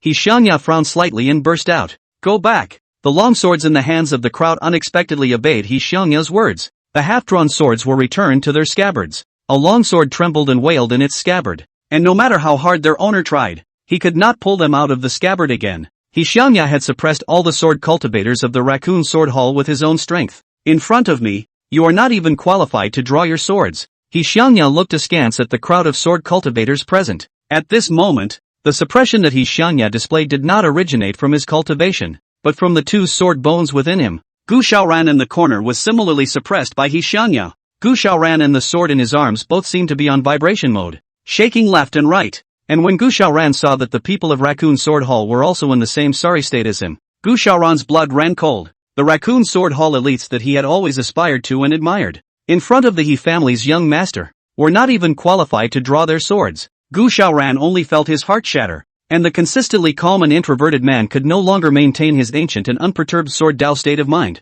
The well in his heart is drying up. The young Wu Dashue Wu Hua and beside him had even degenerated into an invertebrate at the moment. Even with Gu Xiaoran's support, Wu Dashue was still paralyzed into a pile of rotten meat, twitching unconsciously on the ground. Under the extreme emotion of panic, Yua and his brain was muddled and filled with countless question marks. Didn't you say that the Yi family has no backers? How did they recruit so many Raccoon Sword Hall sword cultivators? Transcendent martial artist Yi Zhiqiu is even here? What exactly is the relationship between the sword cultivators and the Yi family? Why are they still ing each other up? How dare He Xianya make a move in front of transcendent martial artists? And even hard control a bunch of sword cultivators? The more Yua and thought about it, the more giddy he became. Just a few minutes ago, Ugwine was annoyed that the He family had treated him with some contempt. But now, instead, he was glad that the He family had treated him with this contempt. Yua and realized that within this private room, he was a little Karami who didn't make the cut. He really hoped that the Yi family would treat him like a fart and just let him go.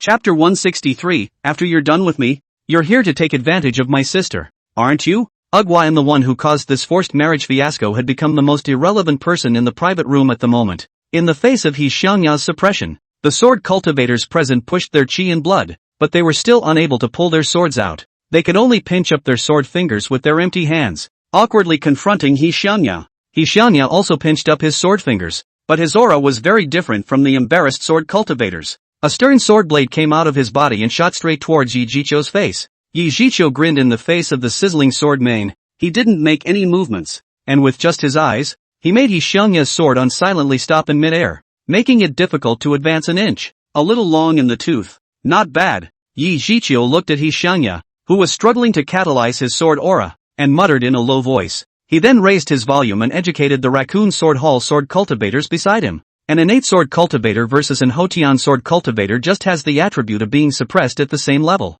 Without the determination to fight to the death, it's hard to pull out the sword. After seeing the gap between the innate and the acquired, you should work even harder to serve the sword with your bodies. As he said that, Yi Zhiqiu stretched out a finger and gently clicked it on He Xiangya's sword awnings, and He Xiangya's powerful sword awnings collapsed inch by inch. Yi Zhiqiu's blow was light, but He Xiangya seemed to have been struck by a heavy hammer. He Xiangya's face was pale, the chi and blood in his body was in a state of disarray, and the sword aura around him was no longer under his control. Earlier, He Xiangya had used the congealing character technique from the 4 techniques of chi and blood, allowing his sword chi to condense but not disperse. But at this moment, the sword chi was out of control, and it surged wildly inside the private room. Yi Zhiqiu reached out and flicked his hand, and He Xiangya's uncontrolled sword chi dissipated into nothingness. Just like He Xiangya suppressing the Raccoon Sword Hall's sword cultivators, Yi Zhiqiu's hand was also clearly showing off his skills. He Xiangya, whose blood was churning, was furious. Damn, I'll fight you.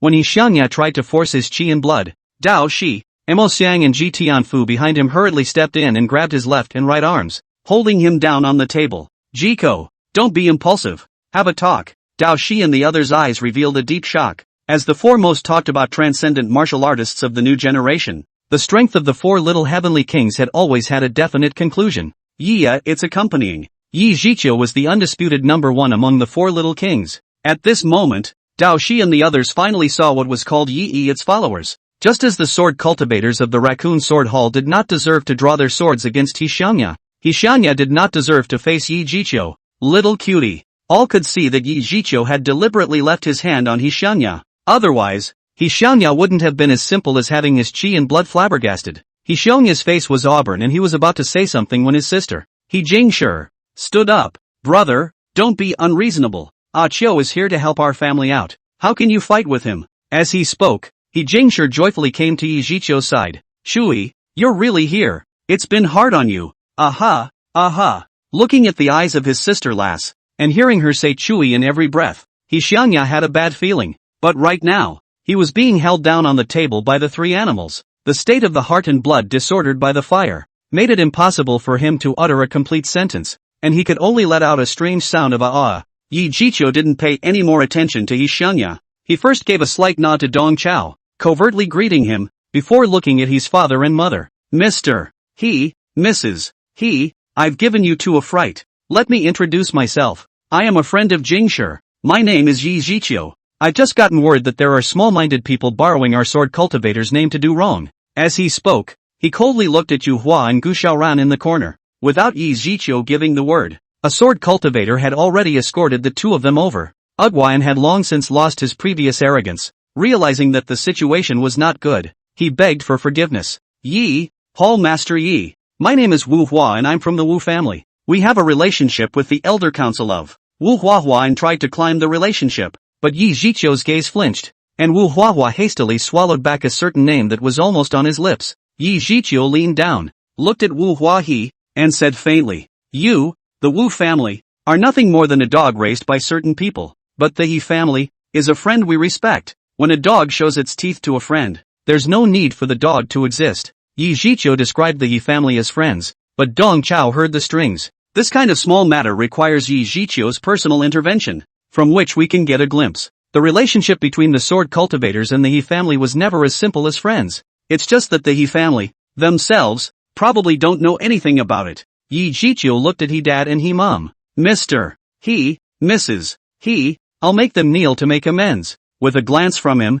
a sword cultivator escorted Wu Huahe and Gu Xiaoran to He dad and He mom, and the sword cultivator stomped on Wu Huahe's calf, breaking it hard. Taking the pain, Yuat and wailed and fell to his knees. Don't even need the sword cultivators to instruct them. The UHV and the crying and shouting toward He dad and He mom kneeling and begging for mercy. The sword cultivator who was holding Gu Xiaoran looked back at Yi Zhiqiu, and after seeing Yi Zhiqiu nod his head, this sword cultivator also kicked off one of Gu Xiaoran's legs. Under the coercion of this sword cultivator, Gu Xiaoran was also forced to kneel down, but he neither kowtowed nor cried out, but only held his sword to the ground without uttering a word. Seeing this scene, He dad and mom couldn't bear to see it, and even He Jingshi, who looked at Gu Xiaoran's appearance, had a heartfelt sympathy. Eventually all three persuaded. Forget it, they didn't do any substantial damage. Let's forget about this. Yi Zhiqiu raised his hand. Mr. and Mrs. He are kind-hearted and can't see people suffer. I'll clean you up later. Immediately, a sword cultivator dragged the two out of the private room like a dead dog.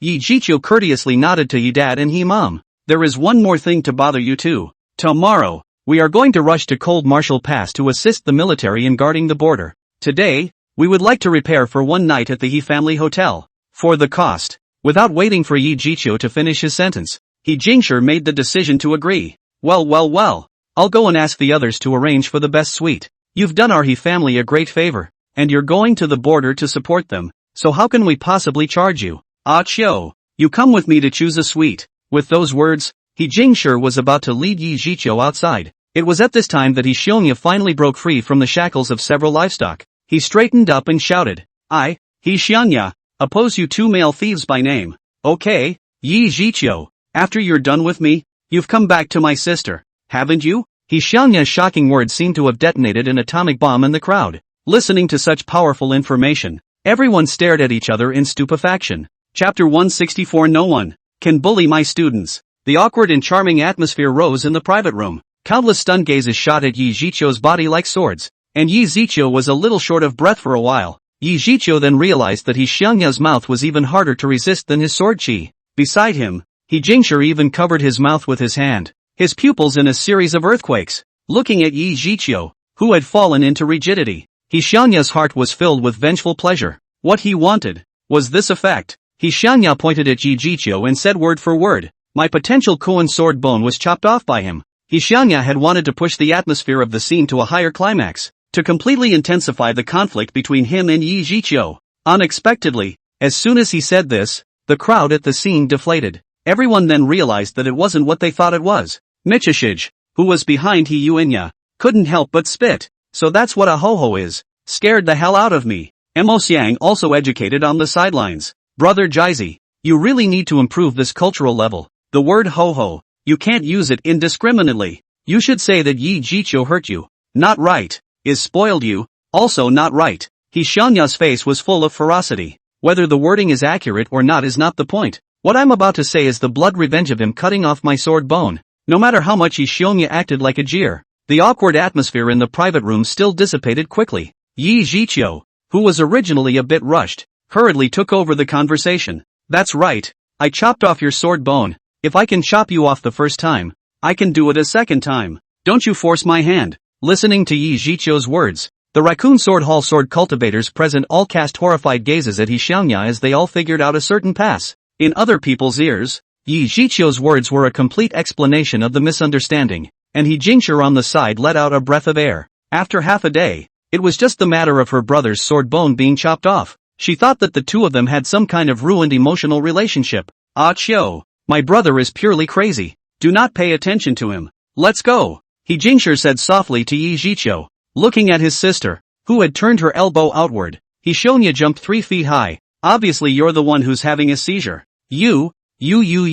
Extreme annoyance caused He Xiangya's already underdeveloped verbal nerves to strike again. Just then, He Dad stood up and stopped in front of He Xiangya. Papa Ho put on a calm demeanor of a man who was old and wise, but couldn't quite make sense of it. Xiao Xiong'a, Dad said a fair word. Although Yi Zhiqiu chopped off your sword bone, but this young man looks quite spirited and gets along with your sister quite well. If you ask me, the grudge between the two of you, let it go. Dad, you're really my real dad. He Xiangya couldn't wait to grab the ground with his head. You guys don't even understand how much frustration he put me through. And, he hit on me in women's clothing. He Xiangya was completely anxious. Hearing this, Yi Zhiqiu's face once again flashed with a touch of consternation. Yet before he could open his mouth to weasel out, He Ma stood out again. Bear, I really must criticize you. How could you make up a yellow rumor about your brother-in-law? Brother-in-law? He Xiangya's eyes almost bled. Mom, he seriously reprimanded He Xiangya. It's a festive day. Don't talk nonsense. If you want me to say, you apologize to your brother-in-law and let this matter go. Hearing the word brother-in-law, He Jingshi's face revealed a blush. Mom, what are you babbling about? I haven't even gotten to the bottom of things with Chewy yet. Under the family's gags, the awkward atmosphere completely disappeared. The tension between He Xiangya and Yi Zhiqiu's swords had similarly dissipated into nothingness. Yi Zhiqiu glanced at He Jingshi and said, Jingshi, I still have a few things to do, so I'm counting on you for all the choosing of rooms and accommodations. As he spoke, Yi Zhiqiu craned his neck at the raccoon sword hall sword cultivators, signaling them to wait for him outside. Well, don't worry, I'll take care of the lodging. He Jingshi walked out of the private room and took the exclusive elevator. The moment the elevator doors closed, she put away her face full of flamboyance. The He family members weren't fools. They had long heard that between He Xiangya and Yi Zhiqiu, there was a not so small amount of bad blood. They gagged so much just because they didn't want He Yuanya to get hurt again. Even ordinary people knew how terrifying the words transcendent martial artist were. Inside the private room, He Xiangya still wanted to argue with Yi Zhiqiu, but he was pestered by He Dad and He Mom. Papa, he still had that cloudy, laid-back look. Son, the most important thing in a person's life is their mindset. As long as the mind is good, everything has the best ending. Look at this time, the small predicament that our He family encountered. Has it not been resolved satisfactorily again? He Xiangya is really no say. The matter of being forced to marry by the Wu family has indeed been resolved, but does it have anything to do with the good old dad's peace of mind? Dong Chao was on the sidelines and could sort of see that the two helmsmen of the He family, both of them were quite sophisticated, and even his sister, He Jingshi, was quite scheming. Only his good student, Ho Xiangya, was still dumbfounded and hadn't returned to his senses. Dong Chao looked at He Xiangya, who was even more aggrieved than Sinus, and then looked at Yi Zhiqiu's back as he carried his sword case, and he smelled a good opportunity to make He Xiangya explode with gold coins. Dong Chao pulled He Xiangya, who was still trying to be melodramatic, and took him to the side.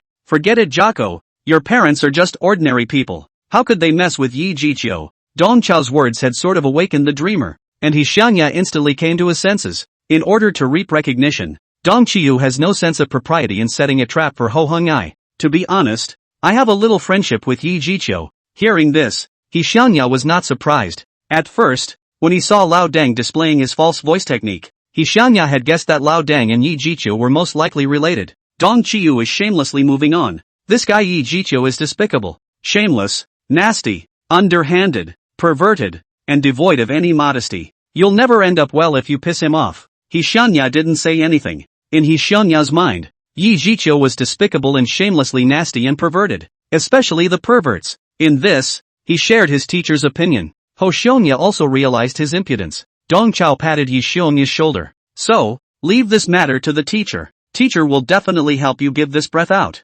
Teacher has a relationship with him. He wouldn't dare do anything to me. Teachers, He Xiangya, who had just been wronged from his family, was suddenly flooded with intense emotion. He was almost ready to burst into tears. In the face of a despicable, nasty, underhanded, shameless and perverted transcendent martial artist, Lao Deng had even gone so far as to righteously stand up for him. Dong Chao looked straight at He Xiongya, with both comfort and solemn promise in his eyes. Wait here. I'll go get you justice. No one can bully my students. Transcendent martial artists can't either. Dong Chao spoke in a small voice, but it was loud and clear. He's the only one who can swindle his precious students. No one else ever. Chapter 165 Unspeakable Secrets. Dong Chao did not move and laid a good set, just waiting for He Xiongya to burst gold coins. He Xiongya is completely unaware of the fact that Lao Deng has counted him to the bone, and he is still touched. Teacher, why don't we just forget about this? How can you forget it? Just wait here. I'll make sure Yi Zhiqiu bow down and apologize to you.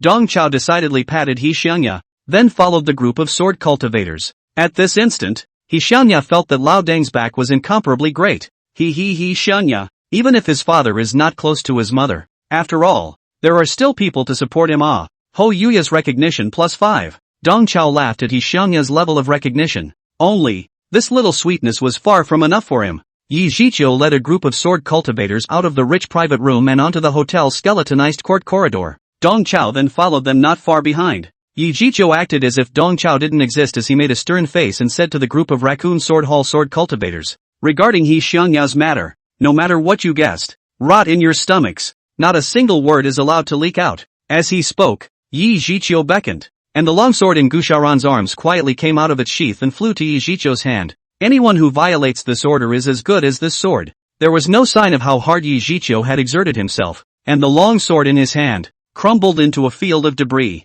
If you can't keep a secret, I can shut you up. 2. Yi Zhiqiu scanned the crowd present. The members of the Raccoon Sword Hall all lowered their heads, not daring to meet Yi Zhiqiu's sword-like sharp gaze. At this moment, their hearts were all filled with shocking waves. But in front of Hall Master Yi, they didn't dare to show anything. If it was really as they had guessed, that great young man of the Yi family could not even be described as a demon. The latter-day sword cultivators present all realized that for the sword cultivator group that had flourished for decades, the innate sword cultivator He Xiongya was not a genius, but rather an accident that had to be erased. His existence could upend the cultivation and promotion system that sword cultivators had perfected for decades. Under the shackles of the broken sword oath, the twists and turns involved behind the innate sword cultivator and the latter-day sword cultivator, they didn't even dare to think deeply about it. Looking at the crowd of Raccoon Sword Hall sword cultivators present, Yi Zhiqiu secretly sighed in relief. Luckily, the ones he led this time were his direct students, and he was still able to control them. Yi Zhiqiu no longer mentioned this matter as he beckoned for someone to bring up Wu Hua and Gu Xiaoran. Yi Zhiqiu grabbed Wu Hua's neck and lifted him outside the parapet of the court corridor. The youngest member of the Wu family lost his footing and fell to his death after getting drunk and disorderly. So this is a decent ending for you, right? That old thing behind your family should also feel decent. Yuwa and had burst into tears. Spare your life. Hall Master, spare your life. The crippled Gu Xiaoran also crawled over and knelt down to Yi Zhiqiu. Hall Master, I beg you to spare young Master Wu's life. Young Master Wu has benefited me. I am willing to be punished on young Master Wu's behalf. Yi Zhiqiu let out a light laugh. Well, sword cultivators will always repay their grudges and pay back their favors. Sending such scum to an early reincarnation is the best way to repay them. With those words, Yi Zhiqiu threw himself violently, slamming Ugwan down from dozens of floors, instantly falling into a mess of flesh. Gu Xiaoran, from now on, you and your brother are free. The last thing you'll do for young Master Wu is to collect his corpse. Do it cleanly, the He family can't see blood. The crippled Gu Xiaoran froze for a long time, then snapped to alertness, kneeling down repeatedly at Yi Zhiqiu. Thank you, Hall Master. Thank you, Hall Master. Yi Zhiqiu looked at Gu Haoran in the crowd. Hold your brother and go down and collect the body. Gu Haoran also bowed 3 times to Yi Zhiqiu, assisted his brother, and went downstairs. Both brothers understood that Yi Zhiqiu was going out of his way to offend the forces behind the Wu family and return both of them to freedom. I have a few things to take care of. So you, all of you, disperse. Yi Zhiqiu raised his hand and the sword cultivators immediately scattered in all directions. It was not until this moment that Dong Chao clapped his hands and came forward. Akiko, what a tactic. It's all about playing favorites. Dong Chao said in his heart that this guy Yi Zhiqiu had really grown up a lot. This set of techniques of mastery is a bit of Dong Chao's former style. Brother, don't make fun of me, I'm just showing off my skills. Yi Zhiqiu purposely dropped Wu Hua and died in public. On the one hand, it was to return the freedom of the Gu brothers. On the other hand, This was his way of pressurizing the students to be fearful and abide by their oaths. Dong Chao came to stand in front of Yi Zhiqiu and lightly cut into the conversation. Qiu Zi, if I'm not mistaken, for the Yi family to be able to accumulate this 10,000 fortune, it's all because you sword cultivators are helping each other in secret, right? Yi Zhiqiu listened to the words and listened to the voice. He already knew what Dong Chao was going to ask. Brother, if you ask about anything else, I'll definitely know everything. But Xiangya's matter concerns the fundamentals of our sword cultivation, so I really can't disclose it. Yi Zhiqiu gave Dong Chao a sideways glance. Brother Chaozi had saved his life after all. As a sword cultivator, Yi Zhiqiu similarly valued kindness. In a difficult situation, he had no choice but to add another sentence. As you should have guessed, the Yi family is our sword cultivator's benefactor, the one we've been repaying for generations. If the Yi family wants to get rich, we will definitely ensure that they become a wealthy party. If they want to become officials, we can also make them the feudal officials of Beimang. But Xiangya should never have awakened the sword bone. I had no choice but to chop off his sword bone, in order for the Yi family to continue to be rich and not be exterminated for no reason.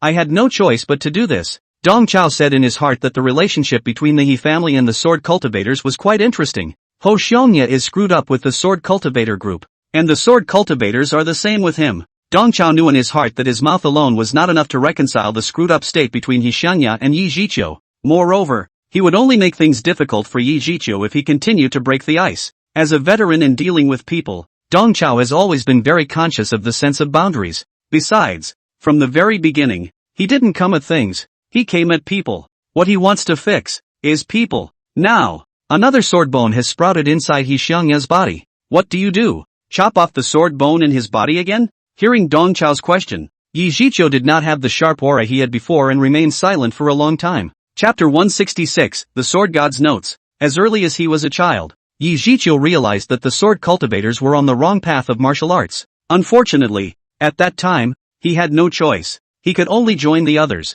traveling farther and farther down the astray path. Yi Zhiqiu was also a Hotian sword cultivator. Like other Hotian sword cultivators, the Linglong sword bone in his body was dug out from the body of an innate sword cultivator, breeding the innate sword cultivators like livestock, digging sword bones from them and distributing them to the latter-day sword cultivators. This was the deepest hidden secret of the sword cultivator groups. This method, the sword cultivators had learned from the demon race. Originally, it was meant to quickly replenish battle power in extreme situations, but today, they have gone even further than the demon race. Within sword cultivation, a sword cultivator who had empty martial talent but was unable to breed a sword bone was known as a sword scabbard, and innate sword cultivators who were born with sword bones were known as sword spines. Sword spines are excellent, but not every sword spine grows up to be great. Not every sword bone, either, is obedient, but not the scabbard. The scabbards were secretly chosen by the elders as children. As they grew up, they went through another round of raccoon sword selection,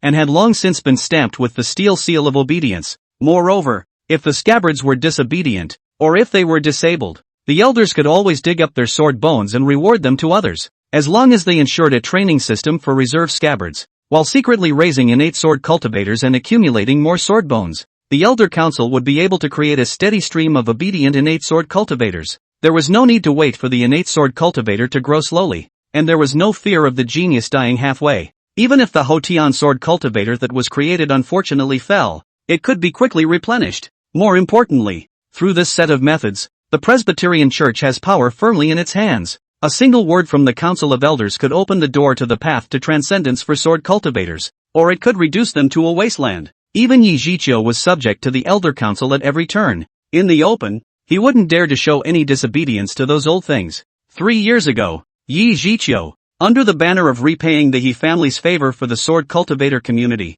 chopped off Xiangya's sword bones to prevent him from falling into the hands of the Elder Council swine. That was as far as he could go. As far as he could go. After this incident, the elders didn't say anything on the surface, but secretly, they had begun to guard against Yi Zhiqiu. They even created that monster in order to check Yi Zhiqiu. At this moment, facing Dong Chao's questioning, Yi Zhiqiu fell into a long silence. He cursed in his heart. Is that Xiangya brat the bastard son of Kendo? Or is he Kendo's young lover? How can there still be a double-yolked egg? Yi Zhiqiu was also in a dilemma as to what to do with Xiangya. Chopping off Ho Yuya's sword bone again like he did 3 years ago? He couldn't get off this one. He really couldn't bear to take a genius demon and destroy it twice. What's more, Xiangya's path of that sword path was the proper path that sword cultivators should take. However, with the existence of the Sword Cultivation Elders Association, that path was destined to be impossible. If the elders knew that He Xiangya had awakened another sword bone, they would never let him go again, even if he is the descendant of a benefactor.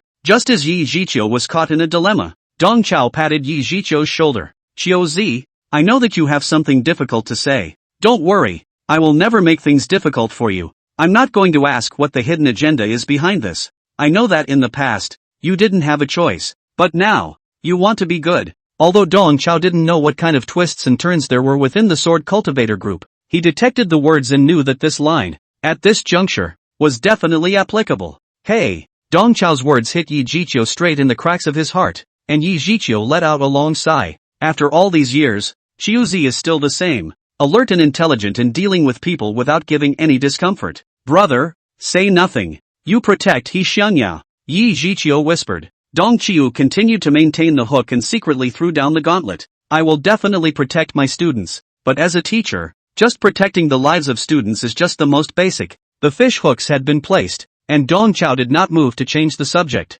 The most important thing about a heavenly pride like He Xiangya is how to teach him and make him a success. Hearing this, Yi Zhiqiu's eyes lit up for a moment, and there was clearly some anticipation in his heart as well. However, he then encountered the deadly fishhook of Dong Chao. How to educate a swordsmanship genius like He Xiangya? I am truly blind in both eyes. As you know, Qiu Zi, I'm not good at swordplay myself, and now that I've been injured, I'm half useless. This time when I came to North Mang, I've been trying to find you. I know, you kids have always had a habit of taking notes. Don't hide them. Lend those notes of yours to He Xiangya. I'll make the call, and this will be your apology to him. Dong Qiu finally revealed his fox tail. As the sword god, Yi Zhiqiu's sword down notes were definitely a rare treasure. Yi Zhiqiu didn't have a fixed weapon. Since he became famous, every time he killed a top sword cultivator of the demon race, he would take the other party's longsword and return it to his own use. Nowadays, in his sword box, there were already 11 longswords of different systems, and he was able to use these 11 longswords with ease. This kid's practice notes. What's the point? Hearing that Dong Chao wanted to borrow the notes, instead of having any hesitation, Yi Zhiqiu's eyes lit up. This offer from Brother Chaozi was just what he wanted. Lending the notes to Yi Xiangya filled that apology in Yi Zhiqiu's heart and also gave Yi Xiangya a chance to refine his skills. Yi Zhiqiu immediately took out his personal notebook and handed it to Dong Chao. Brother, these are all my epiphanies in the way of the sword. Word for word, be sure to have Yi Xiangya study them carefully. Dong Chao, however, waved his hand. Just give it to him, he doesn't know how to value it. Gotta be careful how you do it. You, hit me. Ha! Yi Zhiqiu was slightly stunned, and at the same time, Dong Chao punched himself in the nose, and blood immediately smeared half of his face. Dong Chao went into a theatrical state as he grabbed Yi Zhiqiu's collar by the neck and yelled, Alright Qiuzi, you've grown so strong that you can hit me with your hands. Don't think that I'm afraid of you just because of this. I have to get justice for my student. Brother, you. Yi Zhiqiu's entire body was confused. He didn't know what kind of game Dong Chao was playing. In the private room, hearing Dong Chao's loud shout, Dao Shi Xiong's 4 hearts were startled as they hurriedly rushed out the door. And in the meantime, Dong Chao grabbed Yi Zhiqiu's collar and led him over the guardrail of the high-altitude corridor court. The two of them were in free fall when Dong Chao exerted his spatial ability, instantly transferring the two of them to the corridor court a few floors down. In this way, Dong Qiu allowed the students to hear his screams while not allowing them to see the actual situation. Qiu Zi, even if you beat me to death, I still have to ask for an explanation for my student. What gives you the right to chop off his sword bone? You can't just let this go. You must apologize to He Xiangya. Dong Qiu made a show of yelling while furiously disliking himself with his fists. Yi Zhiqiu on the side was completely dumbfounded. Just now the two of them were having a long heart-to-heart talk. How come Brother Chaozi changed his face and started to touch the porcelain? Chapter 167, Brother Tide, you're really that. You're so noble. All 4 of Doshi Hoyuya's men rushed out onto the court porch. They leaned over the railing and peered down. A few people could only hear Dong Chao's miserable screams and could not see Dong Chao's figure. He Xiangya mentally cursed angrily. Yi Zhiqiu is a real mixer, saying that he will make a move. He became more and more convinced that Yi Zhiqiu was indeed a despicable, shameless, nasty and perverted Yakuza. He's still friends with Lao Dang. No mercy at all. Seeing a few silhouettes swaying above him, Dong Qiu began to focus on an emotional shift in his acting, changing from hard-heartedness to bitterness. Akiko, you can't do this. We're still friends. It doesn't matter if you hit me,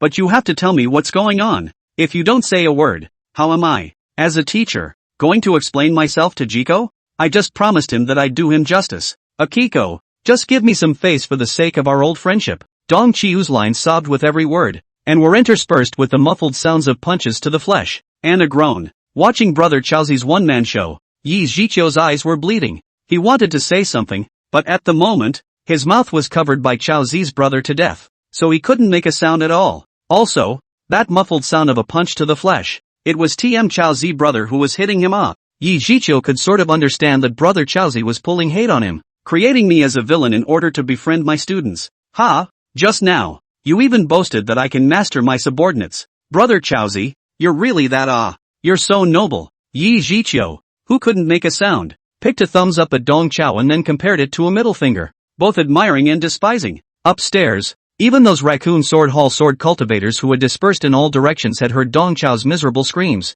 and complex looks of surprise and admiration crossed the eyes of all of them. The raccoon sword hall sword cultivators were all secretly raised by the Elder Council from a young age. Their upbringing consisted of nothing but the way of the sword, obedience, and retribution. At this moment, they were all blinded by Dong Chao's acting skills, and they all sighed in their hearts. So this was the legendary teacher-student relationship, so sincere and touching. As for that teacher being beaten by Hall Master Yi and screaming miserably, was that disgraceful? It's not shameful, but it's even more admirable. To dare to argue with a transcendent martial artist for the sake of a student, how noble was that? This martial arts teacher of the Yi family's young master is so competent and brave. Only such a martial arts teacher would be worthy of a demon like the young master of the Yi family. The deeply moved Hotian sword cultivators even prayed for He Xiangya in their hearts, hoping that he wouldn't be targeted by the Elder Council. Michiho Yuya and the others were similarly fooled by Dong Chiu's acting, and unable to hold back any longer, they tumbled down from the parapet, searching floor by floor for their teacher. Hearing a slight sound coming from above, Dong Chao waved his hand at Yi Zhiqiu, signaling him to hurry up and leave. Yi Zhiqiu once again gave Dong Chao a middle finger before his figure shifted and disappeared without a trace. Yi Zhiqiu had just left in the front foot, and several students tumbled down the stairs in the back foot. Seeing a few students, Dong Chiu started a new round of performance. He put on an embarrassed look that was obviously very disheveled, but forced a smile. Jizi, teacher has done you justice. Yi Zhiqiu was too embarrassed to apologize in person, so he lent you this as an apology. Dong Chao handed over the notebook in his hand. Jizi, these are the notes of a transcendent martial artist. Yi Zhiqiu taking this to make amends to you is quite reasonable, isn't it? Looking at Dong Chao, whose face was covered in blood but forced a smile on his face, He Xiangya felt that his chest cavity had turned into a furnace, incomparably hot. Old Den really came through for him, not very head out though. In fact, he heard it all upstairs, and Lao Deng gave a beating, and from beginning to end, Yi Zhiqiu did not speak. Yi Zhiqiu should have been so tired of being pestered by Lao Deng that he threw this note at Lao Deng to get rid of him. In fact, He Xiangya knew that Yi Zhiqiu had chopped off his sword bone, and he was afraid that there was a huge implication behind it. It wasn't even a matter of apologizing or not. Looking at the notebook that was forcefully described by Lao Deng as Yi Zhiqiu's apology, He Xiangya kind of wanted to laugh, but he really couldn't. On the contrary, the flame in his heart became hotter and hotter. At this moment, He Xiangya sincerely felt that Lao Deng was really a good teacher. From the very beginning when the courtyard leader questioned him about cheating and Lao Deng stood up for him, to when his sister called for help and Lao Deng brought the whole class to back him up, to now, when Lao Deng was stalking the transcendent martial artist Yi Zhiqiu and forcing him to give an explanation. All along, Olden was in charge. Ho Yuya's recognition plus 25. He Xiangya transformed into a three-legged golden toad and exploded a large amount of gold coins for Dong Chao. Unfortunately, Lazi people end up being cheated by Lazi. Rare heart He Xiangya simply do not know. He is now trapped in the false bubble woven by Dong Chao. Dao Shi and the others beside him were similarly deeply moved. Their teachers, they are just so responsible and accountable. This old man's connections were also wide enough to actually know Yi Zhiqiu. Moreover, for the sake of Jizi, he didn't hesitate to tear his face off with Yi Zhiqiu. The more several people thought about it, the more they were moved, and they also offered their recognition for Dong Chao. Michihiro's approval rating plus 15. Ink Item's approval rating plus 16. G10 Fu's approval rating plus 12. Dong Chao's one-man show came to a perfect end, and with the 5 points of recognition that He Xiangya had previously contributed, he had gained 73 points of recognition in one go for this scene. It was really wool gathering to the point of baldness. The massive amount of recognition was transformed into cultivation and chi and blood, surging into Dong Chao's body. Dong Chao's cultivation soared all the way up, from the 6th level of the 4th rank all the way up to the 5th level of the 5th rank. It had almost risen by a large step. A system beep sounded continuously in his ears. Congratulations to the host. His cultivation level has broken through the 5th rank. A new apprentice slot is now open for the host. Congratulations to the host. Once again accumulating 100 points of recognition. The teaching treasure trove opens for the 2nd time. In front of the students, Dong Chao had no time to check out the teaching treasure trove, and he could only hold his temper for the time being. He took out his cell phone and took a series of pictures of Yi Zhiqiu's notebook. This is the insights of a transcendent martial artist. You guys, don't just stand there. Hurry up and take pictures of the contents of the notes. We still have to return it to Autumn Child tomorrow. Dong Chao signaled the students to hurry up and take pictures. How much Dao Shi, Mo Xiang and Ji Tianfu could benefit from this note? Dong Chao could not say, but he was certain that he must be the one who had benefited the second most besides He Xiangya. After all, after possessing the trait of the sword mind understanding, he was considered half a sword cultivator. At Dong Chao's reminder, several people took out their cell phones and topologized each page of notes. He Xiangya shoots with extra seriousness. He Xiangya didn't expect that Yi Zhiqiu actually had the same habit of taking notes as he did. It was a pity that Yi Zhiqiu's notes were too monotonous, recording only a few epiphanies and sword moves. As for He Xiangya's notes, they are so rich. Everything from recipes to dressing tips, from game tips to life hacks. He Xiangya secretly thought that when he became a transcendent sword cultivator in the future, his notes, too, would surely be passed around by his descendants. It's soothing to think about. With this soothing shock, He Yuanya also thought of a great joy to relieve his anger. When the day came, he would definitely use Yi Zhiqiu's moves to defeat Yi Zhiqiu. He would also have to chop off Yi Zhiqiu's sword bone. Not only that, he was going to change all of these sword moves of Yi Zhiqiu into new names, branding them with his He Xiangya's mark. Pull the crotch waist weak and powerless clumsy sissy nerd goose of Ye's swordplay. He Xiangya typed rapidly on his cell phone, editing the images with a long list of notes. Chapter 168 Martial Arts Mobilization Order. Dong Chao led the students in a busy work, and Yi Zhiqiu's notes were quickly topographed. Several people were about to study this priceless treasure when their mechanical bracelets snapped. Several people received electronic mail from the military in Jiani City at the same time. Dong Chao only glanced at the beginning of the letter, and his expression instantly became grave. An inch of mountains and rivers, an inch of blood. 100,000 martial artists. 100,000 armies. Just by reading these 14 words, Dong Chao realized that this was a martial mobilization order. Order all martial arts teachers and students in Jiani City who have received the message to gather at 9 o'clock tomorrow morning on Jiantsuba Road. At that time, your colleagues will join the military and head to Coldwood Pass for support. As the saying goes, the fewer the words, the bigger the matter. This mobilization order has only a few dozen words, but it reveals an urgent and tough flavor. Earlier, when he noticed the sirens over the city escalating for days on end, Dong Chao had expected that the situation would continue to deteriorate, and that the Beimang military would likely have to issue a martial mobilization order. It's just that he didn't expect the martial mobilization order to come so quickly. Dao Shi and the others were all seeing the martial mobilization order for the first time, and after a brief moment of dismay, a look of excitement appeared on the faces of several people. They had come to North Mang this time, originally rushing to make things happen. Right now, the really big scene, it's coming. Dong Chao did not move and glanced at Dao Shi, who looked back at Dong Chao with uncertainty. Dong Chao grinned an amiable smile and hid all his thoughts. The defenders of the Cold Martial Pass were the Iron Horse Glacier troops. This troop, a direct descendant of the Xian Yuan family.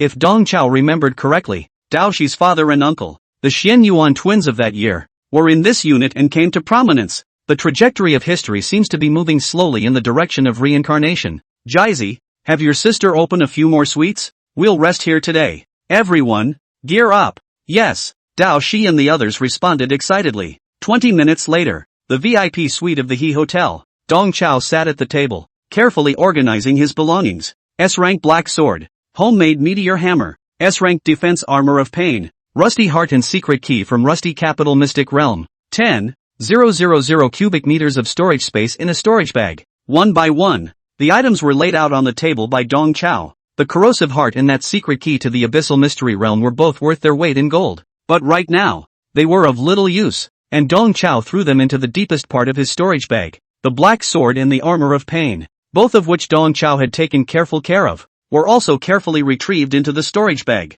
In the extra-large capacity storage bag, there were also some supplies and medicines that Dong Chao had accumulated on weekdays. Dong Chao used his divine sense and examined them all in detail. As for the homemade meteor hammer, when he was in the rusty capital mystic realm, Dong Chao had used it to test the power of the rules on that metal gate. causing the head of the hammer to rust. This homemade weapon has become less than a handful. Dong Qiu decided to give it to Mo Xiang. The sleeve hammer was made of secret silver after all, and this rare material could only be utilized to its fullest value when it reached the hands of Mo Xiang. After packing up all the items, Dong Chao then opened the system panel and opened the teaching treasure trove. Once again, he was faced with a happy triple choice. Reward 1, Martial Art, Indestructible Sword Scripture. Reward 2, Martial Art, Guoyuan Jido Jing. Reward 3, Martial Art, Dimming Dragon Asks for Heavenly K. Looking at the three reward options, Dong Chao, who had always been decisive, became hesitant. Unlike the previous treasury reward, the three options this time around were all martial arts. Dong Chao had learned how powerful the martial arts provided by the teaching treasury were, and just by looking at the names, one could tell that the three martial arts in front of him were all capped. Although these three martial arts, even if he chose them with his eyes closed, there was certainly nothing wrong with them, but Dong Chao still forced the best of the best to maximize the benefits. The Undying Sword Codex. It sounded like it was a Sword Dao Codex related to defense and vitality, which didn't quite match with He Xiangya, who had a dashing and ethereal sword path. Besides, that boy He Xiangya had just harvested the Sword God's notes, and at this moment, if he was given another copy of the Sword Codex, he wouldn't be able to explode many gold coins. In the piece of gleaning the student's recognition, Dong Chao must insist on the sustainability of fishing with every fiber of his being. He must not desensitize them. Although the Undying Sword Codex sounded strong, it was still the first to be passed over by Dong Chao. As for Reward 2's return to the ultimate Taoist scripture, it sounded like a Taoist martial art, which should be very suitable for Ji Tianfu. However, that kid had just joined not long ago and was still unstable in his own right. It wouldn't be easy for him to fiddle with his yin and yang doppelganger. Dong Chao locked his eyes on Reward 3, the Dimming Dragon Asking for Heavenly K. This martial art sounds fierce and domineering, and the name also carries the word dragon, so it should be somewhat compatible with Dao Shi. Moreover, after cheating a large amount of recognition from He Xiangya, Dong Chao began to count on Dao Shi. Hey Z, it's your turn to honor your teacher too. Dong Chao chose Reward 3 with a cheap grin on his face, and an ancient colored tome appeared out of thin air in Dong Chao's hands. After flipping through the tome, Dong Chao had a rough understanding of the Dimming Dragon Asking for Heavenly K. Before the formation of the heavens and the earth, the natural chi was in a chaotic state of adhesion, called dim watery expanse, and the dark dragon is in this dark watery state of survival of the ancient dragon. The preciousness and strength of a martial skill named after such an ancient dragon was naturally self-evident. Dong Chao was certain that this arcane and overbearing martial art definitely fit the Dao Shi. However, Dong Chao wouldn't casually give the tome to Dao Shi. If he just gave it to him, he wouldn't be able to pop many gold coins. Thinking of the Iron Horse and Ice River troops at the Cold Martial Pass, as well as Dao Shi's father and uncle, Dong Chao's mind had a bold plot. Early the next morning, Yi Zhiqiu led a group of Raccoon Sword Hall sword cultivators and gathered in the hotel's lobby. As members of the Sword Blade Escort Guard, they didn't have to join up with those martial artists who had received the mobilization order, but instead rushed directly to the Cold Martial Pass. The Yi family didn't charge them any accommodation fees, and also prepared a large amount of supplies for them. It was just that after yesterday's experience, there was an extra layer of awkwardness between He Jingshi and Yi Zhiqiu. Before parting, Dong Chao returned that notebook back to Yi Zhiqiu. Akiko, nothing more to say, thanks Ao. Yi Zhiqiu retrieved his notes and unconsciously sized up Dong Chao with both eyes. Although Dong Chao suppressed his own chi and blood fluctuations, Yi Zhiqiu could still sense that after only a day's work had passed, Brother Chaozi seemed to have become not quite the same.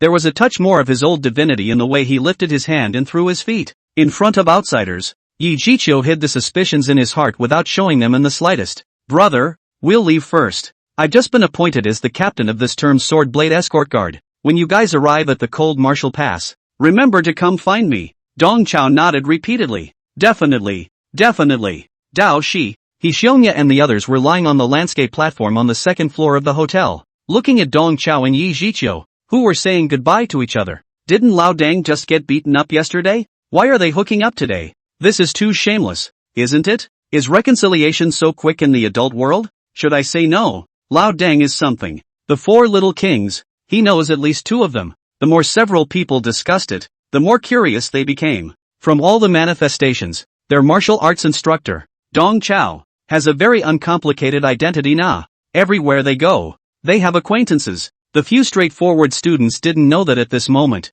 Dong Chao was deliberately acting like he was hooking up with Yi Zhiqiu in front of them. He's all about piquing the curiosity of his students. There's a not-so-confessional confessional waiting for them now. Chapter 169. Even our MOMO Grand Technique Academy hasn't heard of it. It's too insular. After the sword cultivators left, Dong Chao waved his hand to signal the students to go downstairs, and his group was ready to go. Dao Shi, He Xiangya, and Ji Tianfu were all lightly armed, with only Mo Xiang carrying his trademark huge weapon case. In the box, in addition to his car clamp riveting welding various tools, and the 3-candle seal combined financial into the steel embryo, these 3 big treasures, Mo Xiang hid anywhere are not assured. You have to always bring on the body. Dong Chao called Mo Xiang closer and handed him the rusty sleeve hammer. Teacher knows that you puppet masters need a large amount of rare materials to make advanced puppets. This sleeve hammer is a treasure passed down from teacher's ancestor. You melt it to make a puppet. Looking at the sleeve hammer in his hand, Mo Xiang's eyes went straight.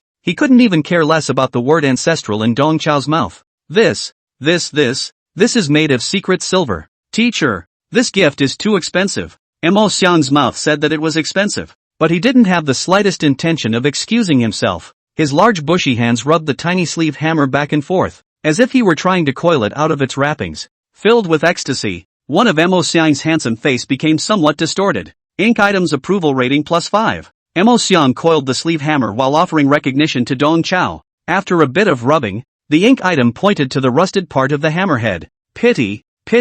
Dong Chao secretly spat in his heart, saying, why is this kid still picking and choosing? If this sleeve hammer wasn't rusty, Dong Chiu wouldn't be willing to let Mo Xiang melt it off. Dong Chao was secretly spitting, only to hear Mo Xiang continue. Too bad the rust wasn't big enough. Dong Chao almost got flashed in the back. Seeing Dong Chao's doubts, Mo Xiang explained attentively. Teacher, you don't know, as the world's 3 known rare metals, fine gold and secret silver, while possessing super high strength, also have a flaw.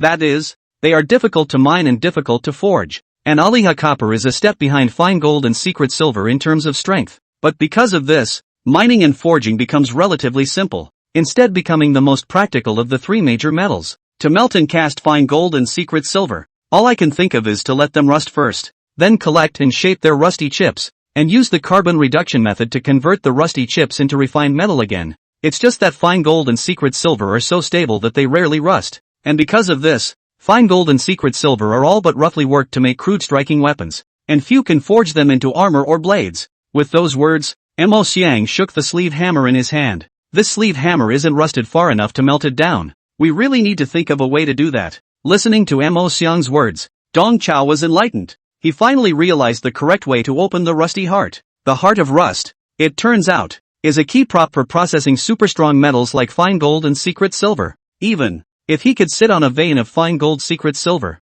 Dong Chao could utilize the heart of rust to conduct large-scale mining of fine gold secret silver. The transcendental prop rusty heart is like the dish of vinegar for eating dumplings. Important is important, but having it alone doesn't solve anything. Now, Dong Chao had a dish of vinegar, but where to find dumplings stuffed with fine gold and secret silver? He was also blind. In order to verify Mo Xiang's words, Dong Chao retrieved the sleeve hammer from Mo Xiang's hand. Sensei turned around and soaked it in water and gave it to you when it was completely rusted. Seeing the treasure that had come to his hand, and being tucked back into Dong Chao's arms, Mo Xiang's entire body was stuck. What was wrong with Olden? He thought to himself. Why was he always willing to play him? He had fooled him once in the matter of the chi recovery pill, and this time again? Don't worry. Can teacher still lie to you? When the sleeve hammer is completely rusted, teacher will give it to you again. Listening to Dong Chao's words, Mo Xiang vigorously skimmed his mouth. His handsome face was able to hang a thermos. Mo Xiang said that I am not worried about you. How can you take back what you've given away? Is this something a grown-up can do? Besides, secret silver has super high stability, and will only rust somewhat under extremely special circumstances. Where is it just a matter of soaking it in water? Dong Chao greatly threw the sleeve hammer back into the storage bag, and the greedy Mo Xiang looked at it. Right at this moment, He Jingshire led a group of hotel staff and pushed a cart piled with supplies in front of several people.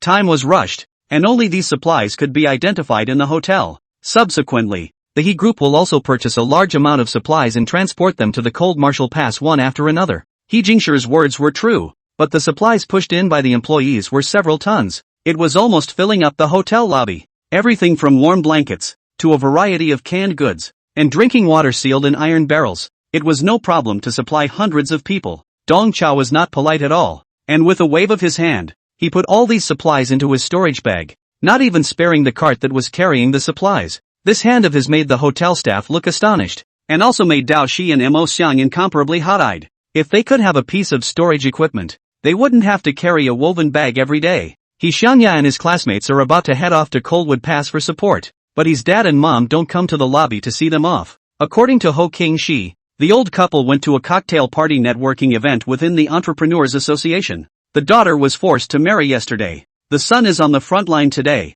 This old couple can still think about the reception activities. This heartless sense of relaxation made Dong Chao incredibly convinced. After bidding farewell to Yi Jingshi and a group of hotel employees, the group followed the call order's instructions and took a car to Jianshuba Road. The road on the Sword Suba Road was filled with military transport vehicles. On the streets, the students and teachers of the Budo High School were stepping into the transportation vehicles in an orderly fashion.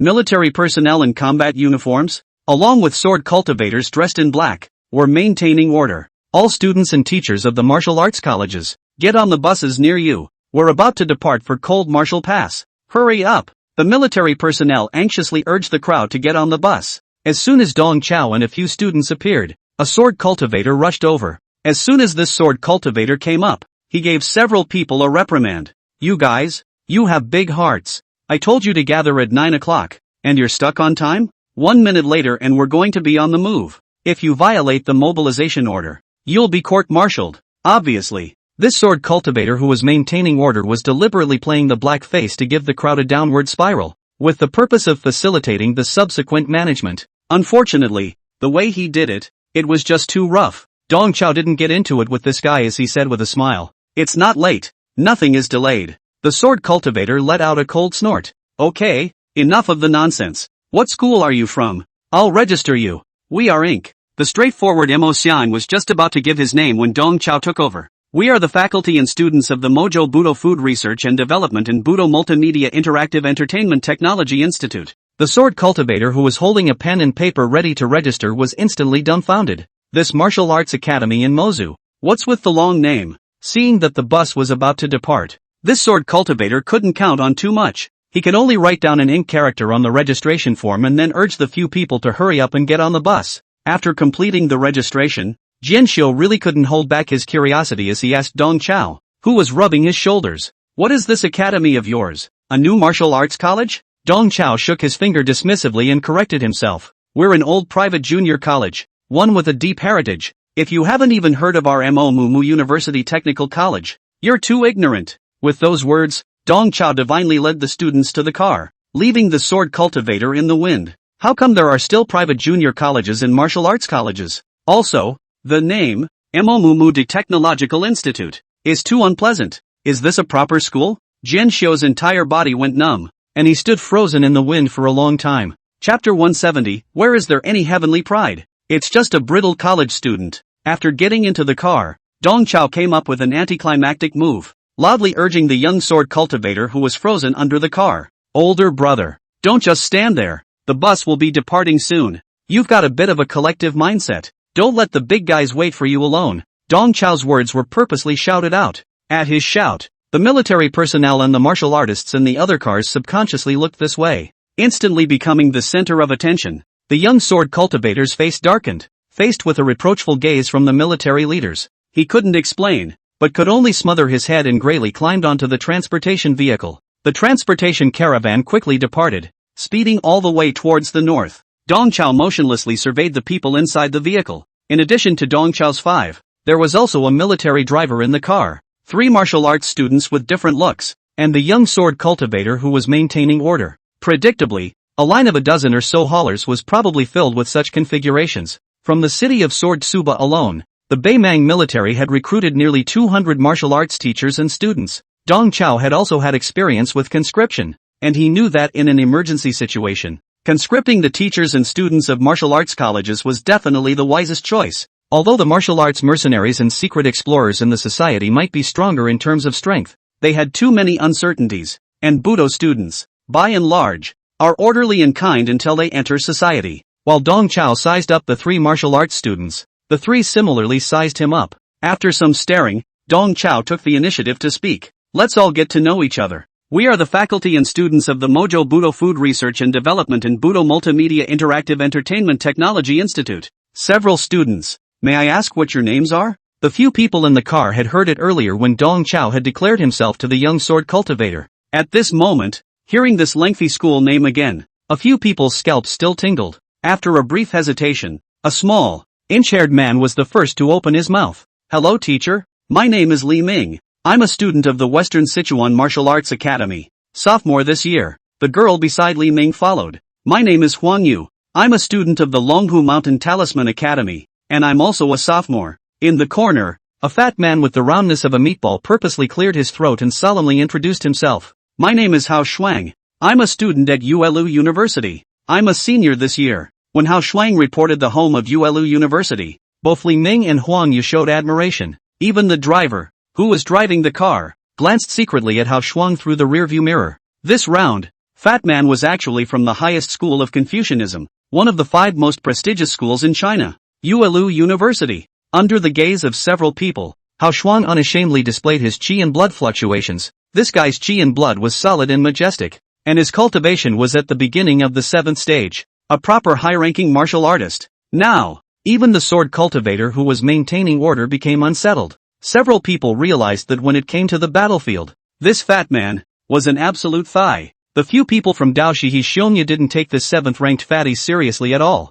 but on the surface, they still put on expressions of admiration and ingratiation. The newest member of the small collective, Ji Tenfu, acted a little stiff. Hao Shuang was enjoying this star-studded feeling, and he said in a big way, "Z once said that a gentleman is circumspect but not circumspect, while a villain is circumspect but not circumspect. When we go to war, we are colleagues. I will do my best to protect everyone." Looking at this fat man's literary style, Dong Chao instantly realized that this kid is a Confucian cultivator in the school of Confucianism. Within Confucianism, there are several schools of thought, such as the Analects, the I Ching, and the Kan. Dong Chao's little old brother, Mu Shi Liang, one of the 4 little kings, was of the scripture theory school. This school of Confucianism is just literate and full of words. It took at least 7 or 8 hours to travel from the city of Sword Suba to the northernmost border, Coalwood Pass. Along the way, everyone went from being strangers to gradually becoming acquainted. Through the climb, the crowd learned that Li Ming and Huang Yu,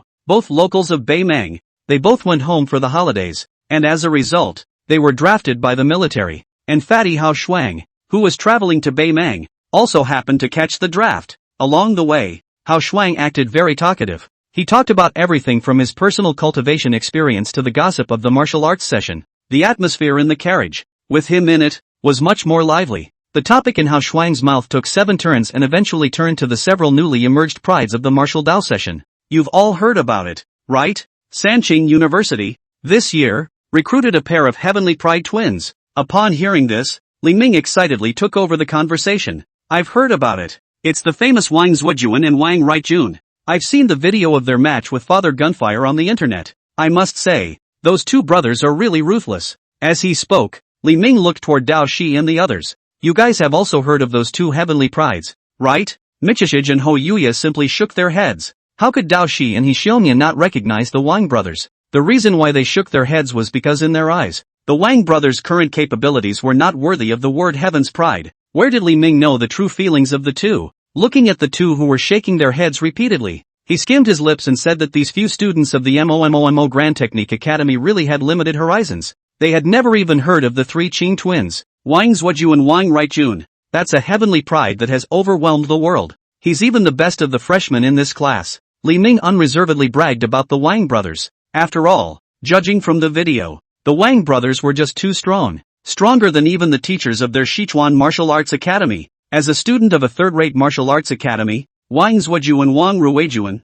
was already the limit of what Li Ming could perceive in his mind. Of heavenly pride. This kind of extreme heavenly pride, a few people from the Inquo Grand Technique Academy had actually never heard of it. Li Ming in front of a few college students rose a strong sense of superiority. What Li Ming did not expect was that Hao Shuang, who came from a famous school, refuted his words as well. Although the Wang brothers are powerful, they are not considered the top freshmen of this class. At least within Sanqing University, there is one person who is even stronger than them. Hao Shuang put on a mysterious posture and said in a suppressed voice, "I'll tell you guys a secret that's not well known. Within the 3 clear universities, there's a rule department SS grade freshman. That guy's talent is even higher than the Wang brothers. He is the true ace of Sanqing University." Listening to Hao Shuang's words, The carriage fell into a short silence. Li Ming and Huang Yu both had their jaws dropped. They really couldn't imagine how terrifying a freshman of the SS level of the rule department had to be. It was completely beyond the limits of their beyond cognizance. Dao Shi, He Xiongya and Mo Xiang, on the other hand, were somewhat surprised. This unassuming fat man in front of them was really well informed. This secret, he knows all about it? Young lightly shook his head in triumph. We, Confucian cultivators, have the most sophisticated network of information, and can grasp first-hand information about the martial arts sessions. He looked triumphantly at Dao Shi and the others. How about this? This secret of the 3 clear universities. You guys have never heard of it, right? If you ask me, that mysterious 3 Qing Taoist cultivator is the absolute leader of this class of martial arts freshmen. Oh so, if you don't tell us, old brother, where can we know to go? Dao Shi, He Xiongya, and Mo Xiang all let out a matching exclamation, giving Hao Shuang a full emotional value pull. Only Ji Tianfu sat obediently in the corner with a polite but not embarrassed smile on his face. In front of a few big brothers. What kind of a leader was he? What kind of heavenly pride? At best, he was just a brittle college student. Chapter 171 Iron Horse and Ice River. Seeing that several listeners were so cooperative, Hao Shuang became more and more energized. Aside from that mysterious 3 clear Taoist cultivator, I think that there is another person in this class of freshmen who also shines in his performance. Oh, there are still masters? Tell me. Dao Shi He Xiongya all transformed into a comic relief, actively cooperating with Hao Shuang. Hao Shuang lengthened his voice and said in a single word, among the freshmen of this class, there is another super genius, and that's Mo University's son, Jing Feng. Put, eating melon to his own head. Mo Xian covered his mouth with his hand, so he did not laugh out loud. Do He and Ho Hung Yai are much more professional. Dao Shi stepped on He Xiongya and He Xiongya secretly stabbed Dao Shi in the ribs, using the cover of pain. Neither of them showed the slightest smile on their faces, just from listening to the name.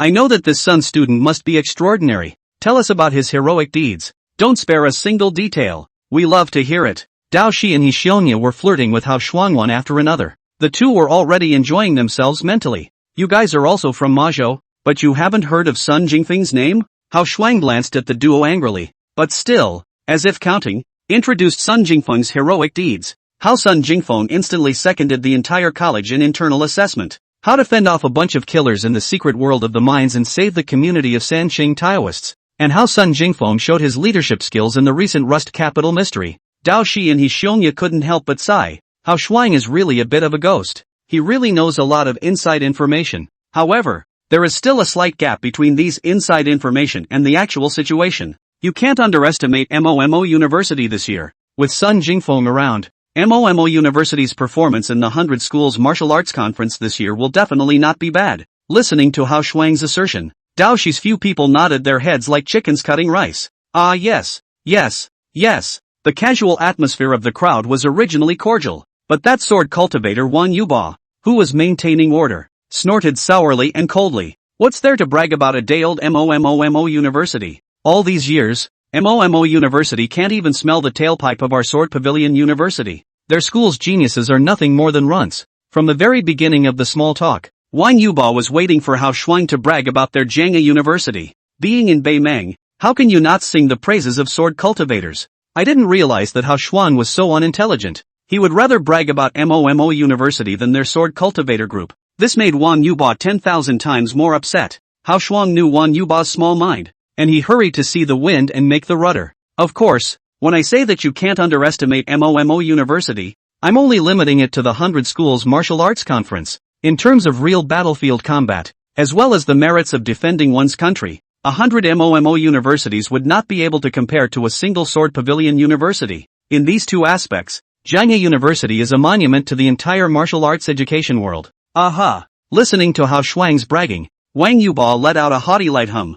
Dao Shi and He Xiongya were listening to the heroic deeds of Sun Jingfeng, and their hearts were happy, so they were interrupted by Wan Yubo. The two were more or less unhappy. Dao Shi said to He Xiongya in a conspiratorial manner, Jizi, do you hear me? In terms of battlefield combat, no one can compare to a sword cultivator. He Xiongya also sings mountain sounds in a conspiratorial manner. I didn't even know that sword cultivators turned out to be that powerful. Then aren't the members of the Raccoon Sword Hall among the sword cultivators even more powerful? Why didn't they draw their swords when we sparred with them before? Was it because they didn't want to? Wan Yuba disdainfully gouged out He Xiongya and said that this guy couldn't even brag.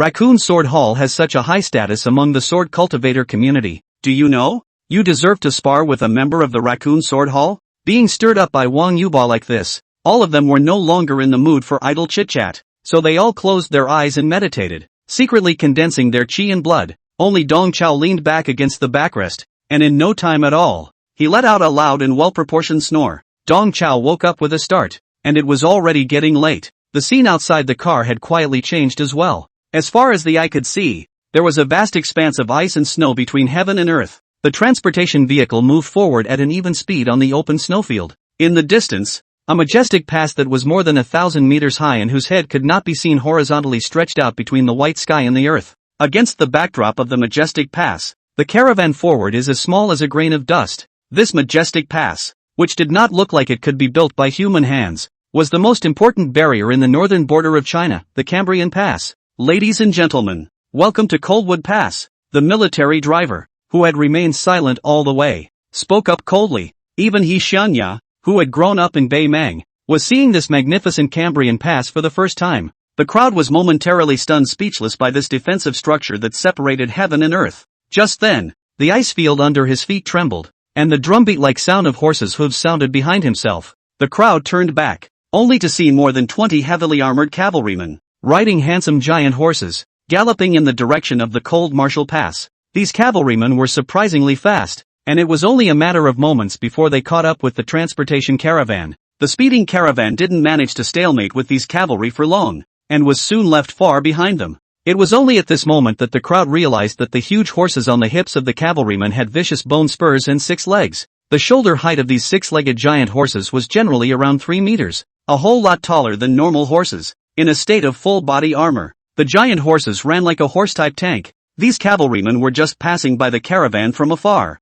but feeling the tremor of the earth. A feeling was born in the hearts of all the people. A random 6-legged giant horse could easily overturn a whole team of military transportation vehicles. It wasn't until the cavalry had completely disappeared from sight that the military driver proudly introduced himself to the group. What you have just seen is the most elite protective force of the Cold Martial Pass, the Iron Horse Glacier Heavy Armored Force. What they're riding is a tamed 8th-ranked foreign beast, a 6-legged ghost-faced giant horse. And the next task for all of you in the Cold Martial Pass is to remove the hidden dangers and obstacles for the Iron Horse Glacier Force. Chapter 172 enlisted us for farm work? Accompanied by snow and wind, the caravan finally arrived at the foot of Coldwood Pass. To the crowd's surprise, the caravan didn't stop, but instead crossed the Cold Martial Pass and continued to speed through the ice field. The driver radioed in and exchanged a few words with the lead vehicle, then turned back to the crowd and explained, "The situation is urgent. There's no time to repair at the Cold Martial Pass. We have to immediately rush to the hot spring ridge outside the pass to seize the crops.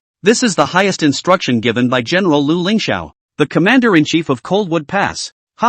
Hearing this, the people in the carriage were greatly surprised. They really can't figure out what kind of drugs the military is selling. What kind of crop would require the summoning of martial artists to harvest it? Li Ming, who didn't have much of a city, asked directly, "Raiding crops? You guys issued a martial mobilization order just so we can come and put in hard labor and do farm work? What a joke." The driver glared at Li Ming without a good look. "All you need to do is follow orders. This matter is of great importance and involves the principle of military secrecy. Don't ask what you shouldn't ask, and don't try to know what you shouldn't know." The driver moved to the principle of confidentiality and disliked Li Ming. The others were still puzzled, but they didn't dare to voice any more questions. When no one else spoke, the driver continued, "That batch of crops? It's not trivial. Transport as much as you can in a while, and if you can't transport it, make sure to destroy it on the spot, and never leave it to the demon clan." A few of Dao Shi's men secretly exchanged glances. The driver's remark tickled their curiosity, which they had just pressed down.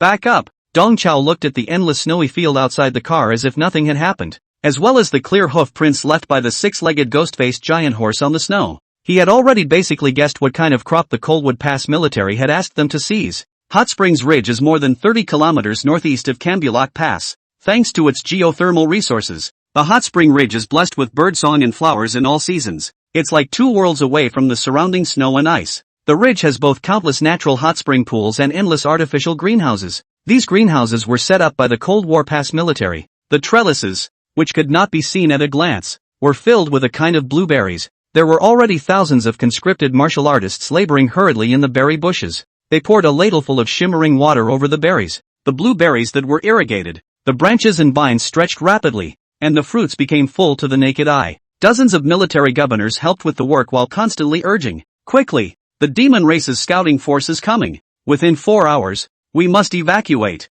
First, collect the ripe fruits. Iron Horse Glacier's team members will come to inspect them soon. The rest of the fruits, along with these greenhouses, are all burned in a single fire. Not a single crumb can be left for the demon race." Seeing Dong Chao and the others, a governor immediately shoved buckets and scoops into the hands of a few people, allowing them to follow suit and get busy. Dong Chao recognized at once that what was contained in the bucket and ladle was the spring of nature, a rare spring water from a secret land. The natural spring contains the power of nature to ripen crops quickly. Generally speaking, various martial arts clans or secret realm development companies used natural springs to cultivate rare medicinal herbs. The army of the Cold War Pass, on the other hand, used this precious spring water to water the farming berries, so it was obvious that this kind of berries, how important they were. Dong Chao had long heard of the secrets of the Iron Horse Glacier Troop. These blueberries were the condensed frost fruits from the secret realm, and were the key to the Iron Horse Glacier Troop's domestication of the six-legged ghost-faced giant horse. Iron Horse Glacier Troops, the truly powerful, not the cavalry, but the war horses on the hips of the cavalry. These horse-type beasts from the secret realm of the abyss possessed daunting impact and destructive power, and were natural war machines. It was just that while these horse-type beasts had strong strength, they also had a violent temper. They were not the type that could be easily domesticated. Thanks to the Xian Yuan family's secret realm developers, the magical berry, the condensed frost fruit, was discovered. The relationship between the ghost-faced giant horse and the frost gelding fruit was like the secret realm's version of a cat and catnip. The giant horses had a paranoid preference for the frost gelding fruit. It was with the condensed frost fruit that the Iron Horse Glacier Force managed to domesticate these powerful beasts. After so many years of accumulation, the Iron Horse Glacier Troop had already tamed nearly 400 ghost-faced giant horses and possessed nearly 300 heavily armored knights. The Iron Horse Glacier's heavily armored knights only had an average cultivation of the 7th rank, but the ones they drove on their hips were actual 8th-ranked foreign beasts. Although the 8th-ranked foreign beasts were not equivalent to 8th-ranked martial artists, when facing 9th-ranked or even transcendent martial artists, the solo combat capabilities of 7th-ranked knights and 8th-ranked warhorses were really limited. But in a large-scale battle like a meat grinder, the might of several hundred 8th-order alien beasts charging at the same time could almost trample the snowy plains apart. It was just that it wasn't easy to tame these powerful warhorses. The condensed frost fruit that they favored grew in an extremely harsh environment, and when looking at the entire northern Mang, only the hot spring ridge could be planted in large quantities. Normally, the growth cycle of the frost gelding fruit is up to a year long, and it is the ripening season in October and November every year. However, this year, the northern Mang suffered a massive cold snap, and the ripening of the frost condensation fruit was moved back. At this juncture, the demon race army of the extremely cold demon city moved south again on a large scale, catching the cold Marshall Pass military off guard. The demon race had come so quickly that the Cambrian Pass military had to retract and defend itself, and was forced to give up this planting base at Hot Spring Ridge, in order to prevent the demon race from learning of the way to domesticate the six-legged ghost-faced giant horse. It was only then that Commander-in-Chief Lu Lingxiao ordered that the greenhouses be burned along with the frost condensation fruit crops after completing a batch of harvesting. The cold Marshall Pass has been able to maintain its strength for so many years, relying on a few hundred 8th-order ghost-faced giant horses. The secret of taming the giant horse must not be leaked. Under the anxious urging of the governors, the martial artists irrigated the berries with a round of nature's spring before immediately starting the picking and harvesting work. The whole picking process was so rushed that many of the berries were still raw to the eye and had to be harvested in one fell swoop. The crowd divided the piles of relatively ripe fruit, and a few heavily armored knights with storage rings came close enough to load the lot into their rings. Judging from the armor system, these heavy armored knights were the Iron Horse Glacier heavy armored troops that Dong Chao and the others had previously admired for their gallantry. Several of the heavily armored knights had ironic faces, their moods obviously a bit heavy. As companions who had spent time with the giant horse, these riders were well aware of how important the frost gelding fruit was to the ghost-faced giant horse. Without the soothing of the frost gel fruit, the ghost-faced giant horse would become impulsive and violent, and would even rise up and injure people. Without the frost gel fruit, the giant horses would be transformed from trusted companions to destabilizing factors that posed a threat to the cold Marshall Pass. Right now, the Iron Horse Glacier Force is facing two major dilemmas. First, the ripeness of these curd fruits is lacking, and they are not effective. The giant horses needed to ingest the green fruits exponentially in order to maintain their emotional stability. Secondly, the condensed frost fruit was extremely delicate and would quickly wither once it encountered the cold air outside the ridge. The knights could only use thermostatic spatial storage equipment to transport the condensed frost fruit. However, Spatial storage equipment was too valuable. Looking at the entire cold martial pass, there were only 4 storage rings with a volume of 10 cubic meters. 40 cubic meters of berries wouldn't last long for 400 giant horses with big appetites. Chapter 173, The Oath of the Penumbra. The 4 storage rings were quickly stuffed to the brim. No matter how hard the knights swung their rings, they couldn't income another nimbus fruit. A few people could only stop unhappily. The rest of the fruit, burn it all. The knights were ironic and commanded the governors. Yes, the governors, who received the order, immediately went to move the gasoline. Several knights walked off into the distance with their heads smothered, stony faces written all over their faces. If they had 2 more days, they would have been able to transport all the fruits back. Unfortunately, this time, the demon race had come too quickly. There's only so much they can take back with them. Dong Chao was working with his hands, and his eyes were observing the several knights' every move. Obviously, the storage rings of the several knights had limited capacity and couldn't hold much condensed frost fruit. It would be a shame to burn the rest of the condensed frost fruit just like that. Dong Chao glanced left and right with a thieving brow, and immediately had a calculation in his heart. He covered his stomach with a whimper. Agu agu, the teacher's stomach hurts. It's true that old people's asses are loose, and they can't do anything right. Shizi Jizi, you guys keep an eye on the teacher. I'm going to the restroom. Michishij and He Yuenya had black lines on their heads. The two said Lao Deng, you lazy on lazy. Do not say so disgusting. Under the contemptuous gaze of the two, Dong Chao ran away without a trace. Dong Chao came to an unoccupied corner and took out his armor of pain from his storage bag. The black face armor went over his face, and it instantly extended into a battle suit. With the cover of his battle suit, Dong Chao strutted back to the planting base. He stepped into a large shed and loudly chided. Have you gathered the fruit yet? Be quick. Don't dawdle. A sword cultivator in charge of management froze, then hurriedly greeted him. In fact, the battlesuit on Dong Chao's body was quite different from Iron Horse being his heavy armor. It was just that the tone of voice that he spoke with, which made the sword cultivator instinctively think that the one in front of him was also here to accept the fruit knight officer. Sir, didn't you guys just come here? The sword cultivator said hesitantly. Dong Chao narrowed his eyes and said coldly, do your part and don't talk so much. Do I have to explain myself to you? With those words, Dong Chao took out his storage bag and casually shook it, taking in all the fruits on the ground. Dong Chao's storage bag was not as flashy in appearance as the storage ring, but it was slightly billion points larger in capacity, which was 10,000 cubic meters. He could fit even these barns if he wanted to. Seeing Dong Chao storing the condensed frost fruit with his storage equipment, Jianxiu became more and more convinced that the one in front of him was the Iron Horse Glacier's night officer. You guys did a good job. Prepare for the aftermath. Dong Chao gave the martial artists present a word of praise before strutting towards the next shed. With this trick of pulling a big flag and pulling a tiger's skin, it didn't take 20 minutes for Dong Chao to collect all the frost fruits in 52 greenhouses. In line with the principle of thrift and frugality, even the unused natural spring there, he also took it by hand. By the time the governors returned to the planting site,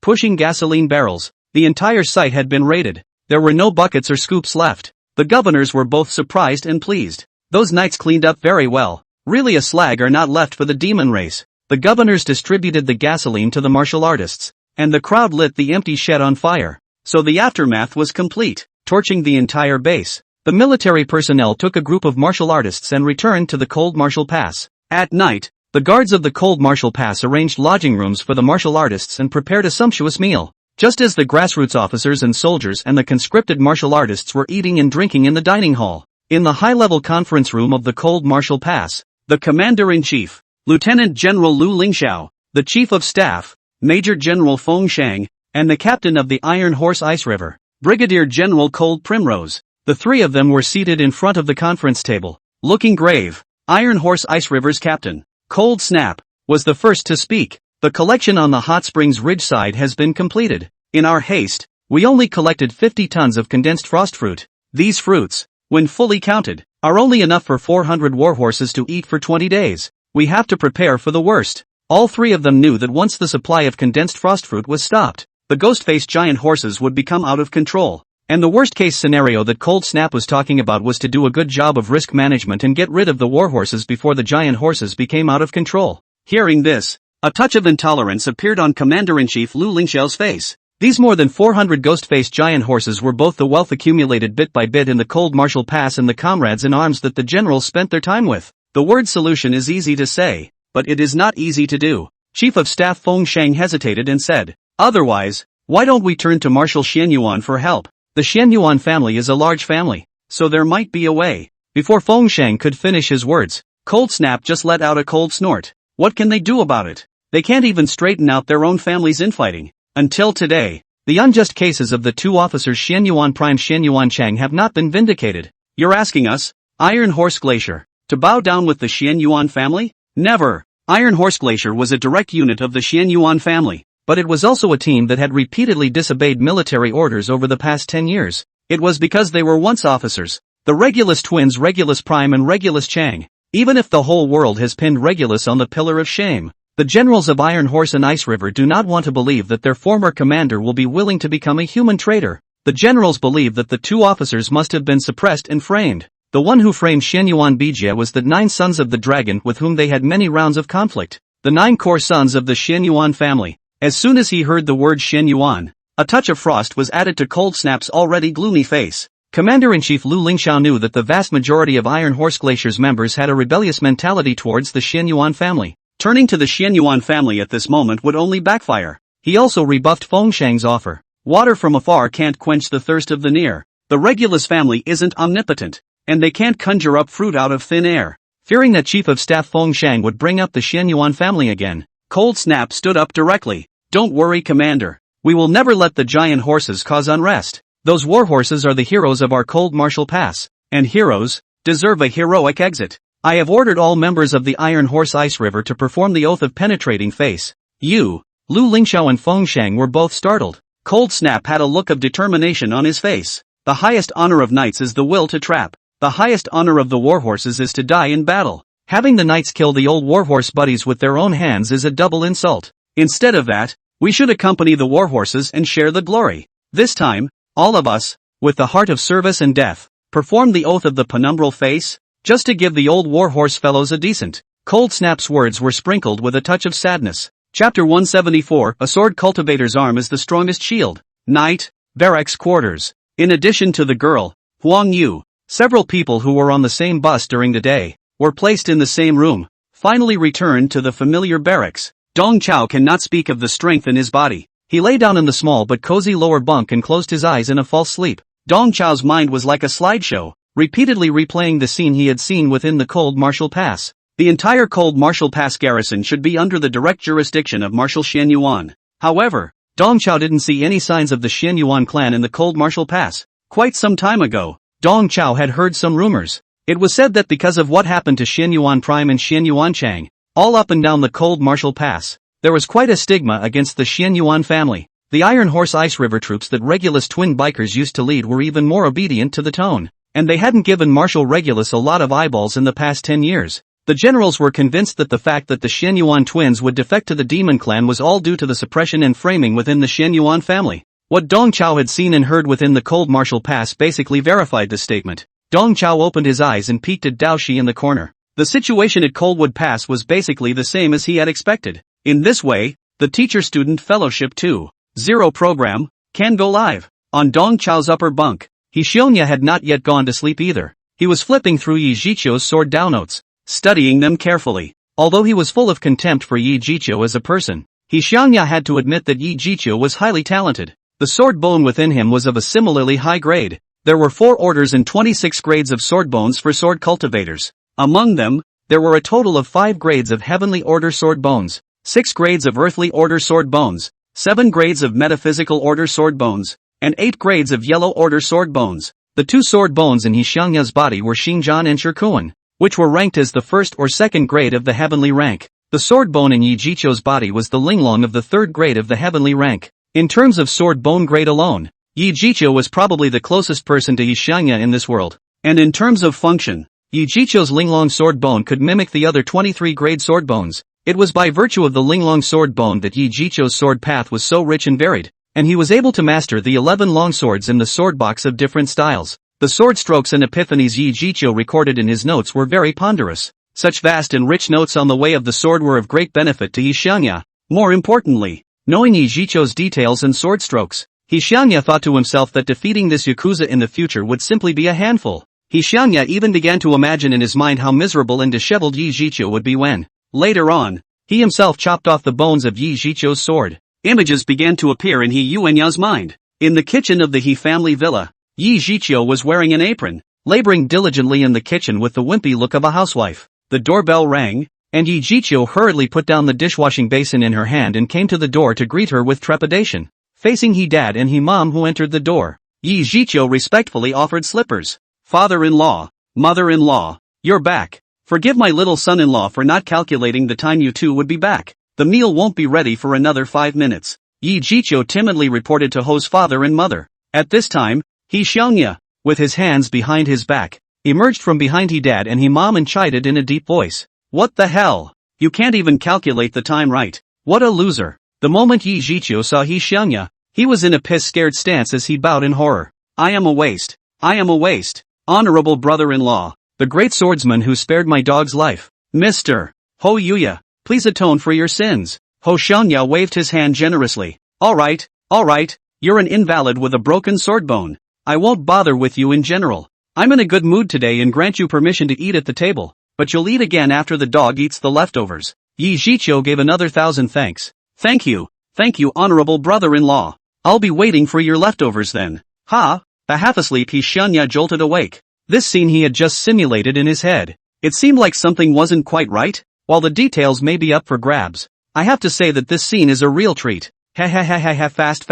Fast. He Xiangya couldn't help but laugh cheaply. He resolved to make this scene a reality. Early the next morning, thousands of martial artists, all called to gather at the pass. The governors, whom I had seen yesterday, distributed to them a bulky instrument that looked like a vacuum cleaner. The crowd's task today was to test the wide land boundary of 10 kilometers outside the Coldwood Pass barrier. This is an area that is all covered in perennial snow. Hollow snow caves may form under the seemingly flat snow. These snow caves were not visible on the outside, and it was even fine for a person to step on them, but when the six-legged ghost-faced giant horse trampled on them, it might even trap a person with the horse inside. What the martial artists were acting as today was the role of battlefield engineers. They had to remove all hidden dangers for the Iron Horse Glacier heavy armored force before the demon army pressed in. The crowd had to identify snow caves hidden under the snow, with smaller caves filled in directly and larger ones treated with detonation. The Cold Martial Pass had summoned these student martial artists, originally for them to act as a supporting role.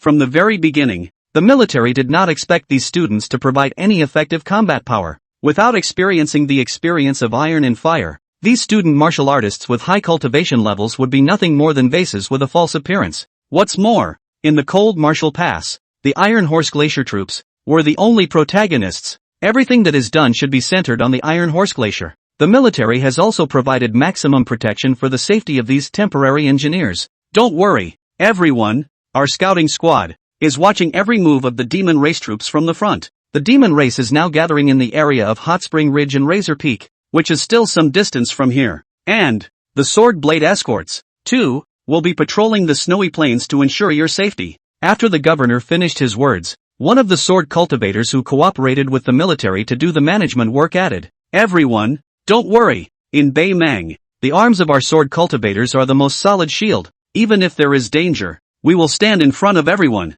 That's right. Hearing this sword cultivator's words, the other sword cultivators also puffed out their chests and agreed in unison. Under the infection of these sword cultivators, the scene was very hot-blooded for a while. We're not vegetarians either. What's there to be afraid of? If we really meet the demon race, we'll do it with them. Kill a few demons and we'll save up our martial contribution values as well. Student martial artists have also shown their determination to defy the odds. In the crowd, only He Xiangya gave a disdainful cut. Chapter 175, all you need to do is work. We sword cultivators have much more to think about. The governors were satisfied with the high morale shown by the students. However, they still reminded the students to pay attention to safety. If we do encounter the demon race, everyone must evacuate as soon as possible. For the combat mission, leave it to our military and the sword blade escorts. The Cold Martial Pass needs everyone's help, but it needs everyone alive even more. The Cold Martial Pass military had enlisted these student martial artists close by as a last resort. The military still wants these students to go back in full whiskers if they can.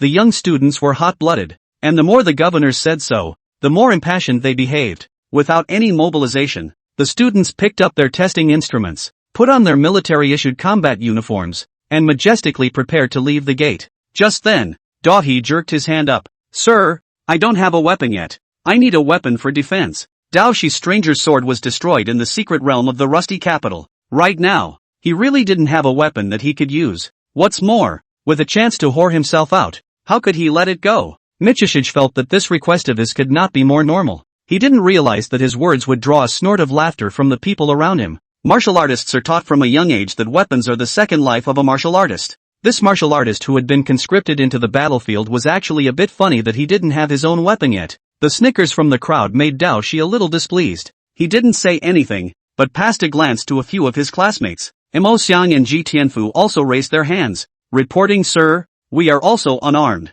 Even He Xiangya tucked his twin swords into his pants and then shamelessly raised his hands. The students around them snickered even louder. At the time of the gathering, the students noticed that the cultivation level of these guys from Maja was surprisingly poor. Right now, they are even more unarmed. It's also too much in line with the stereotype of the poor student. In the face of the crowd's playful laughter, Dao Shi and the others were still quite calm and collected. But the sword cultivator Wang Yuba on the side was a bit unable to hang on to his face. The group of sword cultivators were all deeply involved in the management of the cold martial pass. In Wang Yuba's opinion, he was equivalent to being the captain of Dao Shi and the others. But right now, these players, they've embarrassed him. Especially that He Xiangya, with his twin swords sticking out of his pants. What's the point of raising your hands? Wang Yuba looked at He Xiangya, who had a cheap smile on his face. And the more he looked at him, the more angry he became. This enjangling guy, carrying two swords, was obviously rubbing their sword cultivator group the wrong way. In Bei Mang, who doesn't harbor a dream of sword cultivation?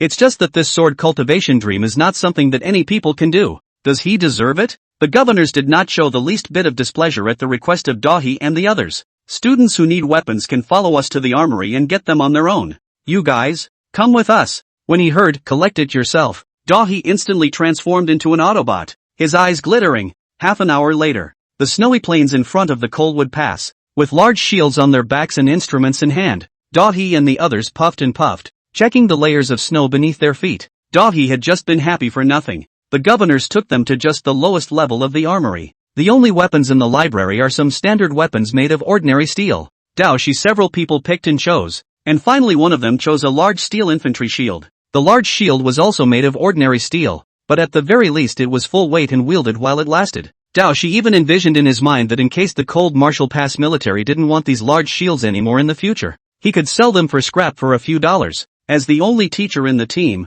Dong Chao surprisingly didn't lean on his old age at this moment. He took the detecting instrument and earnestly probed the road surface. Dong Chao knew that terrain was crucial for heavy cavalry. This stretch of flat snowfield in front of the Coldwood Pass was the cavalry's lifeline. The work they are doing now, though lowly, has a direct impact on the war effort. The battlefield, by nature, is determined by countless details. Seeing how serious Dong Chao was, a few students thought to themselves that Lao Deng hadn't frozen his brain. What's with being a model standard bearer? But seeing that Lao Deng were so hardworking, several people were also too embarrassed to be lazy, so they had to all turn on their horsepower and push the instrument all the way forward. In the entire squad, only Wang Yuba had two empty hands. The guy wasn't slacking off, though, as he assumed a tense stance ready to fight at a moment's notice, scanning left and right with full concentration, doing his job of policing the entire group.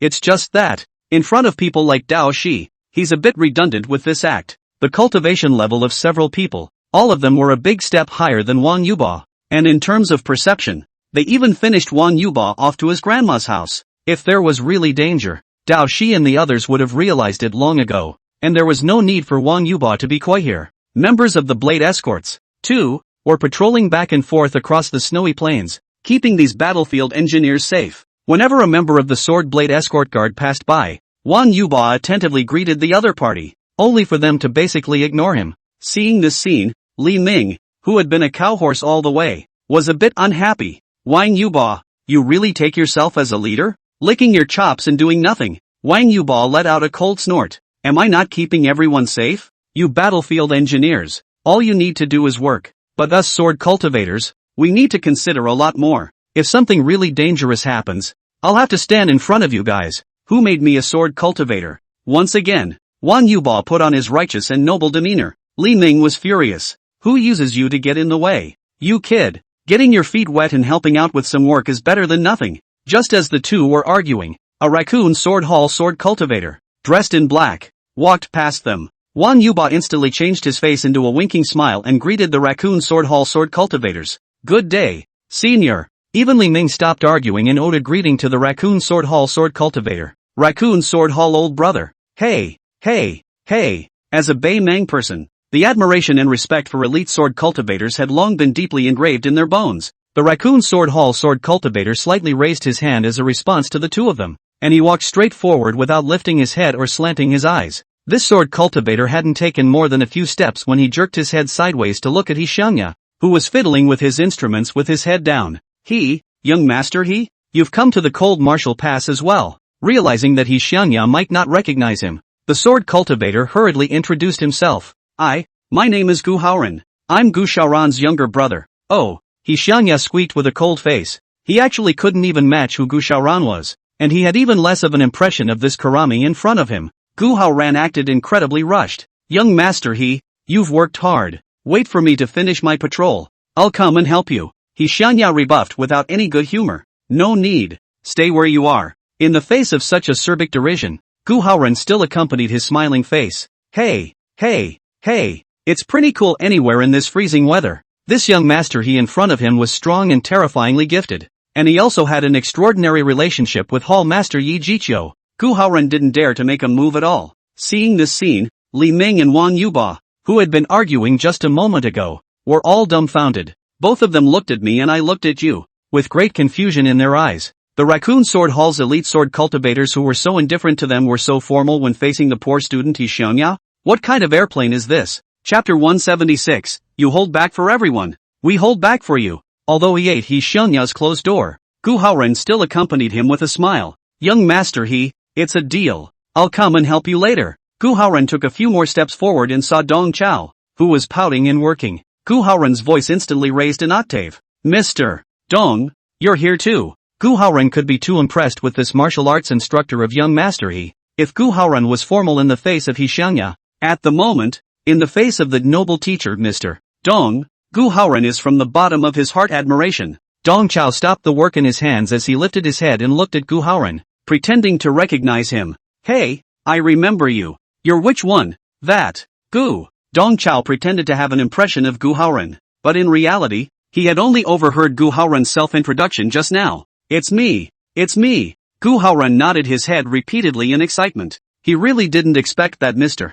Dong could remember him. Mr. Dong, as a teacher, why are you still doing all this dirty work yourself? Dong Chao was instantly possessed by the playwright. He wiped the non-existent sweat from his forehead and said in a nasty voice, just because I'm a teacher, that's all the more reason to be a good role model. Leading by example and doing everything myself is just the most basic conduct I have as a good people's teacher. On a daily basis, I work the same way in school. As he said this, Dong Chao seemed as if he was a holy angel, his entire being glittering. Gu Haoran, who didn't understand Dong Chao's bottom line, was completely tricked into becoming a muggle, and his eyes were flooded with tears. What a great people's teacher. Not only do they care about their students and dare to stand up for them, but they are also meticulous and thorough in their work. The teacher in front of him, Mr. Dong, was simply a collection of all the best qualities of the profession of a teacher, as far as Gu Haoran could imagine. Gu Haoran, who had grown up being conditioned by the Elder Council from a young age, had still experienced too little. He couldn't imagine at all what kind of yakuza he was dealing with at the moment.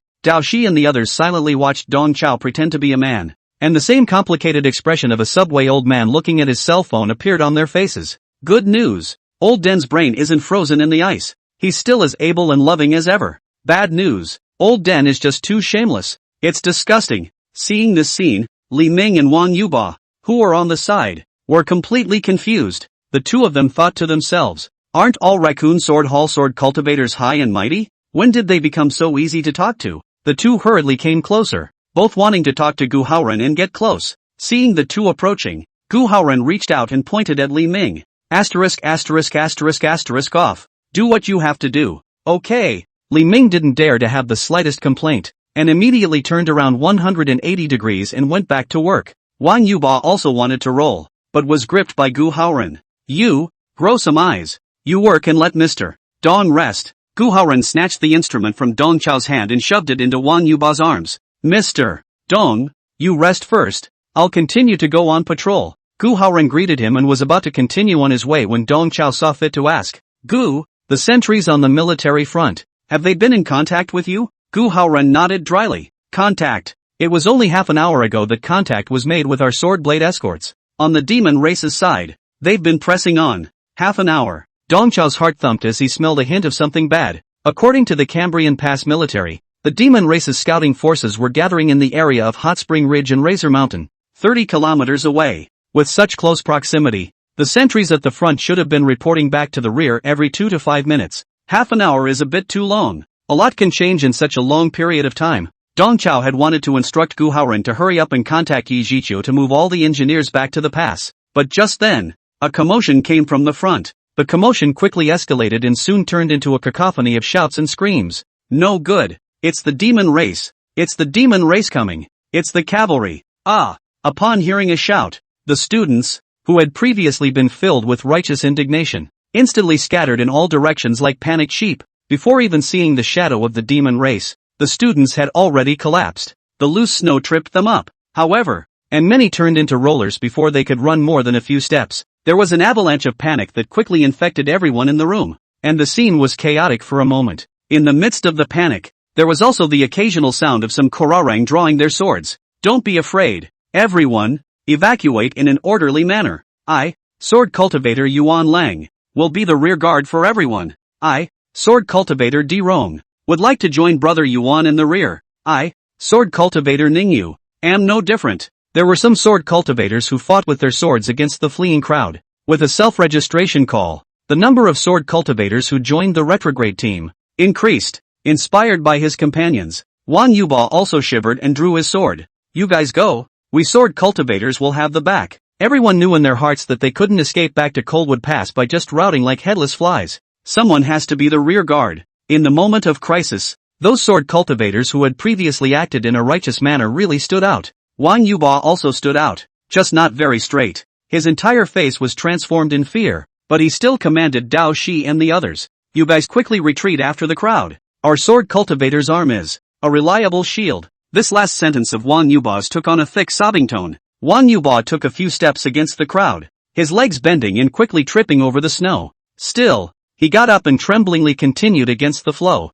Wang Yuba's act of being clearly on the verge of peeing in fear, but his words and actions made Dong Chao a bit surprised. Dong Chao stepped forward and held Wang Yuba's shoulders, forcing him to stand up straight. Good job. Stand up straight and don't lose your job. You hold back for everyone. We hold back for you. Dong Chao commendably patted Wang Yuba on the shoulder. At the same time, the faces of Dao Shihi Xiongya and the others showed exuberance, hearing that the demon race was right in front of them. Instead of being afraid, the few people were, on the contrary, a bit excited. Looking at the calm and relaxed expressions on the faces of the teachers and students of the Great Technological Institute, Wang Yuba suddenly realized that these teachers and students, whom he had previously belittled, had all erupted with strong fluctuations in their qi and blood. These guys, it seems, like they are all high-level martial artists. Chapter 177, White Ghost Fury Night. You guys. Wang Yuba felt that his cerebellum had been disliked 3 times and his brain had been kicked twice, and the extreme surprise made his mouth bars fail.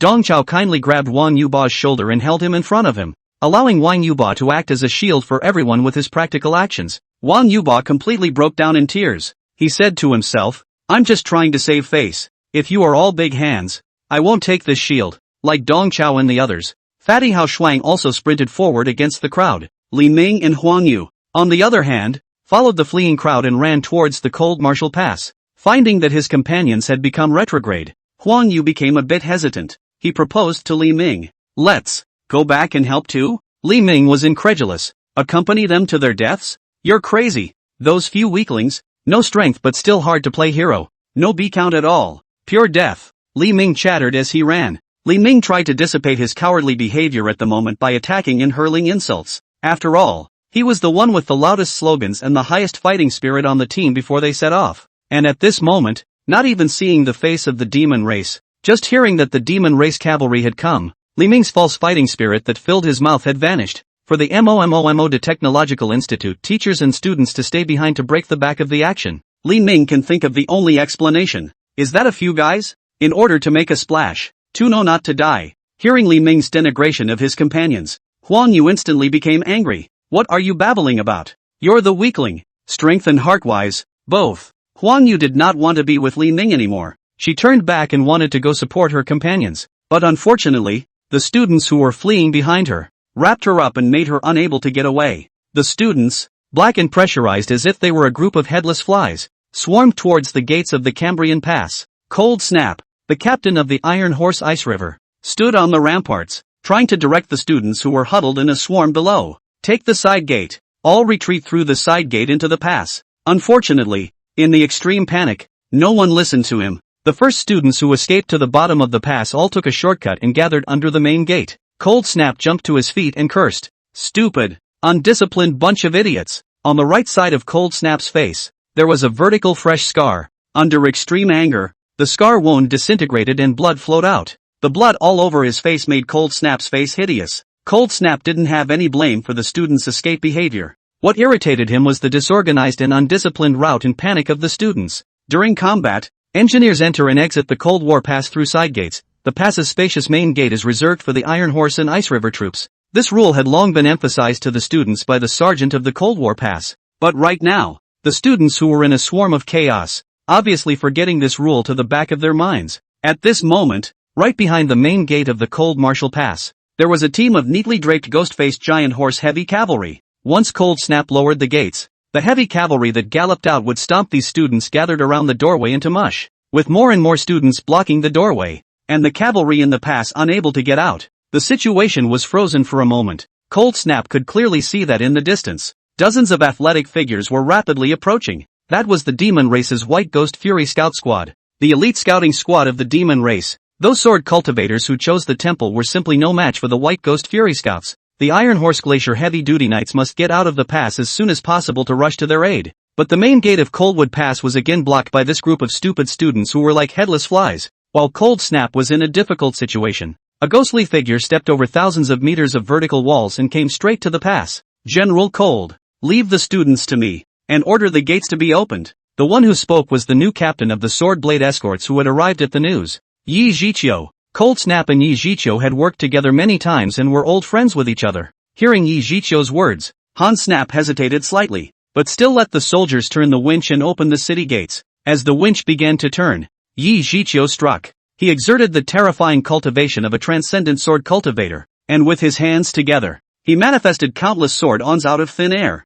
Under the pressure of these sword-onings, the cold winds of the northern realm seemed to have subsided a bit. The sword points to the blue cloud. Yi Zhiqiu pinched up his sword finger in his hand, and with a remote lead from his fingertip, countless sword-ons swooped down and ran towards those students under the barrier as if they had spirituality. Instead of inflicting any damage on the students, these swordsmanships transformed into magical brooms that lifted the students into midair. With the hidden danger lifted, the gates of the Cold Martial Pass finally opened, and a group of heavily armored cavalrymen rushed out of the pass with a neat hoof point, like their captain, Cold Snap. These cavalrymen carried neat vertical scars on the right side of their faces. This is exactly one of the oldest and most ironic ways of clearing one's mind in China. The oath of the penannular face. The soldiers left vertical scars on their faces, just like the jade pennant worn by the Duke, highlighting the soldiers' determination to fight to the death, rather than to be broken by jade. At this moment, the students who were lifted into midair by the sword awnings did not know what a big mess they had just caused. These guys were either sitting or stepping on their sword manies, all of them letting out bursts of amazement in midair. Yi Chaofan is awesome, worthy of being the Four Little Kings, worthy of being Yi Ichi's follower. With Yi Chaofan here, we're afraid of the demon race for nothing. Yi Chaofan, put us down. Wheel with the demons. That's it. Them. With Yi Zhiqiu and the Iron Horse Glacier troops bracing themselves, many people felt like they could do it again. Looking at these students who were bubbling with foolishness, Yi Zhiqiu sighed and urged his sword to put them all on the city wall. In the meantime, in the distance, the retrogrades, too, met formally with the cavalry of the demon race. The cavalrymen of the demon race had pale faces, and one seemed like a combination of dolphins and humans. The monsters they rode on their hips surprisingly bore some resemblance to them. The same white to somewhat sickly fleshy skin, the same long dolphin-like protruding muzzle, and a mouth full of fangs. It's just that the cavalrymen have a physical form that's much closer to that of a human, while the monsters they ride are more alien in shape. These alien monsters look slim, but they were extremely good at running, and they seemed like snow leopards, flashing around on the snow, leaving a trail of stumps. Most of these alien monsters had human heads in their mouths, and they ran while cackling and gnawing as if they were eating a casual snack. What they were carrying in their mouths were obviously the sentries who had been lost for half an hour in the Coldwood Pass. Seeing the demon cavalrymen getting closer, Dong Chao reminded the students and sword cultivators beside him in a low voice. This is the White Ghost Fury clan of the Demon Clan. The White Ghost Fury clan are all natural scouts and riders. Every White Ghost Fiend rider has a shared mind with the mount on their hips, because what they ride is actually their twin brother. These cavalrymen are not easy to deal with. Don't ever be too big. Delay them and gain time for the other students to retreat. Stall them until reinforcements arrive, and consider it a success. Dong Chao could feel the tremors that were coming from beneath his feet. The ace troop of the Cold Martial Pass, the Iron Horse Glacier, had marched out. Chapter 178. Brother, are you happy? Listening to Dong Chao's words, Dao Shi and Mo Xiang squinted at him, thinking that Lao Deng knew quite a bit. You know all the hidden information about the demon race? And, dang, you're not even acting now, are you? What's with that solidified chi and blood fluctuation of yours? Unlike the Dao Mo duo, He showing his focus at the moment was on the White Ghost Fury cavalry in front of him. When he heard that those alien ugly monsters on the crotch of the White Ghost Fury cavalry were actually their twin brothers, He Xiangya grinned in disgust. Holy, these dolphins are too heavy. They're just like my sister. My sister used to ride me when I was a kid, and she broke my tail. Should not say. These monsters also look quite similar to my sister. My sister turned off the beauty face, but not as white as they. Listening to He Xiangya's little blackie remarks, Dao Shi and the others didn't have much of a reaction, but those sword cultivators behind them all went numb. The crowd said to themselves, what time it is? Why are they still in the mood for bull asterisk asterisk asterisk asterisk? Moreover, can these demonic monsters in front of us be described as white? Young man, you're not right. Against the group of vicious-looking demons on the opposite side, the sword cultivators were already fearful, and now, they were numb and afraid. Formation. Formation. A few raccoon sword hall sword cultivators were still calm and attempted to form a sword formation to defend themselves against the ever-approaching demon cavalry. Seeing that the sword cultivators had formed a sword formation, the White Ghost Fury cavalrymen seemed to perform as if they were an honor guard, and with a strangle of the reins, they instantly adjusted into a consistent pace. Woo woo! The decapod answering tent blew a shrill bone whistle and led the cavalry in a charge. Answering tent had long ago meticulously observed the group of human martial artists that stopped in front of them. Among this group, there were sword cultivators and some lowest-level engineers. They were not even the regular army of the Cold Martial Pass. Even if it was the regular army of the Cold Martial Pass, Answering Canopy didn't put it in his eyes. Along the way, those elite sentries of the Cold Martial Pass were touched off by Answering Tent and his men without a word. The elite sentinels were still like this, and these stragglers in front of them were nothing more than a mantis. In Answering Tent's eyes, none of these silly mongrels had any business being his dinner. They can only serve as fodder for their brother. Woo woo! Answer the Tent threw the bone whistle to send a message. Let the men with the fastest speed slaughter these stragglers in front of them. Take the stragglers to replenish the rations of the mounts. Then, they had to quickly withdraw before the Iron Horse Glacier heavy cavalry arrived. The Answer Tent Squad's mission this time was to scout and disrupt the deployment of the human race. They had touched all the way from Hot Springs Ridge to the foot of Coldwood Pass, and their mission had been overfulfilled. Right now, it's their moment of reward. Dozens of White Ghost Fury cavalrymen displayed superior riding skills, alternating their advance like threading a needle. Although there were only 20 to 30 horsemen, the oppressive feeling brought about by the White Ghost Fury cavalrymen as they charged was like a steel blade brushing against the face. In the process of sprinting, the alien monsters have thrown off the human head in their mouths, and let out a hoarse hissing sound, with a thick murderous aura gushing out. Just by feeling this aura of solemnity, those students on the city walls who were clamoring obediently shut their mouths. At this moment, these fools who grew up in a greenhouse finally realized the horror of the demon race. Many people had the thought in their minds that once they had a short encounter, these terrifying demon cavalrymen would be like wolves entering a flock of sheep, and would quickly eat the sword cultivator team dry. Many of the guys who were screaming to fight and kill the enemy in the last second even covered their eyes at this moment, not even having the courage to look on. The captain of the Iron Horse Ice River, Cold Snap, gazed into the distance with an iron expression on his face. He only hoped that the cavalry under his command would be a little faster, trying to arrive before the sword cultivators were completely routed, and save as many as they could. Looking at those sword cultivators and temporary engineers who gave up their lives in the distance, Cold Snap's heart was anxious and at the same time a little strange. He knew the sword cultivator's temperament too well. Logically, at a time like this, the sword cultivators should have shielded those few engineers behind them, just like that oath of theirs. In Bei Mang, the arms of the sword cultivators were the most reliable shield, but at the moment, judging from the standing position of the crowd, it seemed as if it was the few engineers who were shielding the sword cultivators behind them. What's this? Cold Snap was confused. On the battlefield, Dong Chao calmly took out his black sword in armor of pain. He put his pain face armor over his face in front of several students in a big way. All of you, don't hide. Show your real skills. After this battle, let's have a class meeting. Let's be open and honest. And talk. With those words, Dong Chao unleashed his spatial powers, his figure disappearing silently in front of the several students. By the time he reappeared, he was already behind a white ghost fury cavalryman. Dong Chao shared a saddle with this white ghost fury cavalryman. Happy, old man? He asked softly in the trooper's ear. The cavalryman was abruptly startled by the sudden appearance of a man behind him, speaking a human language he was not quite familiar with. However, without waiting for him to make any moves, Dong Chao's black knife had already stabbed into his back. With a twist of his wrist, Dong Chao's sharp black blade opened a penetrating bloody hole in the pale torso of the white ghost fury cavalryman. As his life rapidly passed, the demon cavalryman looked incredulously at the bloody hole in his chest,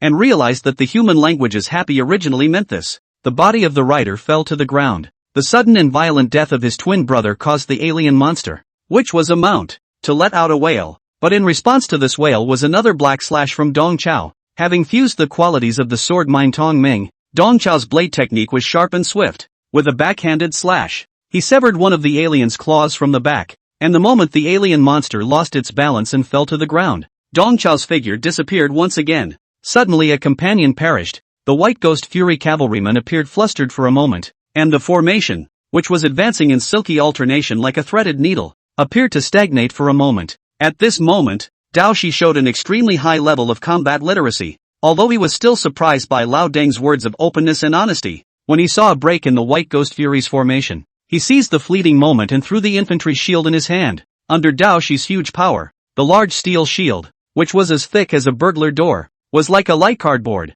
arcing and shooting into the cavalry formation. Several white ghost fury cavalrymen couldn't dodge in time and were smashed on the spot. Hiss! The students watching from afar on the walls of the cold martial pass collectively sucked in a breath of cool air. The moment Michishige threw out his shield, everyone recognized it. Wasn't that the crotch-pulling errant student who didn't even have a weapon? This guy, how come he's so fierce? In the crowd, Li Ming was even more jaw-dropped. He realized that the students and teachers of the manhwaedit Technique Academy, which he had belittled all the way, seemed to be not simple. These guys, neither weaklings, nor deaf-in. They are, truly, chest-beating. Chapter 179, Give It to You. Battlefield. Dao Shi didn't give the white ghost fury cavalry a chance to catch their breath at all. After a successful move, he unloaded a large infantry shield from Yi Xiangya's body. This time, instead of throwing out the large shield in his hand, Dao Shi carried it like a slate and launched a countercharge at the white ghost fury cavalry. Dao Shi's figure was surprisingly fast, charging into the chaotic cavalry formation in an instant.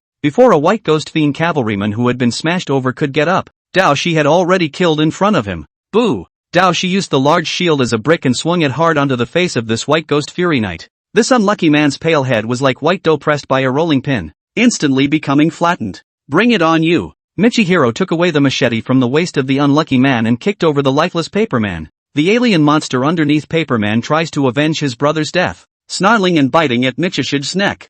He blocked with his steel shield just in time, followed by a flurry of shots that sent the alien monster into the same flat brain shape as his brother, sending them on their way to a brotherly reunion. Just as Dao Shi killed his way into the formation, Yi Xiangya also struck, silently covering for Dao Shi. Yi Xiangya's dual swords chopped in succession, releasing a dozen or so sword-ons out of thin air, and under the drive of his intention, these sword-ons shot towards the other white ghost fury cavalrymen. The cavalrymen could only defend themselves one after another, either using their shields to block, or using their curved swords to swing out their sword daggers to counteract Yi Xiangya's sword awnings. For a while no one could care about Dao Shi. Seizing the opportunity, Dao Shi made a low-flying leap to the unlucky man who had been stabbed to death by Dong Chao earlier, and took his scimitar, too, into his arms. The scimitar of these demon scouts was cold and bright, and at first glance, it was not a mortal product. At the cold martial pass, the students couldn't help but let out a succession of shrieks of surprise when they saw Dao Shi slap a demon scout to death with a thunderous strike.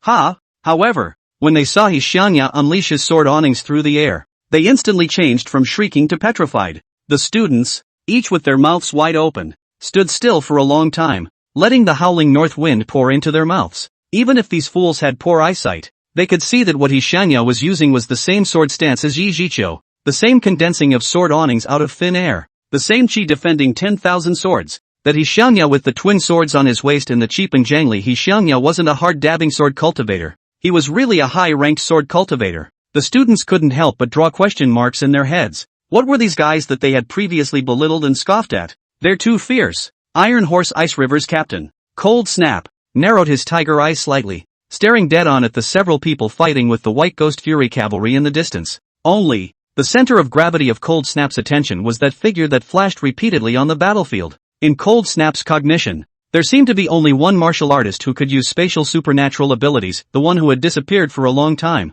The Black Dagger Dong Chao. On the battlefield, the White Ghost Fury cavalry quickly responded after suffering continuous attrition. Under answering tense command, the cavalry showed great fighting skill and quickly regained order. Reforming into a double-stranded formation, the cavalrymen realized that the humans in front of them, dressed in low-level engineer uniforms, were a couple of tough bones to crack. They immediately changed their strategy, leaving only a handful of people behind to hold back Dao Shi and Hishionya, while the remaining few, in a roundabout way, turned towards the sword cultivators behind the duo. Dao Shi tried to block the cavalry's move to encircle, and he once again threw out the infantry's large shield in his hand, but this time, the cavalry showed their horsemanship as one, lightly dodging the spinning and flying shield. And although the sword-ons released by Hishionya formed a certain suppression on the cavalrymen, it was not enough to kill them. These cavalrymen were also all experts who could release sword daggers, enough to confront Hishionya. The battle was momentarily at a stalemate, and it was only then that Dao Shi and Hishionya realized that it was no wonder that before the battle, Lao Deng had given these demon cavalrymen high praise. These White Demon Fury's battlefield response is top-notch. They were worthy of the name Demon Race Elite Scouts. With Dao Shi and He Yuanyao's current strength, it wasn't realistic to try to finish these guys off as quickly as mowing the grass. Not only did the two of them's attacks no longer work, even Dong Chao's act of taking a cold stab at the Black Knife was guarded against by the White Ghost Fury cavalry. The cavalrymen showed great understanding, guarding each other's backs of their teammates and constantly signaling each other with bone whistles. Under their combined defense, Dong Chao made several attempts and only stabbed and wounded one more White Ghost Fury cavalryman. Just as the trio was tangling with a portion of the cavalry, the other half of the cavalry had already encircled towards the sword cultivator behind the trio. In the heat of the moment, the sword cultivators stood in a zigzag formation, using their bodies to form a long sword pointing at the cavalrymen. This was a sword formation specially designed by sword cultivators for battlefield fights. 100 swords into army formation. In the face of the approaching demon cavalry, the long swords in the hands of the sword cultivators all emitted a whimpering buzz, like the neighing of 1,000 horses. Gu Shaoran, who was the head of the swords, raised his hand and lifted his sword, and the sword cultivators behind him also launched their swords, and the sword formation suddenly unleashed a blazing flower of steel. It was a pity that this flower of steel was only visible for a moment, and quickly dissipated into nothingness. There were less than 100 of these broken sword cultivators, and only a few of them were members of the Raccoon Sword Hall. Most of the sword cultivators had lower cultivation levels, and at this moment, forcing them to form a formation, they were simply unable to display the true power of the 100 swords into army formation. After Gu Shaoran, who was the head of the sword, exchanged blows with the cavalrymen who were at the head of the group, the sword formation formed by the crowd quickly collapsed. Seeing this, Mo Xiang killed out from a diagonal cut. He pushed away the stretched Gu Shaoran and helped his opponent dodge a deadly cross slash. Mo Xiang, at the same time, with his puppet Fina, transported the 5U Golden Bell. Ji Tianfu similarly struck out. At this moment, his body transformed into three. On his left and right sides, two silhouettes surfaced on each side, the very same little black and little white that had been bossing him around all day. The three of them executed the yin-yang shield at the same time, and the three translucent shields formed an absolutely safe barrier, helping the routed sword cultivators to ward off multiple sword daggers. Fatty Hao Shuang wasn't idle either, as he stepped on the astral steps and recited words under his breath. There is a father who does not travel far, but travels. As the word Fong fell, Hao Shuang's figure violently moved back, and at the same time, as if there was a big, invisible hand that grabbed the sword cultivators present, the sword cultivators' footsteps could not help but synchronize with Hao Shuang's backward movement. Hao Shuang utilized his Confucian magical powers to rigidly bring the sword cultivators back a distance. Chapter 180 Advanced Skill, Teleportation. After casting the Confucian divine power, Hao Shuang's obese body instantly slimmed down. Hao Shuang's psychic ability is a substitute for consumption. He can convert his body fat into chakra for use. Backing up with so many sword cultivators at once, Hao Shuang was extremely consumed. The fat on his body rapidly dissolved and his breath became weak. Within a few short minutes, Hao Shuang's heart went through a triple change. At the very beginning, when he learned that the demon race was coming, Hao Shuang's heart was filled with the desire to perform. As an S-class Confucian cultivator, Hao Shuang had thought that this was his chance to show off his skills. However, after seeing with his own eyes the strangeness and solemnity of the White Ghost Fiend cavalry, Hao Shuang's heart grew timid. and he even once beat the drum of retreat, wanting to utilize the Confucian divine ability to escape. However, he saw the teachers and students of the manhwaedit Technique Academy step forward. They all displayed their powerful cultivation entangled with the White Ghost Fury Cavalry. There were also those sword cultivators whose cultivation was not so good, who also formed sword formations in an attempt to block the demon cavalry's footsteps. At this moment, Hao Shuang realized that he had to do something. Hao Shuang unreservedly cast his Confucian divine ability, leading the routed sword cultivators to retreat 7 or 8 meters sharply. But that's not enough. The White Ghost Fury Cavalry were surprisingly deft, and with only 2 leaps, they restuck to the crowd. Hao Shuang could only grit his teeth and use his second divine ability. Swimming is good. Hao Shuang once again led the crowd backward in a sharp retreat. This time, he only withdrew 4 or 5 meters before he was unable to follow through, although Mo Xiang and Ji Tianfu were doing their best to stop them. Some of the demon cavalry once again stuck to the sword cultivators. Hao Shuang became thinner and thinner. His entire body was thin and out of shape, and the qi and blood in his body was completely exhausted. Hao Shuang gritted his teeth and attempted to use his third divine ability, Yubi. Just then, a spatial rift lit up behind him. Dong Chao's body poked out from the rift. He grabbed Hao Shuang's head and held him down on the snow, forcibly interrupting Hao Shuang's spell casting. Hao Shuang was already at the end of his strength, and forcing him to unleash his divine ability would only lead to a backlash. You're doing great. Take a break. Dong Chao glanced at the heavy cavalrymen who were still some distance behind him, and he flipped his wrist, urging all the qi and blood in his body. A huge crack appeared violently in the snow behind them, sucking in 2 of Iron Horse Glacier's heavy cavalrymen. In the next second, a crack also appeared in front of Dong Chao, and 2 heavily armored knights came galloping out. Dong Chao exhausted his entire body's qi and blood values and cast the advanced application of spatial ability, teleportation. After advancing to the 5th level of the 5th rank, the blood value in Dong Chao's body was already sufficient to support him in performing this advanced skill. The 2 heavily armored knights traversed a distance of 300 meters and arrived in front of the White Ghost Fury cavalrymen in an instant. Neither the heavy riders nor the White Ghost Fury cavalry were clear about what was happening for a moment, and both sides, completely on instinct, collided together. In front of the Iron Horse Glacier heavy cavalry, the White Ghost Fury cavalry, who had been as valiant as a wolf entering a sheepfold just now, was at the moment itself reduced to a fattened sheep. In the face of the 4-meter-long mounted spear, the light leather armor on the White Ghost Fury was like a toy, compared to the 6-legged ghost-faced giant horse with a shoulder height of 3 meters. The alien blood relatives on their hips also seemed like otherworldly Wudalang. The 2 riders who rushed into the White Ghost Fury's formation were completely subconsciously holding up their guns, and the 6-legged giant horses under their crotches reflexively raised their hooves and trampled on them, and the hooves that were as fast as thunder carried a huge force that moved mountains and seas, and trampled the 2 White Ghost Fury cavalrymen, even with the riders, into mush. Boom! The might of the trampling of the 8th-ranked foreign beast caused the ice plane under its feet to tremble, until the death of their companions. The remaining White Ghost Fury cavalrymen didn't figure out how these 2 Iron Horse Glacier heavy cavalrymen had traversed a distance of 300 meters and instantly arrived in front of them. Originally, the White Ghost Fury cavalryman had timed it very carefully, with the running speed of the 6-legged ghost-faced giant horse. If he wanted to rush closer, he would still need at least 10 snap fingers. 10 flicks of the fingers was enough time for the White Ghost fiends to slaughter these sword cultivators who were no longer able to resist, and then sailed away. The White Ghost Fury Scouts' mission this time was to disrupt and provoke the defenders of the Cold Martial Pass.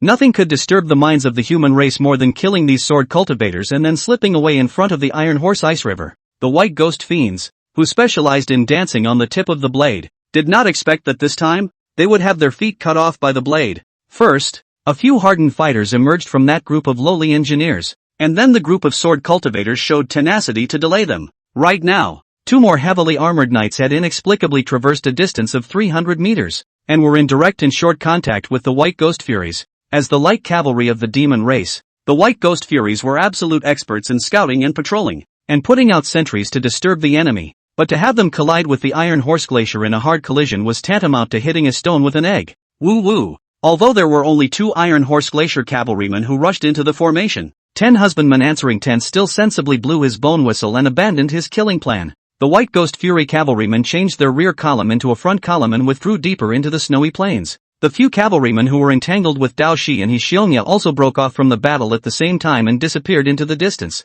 Without any hesitation, Iron Horse Glacier's heavy troops immediately chose to pursue. One of the heavy cavalrymen inquired, as he galloped up to Dahi, strangling his reins, "Are you guys okay?" The cavalryman pretended to be concerned about Dao Shi and Xiongya, but in reality, He was looking at a demon scimitar scattered on the snow. As he asked the question, he rode his rifle forward and tried to pick up the scimitar with the tip. With a quick hand, Dao Shi set aside the mounted rifle and took the scimitar into his arms. I'm fine. Be careful. Don't touch my knife. The heavily armored cavalryman had a head full of mistakes. He said to himself that it was clearly a trophy left behind by the demon race. So how did it become your sword? Seeing that his companions were chasing after him in the distance with their horses, the cavalryman couldn't be bothered with Dao Shi. He could only give Dao Shi a fierce glare and also raised his head and left. It wasn't until the Iron Horse Glacier cavalryman ran away that the nervous sword cultivators finally loosened up. The thrill of the aftermath filled every heart, and many people even wept with joy. The crowd consoled each other and then cast grateful glances at Dong Chao. The sword cultivators all realized that the one who had unleashed his supernatural ability to teleport the Iron Horse Glacier cavalry to the battlefield at the moment of crisis was the martial arts instructor in front of them. It wasn't that the sword cultivators were so discerning. It was purely because Dong Chao was too high profile. Dong Chao had been reaching out and posing after he had activated his teleportation skill, and the sword cultivators couldn't even think of not paying attention to him. Chapter 181, Old Deng, who doesn't do anything, is actually a military colonel. Forcibly using the teleportation skill had drained almost all of Dong Chao's chi and blood, but Dong Chao still put on a cloudy demeanor. In full view of everyone, he disarmed the armor of pain. The black full-body armor shrinks and clumps together, folding and getting smaller like a battlesuit in a feature film. The industrial aesthetic pulls full circle. Under the admiring gaze of the sword cultivators, the armor of pain transformed into a compact faceplate, which was casually tossed into Dong Chao's storage bag. Dong Chao took 2 quick steps and went up to check on Mo Xiang and Ji Tianfu. Mo Xiang and Ji Tianfu were not the main targets of the White Ghost Fiends, and both of them were good at defense, dodging left and right in the formation, not suffering any major injuries, but just looking a bit lousy. Dao Shi and He Xiongya were not much of a problem. He Xiongya, with his twin swords in his hand, and Dao Shi, with his 3 waist swords in his arms, all leaned in as well. Although they managed to hold back a small group of cavalry and became the mainstay of this intercepting battle, there was little joy on the faces of Dao Shiha and He Yuanya. Neither one was too happy with their performance. Those White Ghost Fiend cavalrymen's cultivation was a great deal worse than the 2 of them, but they were able to entangle the 2 of them with their maneuverability and teamwork. Those Demon Light cavalry, they do have something. Both of them had the feeling that their fists had hit cotton, resentful and not enjoying themselves as much as they should have. However, in the eyes of the others, the 2 had just performed like heavenly gods. The 2 of them actually hardened half of the demon cavalry. Even, they took out one of them in a thunderous manner. As for Mo Xiang and Ji Tianfu, although they didn't make that much of a splash, the 2 of them's efforts to protect the sword cultivators were also seen by everyone. At the cold martial pass, not only were the students stunned by the crowd's actions, but even many of the generals guarding the pass threw looks of surprise and approval at them. Strength, always the best knocking brick. In the minds of the generals, there was already a gap between the sky and the earth between these brave warriors who fought valiantly and the students who were so stupid that they were shutting them down. Confirming that the students were all fine, Dong Chao hooked his finger, signaling everyone to return to the barrier. Dong Chao was cloudy on the surface, but inside, his mind was racing. Just now, he took care to notice a detail. The faces of the Iron Horse Glacier cavalrymen all had a fresh scar on them. That was the oldest and most ironclad oath in China, the oath of penetrating face. It seemed that because of the shortage of condensed frost fruits, the Iron Horse Glacier troops were starting to become aggressive. The fact that they used heavy cavalry to chase light cavalry is actually just a bit presumptuous. Dong Chao was able to guess what was in the minds of the Iron Horse Glacier cavalrymen. Instead of letting the ghost-faced giant horse, which had been cut off from the supply of condensed frost fruit, turn into a destabilizing factor in the Guan, it would be better to adopt an aggressive method of warfare, and together with the warhorses, they would die on the battlefield. Simply put, they were trying to explode with the demons. This choice by the cavalry was sad, just sadly useless. Right now, Dong Chao's storage bag was filled with a full 800 tons of condensed frost fruits. It can completely solve the pressing problem of the Iron Horse Glacier. An empty glove trick quietly rose up in Dong Chao's mind. Dong Chao was prepared to exchange the Iron Horse Glacier's condensed frost fruit for the Iron Horse Glacier's ghost-faced giant horse. And then he had to make them say thank you again. When he thought of those 8th-order horse-type alien beasts that had superior strength, cool appearance, and had received domestication, Dong Chao's harumphs were flowing out. Those precious giant horses, he'll take them. But before that, he had to have a confessional to pull a wave of recognition out of Dahi. Moreover, his plan to swindle the giant horse was not unconnected with Dao Shi. Flanked by the sword cultivators, the group returned to the bottom of the cold martial pass. The students, along with many of the generals who guarded the pass, came to the bottom of the pass to greet the crowd. Yi Jiqiu also floated down from the off. He floated straight to Dong Chao and grabbed Dong Chao by the shoulders. Brother, hard work. Yi Jiqiu's words carried an unconcealed excitement. He wasn't just happy because the sword cultivators were out of danger, but also because he had finally confirmed with his own eyes that Brother Chaozi was, indeed, rehabbing. You've all worked hard. Yi Jiqiu bowed slightly and thanked Dao Shi, Mo Xiang, Ji Tianfu, Hao Shuang and the others. And finally, he gazed at He Xiongya at the end of the crowd. You're doing fine, too. Yi Jiqiu purposely appreciated He Xiongya, and actually had a few intentions of trying to ease relations with He Xiongya. Unexpectedly, when he heard his words, He Xiongya let out a cold snort. If I were you, I'd be practicing cooking right now. And by the way, practice how to clean up the leftovers again. Yi Jiqiu choked on his words for a moment. He didn't understand at all what this kid He Xiongya was talking about. Afraid that the two would arch their fires at each other again, Dong Chao immobilized himself and blocked the middle of the two. He reached out and pointed at Wang Yuba, who was still trembling in his legs and body. Xiao Zi, this kid isn't bad. A bit of commitment. I think it can be cultivated. Yi Jiqiu nodded and released his voice. Wang Yuba, in the future, you can sit in on the Raccoon Sword Hall. All of the sword cultivators who met the enemy against the odds just now can also follow the members of the Raccoon Sword Hall and practice the 100 swords into army formation together. Me? Amidst the cheers of his fellow sword cultivators, Wang Yuba was first confused, then his heart burst with ecstasy. At this moment, Wang Yuba truly felt what it meant to be a chicken and a dog. Just because of teacher Dong Chao's words, Hall Master Yi made an exception and granted him permission to observe in the Raccoon Sword Hall. Wang Yuba was both surprised and grateful in his heart. Although he didn't understand why Mr. Dong was so rowdy, the Raccoon Sword Hall's Hall Master Yi all listened to him. Hiss. The onlookers hadn't subsided for a while before they began to collectively huff and puff again. Is this teacher from the Mumu Technique Academy so dignified? Talking to the extraordinary martial artist Yi Jiqiu? Just as the crowd was puzzled, the elevator of the Cambrian Pass slowly descended to the ground, and in the elevator, several officers stepped out. Seeing these people, the guards present all stood at attention and saluted. Good day, General. A loud and clear greeting resounded throughout the pass. The three who stepped out of the elevator were none other than Lieutenant General Lu Lingxiao, the Commander-in-Chief of the Cold Martial Pass,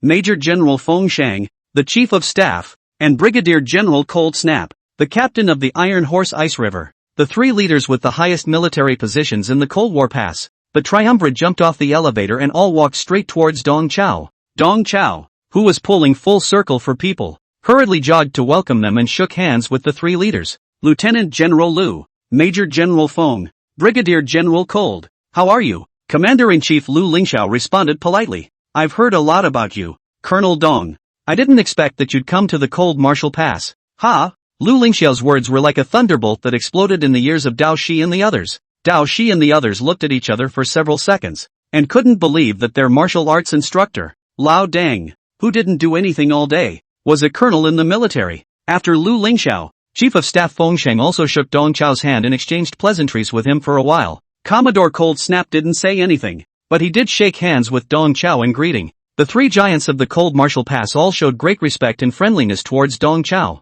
Now, not only were Dao Shi and the others confused, but the surrounding students who were onlookers were also dumbfounded by this scene. Once again, their mouths were wide open, framed in the cold wind. Just a moment ago, they were still wondering why the unknown teacher of the MOMOMO Technological Institute was able to talk to Yi Jiqiu. But now, with their brains blank, they no longer had the ability to even wonder. This unassuming martial arts teacher turned out to be a military colonel, or the colonel who was treated with courtesy by the triumvirate of Coldwood Pass. Chapter 182, Where are you blowing and blowing? You're net busy having a seizure. Under the dumbfounded gaze of the crowd, Dong Chao smiled charmingly and invited Lu Lingxiao to the side. LT, General Lu, if you could please excuse me. Here's the deal. Dong Chao was secretive and whispered a few words with Lu Lingxiao on the side. A flash of surprise crossed Lu Lingxiao's face, and he hesitated slightly before nodding. Chief of Staff Feng Sheng instructed the others. Don't all stand around. Everyone return to the barrier. Send the injured to be treated immediately.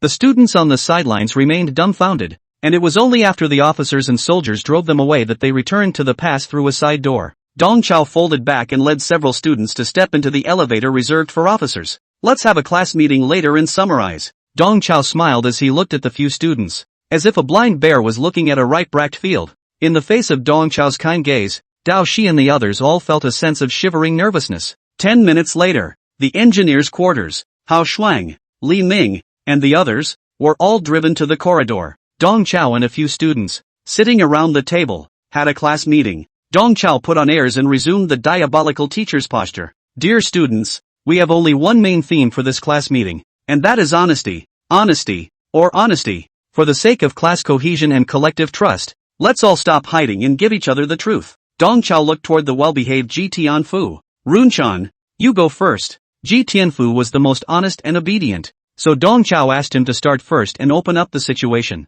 Ji Tianfu was about to speak when two heads emerged from his left and right shoulders. White covered Ji Tianfu's mouth as soon as he could, while Black raised his arm and pretended to hold up a non-existent microphone. You guys probably don't know that Ji Tianfu is actually a mute. As his leader, I'll say a few words for him.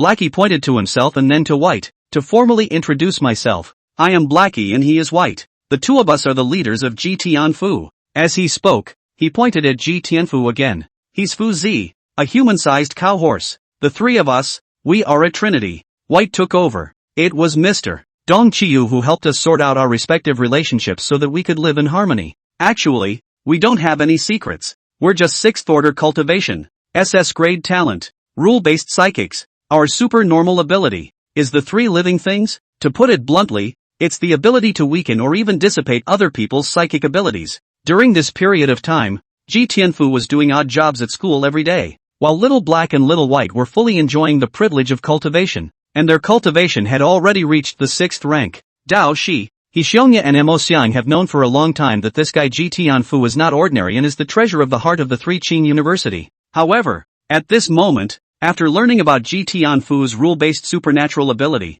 several people still revealed faces full of astonishment. Little Black and White had sort of made a good start, and Dong Chao nodded in satisfaction. Looking at Mo Xiang again, Inkbrand shook the half-length hair at the back of his head. You know all about me. I'm an inheritance system adept, a Magya supine master, and my cultivation level is at the 3rd stage of the 6th rank. Mo Xiang looked at Dong Chao, then at Dao Shi and He Xiongya. Before continuing, I was ostensibly punished and expelled from the Puppet Academy, but in reality, the principal did this in order to place me in the 4th class of martial arts. After spending so much time with a few demons, Mo Xiang had long understood the second cousin auntie's peace of mind. Dong Chao was also satisfied with Mo Xiang's candor, and he turned his head to look at He Xiongya again. He Xiongya said with a big grin, I don't have any secrets. I'm an innate sword cultivator. The sword bone in my body was chopped off by that Yakuza Yi Jiqiu. Who would have thought that Yi Jiqiu dang a transcendent martial artist, don't want a blue face, imitating the voice of a teenage loli,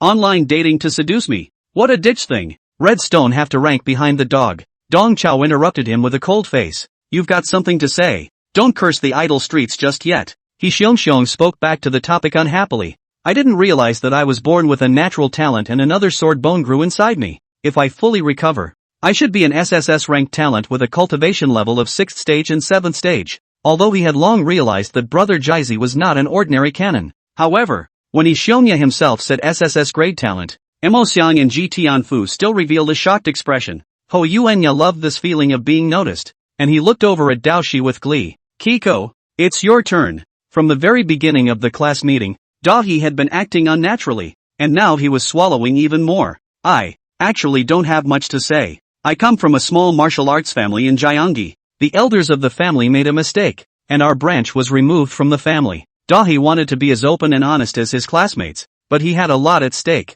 given who he was. After some weighing, Dao Shi still hides the key information and only tells a little bit of the nitty-gritty. By the way, my talent, which is also SSS ranked, has a cultivation level of 6th order, 8th stage. Several people present could hear that Dao Shi was hiding something, but no one said anything. Dong Chao stared at Dao Shi with a smirk for a long time before clearing his throat and drawing everyone's attention to him. Since everyone is so honest, teacher won't hide anything from you all. I'm sure you all can see that teacher's true identity is that of a military colonel, the absolute platoon of the military of the Chinese headquarters. The crowd rolled their eyes in unison, thinking, just you, and a military platoon? Dong Chao plucked out a disgruntled glance at them. You guys don't underestimate teacher. Teacher was the winner of the Army's literary competition back in the day. In that year's literary competition, the teacher was the first prize winner of the spring couplet competition, the first prize winner of the American solo singing, the first prize winner of the soft pen calligraphy, and the first prize winner of the Latin dance solo. In the chess competition and billiards match, the teacher only lost to the army political commissar and succumbed to the second prize. It can be said that the presence of a teacher greatly enriches the recreational life of the war veterans. How is the teacher not the platoon of the army? A few students had black lines on their heads and said whatever you like. Dong Chiu, like Tao Hei, also hides the most crucial information, but in terms of presentation, he can be so much more skillful than Tao Hei. He clearly hid the most crucial identity, but to several students, it sounded as if Lao Deng was hardening his face. The civic competition was all brought out to say something. Back then, teacher was injured and hurt his roots. That's why I temporarily retired and came to MOMO University to recuperate. Of course, while recuperating, I don't forget to shine and contribute to the cause of martial arts education. Either. He Xiangya secretly skimmed his mouth. He said in his heart that Lao Deng, where did you shine and glow? You were net busy having a seizure. He asked curiously. Teacher, then what was your cultivation level before you were injured? Dong Chao crossed his legs and leaned back with a calm tactic. I'm sure you guys can see that teacher was a transcendent martial artist before he was injured. The crowd collectively rolled their eyes and wore a perfunctory high expression. He Xiangya said to himself, you're still a transcendent martial artist? Transcendent martial artists rubbed down the dead skin are more majestic than you. Seeing everyone's disbelief, Dong Chao revealed a sardonic smile. He teacher is making a little joke to liven up the atmosphere. Actually, Sensei is a 9th rank martial artist. 9th rank grand round. The crowd had turned their faces away, none of them wanting to look at him. Dong Chiu could only find a replacement again. Teacher is actually an 8th order cultivation. It's really the 8th rank. It can't be any lower. Teacher also wants to save face. This time, even though Dong Chao had spoken the truth in a joking tone, people did not believe it. Looking at the gagging crowd, Dao Shi felt both warmth and a tinge of guilt in his heart. This class meeting, the students are open and honest. Even Lao Deng has explained his real bottom. Only Dao Shi,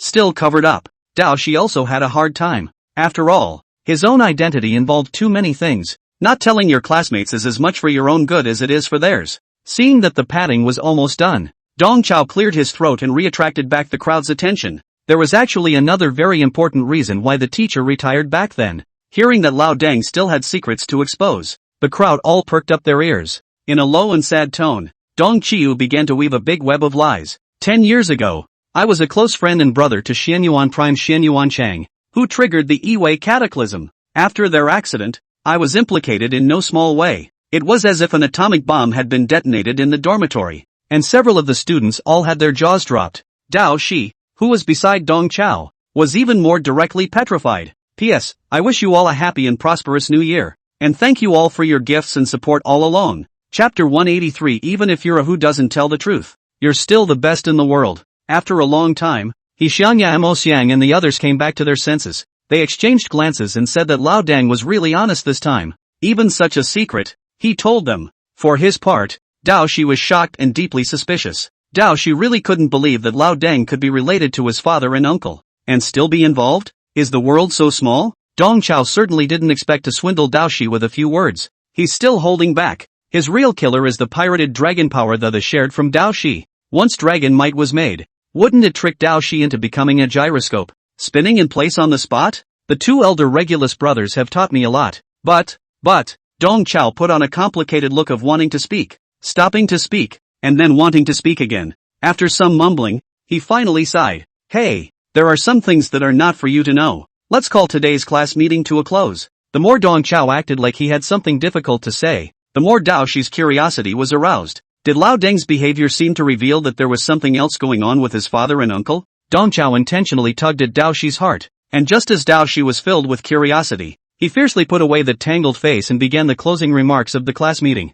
You have to remember that from now on, we are a team. The team we are. Dong Chao uttered 2 whole sentences in foreign languages. He then stood up. Teacher, go out for some air. You guys, talk to each other again. Dismissed. With those words, Dong Chao pushed open the dormitory door and left. After Dong Chao left, the atmosphere in the dormitory began to become strange. Although all 3 of Ho Xiongya deliberately didn't look at Dao Shi could feel that the attention of the 3 of them all converged on himself. But the more they did, the more Dao Shi felt a sense of guilt that stuck in his throat. After a brief moment of silence, Davi took out the 3 curved swords that had been captured from the White Ghost Fury Scouts. These 3 knives. I can't use them. One of you can defend yourselves. In this way, Michishij tries to dispel the feeling of guilt in his heart. Mo Xiang and Ji Tianfu both subconsciously waved their hands. wanting to excuse themselves, but unexpectedly, He Xiangya extended his hand. Ho Yuya, who wore twin swords at his waist, had no use for a scimitar, but he took the sword from Doji's hand anyway, and accepted the same apology that Doji had passed on to him. He Xiangya heartlessly tapped Dawei. Joy. It's okay. Even if you're a who doesn't tell the truth, you're still the best in the world. We're a team. That's right, we're a team. Mo Xiang and Ji Tianfu understood He Xiongya's intention and also took the Daoshi scimitar. You are the ones. Daoshi secretly bit her lip and suppressed the emotion on her face. In the meantime, the hallway, Dong Qiu, who had completed a wonderful performance, breathed a hard sigh of relief. He's ready to adjust and take the stage show to a higher climax. Just then, he saw Hao Shuang and Li Ming in the hallway. The two men sat on the floor of the hallway, an assortment of canned boxes piled up in front of them. Hao Shuang was furiously showing off canned meat one after another, and Li Ming was busy opening cans and handing out water. With the constant ingestion, Hao Shuang's parched body was like an inflatable, rounded up as far as the eye could see. Seeing Dong Chao, Hao Shuang and Li Ming both acted very formal, and the two of them hurriedly stood up. Dong, Colonel Dong. Dong Chao waved his hand. You guys can just call me Mr. Dong, don't be so formal. The more Dong Chao said this, the more formal the two of them acted. At this moment, Li Ming and Hao Shuang harbored different moods. Li Ming was shocked, scared and regretful. The teacher of the Grand Technical College, whom he had despised all the way, was actually a big Buddha. Li Ming's heart was incomparably regretful. Why did he flee from the battlefield in the first place and didn't stay and block the demon cavalry with everyone else? At this moment, Li Ming worriedly prayed in the bottom of his heart, hoping that this big brother in front of him would not turn over his old accounts. And Hao Shuang's constraint was because he guessed the true identity of Dong Chao and those few students. Among those few students, there was a puppet master. That was clearly an inheritance that only existed in MOMO University. Therefore, these teachers and students are not from the MOMO University of Technology at all. They are from MOMO University. Plus this way, a few students have also been poking around Sun Jingfeng. Sun Jingfeng's heroic deeds. How they can not hear enough. So, the facts are already obvious. Hao Shuang secretly glanced at Dong Chao and made a judgment in his mind. Those guys, Dao Shi and He Xiongya, were obviously Sun Jingfeng's classmates, or even Sun Jingfeng's little brother. They deliberately inquired about Sun Jingfeng in order to make a name for big brother Sun Jingfeng. Moreover, who doesn't know that Sun Jingfeng's father is General Wu Shiqi? His grandfather was Marshal Six Ears. With their family's background, it would not be a problem at all to have a military colonel incarnate as a martial arts instructor to teach Sun Jingfeng. When you think about it that way, it all makes sense. These few classmates of Sun Jingfeng are so powerful. Sun Jingfeng himself, mustn't he be even more terrifying than the legends? It's a pity that Sun Jingfeng didn't come this time, so he couldn't witness the genius valor. Hao Shuang, who thought he had guessed all the passes, was flooded with a hint of regret. Chapter 184, There is always someone secretly watching your growth. Just as Hao Shuang was secretly regretting for not being able to catch a glimpse of Sun Jingfeng's valor,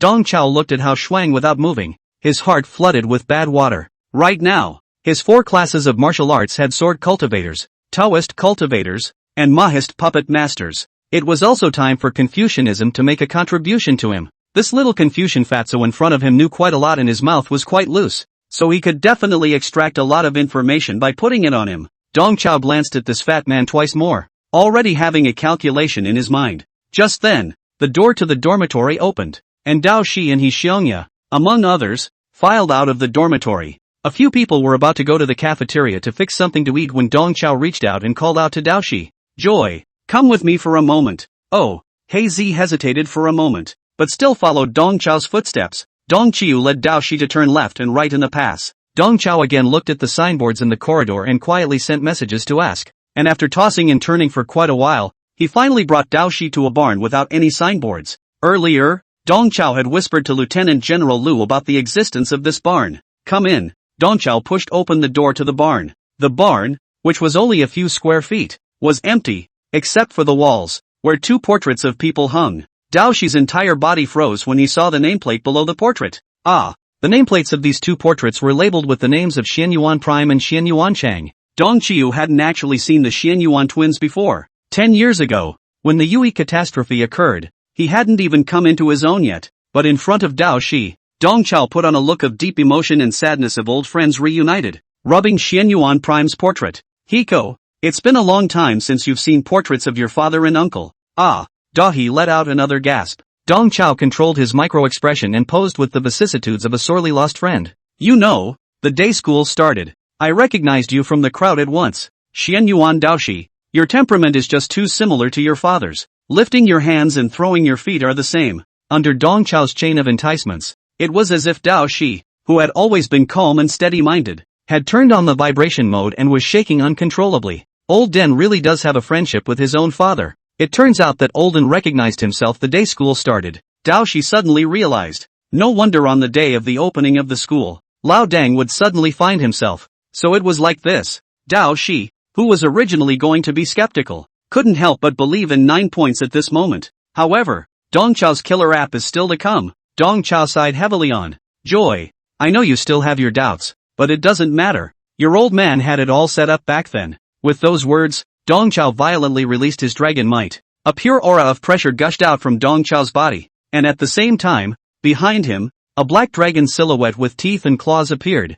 Feeling Dong Chao's dragon might, Dao Shi's entire body was petrified. Dong Qiu picks up where he left off. One night 10 years ago, Big Brother Xianyuan Prime suddenly found me and passed the dragon might that was on him to me. At that time, I didn't realize the severity of the problem, but now that I think about it, Big Brother Xianyuan Prime should be consigning himself to me. You should be able to feel that the dragon might on me is very similar to you, because this dragon might is from your father, Dong Chao. While swindling Dawei, his heart secretly slandered. At night high and low have to give Xianyuan Prime a pillar of incense. Otherwise it is really too bullying. He'd be damned if the dragon power in him didn't look like Dao Shi. After all, that's what was shared from Dao Shi. How did Dao Shi know about these ghostly tricks of Dong Chao? He foolishly looked at the black dragon silhouette behind Dong Chao. His head seemed to have received a smothering blow. This aura of intimidation on Olden was just too similar to himself. The only difference was that what emerged behind Lao Dang was a mighty black dragon. The world knew that the dragon beast bloodlines awakened by Xianyuan Prime and Xianyuan Chang.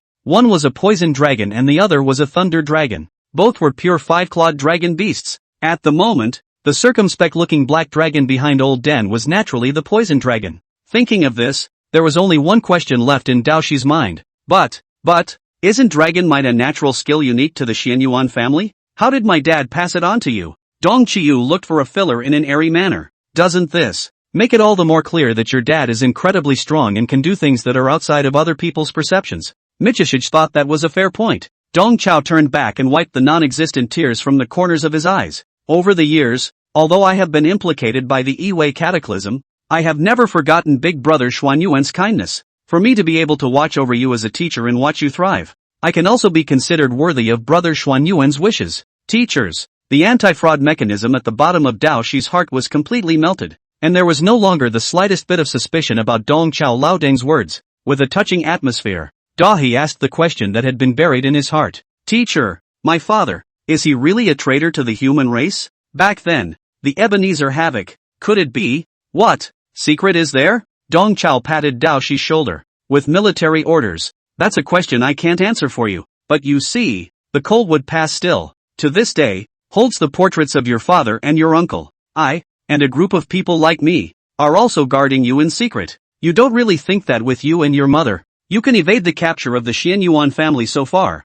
do you? The fact that Dao Shi and her mother could hide for so many years was entirely due to the Regulus family letting go of the sea. But when Dong Chao said that, it was as if he had made much effort in the dark. Heiko, there are many people who are secretly watching your growth. Don't be lonely, don't feel inferior, grow up bravely. Sooner or later, you'll find all the answers. Dong Chao finally said something human at last. Teachers. Crystalline tears glistened in Daoti's eyes. Lao Deng's words seemed to say nothing, but in reality, they were close to explicitly telling him that there was something else going on with his father. All along, the words father of a traitor were like a huge stone weighing on Dao Shi's heart, making him sensitive and inferior. But right now, this boulder finally loosened. Dao Shi felt a clearing in front of him. It turned out that there were many people like Lao Deng, who had been silently watching over and paying attention to him. Perhaps one is not the son of a traitor. Watching the atmosphere set in place, Dong Chao finally took out the book Dimming Dragon asking for Heavenly K. Teacher knows that your cultivation is extremely high, but you've just been lacking superior martial arts. Teacher begged his grandpa and grandma, licked this old face, and asked all over the army, and finally begged for a superior martial art. Take this martial art and practice it. Holding the martial arts skill handed over by Lao Deng in his hand, Dao Shi completely broke down in tears at this moment. Sensei, This is too valuable. Dong Chao pretended to comfort him. It's fine. Compared to your thriving. Compared to Big Brother Xuan Yuan's wishes. This bit of teacher's face. What is it? Under Dong Chao's chain of attacks, Dao Shi was already sobbing uncontrollably. Teacher. Thank you.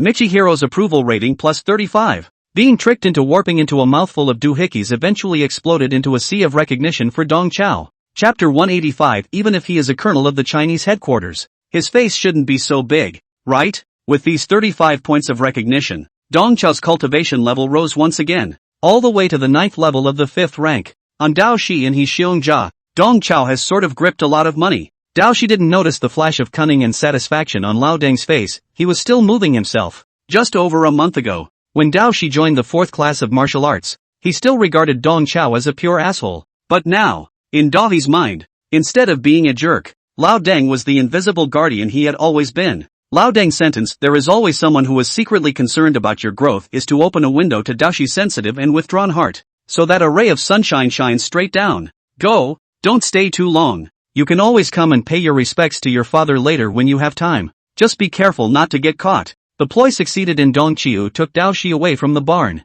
For the next few days, a strange atmosphere of seeming calm, but actually tense, brewed in the Cold War Pass. Since that time when the White Ghost Fury Scouts had disturbed the attack, the demons had stationed themselves far away, dozens of kilometers away, and had not ventured out in front of the pass for many days. Taking advantage of this precious time, the generals of the Cold Martial Pass conducted emergency training for the conscripted student martial artists, initially establishing their discipline and obedience. This group of temporary engineers daily build up the defense of the Hanwu Pass, checking the combat equipment of the pass, scheduling ammunition and all kinds of supplies, looking much more professional than in the previous days. As for Dong Qiu and his students, they were all busy while completing these basic tasks. As soon as Dao Shi was idle, he delved into that book, Dimming Dragon Asking for the Heavenly K, and He Xiongya also studied Yi Zhiqiu's notes on the Way of the Sword on a daily basis. As for Mo Xiang, he was the busiest one among the several people. With large furnaces and forging rooms inside the Cold Martial Pass, Mo Xiang was finally able to melt those 3 candle mark alloys, creating new weapons for Dao Shi and He Xiongya, as well as his own puppet, Fina, with a layer of candle mark alloy coating. After possessing the coating, Fina's strength increased once again, and her defense was already comparable to that of Ink Item's own. On top of that, Mo Xiang also visited the various weapons and defense facilities in the past these days. From the large-scale ion cannon laser cannons to the polygonal particle throwing guns used by the Iron Horse Glacier troops, he studied them all. For his second golem, Leighton, Mo Xiang also had more ingenious ideas, but he just suffered from the lack of materials under his command to make them. As for Ji Tianfu, these days he was still deep in the miserable fate of a cow or a horse. When there were no outsiders, he was serving tea and water to little black and white, as well as whacking their backs and pinching their feet, and he couldn't spare a moment. As for the little black and white, daily fully enjoy the privilege of cultivation, like 2 hanging baby. Inside the Cold Martial Pass, it appeared that the preparations for war were being carried out in an organized manner, but in reality, as the backbone of the Cold Martial Pass, the cavalrymen of the Iron Horse Glacier were getting more and more sullen. As the remaining condensed frost fruits became less and less, the cavalrymen's behavior became more and more aggressive, and they even took the initiative many times, waiting to the demon camp dozens of kilometers away to call for battle. These radical moves were seen by Dong Chao. Dong Chao realized that he had to call off Iron Horse Glacier's death-defying act. Otherwise, it was bound to lead to a great disaster. For this reason, he sent an application to Lieutenant General Lu Lingxiao, pleading to participate in the military meeting within the Cambrian Pass. The meeting time was set at 1 in the afternoon. At 12 noon, Dong Chao strutted into the Cambrian Pass cafeteria. After many days of training, the drafted temporary engineers were much more disciplined. Even for meals, they consciously sat in the corner, leaving the main seat in the cafeteria to the soldiers of the Iron Horse and Ice River. As soon as Dong Chao entered, he immediately received countless stares. The student martial artists who had been drafted, as well as the generals of the Cold Martial Pass, simultaneously cast glances at him. Dong Chao waved his hands to the crowd like a leader inspecting. Eat and drink well. Everyone, drink and eat well. After twisting and turning all the way, Dong Chao finally found Hao Shuang in the crowd. He took 3 steps and came to Hao Shuang's side. Hao Shuang had originally served a plate full of food and was burying his head in a wild display. Seeing Dong Chao coming straight at him, he hurriedly wiped his mouth and stood up. After a few days of wild supplementation, Hao Shuang not only regained his former obese body shape, but even more rounded than before. Dong Chao came here today for Hao Shuang. In order to get useful information out of this little fatty's mouth, he decided to give the guy a little favor first. Dong Chao quickly came closer and patted Hao Shuang's shoulder. Boy Juice, you're good Ao. You did a great job that day. I've always wanted to honor you. Praised by Dong Chao. Hao Shuang stood straighter. Colonel Dong. Ah no Mr. Dong, this is all what I should do. Dong Chao took out his cell phone and took a picture of Hao Shuang. I have some friendship with Mu Xiliang. Your ULU University. Who is my little old brother. I'll send him a WeChat so he can give you some pointers. Ha! Hearing the 3 words Mu Xiliang, Hao Shuang's eyes widened in disbelief. The students and the generals of the cold martial pass who were eavesdropping nearby were also amazed. Mu Xiliang is a transcendent martial artist of Confucianism. One of the 4 little heavens. In Colonel Dong's mouth, he just said little brother? Even if he's a colonel from the Chinese headquarters, his face shouldn't be this big. Coupled with Dong Chao's greasy and smooth demeanor, many people instinctively felt that Dong Chao was purely blowing water. Even the cavalrymen of the Iron Horse Glacier, who were sitting on the main seats of the cafeteria, couldn't help but incline their heads and secretly scowl at Dong Chao. What kind of general is a good soldier? These days, Brigadier General Han Snapdragon had been vaguely hostile to Dong Chao, and under his influence, the cavalrymen of the Iron Horse Glacier were also a bit resistant to the sudden appearance of Colonel Dong. In full view of everyone, Dong Chao flipped out Mu Xiliang's WeChat,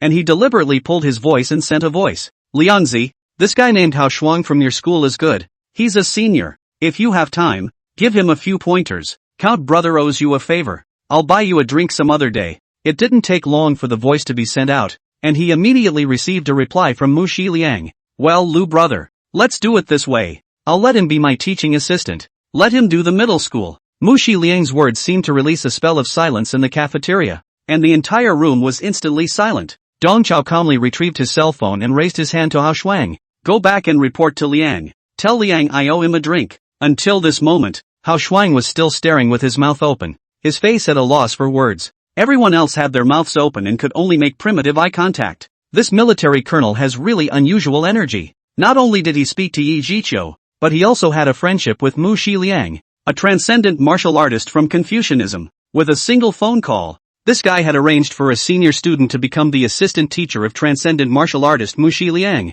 Just like that day, arranging for sword cultivator Wang Yuba to enter the Raccoon Sword Hall to observe. Witnessing this scene, 4 words neatly surfaced in the minds of the student martial artists and the soldiers of the Cold Martial Pass, Han and I. In the crowd, only Cold Snap skimmed a soft grunt. Humph, you're the only one who can do it. Cold Snap had displeasure written all over his face, but his voice was kept small for fear of being heard by more people. Sensing the dissatisfaction of the main general, the soldiers of Iron Horse Glacier withdrew their gazes and buried their heads in their food without looking away. Chapter 186, If I take out 800 tons of frost condensing fruit, how would your excellency feel? At 1 in the afternoon, the internal high-level meeting of the Cambrian Pass was held. Right on time. The only people who attended the meeting were the trio of Cold Martial Pass, Lu Lingxiao, Feng Shang, and Cold Snap, plus Dong Chao. The members of the Iron Horse Glacier displayed a supreme status above the other soldiers, and although they were not qualified to participate in the meeting, they were allowed to wait at the door of the conference room and listen to the first orders.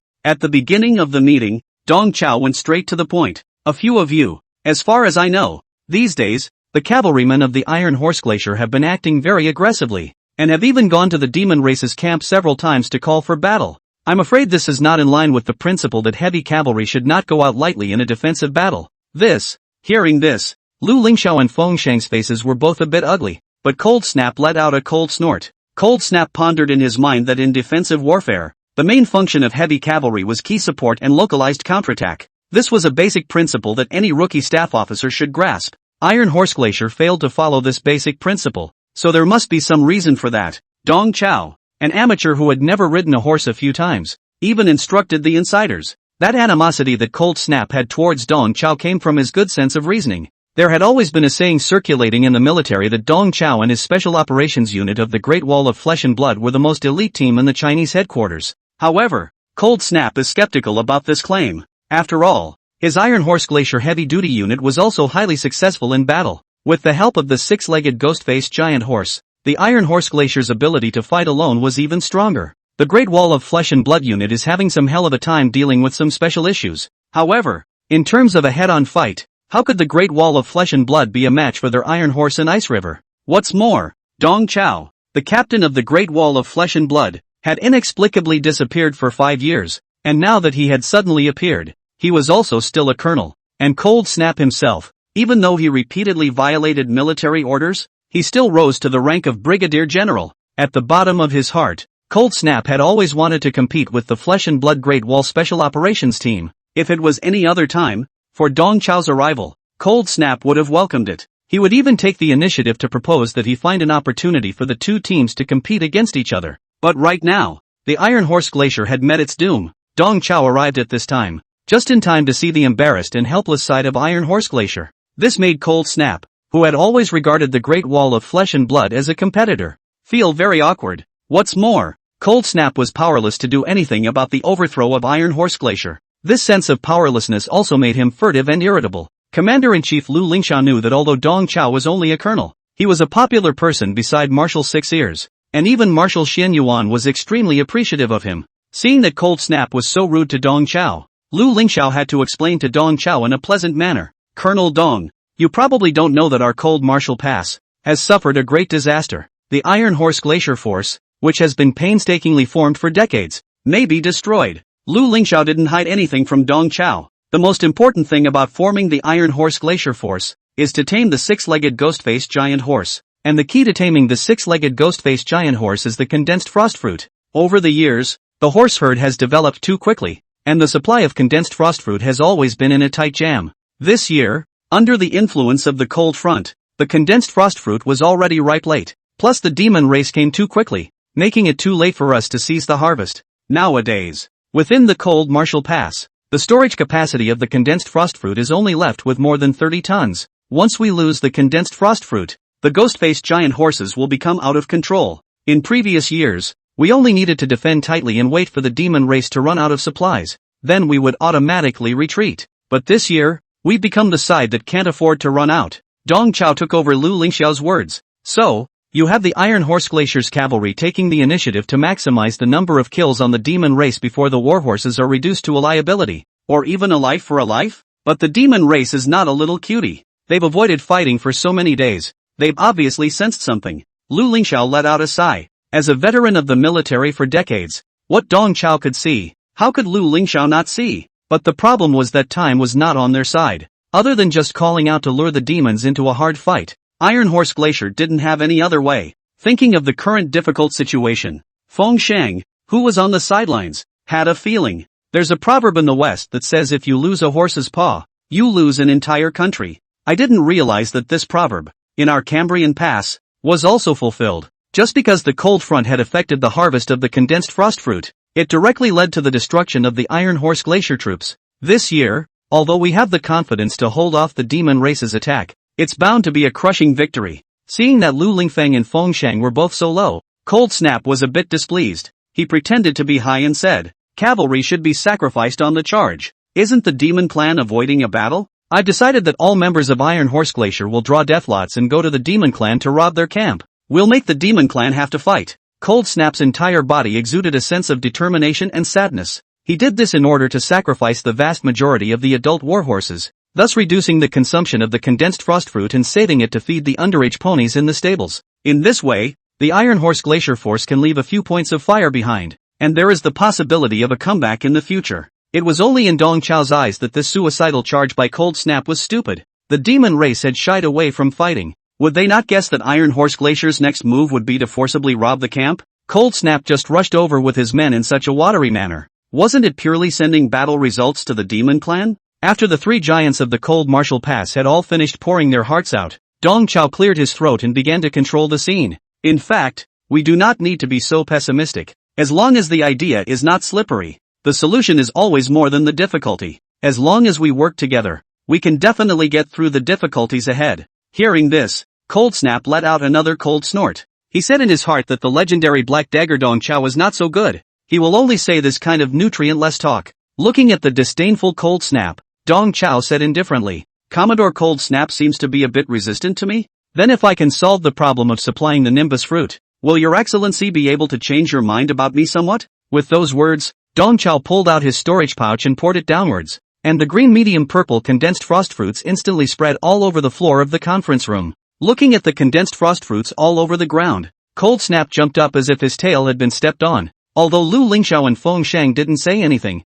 they both instantly raised their feet as if they had been electrocuted, for fear of stepping on these golden fruits. Dong Chao stared at Cold Snap and said nonchalantly, "Right now, my storage bag is filled with 800 tons of condensed frost fruits. I wonder how your excellency feels about that." Cold Snap's eyes went straight when he heard the figure of 800 tons. "What?" In extreme amazement, the brash, middle-aged man stiffened and let out a shrill female voice. Chapter 187, Original Soup to Original Food. It was as if Cold Snap had instantly comprehended the face-changing stunt, and in this instant, his expression was first shocked, followed by astonishment, and finally, ecstasy and sudden realization. After experiencing some shock, Lu Lingxiao and Feng Sheng also realized that these condensed frost fruits came from the hot spring ridge. This is the batch of fruit that should have been destroyed. As you can see, these fruits, I picked them up from Hot Spring Ridge. It's a shame to burn such a good thing, so I brought them back. I'm willing to contribute these fruits. The three giants of the Cold War Pass were clear that these 800 tons of condensed frost fruit were too important.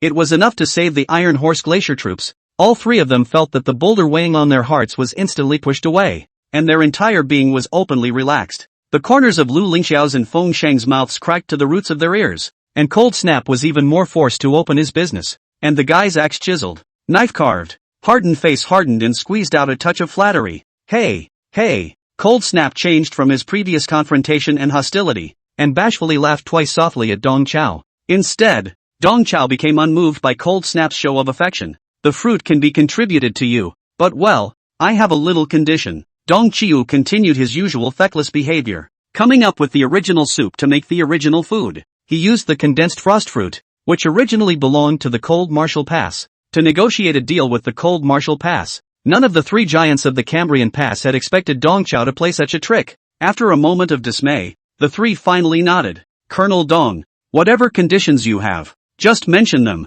In the eyes of the three of them, Dong Chao had gotten too much credit for bringing back these condensed frost fruits. It wasn't wrong to make some conditions. Dong Chao unceremoniously raised three fingers. First, I want partial command of the Cold Martial Pass. If we want to repel the demon race, we have to change our mindset. Lu Lingxiao nodded without hesitation. From today onwards, you are the special staff of the Cold War Pass, and you will discuss all military actions with us. The Cold Martial Pass and the demon race had been facing each other for many years, and both sides knew each other too well. Changing his style at this time would be a good thing for the Cold Martial Pass. What's more, Lu Lingxiao had absolute faith in Dong Chao's ability. With the first condition fulfilled, Dong Chao continued. Second, I need a batch of high-quality Secret Realm metals and Secret Realm materials. I have a student who is a puppeteer. He plans to create a battlefield puppet, but suffers from a lack of materials. Chief of Staff Feng Shang also nodded cheerfully. It's not a matter of that either. The Class A armory in Guanli will open its access to him with immediate effect.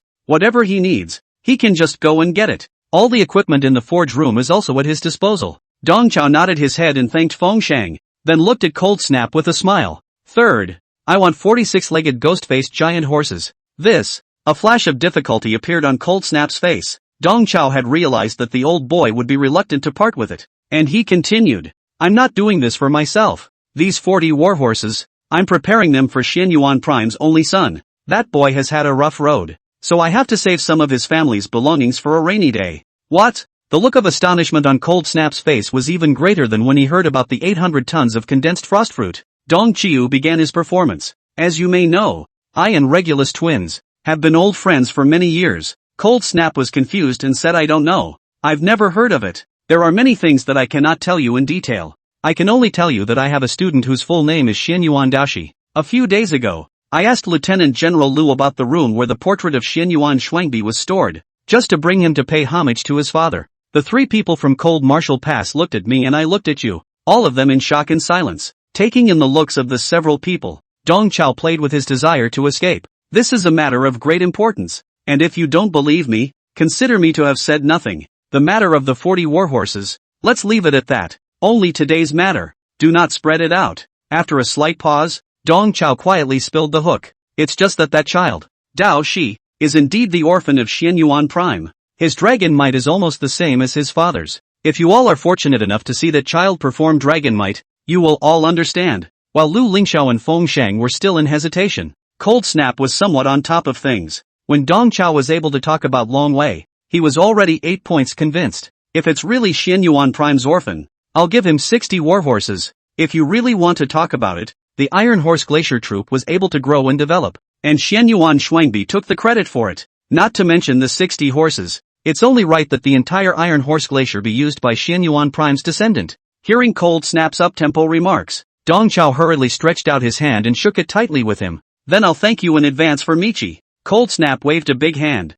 What's there to thank? Xianyuan Prime is my elder brother. That child is my great-nephew. Uncle gives his nephew a little gift. What thanks? Seeing that the cold primrose had already gone to his head, Fengshang lightly coughed twice from the side. Colonel Dong, it's not that we don't trust you. It's just that the matter of Xianyuan Prime's orphan child is a matter of great importance. We'll have to investigate it afterward as well. Dong Chao nodded repeatedly. Understood. Understood. The matter of those 60 warhorses will be put on hold for the time being. Let's join hands to retreat the enemy first. Dong Chao hit the snake and secretly raised the number of warhorses to 60. He stood up. Then today's meeting, that's it. Let's put the condensed frost fruit into storage first. If there's anything, we'll talk about it later. Cold Snap stood up as well. Colonel Dong, please follow me. Cold Snap left the conference room with Dong Chao with an affectionate face. Outside the conference room, the members of the Iron Horse Glacier stood solemnly in the corridor, waiting. Prior to this, many people had drawn dead draws,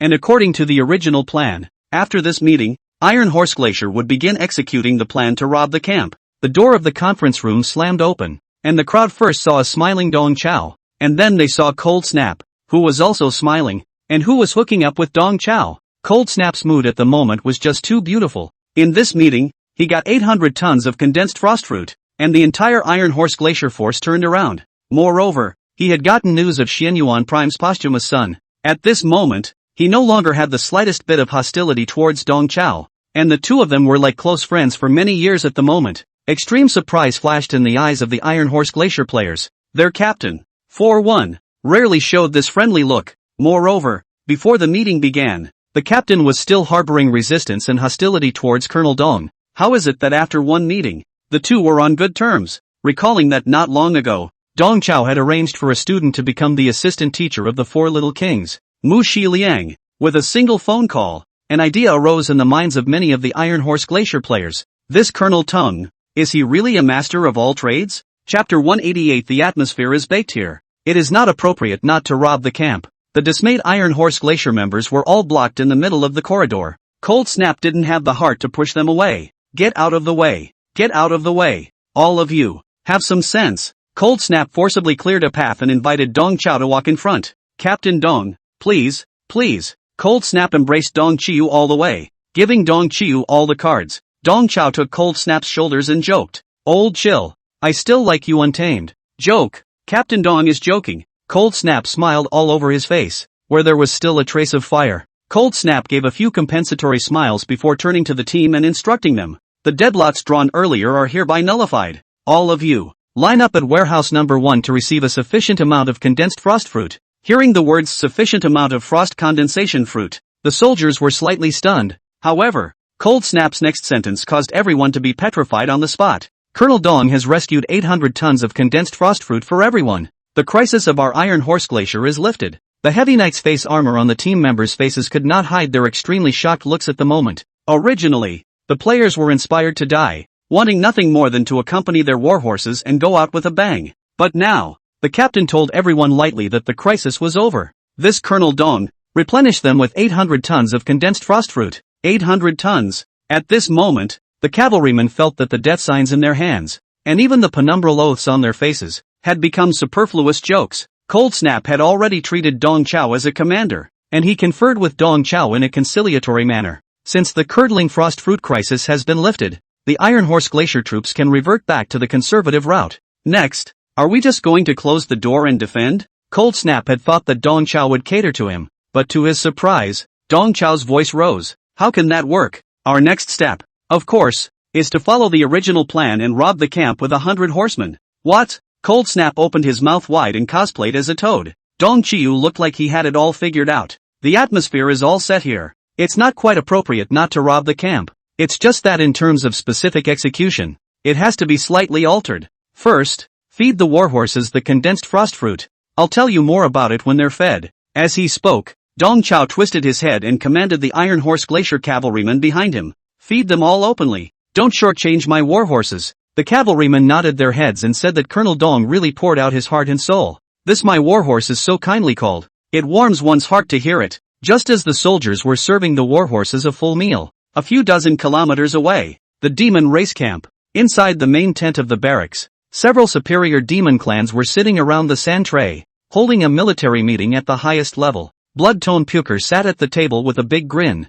his 4 arms around his chest and 4 bone swords at his waist with a murderous aura. Puker was a 6-star demon master that was enough to compare to a human transcendent martial artist, and was also one of the top sword cultivation experts in Extreme Cold Demon City. Puker came with the army this time, firstly to protect these noble novices present, and secondly to compete with Yi Jiqiu, a well-known sword cultivator of the human race. Puker, despite his prominence, was not qualified to assume the role of keynote speaker for this meeting. At the moment, sitting in the main seat of the meeting was a human skin. This skin bag is dry and broken, like a zombie, but it a pair of eyes, but very dynamic. Occupying this skin is the big man of the Tenon clan, the deputy brain. The Tenon race was a rarely seen superior race amongst the demon race. As parasitic creatures, they were born with an expertise in espionage that others could hardly match. These guys, they can communicate through brainwaves. Across the room, the members of the Tenons are divided into 3 classes: brain, finger, and toe. There are only 2 of these commanders who are the brains, the main brain and the sub-brain. Right now, this vice brain who presided over the combat meeting was the actual number 2 person of the Tenon clan. The meeting began with the deputy brain praising the noble newcomers present. You all did well in this southward practice. Better than I expected. Next, we just need to stay calm and wait for the Iron Horse Glacier troops to come and send themselves to their deaths. The sub-brain referred to the swing south as a practice run. However, only he himself knew that in fact, the 20,000 or so demon clan troops that marched into Baimang were just a feint to sound the east and strike the west. It wasn't just the cold Marshall Pass, but a few thousand miles away in the southwest direction. The Jinnan Pass of Huaxia should also be suffering from a feint attack by the Misty Demon City. This year, the 2 major demon cities made a big move to invade Huaxia. Firstly, to kill and injure the living forces of Huaxia, and secondly, to consume the overbreeding inferior demon consumables. Third, it was to go dark. This move by the demon race was to involve the entirety of the military at the headquarters of China, waiting for the opportunity to allow a demon race elite squad to infiltrate the military of the secret branch, thus bypassing the Iron Wall program of China, and successfully infiltrating into China. The mission of this elite squad of demons was to cooperate with the Tenon To-4 who was lurking in the Chinese prison to dig out the Divine Providence treasury within Chinese territory. On top of that, the sub-brain gave the elite squad an additional task. If you can, investigate the missing members of the Tenon clan in Southeast Asia and point to one. Finger 1 is in Southeast Asia, controlling an assassin organization called Bai Yujing, which has carried out missions to assassinate the twins of Sanqing University. It wasn't long after the mission failed that Finger 1 was inexplicably lost. It is amazing that the lower ranks of the Tenons are disconnected from their brains, something that has never happened before. The sub-brain didn't know exactly what had happened to Finger 1, but so far, their plan to go dark was going well. That elite squad of the demon race had already passed through the secret realm barrier in Huaxia with the help of certain people, and mingled amongst a group of secret realm explorers. It wouldn't be long before they would infiltrate the Chinese mainland and join up with To-4. At this moment, the Extreme Cold Demon City's feint mission had been completed. But Vice Brain was not prepared to withdraw his troops. Vice Brain smelled a great opportunity that would wipe out the Iron Horse Glacier's heavy forces. Without the Iron Horse Glacier, it was only a matter of time before the cold Marshall Pass was destroyed. Right now, Vice Brain convened this military meeting to make a pre-deployment for the annihilation of Iron Horse Glacier. You guys wait and see. It won't be long before the Iron Horse Glacier troops launch a suicide hijack of the camp. All we need to do is dig a trap and wait for them to throw themselves into it. Facing the young juniors present, the Vice Brain confidently made a prediction.